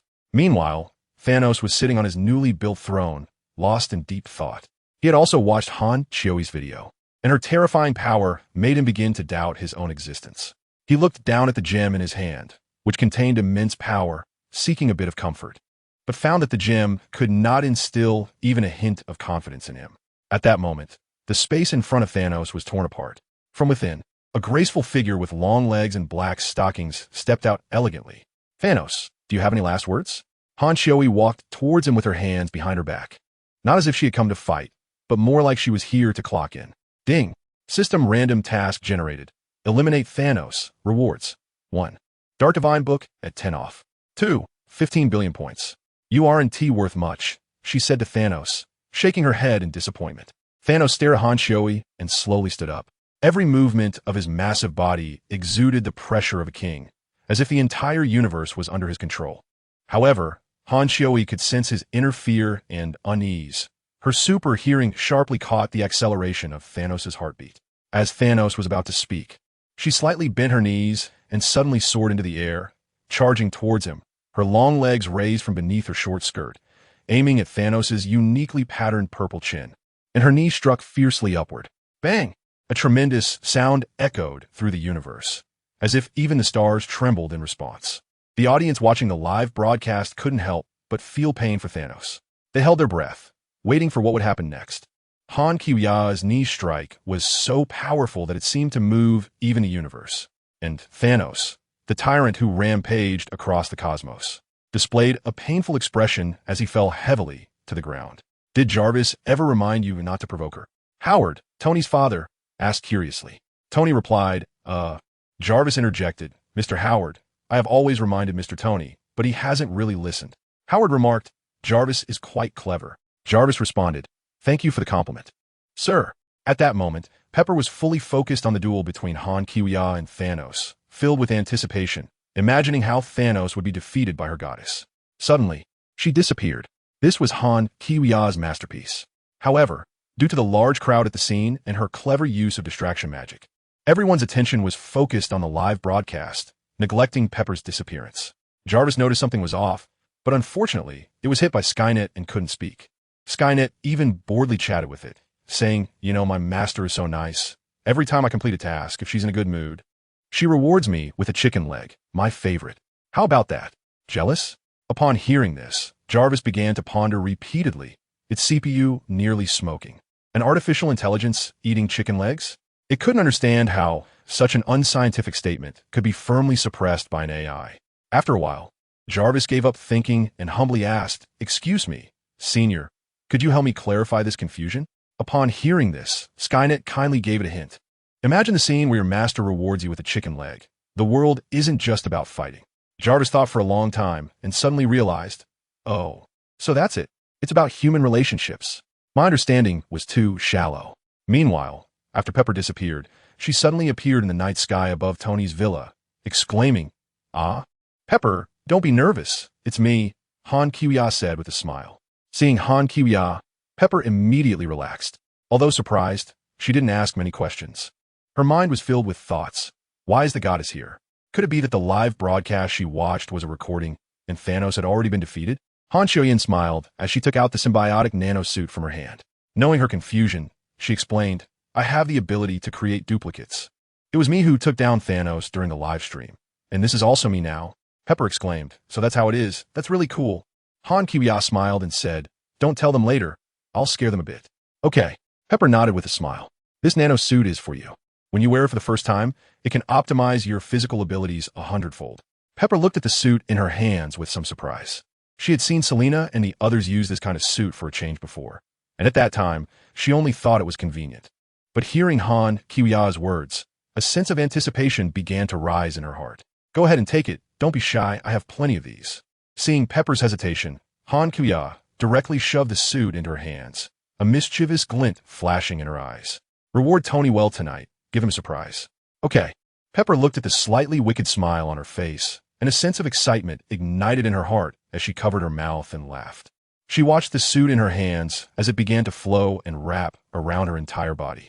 She tried to control the changes in the suit with her mind and was pleasantly surprised to find that her physical and mental state felt significantly enhanced. A joyful smile appeared on Pepper's face as she looked up at Han Qiuya, her eyes sparkling with gratitude. Thank you, goddess. Han Qiuya nodded and sent you back. With a wave of her hand, she drew a golden circle to send you back to Tony's side. Then she flew outside the window and opened it. All right. Pepper nodded with a smile. This nanotech suit is for you. When you wear it for the first time, it can optimize your physical abilities 100-fold. Pepper looked at the suit in her hands with some surprise. She had seen Selena and the others use this kind of suit to change outfits before, and had only thought it was convenient. But hearing Han Qiuya's words, a sense of anticipation arose in her heart. Go ahead and take it, don't be shy. I have plenty of them here. Seeing Pepper's hesitation, Han Qiuya directly handed the suit to her, a playful glint flashing in her eyes, saying to give Tony a good reward tonight and surprise him. Great. Looking at the slightly mischievous grin on her face, Pepper felt a surge of enthusiasm and covered her mouth, laughing. She watched as the suit began to flow and envelop her entire body. She tried to control the suit's changes with her mind, and was pleasantly surprised to find that her physical and mental state felt significantly enhanced. A joyful smile appeared on Pepper's face as she looked up at Han Qiuya, her eyes shining with gratitude. Thank you, goddess. Han Qiuya nodded and sent you back. With a wave of her hand, she drew a golden circle to send you back to Tony's side. Then she flew outside the window and opened it. Meanwhile, Han Qiuya delivered a flying knee strike, and Thanos fell to the ground with a loud bang. Thanos was hit hard, his vision blurred and stars flashing before his eyes. Han Qiuya walked forward gracefully, her long black stockings accentuating her legs, while Thanos was still in a daze. She deftly lifted her foot and stepped on his massive head, a confident smile playing at the corners of her mouth, radiating an unbeatable charisma. Thanos' giant body loomed like a mountain, contrasting sharply with Han Qiuya's slender figure and long, beautiful legs and black stockings. Under the cosmic light, her legs shimmered with a dazzling glow, as if proclaiming her victory. The stark contrast in this scene left the audience in awe. Some viewers were deeply captivated, holding their breath for fear of missing any moment of brilliance. Others hurriedly took screenshots, wanting to preserve this moment forever. Later, Han Qiuya's smile, her posture, and her beautiful legs and black stockings became a classic image in everyone's mind. This is impossible. How could there be such immense power? Thanos, now a bit more alert, still held onto a glimmer of hope, despite having witnessed his own defeat by Han Qiuya's punch during a previous livestream. Today, however, with just a flying knee strike, Han Qiuya shattered all his hopes and fantasies. In my world, nothing is impossible, Han Qiuya said, instinctively applying more pressure with her long legs on Thanos' huge head. Poor cosmic overlord Thanos, his head pressed against the ground, was deeply embedded in the earth. No one in the universe could have expected him to end up in such a predicament. She had initially wanted to finish Thanos off quickly, but the thought that defeating him would earn her 15 billion points made her feel that he owed her something. Today, for my fans, what do you want to see happen to Thanos? Han Qiuya said, stepping on Thanos while turning to the camera with a smile. Some fans felt the surprise came too quickly. They were still processing it and were left speechless in the live chat. Han Qiuya waited for a few seconds, slightly frowning. At this moment, Thanos was regaining some strength and was pulling out the Power Stone. Han Qiuya didn't care much when she saw it. Those with great skills have great courage, and her strength was evident. As everyone was engrossed in watching the live broadcast, Han Qiuya gracefully opened the window and flew into the large viewing room. Tony caught a glimpse of her figure, turned to her, and nodded, then continued to be absorbed in the exciting live stream. However, just a moment later, Tony snapped back to reality, startled. Wasn't she on the live stream? How did she suddenly appear here? He widened his eyes, staring in shock at Han Qiuya, floating in from the darkness. Pepper, sitting next to him, covered her mouth and chuckled. The superheroine has arrived? Someone exclaimed, and others turned their heads, realizing Han Qiuya's arrival. Some stared at her in disbelief. What was happening? What was going on? Peter turned around and was startled to see Han Qiuya floating in the darkness. Oh, wow, you scared me. Am I seeing things? Soon, Tony found a suitable explanation for Han Qiuya. He stared at her intently. So, the live stream was actually a recording? Thanos is already dead? Han Qiuya heard this and did not answer directly. She sat down and said less than a few words, "Let's talk after watching."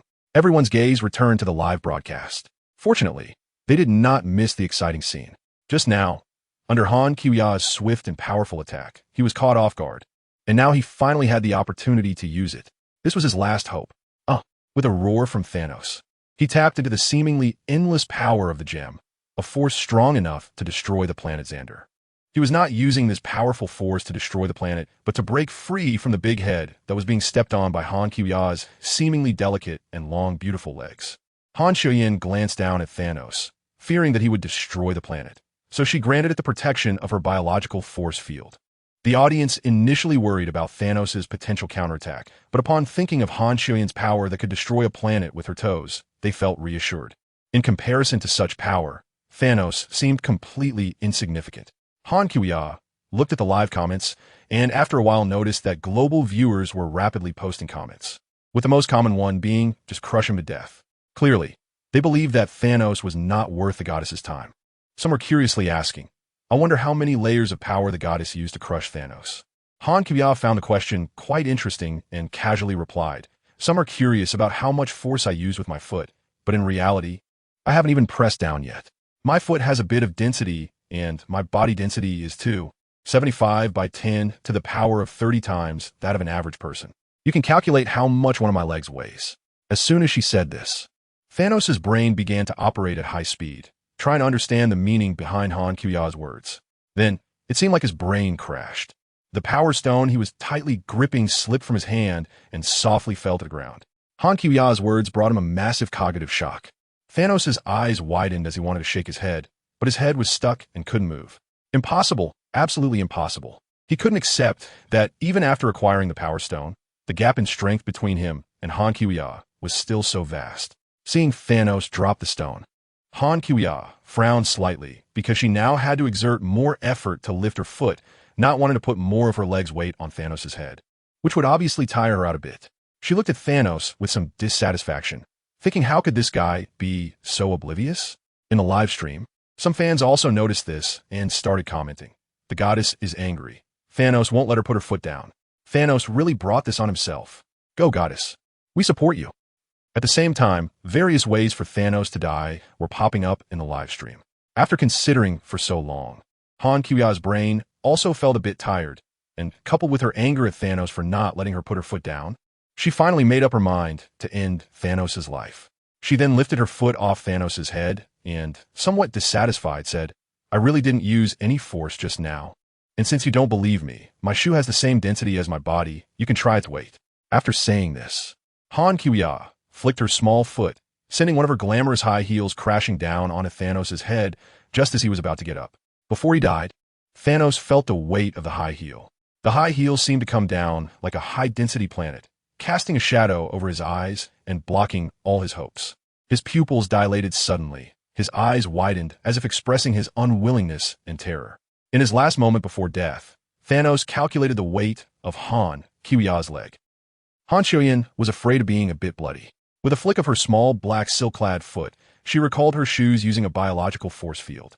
At the same time, her eyes lit up and a heated gaze severed Thanos' head in advance. Then she closed the live stream. Once no one was watching her, she lost some of her goddess image as she raised her hand to pat her head and said helplessly, You, slacking off again. I want to play a bit more and satisfy my fans' request. She shook her head and then walked forward to take Thanos' head. Ding. System random task of eliminating Thanos completed. Rewards received. 1. Dark Divine Book 1 discount. 2. 15 billion points. Ding. System random task of eliminating Thanos completed. Rewards received. 1. Dark Divine Book 1 discount. 2. 15 billion points. Han Shuya's live broadcast this time was only aired in the main universes of Marvel and DC. After all, only the main world can provide reward points.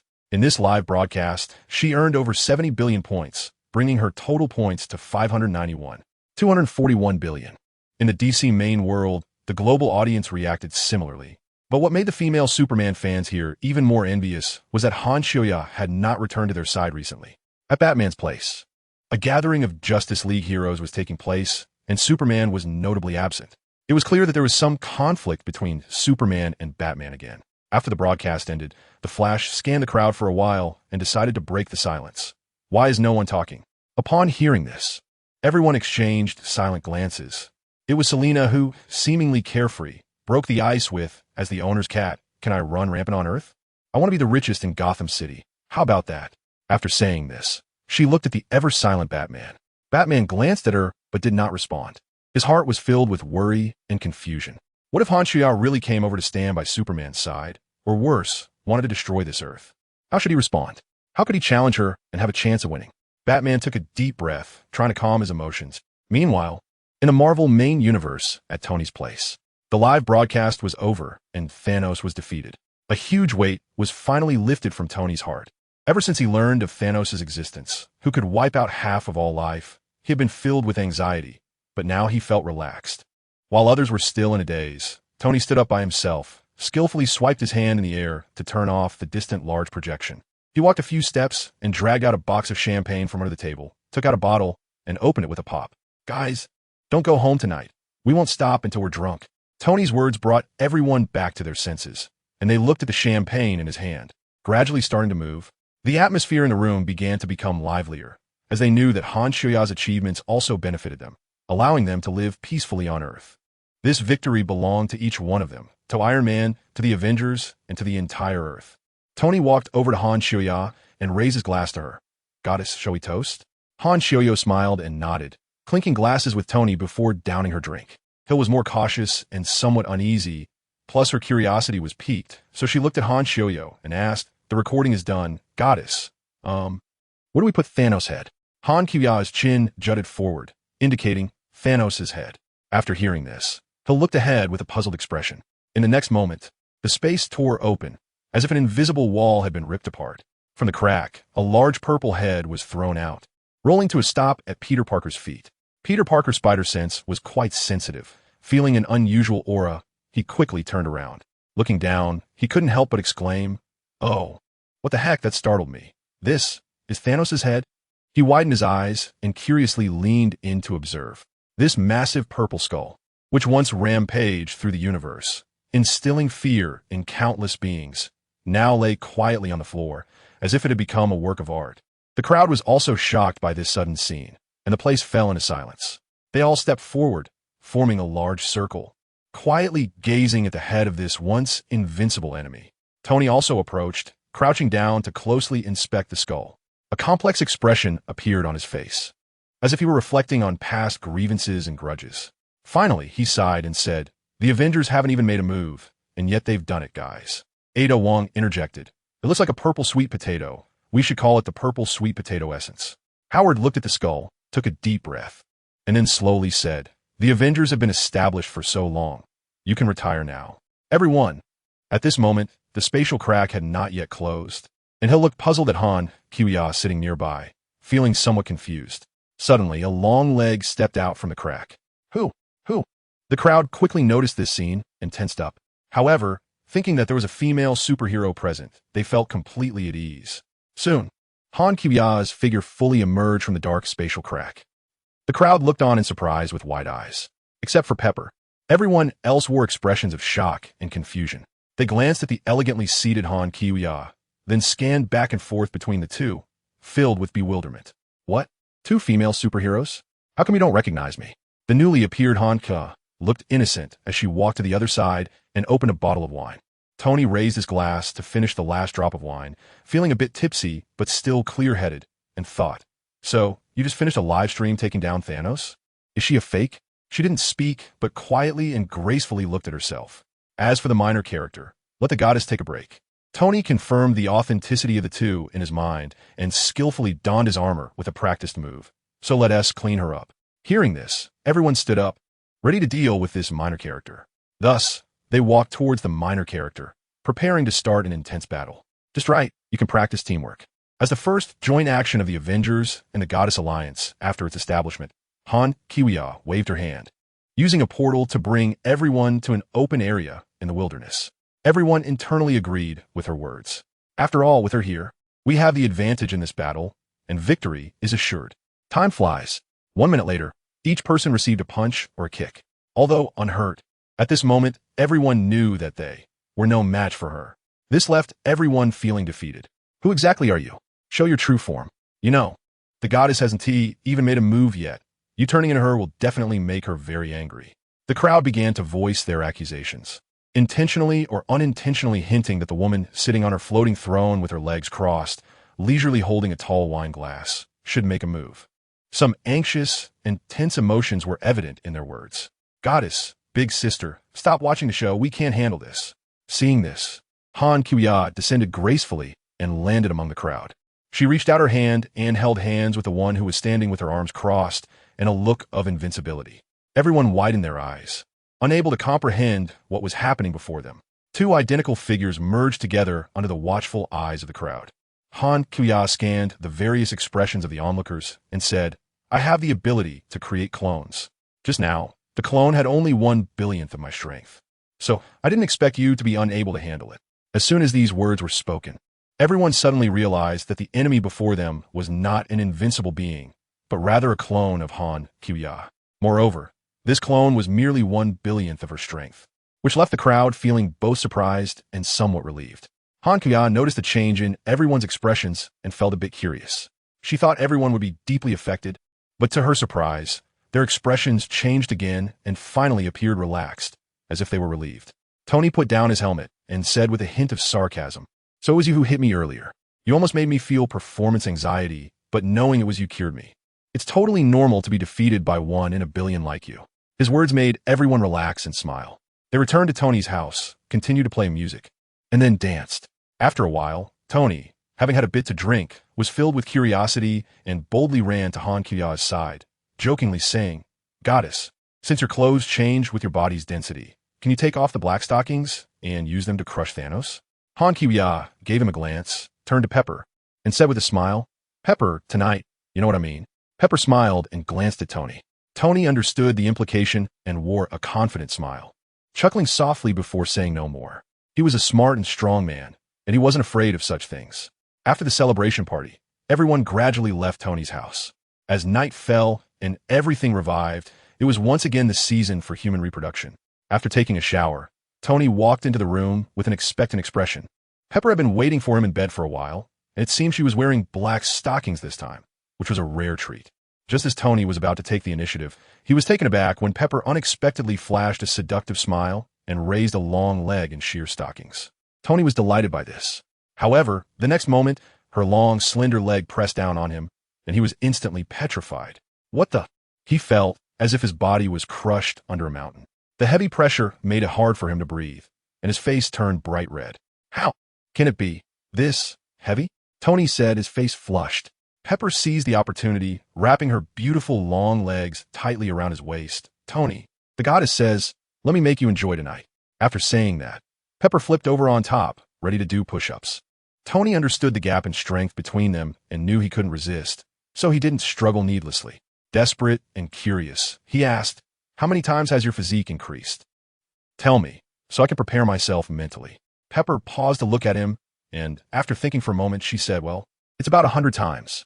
Mainly because the goddess was worried I'd suffer, so she made it this much to be at ease." Hearing this, Tony's heart sank. He knew that even a tenfold difference in physique was an insurmountable chasm for him. "All right, it's just too much for a mosquito. That's her character." Pepper nodded and said nothing more. She was ready to start. "Be gentle," Tony suddenly said. Should I start now?" As dawn broke. It was once again the time for everything to revive, and Tony's bed was already broken. If it weren't for Pepper being his wife and showing mercy, he suspected he wouldn't have made it. With that strength, that weight, those long legs, and those stockings, who could withstand it? After the physique enhancement, Pepper was full of energy and showed no signs of fatigue. She had already put on her clothes, ready to start a new day of work as the CEO. Looking at the bed that was already half destroyed, she said, "I'm sorry, Tony, it's my responsibility. I'll pay for a new one." At that moment, Tony could no longer feel his waist, completely lacking the strength to get up from the bed, and weakly said, "Can a bird give me a new one?" After saying this, Tony empathized and thought of Thanos. Today, he finally experienced that feeling of being thoroughly dominated by Han Kuya. Thinking of this, a wave of fatigue washed over him. His vision darkened, and he fell asleep, subconsciously wishing he would never wake up again. "Tony, you should rest at home today. You can trust me with the company's matters." Tony didn't reply. Pepper sensed something was off and called out cautiously, "Tony." She walked back to the bed, looking surprised. "Tony has fainted." She didn't even use much strength, just took a bit too long. "Yes, call for a doctor immediately." After saying that, she hurriedly helped Tony get dressed and easily carried him in a princess carry. At that moment, Han Kuya, who was peacefully sleeping in the villa and enjoying the rare quiet time, was awakened by the Skynet she had instructed. "Master, it seems Mr. Tony has encountered some problems. He has fainted." Han Kuya woke up the moment she heard this. She didn't waste any time and immediately got up, using her super speed to find Tony's parents, discovering that they had both gotten up quite early. Not good. Tony had fainted. Seeing Han Kuya's worried expression, they hurried to check on Tony. Tony was lying on a hospital bed, his face pale and his eyes tightly closed. Ding. Random task generated. Take the members of the Goddess Alliance and the Avengers to care for Tony. Task reward: 50 off the Dark God book. Han Kuya was slightly taken aback, looking at the task prompt with a hint of a smile. The system was quite human-like, always issuing tasks based on reality. Wanda, let's go. Upon hearing this, Han Kuya immediately sprang into action, using her super speed to help Wanda, who was still lazily sleeping in bed, get dressed. The morning sunlight poured through the windows, instantly bringing the once quiet villa to life. The beautiful women were all awakened, and Han Kuya personally helped them get dressed. Ada Wong had woken up very early. She watched Han Kuya busily dressing each beautiful warrior and felt a bit regretful, saying, I didn't expect that waking up late would allow me to enjoy the benefit of being dressed by the boss herself. Soon, several portals appeared out of thin air, and members of the Goddess Alliance and the Avengers gathered again, teleporting to Tony's bedside. Tony slowly woke up in his bed. The first thing he saw was the concerned expressions of his parents. Tony, how are you? Do you feel better? His mother asked nervously. Tony, the doctor has already checked on you. He said there's nothing serious, just that you overexerted yourself and fainted. You just need to rest more. His father comforted him. Tony nodded, indicating that he was fine now. He looked around and saw the members of the Goddess Alliance and the Avengers who had just arrived. Tony, take a good rest. Health is the foundation of revolution, Ada Wong said. Tony, live healthfully. I'll bring you a tea set tomorrow, Bruce Banner said. I happen to have goji berry tea at home. I'll bring some for you later, Hawkeye said.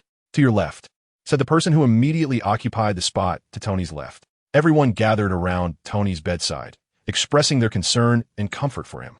However, Han Kuya could see that some people seemed to keep recalling happy things, their mouths twitching. Tony looked at Han Kuya with a resentful expression and found that she had a genuinely concerned look on her face, appearing the most sincere. You act the best. Han Kuya's expression was not an act, but she was concerned about the system rewards. Ding! A random task was issued to care for Tony along with the members of the Goddess Alliance and the Avengers, with a task reward of 50 off the Dark Book. The system's voice suddenly rang out, and Han Kuya was moved, deciding to buy the Dark Book. System, please check the current price of the Dark Book. She asked in her heart. Dark Book System Enhanced Version, 2 billion. The system replied. Hearing this price, Han Kuya hesitated for a moment, but ultimately made up her mind. I'll buy it, the System Enhanced Version. After all, she was rich in points now. Just 2 billion, no need to bargain. Ding, purchase successful. After everyone left, Howard sat at Tony's bedside, taking out his sincerity to talk. Tony, you need to exercise more. Back in the day, your father. Before he could finish, Tony's mother shot him a glance, interrupting him. Howard, you should stop bragging. She turned to Tony and continued. Tony, your teammates really care about you. Although they sometimes joke around, I can see their genuine concern. You all are a united team. Tony remained silent. He still didn't have the strength to speak. He just quietly stared at the ceiling, contemplating whether to hire a lawyer. X-Men Universe. Timeline Logan 3. For the current Wolverine Logan, the world is harsh. Once formidable, he now rents a car and relies on driving for ride-hailing to support himself and the now-crazed Professor X. At 198 years old, Logan walks with a limp. His steps no longer as agile as before. He can't even control his adamantium claws to fully extend. He has to forcibly pull them out with his other claw. This is not only a torment to his body, but also a destruction of his spirit. The once knowledgeable Professor X has now become a mad old man. He suffers from Parkinson's and Alzheimer's, hunched over in a wheelchair, looking foolish. His thinking has become chaotic, unable to think clearly as he once did. His memories have also become hazy, unable to recall past events accurately like before. A year ago, Professor X's health deteriorated. During a seizure, he mentally attacked and killed 7 X-Men, and even the nearby civilians were affected.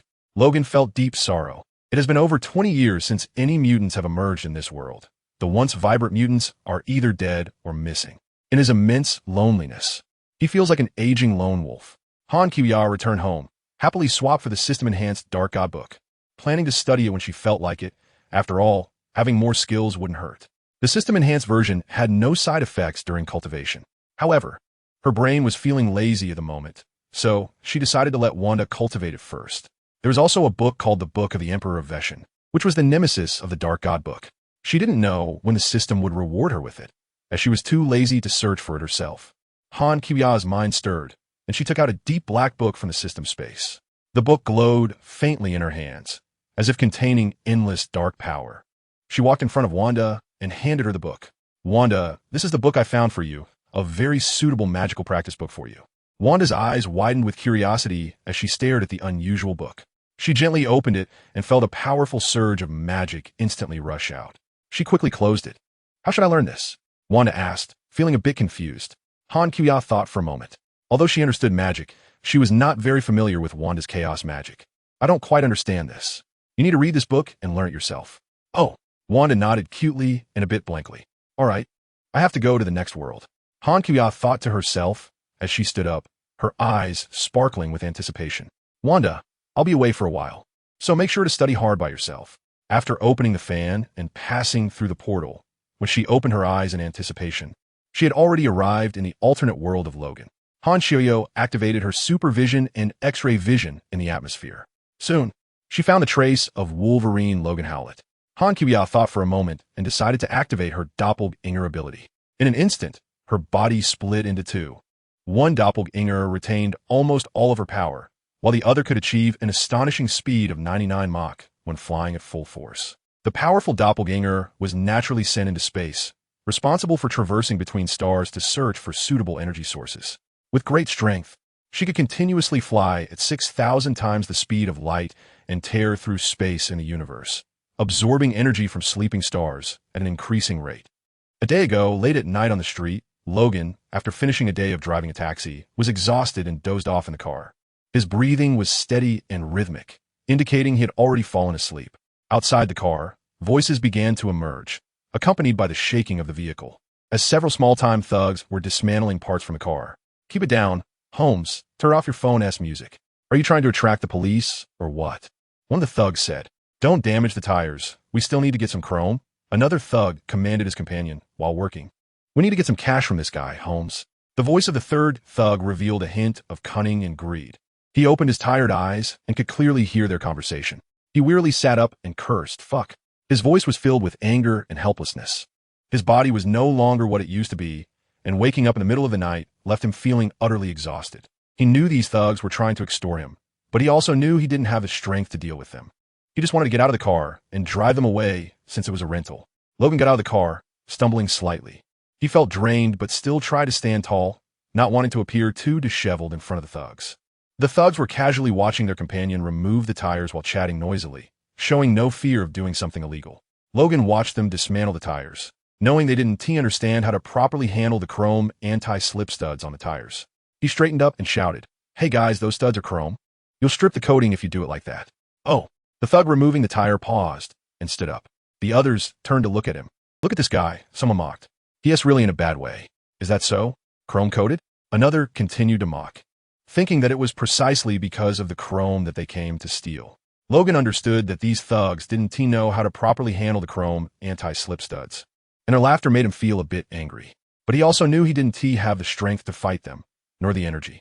His energy had to be spent on driving a taxi during the day to support himself and Professor X, and Professor X's medication was not cheap.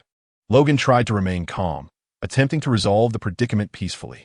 The rental car he had was targeted by the thugs, who were trying to remove the chrome anti-slip studs from the tires.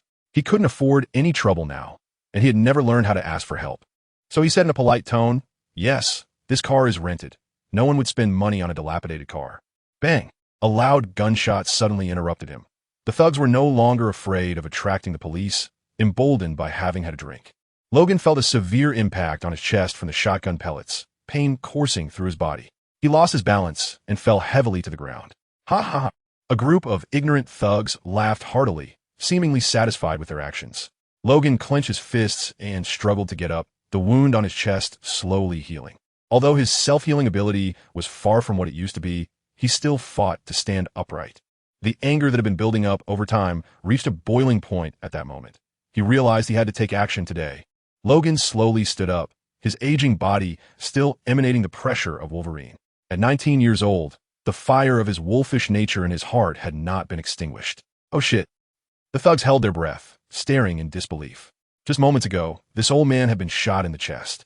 Yet he was still alive and moving. Logan's eyes turned red. Taking advantage of their stunned expressions, he charged forward and knocked one thug down with a punch. The remaining thugs regained their senses and grabbed weapons, preparing for a fight. One thug, wielding a screwdriver, drew a handgun and pointed it at Logan. Logan noticed that the thug's aim was off, already misaligned. But in the next second, he suddenly realized that his rented car was right behind him. Now, he was practically broke and could hardly afford any repair costs. "Stop! Don't shoot the car!" he shouted in a panic, turning around to shield the car with his body. Bang bang. 2 gunshots rang out, the bullets hitting him as he protected the car, leaving him in a pitiful state. The thugs, seeing that Logan hadn't fallen, boldly surrounded him, pushing him to the ground, punching and kicking while shouting to finish him off. Damn it! Logan gritted his teeth, raising his weary hands, trying to extend his claws. But the steel claws, which he hadn't used in years, seemed rusty, just like his aging body, sluggish. Finally, driven by excruciating pain, his 6 claws emerged painfully, although one only extended halfway. It was enough. All right, time to send him off. A thug who seemed to be the leader ordered everyone to stop, then raised a shotgun to aim at Logan, who was lying on the ground. Just at that critical moment, Logan's claws had extended. He pushed himself off the ground with all his strength and let out a roar. Leaping up and slashing his right arm, the claws accurately severing the wrist of the thug holding the gun. Fresh blood splattered onto his face, and Logan followed through by plunging a claw into the thug's chest.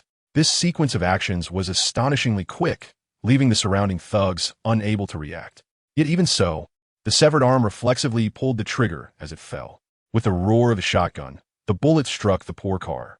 Damn it! Logan shouted hoarsely, his eyes sharp with anger.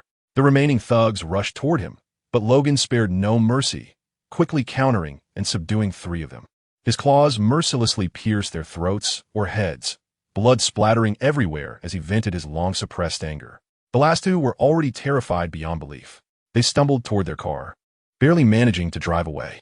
"Fuck you," Logan gasped, picking up a metal rod and using his last ounce of strength to smash it against the fleeing car. With a loud bang, the car window shattered. The 2 thugs, frightened, drove off without even closing the car doors. Logan panted heavily, collapsing to the ground, staring at the bullet holes in the car door, feeling an endless sense of helplessness and exhaustion. He could already envision the new repair bill, while his savings had dwindled to almost nothing. After sitting for a while, Logan slowly regained some strength and composure. He struggled to his feet and drove the damaged car to a repair shop, handing it over to the owner. Logan walked unsteadily into the bathroom and took off his blood-stained shirt. Through the mirror, he saw his own disheveled appearance. There were several horrifying bullet holes in his arms and chest, with the bullets still deeply embedded in his body. Years ago, with Wolverine's incredible healing ability, such minor injuries would have automatically expelled the bullets from his body in an instant, regenerating flesh and bone. But now, his broken body could no longer do that. Logan took a deep breath and concentrated on urging his healing cells within this quiet, cramped space. Accompanied by excruciating pain, he painfully forced a few bloody bullets out of his body, which fell with a thud into the sink. The process seemed tragic and lonely. After dawn, Logan drove his usual taxi as normal. After a long and exhausting day of work, in the evening, he stopped again at a small shop he frequented, spending a few bucks to buy a bottle of cheap strong liquor. Just as he entered the shop, Han Kiwia happened to scan his figure. She quickly flew down from the atmosphere and slowly landed beside the car, opening the door to sit in the back seat. Han Kiwia surveyed the surroundings with her X-ray vision and noticed that there seemed to be an unidentified person hiding in the shadows nearby, as if lying in wait for something. However, she didn't pay much attention, choosing to sit quietly in the car. She couldn't be bothered to think about who he was. Although she could recall some plot points if she concentrated, her super brain was quite lazy. No matter who it was, she could eliminate him with a single punch. Then, Han Kiwia elegantly extended her hand and gently tapped the air. Instantly, a large pile of fragrant fried chicken burgers appeared in the back seat, as if by magic, filling the entire space. Seeing a mountain of delicious food, her eyes seemed to light up, and a satisfied and joyful smile appeared on her face. It had been a long time since she had eaten junk food. She thought to herself, "System, the ingredients in the shop should be quite healthy, right? System, yes, they are healthy, so they do not qualify as junk food." She picked up a burger and took a big bite, not hiding her appetite and enjoyment. The wonderful taste made her unable to help but let out a satisfied mmm. Truly, it was food enhanced by the system. This point expenditure was worth it. At that moment, Logan walked out of the shop with his purchase, tightly gripping the bottle of liquor as if seeking some kind of relief. After opening the car door and sitting in the driver's seat, he gulped down a couple of big swigs of the liquor, the spicy taste irritating his throat, as if he wanted to numb the pain in his heart with alcohol. Just as he was about to start the car, He noticed some movement in the back seat where Han Kiwiya was. He turned his head to look, his gaze landing on Han Kiwiya, who turned out to be a slender woman in a lady's dress. Yet her behavior was anything but ladylike as she devoured a large amount of food. Was this the passenger who would be taking his taxi? He felt a bit suspicious. Han Kiwiya noticed Logan's gaze and, with food in her mouth, mumbled, "Hello, Sherbois. Do you want something to eat?" Before Logan could respond, the rear door on Han Kiwiya's side was suddenly pulled open and a figure quickly squeezed in, tried to take the back seat. Logan and Han Kiwiya both turned their attention to this unexpected guest. The man was tall and wore a hint of a sinister smile. He was the one who had been lurking by the car, keeping an eye on Logan.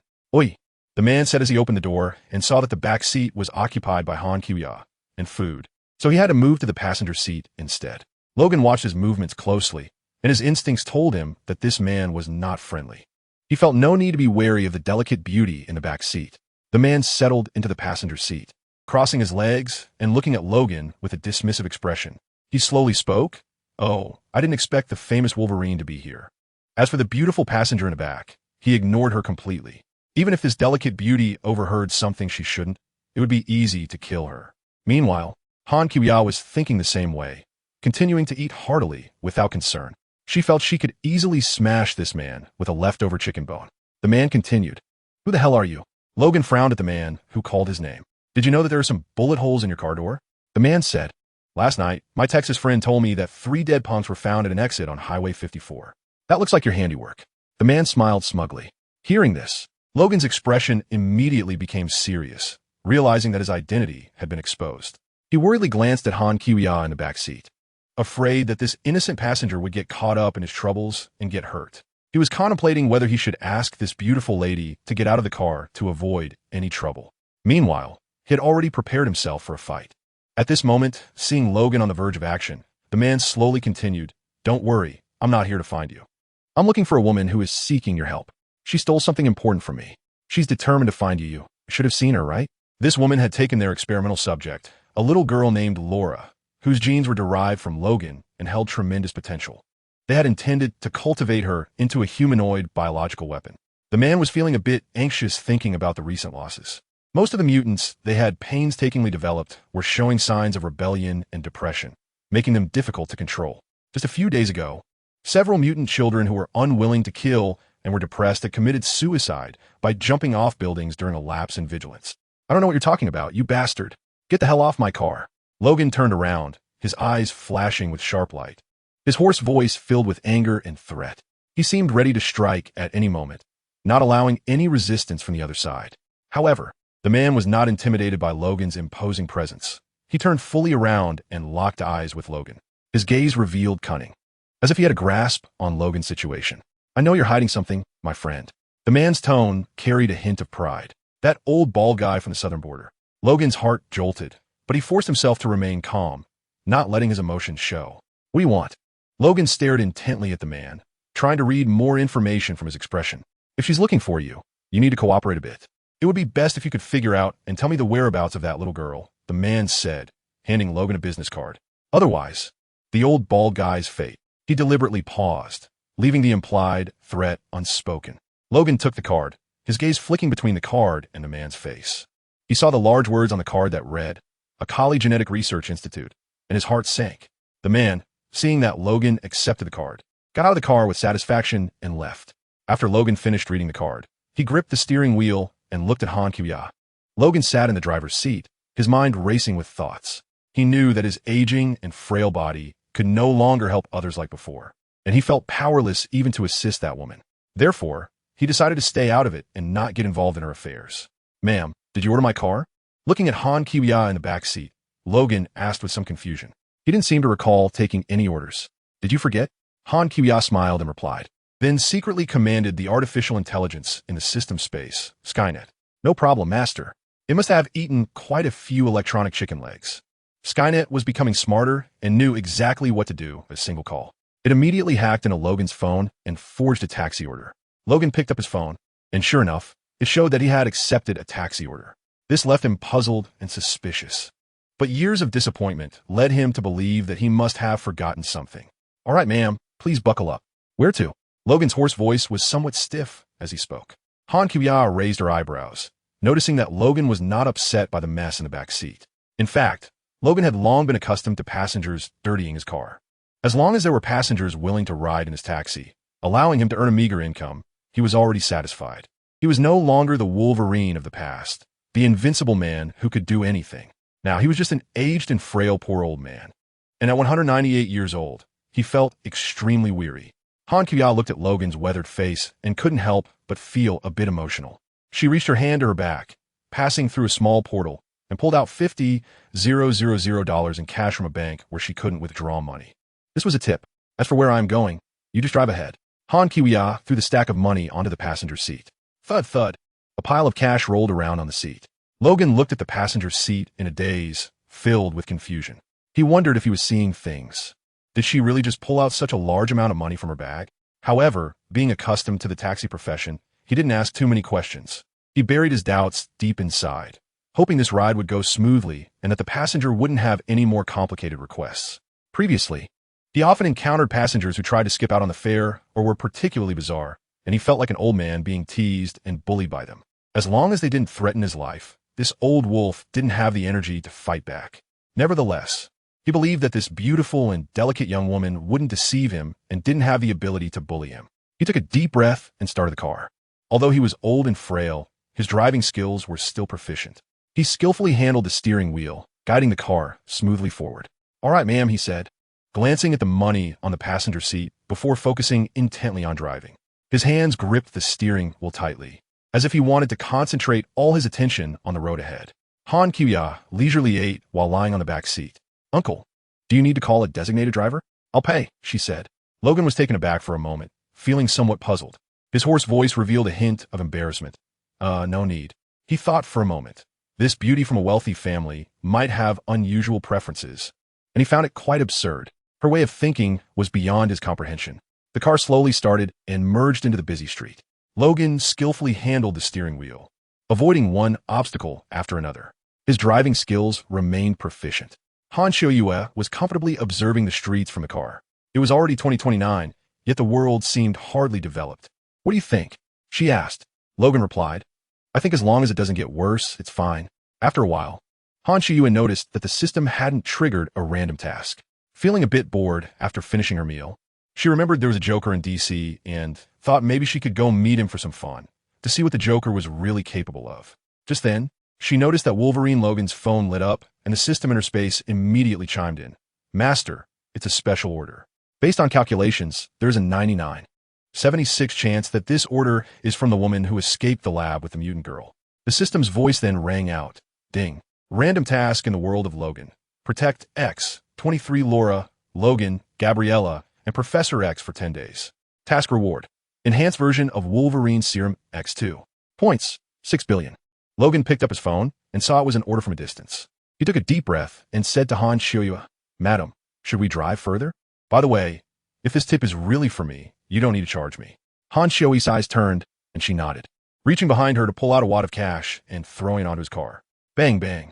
The money rolled around in the back seat, rolling into Logan's heart. "Uncle, no need to stop. Just go pick up this order. I might get off there. It's part of the plan. No need for change." The car slowly arrived at the order location, and Logan looked around, sensing a special gaze. Looking towards the left car window, he saw a thin little figure standing under the dim streetlight, a little girl, dressed in somewhat old but very clean clothes. The little girl locked eyes with him, said nothing, and then playfully bounced towards the door, knocking with her small fists. Bang, bang. Logan was captivated by her, an inexplicable emotion swelling in his heart. At that moment, an intellectual beauty heard the sound, opened the door, and stepped out. Logan glanced at Han Shoyue in the car, wanting to ask if she wanted to get out. But she sat there in a daze, seemingly lost in thought. So, he got out of the car to prepare for the new passenger. The woman who came out was the nurse named Gabriella. Seeing Logan, her expression brightened, and she hurriedly greeted him, "Hi, Mr. Logan." Upon seeing her, Logan felt a wave of annoyance rise within him. He remembered that she had brought those mutant researchers to him last time. He just wanted to turn around and leave. However, Gabriella approached him, glancing with concern at the little girl, Laura. She carefully walked towards him and said, "Please, we need a ride." Logan stopped, half-turned, feeling somewhat helpless. It's her again." "No way. My name is Gabriella Lopez." "I don't want to know your name, ma'am," Logan replied, walking toward the car. Someone is trying to kill us. We need to get out of here. Go north, to Canada, Gabriella pleaded again. Logan completely turned around, facing away from her, not wanting to waste more words. He pretended to leave. I don't have time. You can call another taxi. Seeing this, Gabriella hurriedly chased after him, shouting, I'll give you $50,000. This was almost all her savings. Logan didn't respond directly, but began to feel guilty. He had never been someone who turned a blind eye to suffering. The little girl was clearly a mutant child being hunted by those guys. The longer he talked to her, the harder it became for him to just walk away. He stood there, hesitating. His gaze fell back on the little girl, and an inexplicable emotion surged in his heart. He needed to make a decision. Oh my God, you are ruining my life, ma'am, Logan said, helplessly raising his hands. He then spoke in a somewhat serious tone. How did you find me? Those people chasing you are now also targeting me. They're targeting you too? Gabriella was startled by this news, feeling somewhat panicked. If those thugs were already after Logan, then they were likely tracking her too. She quickly turned to the little girl. Laura, go back inside. But as she finished speaking, her body suddenly weakened, losing balance. Thud! She fell to the ground. Logan and Laura were both taken aback and quickly ran over. Logan helped her up. Are you okay? Help me. She opened her tired eyes and said weakly. Logan carried her back into her small room and gently placed her on the bed. He looked at her, his gaze falling on a box of medicines nearby, his eyes filled with curiosity. Gabriella slowly opened her eyes and saw Logan looking at her. She weakly replied, I'm a nurse. Logan noticed that her arms were covered in blood. Gabriella also felt the pain in her arm, raising it to find that the previously bandaged wound had reopened. She took a deep breath, pulled out a tourniquet, gritted her teeth, and wrapped it around the wound again and again.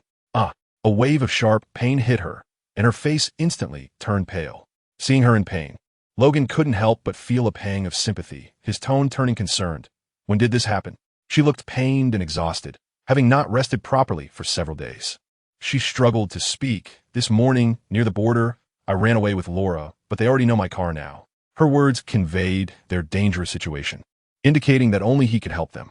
Logan's attention was caught by a Wolverine comic on the table. He picked it up and noticed a large headline on a nearby newspaper, a Collie Genetic Research Institute. The eye-catching headline snapped him back to reality. He needed to leave. Those mutant researchers were not something he could handle. He was no longer the old X-Men. Now, he was just an 198-year-old man. He still needed to keep himself safe to take care of Professor X. I have to go, Logan said, pretending to leave. Wait, Logan, I still have some money here. It's all my savings. Gabriella struggled to sit up and pulled out a small box from the cabinet. Logan looked at the box helplessly, took it, and opened it to find it filled with cash. This was all her savings, and it was useless to her now. Logan paused for a moment, then gently shook his head, saying, No need, Gabriella. Surprised that Logan remembered her name after just hearing it once, she looked taken aback. You have to take it. Struggling to say this, her eyes were filled with expectation. You have to help us. Where did you get this money? Logan asked, looking at the dirty bills, some of which still had fresh bloodstains. It's from my boyfriend. He wanted to kill me and take her. She gestured towards the door. Logan turned to follow her gaze and saw the little girl peeking out halfway, her curious eyes watching them with concern, just like he did when he was a child. Unable to resist his curiosity, Logan asked, Is she your daughter? She thought for a moment, yes. Meanwhile, outside the door, Han Kuya seizes the opportunity to summon Blue Fire. Blue Fire has been dormant for a long time, and as soon as it emerges, it is filled with joy, scanning its surroundings. Just as it is about to make a loud noise, Han Kuya quickly gestures for it to be quiet. Blue Fire abruptly stops and changes to a very small mechanical voice. Master, what do you want to transform into? An airplane, a tank, artillery, or a motorcycle would be fine too. It's been a long time since I was last used. Excitement is evident in its words. System, are all the subordinates summoned from you just sycophants? It feels like Skynet operates this way too. Yes, host. Due to the sycophantic nature, it is easier for them to work hard. So the default setting for summoned subordinates is this personality. Is your system powerful? On replied lightly. She knows the system is designed to help her better control her subordinates, but sometimes this personality can also bring minor troubles. However, it's not a big issue. Blue Fire, transform into this vehicle. Okay, Master. Blue Fire quickly performs a holographic scan, transforms, and completes the process seamlessly. It takes on the appearance of a Logan vehicle, with the bullet holes on the body matching perfectly in both position and shape. Han did in satisfaction, then retrieved Wolverine Logan's car into the system space as a collectible. In the DC world, in the shadow soaked with evil and madness, the Joker broke free from his restraints and escaped again. It had been over a month since he was last captured by Batman and locked away, and for the Joker, this was the beginning of another game. Under the cover of night, the Joker evaded the drowsy guards and once again melted into the streets of Gotham. A twisted, victorious smile spread across the Joker's face, as if he were a ghost that could never be caught.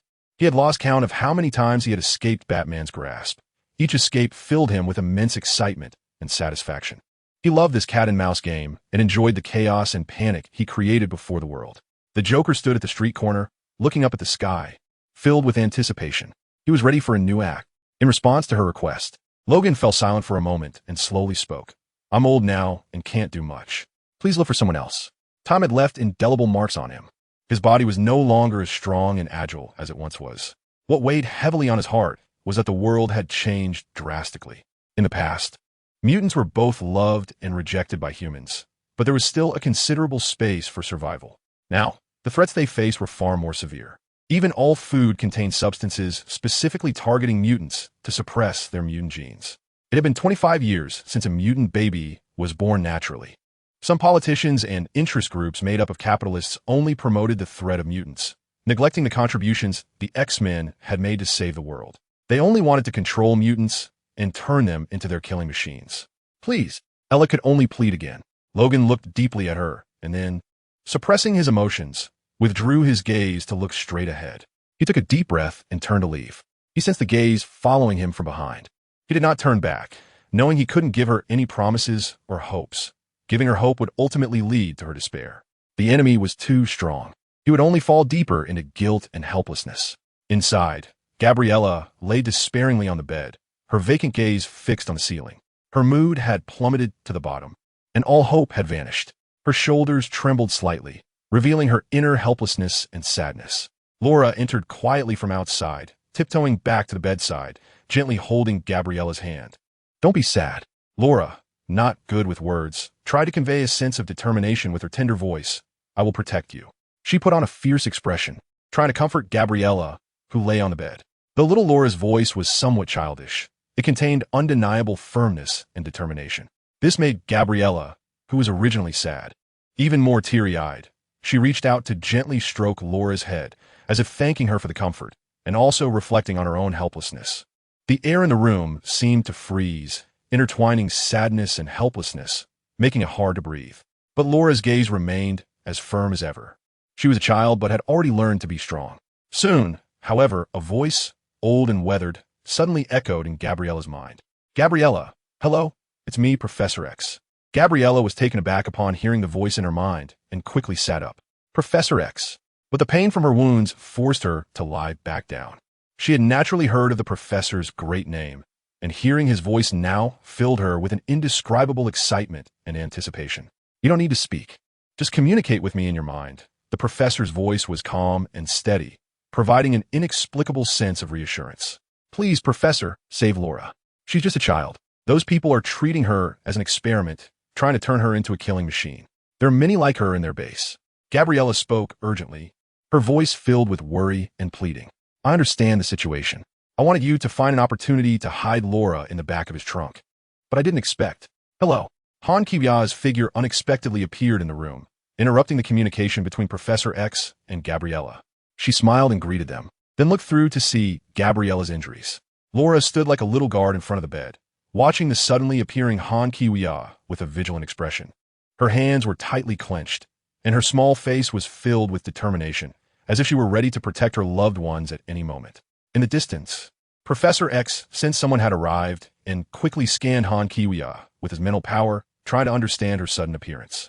He only hoped she was not an enemy. However, as soon as he made contact with Han Kiwia's consciousness, Professor X was shocked to discover that the mental power within her was exceptionally strong, even stronger than he had been at his peak. Just as he intended to withdraw his consciousness, he found that a hard barrier seemed to prevent him from doing so. It appeared that without Han Kiwia's permission, he would not be able to return to his own body. As Han Kiwia sensed a strange consciousness approaching, she looked on with curiosity.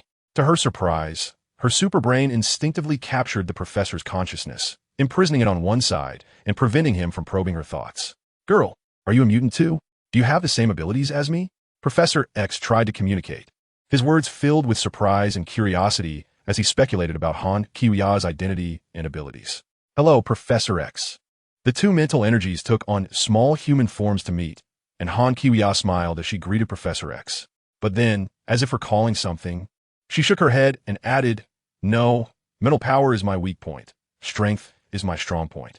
Professor X shook his head in disbelief, thinking to himself that young people just like to joke. This mental power could defeat 3 of him at his peak, and she claimed it was not her strong point. However, he did not know that this was merely Han Kiwia's current ability to fly at 151 Mach. Her full power could currently allow her to fly at 274 times the speed of light. As for why she was not at her initial 99 Mach ability when she first split, it was because this little clone had accidentally sunbathed in the atmosphere for a while, slightly enhancing her power. Han Kiwia thought that concealing her abilities always required paying attention to various details, which made her super brain very tired, expressing protest and wanting to sleep. Now that she had triggered the system task, there was no need to hide anymore. Han Kiwia's thoughts stirred as she connected with her powerful counterpart in the universe. The counterpart quickly responded, taking time away from stellar matters. Arriving at the edge of the solar system, she used her enhanced vision to scan Earth, activating only a trivial amount of power to accurately lock onto Professor X's location. At that moment, Gabriella was in a daze, puzzled by the sudden disappearance of Professor X's consciousness. She couldn't help but call out Professor. Her voice was filled with worry and anxiety. Just as Professor X was about to ask something, Han Kiwia said, "This is too troublesome. It's more convenient to communicate face to face." After saying this, she returned Professor X's consciousness and raised her delicate little fist to trace a circle, creating a shimmering golden ring in front of her. Gabriella snapped back to attention, her pupils dilating in surprise as she noticed an old man appearing on the other side of the ring. Little Laura also wore a curious expression, fascinated by the situation before her. Facing the astonished gazes of Professor X and Gabriella, Han Kiwia smiled calmly and said, "It's Professor X over there. Let's go." With that, she stepped into the circle first. Gabriella quickly gathered some things with Laura and followed suit. Soon, they were seated together. Meanwhile, outside, Logan returned to the car, opened the door, and discovered that Han Kiwia was already gone. Looking around, he found only 2 thick bundles of cash left in the car. "They really have money," Logan remarked, gently closing the car door and sitting inside, starting the engine. He couldn't help but feel a sense of helplessness and confusion. Every day he was out driving a taxi. His biggest concern was Professor X's safety. Now, he was eager to return and decided to take Professor X away from this dangerous place in a couple of days to a safer location. After Han Kiwia took 2 people away from the cabin, a small team of black-clad individuals arrived and searched the place. Subsequently, they locked on Logan's whereabouts. "Are you also a mutant who escaped from their laboratory?" Gabriella asked Han Kiwia cautiously, with a hint of concern in her eyes. Han Kiwia did not answer immediately, falling silent for a moment, as if considering how to phrase her words. "I can protect you," she finally said softly, her tone revealing an undeniable firmness. "I think you need me to heal you, right?" Han Kiwia continued. No need to trouble yourself. I'm a nurse. I have supplies in my bag," Ella said as she reached for her bag, and Laura quickly handed it to her. "Let me do it. My skills are more effective than any medicine," Gabriella said. Somewhat puzzled, Han Kiwia did not explain, but gently held her hand. In an instant, Gabriella felt a flash in her eyes, as if space was swirling around her. When she refocused on everything in front of her, she found herself in a strange small room. Laura, seeing the 2 living people disappear before her eyes, was startled by this sudden change and jumped down from her high chair, looking around in panic for Gabriella's figure. Her heart was filled with worry, concern for the safety of the only close person she had at the moment. In that small room, Han Kiwia, with her charming tone, smiled and said, "Take off your clothes." Ella was momentarily surprised. "Huh?" Han Kiwia explained, "It's part of helping you heal." Upon hearing this explanation, Ella understood Han Kiwia's intention. She felt as if she were being cared for by a domineering goddess EO, and instinctively took off her coat. Just as she was about to remove the last piece of clothing, Han Kiwia stopped her, saying, "That's enough." Peering through Ella's injuries, she noticed that some metal shards had not been removed and had already fused with the flesh. Subsequently, Han Kiwia creatively used her skills, combining her healing gaze with a small teleportation portal, swiftly healing Ella's wounds. Oh my God, a medical miracle! Once the healing was complete, Ella felt rejuvenated. Aside from a bit of fatigue, everything was fine. She excitedly grasped Han Chioyin's hand and gratefully said, "You must be a white angel descended from heaven, goddess." Then she eagerly gave Han Chioyin a heartfelt hug, holding her tightly. At that moment, Laura arrived and happened to witness the final moment of Han Chioyin using her healing gaze. She saw the last step, with a light in Han Chioyin's eyes seemed to stitch Ella's wounds completely closed. Ella turned around and saw Laura standing at the door, her face shocked. Oh, she quickly put her clothes back on. Inside the temporary residence, the group began to chat, but it was mainly Professor X and Ella who were talking. The old professor, who was often lonely, was thrilled to have someone to talk to and wanted to chat for 3 days and nights. Han Qian, who had a vague memory of the plot, knew that some small troubles would come her way next. So, she chose to listen to Professor X's stories about the X-Men instead of introducing herself actively. She planned to show them her self-introduction video later. In the meantime, Han Chioyin decided to satisfy her appetite first. "Are you hungry? I'm going to cook," she announced casually as she moved closer to the table. Professor X replied, "I'm a bit sorry, but unfortunately, I don't have any ingredients or a kitchen here." Han Qiya smiled and said, "I can make it happen, just watch." With a graceful wave of her hand, a table full of delicious dishes appeared on the table in an instant. The three of them were in awe. Laura's eyes widened. The food looked and smelled mouth-watering. Her expression was filled with wonder. Han Qiya watched little Laura with a secret smile in her heart. It seemed that little Laura wanted to learn her trick. "Let's get started. Eat your fill, and then you'll have the strength to fight," Han Qiya said with a smile, reaching out to pat Laura's head. Ella observed Laura's reaction from the side, worried that Laura might get angry with Han Qiya for not liking her. However, to her surprise, after being patted on the head by Han Qiya, Laura's lips slightly curled up, giving Han Qiya a sideways glance filled with affection. Then she imitated Han Qiya, picked up the chopsticks, and clumsily tried to pick up food that kept slipping from her grasp. Was Laura won over by the delicious food, or was it by beauty? Ella seemed more affectionate than looking at her. Outside, Logan's car slowly drove back. As soon as it came to a stop, his only companion, Caliban, rushed over, excluding Professor X. Caliban wanted to inform him of Han Qiya and the other's arrival. "Logan, we have company at home." "I know." After getting out of the car, Logan's gaze was fixed as he heard distant sounds of vehicles, sensing something unusual. He quickly instructed Caliban, "Hide the professor and keep quiet." Seeing the situation was off, Caliban hurriedly turned back to notify. Logan slammed the car door shut, adjusted his collar, and stood calmly in place, his eyes locked on the approaching SUV. The SUV abruptly stopped in front of Logan, kicking up a cloud of dust. The door opened, and a man stepped out composedly, adjusting his collar. It was that man, the same one who had previously coerced him into his car. Logan's tone was cold and hard. "You should turn back. This is private property." Professor X's situation might have already been exposed. This man showing up meant there was likely an entire force behind him. In fact, it was true. A long convoy was driving toward them, filled with combat forces. The man surveyed the surroundings, disdainfully said, "You call this private property?" "Indeed. But as far as I know, this land belongs to a multinational company in Shanghai, not your private territory." He scanned the nearby small buildings, looking past Logan's position, and asked, "Where have you hidden the old man?" "In that little house." He casually pointed to a small building. Logan replied, "He died a year ago." "No matter. Our primary target is that girl." The man turned around. "What girl?" He chuckled lightly. "My people tracked them down and found they had escaped. Only your taxi went to that place." He turned to face Logan, his tone firm. "Hand her over to me." "What girl?" "I haven't seen any. There's no girl here."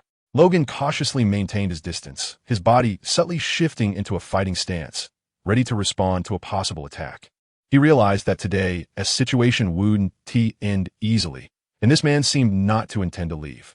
"No girl, only a woman," Logan emphasized again. The man pushed down his sunglasses, revealing a sly smile. "So, you've seen that nurse? What was her name, Gabriella? It's very disappointing that you didn't call to inform me." His tone suddenly turned hard as he approached Logan. "As punishment, I'm going to take that old man as well." Logan felt the provocation in his words and actions, anger boiling inside him. Just as the man reached out to pat his shoulder, Logan quickly grabbed his arm. But the sensation on his arm made Logan's expression change. He looked down and realized it was a metal arm. "See, you're not the only one enhanced." Just as the man finished speaking, a childish voice suddenly shouted from behind. "Huh!" Before he could react, a metal rod struck him at an incredible speed, hitting the back of his head hard. Thud! Logan's eyes widened as he watched the man fall heavily to the ground, only to realize that a little girl was standing not far away. It was Laura. "What are you doing here?" Logan asked in surprise. He had just returned from driving, and this little girl was back even faster than him? This is ridiculous. Logan was confused, but at the same time thought, the mutants research guys must have been drawn here because of her arrival. Now they were in big trouble because of her. As he felt anger rising in his heart, he strode toward Laura, looking as if he was going to scold her. Laura stood her ground, eyes wide open, staring back at him without fear, not retreating an inch. At this moment, Professor X pushed his wheelchair out of the small house. Witnessing the scene, he urgently called out, "Logan, Logan." After positioning himself between the two, he smiled and pointed to Laura, introducing her to Logan and Caliban, who had just followed him out. "This is Laura, Caliban, the one I mentioned to you before. Logan, we've been waiting for your return." Professor X's dementia flared up, and he did not notice the man lying on the ground, unaware of the dangerous situation. His eyes were filled with joy at Logan's return home. Now he looked like a lonely old man eagerly wanting to talk and share everyday life with a long-lost relative. Professor X, sitting in his wheelchair, waved his hand. "Laura, come here, don't be afraid. Come." Laura slowly approached. "Laura, don't be afraid. He won't chase you away." Seeing Logan and Laura silently opposing each other, he hurriedly pushed his wheelchair, reaching out to protect Laura. "Let us go inside and talk. It's safe here." After watching the two go back into the house, Logan's frown remained, and he walked over to the fallen man, testing him with a kick. Caliban also walked over to look at the man on the ground, a hint of worry in his eyes. He looks like a bounty hunter or a soldier.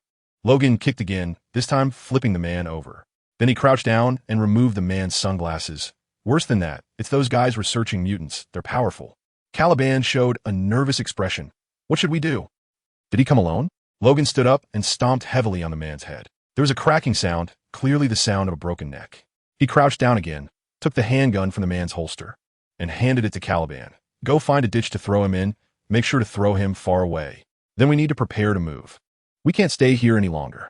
Meanwhile, Laura returned to the dining table inside, her face beaming with pride and satisfaction. Just now, she had dealt with that intruder all by herself with one strike. Han also saw this scene. She gently stroked Laura's little head and praised, "Well done, little one. You have a touch of my elegance." While Laura was using chopsticks to bring food to her mouth, she turned her head to look at Han, her face full of confusion. "What does a touch of elegance mean?" "You'll know soon," Han replied with a smile. Having finished her meal and elegantly wiped the grease from the corner of her mouth, Professor X watched the interaction between the two with a warm smile on his face. It seemed that no matter what was said, as long as there was conversation, he would feel incredibly happy. He interjected, "Beautiful sister, your abilities are impressive." Ella, on the other hand, was eating quickly, rapidly bringing food to her mouth with a knife and fork. After her injuries had healed, hunger had come as well. She quietly listened from the side, seemingly deep in thought. At that moment, not far away, as expected, a large convoy was rapidly approaching. Wolverine. As Logan stepped in, he felt the lively atmosphere in the room. There were actually 3 more people inside, whom he had just seen not long ago. "What are you all doing here?" Logan walked over, leaning his hands on the table, his eyes scanning left and right. Ella, feeling a bit guilty, did not dare to meet his gaze and lowered her head. Little Laura, however, straightened her small body and stared directly at Logan. Han glanced at him with a steady smile on her face. Logan stepped forward and grabbed the backpack from the table. Laura quickly grabbed the backpack with both hands, struggling with Logan. "No, Logan." Ella immediately jumped in to help. "Logan, Logan, Logan." Professor X shouted 3 times, each louder than the last, trying to get him to stop. The scene became a bit chaotic. "I'll give it back to you after I figure out what mess you've gotten us into," Logan said, increasing his grip. Inside, he felt overwhelmed. Professor X definitely didn't want to leave them behind. Protecting so many people at once, how could they escape? Hope seemed even more distant. "Logan, I think I have something to say," the elderly Professor X stuttered. "What is it?"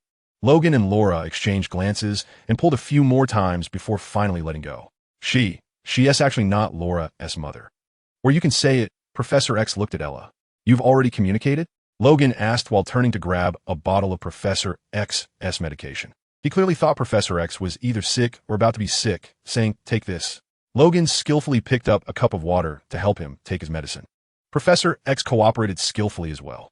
He wasn't even sure if he was having another episode, but listening to Logan was always the right choice. It had become a habit and reliance over the years. Ella then said, I'm really not her mother. Her father is. I'm not interested. Logan interrupted her.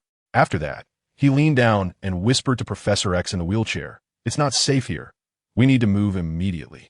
You must not have an episode outside, understand? Professor X replied, She is. I know. She is a mutant. What is her ability? Logan looked at Laura, who was still enjoying her food, feeling a mix of helplessness and loneliness inside. In this crisis, it seemed he was the only one worried, making him feel isolated. His tone carried a hint of resentment. Her ability is to eat food and throw metal rods. Han Kuya admired the director's clever arrangement. The protagonist's important identity was only revealed at the end. Unable to hold back, she interjected with a spoiler. Logan, you keep interrupting them. Actually, Laura has her genes. Upon hearing this, Logan's movements abruptly stopped, his hands that were organizing things froze, and then he slowly turned around, looking at Han Kiwya with a hint of confusion in his eyes. Han Kiwya continued, You heard me right, which means you were a father? Logan was momentarily speechless, a bit dazed, but having just been in a conflict, he instinctively retorted stubbornly, No, I'm not. Meanwhile, Caliban was dragging the man's corpse, intending to throw it into the gutter. However, at that moment, the man suddenly opened his eyes wide, and this unexpected action scared Caliban out of his wits. Immediately, the situation reversed. The man subdued Caliban and successfully joined forces with the major troops of the mutant research facility. Over here, Logan, burdened with the knowledge of Laura's origins, quietly packed his belongings alone. Just as he finished, he sensed an unusual presence. He stepped outside and saw a cloud of dust in the distance, with a large group of people quickly approaching. Logan's keen eyes spotted the very vehicle he had previously had Caliban drive away. At that moment, his heart sank to the bottom. As the enemy's cavalry was about to arrive, one of the vehicles in the convoy recklessly honked the horn. Everyone inside the house heard the commotion, and Laura immediately stood up alertly. Professor X hurriedly pushed his wheelchair to her side, saying, It's okay. Don't be afraid. At this moment, seeing Logan rush back into the house, he pushed his wheelchair and said, We have to go quickly. No, Logan. Take them with you. Professor X appeared a bit anxious as he was being pushed away. He turned his head as if trying to see Han Kiwya and the others through Logan. You all hurry up and leave together. Laura and Ella looked at Han Kiwya, who nodded in agreement, and the three quickly followed behind. Logan moved Professor X to the front passenger seat, and Han Kiwya and the others quickly settled into the back seat.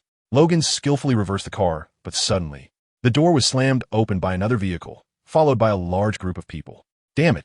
Logan cursed, then drove the car, trying to break through the encirclement. But the enemy was not to be underestimated. They were all well-trained and quickly surrounded and forced their vehicle to a stop. Logan. Professor X looked worriedly at the back seat and shouted anxiously, Logan, don't leave them behind. Don't talk, be quiet, I'm thinking of a way.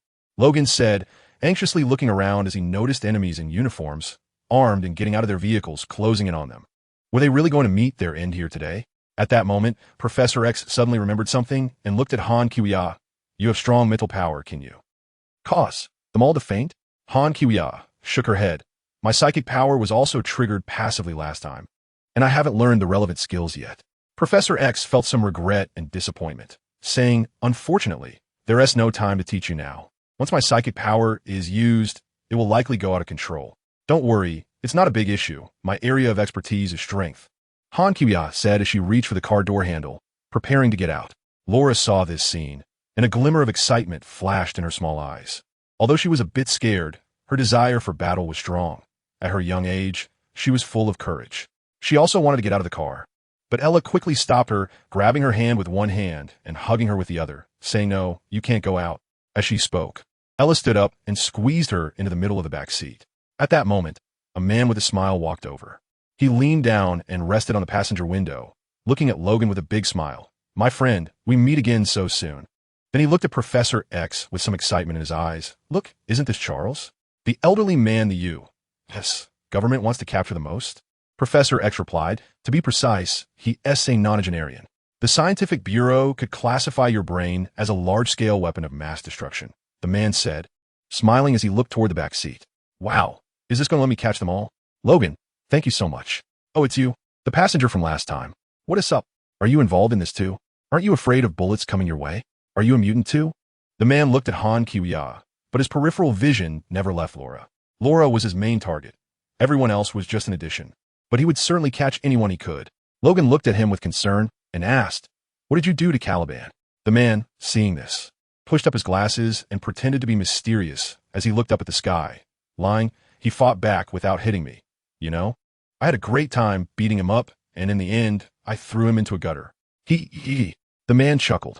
Upon hearing this, Logan suddenly lost his temper. He shouted angrily, suddenly pushing open the car door and rushing toward the man in fury. The two henchmen around quickly stepped forward to block him. If it were before, Logan would have already charged in front of the man. Hanchuya also got out of the car. She slightly parted her red lips and asked, "Do you all want to come up together or one by one?" The little girl, Laura, broke free from Ella's hand, jumped off the car, adjusted her clothes like a little warrior, and assumed a fighting stance. Upon hearing Hanchuya's words, some people couldn't help but laugh. The man suppressed his smile and began to get serious. After all, if Hanchuya was also a mutant, any negligence could lead to greater losses for them. Meanwhile, Logan was swinging his claws, knocking two of his subordinates to the ground. Just as he was about to charge again, several of his subordinates tackled him to the ground. A few more soldiers approached, aiming their guns at him. The man ignored Logan and focused his gaze on Laura, signaling to his subordinate to capture her. The subordinate immediately raised a special gun, aiming at Laura. Whoosh! A long, hooked rope shot out rapidly from the barrel, flying straight towards Laura. In the original scene, Laura accidentally failed to dodge and was pierced by this hook. But now Hanchuya was here. She flashed and stood in front of Laura, grabbing the powerful hook that was flying towards her. If it were an ordinary person, they wouldn't even be able to grab it, let alone withstand the immense force. Indeed, she had some skill. The man appreciated this and then waved his hand to give the order. Go. "Sir, should we shoot?" His deputy asked. "Not yet. Let's play with her first and see how much research value she has. It's been many years since I've seen a new wild mutant." Hanchuya let out a cold laugh. "Value?" As she spoke, she suddenly pulled the rope hard, causing the man holding the rope gun opposite her to stumble, and a few of his companions rushed forward to help. A glimmer of excitement flashed in the man's eyes. "Not bad. She's quite strong. Just these few people? That's too few." After that, Hanchuya gently pulled with her delicate arm, and the veins on the arms of the 7 or 8 soldiers bulged up. They felt as if their arms were about to be pulled off, their faces contorted. Not only could the soldiers not pull Hanchuya, but she was also pulling them. Seeing this scene, the man thought, this is a bit unscientific. No matter how strong she is, her weight would be a limiting factor for her to remain stationary. And now, interesting, curiosity and a hint of vigilance flickered in the man's eyes as he secretly pondered. What level of mutant is this woman? Her strength is impressive, standing boldly within their encirclement, seemingly unafraid of bullets. It seems this game has become even more interesting. The 7 or 8 soldiers roared with effort, hoping not to have their wages deducted, their faces filled with ferocity and unwillingness. However, they were still being pulled by Hanchuya's thin arm, their shoes almost worn out on the ground. Logan, who was being pointed at by a gun, as well as Professor X and Ella inside the car, looked in astonishment at Hanchuya's performance. Professor X pondered. Could it be that what she said earlier was true? With such immense strength, has her mental power reached level 100? What does that even mean? Could a single punch destroy a city? At that moment, Hanchuya looked relaxed, and as she was overpowering the opponents with one hand, she suddenly let go, causing the 7 or 8 people to stumble. Taking advantage of their instability before they fell, she swiftly swung the rope, lassoing them tightly together. A mischievous smile appeared on her lips as she pulled hard. A chorus of wails erupted. The adjutant saw the situation was not right and immediately ordered, "Fire!" Bang, bang, bang. Bullets hit Hanchuya, but she remained unfazed. With a cold expression, she swung her arm, sending the 7 or 8 people she had bound flying high into the sky, breaking the sound barrier. The dense bullets continued to shoot at Hanchuya, hitting her clothes and skin. However, to the soldier's shock, every bullet seemed to hit steel the moment it touched Hanchuya, instantly bouncing off. The bullets that fell to the ground were deformed to varying degrees. Meanwhile, the man did not forget to order the soldiers to capture Laura. After receiving the command, even the soldier holding Logan released him and rushed towards Laura. Clearly, they thought Logan was old and weak, posing little threat, while Laura was the primary target. Seeing the soldiers charging at her, Laura spread her arms, her muscles tensing as sharp steel claws extended from her hands. Logan, lying on the ground, was taken aback. He sat up, his pupils dilating. Laura not only shares my genetic source, but her skills are similar to mine too. Although Laura was young, her agility was impressive. Faced with the siege of multiple soldiers, she did not retreat, but instead advanced. She leaped up, her steel claws plunging into a soldier's throat, instantly taking him down. Then, she kicked off the soldier's body, using the momentum to pull out her claws and swiftly swung them, severing another soldier's arm along with the gun he was holding. Ah! The soldier screamed. Then, her other claw quickly struck out, finishing him off. In front of Laura, their movements always seemed half a beat slow. Meanwhile, Logan watched her wreak havoc. Feeling anxious, they are numerous, armed with various weapons, and it looks like reinforcements are on the way. Without hesitation, Logan dashed towards the car, with only one goal in mind, to start the car and break through.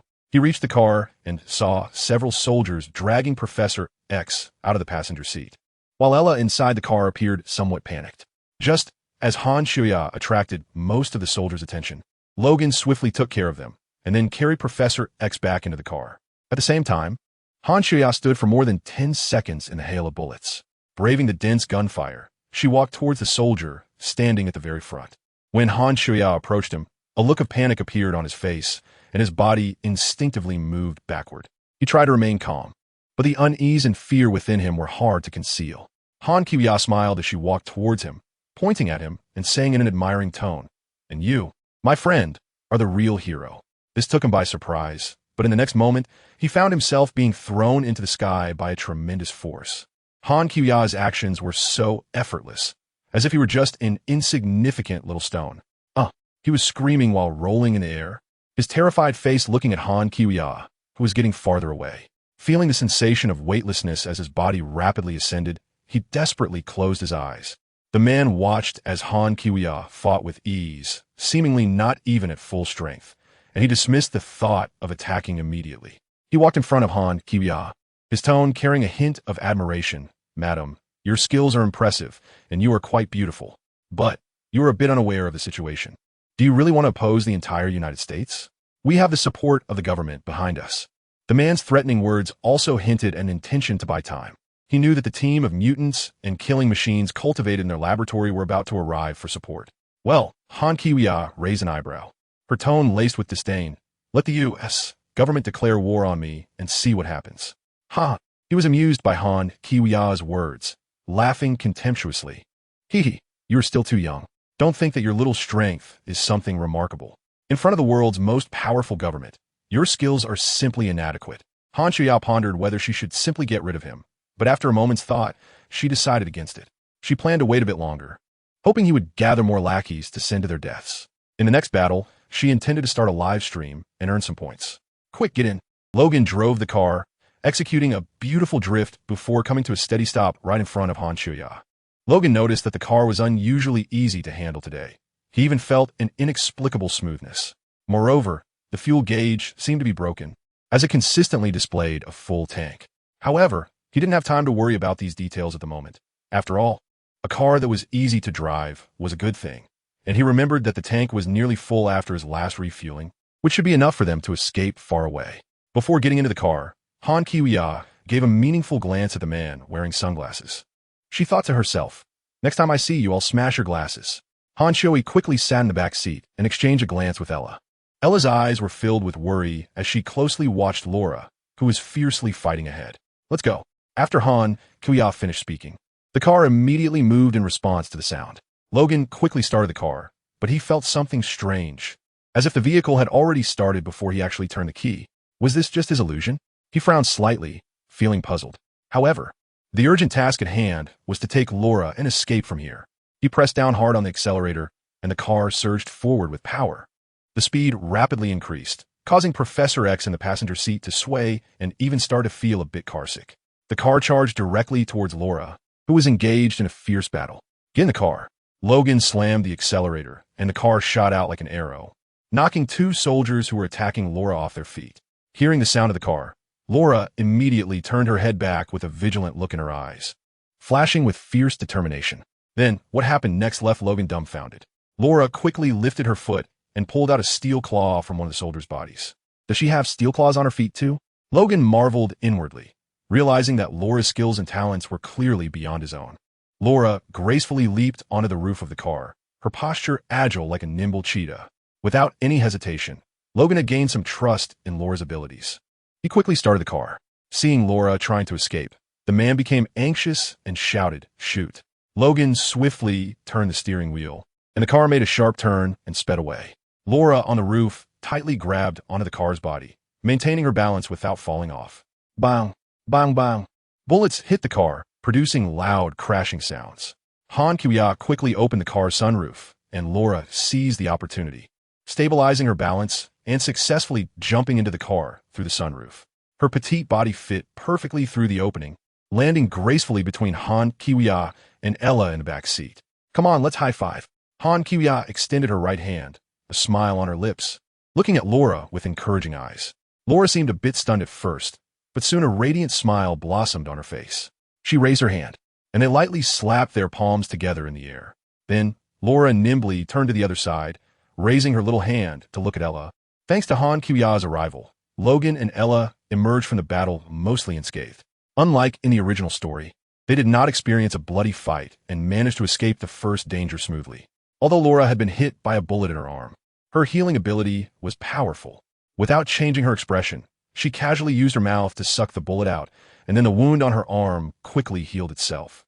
After that, the atmosphere in the car seemed to grow quieter with her silence. Only the sound of the speeding vehicle, the friction of the tires against the ground, and shallow breathing could be heard. The professor in the passenger seat appeared to have fallen asleep, his head resting against the window, emitting soft snores.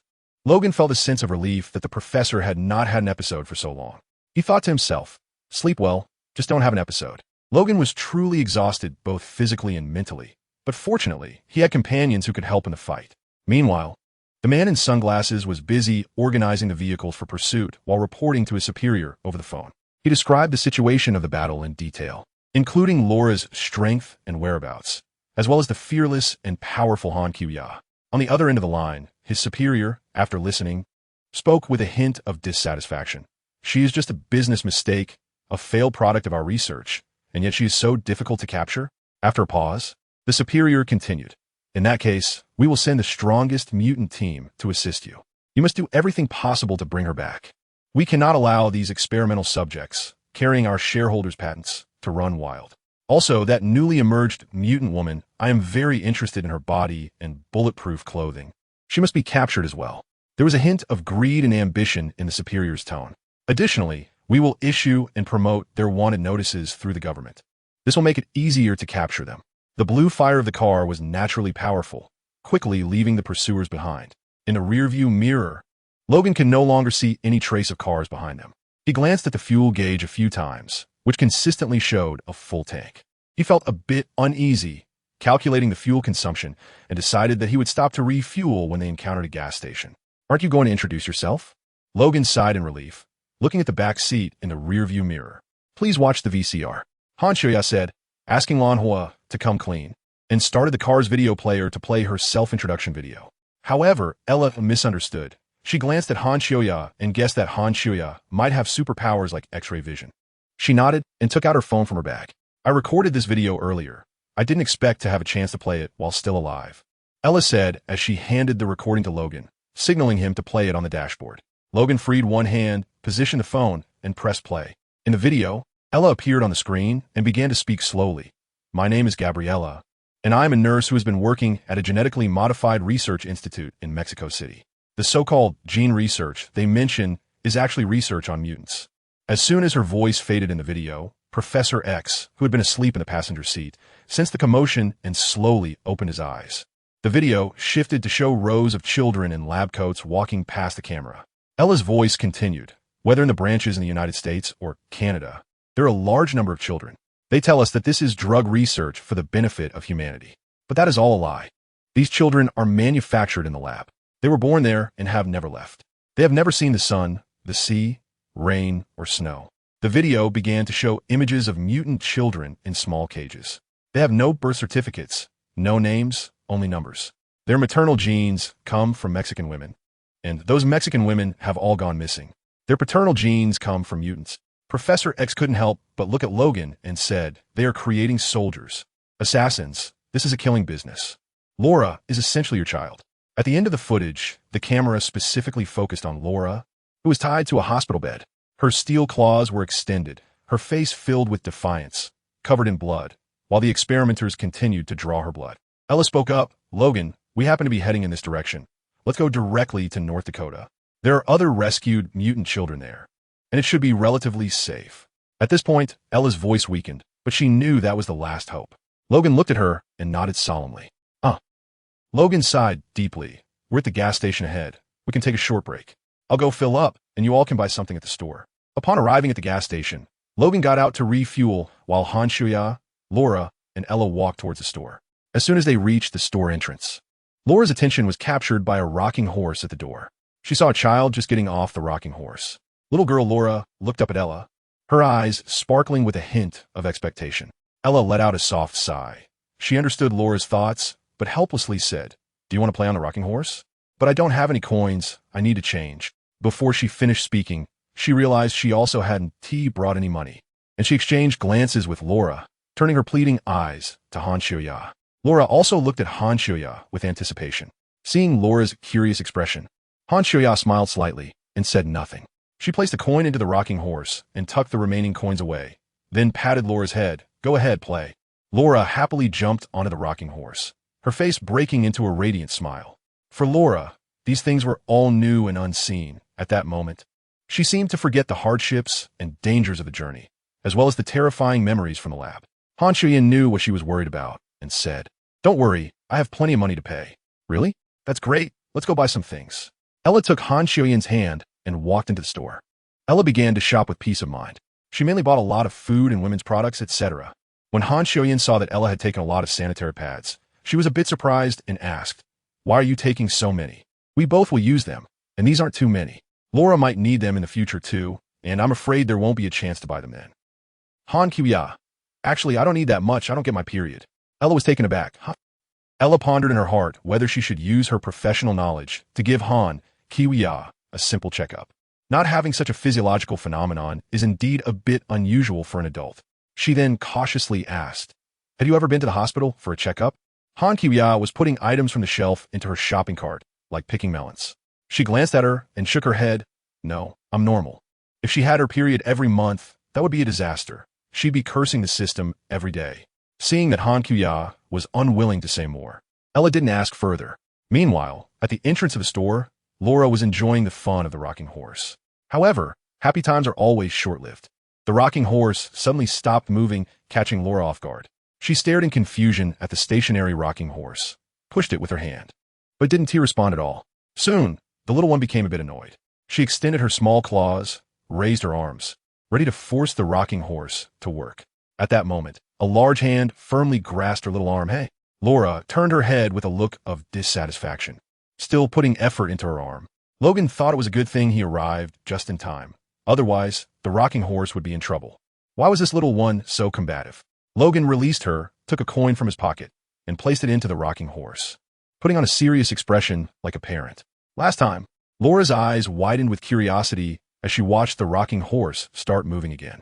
Logan thought this child didn't speak much, so he said, "No need to thank me, Logan." At that moment, a weak voice came from the cart. It was Professor X's voice.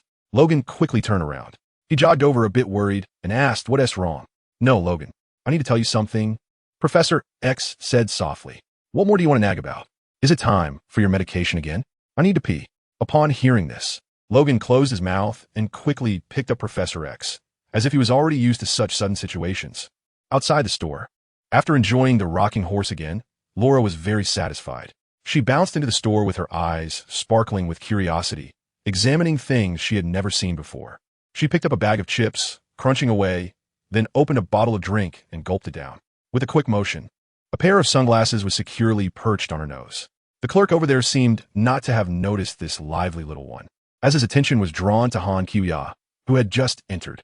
Han Kiya was dressed in casual attire, yet could not conceal her graceful figure and stunning beauty. The shop assistant was mesmerized, completely taken aback. She was examining a bag of snacks in her hand when she sensed a gaze and turned to look. Upon seeing her glance, the assistant felt a bit guilty and lowered his head, pretending to count small change. However, despite his efforts to restrain himself, his peripheral vision couldn't help but subtly drift towards Han Kiya. She was like a brilliant beacon in the store, radiating captivating charm with every move. making it impossible to look away. Han Kiwia's companion, Ella, keenly noticed the admiration in the store clerk's eyes for Han Kiwia. She smiled slightly, showing a proud grin, as if she were proud of Han Kiwia's unparalleled beauty. As Han Kiwia's partner and loyal fan, she was filled with joy and pride. The two of them wandered to the corner of the shelf, disappearing from the clerk's sight. Click, click. The crisp sound of potato chips was particularly jarring in the quiet store. Laura had quietly appeared not far from the clerk, her small hands filled with snacks, some of which had already been unwrapped. The sound of the chips in her mouth was clearly audible. The clerk snapped back to reality from Han Kiwia's beauty and was momentarily speechless. He shook his head and strode toward Laura. Noticing his movement, Laura turned around and made eye contact with him. "Hello, little one," the clerk asked with some skepticism. "Do you know that you have to pay for these things?" Laura seemed a bit flustered in the unfamiliar environment and in front of a stranger. She nervously glanced around and quickly clutched the items in her arms, trying to dash out of the store. The clerk was quick and blocked her path. "Hey, where are your parents?" Laura remained silent and, in her panic, grabbed 2 more chips to shove into her mouth. She felt a bit frantic. The unfamiliar scene and people left her at a loss. The clerk looked at her, frowned, and then decisively reached out to snatch the chips from her hand. "That's enough. Give that back. This one too." As he spoke, he reached out again, trying to take back the other items. The experience in the lab had taught Laura to distinguish only between enemies and allies, and she had identified the clerk as an enemy. Although she was just a little girl, barely half the clerk's height, her movements were as swift as a nimble little wolf. Seeing the clerk reaching out to snatch her things, she grabbed his arm and performed a shoulder throw. Bang! With a crisp sound, the clerk was thrown to the ground in shock, his eyes somewhat dazed. He was bewildered. Did a little kid just shoulder throw him? Laura roared in anger, quickly extending her steel claws, ready to strike the clerk. The clerk's face showed terror, his pupils dilating as he fixated on the sharp claws. Despair filled his heart. It's over, it's over. I'm going to be taken down by a little kid." Han Kiwia had already noticed the commotion and was about to come over to stop it. However, upon seeing Logan walk into the store, she paused her actions and walked over slowly. Ella heard Laura shout and hurried over, but the shelves blocked her view, making her more worried. "Shit!" Logan quickly grabbed Laura's arm. Laura turned her head, still full of fighting spirit. Logan gently shook his head, indicating that this was not acceptable. Seeing the terrified store employee lying on the ground, Logan quickly pulled Laura away and shielded her behind him, apologizing to the employee. "I'm sorry." The employee, feeling like they had just escaped death, nodded gratefully. Ella then hurried over and also nodded to the employee, saying sorry. After that, Ella crouched down, gently pulled Laura over, and patiently explained, "Laura, you can't eat something that hasn't been paid for yet. In a store, you can't open and eat things that haven't been paid for, got it?" However, what Ella didn't expect was that Laura looked unconvinced. Laura raised her head and saw Han Kiwia walking over and opening a snack bag to eat. The employee followed Laura's gaze and instantly felt their image of a goddess shatter. Ella looked over as well and helplessly rubbed her forehead, thinking, "Oh my God." Just then, the television nearby suddenly interrupted with a news report. Breaking news. The U.S. government has issued a wanted notice for several extremely dangerous mutants on the run. This news immediately attracted everyone's attention. The TV continued to report. Here is an image of one of the little girls. The government urges citizens to report immediately if they see them. Then, Laura's photo appeared on the screen. The employee's gaze began to dart back and forth between the screen and Laura, and after several comparisons, he revealed a look of terror. "Am I going to be killed to keep quiet? Just take the stuff from the store, don't kill me." This news made Logan feel the urgency of time. He urgently asked, "Do you have chargers and power banks here?" The employee, trembling, pointed to the shelf next to the cash register. "I'm very sorry," Logan said as he quickly grabbed several power banks and charging cables from the shelf. "We need to go quickly. It's not safe to stay in one place for too long. We need to escape." After that, the group quickly left the store, not even having time to settle the bill with the employee. Back in the car, Ella, who had also taken a lot of things, thought to herself, "Laura is probably going to get her into trouble." Afterwards, the employee blankly walked back to the cash register. Suddenly, he noticed a piece of clothing on his seat, instinctively reaching out to pick it up, only to realize that a small piece of gold was hidden underneath the clothing. The group quickly got into the car outside the store, and Logan was about to start the engine. Han Choyo then spoke. "You take a break, let Lanhua drive." Logan's hand was still on the gear shift, and he turned to look at her with a puzzled expression. Before he could say anything or make a move, the car's engine roared to life. Logan. In his confusion, the car had already sped away from the gas station. I didn't drive. The car is moving by itself, Logan said.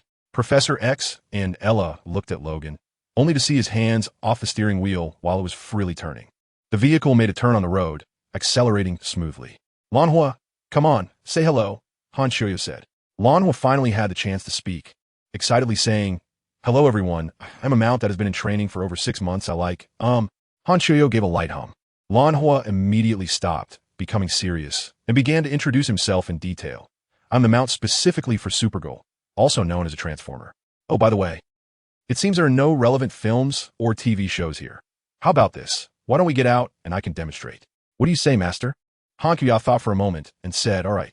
Anyway, I'm invincible, so there's no rush. If trouble really arises, it might even trigger some system tasks. Then, everyone got out of the car in a daze. Under the bewildered gazes of the crowd, Lanhua completed his self-introduction, changing into various forms. While also briefly introducing Han Kuya, the group returned to the car, digesting the information they had just received, and a moment of silence fell inside the vehicle. Logan was still sitting in the driver's seat, but this time he didn't have to drive.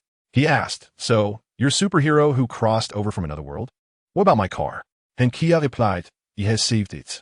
Logan was momentarily speechless. It turned out that the few $1,000s before were for buying a car. I said that money doesn't just fall from the sky. No need to drive anymore. Logan looked a bit more relaxed and leaned back to chat. Ella asked excitedly, Goddess, how strong are you? What's the value? Can you really destroy an island with one punch? Han Kiwiya smiled and said, I'll show you the video later, and you'll know after watching it. Everyone responded in unison. Okay. Professor X then asked, I didn't expect there to be organizations like the X-Men in other worlds. You must be the leader in your alliance, right? How strong is the overall strength of the Goddess Alliance? Han Kiwiya replied, Yes, because I am the leader. We were originally called the Supergirl Alliance, and later changed to the Goddess Alliance. As for the overall strength, it's no problem to walk sideways on Earth. Logan was pondering something, but he felt unusually relaxed inside. He said, Blue Fire, don't you think the vehicle form is a bit slow right now? How about? Han Kuya heard this and waved her hand. Take off. Blue Fire received the order and began to accelerate while transforming. Crackle, crackle. The body of Blue Fire flowed and quickly transformed from a car into a powerful jet plane, resembling a supersonic aircraft. The seats and other internal components remained unchanged during the transformation, not affecting them at all. Whoosh! Ella looked at the ground, getting farther away outside the window, and couldn't help but exclaim, So advanced. Little Laura, filled with joy and curiosity, wanted to peek outside. In less than 2 seconds, Han Kuya had just lowered her hand when Blue Fire had already accelerated to a sufficient speed, taking off from the road and soaring into the sky. Whoosh! Little Laura, at the age where she loved to imitate adults, especially those she admired, was particularly eager to mimic them. Therefore, seeing Han Kuya wave her hand, she raised her right hand and waved it too, though her gesture resembled a salute. Ella noticed this gesture and her expression changed slightly. She quickly reached out to push down Laura's little arm. No, this won't do. Laura thought this was a playful interaction, so she raised her right hand with a defiant look, competing in strength. Ella had to exert both hands, but despite being an adult, she couldn't overpower little wolf girl Laura.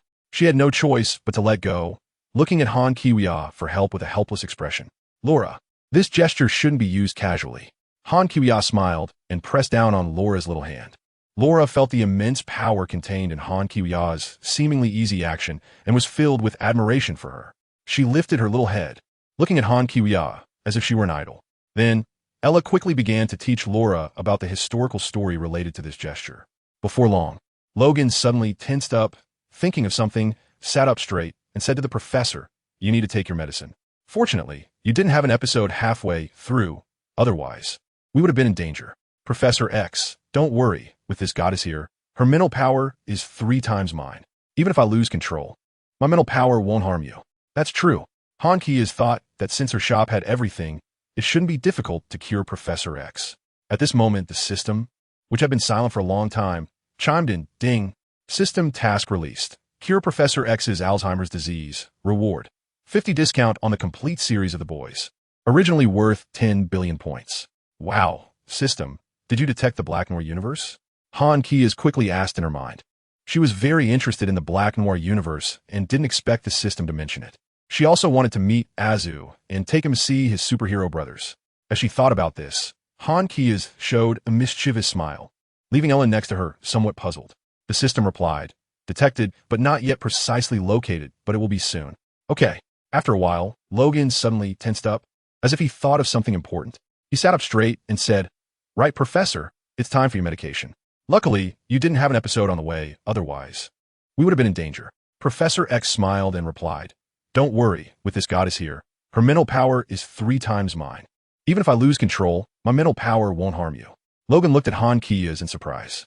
Then, he nodded agreeing. Han Kiya thought to herself upon hearing this topic. Since the store had everything, curing Professor X's illness should not be a difficult task. Good system. Help me find something that can cure dementia. Unexpectedly, after a long silence, the system first responded, "Ding. System task released.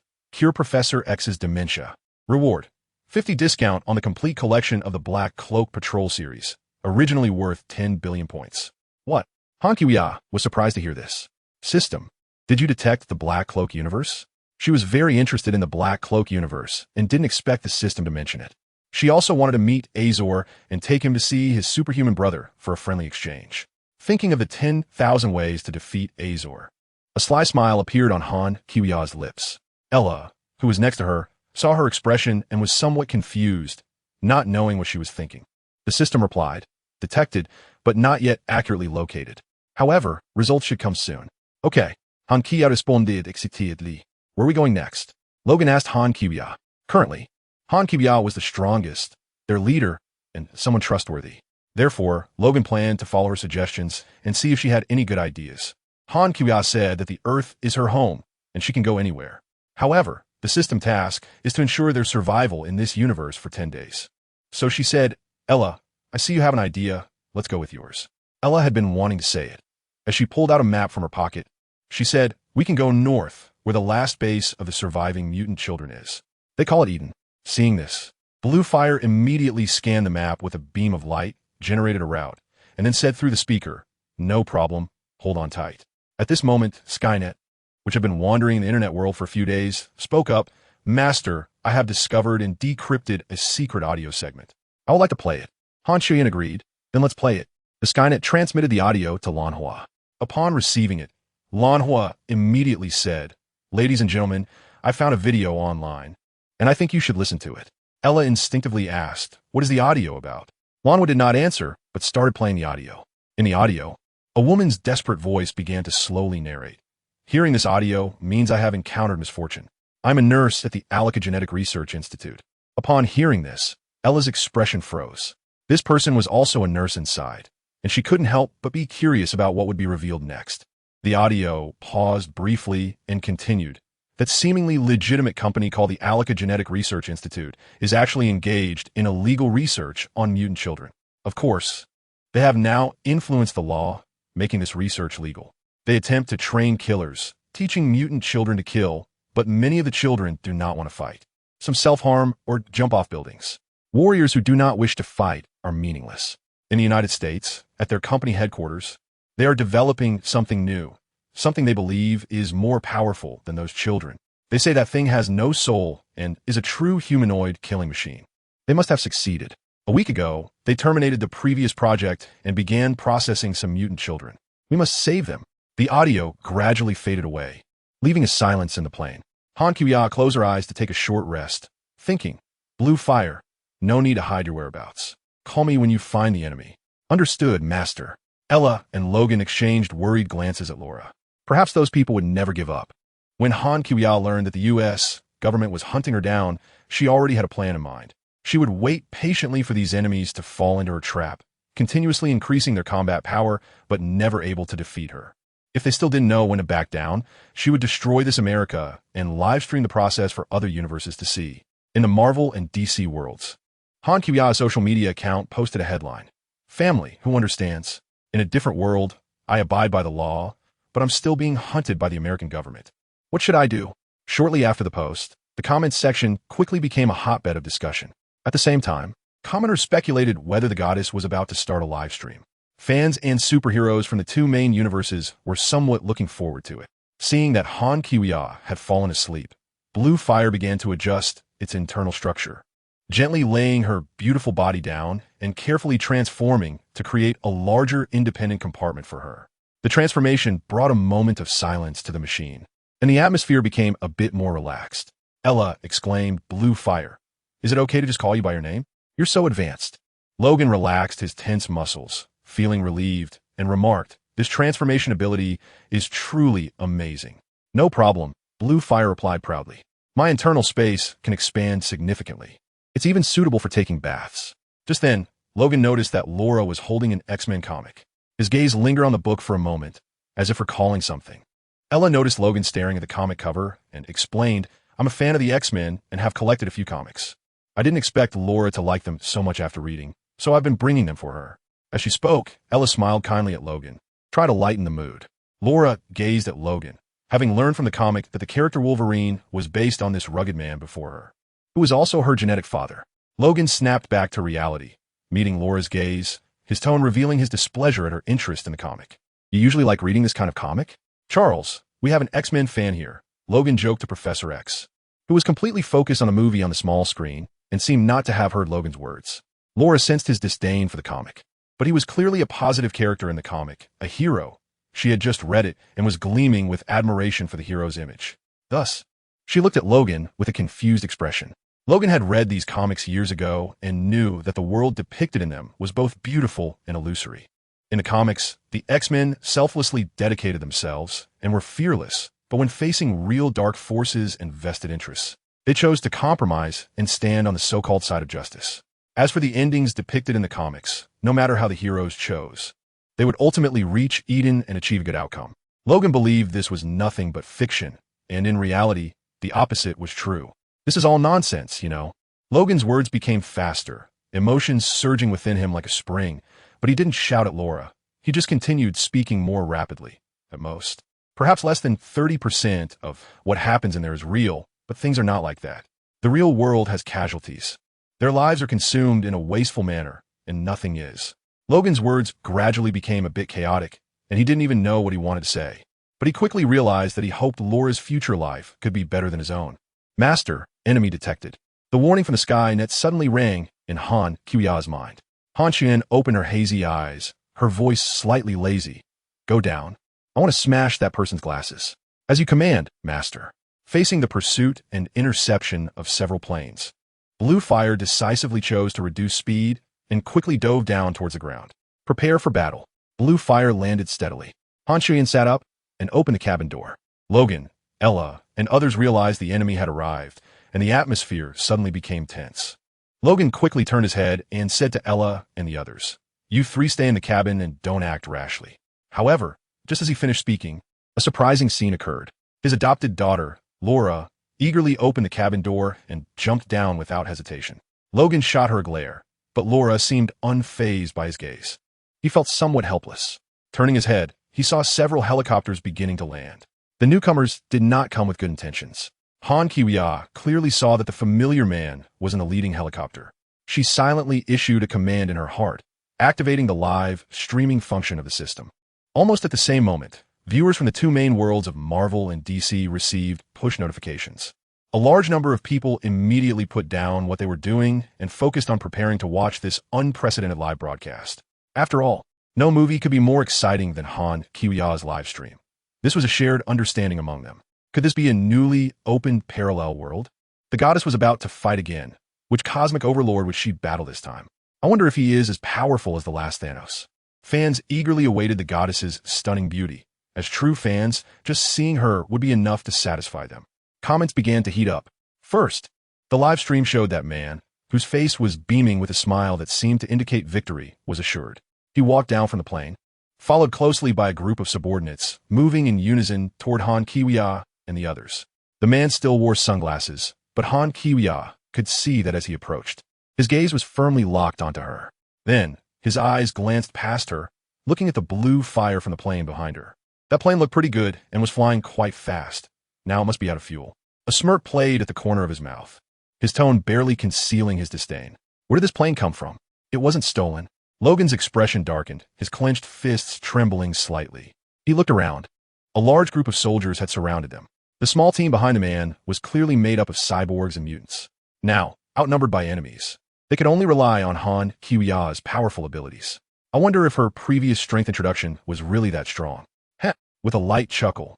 The man looked at Han Kuya, who stood at the forefront, and said slowly, "You know, the government issued a wanted notice last time. They have photos of everyone. Just missing yours." He then casually waved his hand, signaling his subordinates to take a picture of Han Kuya. Soon after, countless reinforcements would arrive one after another. Even if Han Kuya was powerful, he believed that so many people could ultimately wear her down. He was confident that Han Kuya could not escape. Could she really fly or teleport? Since that was the case, he might as well take the time to complete his photo-taking task first. As for himself, as a cyborg, he had an extremely resilient life force. Even if he died, there were related drugs that could help him revive. Besides, he didn't need to act personally. He could just hide and watch the fight. His behavior clearly showed his extreme contempt for Han Kuya. The man then asked, "What is your name?" Han Kuya's eyes were filled with a stronger killing intent as she calmly replied, "Superwoman." "Okay, a nickname works too." The man beside her took notes with a pen. Han Kuya glanced at the person about to press the shutter to take her photo and suddenly shouted, "Wait a minute. What's wrong? Can't accept your current situation? You're already prisoners now. I seriously tell you, you are in big trouble. I advise the guys behind you to immediately withdraw the warrant for us. If you don't listen to the advice and dare to upload photos to hunt me down, I will." The man asked nonchalantly, "What will happen?" "Declare war on the United States." "What? Ha! You alone are going to declare war on the most powerful country on Blue Star, the United States?" The man couldn't help but laugh, thinking the superwoman was simply crazy. Han Kuya glanced over and noticed the name on his nameplate, and then said, "Donald, right?" As she spoke, Han Kuya raised her delicate little fist and fiercely aimed it at him. "I'll smash your glasses."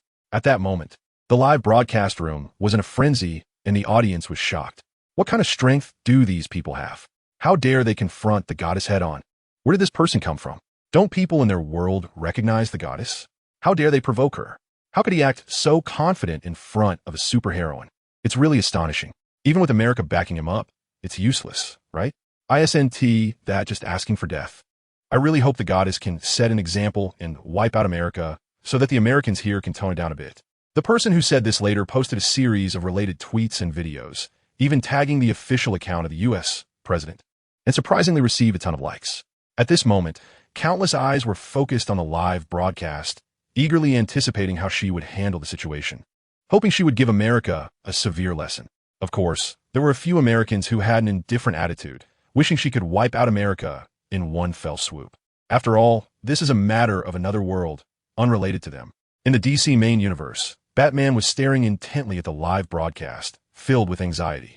Ever since he had a falling out with Superman again, his inner turmoil had only intensified. At this moment, he began to deeply worry whether Han Kuya would truly unleash a killing spree and bring the desire for slaughter into the DC world.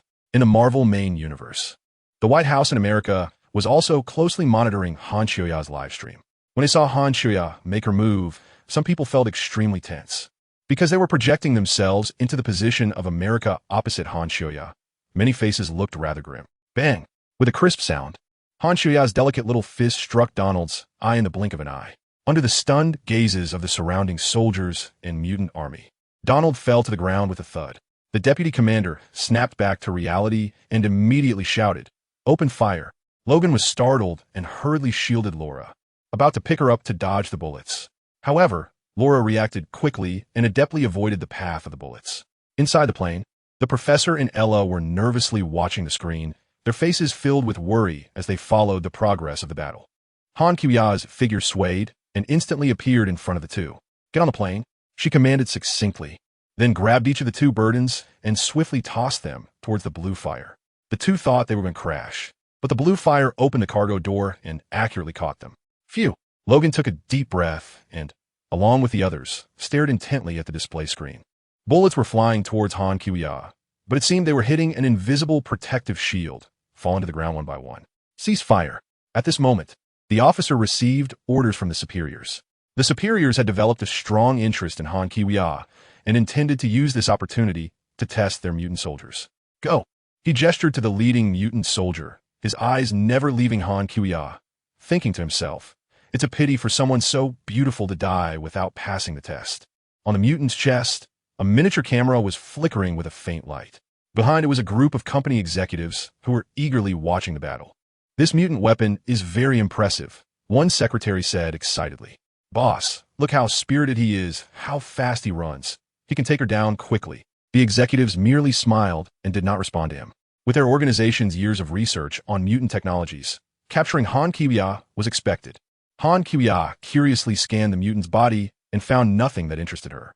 Then, a red light sparked in her eyes, and two beams of heat vision pierced straight through him. The soldiers only saw the mutant soldier running when suddenly a flash of red light flickered. Then with a thud, the brave mutant soldier died, just like that. He stumbled forward and fell to the ground, his body sliding along the inertia to rest in front of Han Kiwia's high heels. Han Kiwia elegantly lifted her foot and instantly halted his slide. She pretended to be surprised, gently nudged him with her foot, and flipped him over. She looked down at him with a hint of disdain, wondering how he could be so weak. As soon as she finished speaking, she raised her exquisite high heel and stomped down hard towards the camera. The shareholders were momentarily blinded, only hearing Han Kiwia's voice echoing in their ears, followed by a scene on the display screen showing the high heel approaching. Soon, the screen plunged into darkness. The secretary hurriedly switched to the perspective of another mutant. The executives' hearts began to waver. Their incredibly powerful mutant soldiers were surprisingly so vulnerable. This was impossible, absolutely impossible. A researcher and shareholder murmured. Although his research level was not outstanding, he clearly understood the strength of this mutant soldier. This mutant soldier was powerful enough to take on hundreds of him, yet everything before him overturned his perception. What the hell? Her eyes can glow and even generate heat. Another shareholder exclaimed. This was a research project they had invested in for many years with high reliability. The laboratory had conducted multiple combat tests on them, and this result could just be an accident. Some tried to calm the crowd's panic. Yes, let's try a few more times. Right, she's just one, and we have so many, we still hold the advantage. Although the executives were somewhat flustered, they quickly regained their composure. They believed this might be an isolated case and couldn't represent overall strength. However, they also realized that Han Kiwia's power should not be underestimated. Thus, they decided to send the remaining mutants into battle, not believing that Han Kiwia could escape unscathed. They believed this group of mutant soldiers possessed terrifying combat power. Altogether, after the order was given, a group of mutant soldiers surged towards Han Kiwia like a frenzied swarm of bees. The soldiers nearby felt anxious, while the commander firmly prevented them from opening fire, as if the higher-ups had great confidence in the strength of the mutant army. Han Kiwia stood in place, her arms crossed, with a flicker of red light in her eyes, releasing a searing gaze. Two beams of intense energy swept forward. The temperature of the searing gaze was extremely high, while the defense of the mutant soldiers was relatively weak. The beams that should have sliced them in half instead turned them to ashes, leaving the ground charred. The air was thick with the smell of burning, and the heat waves rolled, making it hard to breathe. The surrounding soldiers felt as if they were beside a furnace, with those closer already having flushed faces from the heat. This scene left everyone stunned. Even the commanders who were once confident in the mutant army began to feel uneasy. They realized that this kind of skill and power far exceeded their understanding. In the conference room, on the plane, and in the live broadcast room, an unprecedented silence fell. Although the audience in the main world had some expectations of Han Kiwia's strength, they were still shocked each time they witnessed her extraordinary power. Han Kiwia's figure became somewhat blurry in the rolling heat waves, as if she had merged with the blazing energy. Her long, slender legs made her already graceful figure appear even taller. Standing elegantly in place, the red glow in her eyes gradually faded, as if the destructive scene just moments ago was not caused by her. Everything around became quiet, but Han Kiwia's super hearing could detect the pounding heartbeats of the crowd. Some timid soldiers lowered their heads in fear, not daring to look directly at the scene. They couldn't help but wonder, is it our turn next? Or should we just let the White House launch nuclear weapons? Commander, should we open fire? A trembling subordinate asked. Donald, whose glasses were shattered by Han Kiwia, was being helped by his subordinates to slowly stand up. He groggily heard this question and felt the tense atmosphere around him, looking around in confusion. What happened? Instinctively, Donald reached for his glasses in his pocket, but suddenly saw Han Kiwia walking towards him. He exclaimed, "Fire! Bam, bam, bam!" Bullets rained down on Han Kiwia, who stopped in her tracks, clenched her small fists, and slowly began to crouch down. Since they didn't want to talk, then they wouldn't talk. A glimmer of joy flashed in Donald's eyes. He thought Han Kiwia was getting weak due to exhaustion, so he continued to order the soldiers to open fire. increasing the firepower, hoping that Han Qiuya's defenses would be broken. Not good. Run. Upon seeing Han Qiuya's actions, Blue Fire realized the seriousness of the situation and shouted urgently. Then quickly transformed and took off. The three people inside the cabin were engrossed in what they were watching, hearing Blue Fire shout with some confusion. Logan smiled and asked, Blue Fire, what's wrong? Aren't we in the advantage? Ha! Get far away and bombard her. Donald shouted excitedly, aha! My mission is complete. And at that moment, Han Qiuya's delicate little fist struck the ground. Her biological force field instantly expanded. Boom! Accompanied by a loud noise. It was as if a giant meteorite had struck the ground. The area within a few kilometers was instantly engulfed by the explosion's power, and smoke and dust began to rise, obscuring the external view. Meanwhile, in the universe tens of thousands of light years away, in Logan, Han Qiuya's clone was absorbing stellar energy and feeling incredibly satisfied, her body feeling very full. She suddenly realized something and revealed a cunning smile. Then, she raised her delicate hand, moving as gently as if opening a book, and with a gentle tear, a crack was immediately pulled open in the void. On the other side of the crack, the Joker was busy excitedly doing something with his back to her, completely unaware of what was behind him. Boom! As Han Qiuya's delicate little fist heavily struck the ground, the thunderous sound echoed in the air. Blue Fire reacted quickly, taking off with the others early, but they were still thrown out by the shockwave. Blue Fire's body shook violently, causing the others to exclaim, Oh, shit, is it the end of the world for Ella? Phew. Luckily I reacted quickly, Blue Fire said, pausing before adding, Let's go back and take a look now. Logan said with some fear, No, Professor X has a weak heart. It's fine, the Master doesn't need to strike a second time, Blue Fire said, turning around and flying back with the others. The surrounding dust gradually dissipated, becoming thin. Through the airplane glass, the three saw that the area within a few kilometers had completely collapsed, resembling a giant meteorite crater. The surrounding enemies had long vanished, probably reduced to dust. Soon, Han Qiuya's graceful figure appeared before everyone's eyes. She stood with her hands on her hips, hovering in the center of the crater as if standing on level ground. Seemingly invincible in the world. Let's go, Blue Fire. Head straight to the destination and wait for their nuclear bomb to come. While the others were momentarily stunned, Han Qiuya had already returned to the plane. After saying this, she closed the live stream. Upon hearing Han Qiuya's words, people in the main world began to feel pity for America. If nuclear weapons were truly used against this invincible goddess, it would be as easy as killing a chicken when she wiped out America. Soon, Han Qiuya seemed to sense something and quickly flew out of the plane, soaring into the sky, disappearing from sight. Han Qiuya flew to the edge of the atmosphere, and a crack appeared out of nowhere, which she promptly dove into. Upon reaching the other side of the crack, Han Qiuya immediately saw her doppelganger. In addition, there was a clown facing away from her directly in front of her. Han Qiuya smiled at her clone, then the two bodies raised their delicate hands and clasped them together, completing the fusion. After the fusion, Han Qiuya, she immediately understood why the clone no longer continued to absorb energy. First, she had already absorbed enough, and her delicate body now felt full and bloated, needing time to digest this energy. Second, she had already been able to tear apart the barriers between different universes, achieving the ability to travel anytime and anywhere. This meant she no longer needed to pay the system for travel points. With such ability, she was naturally eager to explore. Her first thought was to go to the DC universe to find the Joker. After all, the Joker was also a famous villain, and perhaps she could trigger some system mission. If she couldn't trigger a mission, she would be very angry and might give the Joker a good beating. After Han Qiuya completed her fusion, the Joker quickly sensed something unusual behind him and instinctively turned around. When he saw it was Han Qiuya, his expression changed slightly, and his heart raced a bit, but he quickly adjusted his demeanor. This didn't escape Han Qiuya's keen senses, and a sly smile appeared on her face as she said, So you were the Joker. I thought it was that Superman guy, but it turns out it's a powerful yet clueless Supergirl. The Joker put on his clown mask as he spoke. Just kidding, my strength is meant for fun. Han Qiuya took a few steps closer to him, her tall and beautiful figure exuding a strong sense of pressure. Are you ready to write your last words? The Joker's heart raced a bit faster, and he chuckled. Don't scare me. I know you're a righteous hero, and even when taking me down, it should be done fairly, right? Han Qiuya tilted her head and smiled. What next? The clown saw Han Qiuya stop and calmly said, I haven't committed a crime yet. On the other side, Logan and the others arrived at the so-called Eden. The place was covered in yellow earth and stones, with hardly any weeds, only a few dilapidated grass huts, making the whole area extremely desolate. The escaped mutant children gathered here, and Logan and his group joined them.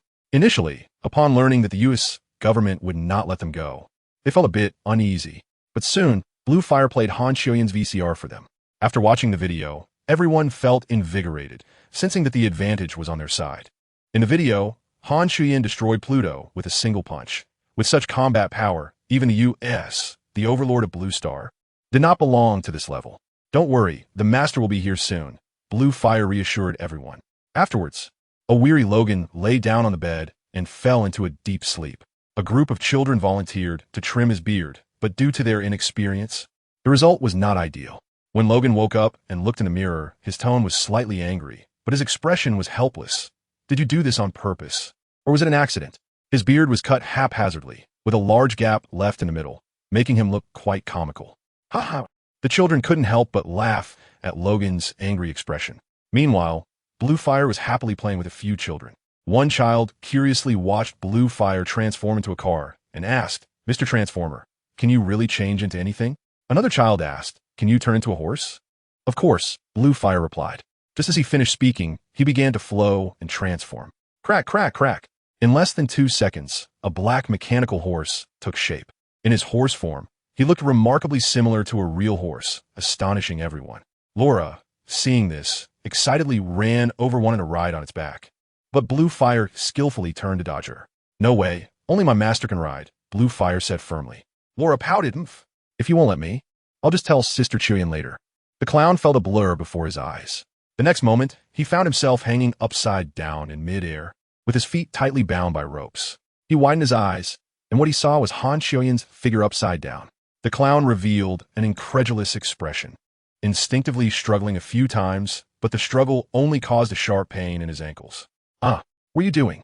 the clown exclaimed. "Let me go." The clown continued. "I haven't even started committing a crime yet." Han Qiuyan's delicate hand supported her chin, a smile on her face, as if she was deep in thought. She said lightly, "You may not be doing anything now, but you will eventually commit a crime." Suddenly, a crisp sound of a whip crack echoed, startling the clown, who was focused on his petty antics. After the whip struck, he forgot his painful cries. "What do you mean? I've turned over a new leaf. Don't slander me." The clown was no stranger to lying. "Han Qiuyan, I can't wait for you to commit a crime before I catch you." Slap.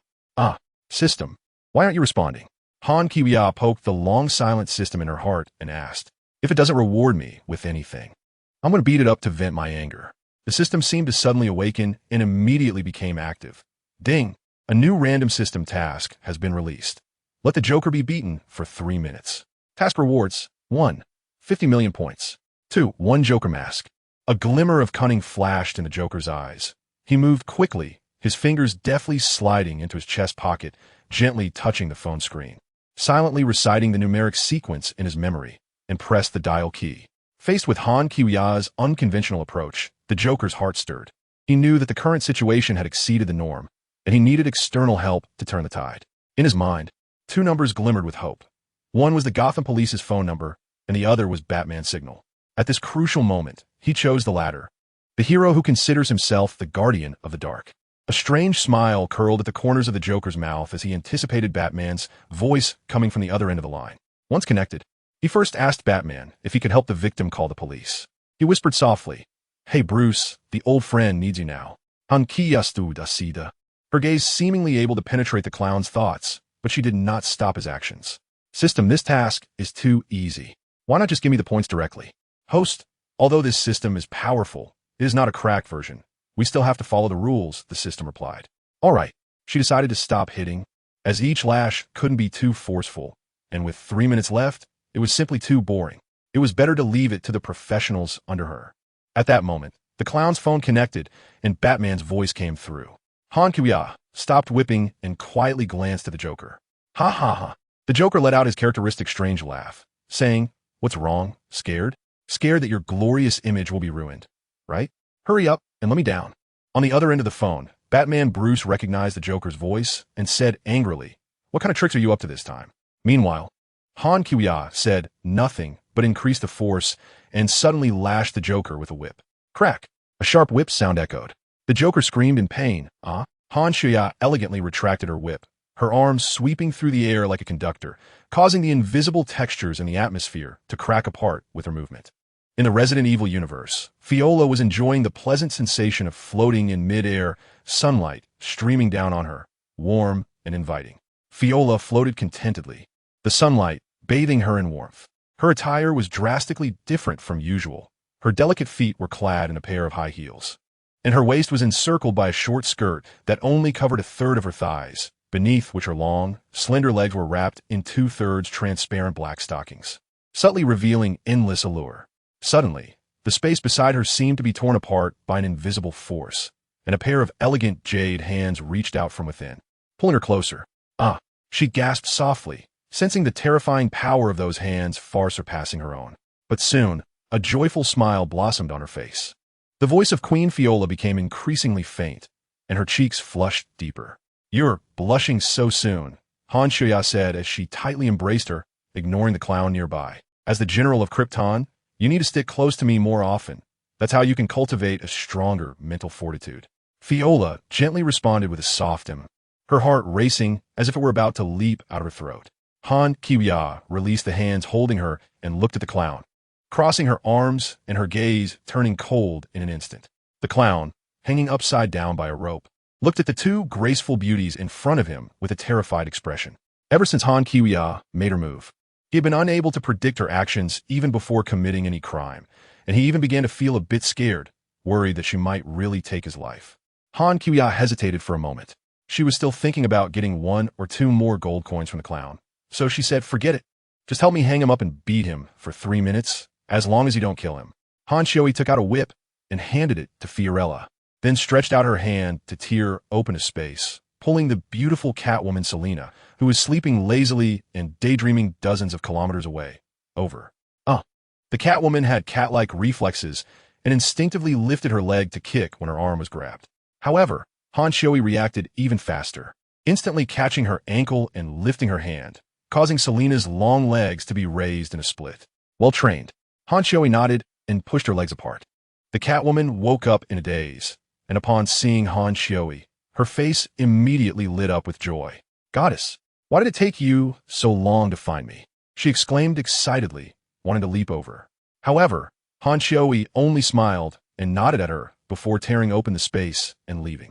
Han Kiwya sensed the abnormal energy fluctuations on Earth DC and knew that the Wasteland Wolf was about to arrive. She decided to return and quickly complete the Wolverine 3 mission first. As long as she destroyed the U.S. government and mutant research institutions, the problem of Logan and the others surviving in this world for 10 days would be easily solved. This made her mission relatively simple. She just needed to patiently wait for time to pass, and she would naturally achieve the task of protecting them for 10 days. "You actually got close to the goddess?" Selina's tone carried a hint of envy and jealousy as she looked at Fiola with an inquisitive gaze. As a Catwoman with a keen sense of smell, she could detect the faint fragrance that Han Kiwya left on Fiola, the scent belonging to the goddess. Fiola couldn't help but feel a sense of pride swell within her. She cast a disdainful glance at the inverted Joker, swinging the whip in her hand even harder. Crack! A whip struck down, and the Joker let out a piercing scream. "Ah." Selina looked at the Joker with sympathetic eyes. She turned to Fiola, her tone carrying a hint of inquiry. "Is this mission given to you by the goddess? Then what is my mission?" The Joker struggled in pain, shouting loudly, "No, you got it wrong. I'm not a character. I haven't even started committing crimes. Let me down." Fiola cruelly swung the whip in her hand, her voice merciless, if I'm not mistaken. "Your mission is to deal with, or should I say tease that Batman." Neither Selina nor Fiola paid any attention to the Joker's cries. Fiola's attention was focused on the Batmobile in the distance. Through her X-ray vision, she saw the Batmobile approaching. Synopsis: transformed into Supergirl and arrived in the Marvel world, gaining the perfect Kryptonian bloodline, starting from the Marvel world to traverse the multiverse. Nick Fury, damn it. The Cosmic Cube was stolen by her again. Tony, a big fan of Supergirl, thinks she's so powerful it scares him, so he has to make an anti-war armor. Hulk fighting is impossible. I Hulk love peace the most. Batman is about to duel Superman, but unexpectedly, another Supergirl appears and she isn't afraid of Kryptonite. Thanos. I dare not come to Earth anymore.